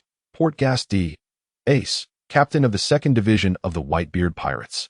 As the Navy personnel entered, the previously relaxed atmosphere turned tense once more, far more oppressive than before. Whitebeard Pirates. That naive fellow turned out to be a member of the Whitebeard Pirates, and moreover, the captain of the 2nd Division. I pondered, why does that emblem on his back seem so familiar? Ah, it is indeed the Whitebeard Pirates. In an instant, everyone gazed in horror at Ace, who had been jesting with them just moments ago. The shopkeeper, who had seen through it all long ago, sighed in silence. "I knew it. I had known he was from the Whitebeard Pirates all along. But why must you, Navy, reveal it in my establishment? Do you not realize the trouble this could bring me?" That said, he dared not take any action against the newly arrived Navy officer. Even if they were to destroy his shop, he would have to swallow his grievances. After all, the Navy is backed by the world government. Seeking compensation from them would surely lead to his demise. Thus, I wonder, what brings such a distinguished figure to this place? After a brief silence, Ace turned and replied, "I am searching for someone, my brother. By the way, do you know where he is?" At this, Smoker found himself at a loss for words. "You haven't even shown me a picture of your brother. How could I possibly know who he is? Even if I did know, why would I tell you? We are, after all, natural enemies, not comrades, understand?" Of course, these thoughts remained unspoken, as voicing them would undermine his stern and serious demeanor. After a prolonged silence without a response, Ace shrugged his arms and said helplessly, "So, what should I do, Navy? Submit to capture. Sorry, but I must decline that." "Well, that makes sense. Someone like you would never surrender willingly. Besides, I am currently in search of other pirates. To be frank, I have little interest in your bounty." "Then why not just let me go?" Ace responded nonchalantly, showing no signs of tension despite being cornered by the Navy. What are you saying? I am a Navy officer. As long as you remain a pirate, I cannot simply turn a blind eye. With that, he partially transformed his body and assumed an attack stance. Observing Smoker's serious expression, Ace remarked, "Do you not find such a reason rather tedious, Colonel?" However, Ace's inquiry went unanswered. In light of this, he resolved to engage in a bit of amusement. Just as the atmosphere reached a boiling point, an unexpected voice pierced through the tension. "Gum Gum Rocket." Before anyone could react, the vigilant Smoker, along with Ace seated in his chair, was abruptly struck by an unidentified flying object. They crashed through several walls before vanishing from sight. The atmosphere became instantly stifled. Gazing at the sudden appearance of the Straw Hat figure, everyone felt as though they were trapped in a surreal dream. Who could possibly enlighten them on the identity of this unexpected visitor? Chapter 136, The Restaurant of Significant Loss. Ahaha. I have finally found the restaurant. Now I can indulge in a meal. Gazing at the gaping hole in the wall, I turned my attention to the young lad in the straw hat before me. The restaurant owner silently mourned for 3 seconds, lamenting the loss. Oh, the money. Such a substantial sum has vanished in an instant, amounting to tens of thousands of berries. Sir, your meal is ready. Your meal awaits.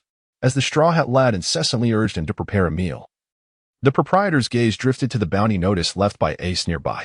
Among them was a picture of this very individual. In an instant, the words Ace had uttered earlier echoed in the owner's mind. I am searching for someone, my brother. Thus, he realized the identity of his guest. He was the notorious pirate with a bounty of 30 million berries, the brother of Ace, the 2nd Division commander of the Whitebeard Pirates, and someone far beyond his means to confront. Just a moment, he said, and in the blink of an eye, the owner brought forth every morsel of food available in his establishment, none left behind. Delicious. How can the fare here be so exquisite? The owner, however, could scarcely muster any joy in response to the customer's praise. His trembling gaze flitted between the straw hat lad and the gaping wall beside him. He had not forgotten that there were 2 other individuals nearby who posed an even greater threat. One of them was a naval captain, whose stubbornness and fierce disdain for evil made him particularly formidable. Should they cross paths, it was likely that his establishment would be doomed. In an effort to avert such a calamity, the owner ventured, "It would be wise for you to make a hasty exit." As long as this fellow departed, there remained a glimmer of hope for his establishment's survival. "What is that?" Luffy mumbled, his words muddled as he continued to shovel food into his mouth with astonishing speed, leaving onlookers utterly bewildered. Did this fellow swallow his food whole? Was he not required to chew? Because you just collided with 2 individuals you cannot afford to provoke. What? Did I run into someone just now? Observing the oblivious straw hat boy, the proprietor struggled to suppress the urge to strike him down, meticulously elucidating. Look at this hole. Just now, you sent a naval colonel and a formidable pirate flying quite a distance. Therefore, I believe it would be prudent for you to make a hasty retreat. How about I offer you a 50% discount on your meal? The owner, convinced that he had extended a generous offer, anticipated that the boy would leave gratefully after paying. However, Luffy, puzzled, inquired, "Are you sure it was me? I don't remember that at all." At this moment, despite having already discerned that the straw hat boy might not be quite right in the head, the proprietor still felt an overwhelming urge to draw his blade and dispatch him.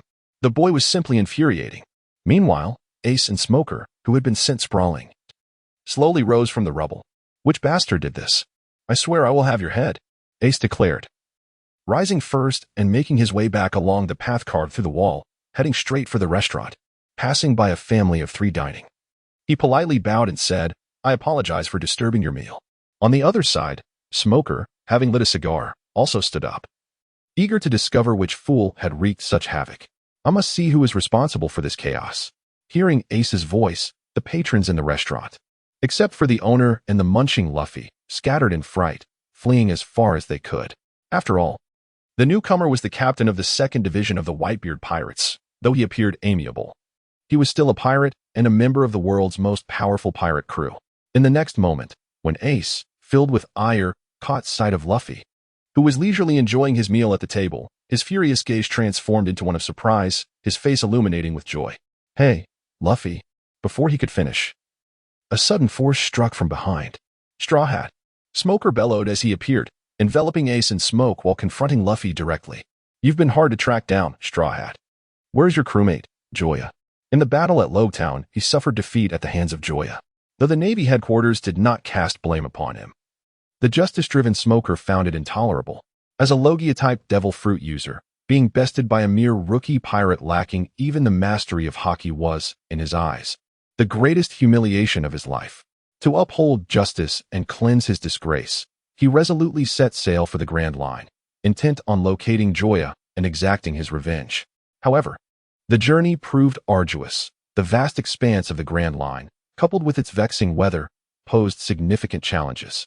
Not long ago, he gleaned from a captive of his that the Straw Hat Pirates might make an appearance in Alabasta, and this captive happened to be a member of the Baroque works. Thus, he hastened his way there, fortuitously encountering the Straw Hat brat he had longed to confront. Although not Joya, he was nonetheless a pirate. And this fool was the captain. Yet, as he observed the gluttonous Straw Hat sitting across from him, devouring food as if starved for days, Smoker's ire surged. Could he not show a modicum of respect? After all, he was a Logia-type devil fruit user.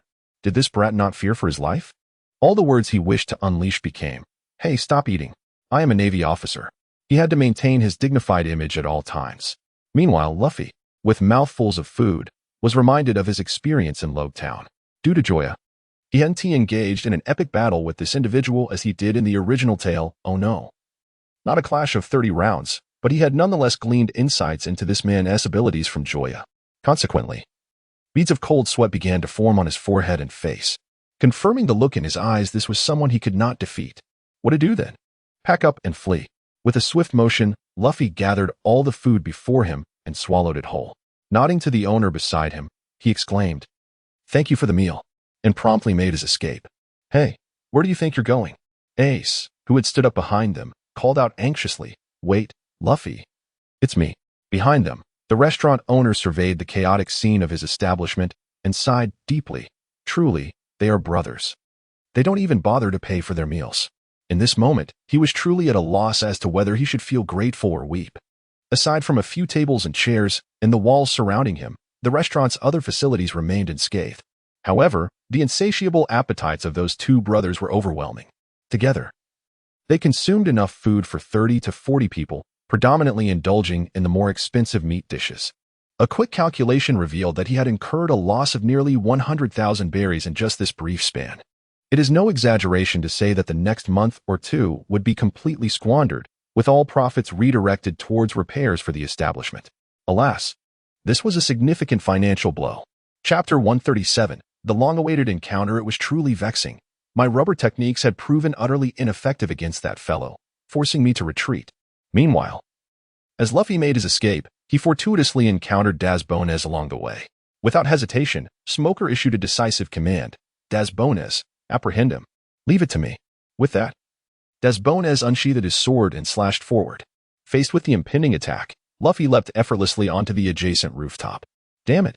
Smoker exclaimed, transforming into smoke as he surged onto the roof in pursuit, declaring, "Dazbones, urgently assemble the Navy and conduct a thorough search of the entire city to locate the remaining members of the Straw Hat Pirates."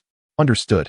In an instant, the once harmonious and prosperous city transformed into a cacophony of chaos and tension. A multitude of Navy soldiers surged in from the harbor, sealing off the main streets while diligently scouring the city, resolutely determined to uncover the whereabouts of the Straw Hat Pirates. Meanwhile, one might wonder, where had Luffy vanished to? On the other side, having completed their shopping, Nami and the others found themselves grappling with this very question once more, although they had not actively sought him out. Their path through the city had already taken them through a significant portion of it, and naturally, they had been unable to locate Luffy. Otherwise, they would have departed long ago. As she gazed at the increasingly bustling street, Nami expressed her unease, remarking, "Moreover, the situation in the city appears rather dire." For reasons unknown, large contingents of the Navy had suddenly infiltrated the city, with naval squads passing by every few minutes, exerting considerable pressure on them. "Quick, hide." Just as she spoke, another squad of Navy personnel approached from a distance, prompting Sanji to hurriedly usher everyone behind a nearby wall. "Halt! Stand still." The soldiers' furious shouts echoed. And Sanji, seemingly unfazed, commented, "It must be some clueless pirates being pursued." Yet, his expression froze in place the next moment, as the Navy suddenly declared the identity of their quarry. "Straw Hat Kid, stop right there." At this, all eyes turned towards Sanji. "Sanji, it seems we've just heard something quite alarming. If I were to inform Luffy about this, how do you think he would react?" Initially just stunned, Sanji became utterly immobilized upon hearing Zoro's question. You think you can threaten me, Mosshead? Oh, if that is the case, I shall inform Luffy immediately. Wait. In a moment of urgency, Sanji interjected. All right, how about I prepare a delightful feast for you all then? Will that suffice? Now, that sounds much more agreeable. Observing Zoro's triumphant demeanor, reminiscent of a victorious fighting cock, Sanji struggled to suppress the urge to deliver a kick that would send him flying. Silently contemplating how to exact his revenge. What should they do now? Although they had finally discovered Luffy's whereabouts, gathering together like this would inevitably attract the attention of the Marines, thus undermining their careful infiltration efforts. A heavy silence enveloped them as they found themselves in an unfortunate predicament, unable to devise a suitable plan. Perhaps you should return to the ship first, and I will see if I can bring him back, Joya suggested tentatively. Given the harsh desert environment, the sun beat down mercilessly. Although there were structures, the shadows cast upon the ground were scant, providing little respite. We have no choice but to proceed this way. Just be careful. In that very moment, as Nami made her decisive pronouncement, their captain, known to the Marines as Straw Hat Luffy, suddenly appeared, sprinting down the street towards them. 11 pairs of eyes locked in mutual astonishment. The atmosphere grew exceedingly bizarre. Who could explain the miraculous arrival of Luffy? And what a peculiar coincidence it was. They had just finalized their plans, prepared to implement them. And then he appeared. Frankly, could he be a divine envoy sent to thwart their efforts? Aha, where have you all been? I finally found you. As they watched Luffy, who had unexpectedly turned the tables, everyone could hardly contain their frustration. Could he not exhibit a modicum of awareness, a hint of intellect? Who precisely was pursuing whom? Just as the crowd prepared to subdue Luffy, a large contingent of Navy officers suddenly emerged from behind. Quick, report to the colonel. We've located the Straw Hat pirates. Halt. Do not flee. Realizing the enemy was closing in, despite their indignation, the group hastily gathered their belongings and commenced a new round of escape. Moments later, when they were approximately 5 or 6 kilometers from the Mary, Smoker arrived, albeit belatedly. Everyone stand down. Allow me to handle this. Devil Joya, if you're a man, stop and face me in battle once more. Upon hearing this, a dark line appeared on Joya's forehead. What does it matter whether I am a man or not? Do I require your validation? Sensing his disregard and realizing the enemy was nearing the coastline, Smoker quickly deduced their intention to flee by boat and acted decisively. White blow. Though it was a punch, under Smoker's command, the smoke billowed dramatically, resembling waves, intent on ensnaring the Straw Hat pirates entirely. Damn it. As the pursuit loomed closer, Joya hastily retrieved his sword, Knight-S cut, from his storage ring, drawing it to strike at Smoker. Although the weather was neither night nor overcast, he had no choice but to defend himself. Otherwise, the risk of annihilation was imminent. Just as he had drawn the blade halfway, a familiar voice echoed in both Joya's and Luffy's ears. Solar flare. With that, a pillar of fire surged skyward, colliding with the encroaching white blow. A resounding explosion ensued, as orange-yellow flames and grayish-white smoke erupted in the sky, stirring the winds and clouds. Feeling the intense heat and the force of the blast, Zoro and the others, who were fleeing, halted in astonishment, gazing at the magnificent spectacle above, momentarily rendered speechless.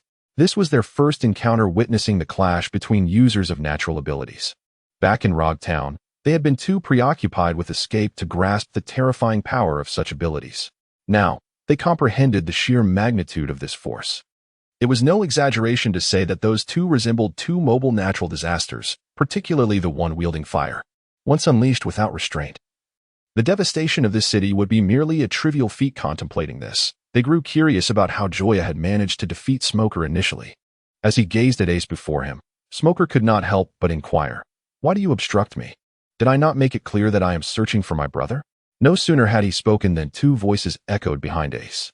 "Ace, you scoundrel of an elder brother." Chapter 138. Standing together in battle, you two have not changed one bit, particularly you, Joya, still as arrogant as ever. Despite the throngs surrounding them, Ace's gaze effortlessly found Luffy and Joya amidst the crowd. "I cannot help but stand out. My strength forbids me from being inconspicuous," Joya remarked with an air of resignation. Although he had learned from Zoro that Ace was also in this city and had faith that they would reunite soon. The moment they actually met, Joya felt a lump in his throat as memories of Crocodile surged forth, nearly bringing him to tears. Though 3 years had passed since their last encounter, the scene before him felt strikingly familiar. In his childhood, He had committed numerous misdeeds in Windmill Village to refresh his lottery chances, which had inevitably drawn many to his doorstep seeking retribution. For these matters, Dayton had always turned a blind eye, and the only one who stood up for him or cleaned up his mess was Ace. Each time, Ace would wield a water hose, positioning himself protectively behind Joya. Even though he was aware of his own invulnerability, Ace treated Joya like a fragile chick, offering an unparalleled sense of security. It seemed that as long as Ace was present, he could withstand any calamity. Thus, Joya had long since resolved that even if it meant annihilating the world, he would rescue Ace at all costs. Ace, it's really you. When did you eat a devil fruit? Luffy exclaimed with fervor, displaying even more excitement than Joya. Had the circumstances been different, he would have lunged forward to embrace Ace. It was a long time ago, and I consumed the Marimara no Mi, Ace replied casually. In the blink of an eye, Smoker had already surrounded the area with his men. You all should leave. I will hold them off. Otherwise, we won't even have the chance to speak. Do you even know where we are supposed to run? Luffy asked, his concern for Ace's ability to find a way mirroring his own uncertainty. Rest assured, I will stay here with him, Joya declared, drawing his sword and standing shoulder to shoulder with Ace. As I gazed upon the approaching Joya, Ace broke into a grin, remarking, it seems that during my absence of 3 years, you have undergone many transformations. Joya replied nonchalantly, nothing extraordinary, just on the verge of being invincible. Ha ha ha. Then allow me to witness this. Meanwhile, seeing Joya's departure, Luffy, without a moment's hesitation, declared, let's go. Upon hearing this, the others retracted their curious glances and promptly took off. Observing the fleeing Luffy and his companions, Smoker commanded, Dodgy, take the others and intercept them. Even if you cannot defeat them, you must at least hinder their escape speed. I shall join you shortly. Understood. Dodgy responded, ready to spring into action. However, a sharp gust of sword energy suddenly surged forth, cleaving the solid ground beneath them with ease. Standing with his sword drawn, Joya chuckled lightly. Smoker, do you truly regard us brothers as so feeble? I have no desire to kill, but should your subordinates inadvertently cross that line, do not blame me for the consequences. Noticing this, Ace, who had initially intended to block their path with fire, regarded Joya with keen interest. Though not a swordsman himself, he had spent years navigating the new world and possessed a rudimentary understanding of various abilities. Moreover, he was acquainted with a formidable master of the sword, the captain of the 5th Division of the Whitebeard Pirates, the Flower Sword Vista. The latter had once stated, swordsmen can be simply categorized into 2 types, those who can unleash sword energy and those who cannot. Only the latter warrant our serious attention. While Ace had anticipated that the immortal Joya could not remain an ordinary man forever, this display of swordsmanship was still beyond his expectations. You all wait here. Gazing upon the fractured earth beneath him, Smoker came to the realization that he had been presumptuous. Both of the individuals before him demanded his utmost effort in battle. The fact that they had refrained from mercilessly attacking his subordinates was already a sign of their magnanimity, and he had the audacity to consider surrounding Luffy and his companions. In retrospect, this was indeed somewhat naive. With this thought, Smoker began to introspect. How could he have committed such a fundamental error? After a moment of contemplation, he pinpointed the cause. He had undoubtedly been influenced by that foolish straw hat. Ever since that rascal had appeared, his fortunes had taken a nosedive. Yes, it was all the fault of that straw hat. He bore no blame. First, he had been sent flying, then dragged on a lengthy tour of the town. And now he found himself facing the 2nd Division commander of the Whitebeard Pirates, along with the demon, Joya. It was no exaggeration to say that his experiences over the past 6 months paled in comparison to the events of the last half hour. Taking a deep drag of his cigar to steady his mind, he declared, if that is the case, then let us fight. White outburst. Smoker unleashed his fists, striking forth like 2 colossal serpents aimed at Joya and Ace. In the face of the impending assault, the 2 remained unfazed. Just as the white smoke was about to engulf them, Joya leaped nimbly to evade the attack. Ace, on the other hand, acted decisively, conjuring a torrent of flames from his right hand and launching a punch directly into the oncoming smoke. Not only did Smoker's attack dissipate instantaneously, but the searing flames also surged back toward him. White Cyclone. With soldiers at his back, Smoker found himself with no avenue of retreat. He intensified his power, creating a whirlwind before him that not only deflected the flames but also blew his comrades away from the battlefield. Seizing this opportunity, Joya closed in and delivered a swift strike, cleaving Smoker into 2 plumes of smoke. After the blow, Joya withdrew, denying the smoke any chance to envelop him in return. Before Smoker could reconstitute himself, a wave of flames came crashing from the front. This time, Smoker dared not meet it head-on. Instead, he transformed into smoke, soaring into the sky to evade the assault. A moment later, having reformed on a rooftop, he regarded Joya and Ace with a grave expressions. The memory of his prior defeat at Rogue Town looming large in his mind. Clearly, given the current circumstances, neither side possessed the ability to eliminate the other. However, his enemies were two, while he stood alone. The brief skirmish had encapsulated the essence of this battle. Joya could effortlessly leverage his speed to harass him, while Ace, wielding the power of flames, posed no threat. This meant that Smoker would have to frequently rely on his ability to elementalize his body to evade Joya's blade. Consequently, his energy expenditure would far exceed that of Ace and Joya. The outcome of the battle threatened to mirror his previous defeat at Rogue Town. Realizing this, he resolutely altered his strategy. Giant of Smoke. Countless wisps of smoke erupted from within Smoker, coalescing around him to ultimately form a colossal figure towering equally high as the buildings lining the street. Perish. The voice of Smoker resonated from within the giant, which then swung its massive fists towards Joya. Flame of the Sun. Ace unleashed a fiery blast that struck the smoke giant, creating a gaping hole. Yet failing to penetrate entirely, the giant swiftly restored itself to its original form. Chapter 139. The Might of a Single Strike. Gazing upon the pristine figure of the smoke giant, Ace furrowed his brow. It was not that a solution eluded him, but rather that the cost was exorbitant. This technique, evidently relying on a user's capabilities for its sustenance, could be extinguished with a single eruption of the Flame Emperor, obliterating both the foe and the smoke giant. However, doing so would spell doom for the entire town. Although he was a pirate, he adhered to his own principles. He would show no mercy to his adversaries. Yet he was reluctant to inflict undue harm upon the defenseless common folk. Perhaps it was a touch naïve, but such was his modus operandi, independent of any other considerations. Thus, he resolved. Flame on. With a firm stamp of his right foot, an array of flames erupted from behind him, completely sealing off the path. The orange-yellow inferno soared skyward like a celestial canopy, transforming into a sea of fire far more immense than the smoke giant itself. Joya, let's go? Having accomplished this, Ace swiftly grasped Joya's arm, leading her away. As they traversed, the flames parted autonomously, clearing a narrow passageway to the harbor. However, once they had exited, the flames rapidly coalesced, ensnaring all the Navy personnel, including Smoker. Meanwhile, a kilometer away, Luffy and the others, gazing at the endless flames rising in the distant sky, the crowd felt an unutterable shock deep within, their throats constricting in response. What manner of power could elicit such heat from afar? Is this truly within the realm of human capability? Luffy, is that fellow truly your brother? The deeply stirred individual could not help but inquire. Of course, Luffy replied with a grin, his laughter resonating since encountering Ace, a smile that had not faded. The sheer exhilaration and joy coursing through him were undeniable. Observing this, Vivi's lips moved hesitantly, her thoughts swirling, yet she refrained from voicing her curiosity. She yearned to ask Luffy why, with such a brother, he ventured forth to form his own pirate crew instead of simply following Ace. However, such inquiries remained unspoken. Through their days of interaction, she had come to understand that although Luffy often appeared indifferent, his dream of becoming the Pirate King was one he would never relinquish. This aspiration assured that he would never serve under anyone, not even his own brother.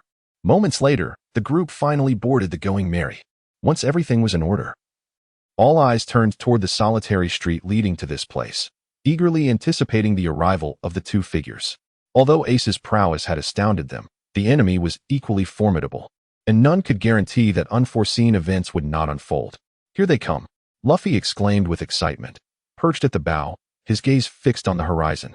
As Ace and Joya's silhouettes emerged into view before them, observing the figures of the two individuals, Nami commanded, "Set sail."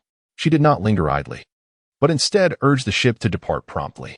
She had confidence that such a distance would pose no challenge to the two men, and this approach would also help evade any pursuit by the Navy.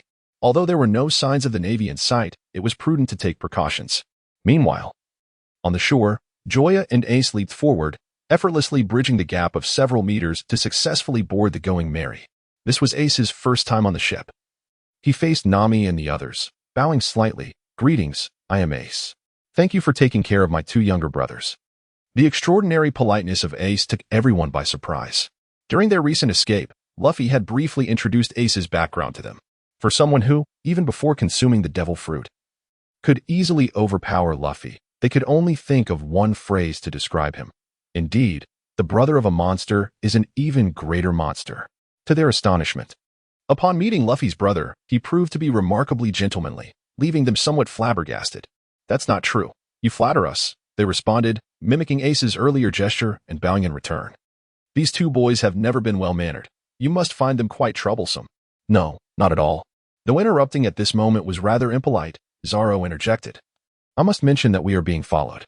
If we do not devise an escape plan soon, we shall find ourselves in trouble." Upon hearing this, everyone hurriedly turned to look. They soon realized that, unbeknownst to them, the Baroque works had also set their sights on them. 5 enemy vessels trailed closely behind, maintaining a distance of several hundred meters, neither attacking nor abandoning the pursuit, clearly intent on following them. It appears that the higher-ups of Baroque works, or rather Crocodile, have become aware of our presence. This orchestrated action is evidently under someone's command. Given their actions in Alabasta, it is no surprise that we have attracted their attention. Shall we eliminate them? Zoro, the first to notice the unusual activity, slowly drew his sword. "Let me handle this. It will be quicker." With that, Ace leapt onto his specialized small boat, a crescent-shaped vessel measuring 3 meters in length and 1 meter in width. The engine at the rear was crafted from metal, and as Ace stepped into the boat, flames erupted beneath his feet. Empowered by this force, the small vessel surged forward at an astonishing speed, slicing through the water until it swiftly reached the side of the enemy warship. Sink that ship. Although the upper command issued a tracking order, they had no reason to ignore the enemy approaching to this position or to remain passive. Boom, boom, boom, a series of artillery fired in succession, with numerous shells hurtling towards Ace from all directions. In the face of such an assault, Ace displayed not a hint of panic. With a powerful thrust of his legs, he plunged the small boat into the sea while propelling his body into the air, soaring swiftly above the 5 warships before descending on the opposite side. At that precise moment, his small boat emerged from the water, ready to catch the descending Ace. The 5 enemy warships formed a perfect line right before Ace's eyes. "Fire fist," he declared, as an endless inferno coalesced around his right fist. Unlike the flames he had unleashed previously, this time both the color and temperature of the fire were incomparable. Though the crew aboard the ship could not perceive it, the space surrounding the flames subtly warped, as if it were bearing the brunt of its scorching heat. In the next instant, Ace unleashed his right fist, infused with all his strength. A fiery column, nearly 10 meters tall, spanned the distance of several meters, crashing violently against the nearest enemy vessel. With a thunderous roar, the moment the flames made contact with the ship, an enemy vessel larger than the merry-go-round was instantly consumed. Following that single strike, the onslaught of flames showed no sign of abating, proceeding to obliterate the second, the third, and ultimately annihilating the entirety of the 5 enemy ships. Chapter 140. A temporary alliance. Gazing at the remnants of wooden planks bobbing on the surface of the sea, the crew aboard the merry ship instinctively gaped in astonishment. Utterly shocked. Although they had long recognized that Ace was formidable, they never anticipated his strength to reach such extraordinary heights. With a single punch, 5 vessels were obliterated. In any other circumstance, had they been faced with such an onslaught, their only recourse would have been to flee. Was this the power of the Whitebeard pirates? Zoro muttered under his breath, his perception of strength once again upended by Ace's appearance. It was no exaggeration to assert that he currently lacked the means to contend with such a formidable force. Both his abilities and strength fell woefully short. Nonetheless, he did not feel disheartened. Recognizing the disparity meant there was still room for growth. As long as he remained on the path of progress, he would eventually surpass Mihawk and ascend as the world's greatest swordsman. However, he could not help but acknowledge a twinge of envy towards these Logia users, whose starting point was undeniably far superior to his own. Meanwhile, within the city of Alabasta, Smoker sat silently, a cigar clenched between his teeth, lost in thought. This marked his first encounter with Jewelry Bonnie since entering the Grand Line, and had it not been for Ace's unexpected arrival, he would have had a significant chance of apprehending her and her companions. Yet now, with the Straw Hat Pirates having completely vanished before his eyes, it signified a total defeat.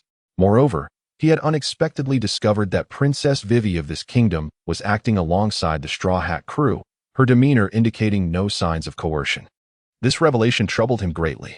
Despite the recent turmoil within Alabasta, he held a generally favorable impression of the royal family. Logically, Vivi should not be conspiring with pirates. Yet, Faced with the evidence, he found himself compelled to accept this unsettling truth. Additionally, the relationship between the Straw Hat brat, Ace, and Bonnie piqued his curiosity. Had he not witnessed it with his own eyes, he would never have guessed that these three were siblings. What manner of lineage could produce such brothers? Did they not fear being impoverished? Lost in contemplation, Tashigi approached briskly, having been sent to scout for the enemy's whereabouts. "Colonel, we were unable to locate the Straw Hats or Ace," she reported. Smoker was not surprised. It was not that his subordinates were inept, but rather that the two parties operated on entirely different levels. "No matter," he replied, "I have a hunch about where they might be headed." "Where?" Tashigi instinctively inquired. "The capital of this kingdom. Upon this land, apart from the forces of Alabasta, there exists the formidable warlord Crocodile, alongside the recently arrived Straw Hat pirates and the formidable Ace, captain of the Whitebeard's 2nd Division. Although the reasons remain elusive, Vivi's voluntary departure with the Straw Hat crew signifies a likely close collaboration between the two parties. As a royal princess, Vivi must return to the palace. Her mere presence in the capital offers hope of encountering Joya once more. "Dazuki, command everyone to board swiftly. We must depart from this place," she ordered. Meanwhile, aboard the Mary, in celebration of Ace's induction as our comrade, Luffy exuberantly shouted, "Cheers." In response, Ace interrupted, "Did I ever claim to be your ally?" Hearing this, Luffy, Usopp, and Chopper exchanged glances before Luffy cheerfully amended, "Then let us toast to this exquisite wine." Such trivial matters were of little concern. They merely sought a reason to celebrate. Joya approached, explaining, "Just like when we were children, Luffy would steal food at night and feign sleepwalking to escape punishment." Ace couldn't help but shake his head at the memories. Both Luffy and Joya were sources of endless headaches for him, yet he had never regretted their bond, for they were his dearest brothers. "By the way, what brings you here?" Luffy inquired, curiosity piqued. "I am in pursuit of a man named Blackbeard," Ace replied. Unbeknownst to them, as Ace answered Luffy's question, Joya's eyes glimmered with an intensity that seemed almost tangible. Blackbeard, originally known as Marshal D. Teach, ignited the flames of the Paramount War, a schemer who dwelled within the Whitebeard pirates for decades, destined to become one of the future emperors of the sea. Even as an adversary, Joya had to concede that Blackbeard's rise to power was no mere coincidence or stroke of luck. His patience and cunning foretold an extraordinary future. Had Ace's demise not been directly linked to him, Joya would have been inclined to allow Blackbeard to linger a while longer, curious to see how far he could ascend. However, the narrative was unfolding in a manner all too familiar to him. To avert a similar tragedy, he was determined to alter the course of events. Though the specifics remained nebulous, a general direction and objective had begun to crystallize in his mind. "Blackbeard, the pirate who attacked Drum Island, right?" Nami recalled. "Yes, indeed. He was once the 2nd Division member of the Whitebeard pirates, my subordinate, yet he committed an unforgivable crime aboard our ship." Ace paused momentarily before continuing. "For the sake of something, he murdered his comrades and fled. Thus, as their captain, it is my duty to locate and confront him." "How deplorable," Zoro remarked as he approached Ace for a toast. "Indeed," Ace replied. "My presence here is due to intelligence indicating that I spotted him lingering in Yuba. Otherwise, our paths might not have crossed." "Yuba? Are you planning to go to Yuba?" Vivi interjected suddenly. "Yes. Why?" Ace responded. Upon noticing the exchange, Vivi and Nami exchanged glances before producing a map of Alabasta. They pointed to a particular city, stating, "We are currently in Lerona, and our next destination, like yours, is Yuba. However, that city is not a coastal port but an inland city. Therefore, we must land at the verdant city of Elmar, then traverse the desert to reach Yuba, where the leader of the rebel army resides. Then we can sail together," Luffy concluded, having cast aside the reasons behind it. All he cared about was that Ace would not leave for the time being, and that was sufficient. Given that it was Luffy and Joya's brother, Ace was warmly welcomed. No one voiced any objections to Ace's presence. Apart from his connections with Luffy and Joya, Ace played a significant role in their safe departure from Lerona, and it was also Ace who helped shake off the pursuit of the Baroque works. All these factors combined naturally led to their eagerness to welcome Ace into their fold. Chapter 141. Nocturnal Conversations that night. After the festivities, Ace and Joya leaned against the ship, engaging in light banter. "By the way, do you know what Shanks said to me the first time we met?" Ace began. "What?" Joya inquired. "He asked me if you still sneak peeks at Makino while she bathes. When I told him you sneak a glance twice a week." His expression was nothing short of spectacular, had it not been for Ben Beckman and others holding him back. I reckon he would have drawn his sword and sailed from the New World to Windmill Village to challenge you. Observing the uproarious laughter of Ace, a dark line of frustration appeared on Joya's forehead. Truly, you are my dear brother, while you never considered me in your good fortune. You have certainly amassed a considerable share of animosity directed towards me, though I may not perish. I dread the prospect of enduring a severe thrashing at the hands of the red-haired one upon entering this new world. No wonder, on that fateful day 2 years ago, I could not cease sneezing. What a gift you bestowed upon me. Nevertheless, it matters not. When we next cross paths, I may very well prove to be his equal. Observing the self-assured Joya, Ace could not help but smile faintly, as if recalling his own self from 2 years prior. At that time, he had just consumed the Maramara Nami, marking his emergence as a supernova within the pirate realm. Eager to validate his strength, he boldly challenged the Whitebeard pirates. However, before he could even lay eyes on Whitebeard himself, he found himself thwarted at the door by Jinbei, resulting in an intense battle that lasted 2 days and nights, with no victor emerging. When he finally encountered Whitebeard, he was unable to withstand even a single blow from the formidable captain. It was at that moment he grasped the vast chasm that lay between himself and true power.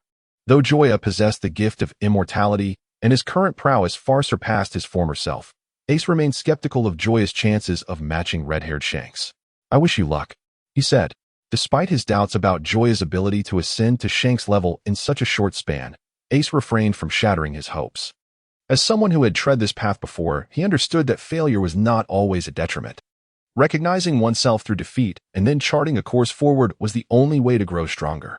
By the way, what do you think of that man named Blackbeard? Joya inquired, unable to restrain his curiosity. Although in the original narrative, Whitebeard had previously cautioned Ace against pursuing Blackbeard, Ace had not heeded that advice. Had he done so, the ensuing Marineford War might have been averted. Furthermore, Ace's refusal to retreat in battle was not born of bravado, but rather a resolute desire to protect Luffy. In the original tale, Blackbeard's initial intention was to leverage Luffy's name to attain the status of a warlord of the sea. Upon hearing this news, Ace found himself with no option but to stand firm, for retreating would endanger Luffy. The convergence of these factors ultimately led to Ace's capture and the eruption of the Marineford War. In response to Joya's question, Ace fell into a momentary contemplation. Despite their acquaintance over the past 2 years, his understanding of Blackbeard remained limited, perceiving him as somewhat transparent, with abilities that were hardly remarkable. Yet, he had never underestimated this individual, for Blackbeard was second only to Marco, having joined the Whitebeard pirates long before the era of Roger. In terms of seniority, he surpassed nearly all others aboard the ship. In fact, when Ace had just ascended to the position of the 2nd Division commander, he had privately inquired of Blackbeard why he did not seek to compete for a higher rank. Blackbeard's response had been, "I care not for such matters. It matters not who holds the title." Ace had initially believed Blackbeard indifferent to the hierarchy, but it now appeared that he truly was unconcerned, having long resolved to betray the crew. "To be honest, I cannot be certain," Ace finally replied after a brief pause. A response that took Joya slightly aback. Clearly, Ace was not reckless. He understood well that Blackbeard was no ordinary adversary. Then why not gather a few more individuals to ambush Blackbeard? Joya suggested. It is not that simple, Ace replied. While we may all traverse the Grand Line, the overall atmosphere in the New World is far more perilous. The 4 emperors each command their respective territories, and skirmishes erupt sporadically. New pirates entering the New World are constantly yearning to overthrow the 4 emperors to achieve their own aspirations. Consequently, we must reinforce our ranks to safeguard our domains. Moreover, the Navy and other factions under the world government are akin to relentless flies, always finding opportunities to infiltrate. My escape thus far has been a remarkable feat. Should I summon additional allies, the entire Whitebeard pirates could find themselves in a precarious position. I harbor no desire to endanger more brothers, risking injury or even death, all in pursuit of a single individual. Furthermore, should the odds be insurmountable, would I not be able to flee? As a user of a Logia-type ability, if I am determined to escape, that scoundrel Blackbeard would undoubtedly be unable to catch me. Observing Ace's resolute demeanor, Joya let out a sigh internally. If only you truly ran away. With this thought, Joya continued, there is something you may not be aware of. The 3 scars on Shanks' left eye were inflicted by Blackbeard. Although that incident occurred quite some time ago, I believe it still sheds light on certain matters. Upon hearing this, Ace paused, then furrowed his brow. Genuinely unaware of this information, he did not suspect that Joya was deceiving him, for there existed an unwavering trust among brothers. Joking around was permissible, but when confronted with serious matters, they would never jest with each other's lives. Are you advising me to abandon the pursuit? Ace countered, clearly recognizing Joya's intentions. Indeed. Joya candidly admitted. Ace was no fool. Since he had seen through the pretense, continuing to hide it would seem disingenuous. For a moment, Ace fell into deep contemplation. He could not fathom why those around him were urging him to desist from his pursuit. It was one thing for Dad to say so, but even Joya was in agreement. Shouldn't Blackbeard, who had committed wrongs, face the consequences? I can agree to anything, but not this. Ace ultimately affirmed his choice. Although Blackbeard's strength exceeded his initial expectations, one could only ascertain the outcome by engaging in battle. With that, Ace turned and departed, leaving their conversation unresolved. Joya was not surprised by this outcome. At times, Ace's temperament could rival even that of Luffy. Once he set his mind on something, no one could dissuade him. And only through suffering would he consider retreat. Yet he could not simply disregard the situation. Meanwhile, Nami approached. Though I am unaware of what transpired between you two, it seems you are being rather hasty. I do not comprehend your meaning. Joya attempted to deflect. Come now, with your meager skills, you think you can deceive me? You are the only one oblivious. Ever since Zoro revealed Ace's whereabouts, worry has been written all over your face. Regardless of who is right or wrong, Ace is ultimately your elder brother, your family. He needs your support more than your denial. Do you understand? Chapter 142. Joya's plan. Listening to Nami's words, Joya was momentarily taken aback. Upon regaining his composure, he playfully pinched Nami's nose. You truly are my invaluable assistant. I shall be sure to reward you suitably when the opportunity arises. With that, he raised a glass and approached Ace. My apologies. I spoke out of turn earlier. You have your own adventures and convictions, and I should not presume to make decisions for you.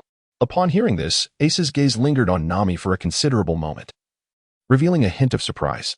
In Joya's eyes, Ace's temperament might be rather foul. However, in Ace's perspective, Joya's disposition was hardly any better, characterized by a stubbornness that refused to yield. It could be said that the four brothers shared a similar temperament. Once they resolved to pursue something, the opinions of others became inconsequential.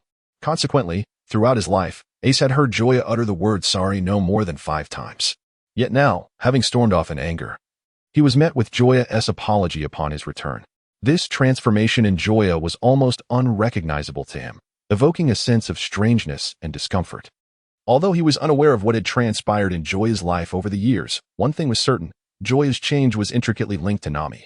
You have a remarkable woman, he remarked, raising his glass and gently clinking it with Joya's as a gesture of reconciliation.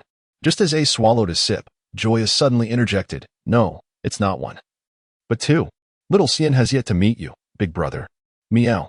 Perched on Joya's shoulder, Little Sien transformed into human form and slightly bowed, saying, Greetings, big brother. I am Little Sien. In a moment of surprise, Ace choked on his drink, sputtering it forth. Before him stood a small fairy, upright and walking, adorned with beastly ears and 3 tails, leaving Ace utterly astonished, his scalp tingling with disbelief. Instinctively, he glanced towards Nami not far away, noticing her unperturbed demeanor.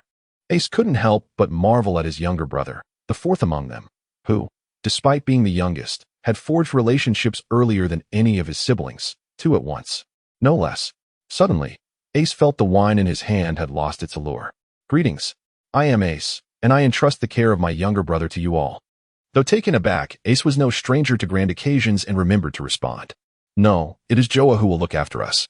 Half an hour later, as the group gradually settled down to rest, only Joya and the small fairy, asleep against his shoulder, remained on the deck. He needed to stand guard for the first watch of the night. Under the moonlight, Joya gazed longingly at his personal panel for the first time in ages. Name, Joya. Age, 17. Combat power, 539. 550 charm, 36. Personal abilities, immortal body, simplified Saiyan physique, eagle eye reconnaissance, shadow fruit, awakened 18 styles, sea-cutting stone-level swordsman, shaved, paper drawing, iron block, finger gun. Since leaving Rogue Town, his instances of combat had diminished, and when he did engage, he resolved battles swiftly and efficiently, leading to a notable decline in the system's presence during this period. I am indeed too kind, Joya reflected. He believed that had he adhered to his previous style, his combat power would have already surpassed 600, and he might have even mastered the 6 forms and begun to grasp Haki. The reason for his sudden interest in his personal panel was due to his earlier use of eagle eye reconnaissance on Ace, which resulted in a series of question marks. Evidently, Ace's combat power exceeded 1650, rendering the reconnaissance ineffective. After the initial surprise, Joya quickly realized the truth. It was not that Ace's stats were too high, but rather that he was too weak. The strongest member of CP9, Lucci, boasted a combat power of 4,000, while the second strongest, Kaku, had 2,200. And the third, Gabra, stood at 2,180. As the captain of the 2nd Division of the Whitebeard Pirates, Ace's combat power exceeding 1,600 was, naturally, quite normal. Without delving further into this matter, Joya called out to the vast ocean before him, dodging. Before long, the tranquil surface of the sea began to ripple, and the immense head of Dodging emerged before Joya. Roar. Why are you calling me out at this hour? Listening to Dodging's low growl, Joya fell into contemplation.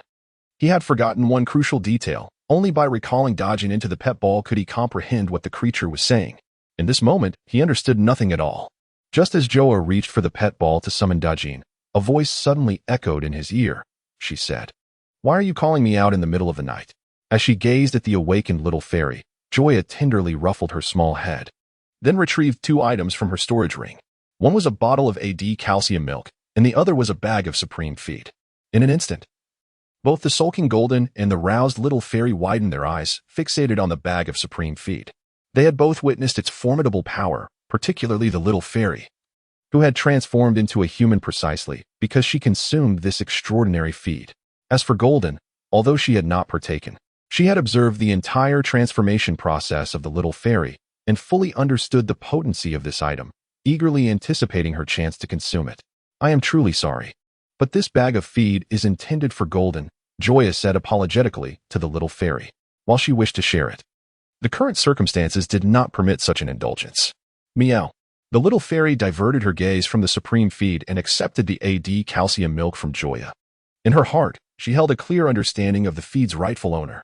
Not to mention, Joya had specifically called Golden out, and she had already consumed a bag herself. So it was only fair that it was now Golden's turn. On the other hand, Golden was entirely different from the content little fairy. Upon learning that the bag of supreme feed was hers, she felt an overwhelming urge to devour the entire merry ship. Of course, she merely entertained the thought and did not dare to act on it. After comforting the little fairy, Joya raised the bag of supreme feed towards Golden and said, "I can offer you this, but I hope you will assist me with the task." "Huh? What is it?" she inquired. "I need you to protect my brother, Ace." Joya replied solemnly, "If you agree, this bag of feed is yours. Once you complete your advancement, I will place you in a pet ball, which I will then give to my brother Ace. This means that for a time, you will be by his side. In the near future, he will face a calamity, and during his moment of peril, you must appear and rescue him. Afterward, you may bring him to me. And if he prefers not to see me or has other plans, you can leave him in a safe place. Then, you may return." This was Joya's devised plan. Since she could not persuade Ace to continue pursuing, she would arrange a means of protection for him. As a formidable sea king and a user of the replica fruit, Golden's true combat power even surpassed that of a Navy vice admiral. Having her accompany Ace ensured that even if they encountered Blackbeard, she could escape if they were outmatched. Roar. She declared her agreement. Joya was not surprised by her response. Chapter 143, Golden's advancement. With this in mind, Joya unceremoniously tossed the entire bag of supreme feed into Golden's mouth. However, 1 minute, 2 minutes, a full 5 minutes passed, and Golden showed no signs of change. Was it a matter of dosage? Joya speculated that, much like administering treatment to patients, the dosage prescribed by doctors for adults and children suffering from the same ailment varies significantly. The crux of the matter is that this substance is not as commonplace as cabbage. There remains but a solitary bag in his storage ring. If it were merely a matter of dosage, adding another bag would scarcely make a difference. Unbeknownst to him, the true reason lies in the fact that the divine-grade feed traverses Dejin's esophagus for a full 5 minutes before reaching her stomach, where it is subsequently digested and absorbed. As Joya grappled with what course of action to take, Dejin's aura abruptly transformed. With a roar, feeling the tumultuous blood coursing through her veins, Dejin tilted her head back and bellowed. She felt as if she were being scorched under the blazing sun. The temperature of her flesh, bones, and organs soared, accompanied by an intense tingling sensation. Little did she realize her body had begun to tear apart. the outer layer of reddish-brown scales shedding in droves to reveal the writhing flesh beneath. In an instant, the surrounding seawater was tainted crimson. Though the darkness of night obscured the visibility, nevertheless, the pungent scent of blood was unmistakable. Dejin's transformation startled Joya, as even the diminutive fairy had not exhibited such dramatic changes. Why had everything become so peculiar with Dejin? He hastily employed his eagle-eye reconnaissance technique to assess her condition. Name: Dejin. Age: 28. Power level: 799,839,899,959. Charm: 9. Personal ability: Replication Fruit. Oceanic King Class, Deep Sea King Class, evolving. The initial shock gave way to a second when he observed her power level had surpassed 4 digits. With her lineage progressively evolving into the Deep Sea King Class, this staggering rate of enhancement left Joya utterly astounded. He distinctly remembered their first encounter when Dejin's power level was a mere 699. Now, it had nearly doubled. Joya had always been quite pleased with the pace of his own strength's progression. However, in comparison to Dejin, he felt utterly insignificant, rubbish, unworthy of even a dog's disdain. Within the cabin, as Dejin's aura surged, Ace, who had been sound asleep, was jolted awake in an instant, his gaze fixed on a particular direction, seemingly capable of penetrating the walls to see beyond. Although the escalating aura did not yet pose a threat to him, its rapid intensification filled him with trepidation. In mere moments, it rivaled the power of a pirate with a bounty in the hundreds of millions. More alarmingly, even at this juncture, the aura continued to rise. When all was said and done, he too sensed a hint of impending danger. Were it not for the lack of hostility in the aura, Ace would have been unable to restrain himself from charging out. What on earth was that rascal Joya up to? Although he was unaware of the events that had transpired, he sensed Joya's presence and the intensifying aura that lingered nearby. Thus, he immediately concluded that this was Joya's doing. He contemplated inquiring further, but deemed it inappropriate, considering it might be a secret of Joya's. After much hesitation, he decided to lie back down and succumb to sleep. Ultimately, it mattered little. It was not a malevolent occurrence, and besides, Joya was already shrouded in many mysteries. If he were to seek clarification on each one, he would surely lack the energy to attend to other matters. Half an hour later, as everything came to a close, Joya perceived that the large golden creature had gained considerable girth. Previously, he could barely see the creature's head, but now, at the same distance, he could only glimpse 2/3 of it. A rough estimation indicated that it had grown by 1/3. More significantly, the shape of its head had markedly transformed. If its previous appearance resembled that of a water snake, it now bore a striking resemblance to an exaggerated cobra, with its head significantly broadened at the sides. In terms of appearance, it had become far more terrifying than before. Meanwhile, the creature's personal profile finally stabilized. Name: Golden Creature. Age: 28 years. Combat power: 1650. Charisma: 9. Unique ability: Replication Fruit, Deep Sea King Class. Coincidentally, its combat power was precisely at the limit detectable by Joya, with not a fraction more permissible. Furthermore, the newly emerged scales on its surface were distinctly different from those it had previously possessed. At first glance, they appeared unchanged, yet upon closer inspection, subtle golden hues shimmered across the scales. I wonder who will dare to say my naming skills are lacking. This is a display of foresight. Upon hearing these words, the golden creature was rendered speechless. If it were capable of human speech, it would undoubtedly express its grievances towards Joya's entire family, deeming the situation utterly outrageous. Roar. At this moment, Joya glanced at the petite fairy who had already finished her AD calcium milk. She had requested to wait momentarily as she went off to enjoy a buffet. After Joya nodded, the magnificent golden creature vanished from their sight. Meanwhile, hundreds of meters beneath the hull of the Mary, a multitude of great white sharks, drawn by the scent of blood, swam restlessly in the surrounding waters. Before they could realize anything, the colossal creature descended from above, its gaping maw engulfing one of the sharks in a single bite. Upon witnessing this, the remaining sharks, filled with terror, scattered in a frantic attempt to escape. However, the ravenous golden beast was not inclined to let them flee. It coiled its body and devoured the remaining sharks in quick succession, leaving none from the pack that had approached from afar. Once at the apex of the food chain, these sharks had now become mere morsels for the golden creature. Nevertheless, it still felt insatiably hungry. Prior to its evolution, these great whites could barely satiate its appetite. But now, what once constituted a small fish had been reduced to a mere shrimp, providing no fulfillment regardless of quantity consumed. Just then, a 500-meter coastal sea king came into view. Such a size was nearly comparable to that of typical deep-sea sea kings. Without a moment's hesitation, the golden creature charged forward.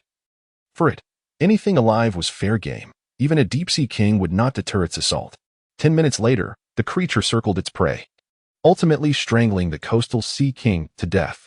As it feasted, the intense sensation of hunger finally subsided. In the end, the entire coastal sea king was consumed, causing the creature to grow slightly larger. When it reappeared before Joya, he was astonished to discover that the eagle-eye reconnaissance technique was now ineffective against the golden beast. At this moment, Joya wished to inquire with the system as to why he could not be reincarnated as an animal. He no longer wished to strive. Chapter 144, Ace's Daily Life on the Ship. I am Captain Usopp of the Rice Ball. And who might you be? I am the Rice Snowman. As Luffy and Usopp continued to play with rice, Sanji wielded a frying pan, preparing a pot of food. Hey, don't treat food as a toy. If you're bored, go wash the dishes. Honestly, I still need to finish preparing the bento before we land. Seeing Sanji caught up in his endless tasks, Ace, who was sipping tea with his chin resting on his hand, suggested, "Would you like some assistance?" "No need. After all, you are a guest on the ship. Just relax." As he spoke, Sanji reached into his pocket for a cigarette. Noticing this, Ace smiled slightly and snapped his fingers. With a sharp crack, a flame appeared before Sanji, and he inhaled, successfully lighting his cigarette. "Oh, thank you." Observing the composed and mature Ace, Sanji found it utterly perplexing that his younger brother Luffy could be so unruly. Even Joya, in most instances, exhibited a semblance of normalcy. Yet, for Luffy, abnormality was his standard state of being. With this thought, he instinctively turned his gaze towards Luffy, only to feel his irritation surge. "You two imbeciles, do not use the bucket for washing rags to clean the dishes." Ha! In a certain moment, the merry-go abruptly came to a halt. Sensing the commotion, Ace emerged from the dining area, only to discover Vivi handing a letter to the swift-footed one. "Swift-footed? You must journey alone to the Alabasta Palace now and deliver this letter to my father. It contains vital information regarding Crocodile and the Baroque Works conspiracy, as well as the findings from Icolum and me, along with matters concerning the Straw Hat Pirates. Can you manage that? But you must traverse the desert alone." With that, Swift-footed raised his wings and performed an awkward salute. Observing the scene, Vivi's heavy heart lightened slightly, and a faint smile graced her face. She tucked the envelope into her pocket and secured a bucket equipped with a straw around her chest. "Listen carefully, conserve your water in the desert. Run swiftly, and do your utmost. You must succeed in reaching your destination." Luffy and the others encouraged her. Just before the swift runner set off, Vivi resolutely proclaimed, "Be sure to inform my father that this nation has been saved." Meanwhile, on the other side, the unembarked Joya approached Ace, who was gazing down from the ship's railing. "It has been a long time. I have a gift for you," she said, presenting him with a pokeball.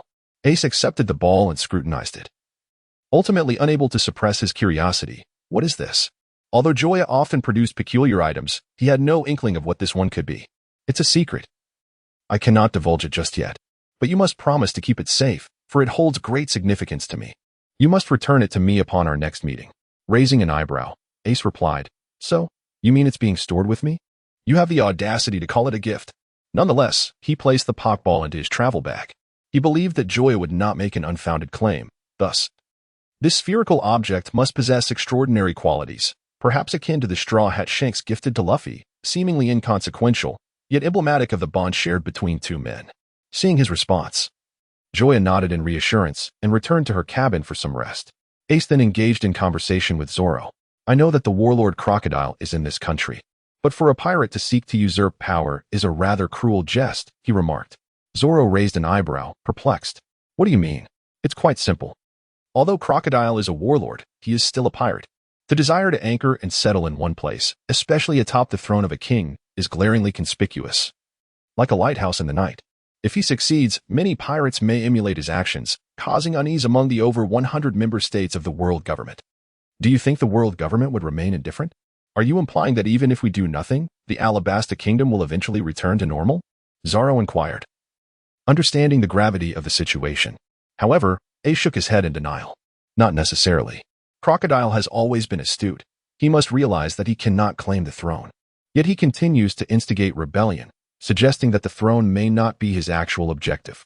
Perhaps he harbors another ambition. Furthermore, he might secretly support a king.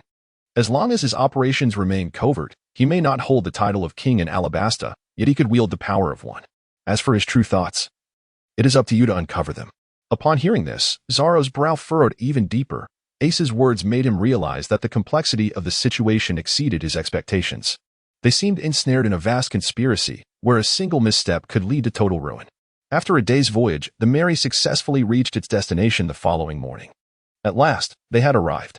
At the bow of the ship, an impatient Luffy was bouncing with excitement.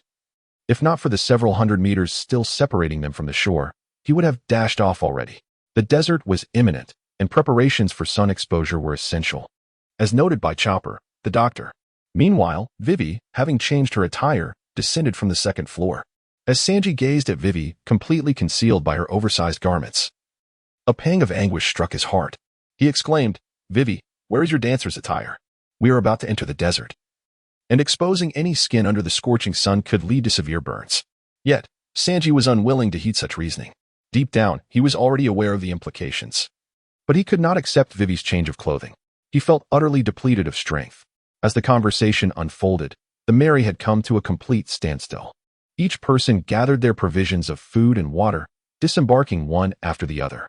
However, as the first group set foot on land, they were swiftly confronted by a peculiar assembly of upright creatures, reminiscent of both turtles and seals. What on earth is this? The onlookers were filled with curiosity upon encountering these strange animals, yet Vivi, with a pallid complexion, gasped in alarm, "Kung Fu manatees." The others were left utterly bewildered by this designation, struggling to comprehend any connection between the peculiar creatures before them and the concepts of Kung Fu or manatees. It appears to be rather unimpressive, and there are no horns sprouting from its head. While the crowd pondered, one of the Kung Fu manatees stepped forward and declared, "If you wish to come ashore, you must first defeat me. If you lack the courage, then return to the opposite bank, you coward." Chapter 145. The journey through the desert begins very well. Let us engage in a contest. Provoked by a creature resembling a turtle, the hot-headed Luffy could no longer contain his temper and rolled up his sleeves, ready for a confrontation. Wait. Hearing this, Luffy turned in astonishment towards Usopp and Vivi. Before Vivi could elucidate the reason, Usopp boldly interjected, "Having been labeled a coward, as a warrior of the sea, I cannot turn a blind eye." With that, he dashed forward without hesitation towards the Kung Fu manatee. As for the warlords of the sea, surely these small creatures were manageable? Bang, bang, bang, bang. Half a minute later, Usopp lay on the ground, his head swollen, questioning his very existence. This must be a dream. How could I possibly be unable to defeat a Kung Fu manatee that looks like a turtle? He lamented. "Someone, please wake me up. I refuse to live in such a nightmare. How utterly humiliating. Damn it. How dare you bully Usopp? Do you not know that only I have the right to do so?" Lying on the ground, Usopp silently wept, his heart filled with indignation and despair. Luffy's initial words brought him some solace, but upon hearing the latter part, he felt utterly disheartened. "Oh, Luffy, to think I regarded you as a brother. Yet you treat me as your personal punching bag. This debt shall not be forgotten. We shall see about this." Bang, bang, bang, bang. Once again, a flurry of punches and kicks ensued. The 20-odd Kung Fu manatees that had mocked them all lay defeated, their heads swollen and faces upturned. "Ah-ha-ha-ha. I am indeed the strongest. The title of Pirate King shall be mine." Gazing at Luffy, who raised his hands in exuberant celebration at the center of the arena, one might mistakenly assume he was the triumphant victor of a boxing match. This fellow, does he truly intend to become the Pirate King among this assembly of martial arts manatees? Ace sighed in exasperation, resting his forehead in disbelief. Undoubtedly, as the years have passed, Luffy's reliability has not improved. Rather, it has worsened significantly. Meanwhile, despite Luffy's victory in battle, Vivi felt no joy, for the troubles remained unresolved. After a brief respite, the martial arts manatees rose once more, encircling Luffy. They wish to take you as their master, hoping you can teach them your skills.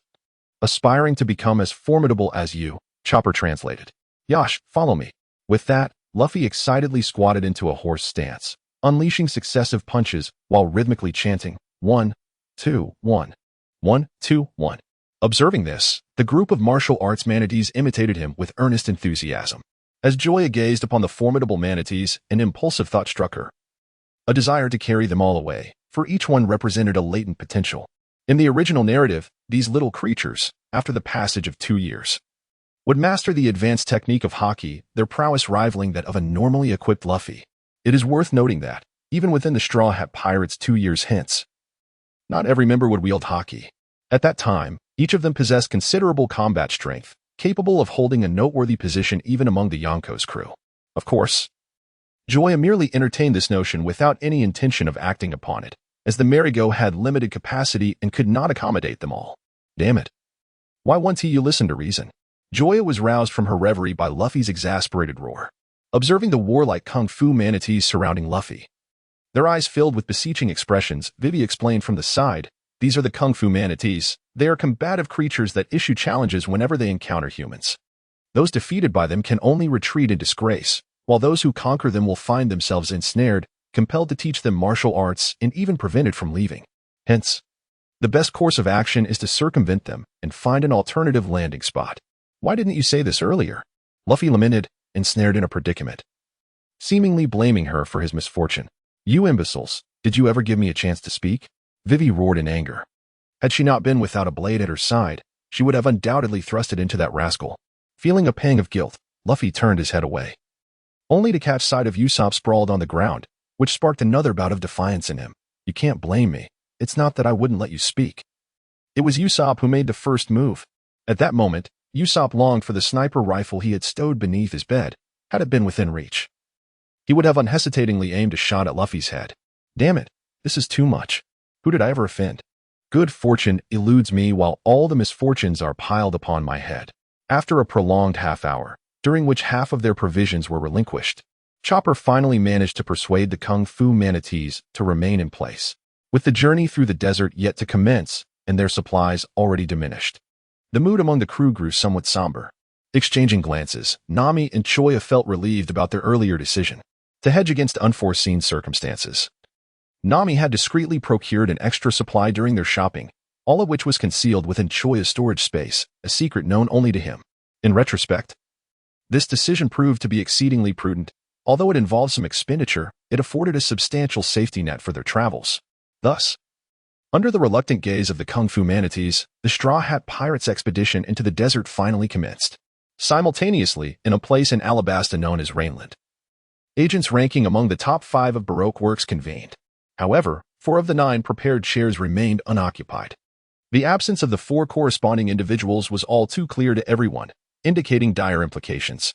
Compounding this tension was the directive they had received, announcing that the elusive boss would reveal his identity to them at this location. With these two matters intertwined, the atmosphere grew palpably tense. The sound of high heels clicking against the floor suddenly resonated through the empty chamber. The agents, hearing the commotion, hurriedly turned their attention, initially believing it to be the long-rumored appearance of the boss. "Oh, it's you, Miss Sunday. Where's the boss? Wasn't it said he would unveil himself today?" Mr. One, seated in the primary position on the left, stated in a low voice. "Don't be hasty. Look over there." Upon hearing these words, the crowd instinctively raised their gazes towards the corridor on the second floor.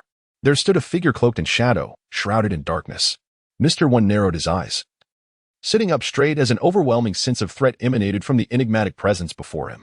"At last, we meet, my dear subordinates," the voice resonated, and in an instant, the figure vanished into thin air.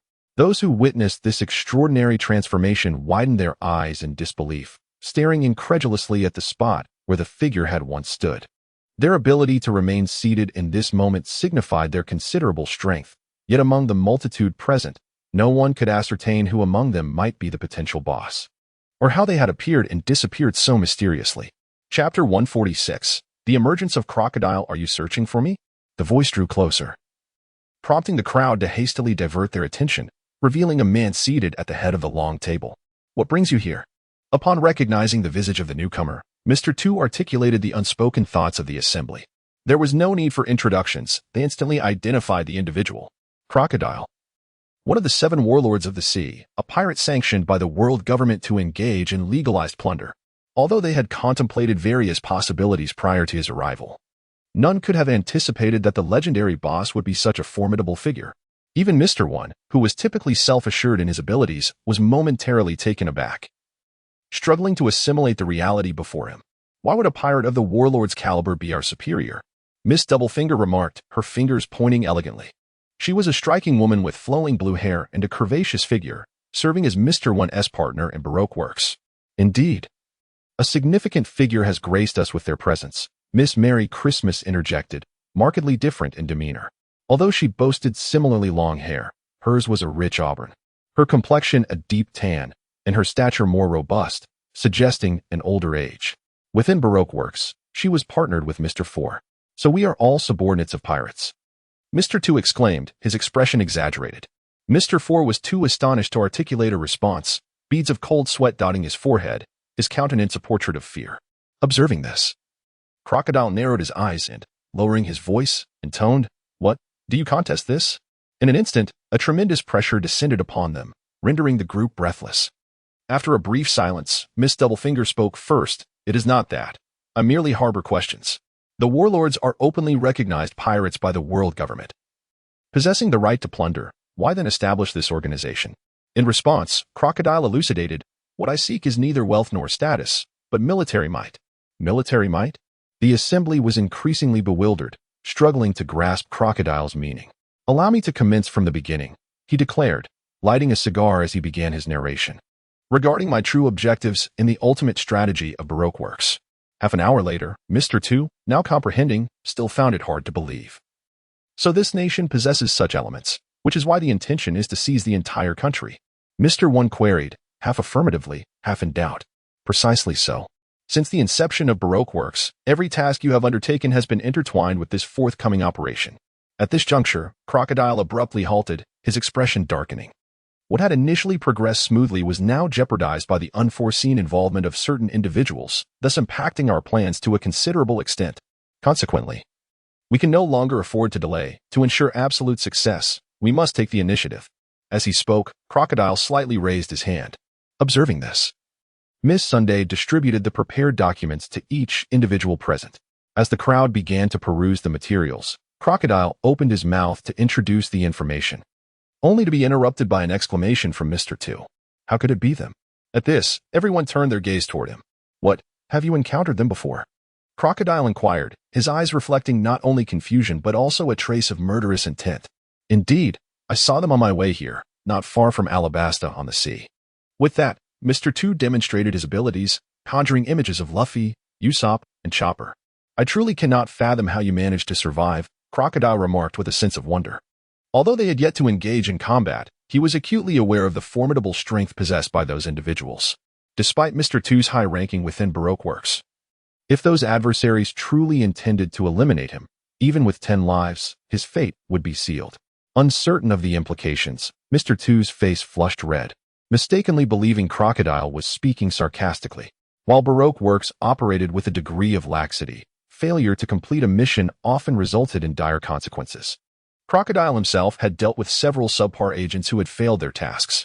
Thus, Mr. 2 assumed Crocodile was reproaching him for not identifying the enemy sooner. Of course, Mr. 2 felt wronged in his heart, as he had no inkling of their true identities and thus could not have known they were indeed foes. However, upon seeing the profiles of Luffy, Chopper, and Ace, a cold sweat broke out on his back.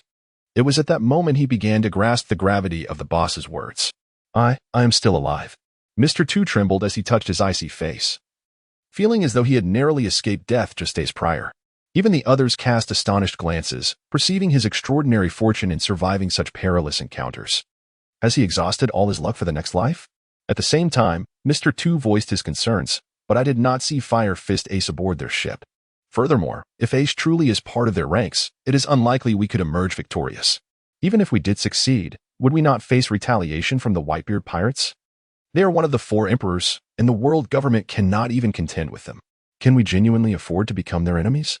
The atmosphere once again fell into silence as the gaze of the crowd turned towards Crocodile, seated at the head of the table. Engaging in battle with the Straw Hat pirates posed no problem. However, facing the crew that included the formidable Fire Fist Ace was a different matter entirely. To be candid, they were quite reluctant to engage, for regardless of victory or defeat, it would undoubtedly lead to significant trouble. Thus, even in the presence of the warlord Crocodile, they felt compelled to seek clarity, unwilling to perish without understanding the circumstances. "Are you all frightened?" Crocodile inquired, his sharp gaze sweeping over everyone. A cigar clenched between his teeth. Those who met his eyes instinctively lowered their heads, unable to withstand the weight of his presence. In contrast, while Crocodile maintained a composed exterior, internally he seethed with frustration. He harbored a disdain for those who, upon merely hearing the title of the Yonko, became paralyzed with fear. What difference did it make? Were they not human? He recalled a time when he had boldly challenged Whitebeard, the strongest man in the world, despite the immense pressure.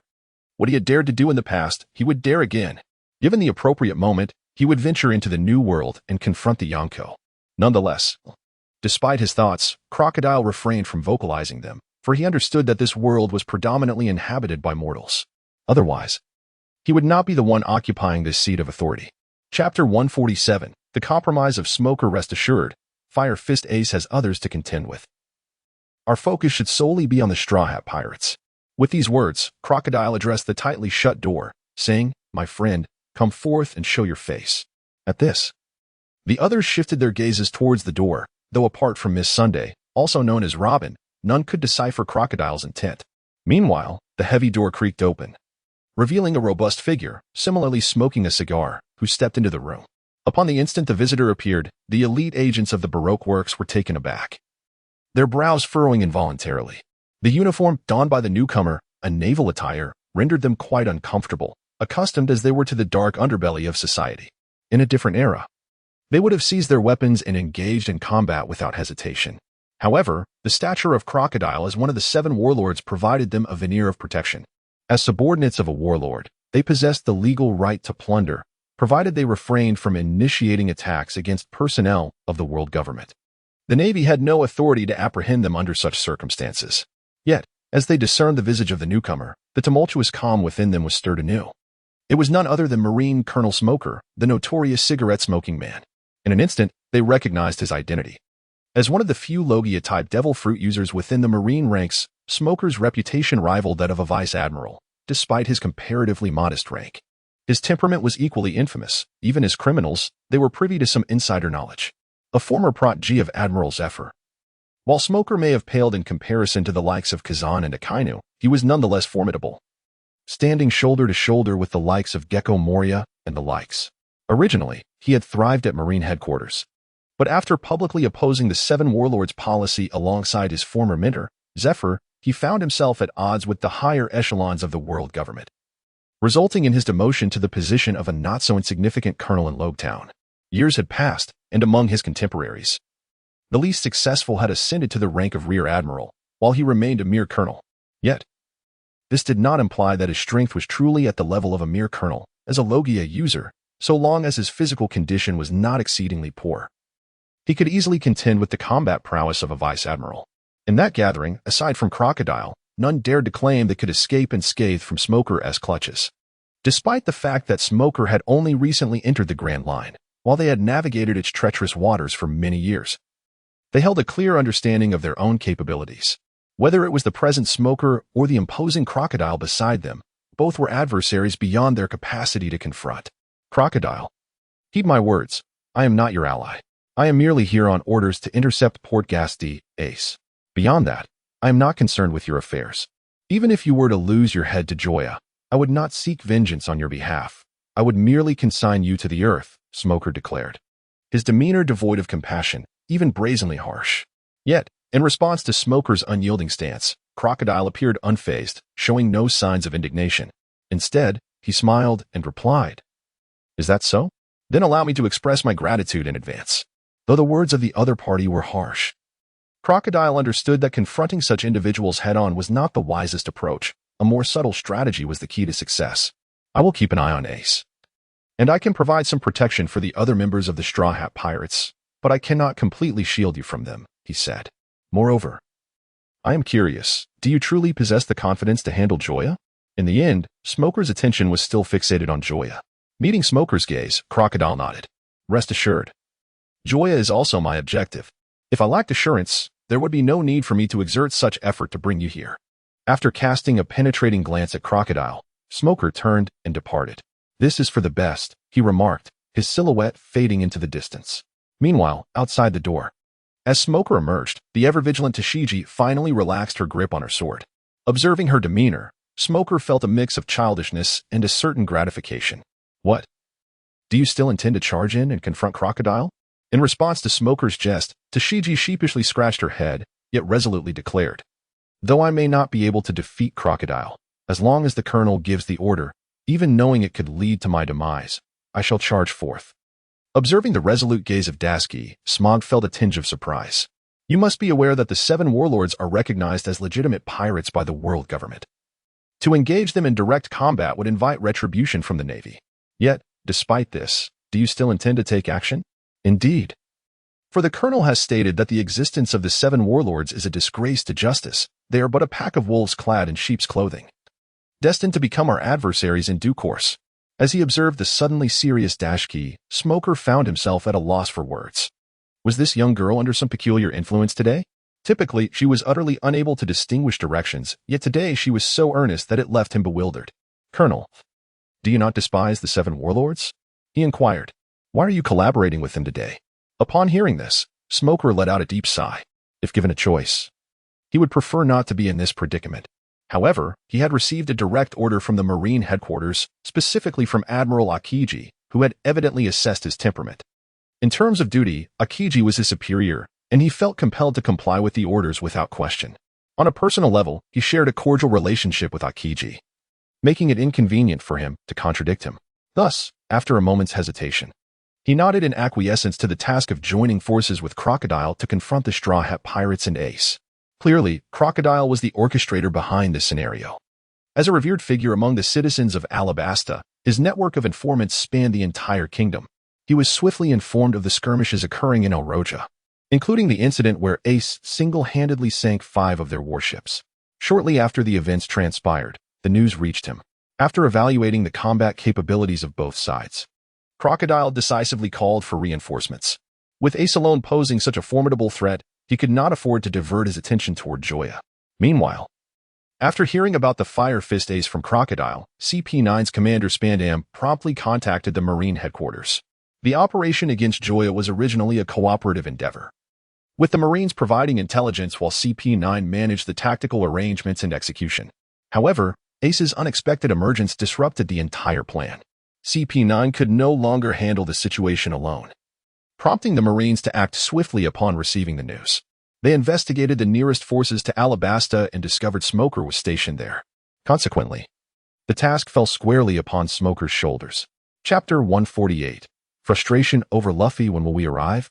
Luffy lamented, his tongue lolling out as he gazed at the seemingly endless desert surrounding him. Casting a glance at the map, Vivi, who led the way, remarked, "We are almost there. According to the map's indications, we should arrive in about half an hour." Another half an hour? Despite having walked the entire day, Luffy felt that 30 minutes stretched endlessly. He turned to his companion, Joya, and lamented, "Little Four, I desperately need some food and water. I can't hold on any longer. Don't even think about it." "I've run out," Joya retorted without hesitation, then retrieved a piece of jerky from his storage ring, savoring it audibly. "You scoundrel! What do you mean by run out?" Luffy exclaimed in indignation. As he spoke, he lunged at Joya like a ferocious tiger, determined to snatch the jerky from his grasp. However, Joya, having anticipated such a move, was not easily bested. He opened his mouth wide and swallowed the entire piece of jerky in one swift motion. As he gazed at the vanishing jerky and then at Joya's incessantly moving mouth, Luffy abruptly shifted his target. His hands, originally aimed at the meat, now clenched around Joya's throat. In an instant, Joya evaded, appearing behind Ace, revealing only his head and half a shoulder. "Brother, you must take charge. While I still possess a morsel of food, I cannot withstand Luffy's relentless appetite. We are in a desert, and I must consider everyone. Don't you agree?" He spoke while producing another piece of jerky to stuff into his mouth. At that moment, not only Luffy but also Ace and the others nearby felt that Joya was exceedingly ruthless. Although his methods were straightforward, the harm inflicted upon Luffy was incalculable. And it had occurred twice. "You bastard, I will kill you," Luffy roared, consumed by rage as he charged at Joya, determined to settle the score with life and death at stake. "Congratulations, host, you have acquired the 6 forms. Moonwalk." As the voice echoed, Joya's personal interface refreshed once more. Name, Joya. Age, 17. Power value, 555. 65 charm value, 36 personal abilities. Immortal body, simplified Saiyan physique, eagle eye reconnaissance technique, copy fruit, shadow fruit, of eye 18 styles. Sea stone great swordsman, shave, paper drawing, iron block, finger gun, moonwalk. Observing the transformed personal profile, Joya felt a surge of joy. The increase in combat power was secondary. The crucial aspect was the acquisition of moonsteps. Its arrival not only granted him fleeting flying abilities but also indicated that he was merely one step away from mastering the 6 forms of the Navy. If he could draw the Gale Foot, he would completely master the 6 forms. Although he had no solid basis for this belief, Joya harbored a conviction that upon concluding the 6 forms, he might very well draw the armament Haki or the observation Haki. At that moment, his confrontations with Luffy would become significantly more painful. As he contemplated this, Joya instinctively clenched his fists, envisioning the scene of striking Luffy. Simultaneously, a fist rapidly loomed before him. With a dull thud, Joya was launched into the air, tracing a perfect parabola before crashing into the nearby sand, leaving only his legs exposed. Ace, standing nearby, blinked in confusion, unsure of what to say. Although he had witnessed Luffy's punch, he had assumed Joya would not be foolish enough to remain stationary. Thus, he refrained from intervening to halt Luffy's assault. The outcome was as it unfolded. Yoshi, die for me. Luffy, reveling in his advantage, was not content and charged forward to deliver 2 more punches. He had been mocked twice. 1 punch was hardly sufficient, 200 punches seemed more fitting. Wait, calm down. This time, Ace did not remain a passive observer. He hurriedly restrained the furious Luffy. Ace, let me go. I must teach that bastard a lesson. Today, it's either him dead or me. Listening to Luffy's words, Nami and the others nearby exchanged glances, bemused. They could not pinpoint when their captain had transformed into someone who, during battle, would utter nonsensical yet infuriating remarks. Bastard. You said it yourself. Today, I'll show you who is the male and who is the female. Emerging from the sand, Joya was equally unwilling to be outdone. Not only that, but he also produced a massive meat leg, swiftly devouring the flesh off the bone before raising it to strike Luffy. Ace, don't hold me back. I must teach Little Fourth a lesson today. In that moment, as Joya prepared to launch his attack, Ace raised both fists. Everyone, stop. With a resounding thud, Nami and the others instinctively recoiled, while Chopper and Usopp hurriedly shielded their heads, feeling a throbbing pain. Only Sanji remained seeing his demeanor. The crowd hastily distanced themselves, even cautiously adjusting their clothing. Though the temperature surrounding them soared to 40 or 50 degrees, they still sensed a chilling depth in the words of Yamaji that penetrated to their very bones. Meanwhile, just a moment ago, Luffy and Joya, once brimming with fervor, now lay on the ground like 2 despondent fish, devoid of dreams. Enough of this nonsense. Should I also join in on your little game? Upon hearing this, both Luffy and Joya shivered involuntarily before simultaneously responding, No, that's not necessary. We are fine. They then gradually rose, bowing to each other. I apologize. I was wrong. Witnessing this, Ace's previously solemn expression softened into a gratifying smile as he embraced the shoulders of both. Now that's more like it. We are brothers. And brothers should never fight. Luffy and Joya echoed in unison, indeed, as our elder brother says, as they watched Ace handle the situation with an air of authority. Nami and her companions exchanged glances, recognizing a shared sentiment among them. Indeed, there are always greater mountains beyond the hills and more formidable individuals beyond mere mortals. There are always greater monsters to subdue the lesser ones. Despite Luffy and Joya's usual mischievous antics, in Ace's presence, they resembled timid chicks. After a considerable commotion, Luffy remained unusually quiet for the next half hour. Besides the lesson he received from Ace, Joya had generously provided him with ample food. Joya's generosity stemmed from the fact that after he devoured a leg of meat, Luffy had offered him another opportunity to draw a prize. His personal status had undergone significant changes since then. Name, Joya. Age, 17 years. Power level, 565. 665 charm level, 36 personal abilities. Immortal body, Simplified Saiyan physique. Eagle Eye reconnaissance technique, Shadow Fruit replication, Aways 18 techniques, Sea Stone level swordsman, Navy 6 techniques. Chapter 149. Decision. The acquisition of the Gale Foot technique enabled Joya to master the Navy 6 techniques, allowing him to categorize the skills of moonwalk and shave under this classification. All of this had been anticipated by Joya, but the sudden spike in his power level took him by surprise. After some contemplation, Joya concluded that this was not merely due to the Gale Foot, but rather a result of having successfully assembled the complete set of 6 techniques. It was akin to the difference between 99% and 100% during a software installation. Although only a fraction remains, the outcome is markedly different. Whether this was indeed the case, Joya was uncertain and had no desire to delve deeper into the matter, for there was no necessity. It was not a misfortune. Why should he probe further into a fortunate event? If a pie fell from the heavens, would one still wish to ascend and question its origin? Stop. Just as the group was about to traverse a moderately sized sand dune, Ace, lagging behind, abruptly halted the others. Is there a problem? They inquired. Yet Ace offered no response. He strolled to the front of the group, casually picked up a stone, and tossed it onto the sand just a few meters away. Instantly, the stone sank and vanished from sight in the blink of an eye. Quicksand. The onlookers instinctively recoiled at this revelation.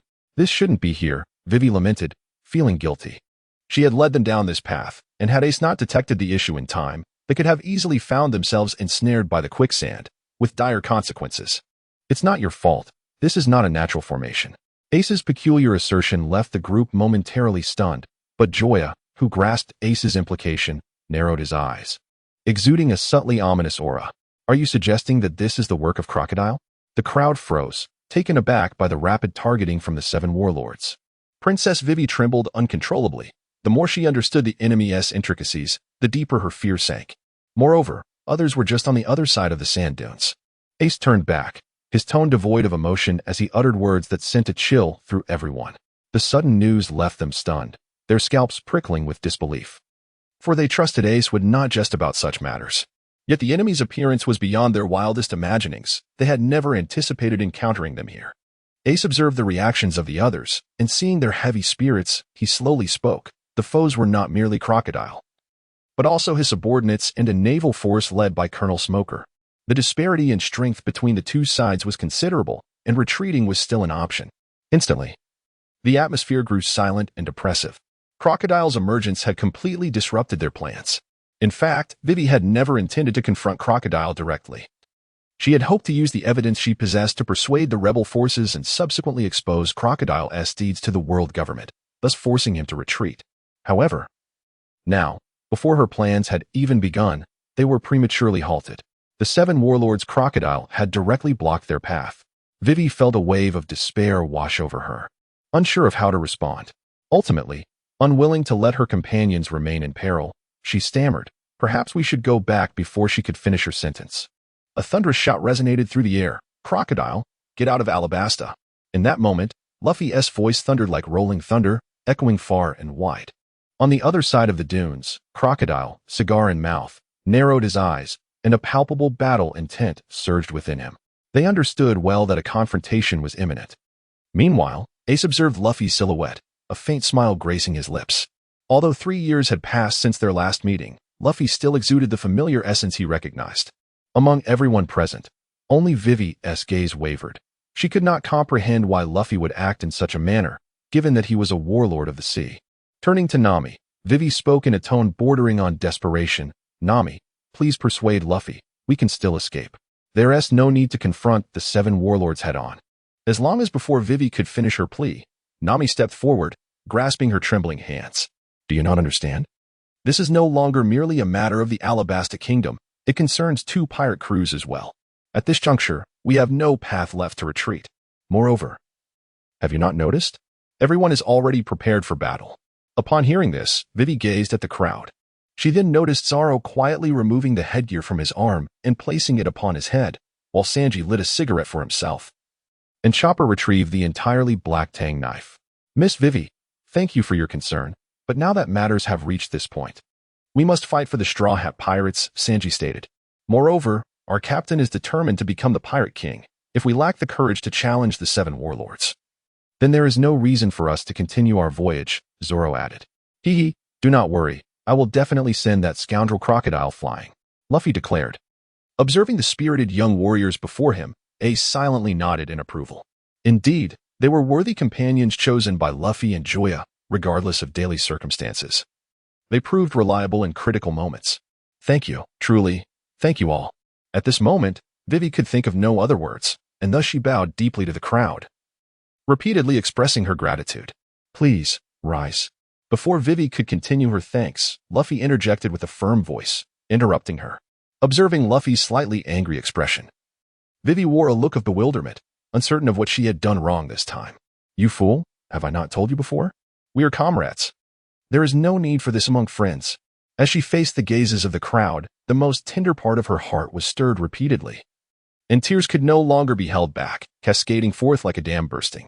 3 years prior, during the zenith of the Alabasta kingdom's power, many sought to be her companions. However, with the outbreak of turmoil in the kingdom, these individuals either departed without a word or turned a blind eye, unwilling to offer her assistance. Yet now, in her hour of greatest need, vulnerability, and confusion, these people before her not only refused to abandon her but actively embraced her as one of their own. For Vivi, this sentiment was inexpressible in words. After a considerable time, akin to the brewing of tea, Vivi finally regained her composure. As she wiped away her tears, she resolutely declared, "I understand now. Let us fight." Chapter 150. The battle approaches. All right, brothers, let's go. With these words, Luffy charged ahead with fervor. As they gazed in the direction he was heading, the crowd was momentarily taken aback.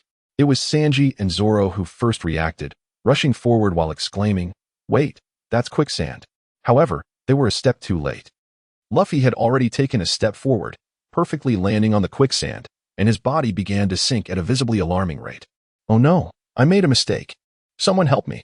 The onlookers, having grown weary of the situation, refrained from further commentary, while Zoro and Sanji, closest to him, even contemplated giving Luffy a few kicks. It was truly embarrassing to have such a captain. The others shared a similar sentiment, as Luffy had managed to look impressive for a fleeting moment, only to ruin it and send their emotions on a roller coaster ride, oscillating between exhilaration and despair. After a considerable pause, Zoro and Sanji exerted all their strength to rescue Luffy. "That was really close," Luffy exclaimed, brushing the sand off his body. "By the way, how are we supposed to get across?" Ignoring Luffy's antics, the group redirected their focus to the quicksand before them. At first glance, the quicksand appeared no different from ordinary desert sand, and without a viable path, even if they wished to engage in a battle, they would be unable to proceed. "Leave it to me," Ace declared as he stepped forward amidst the group's uncertainty. "Step aside." Upon hearing this, the crowd dispersed, allowing Ace to take command of the situation. Gazing at the quicksand before him, Ace took a moment to inhale deeply. As he adjusted his state to perfection, vibrant orange flames surged from his hands. "Flame pillar," he declared, plunging his fiery hands into the sand, unleashing an onslaught of flames that surged forth toward the earth below. The onlookers were perplexed, unable to comprehend his intentions at first. Was he heating the ground? What connection did this have to the quicksand before them? "Oh, it's so hot," Usopp exclaimed, suddenly aware of the searing temperature radiating from the ground. In that moment, the others also sensed something amiss. In addition to the rising surface temperature, the sand around them began to emit a faint red glow, with an immense heat pouring up from beneath. The scene bore an uncanny resemblance to a volcanic eruption. Luffy mused. At his words, the group experienced a moment of clarity, prompting them to disperse hastily. Although they had retreated once before, they now moved back once more. For if their suspicions were correct, the ensuing eruption would be monumental. As the distance between them widened, Ace, having amassed his energy, bellowed, "Rise." In the instant his voice echoed, the sand within a 100-meter radius surged upward. In the next moment, a towering pillar of fire erupted into the sky. At that moment, the ground trembled beneath their feet, and the very color of the sky shifted. The azure heavens turned a dark crimson, as if a meteor had plummeted from the sky, transforming the world into a scene reminiscent of an apocalyptic nightmare. The spectacle deeply astonished all present, whether they were allies like Sanji and Zoro, or foes such as Crocodile and Smoker, both wielders of natural abilities. The magnitude of the attack and its irreversible impact on the surrounding environment left them in awe.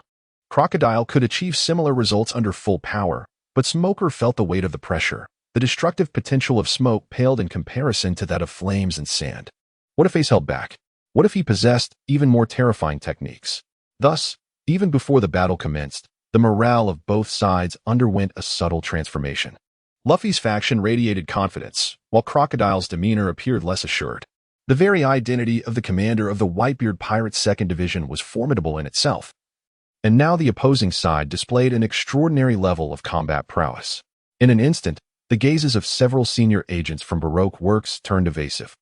Had Crocodile not been present, they would have fled without hesitation. In the face of such an adversary, their confidence was palpably lacking. Compared to the average individual, they might be formidable, yet against a Logia-type user like Ace, they seemed no different from ordinary folk. Merely spectating from the sidelines sent shivers down their spines, evoking a sense of celestial beings clashing while mere mortals bore the brunt of the fallout. Noticing this shift, Robin furrowed her brow, suddenly feeling that Crocodile was not as reliable as she had once thought. Moreover, being the one closest to Crocodile, and having had a brief encounter with him not long ago, she was acutely aware of the individuals within his ranks. Besides Ace, their Captain Luffy and the so-called demon Joya were far from ordinary. Even with the Navy's support, the outcome of this battle remained uncertain. At that moment, perhaps sensing the palpable fear among the crowd, Crocodile abruptly turned to face them, his shadowy gaze sweeping over each pair of eyes. "What, are you regretting your choices now?" At his words, the group froze. While they feared Ace, they also harbored trepidation towards Crocodile. Furthermore, with Ace positioned at a distance and Crocodile looming nearby, they understood what needed to be done without needing further urging. Thus, Robin was the first to step forward, attempting to ease the tension. "Not at all. We were merely taken aback by the scene before us. Ace has the Navy to intervene on his behalf. This matter does not concern us, and it is premature to speak of regrets." "Indeed, Miss Sunday speaks wisely. We harbor no regrets." The others hurriedly echoed her sentiments, anxious to align themselves with her stance before Crocodile could make an example of any dissenters. Observing their reactions, Crocodile's expression softened into a smile, the shadow that had previously clouded his demeanor dissipating as if it were merely an illusion. "Rest assured, if you triumph in this battle, you shall all be celebrated as heroes of the new kingdom. You will want for nothing, and you need not live in fear. You will bask in the adoration of the people, will you not?" Despite the looming peril, the group, swayed by Crocodile's enticing promises, decided to take the risk. As denizens of the dark underworld, they understood one fundamental truth: the magnitude of the crisis often correlates with the magnitude of reward. Small skirmishes would never sate their hunger. To rise above, one must confront unimaginable dangers, for only then could they stand atop the heights and revel in abundance. Moreover, with two Logia-type users on their side, one of whom was a warlord of the sea, the outcome of the battle remained uncertain. Listen to the adults. As the crowd regained their fighting spirit, Crocodile averted his gaze and looked into the distance. At that moment, flames had descended, and several figures flickered into view. Chapter 151. Battle Arrangements as the enemy emerged. Smoker unsheathed the twin blades from his back and proclaimed loudly, "Everyone, prepare for battle." At this command, the naval soldiers either drew their swords or readied their weapons. Despite the immense shock from the earlier commotion, no one chose to retreat. These individuals were personally led by Smoker. Regardless of their abilities, their courage was unquestionable. What could be the reason for this? Over the sand dune, Vivi stared in disbelief at the endless expanse of flat desert before her. Is something amiss? The others looked at her in confusion, failing to perceive anything unusual. In response, Vivi unfolded a map and pointed to the vast sandy terrain, saying, "This was once Alabasta, which has been completely devoid of water for the past 3 years. While I anticipated its desolation, I never expected it to appear in such a state, with not a trace of civilization remaining." "Are you saying this is Alabasta?" The group gazed in astonishment at their surroundings. Although the desert had suffered severe erosion from wind, it seemed implausible that a city could be completely obliterated in such a short span of time. Yet, the undeniable reality lay before them, compelling their belief. Just then, the previously silent Joya spoke up. "This is not a result of natural processes, but rather the handiwork of Crocodile." Upon hearing this, everyone except Ace cast puzzled glances at him. However, Joya did not immediately provide an explanation. Instead, he contemplated the situation before him. From the moment Ace discovered the artificially created quicksand, events began to spiral beyond his control, diverging increasingly from his recollections. Firstly, Ace astonishingly possessed the ability of observation hockey. Otherwise, how could he have detected everything so early? Of course, Joya did not dwell on this issue for too long. As the captain of the 2nd Division of the Whitebeard Pirates, Ace had undoubtedly learned hockey after enduring numerous adventures in the New World. Although the original narrative did not explicitly state this due to plot constraints, it was akin to how, when Bartolomeo used hockey against Luffy, his fists did not turn black. Thus, Ace wielding hockey was entirely reasonable. What surprised Joya the most was that Smoker had allied himself with Crocodile. Moreover, they had taken the initiative to ambush midway. The expansive, flat terrain before them was evidently orchestrated by Crocodile. With the blazing sun overhead and sand underfoot, there was not a hint of shadow in sight. In such an environment, the capabilities of his shadow fruit could be disregarded. Although lacking concrete evidence, Joya had a lingering suspicion that this battleground had been deliberately crafted by Crocodile for him. This raised a pressing question. How did Crocodile know the secret of his abilities? Was there another party or faction involved in this confrontation, be it the Navy or others? As Joya initiated this line of thought but left it hanging, Ace interjected. Even in a desert environment, it would be impossible to consume an entire city within 3 years. However, with Crocodile here, the situation is different. Like me, he is a Logia-type sand fruit user, and in a desert setting, his powers can be maximally enhanced. Enveloping a city is not out of the realm of possibility. Wait, he is also a Logia user. Listening to Ace's remarks, the group's emotions became quite complex, leaving them at a loss for words. In the Four Seas, devil fruits remained legendary, with Logia-type fruits being the epitome of myth. Yet here, there were 3 Logia users present. They could not comprehend when it had become commonplace for Logia fruits to be as ubiquitous as cabbages. Could they not maintain an air of prestige, a semblance of legendary rarity, and avoid this sense of cheapness? By the way, how do you all intend to approach this battle? Ace inquired curiously. Although he addressed the group, his gaze remained fixed on Luffy throughout. He was eager to see what choice his brother would make upon learning that there were 2 Logia users among their adversaries. You all can handle the rest. Crocodile is mine. With his left hand wrapped around his right fist, Luffy declared with unwavering resolve. Since the decision to return Vivi to the kingdom of Alabasta was made, his singular focus had been to confront Crocodile, one of the 7 warlords of the sea. For only by defeating him could Luffy draw closer to his dream of becoming the Pirate King. Despite the formidable strength of his adversary, he was determined to engage in battle. The outcome of the fight would reveal their true capabilities. It was only through combat that one could ascertain victory or defeat. The previously tense atmosphere lightened somewhat with Luffy's words. In that case, leave Smoker and the other Marines to me, Ace proposed after confirming Luffy's objective. Noticing the slight confusion among the group, Joya stepped forward and commanded, Zoro, have you spotted the bald man next to Crocodile? He's Mr. One. I'll leave him to you. All right. Okay. Zoro replied coolly, his eyes glinting with determination. He then turned to Sanji. Mr. 2 is yours. Is that acceptable? Rest assured, Sanji assured him. Usopp, Chopper, and Little Fairy, you 3 will handle Mr. 4 and his partner. Can you manage that? Can I refuse? Usopp began to protest, but before he could finish, Chopper, participating in battle for the first time, asserted firmly, leave it to us. Beside him, Little Fairy, in her human form, nodded encouragingly at Joya. I can do it. Seeing this, Joya reached out to ruffle her hair. Go forth and fight. I will be right beside you. At these words, while Little Fairy seemed eager, Usopp let out a sigh of relief, patting his chest. Joya chose to ignore him, having anticipated his reaction. The reason for grouping them together was that they possessed the least combat experience and resolve among the crew. This battle would serve as a preparatory experience, allowing them to acclimate to the true nature of combat and to ready themselves for the specter of death. As long as the conflict did not escalate to a life-threatening level, he would refrain from intervening. Finally, Joya turned his gaze towards Vivi and Nami. Can you handle the woman next to Mr. One? What about you? Nami retorted, her eyes narrowing with a hint of danger. Joya, aware of her unspoken thoughts, found himself cornered by her inquiry. However, before he could respond, Nami preemptively stated, forget it. Just do what you think is best. Though reluctant to let Joya face Miss Sunday, she recognized the peril others would face against her. Only Joya could confront her strange abilities without fear. In response, Joya quickly reassured her, rest assured, I will resolve the matter promptly and will not linger. Chapter 152, The Chaos of Battle Yash. Brothers, charge. With Luffy's command, the group launched their attack. As the enemy charged swiftly towards them, Smoker commanded, Gunners, prepare to fire.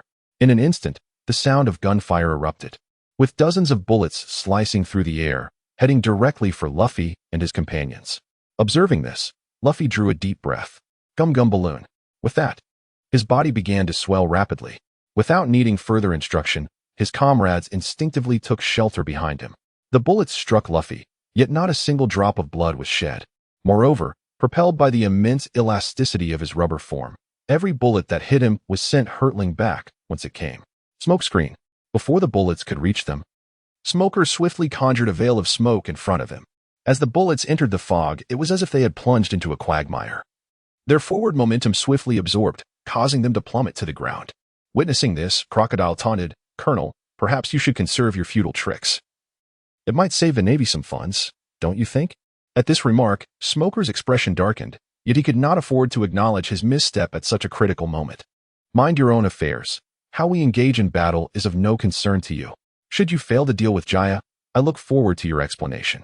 The true clash had yet to commence, yet tensions were already palpable on their side. Had it not been for the imminent threat, Crocodile might have already clashed with Smoker. Gum Gum Pistol. At a pivotal moment, Luffy's arm elongated, officially heralding the onset of battle. As he gazed at the approaching fist, Crocodile furrowed his brow. His original plan was to leverage the formidable advantages of his Logia fruit to swiftly subdue Joya. Just as Joya had surmised, this battleground was meticulously crafted for him. After acquiring intelligence related to Joya from CP9, he had been contemplating the best way to overpower his opponent. Undoubtedly, Joya's immortality and the Shadow Fruit represented his greatest assets. If he could find a way to nullify these two abilities, it would be akin to extracting the fangs from a tiger, significantly diminishing its ferocity. Thus, this battlefield was conceived, and with his own capabilities, Crocodile was confident he could secure victory in a short span of time. However, the unexpected arrival of Luffy disrupted his meticulously laid plans. While deftly evading the attack, Crocodile surveyed the entire battlefield. In the distance, Smoker was engaged in a fierce clash with Ace, their confrontation producing a cacophony of billowing white smoke and soaring orange flames, undoubtedly the most significant commotion on the battlefield. His subordinates were similarly embroiled with other members of the Straw Hat Pirates, leaving no clear victor in sight for the moment. Yet, his primary concern remained Joya. However, upon seeing Miss Sunday confronting Joya, his anxiety eased slightly. He was acutely aware of the woman's capabilities, although her combat prowess paled in comparison to his. She was unlikely to be defeated in the short term, as her abilities possessed a certain restraint over Joya. With this thought, Crocodile felt reassured and shifted his focus to the Straw Hat Boy before him. The background information on this individual flashed in his mind: the brother of Ace, captain of the Whitebeard Pirates 2nd Division, the grandson of Marine Vice Admiral, the legendary hero Garp, and the son of Dragon, the leader of the Revolutionary Army and the world's most notorious criminal. If he were to kill him in front of so many witnesses, how long could he expect to survive? In that moment, as he dodged Luffy's assault, Crocodile seriously contemplated the gravity of the situation. If fortune favored him, he might see the sun rise tomorrow, but whether he would witness the sun the day after remained uncertain. Should luck abandon him, he might not even live to see the moon tonight, for he had heard whispers that Admiral Kazuru was quite partial to Garp. The mere thought of becoming the target of that individual sent a wave of unease through Crocodile. No, this absolutely cannot happen. After a moment of contemplation, Crocodile cleared his mind and arrived at a resolution. He could vanquish Luffy or even torment him, but he could not truly bring himself to kill him. Unlike Joya, who was merely a princely companion, the individual before him was a genuine and legitimate prince. Moreover, his conflict with Joya had been instigated by the orders of CP9. Or rather, the world government. Even if Garp were to confront him, he would have justifications, placing the world government in a precarious position. However, to kill Luffy would be a different matter entirely. Should Garp go mad and take his own life, the world government would not jeopardize their standing over the demise of one already departed. After all, when Dragon defected, the world government was unable to truly deal with Garp. How much less could they do so now? With this clarity, Crocodile had made up his mind. This young man must not be slain. Meanwhile, on the other side of the battlefield, observing Joya, who showed no intention of engaging in combat, Robin uttered in exasperation, "What exactly is going through your mind? Are we fighting or not?" Joya arched an eyebrow. "Why must we fight at all?" Hearing this, Robin was both amused and infuriated. "We are enemies, of course we must fight. Are you certain our relationship is that of enemies, and not father and daughter? After all, your epithet is devil child, while mine happens to be the devil," at Joya's deliberate provocation. Robin's expression darkened, her face twisting into a scowl of sheer irritation. Must he insist on this verbal sparring again and again? Was it truly so amusing? Simultaneously, she cursed the Marines in her heart for bestowing such misleading epithets. Was this some kind of twisted joke? Enough talk. Take this. Dose fleur. Done with Joya's nonsense. Robin struck without hesitation. The moment her voice fell, multiple smooth hands sprouted from Joya's body. Without pause, she exerted force, attempting to snap his spine, arms, and neck in one swift motion. In response, Joya merely parted his lips and uttered two words. Tekai. The instant the word left his mouth, his seemingly frail frame hardened like tempered steel. Robin felt an overwhelming resistance. No matter how fiercely she strained, she couldn't so much as shift his posture. Robin's face contorted into a stormy grimace, dark as the skies before a tempest, her frustration palpable. The 6 powers? How do you know the 6 powers? Joya merely smiled. Unfazed. Did you not know who raised me? A figure flashed in Robin's mind, and the answer became clear. Chapter 153. The Pact realizing the situation. Robin, who had been the aggressor mere moments ago, immediately adjusted her stance. Her feet instinctively retreated, her gaze locked onto Joya, poised to create distance at the slightest hint of movement. Observing the cautious Robin, Joya could only shake his head in resignation. Just moments ago, he had intended to strike at her. But now he found himself in a position of restraint. Indeed, women are capricious beings, unpredictable in their next move. Seizing the moment, Joya surveyed his surroundings. Noting that aside from himself and Ace, the rest were at a disadvantage. In the entire Baroque works, apart from Mr. 4, every other member possessed special abilities. Even Mr. 4, despite not being an ability user himself, commanded a pet dog capable of launching artillery shells, complemented by Mr. 4's innate strength. It was akin to a mobile cannon, relentlessly bombarding the trio of Little Fairy. Consequently, the uncertainty regarding the opponent's abilities had caused everyone to suffer losses, particularly Zoro, who had already been wounded early in the skirmish. Nevertheless, Joya remained unperturbed. The battle had only just commenced, and the ultimate victor remained uncertain. He held great confidence in his comrades. After concluding his observations, Joya turned his attention back to Robin. So what say you? Will you join us? Staring blankly at the man before her, Robin felt an urge to reach out and touch Joya's forehead, questioning whether he had succumbed to a fever. How else could he utter such absurdities? Although they had yet to engage in combat, this did not signify a shift in their respective stances, nor did she possess any reason to betray Crocodile. Yet, Joya, as if he had her completely figured out, urged her once more. Trust me, we can offer you far better protection than Crocodile. At his words, Robin's expression shifted to one of seriousness and gravity. Though lacking proof, she was convinced that Joya knew her true identity. Otherwise, he would not have made such a pointed remark. I don't understand what you're insinuating. Why would I need your protection? Although she realized her identity was likely compromised. Her years spent navigating the shadows of the underworld had instilled in her an unwillingness to concede so easily. The demon child, Nico Robin, with a bounty of 79 million berries, hailed from O'Hara, a renowned archaeological haven in the West Sea, a place that had long vanished from maps. The reason for this erasure lay in the scholars of the island, who had delved into historical texts forbidden by the world government, only to be obliterated under the onslaught of the Marines' extermination orders, a tragedy infamously known as the O'Hara Incident. And you are the sole survivor of the O'Hara Incident. Am I not correct in this assertion? Before him, Robin fell silent, overwhelmed by shock and sorrow. The moment Joya uttered the name O'Hara, her heart shattered. That fateful night, when her homeland was forcibly erased by the extermination orders, her spirit had nearly perished. Were it not for her dreams and the memory of Saul, she would have questioned the very meaning of her existence. Who are you, and what do you intend to achieve by revealing these truths to me? Confronted with Robin's inquiry, Joya articulated a rationale she had long prepared. My captain aspires to become the Pirate King. I have heard that to reach the ultimate destination, one must decipher several pieces of the red poneglyphs inscribed with vital information. Regrettably, very few in this world possess the ability to comprehend the poneglyphs. And you happen to be among that select few. Hence, I wish to extend an invitation for you to join us. Upon hearing this, Robin's heart was tumultuous. Joya's words, seemingly devoid of substance, inadvertently revealed information that left Robin astounded. The existence of a red poneglyph was a revelation she had never encountered before. More importantly, that man donning a straw hat had resolutely decided to pursue the title of Pirate King. In her childhood, despite adults deliberately avoiding discussions about the poneglyphs in her presence, she gleaned fragments of knowledge from their hushed conversations.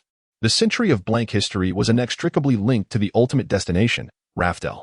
It was even suggested that reaching Raftel might unveil all truths, implying that the answers to everything could very well be concealed there. At that moment, Robin found herself inexplicably trusting Joya's assertions, convinced of their veracity. Very well, should you succeed in defeating Crocodile, I shall join your ranks, provided that you do not rely on the strength of Portgas D. Ace. How does that sound? Not a problem. Joya beamed, thoroughly pleased with this outcome. Defeating Crocodile was imperative. Even without Robin's insistence, they could not allow him to escape. Now, they merely had an additional reason to confront him. Thus, Joya hastily turned her gaze to the battlefield where Crocodile and Luffy were engaged, only to discover that the outcome was nearing. Jet rocket. After several unsuccessful attempts, Luffy unleashed a formidable attack, his wrists aligned, fingers curled and splayed as he ruthlessly struck at Crocodile. With a resounding crash, Luffy's hands pierced through Crocodile's form, his upper body exploding into countless grains of sand. Yet, as Luffy prepared to retract his hands, he was taken aback to find them ensnared within Crocodile's body. As if trapped in a quagmire, no matter how he strained, he could not extricate himself. Now it's my turn. Sandsuck. The moment the words fell, Crocodile tightly grasped Luffy's arms with both hands, then activated his ability to drain the moisture from Luffy's body. Initially, Luffy felt nothing unusual, but as time passed, he noticed his skin visibly wrinkling and drying at an alarming rate, accompanied by an unbearable thirst and rapidly diminishing strength. Within mere breaths, Luffy was reduced to a state scarcely distinguishable from a desiccated corpse. At this critical juncture, Joya could not stand idly by. In a flash, he traversed dozens of meters, appearing beside Crocodile and delivering a powerful kick to his chest. Crocodile's body exploded into sand once more, the grain swirling in an attempt to ensnare Joya as before. However, having witnessed Luffy's ordeal, Joya was prepared. Swiftly seizing the withered Luffy, he retreated to safety and promptly retrieved a barrel of water from his storage rings, pouring it down Luffy's throat. Gulp after gulp, as the water replenished his body, Luffy's shriveled form rapidly plumped back to life. By the time the barrel was emptied, Luffy had fully shed his mummified state, restored to his usual vigor. What's your problem? Crocodile glared darkly at Robin as she approached. Though engaged in battle with Luffy, he had still observed the broader battlefield, and her lack of action displeased him greatly. He's mastered Tekai from the Rokushiki techniques. I couldn't do anything against him, Robin explained. Is that so? Crocodile cast a fleeting glance at Robin before dismissing her. The revelation that Joya possessed Tekai hardly surprised him. Joya's very existence defied logic. Acquiring another skill barely registered. Had he mastered all 6 Rokushiki techniques, that might have warranted mild astonishment. But one alone? Hardly noteworthy. With this in mind, Crocodile commanded, "Go deal with the others. Leave this to me." As you wish. After a final glance at Joya and Crocodile, Robin turned and departed. She understood all too well that the coming battle was beyond her interference, yet its outcome would irrevocably shape her fate. Luffy, perhaps you should leave as well. No way. I'm gonna punch him in the next week. Unlike Robin, despite recognizing the enemy's overwhelming strength, Luffy showed no intention of retreat.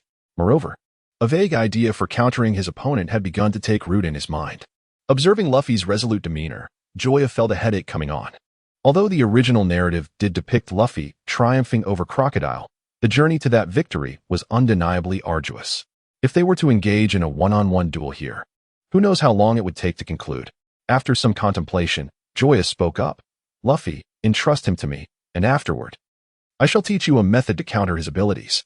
Upon hearing this, Luffy, who had been steadfast, began to waver, seemingly torn between the choice of indulging in braised beef noodles or spicy beef noodles.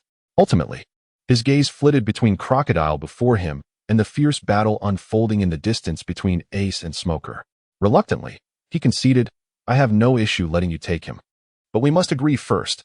You must teach me how to counter these Logia users afterward, and you must send this guy flying. Rest assured. When have I ever deceived you? Half an hour ago, you just did. Cough, cough, cough. Joya, who was patting his chest in assurance, nearly found himself in a predicament. Goodness, I didn't expect you to be like this. It's been half an hour since the incident, and you still remember. Truly stingy. That doesn't count. It was merely a jest, and besides, did I not treat you afterward? Very well, just remember to send him flying. Luffy pointed at Crocodile. Congratulations. Host, you have obtained a box of spicy strips. Gazing into Crocodile's eyes, filled with murderous intent, and observing his increasingly dark demeanor, Joya suddenly felt a constriction in his path. Goodness, he had unwittingly learned a lesson from Luffy. It appeared that there were indeed various methods of courting death, both through one's own volition and by the actions of others. However, the prize he had drawn was decidedly different from his expectations. Wasn't it supposed to be hockey? Why had it transformed into spicy strips instead? System. Is there any chance for a do-over? In response to Joya's inquiries, the system maintained its long-standing aloof demeanor, offering not even a single word or punctuation mark in return. Enough of this. You should leave promptly, as your presence here is quite bothersome. Without waiting for Luffy to continue accumulating animosity, Joya forcefully pushed him away. While the thrill of receiving a lottery chance for free was exhilarating, Joya couldn't shake the feeling that his intelligence was being ridiculed in Luffy's presence. He believed that the reason he had failed to draw Haki was solely due to Luffy's company. Were he alone, he would have undoubtedly drawn armament Haki or observation Haki in an instant. You two may be young, but your arrogance is quite pronounced. Do you truly believe I am unworthy of your regard?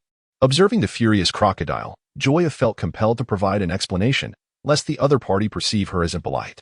I apologize, but you are overthinking this. The only one who has not regarded you as Luffy. I haven't looked at you at all. Very well.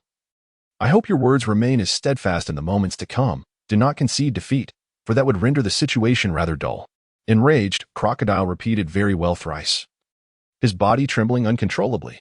Congratulations, host, you have received a case of soda.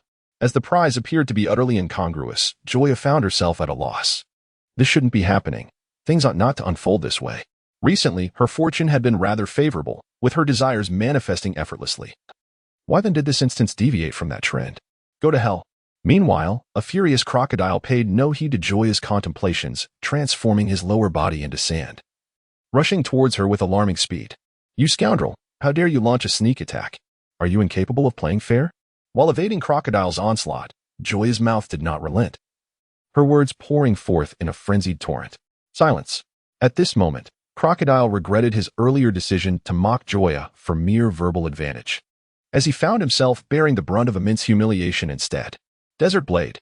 With that, the furious Crocodile unleashed his devil fruit ability, morphing his arm into a colossal blade that descended upon Joya. Shave. In a swift motion, Joya evaded the strike. Although she could withstand such an attack, it was unnecessary. Why not simply evade instead? Sandstorm Burial. Almost instantaneously as Joya dodged, Crocodile's right hand grasped the air, conjuring a miniature sandstorm several decimeters tall in his palm.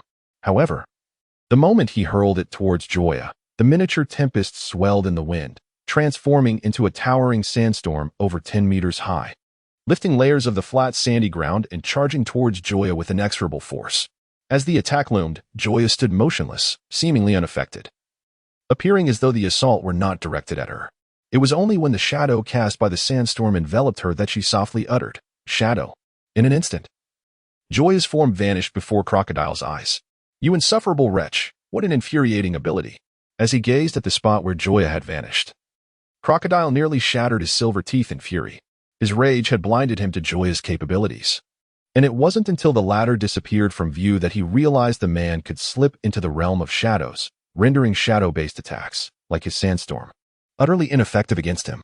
With this revelation, Crocodile regained his composure and waved his hand, causing the sandstorm to dissipate swiftly. Joya reappeared, posing a pressing question. I wish to know who orchestrated your actions against me. Taken aback, Crocodile was surprised that Joya had discerned the truth so quickly, but without hesitation, he provided an answer. CP9, or rather, the World Government. Chapter 155, The Wrath of Crocodile, Part 2. Although he had reached an agreement with CP9, as a pirate, he felt no obligation to keep secrets from them. Should he fail to subdue Joya here, it would be advantageous to let them turn against one another. Joya raised an eyebrow, taken aback by this revelation. In the battle at Road Town, aside from the system and his replication fruit, all of his other abilities had been laid bare before Kazan. He had initially believed that the Navy was the force behind this incident, but it turned out to be the familiar yet foreign CP9, those hounds of the World Government. Despite not having had direct encounters with them in real life, Joya was far from unfamiliar with their existence. CP9, a clandestine arm of the World Government, had engaged in covert operations for 8 centuries from their stronghold on Water 7, earning the reputation of an invincible myth. In the original storyline, Luffy's first encounter with them occurred in Water 7, where Lucci and his cohorts captured Robin under the pretext of safeguarding the Straw Hat Pirates. Subsequently, upon uncovering the truth, Luffy and his crew launched an assault on CP9's headquarters, ultimately rescuing Robin and shattering the 800-year-long invincibility of CP9.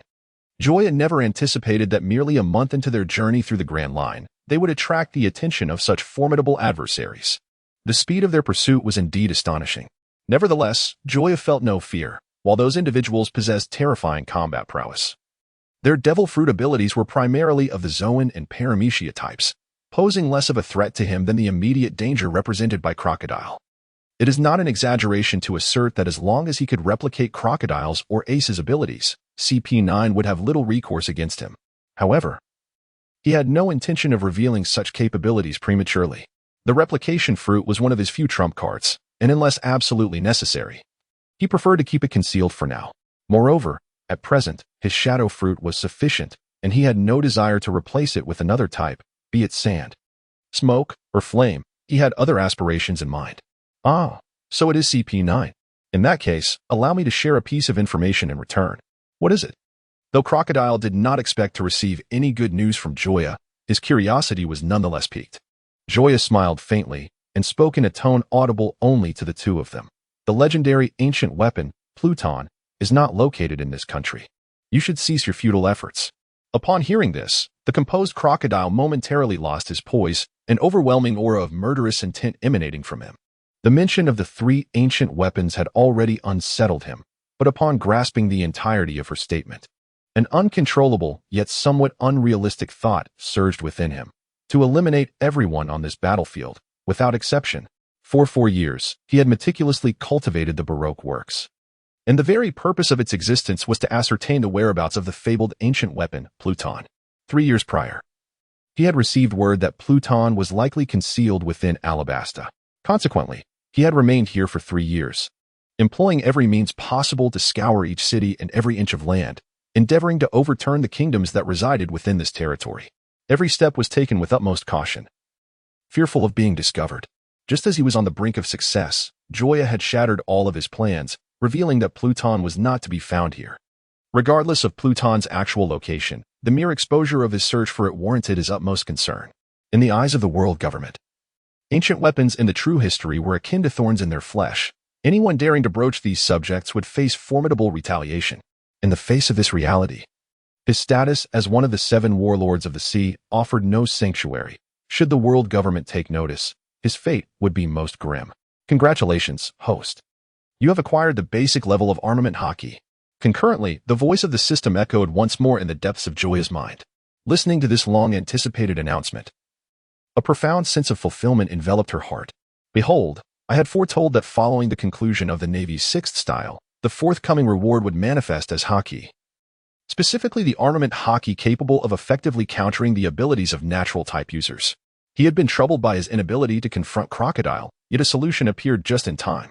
Before Joya could test the power of armament hockey, Crocodile's voice cut through the air.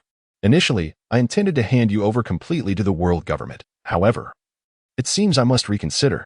In that moment, his aura was exceedingly unstable, akin to a bomb on the verge of detonation, ready to explode at any instant. Very well.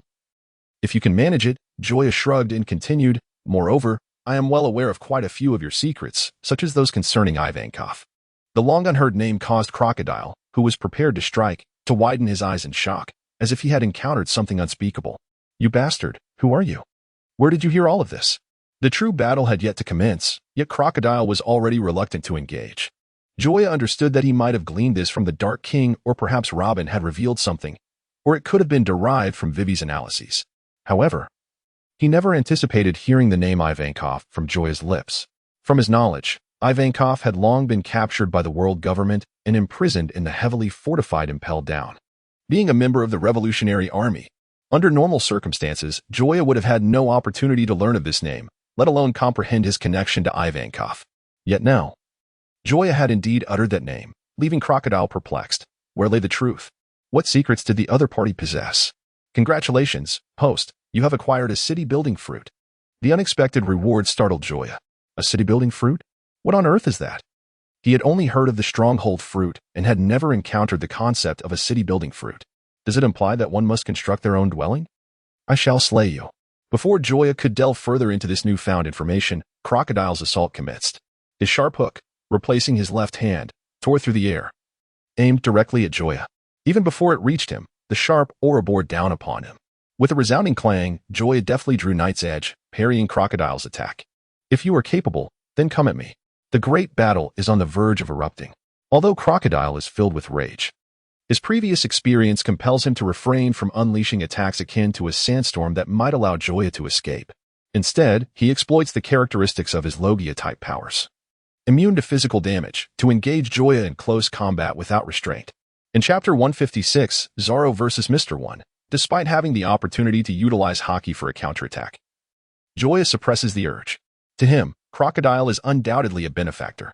He has provided sustenance and drink, and ultimately granted Joya the rudiments of haki, along with a mysterious devil fruit of construction, whose significance he instinctively perceives, although he must ultimately strike Crocodile away for Robin and Vivi's sake. He contemplates allowing Crocodile to feel a glimmer of hope in defeating him, as a means of repaying his kindness and avoiding accusations of ingratitude. Yes, that is the plan. He will first let Crocodile believe victory is imminent, only to execute a counterattack, leaving Crocodile with the impression of a narrow defeat. This approach will not only soothe Crocodile's spirit, but will also ensure the outcome remains unchanged. As Joya schemes with what he believes to be a considerate yet profoundly malevolent plan, Zoro is engaged in a grueling duel of swordsmanship beside him. So, your body is far more resilient than ordinary steel. If you cannot sever steel, you cannot defeat me, correct? Indeed, Mr. One confidently replies. Strikes and slashes are futile against me, for I am a user of the // fruit, and every part of my body can transform into a razor-sharp blade. He remains oblivious to the potential threat posed by the three-sword-style swordsman now aware of his abilities. I see, that is quite a conundrum. So, if I cannot cut steel, it means I cannot defeat you? Zoro states plainly, acknowledging what seems like a significant disadvantage. His nonchalant demeanor astonishes Mr. One, an enemy. Yet he dismisses it as mere bravado. Thus, it would be wise for you to concede early, leaving yourself a path to escape. Upon hearing this, Zoro merely smirks. You should be saying that to yourself. I have long desired this predicament. Using you as a sharpening stone, I shall rise to greater heights and become even stronger. The moment I accept this challenge, I will become a man capable of slicing through steel. As Zoro stood before the audacious Mr. One, the latter found himself momentarily stunned. Ambition, an overwhelming ambition radiated from this man, rivaling even that of the boss. The thought sent Mr. One into a hasty denial, dismissing such notions from his mind. How could this possibly be? The man before him was merely an ordinary swordsman wielding a couple of extra blades. Their boss was a warlord of the sea. And the disparity was insurmountable. How ludicrous.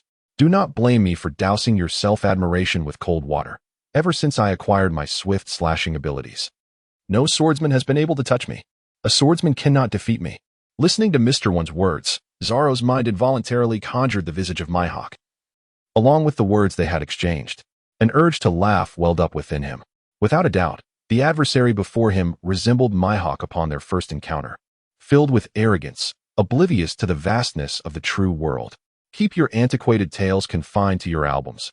Although I am unaware of the swordsman you have previously battled, I have yet to meet you, and I know one individual you shall never surpass.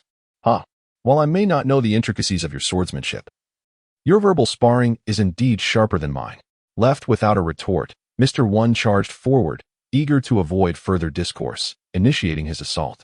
Zoro, unwilling to yield, drew his sword and charged, throwing in a taunt. Thank you for the compliment, bald head. Clang, clang, clang, the sounds of clashing swords echoed as Mr.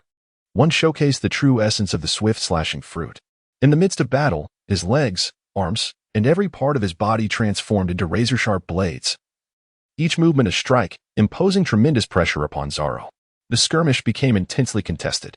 Despite their boastful exchanges prior to the fight, neither could resolve the conflict swiftly. At one pivotal moment, seizing an opportunity, Zoro forced Mr. One back with a single strike. As his opponent retreated, Zoro readied himself. Demon Slash. With all his might, Zoro's blade descended upon Mr. One, shattering his defensive stance. After the initial strike, Zoro's charge did not relent. He plummeted from the sky. His sword Snow Walk and Sand-Eye Katetsu slicing down upon Mr. One's exposed chest. A deafening crash echoed as Mr. One was driven into the ground by Zoro's blow, sending a cloud of dust billowing into the air. Following a brief pause in Zoro's assault, his eyes remained fixed on the swirling dust before him. Moments later, a figure emerged from the haze. As the dust settled, Mr. One reappeared before Zoro, and in that instant, both warriors' gazes fell upon the 3 white marks etched across Mr. One's chest. Their reactions to these marks were starkly contrasting. Zoro felt a profound shock, although he had anticipated such an outcome. The realization that his attack had proven ineffective left him astounded. Meanwhile, Mr. One, too, was taken aback, as he had previously stated. Since acquiring the powers of the chop-chop fruit, he had not sustained a single injury. Every swordsman he had encountered had failed to leave even the faintest scratch upon him. Yet now, after many years, he was once again experiencing the sting of injury, an unfamiliar sensation for him. I have no time to play. Sensing the imminent danger, Mr. One unleashed a fierce counterattack, resolved to give his all without further delay. The man before him posed a genuine threat. Continuing this battle could very well lead to his defeat. After a brief respite, the two resumed their fierce duel. Harnessing his formidable physique and the ability to transform his body into razor-sharp blades, Mr. One unleashed his power with reckless abandon, resembling a relentless killing machine as he assailed Zoro with fervor. In an instant, the once evenly matched confrontation began to tilt in favor of Mr. One. However, as the saying goes, a long defense must inevitably yield. Cornered with no room to retreat, Zoro was compelled to use his dual blades to parry the onslaught from Mr. One's outstretched hands. Seizing this opportunity, Mr. One grasped Zoro's swords, leaving him with no avenue of escape. Almost immediately, Mr. One's right leg transformed into a blade, striking towards Zoro's midsection. Walls crumbled like soft tofu beneath its path. If Zoro did not devise a plan, he too would be cleaved in two. In a moment of dire urgency, Zoro twisted his neck and used the sword clenched in his mouth, Wadakamanji, to deflect the impending strike. Chapter 157. The power to cut steel. Yet, despite Zoro's rigorous training to strengthen his neck and jaw, Mr. One was no ordinary foe. And the target of his attack was the human body's mightiest muscle, the thigh.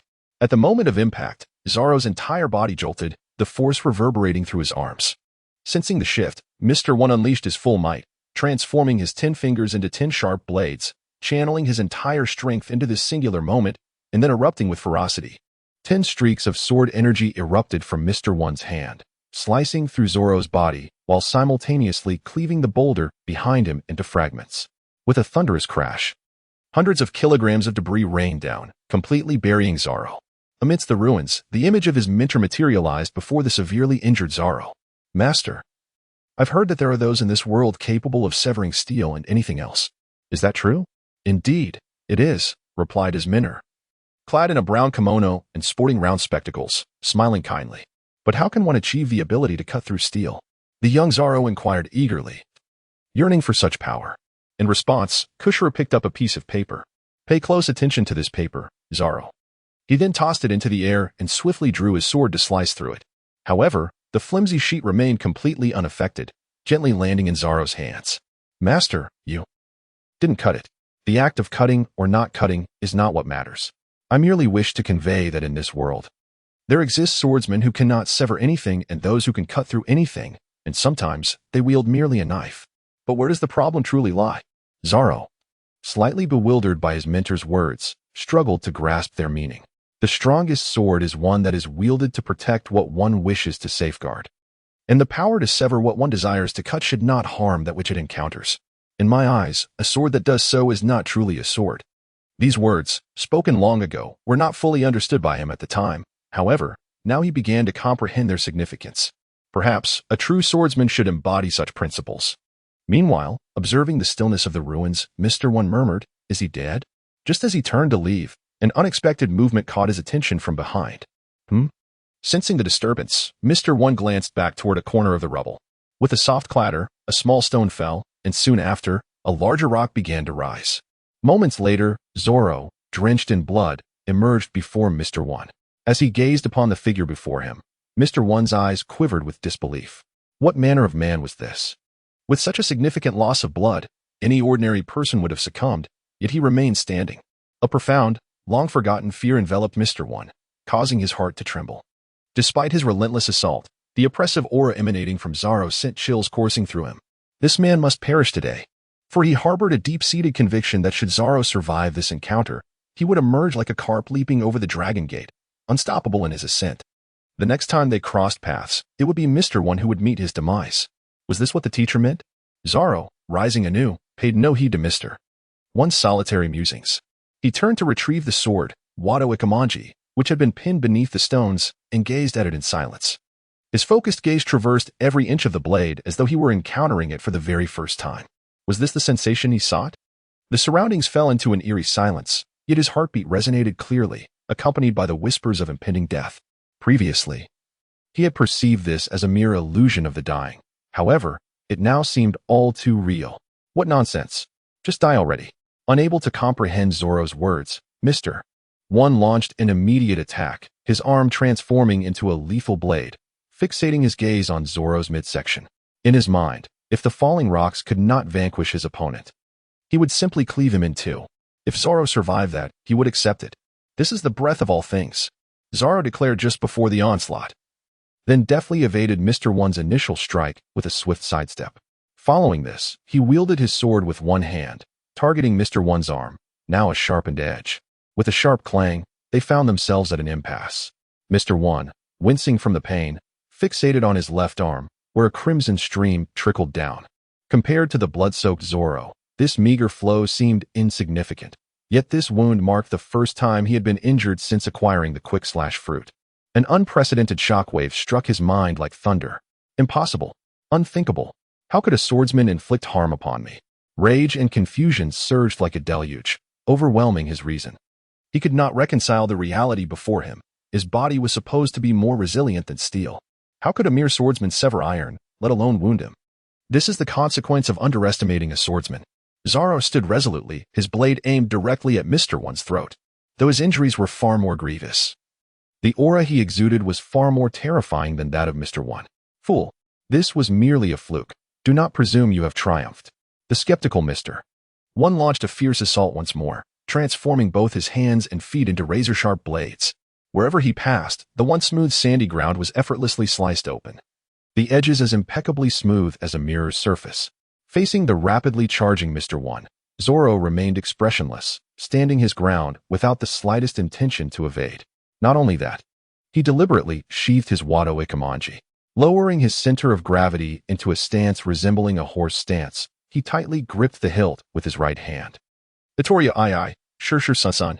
As the words left his lips, Zoro unsheathed his blade in an instant. The razor-sharp Wado Ikemonji traced a flawless arc through the air before him. At that very moment, Mr. One arrived. Their clash transpired in the blink of an eye. That fleeting instant was both an eternity and a mere fragment of time. To Dashiji's eyes, all she perceived was a flash of steel, swifter than lightning itself. In the next heartbeat, Zoro and Mr. One had already passed each other. For a suspended moment, neither moved, as if time itself had frozen. Finally, Zoro, having delivered his final strike in a grievously wounded state, collapsed to the ground. Had he lost? Just as this thought flickered through Tashiji's mind, Mr. One's unyielding chest split open. Blood erupted like a geyser, staining the desert sands crimson. An unprecedented agony seared through Mr. One's consciousness.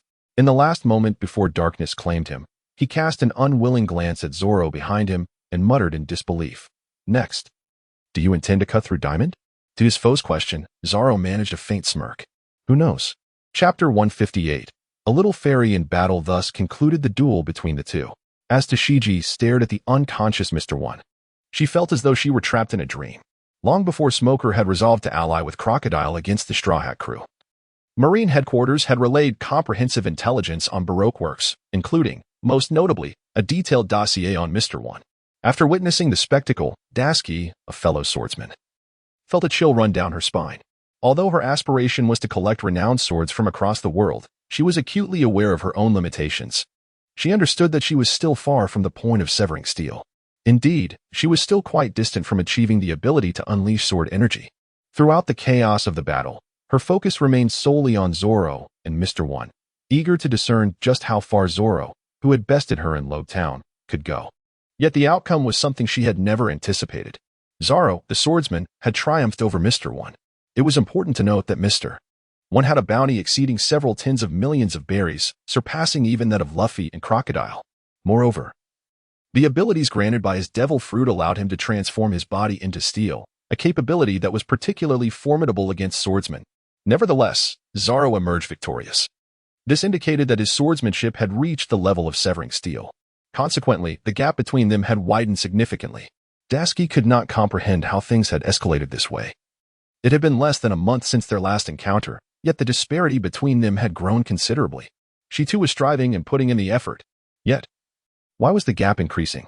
She found herself devoid of answers, not even a hint of understanding. At that moment, the major beside Dasky commanded, "Charge. Capture the bounty hunter Zoro." Although he too was astonished by Zoro's strength, his duty as a Marine compelled him to prioritize the apprehension of the criminal over contemplating the reasons behind this extraordinary turn of events. As she gazed at the throng of her comrades rushing forward, Dasky stood in a daze. To her astonishment, she found herself wishing that Zoro would not be captured. This thought was far more shocking than the realization of the widening chasm between herself and Zoro. After all, she was a member of the Navy, and pirates were her inherent foes. How could she harbor the desire for Zoro, a pirate, to evade arrest? Goma Goma no Gatling gun. Before the Navy could close in, countless fist shadows erupted in the air, heralding the arrival of Luffy, who had managed to escape from Crocodile. As Zoro lay incapacitated on the ground, Luffy spoke in a solemn tone. Hold on, Chopper will be finished soon. Surprised, Zoro questioned, how did you manage to send Crocodile flying so quickly? The sudden appearance of Luffy left him perplexed, for Crocodile was a formidable member of the Warlords of the Sea, and such a swift defeat seemed improbable. Luffy's expression became conflicted. His gaze wandered, and his lips protruded in thought. Observing this, Zoro scanned the battlefield, soon realizing that Crocodile's adversary had turned out to be Joya. Ah, so that was it. In an instant, he comprehended the situation. You scoundrel, when we meet again, I shall surely send you flying, he exclaimed, slapping his hand down, inadvertently striking Zoro's injured back. Ah, Zoro howled in pain. Damn it, why did you hit me? I apologize, it was unintentional, Luffy replied. You fool. I will eventually kill you. Zoro found it hard to believe such an explanation. He suspected Luffy was resentful of his earlier mockery. But who could blame him for losing? Was it my fault? Meanwhile, Xiaoxian, Chopper, and Usopp were similarly embroiled in a fierce battle. These bastards are truly infuriating. Xiaoxian lamented as she dodged incoming baseballs. The other two were not so fortunate, struggling desperately to evade their enemies' assaults. They faced three opponents, Mr. Four, Miss Christmas, and a dachshund that fired explosive baseballs. Unlike other areas of the battlefield, this particular region was riddled with holes, all created by Miss Christmas, who wielded the powers of the mole fruit, enabling her to burrow swiftly underground. For her, the earth was akin to a swimming pool, allowing her to traverse freely. This ability granted the trio astonishing speed, resembling three phantoms, elusive and swift, making it difficult even for Xiaoxian to keep pace. Come out and face me directly, Chopper roared, growing exasperated with the chaotic battle. Unbeknownst to him, his words sparked a revelation in Xiaoxian. As another baseball detonated nearby, sending debris into the air, she leaped into one of the holes. When the dust settled, Mr. Four and Miss Christmas stared vacantly at the empty space before them. Not only they, but even Usopp and Chopper were fixated on the spot where Xiaoxian had been. She had vanished without a trace, as if she had never existed, leaving only a slight haze in the air. What had transpired? Where had she gone? Miss Christmas exclaimed in astonishment. They were supposed to hold the advantage in this battle. But now the situation had taken an unexpected turn. One of their adversaries had seemingly vanished before their eyes. This was something they had never anticipated. The atmosphere grew tense, and the sudden disappearance of Little Fairy left both sides hesitant to act, fearful of unforeseen consequences. At that moment, Little Fairy's voice unexpectedly resonated from beneath the ground. You filthy rat, take this punch. In the next instant, Miss Christmas, half her body concealed in the burrow, was propelled into the air by a punch from Little Fairy, who had infiltrated the tunnel. How dare you hide in the burrow I dug? Miss Christmas exclaimed furiously as she regained her footing, casting a menacing glare at Little Fairy. Humph, this ground does not belong to you. Why should I not enter? The irate Miss Christmas cursed vehemently, struggling with her wit. Meanwhile, Mr. Four emerged from the burrow, signifying that Miss Christmas's subterranean domain was no longer an impregnable fortress for them. Observing the enemy forced out by Little Fairy's audacious act, Usopp and Chopper could not contain their excitement. Little Fairy, you're incredible! How did you come up with this idea? Usopp cheered, celebrating the success of their battle plan. Now, swiftly surrender, enemies. Seeing Usopp's enthusiasm, Little Fairy, who initially intended to elaborate, merely pouted and chose to remain silent. I'll handle Miss Christmas. You all take care of Mr. Four. Chapter 159. A battle gone awry with that. Little Fairy vanished into the burrow world amidst a flash of lightning. You think you can act so brazenly in my burrow world? Watch as I tear you apart. Miss Christmas retorted angrily before disappearing as well. Although she had been caught off guard once, she had no doubt that her constructed world would prevail against her opponent.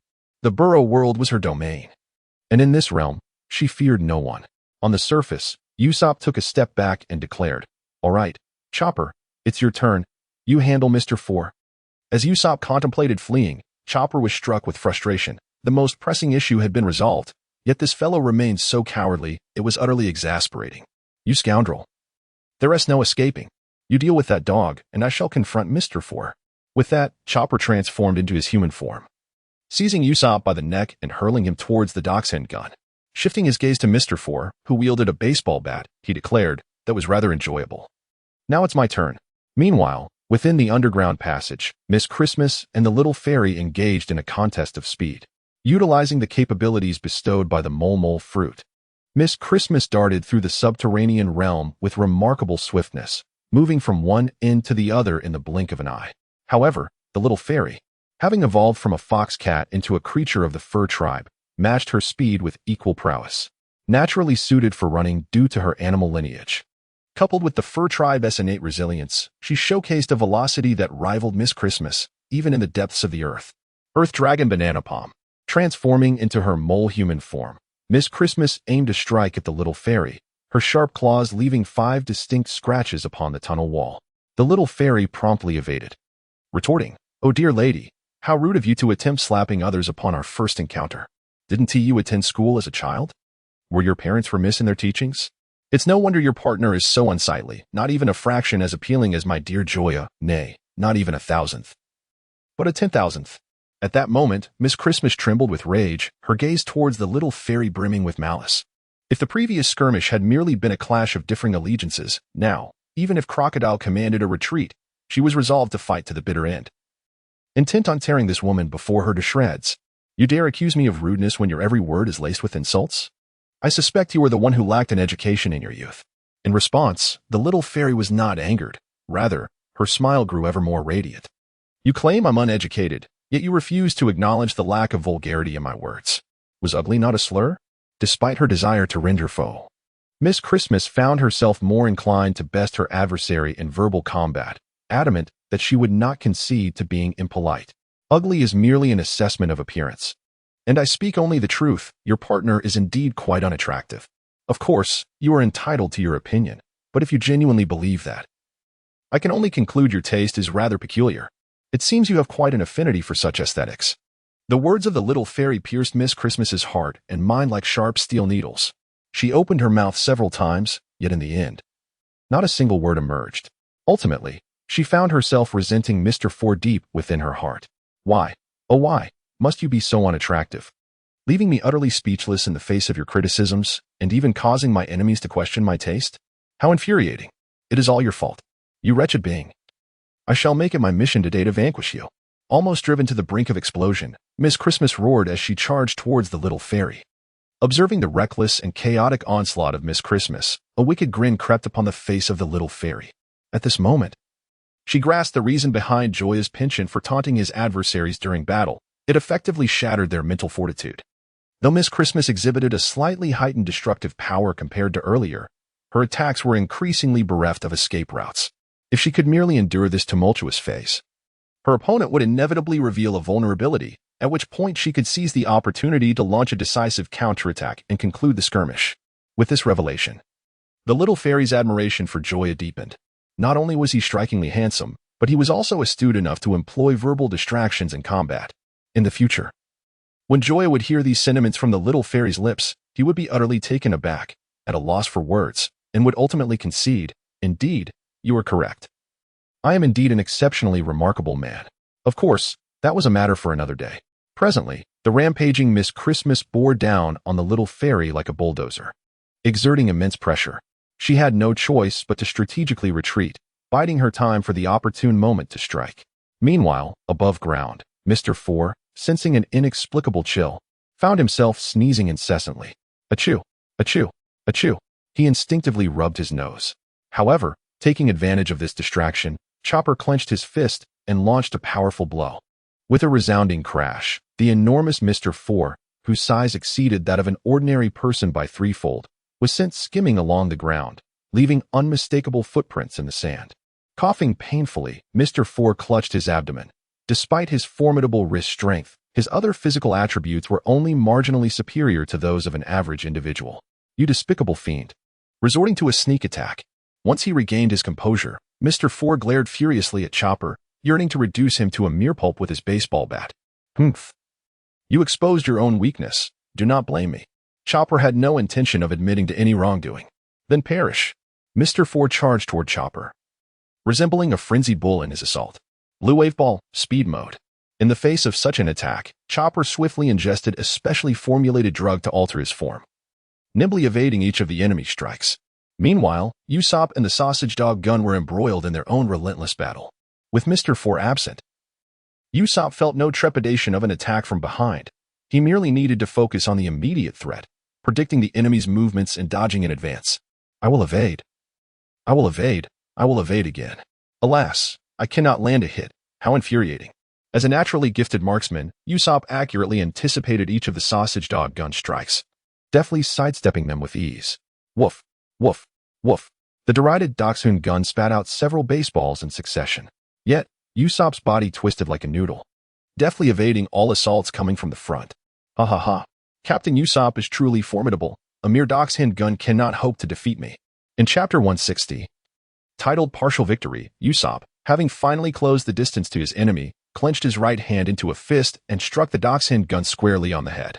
With a dull thud, both man and dog found themselves momentarily locked in a standoff. A heart-wrenching cry echoed, and Usopp, tears streaming down his face, clutched his swollen right hand in agony. The Dachshund gun wore a smug grin, having succeeded in its cunning ploy, though it appeared to be a dog.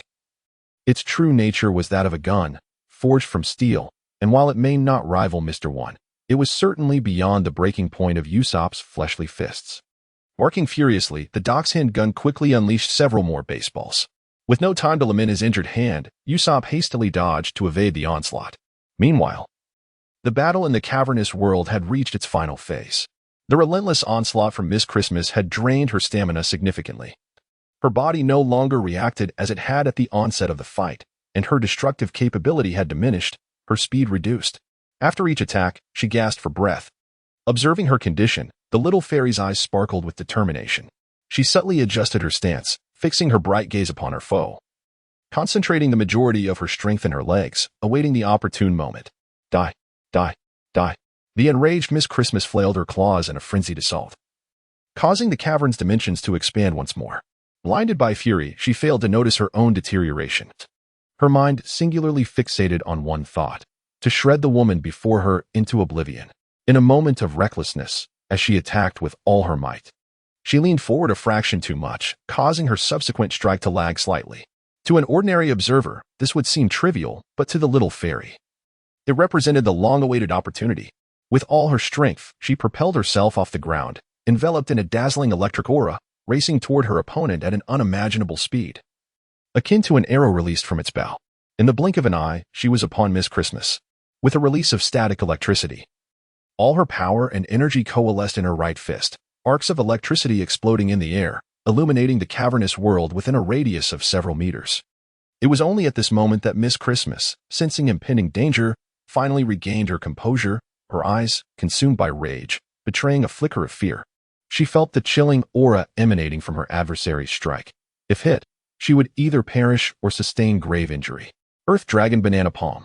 Though the optimal course of action would be to turn and flee, the current situation has already rendered the opportunity for evasion a distant memory. A full frontal assault might still yield a glimmer of hope. In the next moment, the electrifying fist of Xiaoxian collided with the palm of Miss Christmas, resembling a festive fan. A thunderous explosion resonated through the underground passage. Blue sparks erupted like fireworks around Miss Christmas, incapacitating her body and dulling her senses. Seizing the moment when she was momentarily immobilized, Xiaoxian unleashed another powerful punch. Farewell. Caught off guard, Miss Christmas was struck head-on by Xiaoxian's full force. Even as a Zoan-type user, her body could not withstand the impact, and she fainted, her eyes rolling back. Phew, victory at last. Exhausted from the arduous battle, Xiaoxian immediately transformed into her animal form. While her combat prowess had not been apparent during the fight, the moment it concluded, she felt utterly drained, her body refusing to heed her commands. This battle marked her true debut since embarking on the journey with Joya. Although she bore no physical wounds, her inner turmoil was palpable. Every attack and evasion had been executed with utmost caution, fearful that a single misstep could spell her downfall. Only now, assured of her adversary's inability to retaliate, could she finally exhale. Meanwhile, on the ground, Chopper and Mr. 4's confrontation was drawing to a close. With a powerful leap followed by an acrobatic flip, Chopper, suspended in midair, managed to bite through a blue wave ball. Blue wave ball, power form. In an instant, His body began to transform. He shifted from his reindeer form to an upright humanoid shape, albeit with notable differences. His legs appeared stunted and slender, while his upper body was robust, particularly his shoulders, which boasted muscles rivaling those of any strongman. Double hoof stamp, bringing his front hoofs together. He exerted all his strength to charge before Mr. Four could turn around. With a resounding thud, Chopper's attack landed squarely on Mr. Four's spine. A chilling crack echoed, causing a shiver down the spine, as Mr. Four's formidable frame was launched into the air before crashing down. Attempting to rise, he braced himself with his hands but was met with excruciating pain from his fractured spine, which surged through his mind like relentless waves, assaulting his consciousness. At long last, victory. Exhausted, Chopper fell back, mirroring Xiaoxian's experience. This battle was also his first since setting sail. However, before he could catch his breath, Luffy arrived, carrying the severely injured Zoro. Hey, hurry and save him. He's lost so much blood. Upon hearing this, Chopper lifted his gaze towards Zoro beside him. Oh no. What has happened? We must find a doctor immediately.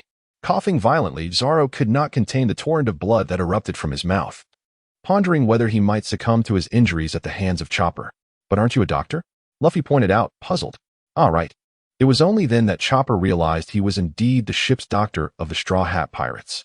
He hastily retrieved his backpack, ready to attend to Zoro's wounds. As Chopper approached slowly, Zoro, filled with confusion, struggled to express his thoughts. How about I take a short nap? I believe that when I awaken, my injuries will have healed considerably. With a syringe in one hand and gauze in the other, Chopper spoke with an undeniable authority. Luffy, hold him down. Do not allow him to move. He had encountered many patients like Zoro, those who follow yet refuse to seek medical attention, believing that merely enduring the pain will suffice, often find minor ailments escalating into major ones.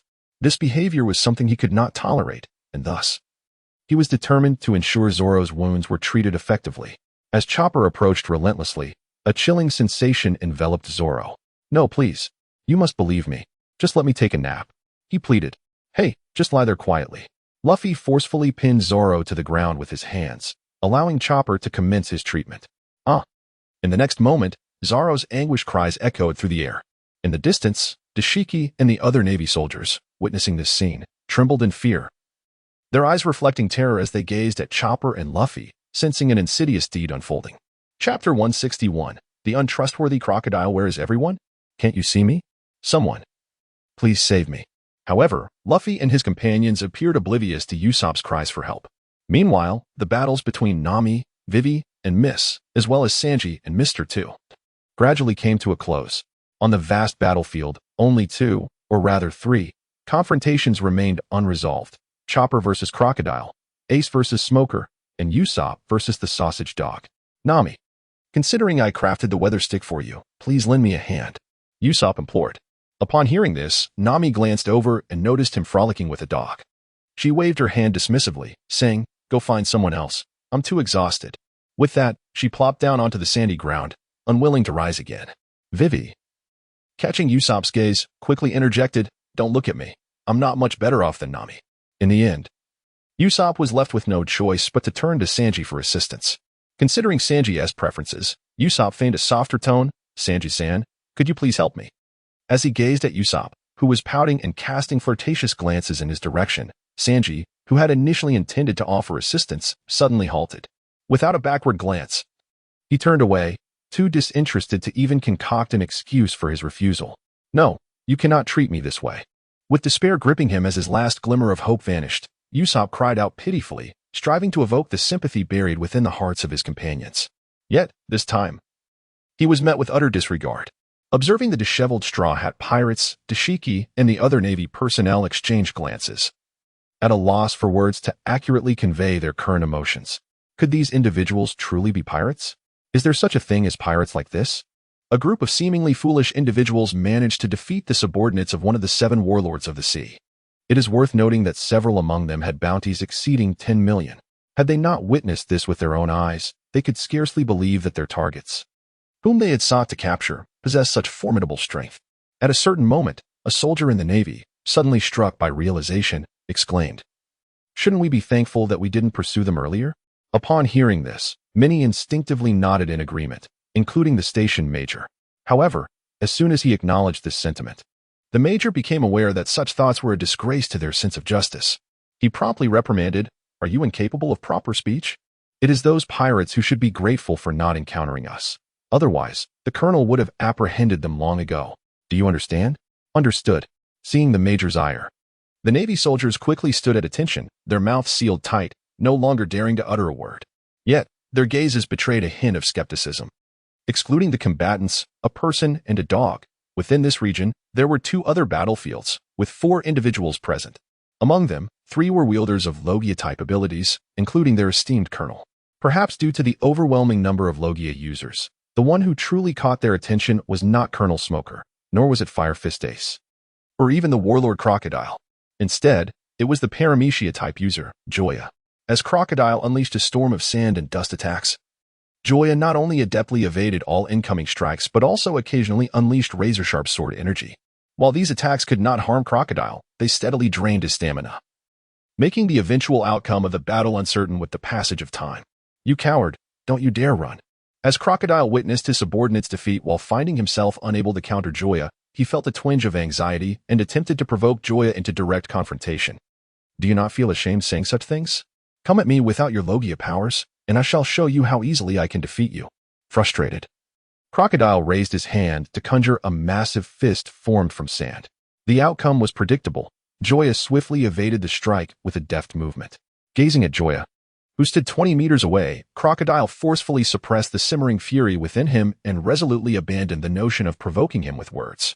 He realized that this individual was impervious to verbal influence. Rather, it was he who felt the impact, akin to suffering losses on both fronts. After a moment of contemplation, Crocodile suddenly declared, "Very well, I promise to refrain from using my devil fruit abilities." Upon hearing this, Joya was momentarily taken aback, astonished that he had actually acquiesced. "You wouldn't be deceiving me, would you?" Naturally, Joya was not naive enough to take the other's word at face value. "Of course not," Crocodile replied. "I am a dignified warlord of the sea. Even if I were to gamble with my life, I would never compromise my honor. How could I possibly deceive you?" Observing the seemingly earnest Crocodile, Joya nodded and then spoke. "Very well, I shall reluctantly acquiesce to your request." With that, Joya brandished her blade and approached Crocodile. As Joya approached with determination, a sinister smile crept across Crocodile's face, and he spoke in what he presumed to be a soothing tone. "Rest assured, I would never deceive you." "Indeed, I believe you," Joya replied. Thus, amidst the bewildered gazes of onlookers, the distance between Joya and Crocodile diminished. In mere moments, Joya found himself a mere 3 meters away from Crocodile. For an ordinary individual, such proximity would be perilous, considering their formidable powers. It was not an exaggeration to deem it a lethal distance, where a moment's negligence could lead to demise. Consequently, Joya drew his sword, while Crocodile brandished his hook in response. "Face my blade." Joya launched the first assault, the razor-sharp edge slicing through the air towards his adversary. In tandem, Crocodile swung his hook, aiming to pierce Joya's form. Until that moment, everything appeared quite normal, as if both were genuinely adhering to their agreement to restrain their abilities and engage in close combat. In that instant, the Straw Hat Pirates and a multitude of Navy personnel turned their attention to the two, eagerly anticipating the unfolding of the battle, curious as to who would ultimately emerge victorious. With a sharp clang, the air resonated as blade met hook. Simultaneously, a nefarious grin adorned Crocodile's visage. "You are still too young, boy, to believe the words of an enemy. Today, I shall impart a lesson. Never trust your foe. A lesson that may cost you your life." As he spoke, a torrent of sand surged from Crocodile's hook, swiftly coiling around Joya's sword and ascending to envelop his hand. However, what astonished Crocodile, or rather left him perplexed, was the absence of panic on Joya's face. His calm demeanor suggested he had anticipated this turn of events. Chapter 162. The Fleeing Crocodile. "Crocodile, you are truly despicable, squandering my trust in you," Joya lamented. With that, he summoned a hidden power from within, and the arm ensnared by sand suddenly darkened with an eerie silence. Following this, his Tang Dao, known as Night, which was previously pristine white, appeared as though it had plunged into an inkwell, rapidly darkening. In that moment, Joya unleashed the might of Haki for the first time. Instantly, he felt an inexhaustible strength coalesce in his right arm. Even a mountain would crumble beneath his fist. Witnessing this transformation, Crocodile's eyes widened in disbelief, fixated on Joya's darkened arm. "Impossible. How could you possibly wield such power?" Realizing the gravity of the situation, he hastily relinquished his hold over Joya, releasing the sand and retreating with a frantic urgency, as though he had encountered a specter, unwilling to linger near Joya for even a second longer. Now he chooses to flee. Does he not think it a tad too late? As the words fell, Joya swiftly appeared before Crocodile, wielding the blade 9 of the armament haki towards his chest. In response to the impending attack, Crocodile hastily transformed into sand, dispersing into a cloud of granules before the blade could reach him. He then fled the scene, seemingly intent on distancing himself from the area entirely. Just as Crocodile was on the verge of escape, Smoker interjected, urging, "Crocodile, I advise you to consider the consequences. If you dare to flee, neither the Navy nor the world government will show you mercy." Faced with Smoker's admonishment, Crocodile retorted angrily, "You imbeciles, this is due to your erroneous intelligence, not my fault. This man possesses haki. Why was there no mention of it in your reports? I would like to ask if you intend to let Joya eliminate me." This question left Smoker momentarily speechless, as he too was perplexed. A month prior, during the battle at Rogue Town, Joya had shown no signs of mastering haki. Otherwise, he would not have struggled so fiercely against Smoker. In just 1 month, had he truly learned haki from scratch? That seemed implausible. Even the most gifted martial artist could not grasp it so swiftly. I admit this is our oversight, but it does not imply you lack the strength to fight. If you avoid him, even with Joya wielding armament haki, he cannot harm you. Furthermore, he likely has not yet mastered observation haki. Thus, as long as you remain cautious, you still have a chance to triumph over him. If you flee now, not only will the world government and Navy not spare you, but your conflict with Joya will also remain unresolved. However, if you defeat Joya here, all disadvantages will dissipate. You should know which path is more favorable. Upon hearing this, Crocodile fell silent. Although he had long since disregarded his identity as a Shichibukai in his quest for the Pluton, Joya's presence now cast uncertainty on whether he could indeed find it here. In such circumstances, losing the title of Shichibukai would only complicate matters. It would be no exaggeration to say he would become a pariah, targeted by all. Damn it, I shall decide what to do without your input. With that, Crocodile abandoned his plan to escape. Seeing Crocodile return, Smoker let out a sigh of relief. If his opponent had truly set his mind on fleeing, there would have been little he could do alone. It seems my brother has indeed caused you quite a headache.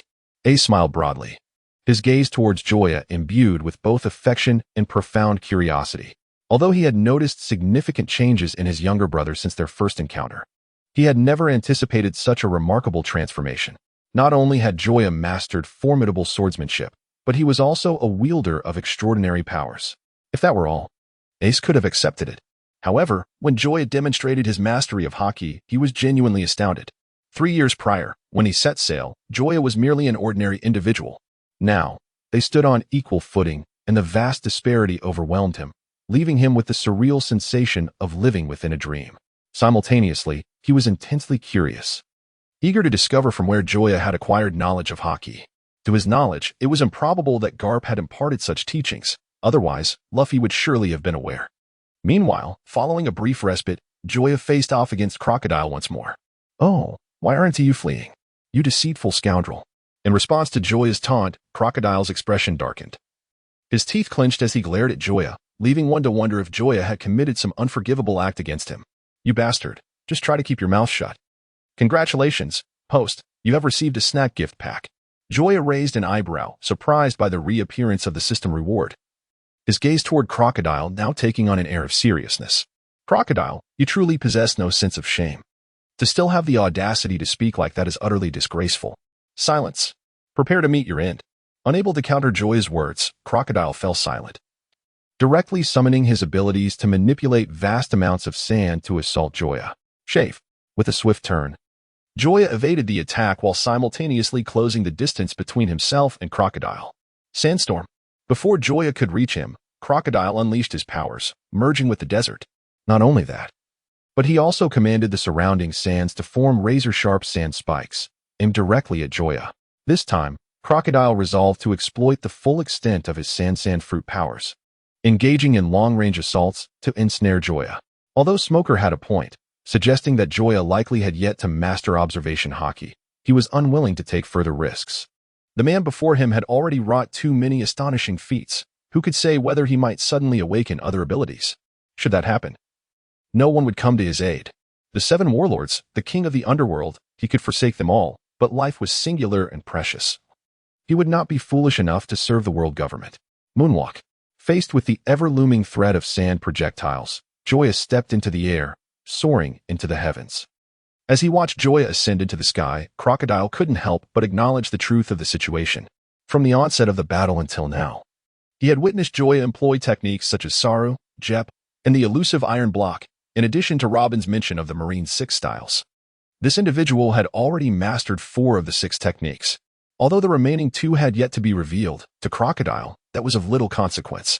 In his eyes, this person had already fully grasped the Marine 6 styles. Indeed, avoiding close combat with him had proven to be an astute decision. Chapter 163. Usopp's victory. As Joya gradually ascended, the intensity of the battle escalated. Columns of quicksand erupted into the air, resembling serpentine dragons lunging towards Joya. Being airborne rendered Crocodile's shadow fruit abilities utterly ineffective. He seemed to realize this, exerting all his strength to manipulate the sand, determined to prevent Joya from touching the ground. It was evident that this confrontation had transformed into a relentless chase. If Crocodile managed to capture Joya first, he would emerge victorious. Conversely, should Joya evade him, victory would belong to him. With powerful thrusts of his feet against the air, Joya adeptly altered his direction and speed, deftly evading the incoming attacks. Glancing down, he observed that Crocodile had mobilized the desert for hundreds of meters around, the overwhelming offensive leaving Joya astonished. It was no exaggeration to say that the very fabric of the world seemed to be shifting. However, Joya remained unfazed. Crocodile's audacity in such an endeavor would inevitably deplete his stamina in a short span. Early in the conflict, Joya had employed his eagle-eye reconnaissance technique against Crocodile, yielding the results. Name: Crocodile.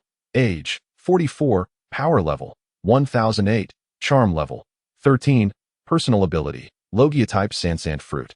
Despite Crocodile's power level boasting 4 digits, it surpassed Joya's by a mere 343 points. This gap was insufficient for Crocodile to act with such reckless abandon. An individual like him, who indiscriminately abused his abilities, would expend energy at a rate far exceeding Joya's, perhaps by tenfold or even more.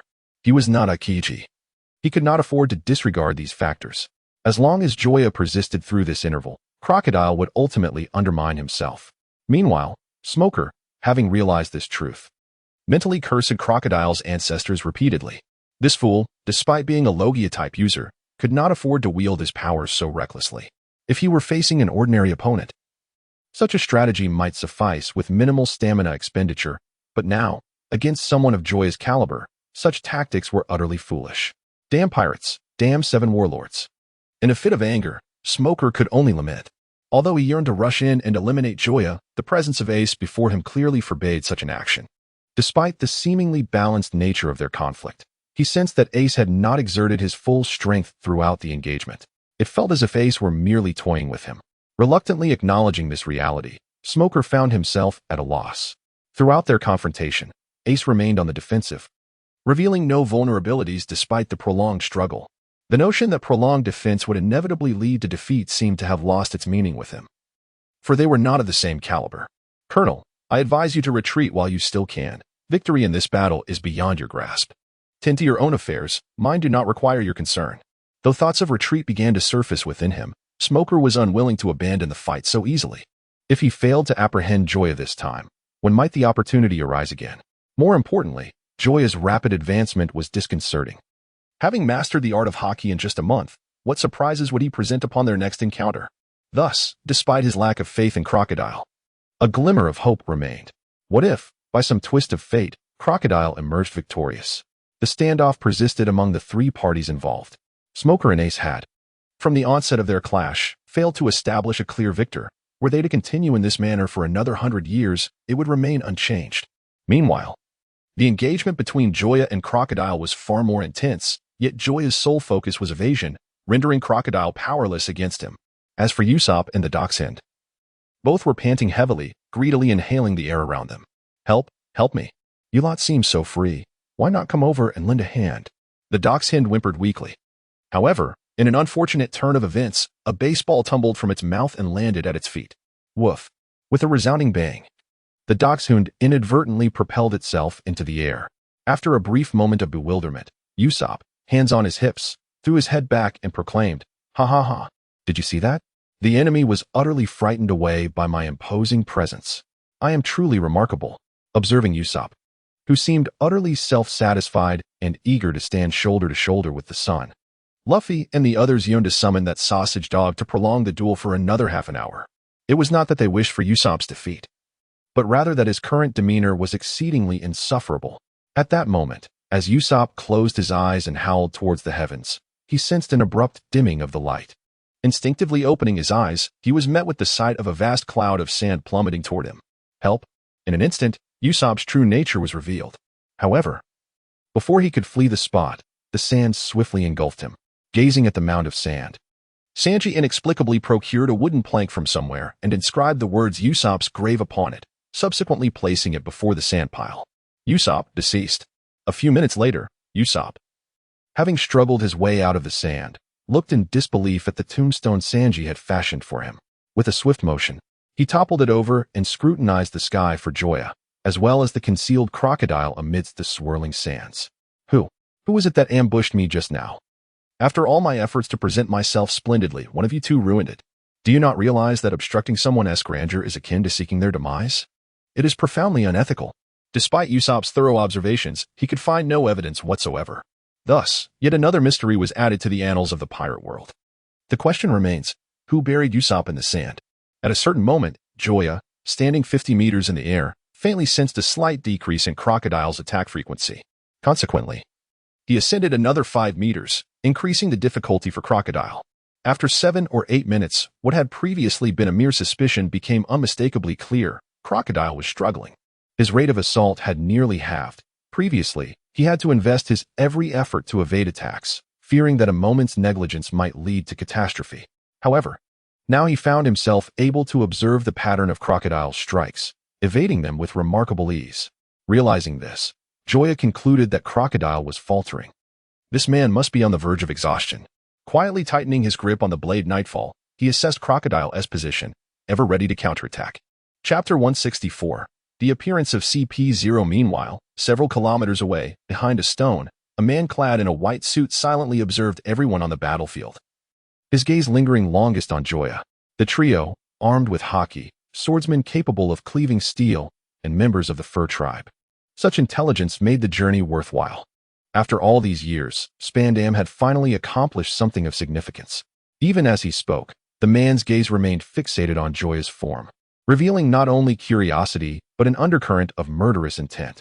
Joya, a 17-year-old male, had been raised by Vice Admiral Garp since childhood and had set sail as a pirate a few months prior alongside Monkey D. Luffy. Just a month ago, he had engaged in a brief skirmish in Logtown against Navy Colonel Smoker and Admiral Akiji. With the assistance of the Revolutionary Army leader, Monkey D. Dragon, he had escaped Logtown and successfully traversed Reverse Mountain, officially entering the Grand Line. During the prior conflict, he had not exhibited any mastery of haki. After careful observation, the man concluded that Joya was not intentionally concealing his abilities. Rather, he had only recently awakened them. As a member of CP0, his strength surpassed that of the average Navy Vice Admiral, proficient in both armament haki and observation haki. Familiar with these powers, he immediately discerned Joya's awkward application of haki. Reminiscent of a novice swordsman, though he appeared competent, to an expert's eye, his flaws were glaring. Thus, he decisively concluded that Joya's mastery of haki was still in its infancy. Nonetheless, he was profoundly astonished that a mere 17-year-old, still on the cusp of adulthood, had already grasped armament haki. If allowed to develop unchecked, 1 year, 5 years, or 10 years from now, what heights might he achieve? The thought intensified the man's murderous intent, prompting him to consider whether he should eliminate Joya immediately. He then glanced over at Port Esti, Ace, who was engaged in combat with Smoker. He understood that as the captain of the Whitebeard Pirates' 2nd Division, Ace's true combat prowess far exceeded what was currently displayed. Should he decide to strike, it would have to be a decisive blow. Otherwise, should Ace intervene, he alone could thwart their entire group. At that moment, should Joya regain his senses, the outcome of life and death would be uncertain. Wait, just wait. In that instant, the man exemplified the patience expected of a seasoned operative. Remaining motionless behind a rock, biding his time for the perfect moment to strike. Congratulations, host, you have acquired basic observation haki. The sudden revelation left Joya, suspended in the sky, momentarily stunned. As I gazed at the section detailing my personal abilities, I noticed the emergence of the rudimentary observation haki, with the characters "No" and inscribed on either side of Joya's face. What on earth was happening? Who harbored such malicious intent towards him? Here he was, engaged in a fierce battle with Crocodile, having neither provoked nor offended anyone, yet someone sought to strike him down. Could it be Crocodile? Perhaps. Frustrated by his inability to land a hit, he had ignited a desire to kill? That seemed unlikely, ever since the last time Joya had mocked him. Crocodile's murderous intent had never waned, and under such circumstances, it should not have reset the lottery chances. But who else could it be? Garp, the old village chief? Old John from the east end of the village? Uncle Sam from the west? A multitude of potential adversaries flashed through Joya's mind, and before another 100 names could materialize, he hastily called a halt to his thoughts. He could not dwell on this any longer, lest his CPU burst from the strain. Whatever the case, it was not necessarily a bad thing. He silently accepted the situation. Then, Joya endeavored to harness the power of his observation haki. In the next moment, the entire world illuminated before him. Whether it was Crocodile's oncoming assault, or the distant clash between Ace and Smoker, or even Luffy and his companions, who were casually indulging in snacks and drinks nearby. Wait a moment, what were Luffy and the others doing? Sensing a peculiar scene, Joya instinctively turned his gaze and discovered that Luffy and his crew, having concluded their battle, were now seated together, reveling in merriment. Particularly Sanji, who had somehow procured a grill, was grilling meat and enjoying it alongside beer. Those aware of the situation understood that they were merely unwinding after their fight, while those uninformed might assume they were indulging in a thrilling lifestyle, hosting a banquet beside the fierce combat, displaying an audacity that was simply outrageous. How could they be so shameless? Here I was, exerting every ounce of my strength in battle, while they reveled in leisure, utterly devoid of guilt. Upon hearing his words, Luffy and the others fell into a moment of silence, exchanging glances until Luffy, as their representative, finally spoke up in explanation. You can't blame us. We couldn't intervene in your fight with Crocodile.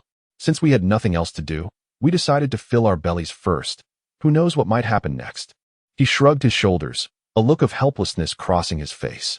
Listening to Luffy's unapologetic justification, Joya felt a surge of frustration bubbling within him, unable to contain it. With his gaze fixed on a direction obscured by swirling sand, he shouted, "Damn you, Crocodile. Because of you, I am laboring in vain here. May you meet your end."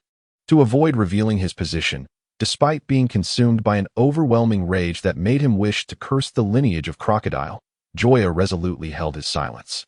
Little did he know that after acquiring the initial mastery of observation haki, his presence was as conspicuous as a flame in the darkness.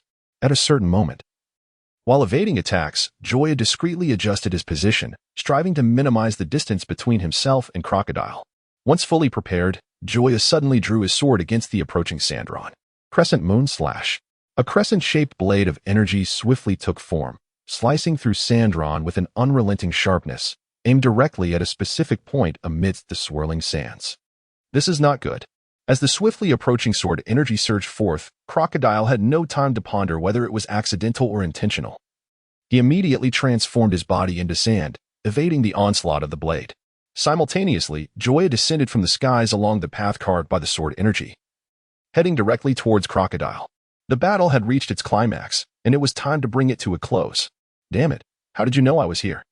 At this moment, Crocodile realized that he had been exposed. Joya's unmistakable trajectory towards him left no room for doubt.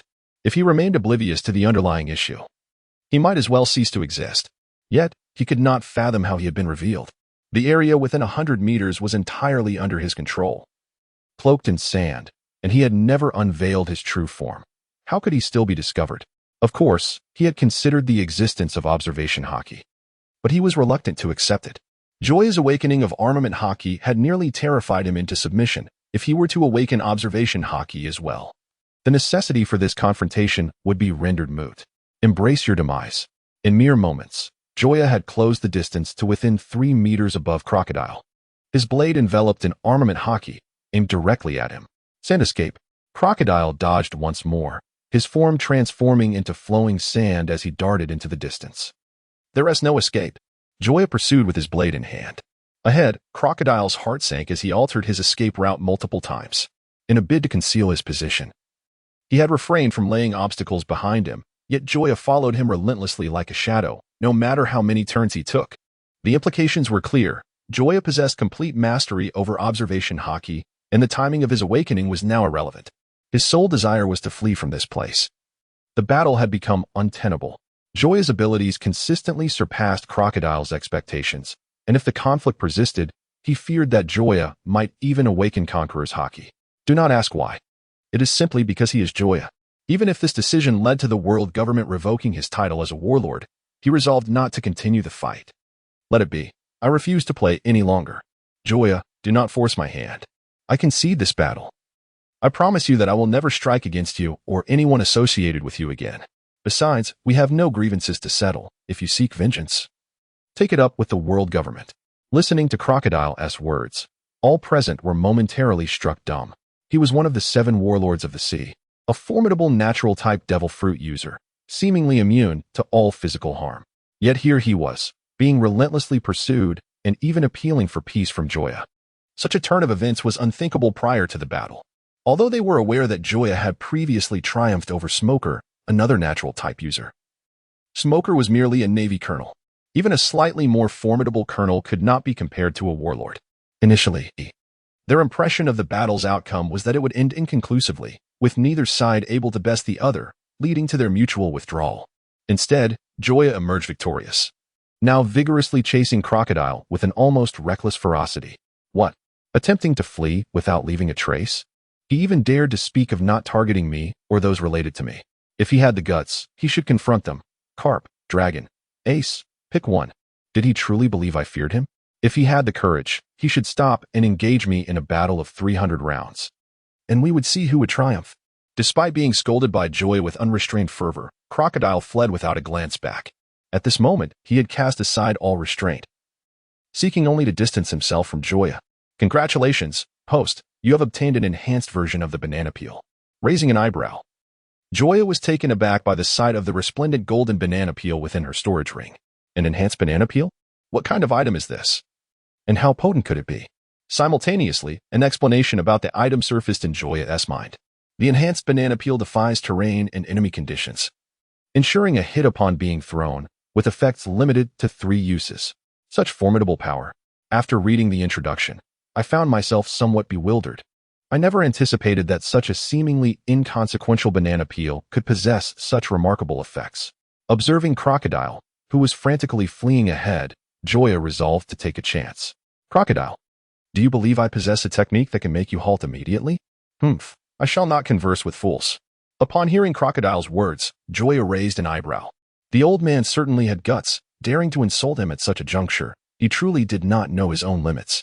Just moments ago, he had felt that testing his skills on Crocodile might be somewhat unkind, but now it seemed utterly necessary. Old fool, meet your demise. With that, Joya produced a banana peel, aimed it at Crocodile, and hurled it with all his might. Whoosh!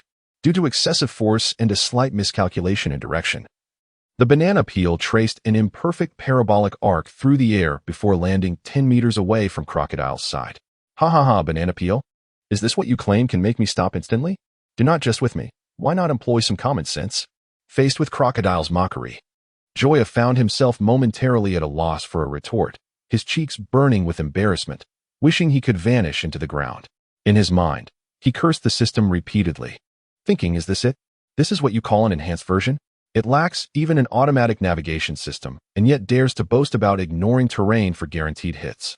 The result was utterly ineffective and left him humiliated. It was nothing short of a scam. If I trust you again, may I eat dung while standing on my head?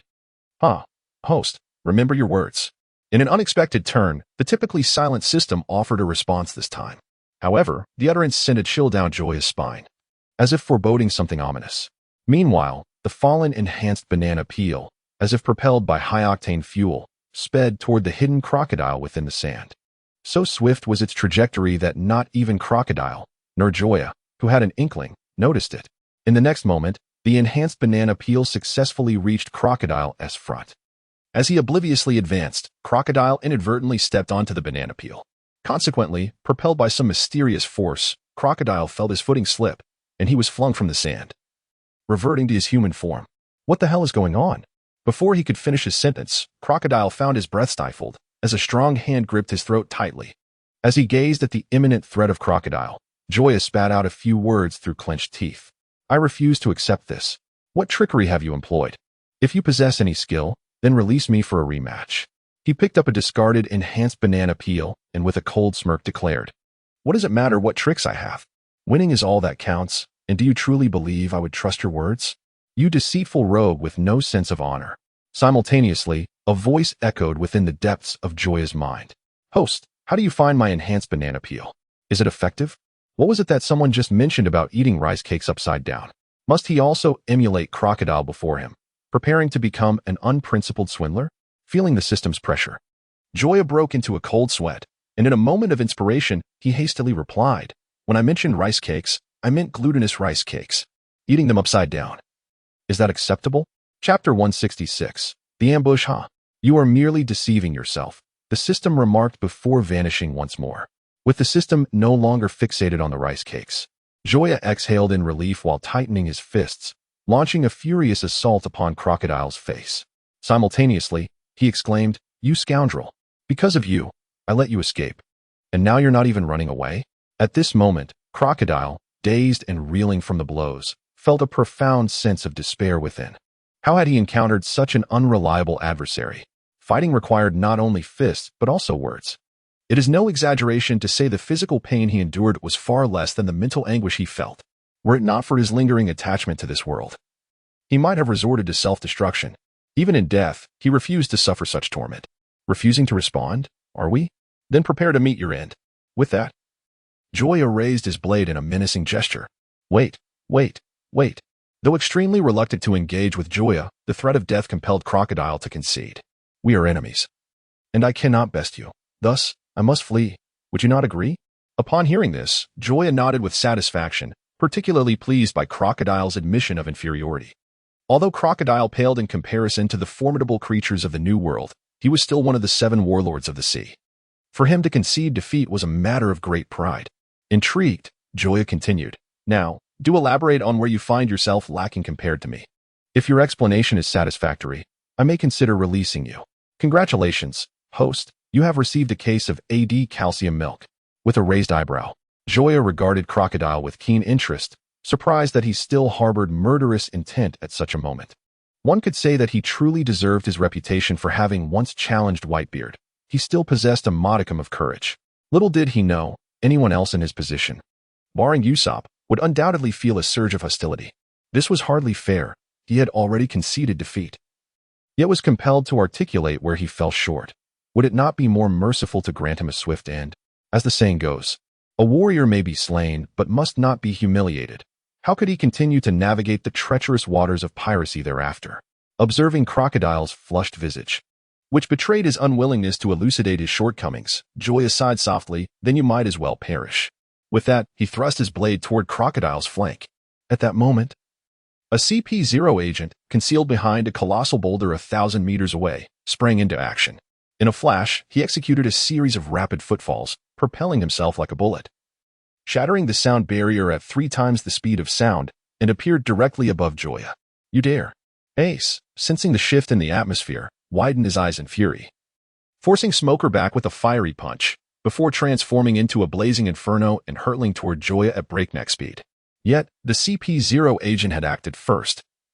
Despite Ace's immediate response, he was a fraction too late. Die. A fist, shrouded in haki, struck directly at Joya's head. The agent, well aware of Joya's abilities, understood that even a successful hit would not guarantee a kill. However, he proceeded, knowing Joya needed time to recuperate. Without his cognitive faculties, his reflexes would inevitably lag, presenting the perfect opportunity to subdue him. I've long since seen through you, hound of the world government. In a critical moment, Joya evaded, the agent's fist barely grazing his scalp. Divine flame, unseen fire. 2 fiery long spears cleaved through the air, aimed straight at the CP0 agent. The adversary, however, was not to be underestimated. He vanished from sight, reappearing 100 meters away. The next instant, the long spears, forged from unending flames, detonated with a thunderous roar. At the point of impact, the surrounding area of 100 meters was engulfed in searing flames, which danced and twisted in the air, ultimately transforming into a billowing mushroom cloud before vanishing from sight. Gazing upon the vibrant orange mushroom cloud, the onlookers could not help but swallow hard. Although it was not their first encounter with Ace's formidable power, each display left them profoundly awestruck. The devastation unleashed by merely 2 fire guns, each over a meter in length, rivaled that of dozens of cannonballs. Moreover, this was merely a hasty, casual strike. Had he unleashed his full potential, the spectacle would have been utterly extraordinary. Even the CP0 agent, who narrowly evaded this onslaught, felt a chill of sweat trickling down his back. Had he delayed his escape by even a second, the outcome would have been drastically different. Reflecting on this, he dared not linger any longer and swiftly turned to flee. Did he even consider leaving without so much as an explanation? The irate Joya brandished an enhanced banana peel, aiming it carelessly at the CP0 agent before hurling it forward. Despite the perilous situation, a dark line of confusion appeared on the agent's forehead. What is this? Am I being toyed with? Does he not have the audacity to respect himself, to acknowledge his own strength? After all, he was a seasoned master of hockey, not someone to be tripped by a mere banana peel. Though Joya had previously utilized the enhanced banana peel, he had not witnessed its terrifying effects due to distance. In the next moment, the agent's gaze fell upon a glimmering yellow beneath his feet, leaving him perplexed. When did this peculiar banana peel find its way there? Although he sensed that this peel was unlike any other, the CP0 agent dismissed it as unworthy of concern. With a sudden forceful stomp, he intended to crush it beneath his foot. However, the instant his foot made contact with the banana peel, an astonishing force surged forth, causing his body to falter and his balance to shatter. What on earth? In the midst of his bewildered exclamation, the CP0 agent lost his footing and tumbled to the ground in an undignified manner, tasting a mouthful of sand. Spitting and cursing, he glared at Joya, burning with fury and vowing vengeance. Who are you intending to kill? Standing before Joya, with Ace at his back and a ring of towering flames encircling them in the distance, the CP0 agent felt his composure crumbling. This seemed a battle he couldn't win. To his further astonishment, Joya released his grip on Crocodile and declared right in front of him, "Help me kill him. Then leave the Alabasta kingdom. Do these 2 things, and I'll let you go. Otherwise, today next year will mark your death anniversary." Instantly, all eyes turned to Crocodile. Seeing Crocodile hesitate, the CP0 agent hastily interjected, "Crocodile, don't believe him. If we join forces, we can definitely escape. After this, I guarantee you'll retain your position as one of the 7 warlords." Chapter 167. Victory, are you sure? Crocodile asked urgently, his expression betraying deep reluctance to relinquish his warlord status. "I swear on my honor, no deception." At these words, Crocodile's gaze hardened with resolve. "All right then. Let's take him down together." With that, Crocodile dissolved into swirling sand, swiftly retreating from Joya and reappearing beside the CP0 agent. "You bastard, Crocodile. You dare betray me? Do you have a death wish?" Joya roared, his fury so intense it seemed he wished to tear Crocodile apart and swallow him whole. "Huh. You were just too naive. Can't blame anyone else." The CP0 agent laughed triumphantly, finally reclaiming some semblance of control over the situation. He then called out Crocodile. "Let's move. We'll escape first and regroup." Of course. Yet, the moment the CP0 agent raised his hand to strike Joya, a blade of sand pierced through his abdomen, unleashing a torrent of blood. GH, the agent slowly looked down, disbelief flooding his eyes at the sight of the sandy weapon impaling him. Why? Why would you do this? He couldn't comprehend Crocodile's deception. Together, they stood a solid chance of breaking free from Joya and Ace's encirclement, if they truly committed to fleeing. Their opponents lacked the means to forcibly detain them. There are many reasons. But tell me, do you even have time left to hear them all? As he spoke, Crocodile drove the blade deeper. You're truly damned. The world government will never forgive you. Perhaps. Either way, you won't live to see it. With that, Crocodile withdrew the sand blade and kicked the agent away. The moment his body hit the ground, Crocodile activated his Suna Nomi powers, draining every last drop of moisture from the man's body. Just like that, a once formidable warrior silently crumbled into dust, vanishing without a trace. May I leave now? After vanquishing the adversary Crocodile, he turned his attention to Joya. Although Ace possessed greater strength, he was acutely aware of who wielded authority in this domain. Very well. But remember my words, and I assure you, I am not deceiving you. The ancient weapon, Pluton, is certainly not here. Upon hearing this, Ace raised an eyebrow. Beginning to comprehend why Crocodile harbored such an obsession with this place, his intentions were indeed directed towards the ancient weapon. There's no need for you to elaborate. With that, Crocodile departed. Fearing an ambush, he even retreated backward until he was certain he had put sufficient distance between himself and Joya before hastily making his escape. Are you truly allowing him to leave? Aren't you concerned about potential retribution? Ace inquired, perplexed. The two of them, united, could have easily restrained Crocodile to eliminate future threats. Why then did they choose to let him go? Rest assured, those whom I have defeated will no longer pose a threat to me. Casting a glance at Crocodile's receding figure, Joya turned to leave. His decision to spare Crocodile stemmed not only from what he had just conveyed to Ace, but also from the fact that, in the original narrative, that individual had aided Luffy in his escape. Thus, granting him a reprieve seemed justifiable. Furthermore, Joya had acquired numerous valuable items from him, devil fruits, haki, snacks, and so forth. The next encounter might yield even more useful treasures. Therefore, it was unnecessary to eradicate him entirely. Do as you wish, as long as you are confident in your choice. Ace chose not to interfere excessively with Joya's decision, just as he preferred that Joya not meddle in his affairs with Blackbeard. If complications were to arise in the future, he would find a way to assist Joya then. Meanwhile, he raised his hand to extinguish the surrounding flames. When Joya and Ace reappeared before the others, their reactions varied significantly. The naval officers, led by Smoker, felt a sudden tightening in their chests. Where has that CP0 agent gone? Having spent some time at the naval headquarters and being a disciple of Zephyr, he was well aware of the identity of the man clad in a white suit. CP0. An organization that ostensibly does not exist, is in reality the highest echelon of espionage under the world government, far surpassing the so-called CP9, and is said to take direct orders from the celestial dragons. Though their strengths vary, even the weakest among them possesses the prowess of a vice admiral, with the legendary CP0 captain rumored to be of higher rank than the admiral. Although the individual they had just encountered was not the apex of CP0, his earlier ambush on Joya clearly indicated that he possessed the strength of a vice admiral. Yet now, he had simply vanished? As flames danced around, he remained oblivious to the happenings within, yet when Crocodile departed, he caught a fleeting glimpse. The CP0 agent, however, vanished without a trace, as if he had evaporated into thin air. In that moment, Smoker felt a tightening sensation in his chest. Regardless of what had transpired with that individual, only they, a mere handful of Navy personnel, remained at the scene. Should Ace or Joya decide to strike, his solitary power would be woefully inadequate to thwart them. With this thought, Smoker gripped his weapon tightly. In stark contrast, Luffy and his companions breathed a sigh of relief upon seeing Joya and Ace. As the burden weighing on their hearts finally lifted, they were unaware of the identity of the suddenly appearing man, yet they sensed his formidable presence. The emergence of such a powerful figure undoubtedly caused them anxiety. However, the fact that both Joya and Ace stood unharmed rendered the man's identity inconsequential. Only Robin, with her wide-ranging knowledge, gazed incredulously at Joya. With a single glance, she recognized the true identity of the CP0 agent. At that moment, she felt as if she were a drowning stray cat, overwhelmed with fear, devoid of the courage to flee. Yet now, such a powerful individual had simply vanished.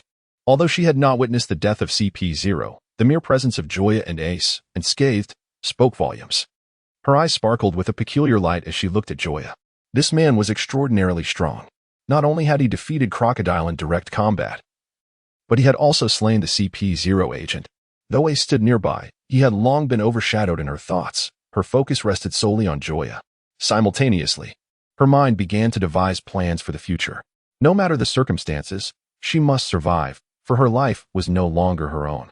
Chapter 168. After the battle, Joya. How on earth did you accomplish that? Before Joya could regroup with the others, the impulsive Luffy lunged at him, unable to contain his curiosity. Simply put, it is a unique kind of power. Once we conclude our business here, I shall teach you. Is it something everyone can learn? Despite his severe injuries, Zoro could not help but inquire. After experiencing the battle, he had come to appreciate the challenges posed by a Logia user.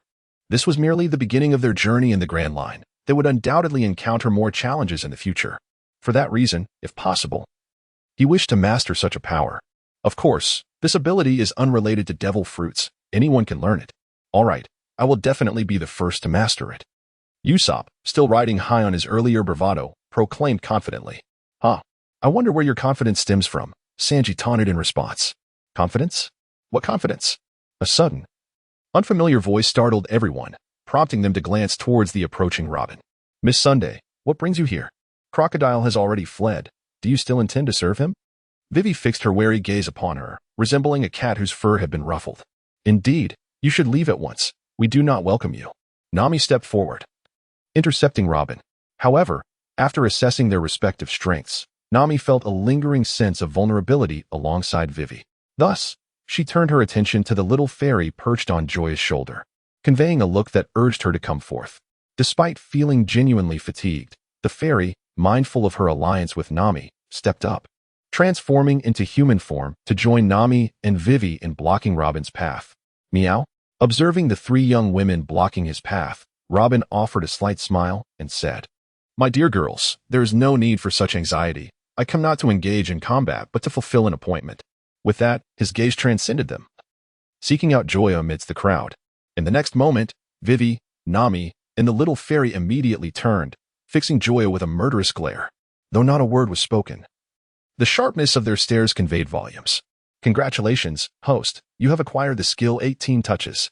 Congratulations, host, you have obtained the skill Golden Finger. Congratulations, host, you have achieved the skill Heavenly Tongue."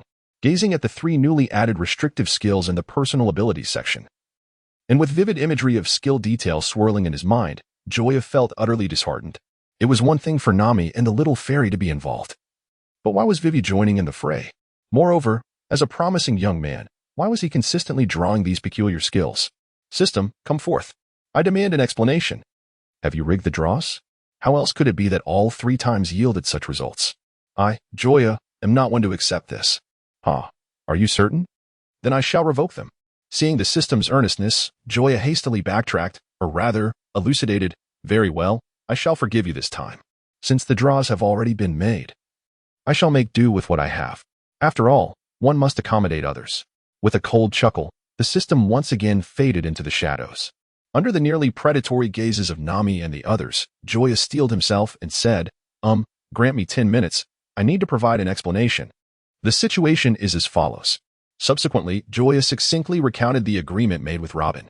"I do not agree. I do not agree. I do not agree." Observing the 3 resolute faces devoid of any room for negotiation, Joya felt an overwhelming sense of helplessness. Although he had somewhat anticipated this outcome, confronting it in reality left him utterly disheartened. He turned on his heels, seeking someone to advocate on his behalf. To his surprise, he discovered that Luffy, Ace, and the others had, at some point, retreated to a nearby spot, squatting on the ground, indulging in drink and sunflower seeds. All while watching him and the 4 women with keen interest. You all. A breath caught in his chest, rendering Joya nearly breathless. As he lifted his foot, preparing to pull someone over, those individuals seemed to have conspired, retreating in unison to maintain a considerable distance from him. Observing the onlookers reveling in the chaos, Joya felt an overwhelming urge to confront them with force. With the 3 young women united in their stance, it was disheartening that the boys remained indifferent to his plight.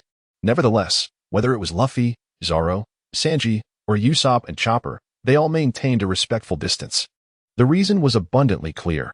Nami held the financial reins of the Straw Hat Pirates, and it would be unwise to provoke her, especially after witnessing Zoro's unfortunate predicament. They had come to a decisive understanding of who commanded authority aboard the ship.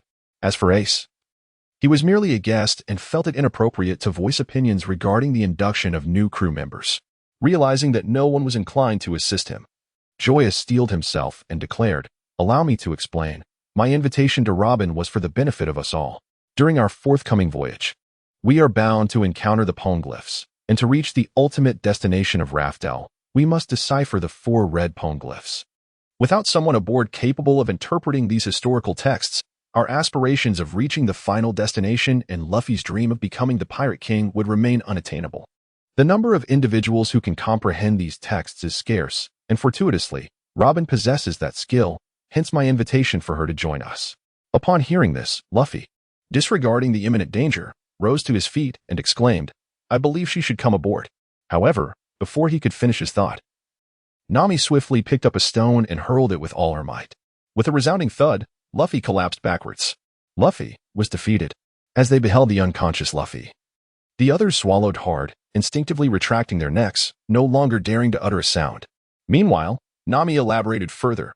"Indeed, those capable of deciphering the ancient texts are few. But they exist. Do not forget, Joya, this individual was responsible for Ikelim's demise.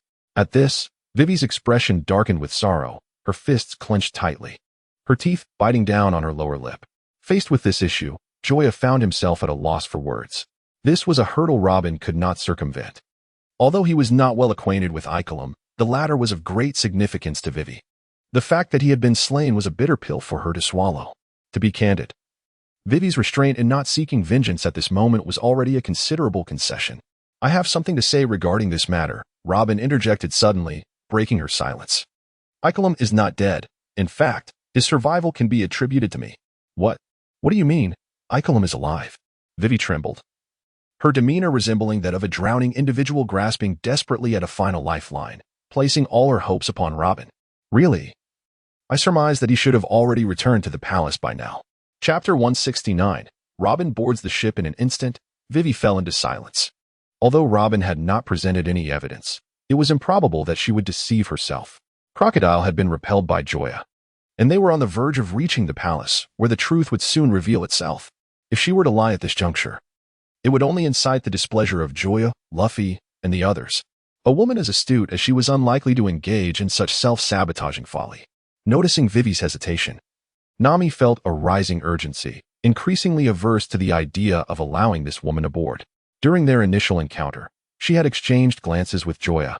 Who could say whether Icolum had been intentionally saved by her, merely to later elicit sympathy and validation from the group? Thus, she hastily declared, even if she did not kill Icolum, she was just a moment ago one of Crocodile's subordinates. Now that her master has been defeated, she seeks refuge with us. What trust can be placed in someone like her?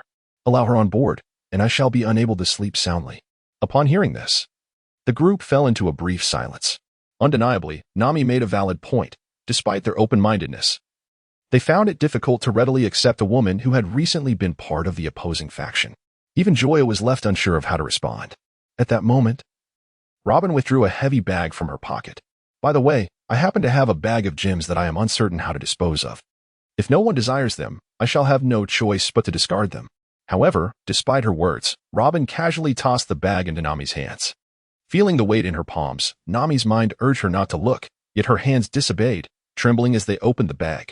In the next instant, a dazzling array of colors nearly blinded her, and her eyes transformed into dollar signs. Without a moment's hesitation, Nami swiftly tucked the bag into her embrace. Stepping forward, she wrapped an arm around Robin's shoulders with sisterly affection.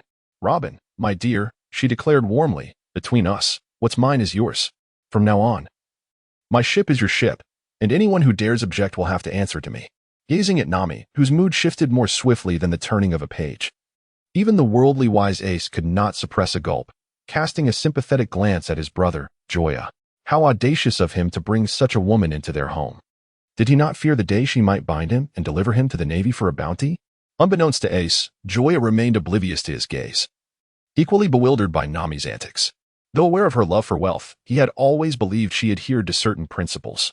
Yet, in an astonishing turn of events, the very moment she vehemently opposed something, Robin managed to sway her with money. Could she not hold fast to her convictions for but a moment? Among all present, the one most astonished was the petite fairy beside Nami. With wide eyes, she stared incredulously at Nami, unable to comprehend how this woman could behave in such a manner. What of their alliance? What of their united front? What of their intention to reduce enemies? It appeared that a mere bag of gems had purchased all her resolve. Ah, woman, I can no longer place my trust in you. Thus, after the farcical episode concluded, Robin officially boarded the ship, becoming the 10th companion of the Straw Hat Pirates. Following Chopper. All right, brothers, let us set sail. With their respite drawing to a close, the restless Luffy beckoned everyone to rise and embark once more. Curiously, Robin inquired, where are you all headed? Yuba. Our next destination is Yuba. Luffy replied without hesitation, treating her past identity with complete disregard. But what will you do there? There's no one left, she remarked. In an instant, the crew exchanged puzzled glances, unable to decipher her statement. Vivi, in particular, rushed forward, exclaiming, how can there be no one? The rebel army. Yuba is their headquarters, is it not? Your information is outdated, Luffy countered. Yuba was a newly established city, lacking in infrastructure. And compounded by a 3-year drought, it has become uninhabitable. The rebels have all fled to Caterlia. At this revelation, Vivi sank to the ground, the elation from their previous victory dissipating instantly. How could this be? Witnessing her despair, The crew found themselves at a loss. Although they had vanquished the formidable Crocodile, if they could not thwart the rebels in time, the outcome would remain unchanged. Ultimately, it was Nami who stepped forward to assist Vivi to her feet. Foolish girl, do not forget that we have already defeated the 7 warlords of the sea. Our greatest adversaries have been vanquished. What else is there that we cannot handle? Hearing this, Vivi's vacant eyes finally sparkled with a hint of hope. I apologize for my outburst. Once Vivi regained her composure, a new question arose before them. Where to next? Should they proceed to Yuba? Once again, it is Caterlia? Or perhaps we should proceed directly to the royal capital. I believe it is indeed better to head to the royal capital. Luffy spoke first, breaking the silence. Upon hearing this, Joya raised an eyebrow, casting a slightly astonished glance at Luffy. Remarkable. Luffy, you have finally made a rather sensible decision. Of course. Because once we reach the palace, there will be plenty to eat and drink. Listening to Luffy's words, Joya facepalmed in exasperation. Well, it seems you are still the Luffy I know, whose thoughts revolve solely around food and drink, with nothing else occupying his mind. Ignoring Luffy's presence, Joya continued, although this reasoning is rather superficial, our best option at this moment is indeed to head to the royal capital first. You, Robin, and Akaram all possess evidence of Crocodile's deeds against this nation. Presenting this evidence, combined with the king's authority, should be sufficient to persuade the rebellious forces. It is far safer than risking a solo venture to the rebels' headquarters. Well, all right. Vivi nodded in acceptance of this suggestion. Once Vivi agreed, everyone's eyes instinctively turned to Ace, who stood aside. The reason they had traveled together all this way was to reach Yuba. However, according to Robin's assertion, there was now no longer a necessity to continue on to Yuba. This consequently implied that parting was imminent. Although their time with Ace had been brief, the group found it difficult to part ways. Whether it was Ace's strength or the impression he left upon them, he was too reliable, with such an older brother around. They felt a sense of security. Ace, you. At this moment, Luffy's voice trembled slightly. It had been 3 years since they last met, and this reunion had only lasted a few days before they were to part again. Though they had long anticipated this day would come swiftly, its arrival still left him reluctant to say goodbye. Chapter 170. Farewell. Observing Luffy's reluctant demeanor, Ace chuckled heartily. What? Do you wish to accompany me back to the Whitebeard Pirates? Not at all. I aspire to become the Pirate King. How could I join another crew? Well then, it is settled. We each have our own adventures, which inevitably means we will part ways at some juncture. However, this does not signify that we will not meet again. In fact, I find myself eagerly anticipating our next encounter. I have a premonition that when we reunite, you, I, and Sabo may stand upon a grander stage. After a brief pause, he placed his hand on Luffy's shoulder and encouraged, You must strive diligently. Do not allow us to leave you behind. I won't. When we meet again, I will undoubtedly surpass you. Luffy declared, his fists clenched tightly, resolute determination etched in his eyes. You certainly have the audacity to say that. Embracing Luffy deeply, Ace then retrieved a white card from his pocket and handed it to him. This is my Viver card. Keep it safe, for it will guide us to our next meeting. Gazing at the palm-sized piece of paper in his hand, Luffy nodded solemnly before securely tucking it against his body. Observing this, Ace's face broke into a satisfied smile. He then turned his attention to Joya beside him. You rascal, he playfully scolded as Joya leapt into Ace's embrace, enveloping him in a warm hug. You still have that foul mouth. Despite the jest, Ace's face radiated joy as he held Joya tightly. After a moment, they reluctantly parted. Ace scrutinized Joya from head to toe, as if etching his likeness into his memory, although his fourth brother had always been a source of trouble in their youth. He now appeared significantly more dependable. Take good care of them. I must be off. With a gentle pat on Joya's shoulder, he resolutely turned and departed. As Ace traversed the desert, burdened by a backpack, the atmosphere grew increasingly somber. In a fleeting moment, the assembled crowd, sitting in a row, unified their voices, exclaiming, Farewell? Brother Ace. The harmonious sound echoed into the distance, causing Ace to pause momentarily, suppressing the urge to look back. He waved his hand in farewell before vanishing into the horizon. Colonel, should we act now? A major beside Smoker suggested, observing the separation between the Straw Hat crew and Ace. Before his subordinate could finish, Smoker raised his hand to halt the proposal. Our mission has concluded. Inform everyone to retreat from this location and relay everything that transpired here to the Navy headquarters. Understood. The Major ceased further discussion and departed as commanded. After watching Joya's figure for a moment, Smoker turned to leave. The instant Joya displayed his armament hockey, Smoker recognized that he was no longer a match for him. Moreover, he suspected that Joya also possessed observation haki. Otherwise, he would not have evaded the attack from the CP0 agents. Thus, he felt even less equipped to confront him. Although the justice bestowed upon him by the Navy forbade him from retreating in the face of battle, he realized that the situation in Alabasta was far more intricate than he had presumed.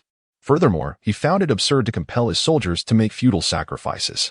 His soldiers could perish, but not without purpose. Let us set forth as well. Upon witnessing the Navy's retreat, Joya and his companions had no intention of obstructing their departure. Their current objective was to hasten to the royal palace as swiftly as possible, minimizing any distractions along the way. As Joya and his companions endeavored to reach the Alabasta palace with utmost urgency, a battle report bearing Smoker's signature arrived at the Navy headquarters. Mere moments after the intelligence personnel received this document, they rushed out of the room, disregarding the need to inform the messenger, and made their way directly to the marshal's office. 10 minutes later, a meeting convened under the leadership of Admiral Sengoku. The spacious conference room was filled with attendees, including the 24 permanent rear admirals stationed at the headquarters, 12 vice admirals, as well as Vice Admiral Tsuru, Admiral Akiji, and Fleet Admiral Sengoku himself. Just as the door to the meeting room was about to close, a hand suddenly slipped through the crack. "What intriguing matters are afoot that I was not summoned?" the newcomer exclaimed, nonchalantly entering the room and taking a position beside Vice Admiral Tsuru. Ahem, ahem. Vice Admiral Squirrel, seated next to Tsuru, quickly stood up. "Well, Admiral Garp, please take my seat. I have spent the entire day in the office, and I am utterly uncomfortable. If you sit here, I shall stand tall. Is that so? Then I shall not be polite."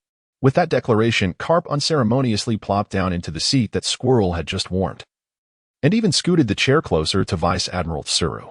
Gazing at the brazen demeanor of Garp, seated prominently, Sengoku felt his blood pressure soar. He had encountered thick-skinned individuals before, yet none quite so audacious. "Did I summon you here? And yet, you saunter in uninvited? You bully the young ones simply because no seat was assigned to you? Moreover, you choose to sit right next to Crane. Do you not possess a shred of dignity? I find myself embarrassed on your behalf." In response, the others collectively averted their gazes skyward, adopting an expression of ignorance, as if they had witnessed nothing amiss. Being veterans of the headquarters, they understood well the boundaries of propriety. Remaining in Mariford, they were acutely aware of whom to provoke and whom to avoid. For them, whether it be Sengoku, Garp, or Vice Admiral Crane, each was an entity far beyond their reckoning. Had they not noticed Akiji, discreetly donning an eye mask, feigning slumber? If even an admiral was to be avoided, it was best for them to refrain from stirring the pot. Secure the doors, should anyone else intrude. Seize them and confine them to impel down. Yes. Upon witnessing Sengoku's ire, the guards at the entrance dared not delay, promptly shutting the conference room doors. Garp, however, remained unperturbed, as if Sengoku's words were not directed at him. With a resigned glance at Garp, Sengoku cleared his throat and remarked, "An hour ago, a significant event transpired in the kingdom of Alabasta, located in the first half of the Grand Line. Consequently, I have summoned everyone here to deliberate on our next course of action." As he spoke, Sengoku gestured to the Colonel Brannu beside him.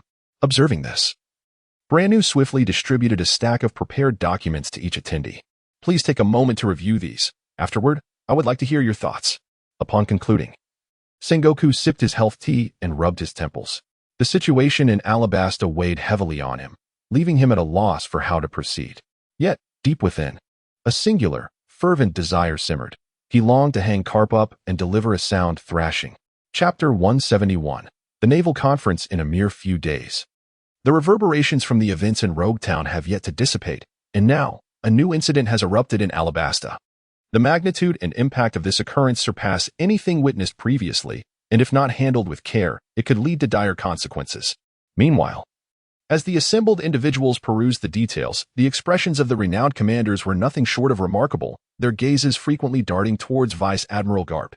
It dawned on them why Fleet Admiral Sengoku had initially withheld information from Garp, and they finally comprehended the intense disdain in Sengoku's eyes directed at the Vice Admiral. The root of the issue lay here. Led by Monkey D. Luffy, the Straw Hat Pirates had engaged in a direct confrontation with Baroque works, headed by the warlord Crocodile, in the Ermal region of the Alabasta Kingdom just an hour prior. The results of this battle revealed a resounding victory for the Straw Hats, completely dismantling Baroque works. While warlord Crocodile fled in defeat, and the CP0 agents involved had seemingly vanished without a trace. though they were said to be missing. The attendees understood that the likelihood of their survival was slim. Furthermore, the unexpected appearances of Port Asti, Ace, and Nico Robin took everyone by surprise, especially upon grasping the connections between Fire Fist Ace, the Devil Fruit user Joya, and the Straw Hat Captain Luffy. The onlookers exchanged glances, at a loss for words. Ultimately, they all cast resentful glances towards Garp. We do not seek your assistance, but must you complicate matters further? One dragon has already left the world government in disarray. Now, 3 troublemakers, each more formidable than the last, have emerged. You are supposed to be semi-retired. There are matters you need not concern yourself with. Yet, we are still early in our careers. Do you comprehend the additional workload their existence imposes on us? If we err, we can be punished according to naval regulations. But must you create adversaries that compel us to work overtime? It is truly unbearable. Under the weight of so many resentful stares, even Garp felt the pressure mounting. Clearing his throat, he turned to Vice Admiral Tsuru and remarked, "Cough, cough. Why do they all look at me as if I have something written on my face?" Listening to Garp's oblivious inquiry, even Tsuru felt an impulse to give him a sharp reprimand. Perhaps everyone is curious about your methods of educating the next generation. Would you enlighten us on how to cultivate such outstanding successors? Upon hearing this, Garp's expression stiffened, and he struggled to find a suitable response. Observing Garp's discomfort, Sengoku, seated at the head of the table, hastily chimed in, "Indeed, do share with us. Your methods of education are truly remarkable, your son, grandson, and adopted grandson. Each a testament to your prowess. Even the most esteemed educators would pale in comparison. Enlighten us, so we may broaden our horizons." Garp's mouth twitched more violently at this. Were it anyone else, he would have already delivered a punch, but it was Sengoku and Tsuru. Despite his mounting frustration, he could only suppress it, internally mocking, "Just wait. There's one more you haven't noticed. Haha. And don't push me too far, or I'll have that scoundrel Joya hasten to produce a few great-grandchildren for me. And then, ha." If Sengoku were aware of Garp's thoughts, he surely would have ordered a search of Garp's office, confiscating all his sunbae and donuts. At this moment, Aokiji, sitting next to Sengoku, stirred from his slumber, lazily lifting his eye patch and murmuring, "Where are we now? Can I go back to sleep?" His interjection eased the previously tense atmosphere. "What do you mean sleep? The meeting hasn't even begun," Sengoku retorted, though his anger had somewhat subsided. Having reviewed the documents, it was time to discuss the next steps. However, the attendees exchanged glances, unsure of what to say.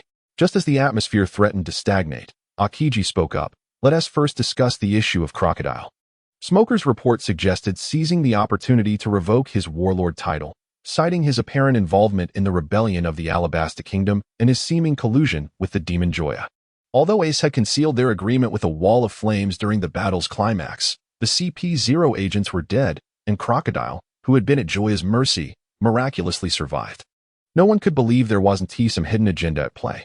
As for Crocodile's connection to the Alabasta rebellion, Smoker inferred it from Princess Vivi's demeanor.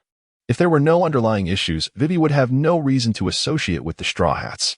While lacking concrete evidence, Smoker's deductions were not far from the truth. Truly deserving of being Zifa's disciple.